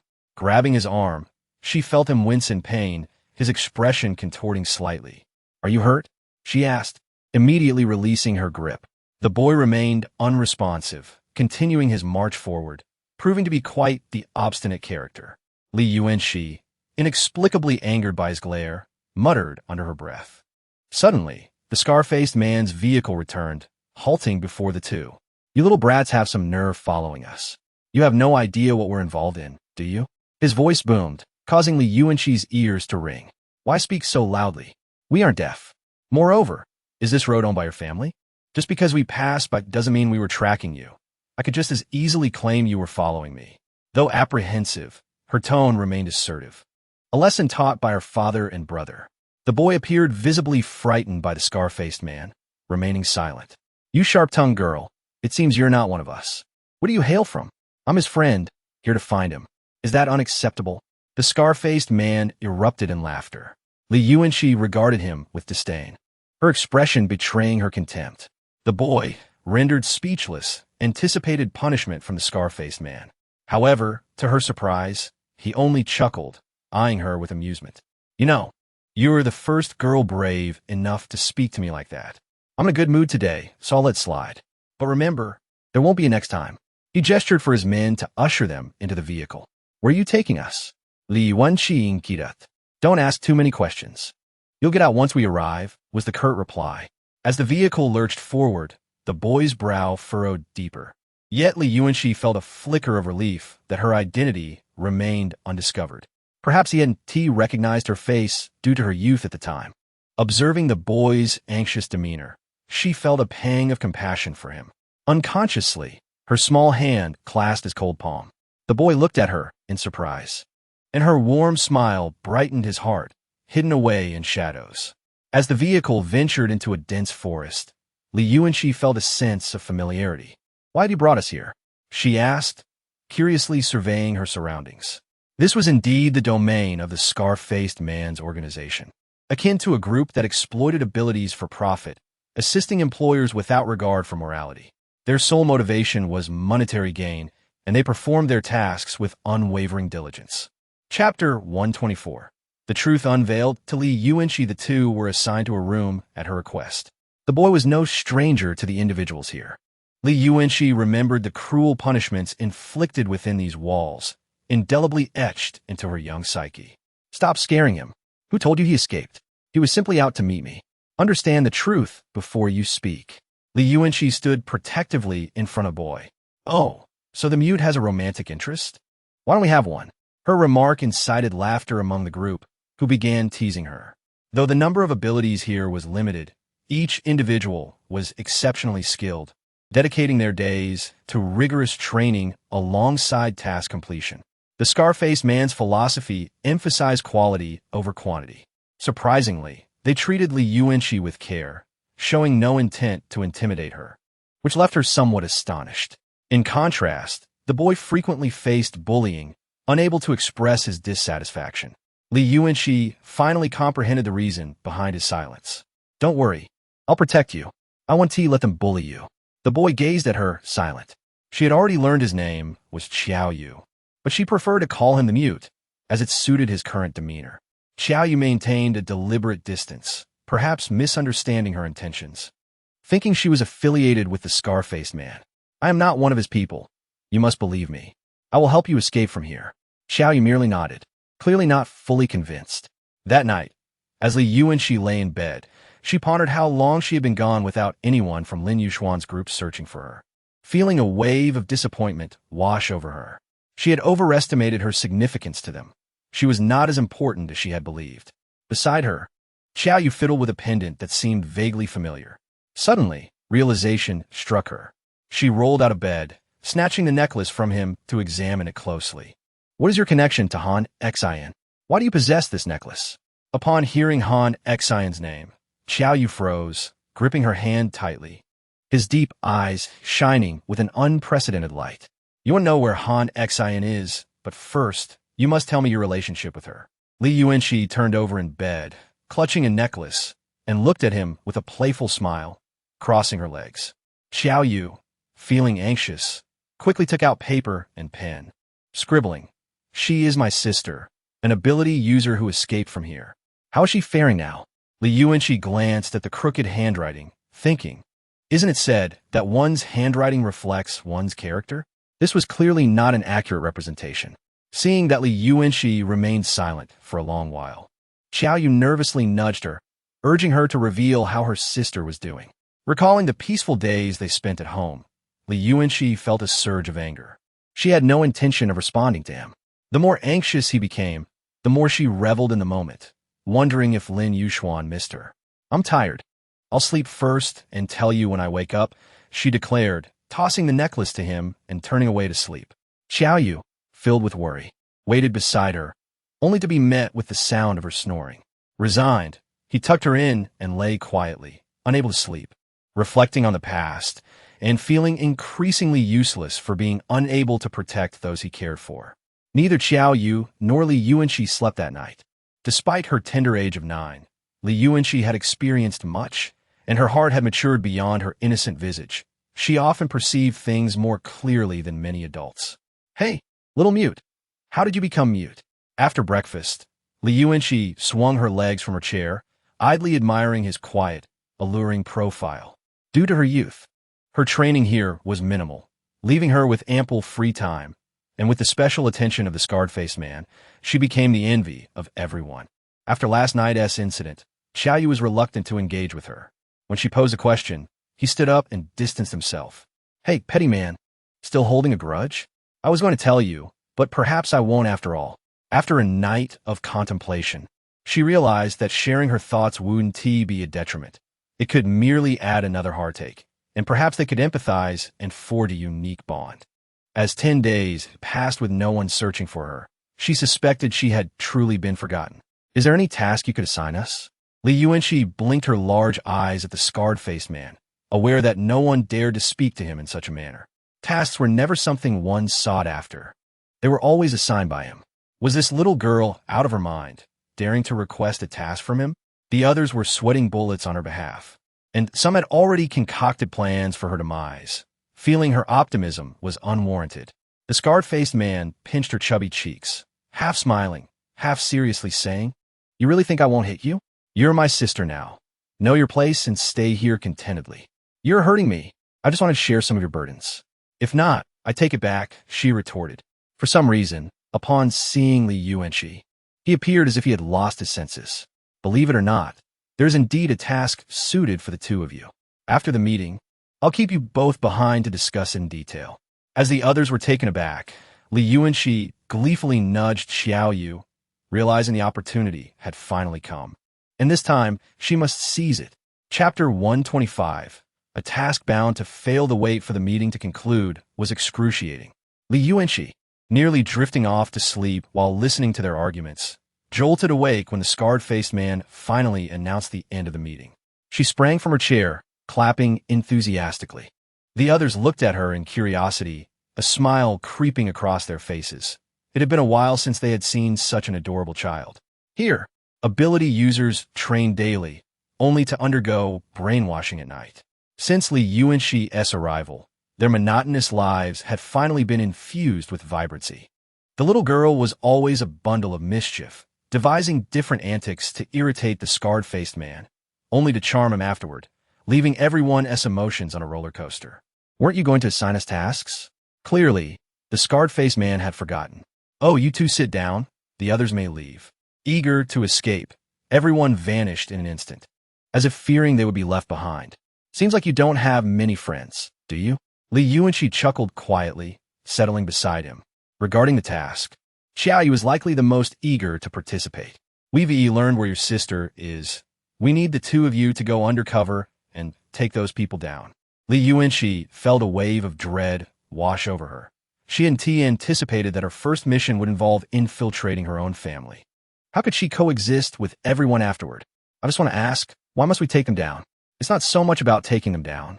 It's that someone wants Lin's life, and we're merely in it for the money." "So you mean Han Xin is also going undercover?" The scarred-faced man regarded Li Yuanxi sternly, having never mentioned Xiaoyu's sister's name, raising his suspicions. Realizing her slip, Li Yuanxi quickly corrected herself. "We share a room, and he mentioned his sister's name is Han Xin. I was quite curious then." The scarred-faced man shot a significant glance at Xiaoyu.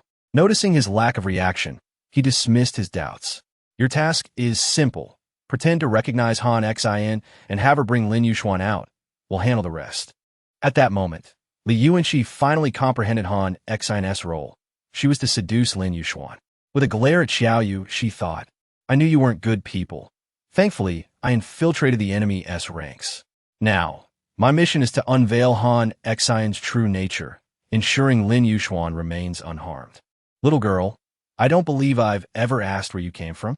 The atmosphere in the room grew tense. Xiaoyu, aware of Li Yuanxi's identity, felt compelled to defend her. "Let it be. He must have learned about me by now. Don't be upset. I'll handle this. If I say I'm with Lin Yuxuan, how will you punish me?" The scarred-faced man remained silent, gently stroking her soft hair. "As long as this mission is executed flawlessly, I won't hold your betrayal against you and your brother." Li Yuanxi clenched her fists, realizing the scarred-faced man had always been aware. He had even discovered her brother's whereabouts. Thus, even if she remained silent today, he would still compel her to undertake this task. The chilling thought struck her. Li Yuanxi was still too young. She forced an awkward smile. "I don't understand what you're saying." With time running out, she needed to devise a plan swiftly. Otherwise, those on the other side would face yet another life-or-death dilemma. The relationship between Lin Yuxuan and Han Xin blossomed rapidly under the encouragement of those around them, resembling that of a devoted couple. However, there lay a secret within Han Xian's heart that she had yet to reveal to him. Several times, she contemplated disclosing the truth. Yet Lin Yuxuan's tenderness rendered her unable to inflict pain upon him. She was acutely aware that this mission was destined for failure, but she was uncertain how Lin Yuxuan would react upon learning the truth. If it were possible, she would willingly sacrifice herself, hoping that they could rescue Qiaoyu. Without her protection, Qiaoyu would suffer greatly in that place. Thank you for your unwavering kindness. Encountering you is the greatest fortune of my life. Han Xian gazed earnestly at Lin Yuxuan and gently pressed her lips against his soft ones. Lin Yuxuan was taken aback by the sudden kiss. Though he had often imagined this moment, the reality of it left him somewhat flustered. Have you never been kissed before? Han Xian teased him with a light laugh as she observed his dazed expression. I haven't. You're the first girl to kiss me, he confessed. Han Xian was genuinely surprised to learn that, despite coming from a wealthy family like the Lin family, Lin Yuxuan had never had a girlfriend. Then I consider myself fortunate to have claimed your first kiss, she said, her sweet smile captivating those who beheld it. On several occasions, Lu Zhao had been reprimanded by Hai Yunting for engaging in conversation with her, which attested to Han Xian's allure as a woman. Moreover, she possessed qualities that could incite envy among others, and there was an undeniable curiosity about her background. Lin Yuxuan naively inquired, in fact, I have a younger brother here. I must find it before I can leave with you. Han Xian's face was etched with concern. It was not that she was unwilling to speak the truth, but rather that the moment was not opportune. Where's your brother? I shall send someone to search for him tomorrow. The Lin family's manpower is just right for the task at hand. Please do not chastise me just yet. Allow me to finish my thoughts first. Han Xian's demeanor was somewhat tense, as she had not anticipated that Qiaoyu would be involved with Li Yuanxi. This indicated that Li Yuanxi was already aware of her true identity. She shyly glanced towards Li Yuanxi's direction, only to find that Li Yuanxi was also gazing back at her.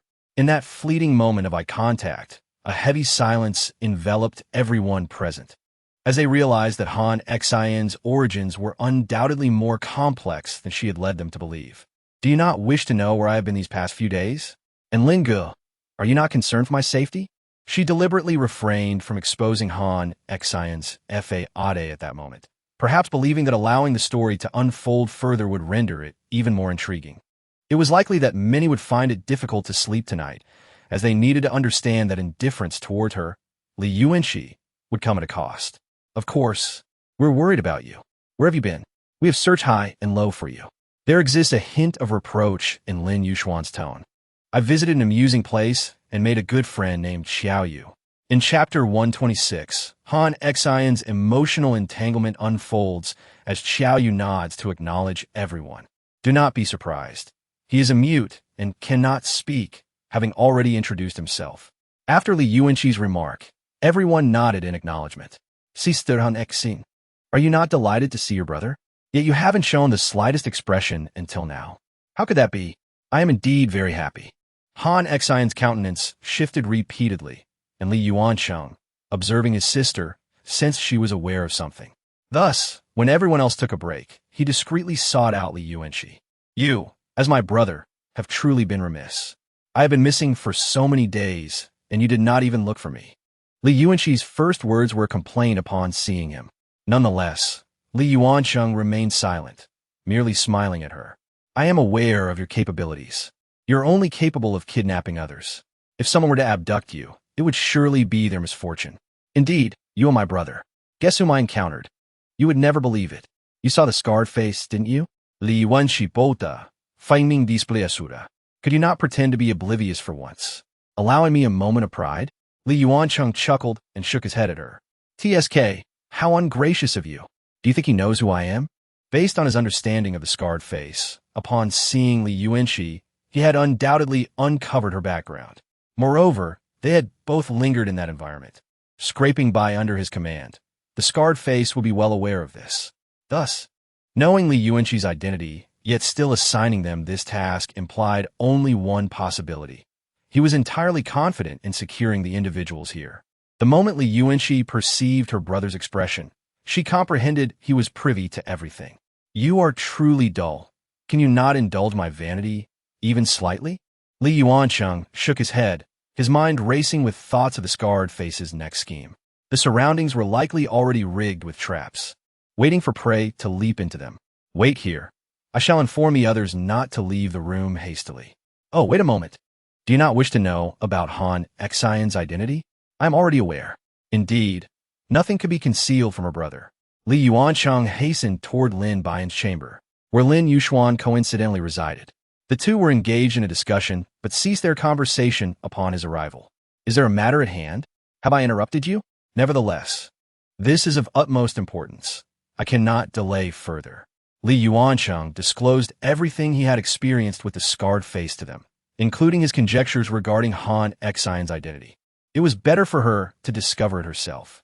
In truth, Lin Yuxuan also harbored doubts concerning Han Xian's identity, yet every time she inquired, Han Xian would evade the question, leaving her reluctant to press further.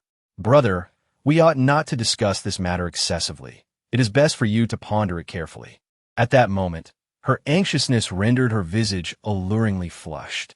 You are already aware, aren't you? In truth, indeed, as they say, I was sent by the scarred face to kill you.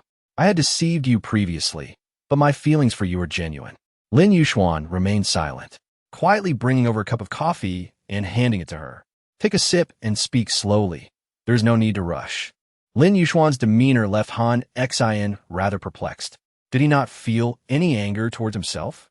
Despite having deceived him, he remained remarkably calm while conversing with her, which led her to reconsider her initial judgment of him. In truth, there is no need for such self-reproach. Although you are affiliated with that organization, you have not caused me any harm, and I would not harbor anger towards you for that. Even if you had truly injured me, your actions would be justifiable, and I would not hold it against you. It was for the sake of your brother, was it not?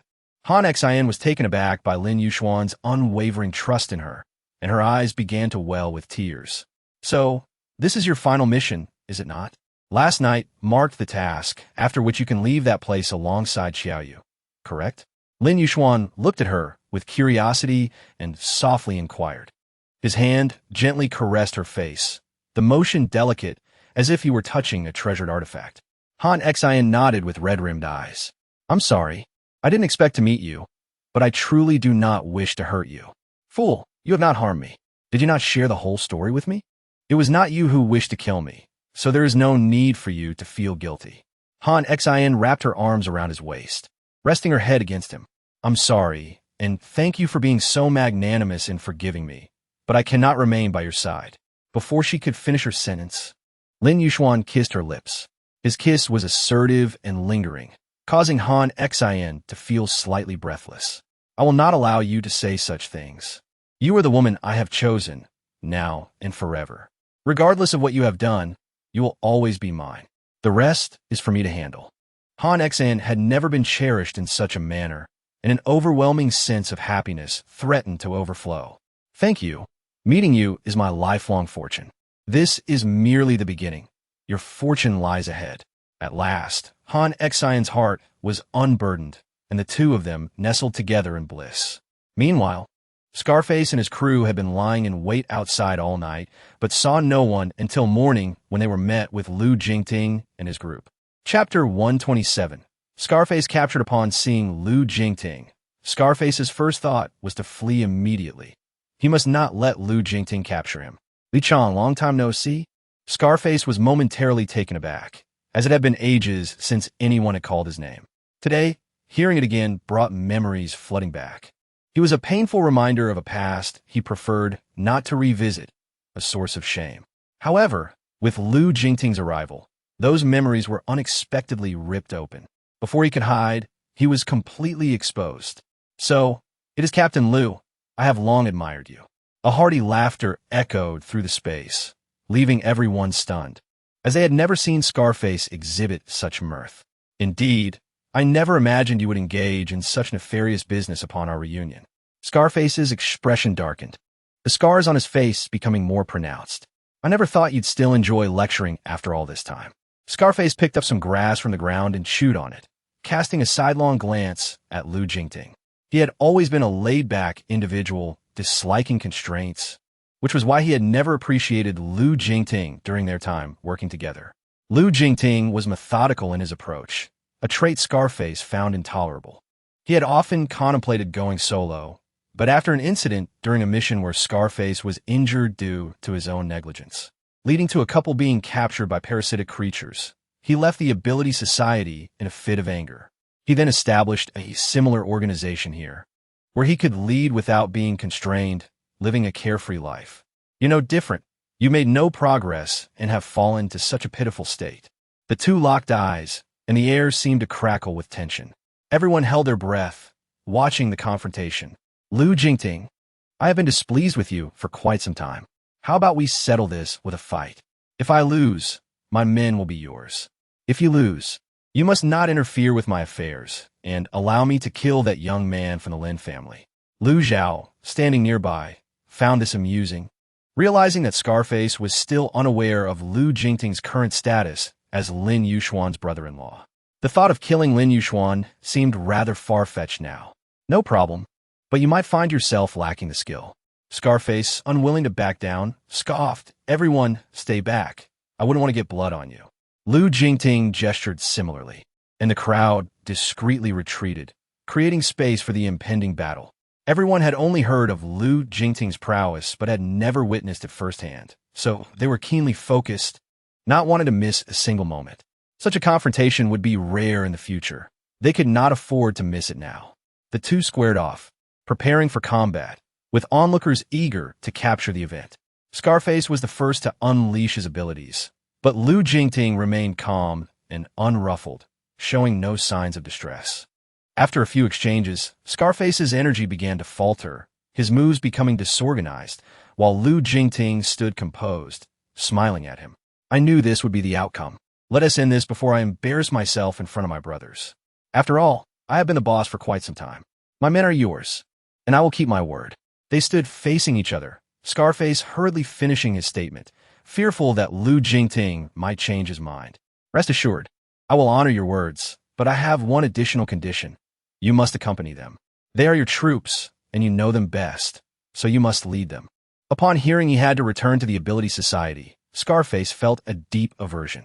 I'll pass. They're all homeless individuals trying to earn some money through missions, hoping to marry and lead a good life. The Lucky Koi Ability Society is a decent place, but I cannot go back. I'm too accustomed to my freedom and would likely struggle to adapt to their rules. Lu Jingting approached, scrutinizing him closely.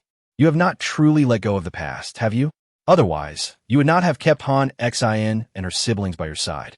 Scarface visibly faltered, his expression shifting. I do not understand what you are saying. In any case, I will not go to the Ability Society, so do not waste your time on me. Uncle, why are you so obstinate? Given the opportunity, joining would mean becoming a civil servant. Many would envy that chance, yet you refuse. You're truly foolish. Li Yiwenqi, having slipped into the group unnoticed, poked her head out, her big eyes fixed on Scarface. When did you sneak in, little girl? I knew you were extraordinary. You are indeed with Lu Jingting. Scarface feigned anger, but he had already suspected her involvement. Uncle, you need not feign fear. I know all about your actions. You are a good person, so stop pretending to be a villain. Scarface was taken aback. After years of being labeled a bad person for his misdeeds, he had grown accustomed to the title. Suddenly being called a good person felt disconcerting. Please do not cry out of gratitude, for you are quite unappealing when you weep. Li Yuanxi made a silly face, eliciting laughter from everyone. Xiao Yu emerged from the crowd, his eyes fixed intently on Scarface. The man who had saved him, yet was also the cause of his parents' death due to a mistake. He could hardly believe the reality before him and wanted to speak, yet only moved his lips, producing no sound. I am sorry. The events of that day were my error, and I understand that saying sorry cannot alleviate your suffering. If you wish to release your anger, you may do so. At that moment, Scarface no longer concealed his feelings. The past was like a thorn embedded in his heart, and now it could finally be removed. Despite Xiao Yu having suffered at his hands, Scarface still treated him with utmost kindness. This is a well-known fact and the reason why everyone bullied him. Xiao Yu merely shook his head, communicating through sign language. I witnessed everything from back then, and I bear no grudge against you. Please do not blame yourself any longer. At that moment, Scarface felt a surge of emotion on the verge of tears. The torment he had endured over the years finally found release. He felt understood, and his heart could finally bask openly in the sunlight. He embraced Xiao Yu and exclaimed, "Thank you." The others were taken aback by Scarface's sudden tenderness, yet they were accustomed to his erratic moods. He truly cared for his comrades at times. Chapter 128.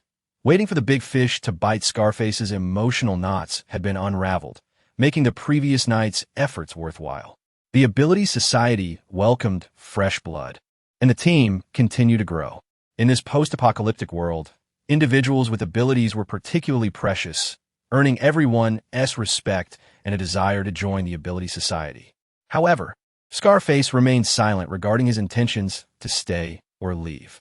Han Xian was the last to learn that Scarface was the perpetrator from years past, and she clearly struggled to accept this reality. "I knew you would come looking for me, so I waited here. Surely you have guessed the purpose of my visit?" Han Xian regarded him with a hint of hostility, memories of all she had done for him flashing before her eyes. What was even more infuriating was his unkindness toward his own brother. "You speak, then. I shall accept whatever resolution you propose. Some matters require resolution. Past mistakes must be addressed." Although Xiao Yu chose to forgive, he could not speak for Han Xian. "Why did you murder our parents? And why did you take us in?" Scarface replied coldly, "I have nothing to say about what happened back then. Taking you in was solely based on your usefulness. There was no other intention." Li Yuanxi was perplexed by Scarface's sudden change in demeanor. He had not been like this before.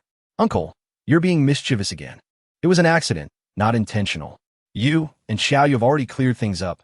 Why change your stance now?" Li Yuanxi reminded the two, who were clearly on edge. "Do not heed the childish nonsense. If my existence angers you, we can settle this outside with our strength."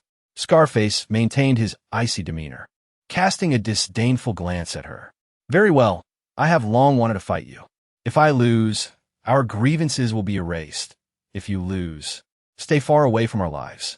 With that, the two strode outside, prompting curiosity among the others who wished to follow, but had to suppress their eagerness and await the outcome.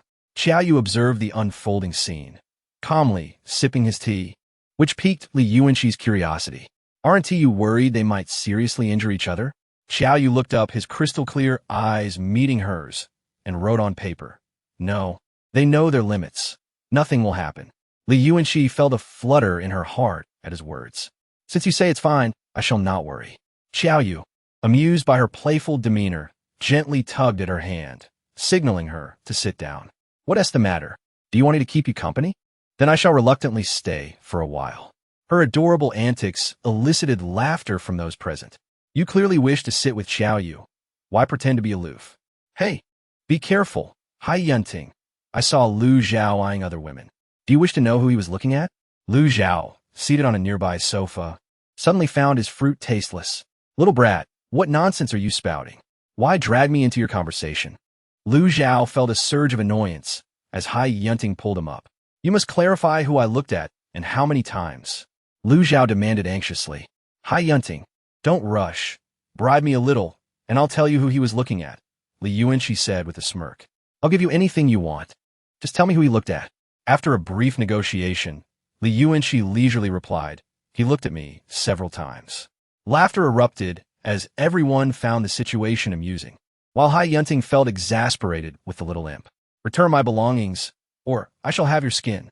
As the two continued their banter, they dashed outside, leaving only the men in the room, sitting in silence.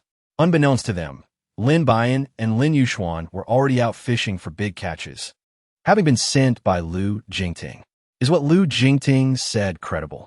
We've been wandering for quite some time and still haven't seen a big fish bite," someone remarked. "Do not fret. Since Jingting has spoken, it will surely happen. We simply need to follow his instructions," came the reassuring response. In the Han family villa, Han Tianqi sat in a swivel chair, legs crossed, listening to his subordinate's report. "Are you saying Scarface has indeed allied with Lu Jingting, and now Han Xian and he are in a duel?" "Well, the Lin siblings. They are inspecting the mine," the subordinate replied. Upon hearing this, Han Tianqi leaped from his chair, slamming his palm on the table. You didn't ask at the time, the subordinate replied, feeling wronged. I had no idea. You fool. Can you not discern urgency? Hurry and prepare the car. I must see the situation for myself. The subordinate rushed out to get the vehicle, fearing for his life if he delayed even a moment longer. Nearby the mine, Lin Buyan had long lost patience, having circled the area all morning without catching a glimpse of any big fish. Just be patient. I believe a big catch will soon be on the line. Lu Jingting reassured her over the intercom. Brother, what are you saying? I'm merely complaining. Did you really think I was angry? Lin Yuxuan chuckled warmly as he wrapped his arm around her shoulders and said, How could I possibly dare to be angry with you? Your man is right there watching. And I wouldn't dare. Lin Buyan blushed as she kicked him, turning away to ignore him. Soon, the voice of Lu Jingting crackled through the intercom. A big catch is on the line. You two stay alert. Just as his message concluded, a long convoy appeared in the distance, slowly making its way toward them. Indeed, it was a substantial prize. Lin Buyan cast a teasing glance at his elder brother and remarked, Indeed, the Han family holds significant sway in this region, akin to a local tyrant. Particularly in the latter stages of the apocalypse, they swiftly expanded their ranks and territory, to the extent that even the local government must rely on them. Is that not why they dare to challenge our Lin family and vie for the mines? Lin Buyan cast a glance at the location of the mine, which indeed leaned more toward City C. However, the agreement signed long ago clearly stated that it belonged entirely to the Lin family. Yes, the Han family possesses formidable strength now, which emboldens their arrogance. Yet, they seem to forget that the Lin family boasts a legacy spanning a century, one that cannot be underestimated by a mere parvenu. Chapter 129. The standoff between the Lin and Han families. Han Tianxiang's convoy rolled majestically to a halt near the mine, surrounded by a throng of admirers. He alighted from the vehicle, removing his sunglasses to scrutinize the two siblings from a distance. He certainly put on quite a show. One wonders whether he truly possesses any real capability. Soon, the answer will be revealed. Lin Yuxuan, having spoken, completely disregarded Han Tianxiang's presence and continued to meander around the vicinity of the mine with Lin Buyan. It was only when Han Tianxiang ascended the mountain and positioned himself before them that they came to a halt. What an unexpected visitor. What brings you to this place? Enough with the pleasantries. You are well aware of the purpose of my visit. Let us dispense with the theatrics and embrace sincerity. I am here for the mine. Han Tianxiang, disinterested in small talk, cut straight to the point. The matter of the mine's ownership had been deliberated upon numerous times by both families. And now the Han family required the mine, rendering it indispensable. Since young Master Han is a straightforward individual, there is no need for us to beat around the bush. Let's speak plainly. Does the attempt on my life orchestrated by you not warrant a reasonable explanation? The smile on Han Tianxiang's face vanished. He regarded the two with a forced smile, his expression devoid of warmth.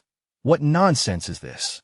Although I, Han, am a newly emerged tycoon, I'm not one to engage in such disreputable deeds. Your words ring far sweeter than the reality.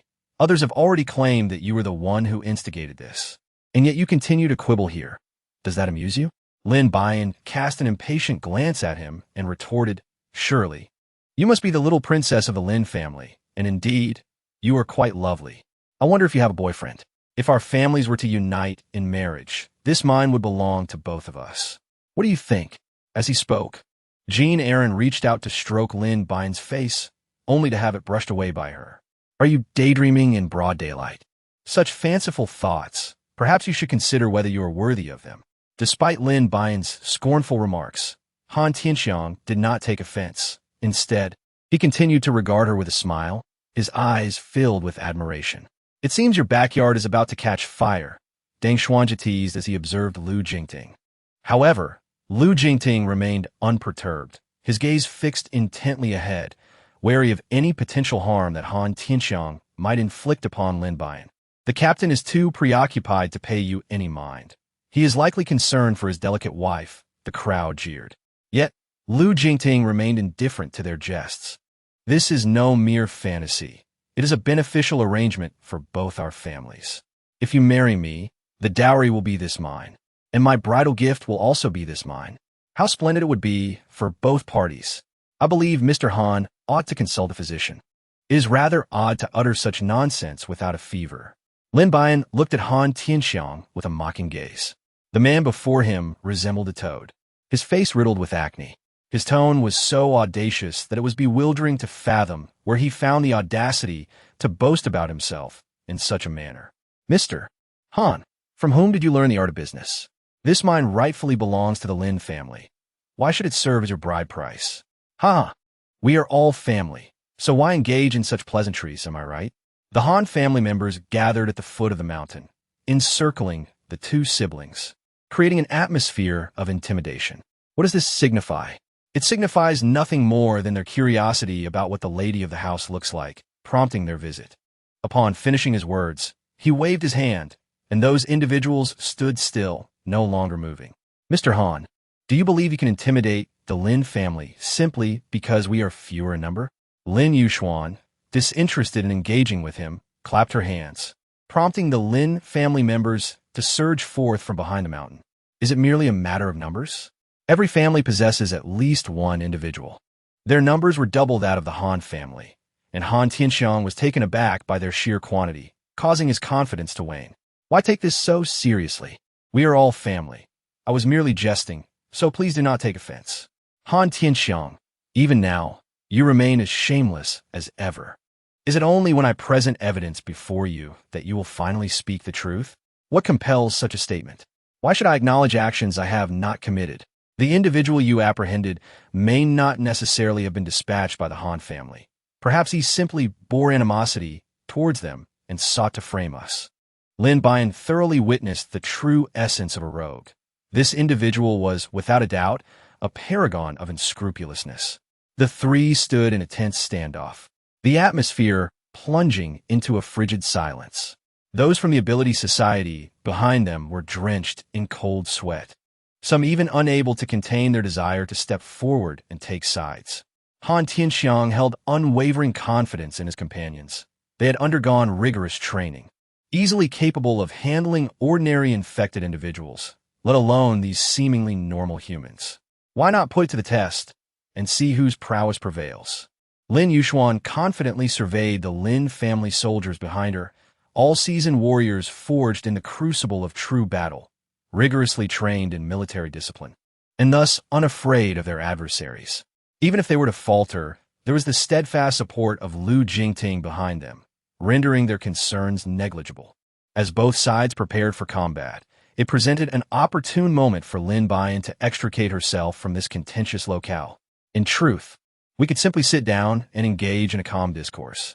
While it is true that the mine belongs to your Lin family, this area is currently under the management of our Han family.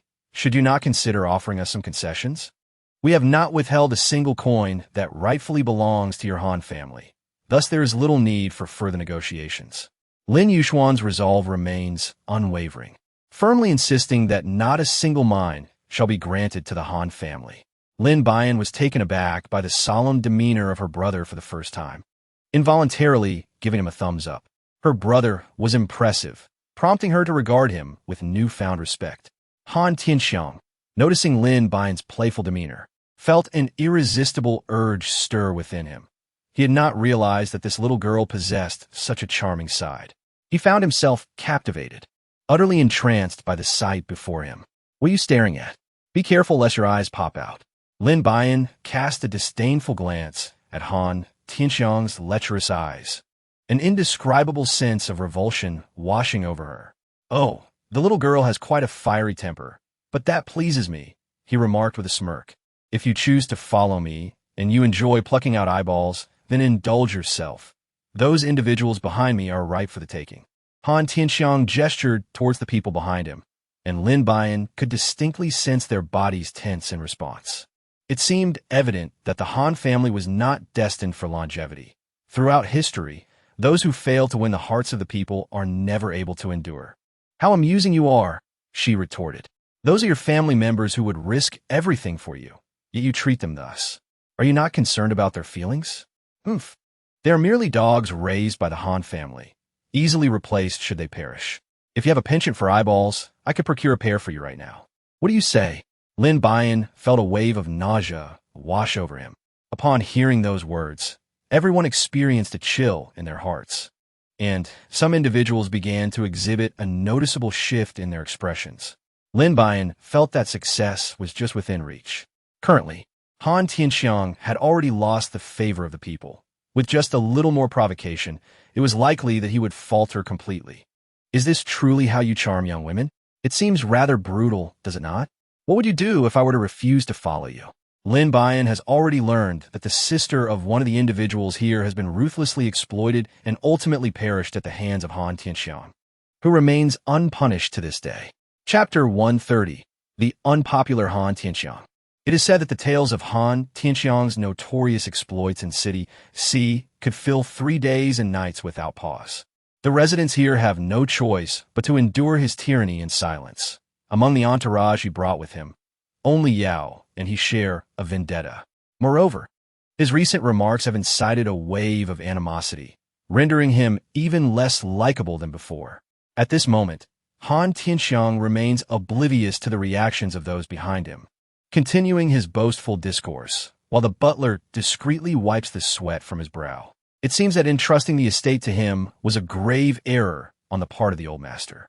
The inability to move past the sight of a woman truly appears to be hereditary. The butler tugged at his sleeve from behind, yet Han Tianxiang, caught up in his own exuberance, failed to comprehend the underlying message, continuing instead to regale Lin Buyan with tales of his supposed accomplishments. Lin Buyan, having achieved his objective, no longer wished to entangle himself further. Since you are so formidable, why not demonstrate it to me? Han Tianxiang was engrossed in conversation when his audience suddenly lost interest, reluctantly waving his hand to prove his prowess. However, upon hearing Han Tianxiang's words, no one was willing to serve him. They all stood frozen in place, unwilling to budge. It seems you're not as powerful as you claim, for they do not heed your commands. Lin Buyan stood by, nonchalantly instigating. I believe you ought to observe how the Lin family conducts themselves.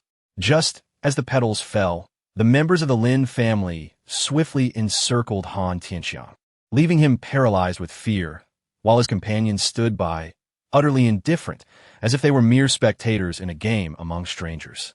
The butler, feeling quite helpless, had no desire to engage further. What more could be done? Was it not all due to your boastful words and unscrupulous actions? This matter was beyond his purview. It was something only you could resolve. The butler, recalling his daughter's plight, felt even less inclined to concern himself with Han Tianxiang. As Han Tianxiang pointed at the butler, the latter's words had barely left his lips when the others began to stir with eagerness. Mr. Han, it appears your social standing is rather lacking. They seem to harbor quite a disdain for you. Lin Buyan stood by, relishing the misfortune of others as Han Tianxiang's associates reached a boiling point of fury, eager to tear him apart.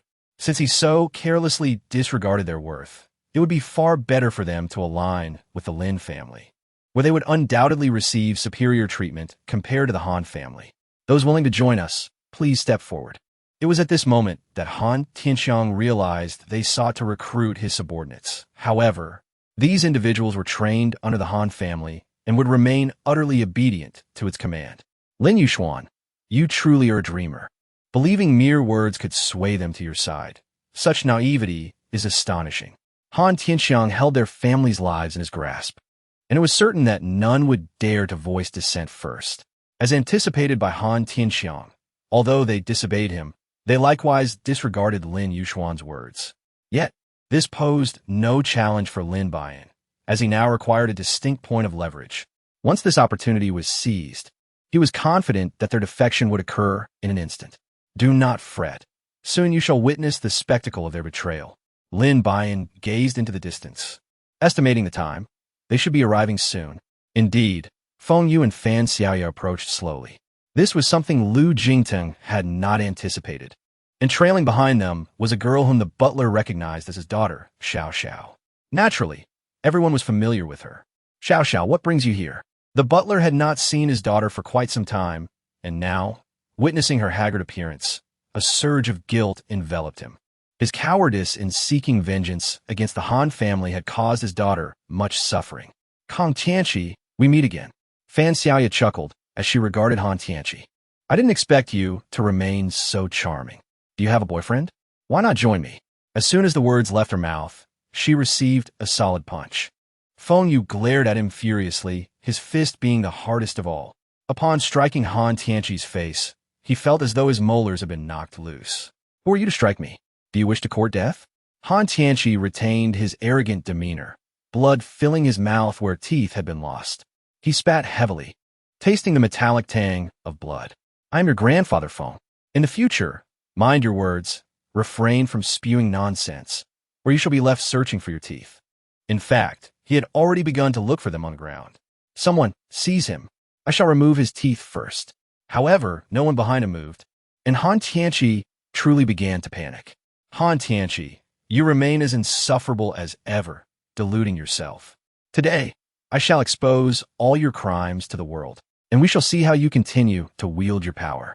Xiao Xiao trembled with excitement, tightly clutching a stack of papers, as if the fates of all the victims rested in her hands.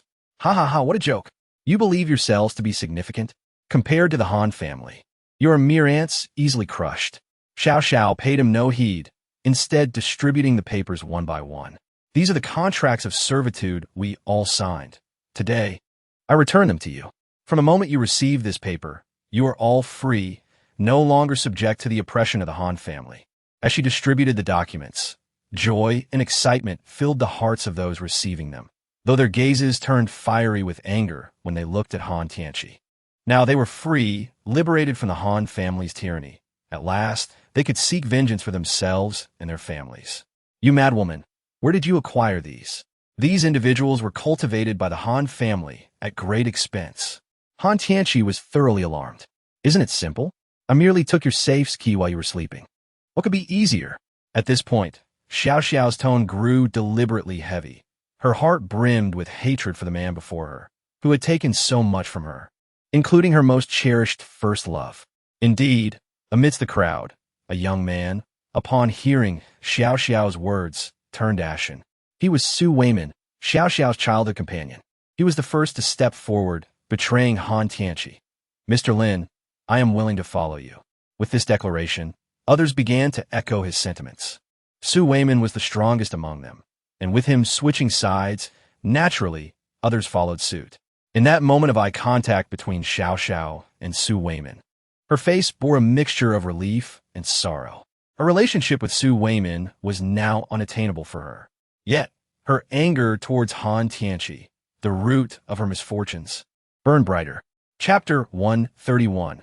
Han Tianqi's hidden preparations, seeing everyone turn against him. Han Tianqi burst into laughter. Ha ha!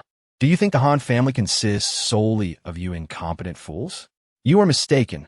I anticipated your betrayal. Fortunately, I was prepared. You can only await your demise here. Han Tianqi looked at them with pride. Even though the situation was not in his favor, he felt unafraid. He had long since laid traps in the vicinity, filled with numerous infected and parasitic beings, each one formidable. Do you truly believe I am so simple-minded? I have traversed through fire and peril. Do you think you can intimidate me? Han Tianqi, your actions are abhorrent.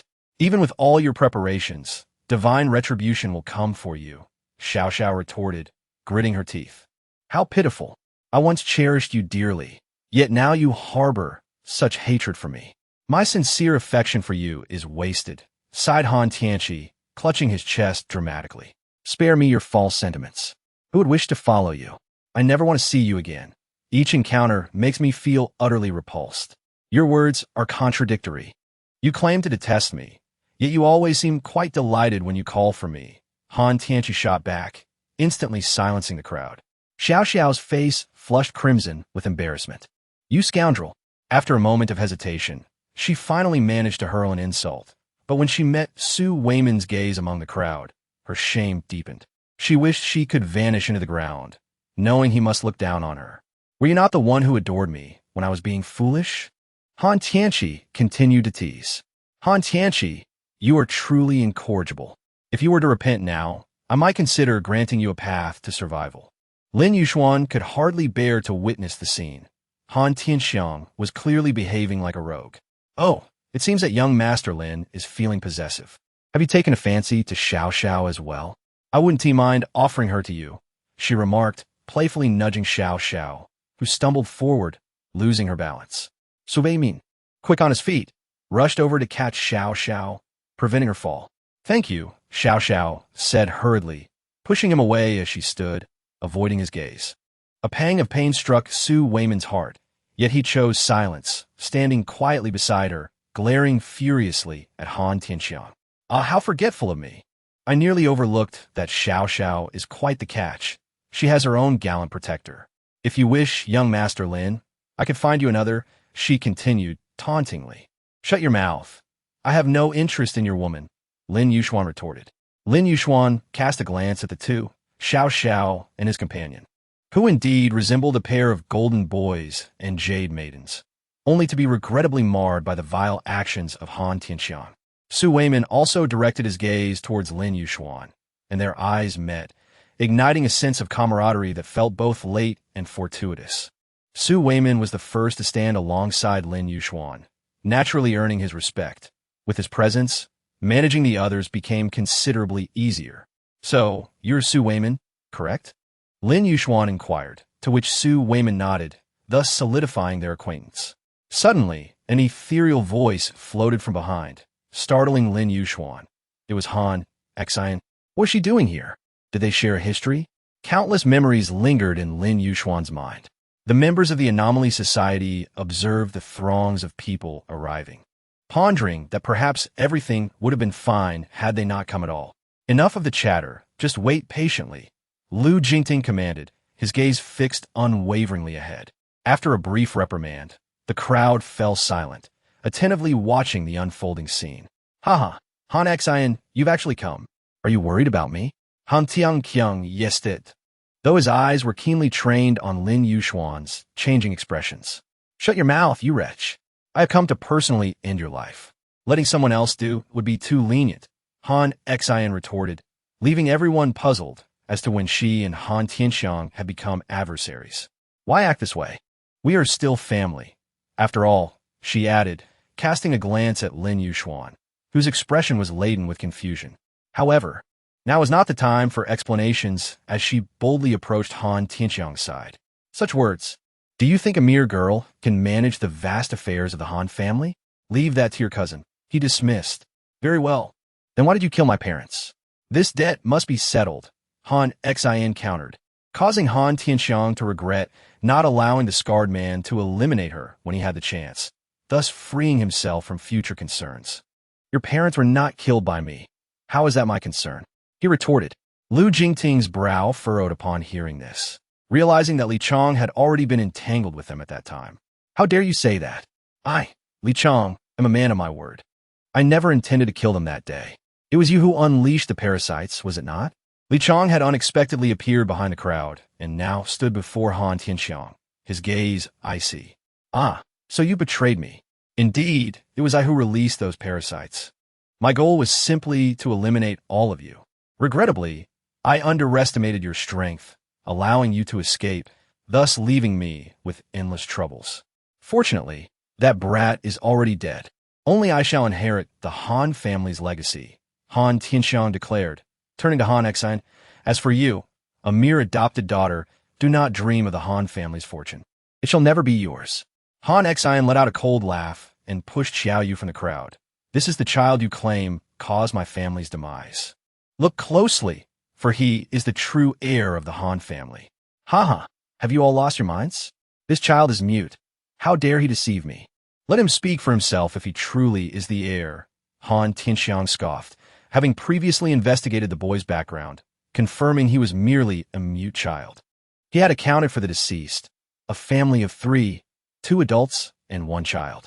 I have no reason to deceive you. My brother Xiao Yu perished that day, and the one before you now is the true heir, Han Wenshuan. Indeed, Han Xian had found her biological brother, but mere days later, tragedy struck, forcing her to let her brother take Han Wenshuan's place in death, leaving her tormented for years while waiting for the opportunity for revenge, which had now finally arrived. You say he is the heir? Let him declare it himself. Han Tianxiang protested, still clinging to his final struggles. You wish to hear me speak? Very well. I can tell you the truth about that day, Han Wenshuan stated, leaving Han Tianxiang momentarily stunned. Had the mute child been feigning his silence all along? Chapter 132. Han Tianxiang's desperate struggle. Han Tianxiang gazed at Han Wenxuan, finding him eerily reminiscent of his deceased uncle and aunt. The inheritance he had painstakingly acquired would not simply slip from his grasp. He would not allow such a thing to transpire. It was utterly inconceivable. You are stubborn and unrepentant. I have summoned grandfather. Prepare for the family's retribution, Xiao Yu declared, each word weighted with gravity, striking deep into Han Tianxiang's heart, leaving him breathless. Do you find this unbelievable? Did you not anticipate that your meticulously crafted plan would unravel? Do not presume that summoning the old master makes you formidable. I assure you, I am not afraid. Bring forth whatever schemes you have, Han Tianxiang responded defiantly, ready to fight against the odds, even if the chances of victory were slim. As tensions escalated, Han Tianxiang suddenly seized Xiao Yu by the throat, lifting him effortlessly like a chick. Han Xian, employing her powers, rescued Xiao Yu from his grip. Han Tianxiang, you are truly courting death. Do not blame me for my lack of mercy, she declared, preparing to eliminate him. However, she was halted by the scarred man. Hold on. There are matters yet unresolved. Let him live for now, he advised. Han Tianxiang, fully aware that he would not be spared, discreetly activated a signal to summon the infected and parasites lurking nearby. A dark horde of twisted figures began to ascend the mountain. At that moment, the members of the Anomaly Society were finally called into action, eager to engage in the fray.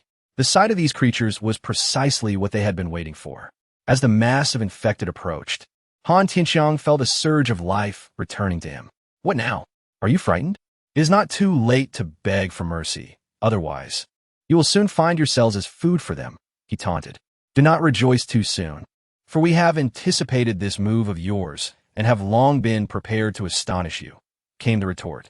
Lin Buyan disdainfully regarded Han Tianxiang. A scoundrel ought to receive the punishment he deserves. Little girl, if you regret your decision now, it is not too late. Follow me, and I assure you that no harm shall befall you. You should relinquish such fantasies. Do you not look in the mirror and see your reflection? You resemble a toad, yet you dare to dream of indulging in swan meat. Li Yuanqi had appeared at some point, accompanied by Li Yuanchao. I too wish to remain at home, but some individuals are concerned for your well-being, and thus I had no choice but to accompany them. Lin Buyan discerned that she, in truth, was the one harboring concerns for Xiao Yu, yet she cleverly shifted the blame onto Li Yuanchao. Indeed, she was quite the cunning character. Is what you say truly accurate? How can one not notice that someone's gaze is perpetually fixed on another? Perhaps, deep within, they're already consumed by worry. Lin Buyan playfully teased her, for the young girl was one who could take a joke, never allowing herself to be offended by mere words.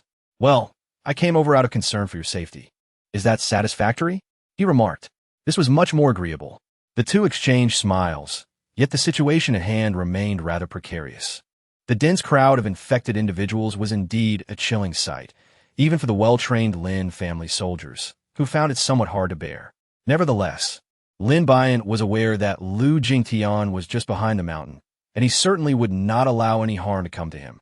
As anticipated, the horde of infected met the traps set by Lu Jingtian and his team during their ascent, suffering significant losses along the way. It was clear that Han Tianxiang had not anticipated such obstacles, and witnessing half of his lifeline vanish caused his heart to bleed. Concurrently, the patriarch of the Han family arrived, descending from a helicopter atop the mountain. The powerful gusts from the helicopter stirred up a cloud of dust, rendering it difficult for everyone to see. Once the dust settled, they beheld an elderly man with silvery hair slowly alighting from the aircraft, supported by a servant. He moved with deliberate steps, yet his spirit remained vigorous. Han Tianxiang was evidently taken aback by Han Weimin's unexpected arrival, standing frozen in place. A forced smile adorned his face, as he feared the repercussions of inciting Han Weimin's wrath, which might strip him of his managerial authority. Han Weimin, however, ignored him, casting a glance at Xiao Yu, whose features were strikingly reminiscent of his deceased son, a clear indication that they had not been deceitful. How old are you? He inquired. 15, came the reply. The age matched precisely. suggesting that the lineage of the eldest branch had not been extinguished. Han Weiman nodded in approval, a gesture signifying his acceptance.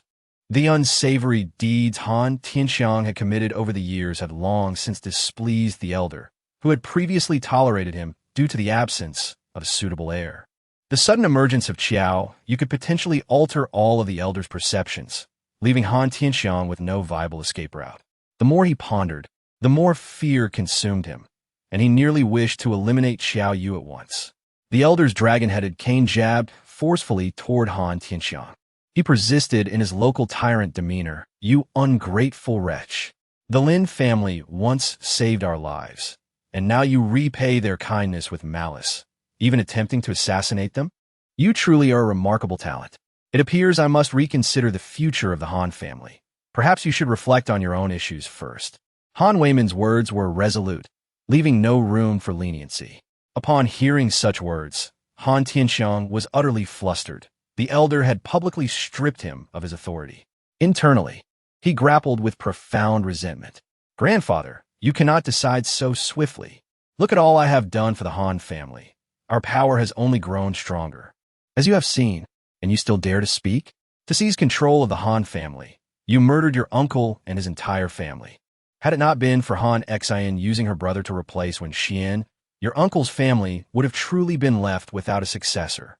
Han Weimin sighed silently, lamenting the familial strife wrought by the lust for power, an outcome he had never wished to witness.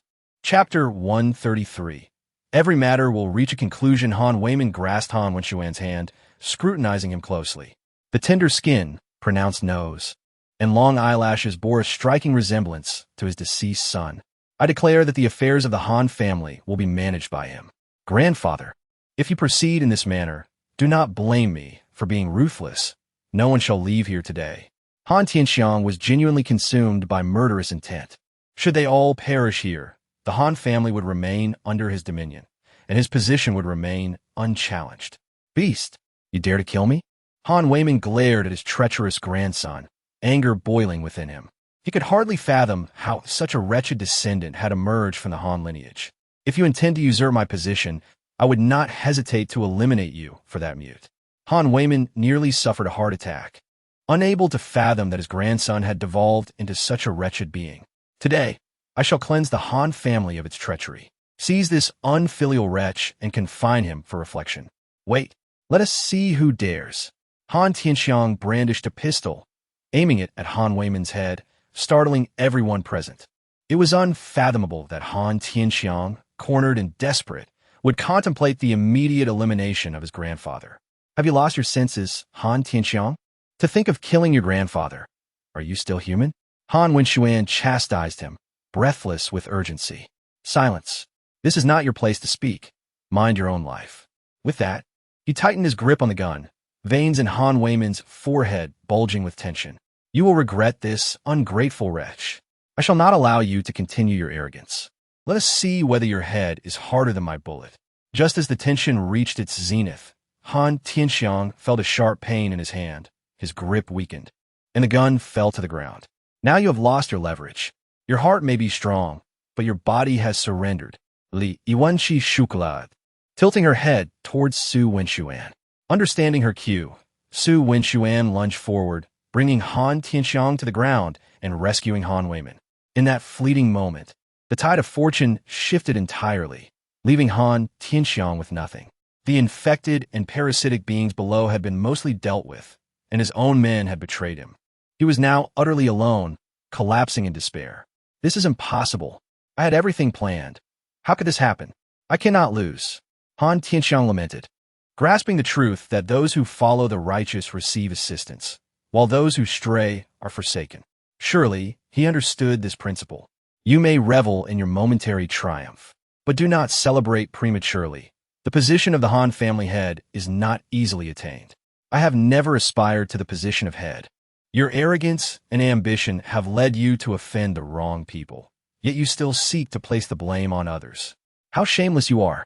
Now a defeated Han Tianxiang lay like a puddle of mud upon the ground, utterly immobilized. Regaining his composure, Han Weiman approached him slowly, observing him closely. "How fond I was of you in the past. Yet you have squandered my affection and admiration. Do you not realize that prior to murdering your uncle, he had recommended you as the head of the Han family? Yet you brutally took his life. Are you even human? Han Weiman slapped him across the face, a blow avenging his deceased son. Following this, he struck him again. This is for your deceased parents. You have wronged them.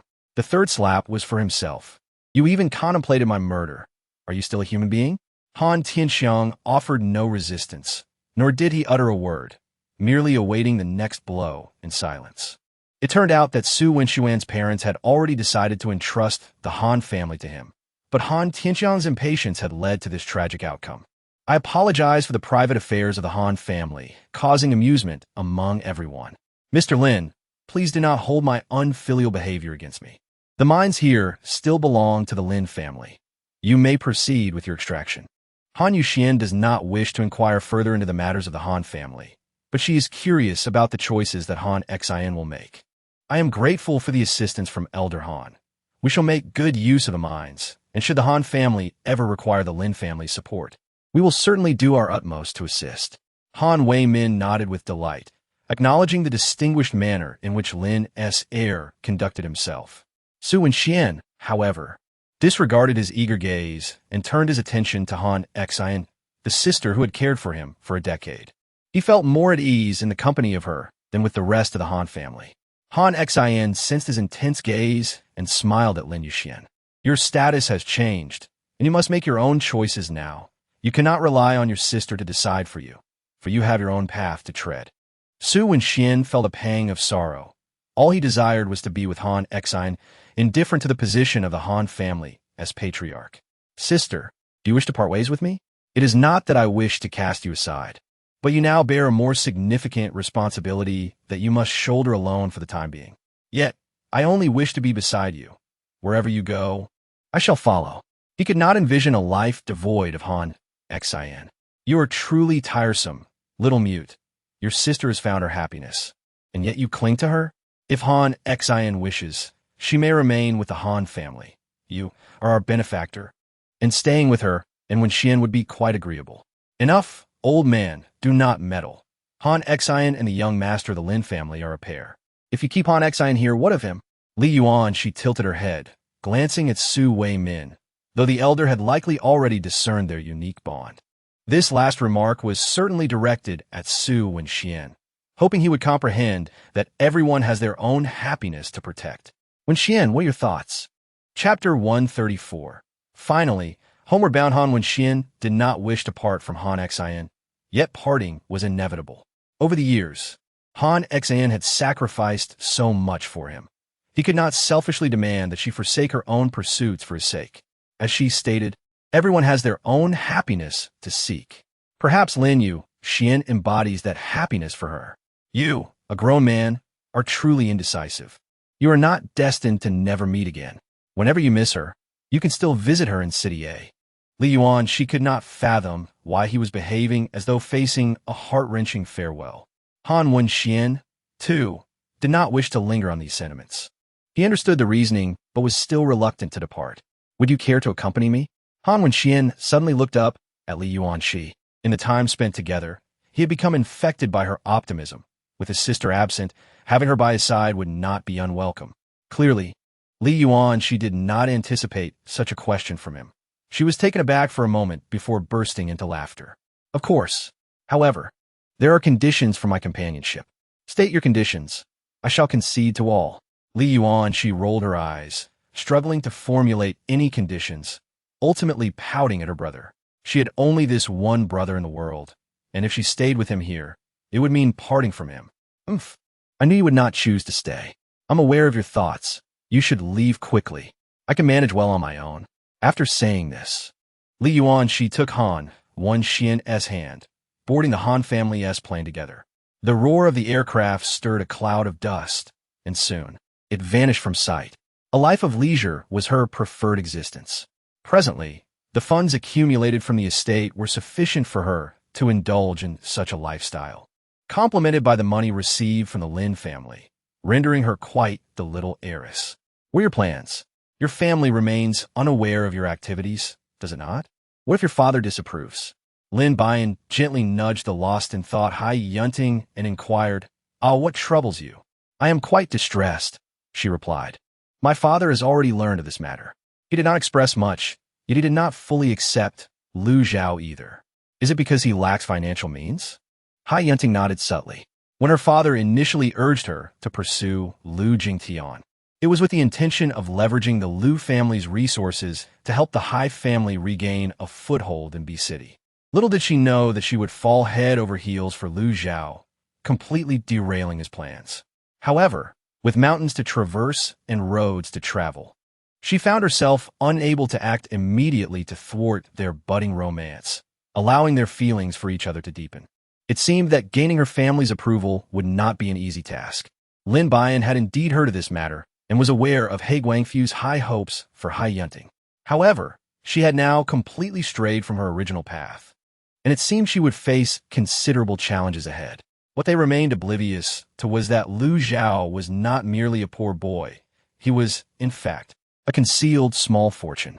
Naturally, Lu Zhao kept this information to himself, and Lin Buyan refrained from speaking too freely. "Rest assured, you still have me by your side. I will assist you in overcoming these obstacles. Moreover, Lu Zhao is my apprentice, and I have unwavering faith in his capabilities. It is quite possible that he harbors a hidden identity. While I still trust in your abilities, I must admit that it may be somewhat challenging for someone like Lu Zhao." Lin Buyan gazed at her lackluster demeanor and couldn't help but chuckle. "You needn't indulge in such baseless worries. The river will flow smoothly when the boat reaches the bridge. Let everything unfold naturally. You still have all of us. I will uphold our agreement and ensure that the Lin and Lu families support the Hai family." Along the way, Lu Zhao was grinning broadly as he awaited her arrival. Upon seeing his carefree expression, Hai Yunting couldn't suppress her irritation and shot him a glare. Despite her deep concerns for him, he appeared utterly unbothered, which only fueled her annoyance further. Lu Zhao, bewildered by her sudden hostility, was at a loss. "What is the matter with you today? Why are you so upset? Have I done something wrong? Please, just tell me. There's no need to be so angry." He attempted to intercept her, but she forcefully pushed him away. "Who said I was angry? I simply don't wish to see you. Keep your distance. Yet you claim you're not angry. Why then do you want me to stay away?" In her frustration, Hai Yunting dashed off, leaving Lu Zhao utterly perplexed. It is often said that a woman's emotions are inscrutable, yet this sudden shift was bewildering. Just yesterday, everything was fine. How could it change so rapidly today? After searching high and low for her without success, Lu Zhao reluctantly sought out Lin Buyan. Their friendship had always been strong, and she would surely know the reasons behind Hai Yunting's ire. "Master, please kindly enlighten me on why this is happening. The intricacies of a woman's heart are too elusive for me to decipher. Perhaps you are harboring some undisclosed secret from her, and you have not genuinely understood her familial circumstances. It is no wonder she holds you in disdain." Lu Zhao, now thoroughly confounded, scratched his head in confusion. "I believe we converse quite frequently and understand each other well. Moreover, I have been preoccupied with packing these past few days, with no interactions with other women. Logically speaking, she should have no reason to be upset. You, my friend, are remarkably single-minded. Consider other possibilities, and you might just uncover the truth." Lin Buyan chose to remain discreet, unwilling to elaborate further, as there was still Lu Jingtian awaiting him outside. With a heavy heart, he departed. You may not fully grasp the dynamics between the two. It is quite common for them to have minor disputes every 3 days and more significant quarrels every 5. There is no need for concern, though this time may pose a slight challenge. Lu Jingtian was also aware of their tumultuous relationship, recognizing that they often had their differences. He did not dwell on it too much, confident that they would eventually reconcile, and thus chose not to pursue the matter further, setting aside their affairs. "Let's turn our attention to our own matters. What is there for us to discuss?" Lin Buyan inquired with a puzzled expression. Lu Jingting gazed at her as she approached with a cheerful smile, leaning closer to her. "Shouldn't our relationship progress to a deeper level?" Chapter 135. The Quarreling Young Couple. Lin Buyan, upon seeing his demeanor, instantly discerned his thoughts and promptly distanced herself from him. Blushing, she exclaimed, "Keep your distance, as I have yet to attend to important matters." Must you behave so shamelessly? You know what I intend to do, yet you claim I am being unreasonable. Furthermore, as your fiancé, how can you possibly label me as such? Lin Buyan found herself ensnared by his rogue logic. However, she firmly believed that any romantic relationship devoid of the intention of marriage was nothing short of deceit. She had no desire to be toyed with by him. Yet, she could not escape the clutches of Lu Jingting, who held her tightly in his embrace. Lu Jingting was well aware that this little fox would attempt to evade him, but he had prepared for this moment. This time, he was determined that she could not elude him any longer. Noticing that the little fox in his arms had fallen silent, he surmised she was concocting some mischievous idea. Just as he contemplated teasing her, he discovered to his surprise that she had drifted into slumber. Indeed, she was quite the sleepyhead.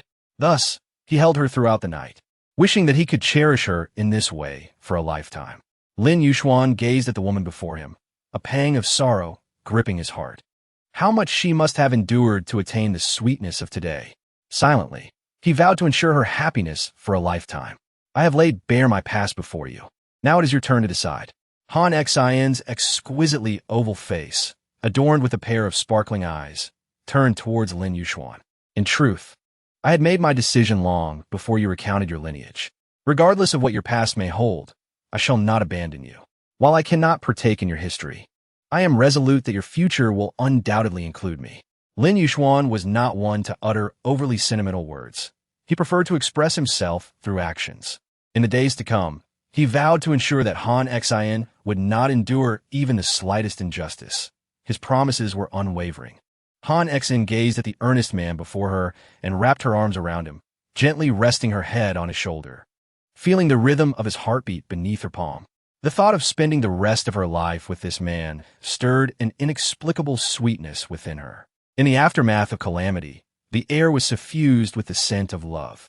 Yet, unexpected circumstances could arise, much like the rivalry between Lu Zhao and Hai Yunting, who at that moment resembled two roosters vying for dominance, neither willing to yield. The following morning, everyone hastily packed their belongings in preparation for departure. You didn't hold me like this all night, did you? Lin Buyan observed the furrowed brows of Lu Jingting, suspecting that his arm had gone numb from resting on it. He hurriedly approached to massage Lu's arm while simultaneously grumbling, "Why are you so foolish? Couldn't you simply place me on the bed? Why insist on holding me? Look at the consequence now. Your arm is practically incapacitated." Lin Buyan gently chided, yet her heart swelled with a tide of sweetness. "I yearn to hold you like this for a lifetime. I am untroubled by the numbness in my arms. For as long as you sleep peacefully, I am utterly content." Who claims that Lu Jingting is incapable of sweet words? His expressions are nothing short of textbook perfection. Lin Buyan shyly lowered her head, unable to meet his gaze any longer. This man spoke of love with such earnestness, yet possessed a unique charm that made her irresistibly drawn to him. At present, everyone was filled with enthusiasm, save for Lu Zhao and Hai Yunting, who appeared rather reluctant. "If you two are unwilling to leave, you may stay without any trouble. It's quite evident from your demeanor."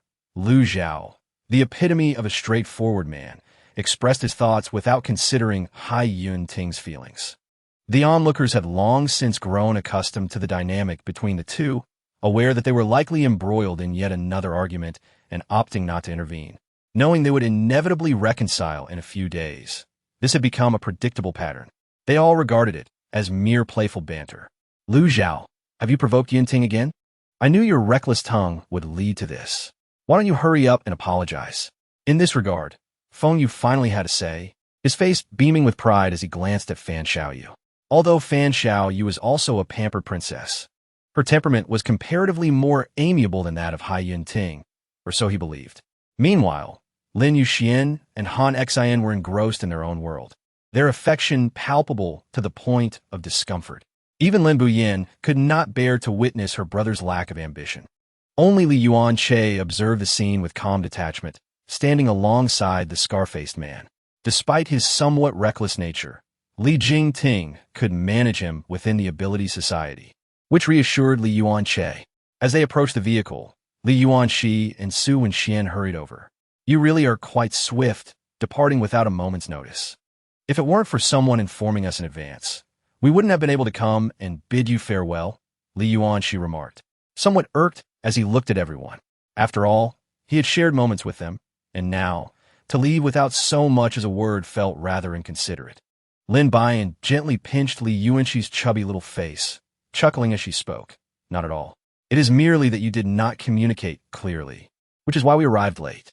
After exchanging a few playful remarks, the two shifted their focus to the main topic. Li Yuancheng maintained his cool demeanor while advising her. I understand, but do you not underestimate your sister? Ever since she was young, her survival abilities have been remarkably strong. She's like a wild grass that takes root wherever it lands. There is no need to worry about her thriving. Conversely, she found herself quite concerned for her brother. Li Yuancheng was an admirable person in every regard, yet he tended to internalize his thoughts and emotions, failing to share or vent them. Li Yuanxi genuinely worried that he might be bottling up too much inside. If you like someone, you must boldly express your feelings and pursue them courageously. Do not always wait for others to notice. For instance, if you like Sister Buyan, you should tell her. Otherwise, how would anyone know? Li Yuancheng felt an urge to silence his sister, who was so prone to vocalizing everything. He did indeed harbor feelings for Lin Buyan. Yet seeing her so joyful with Lu Jingting compelled him to keep his affection hidden deep within. Naturally, Sister Buyan was exceptional, and it was no surprise that everyone adored her. This time, Li Yuancheng attempted humor, but it fell flat among the group. Chapter 136. The journey home always seems quicker. Li Yuanxi stuck out her tongue, accepting the situation as it was since he had stated it so. Fate, after all, is often dictated by the whims of destiny. She reflected on her own experience, having once believed that Lin Yuxuan was the best person, only to find that upon meeting the little mute, an instinctive protective urge arose within her that made her forget about Lin Yuxuan entirely. Thus, she was certain that her heart belonged to the little mute, Su Wenxuan. Time proved that Su Wenxuan was indeed wonderful and quite dependent on her. Despite being older than her, it was still her responsibility to provide him with a sense of security. Sister, remember to come visit me. And Lin Yuxuan, you must take good care of my sister. If she is unhappy, I shall hold you accountable. Lin Yuxuan smiled gracefully and said, You too must take good care of Yuanxi. After all, she is my sister. Otherwise, I shall have to hold you accountable. Upon hearing Lin Yuxuan regard her as a sister, Li Yuanxi felt an undeniable warmth in her heart, truly considering him as an elder brother. She straightened her back, realizing she had family to protect her. She was not someone to be easily bullied. Yet, it seemed that in this world, she was the only one who bullied others, as no one had dared to bully her. Isn't that a punishment for yourself, rather than for us? This sarcastic remark came from her biological brother, Li Yuancheng, instantly drawing Li Yuanxi's ire. How is it a punishment for you? Is it my brother's fault, or could you not praise me instead? The supernatural society was rejuvenated with fresh blood. What if father became furious and forbade her from being with Lu Zhao? What was to become of her future? She certainly would never compete for a man with Lin Buyan. The outcome would be dire. Most importantly, she was quite certain that she could never win him over. Glimpsing Lu Zhao soundly asleep beside her only fueled her frustration. How could this man be so oblivious to her troubles? Did he not notice her distress? Or did he simply not care? As she was lost in thought, the vehicle jolted unexpectedly, as if it had encountered some obstacle. This sudden movement startled Lu Zhao awake, causing him to sit upright. He was the only man caught off guard in the car, prompting a wave of laughter from the others. What has happened? Have we encountered a parasitic entity again? Don't be ridiculous. There's simply someone blocking our path, joked the driver, Xiao Zhou. Are you sure it's a person and not someone infected? If you don't believe me, why not step out and see for yourself? As he spoke, Xiao Zhou halted the vehicle, gesturing for Lu Zhao to exit and investigate. Lu Zhao did not hesitate, arming himself appropriately before stepping out to assess the situation. Indeed, standing ahead was a young girl clad in a pristine white dress, appearing to be a minor. Why are you standing here, little girl? It seems rather unrealistic for you to attempt to rob us alone. The child did not raise her eyes, but instead stared at the ground, seemingly lost in contemplation. What are you doing, child? If you wish to live, you had better move away from here quickly. Otherwise, we shall not be polite. The girl remained silent, her head still bowed, yet her shoulders trembled as if she were weeping. Now alarmed, Lu Zhao realized he was not adept at comforting others. He could only wave for assistance from those in the vehicle. Witnessing the unfolding scene, the others hurriedly exited to aid Lu Zhao. The gathering crowd intensified the girl's sobbing, escalating from soft whimpers to anguished cries. Amidst her tears, she cried out, "Just kill me. I have caused my parents' demise. Living holds no meaning for me anymore." Hearing this, the group felt an overwhelming sense of sorrow. In these tumultuous times, those who survived often bore the heaviest burdens. "Please do not cry. Tell us what has happened. Perhaps we can help you." Lin Buyan softly comforted her until her emotions gradually stabilized. "I am Lin Buyan. What is your name?" As a first step towards acquaintance, he introduced himself. The girl lifted her head to look at them, sensing they were not malicious, and slowly relaxed her guard. "I am Yao Yao, 15 years old. From City A. I came here to visit relatives, but encountered an infected person on the way. My parents were bitten to death while trying to save me. Now, I am alone and unable to find my relatives. I fear encountering infected individuals, and I contemplated ending my life. Yet, there were no vehicles on this road, and I waited for several days until I saw you."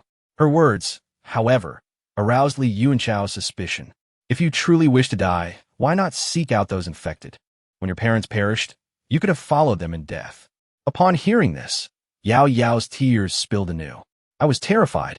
When I saw my parents covered in blood from the bites, I was filled with fear. So, you believe that being struck by a vehicle would be less painful? You expect us to save you while you wish for death?" Yao Yao looked at Li Yuanchao, disbelief etched on her face. Astonished that this boy remained unmoved by her tragic tale, displaying a heart of stone. Tears began to flow once more. "Indeed, I approached you with such intentions. My parents fought valiantly to protect me, their ultimate goal being for me to live well. I merely wished to evoke your compassion to rescue me."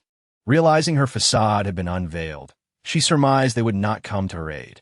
"I guess you will next claim you were kidnapped by the local underworld, urging us to take you away at all costs. Am I right?" Li Yuanchao was well aware of her ensuing tactics, having seen them all before. Yao Yao was taken aback, left at a loss, her escape route now completely obstructed. Yet, everyone else had seen through her ruse, but chose not to confront her directly, simply staring at her, urging her to speak the truth. "As you said, I was indeed kidnapped. They wanted to make me a slave, and I refused, which is why I ran away. If you have nothing further to say, we shall take our leave." "Do not concern yourself with her," Li Yuanchao instructed, organizing everyone to board the vehicle. They complied swiftly, fearful of being entangled in her troubles. "You should move aside. If the vehicle strikes you, it would not end well," Li Yuanchao warned her in parting. Yet, she seemed to embrace a fatalistic mindset, lifting her chin defiantly. "Since you still do not believe my honesty, then let the vehicle end my life." At that moment, a car approached in the distance. Upon seeing it, Yao Yao clearly panicked, her tone turning earnest. Observing the advancing vehicle, Li Yuanchao recognized her genuine fear and opened the door, allowing her to enter. "Find a place to hide. If they discover you, do not blame us. We can only assist you thus far." Indeed, just as she concealed herself, the vehicle arrived before them. A man in uniform stepped out. "We are from the 13th Military District of the Republic Government, on a mission to locate a young girl. Have you seen her?" He presented a portrait, revealing Yao Yao's likeness. It appeared her identity was not simple. The military's involvement indicated significant issues. Everyone shook their heads in unison, denying any knowledge. "What are you doing here?" the man questioned, scrutinizing them with suspicion. Lu Jingting produced her identification, and upon recognizing them as members of the Ability Society, he ceased to press them further. He left a copy of the portrait, requesting them to inform him should they hear anything. As the vehicle drove away, Li Yuanchao called out to Yao Yao. "Come out, they have gone." She emerged from behind a pile of debris, her appearance comically disheveled. Realizing she could no longer conceal the truth, Yao Yao mustered her courage and slowly confessed, "All right, everything before this was a lie. My true identity is Yao Wanshan's daughter, the political commissar of the 13th Military District. My parents are still alive. I deceived you, and I am sorry." "Then why did you run away?" "It was because they insisted on marrying me off to someone I do not like, which led to my escape." The excuse of running from an unwanted marriage seemed quite reasonable. However, given her tender age of 15, one could imagine her family was quite anxious. Lin Buyan gently comforted her, for unlike boys, who gain experience even while wandering outside, girls may encounter a myriad of individuals, making it safer to remain at home. We can help you leave, but upon arrival, you must contact your family to inform them of your whereabouts, lest we inadvertently involve ourselves in complications. Yao Yao blinked her large, watery eyes and vigorously nodded. Of course, no problem. As long as you can take me away from here, I promise I will inform my parents.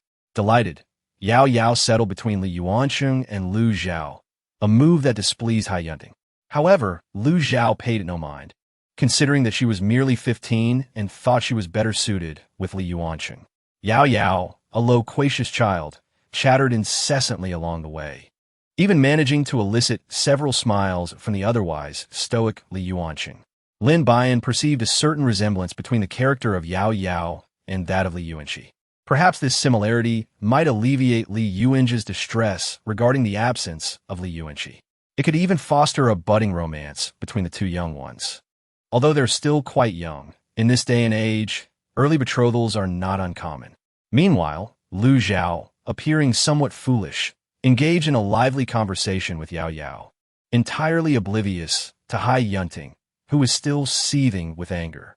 Brother Lu Zhao, have you truly slain parasitic beings more formidable than the infected? She inquired. Not merely formidable, they are exceedingly powerful. I have battled the mightiest among them, Lu Zhao replied with pride. Yao Yao gazed at him with admiration, though she swiftly turned her attention to Li Yuanzhi. And what of you? Have you fought against even more formidable parasites? From your demeanor, one might assume you're not particularly impressive. It was clear that Yao Yao held Li Yuanzhi in disdain. I have no desire to converse with you, he retorted, pulling his hat down to shield his face as he reclined in his chair, feigning sleep.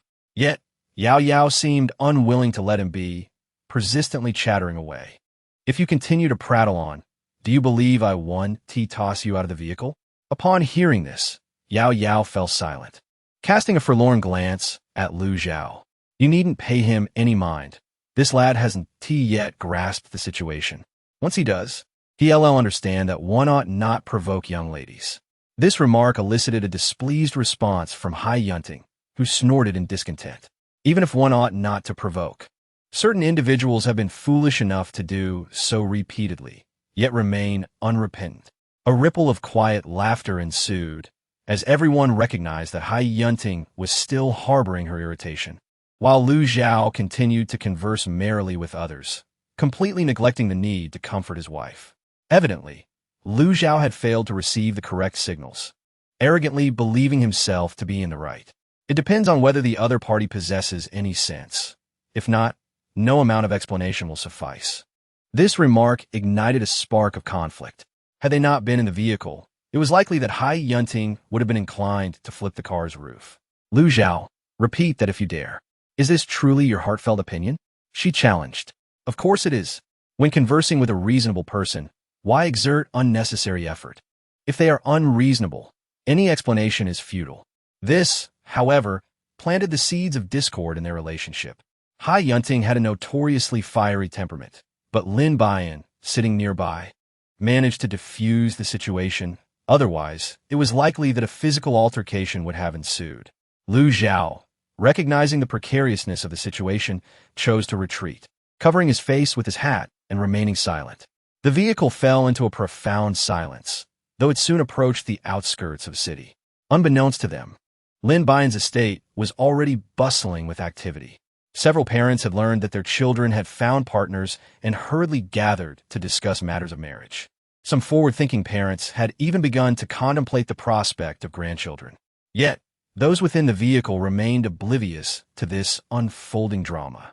Even the typically reticent Lin Yujie had discovered someone he cherished, none other than Feng Yu's sister, Feng Yuan. This revelation took everyone by surprise. However, the two had moved faster than the others, having already met each other's parents and secured their approval. They had even taken the bold step of cohabiting, with the prospect of a little one likely on the horizon. Lin Weimin and Xiao Wanxin were finally satisfied with their son. Chapter 138. A perfect conclusion as the car gently rolled into the estate. The entire manor was enveloped in a serene silence.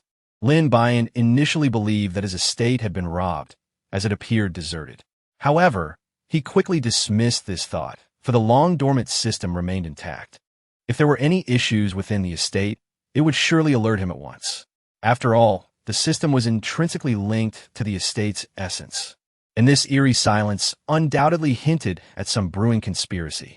Everyone should exercise caution and remain vigilant, for any lurking enemies could pose a significant threat.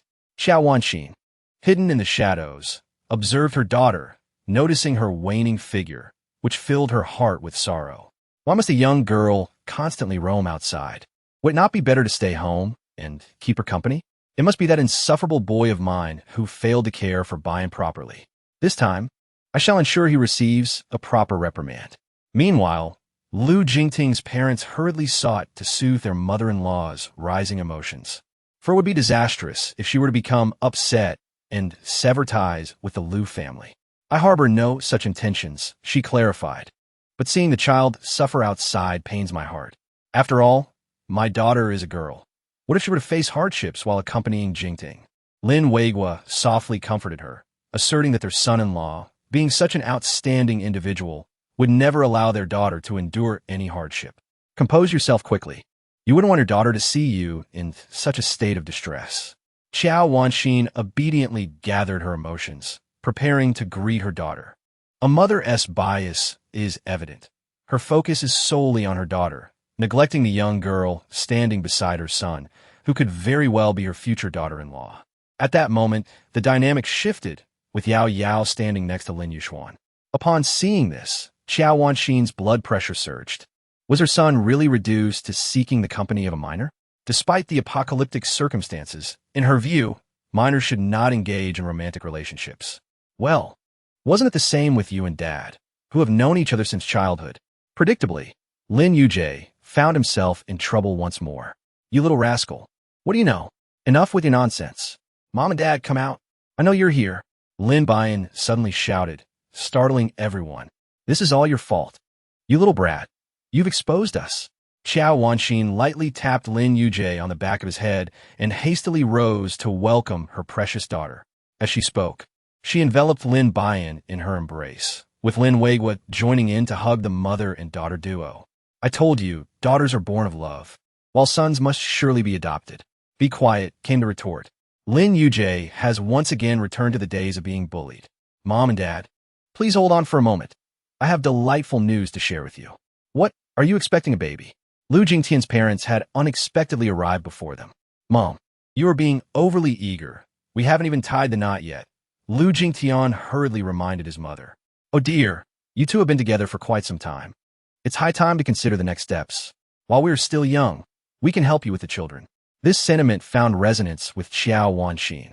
Indeed, you two should settle down quickly. It worries us to see you running around aimlessly. They both concurred that having a child would anchor them, preventing any further aimless wandering. Mom, please let me finish. My brother has a girlfriend now. Are you happy?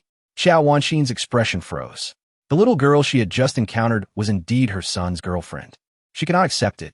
You really have a girlfriend? Lin Yushuan nodded with a smug expression, as if conceding. Have you truly lured a minor?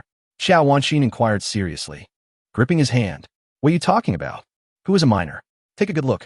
Lin Yushuan presented Han Xin before Xiao Wanxin, who gazed at them with a shy expression, momentarily at a loss for words. Overwhelmed by nervousness, Han Xin could only stammer a greeting, hello, uncle and aunt. Xiao Wanxin, realizing her earlier mistake in recognizing Han Xin, felt a twinge of embarrassment. Oh dear, I misidentified you just now. This child is truly remarkable in appearance. Here, this is a token of my affection. As she spoke, she retrieved a jade bracelet from her pocket and adorned Han Xion's wrist with it. This gift had been prepared in advance. She had previously given one to Feng Yuan, and now it was perfectly suited for Han Xion. This gift is too precious. I cannot accept it. If you refuse, does it mean you do not intend to be with our Yushuan? Lin Buyan was taken aback by his mother's assertive remarks, and he couldn't help but chuckle, saying, you should accept it. Otherwise, she won't be able to sleep. Han Xin glanced at Lin Yuxuan, who was also nodding in agreement. And feeling a bit shy, she adorned her wrist with the bracelet. After exchanging light-hearted banter for a while, Xiao Wanxin excused herself to prepare dinner for Lin Buyan. Are you all conspiring to mistreat my daughter? Look at how thin she is. This time, I am determined to plump her up. Mother, your observation of her being thin is quite misguided. She has clearly gained weight, Lin Yujie jestingly remarked, only to receive a slap in return. What kind of world is this, he pondered, where I am the one perpetually on the receiving end of blows? He was utterly baffled, despite sharing the same mother. Why was there such a disparity in treatment? Nonetheless, it was quite a lively scene.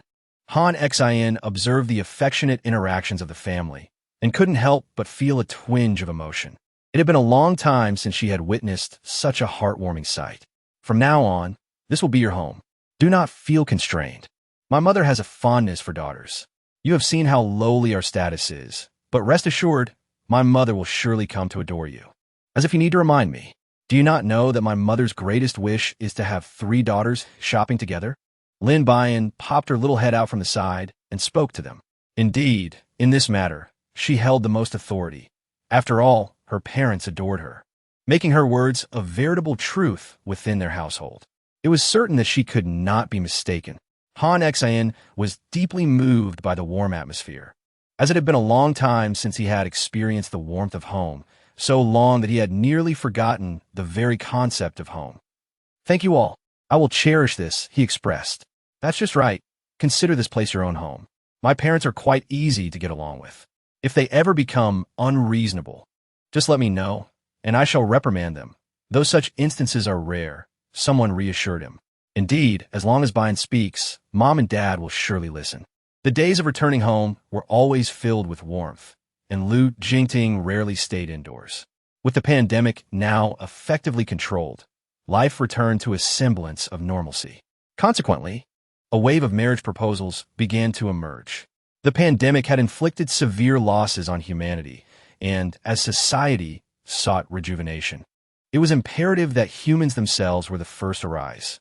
Thus, parents with single offspring commenced their matrimonial campaigns. The government also recognized the gravity of the situation and established a new initiative, the Government Blind Date Association, with Lu Jingting appointed as its chief organizer. This time, Captain Lu Jingting became a professional matchmaker, much to the amusement of those around him. Time flew by, and in the blink of an eye, a year had passed.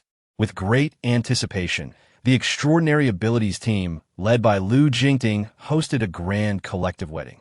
Finally, they were liberated from the incessant nagging about marriage. Indeed, we can finally share a bed with the ones we cherish. Laughter erupted as the wedding march commenced, signaling the start of the magnificent collective ceremony.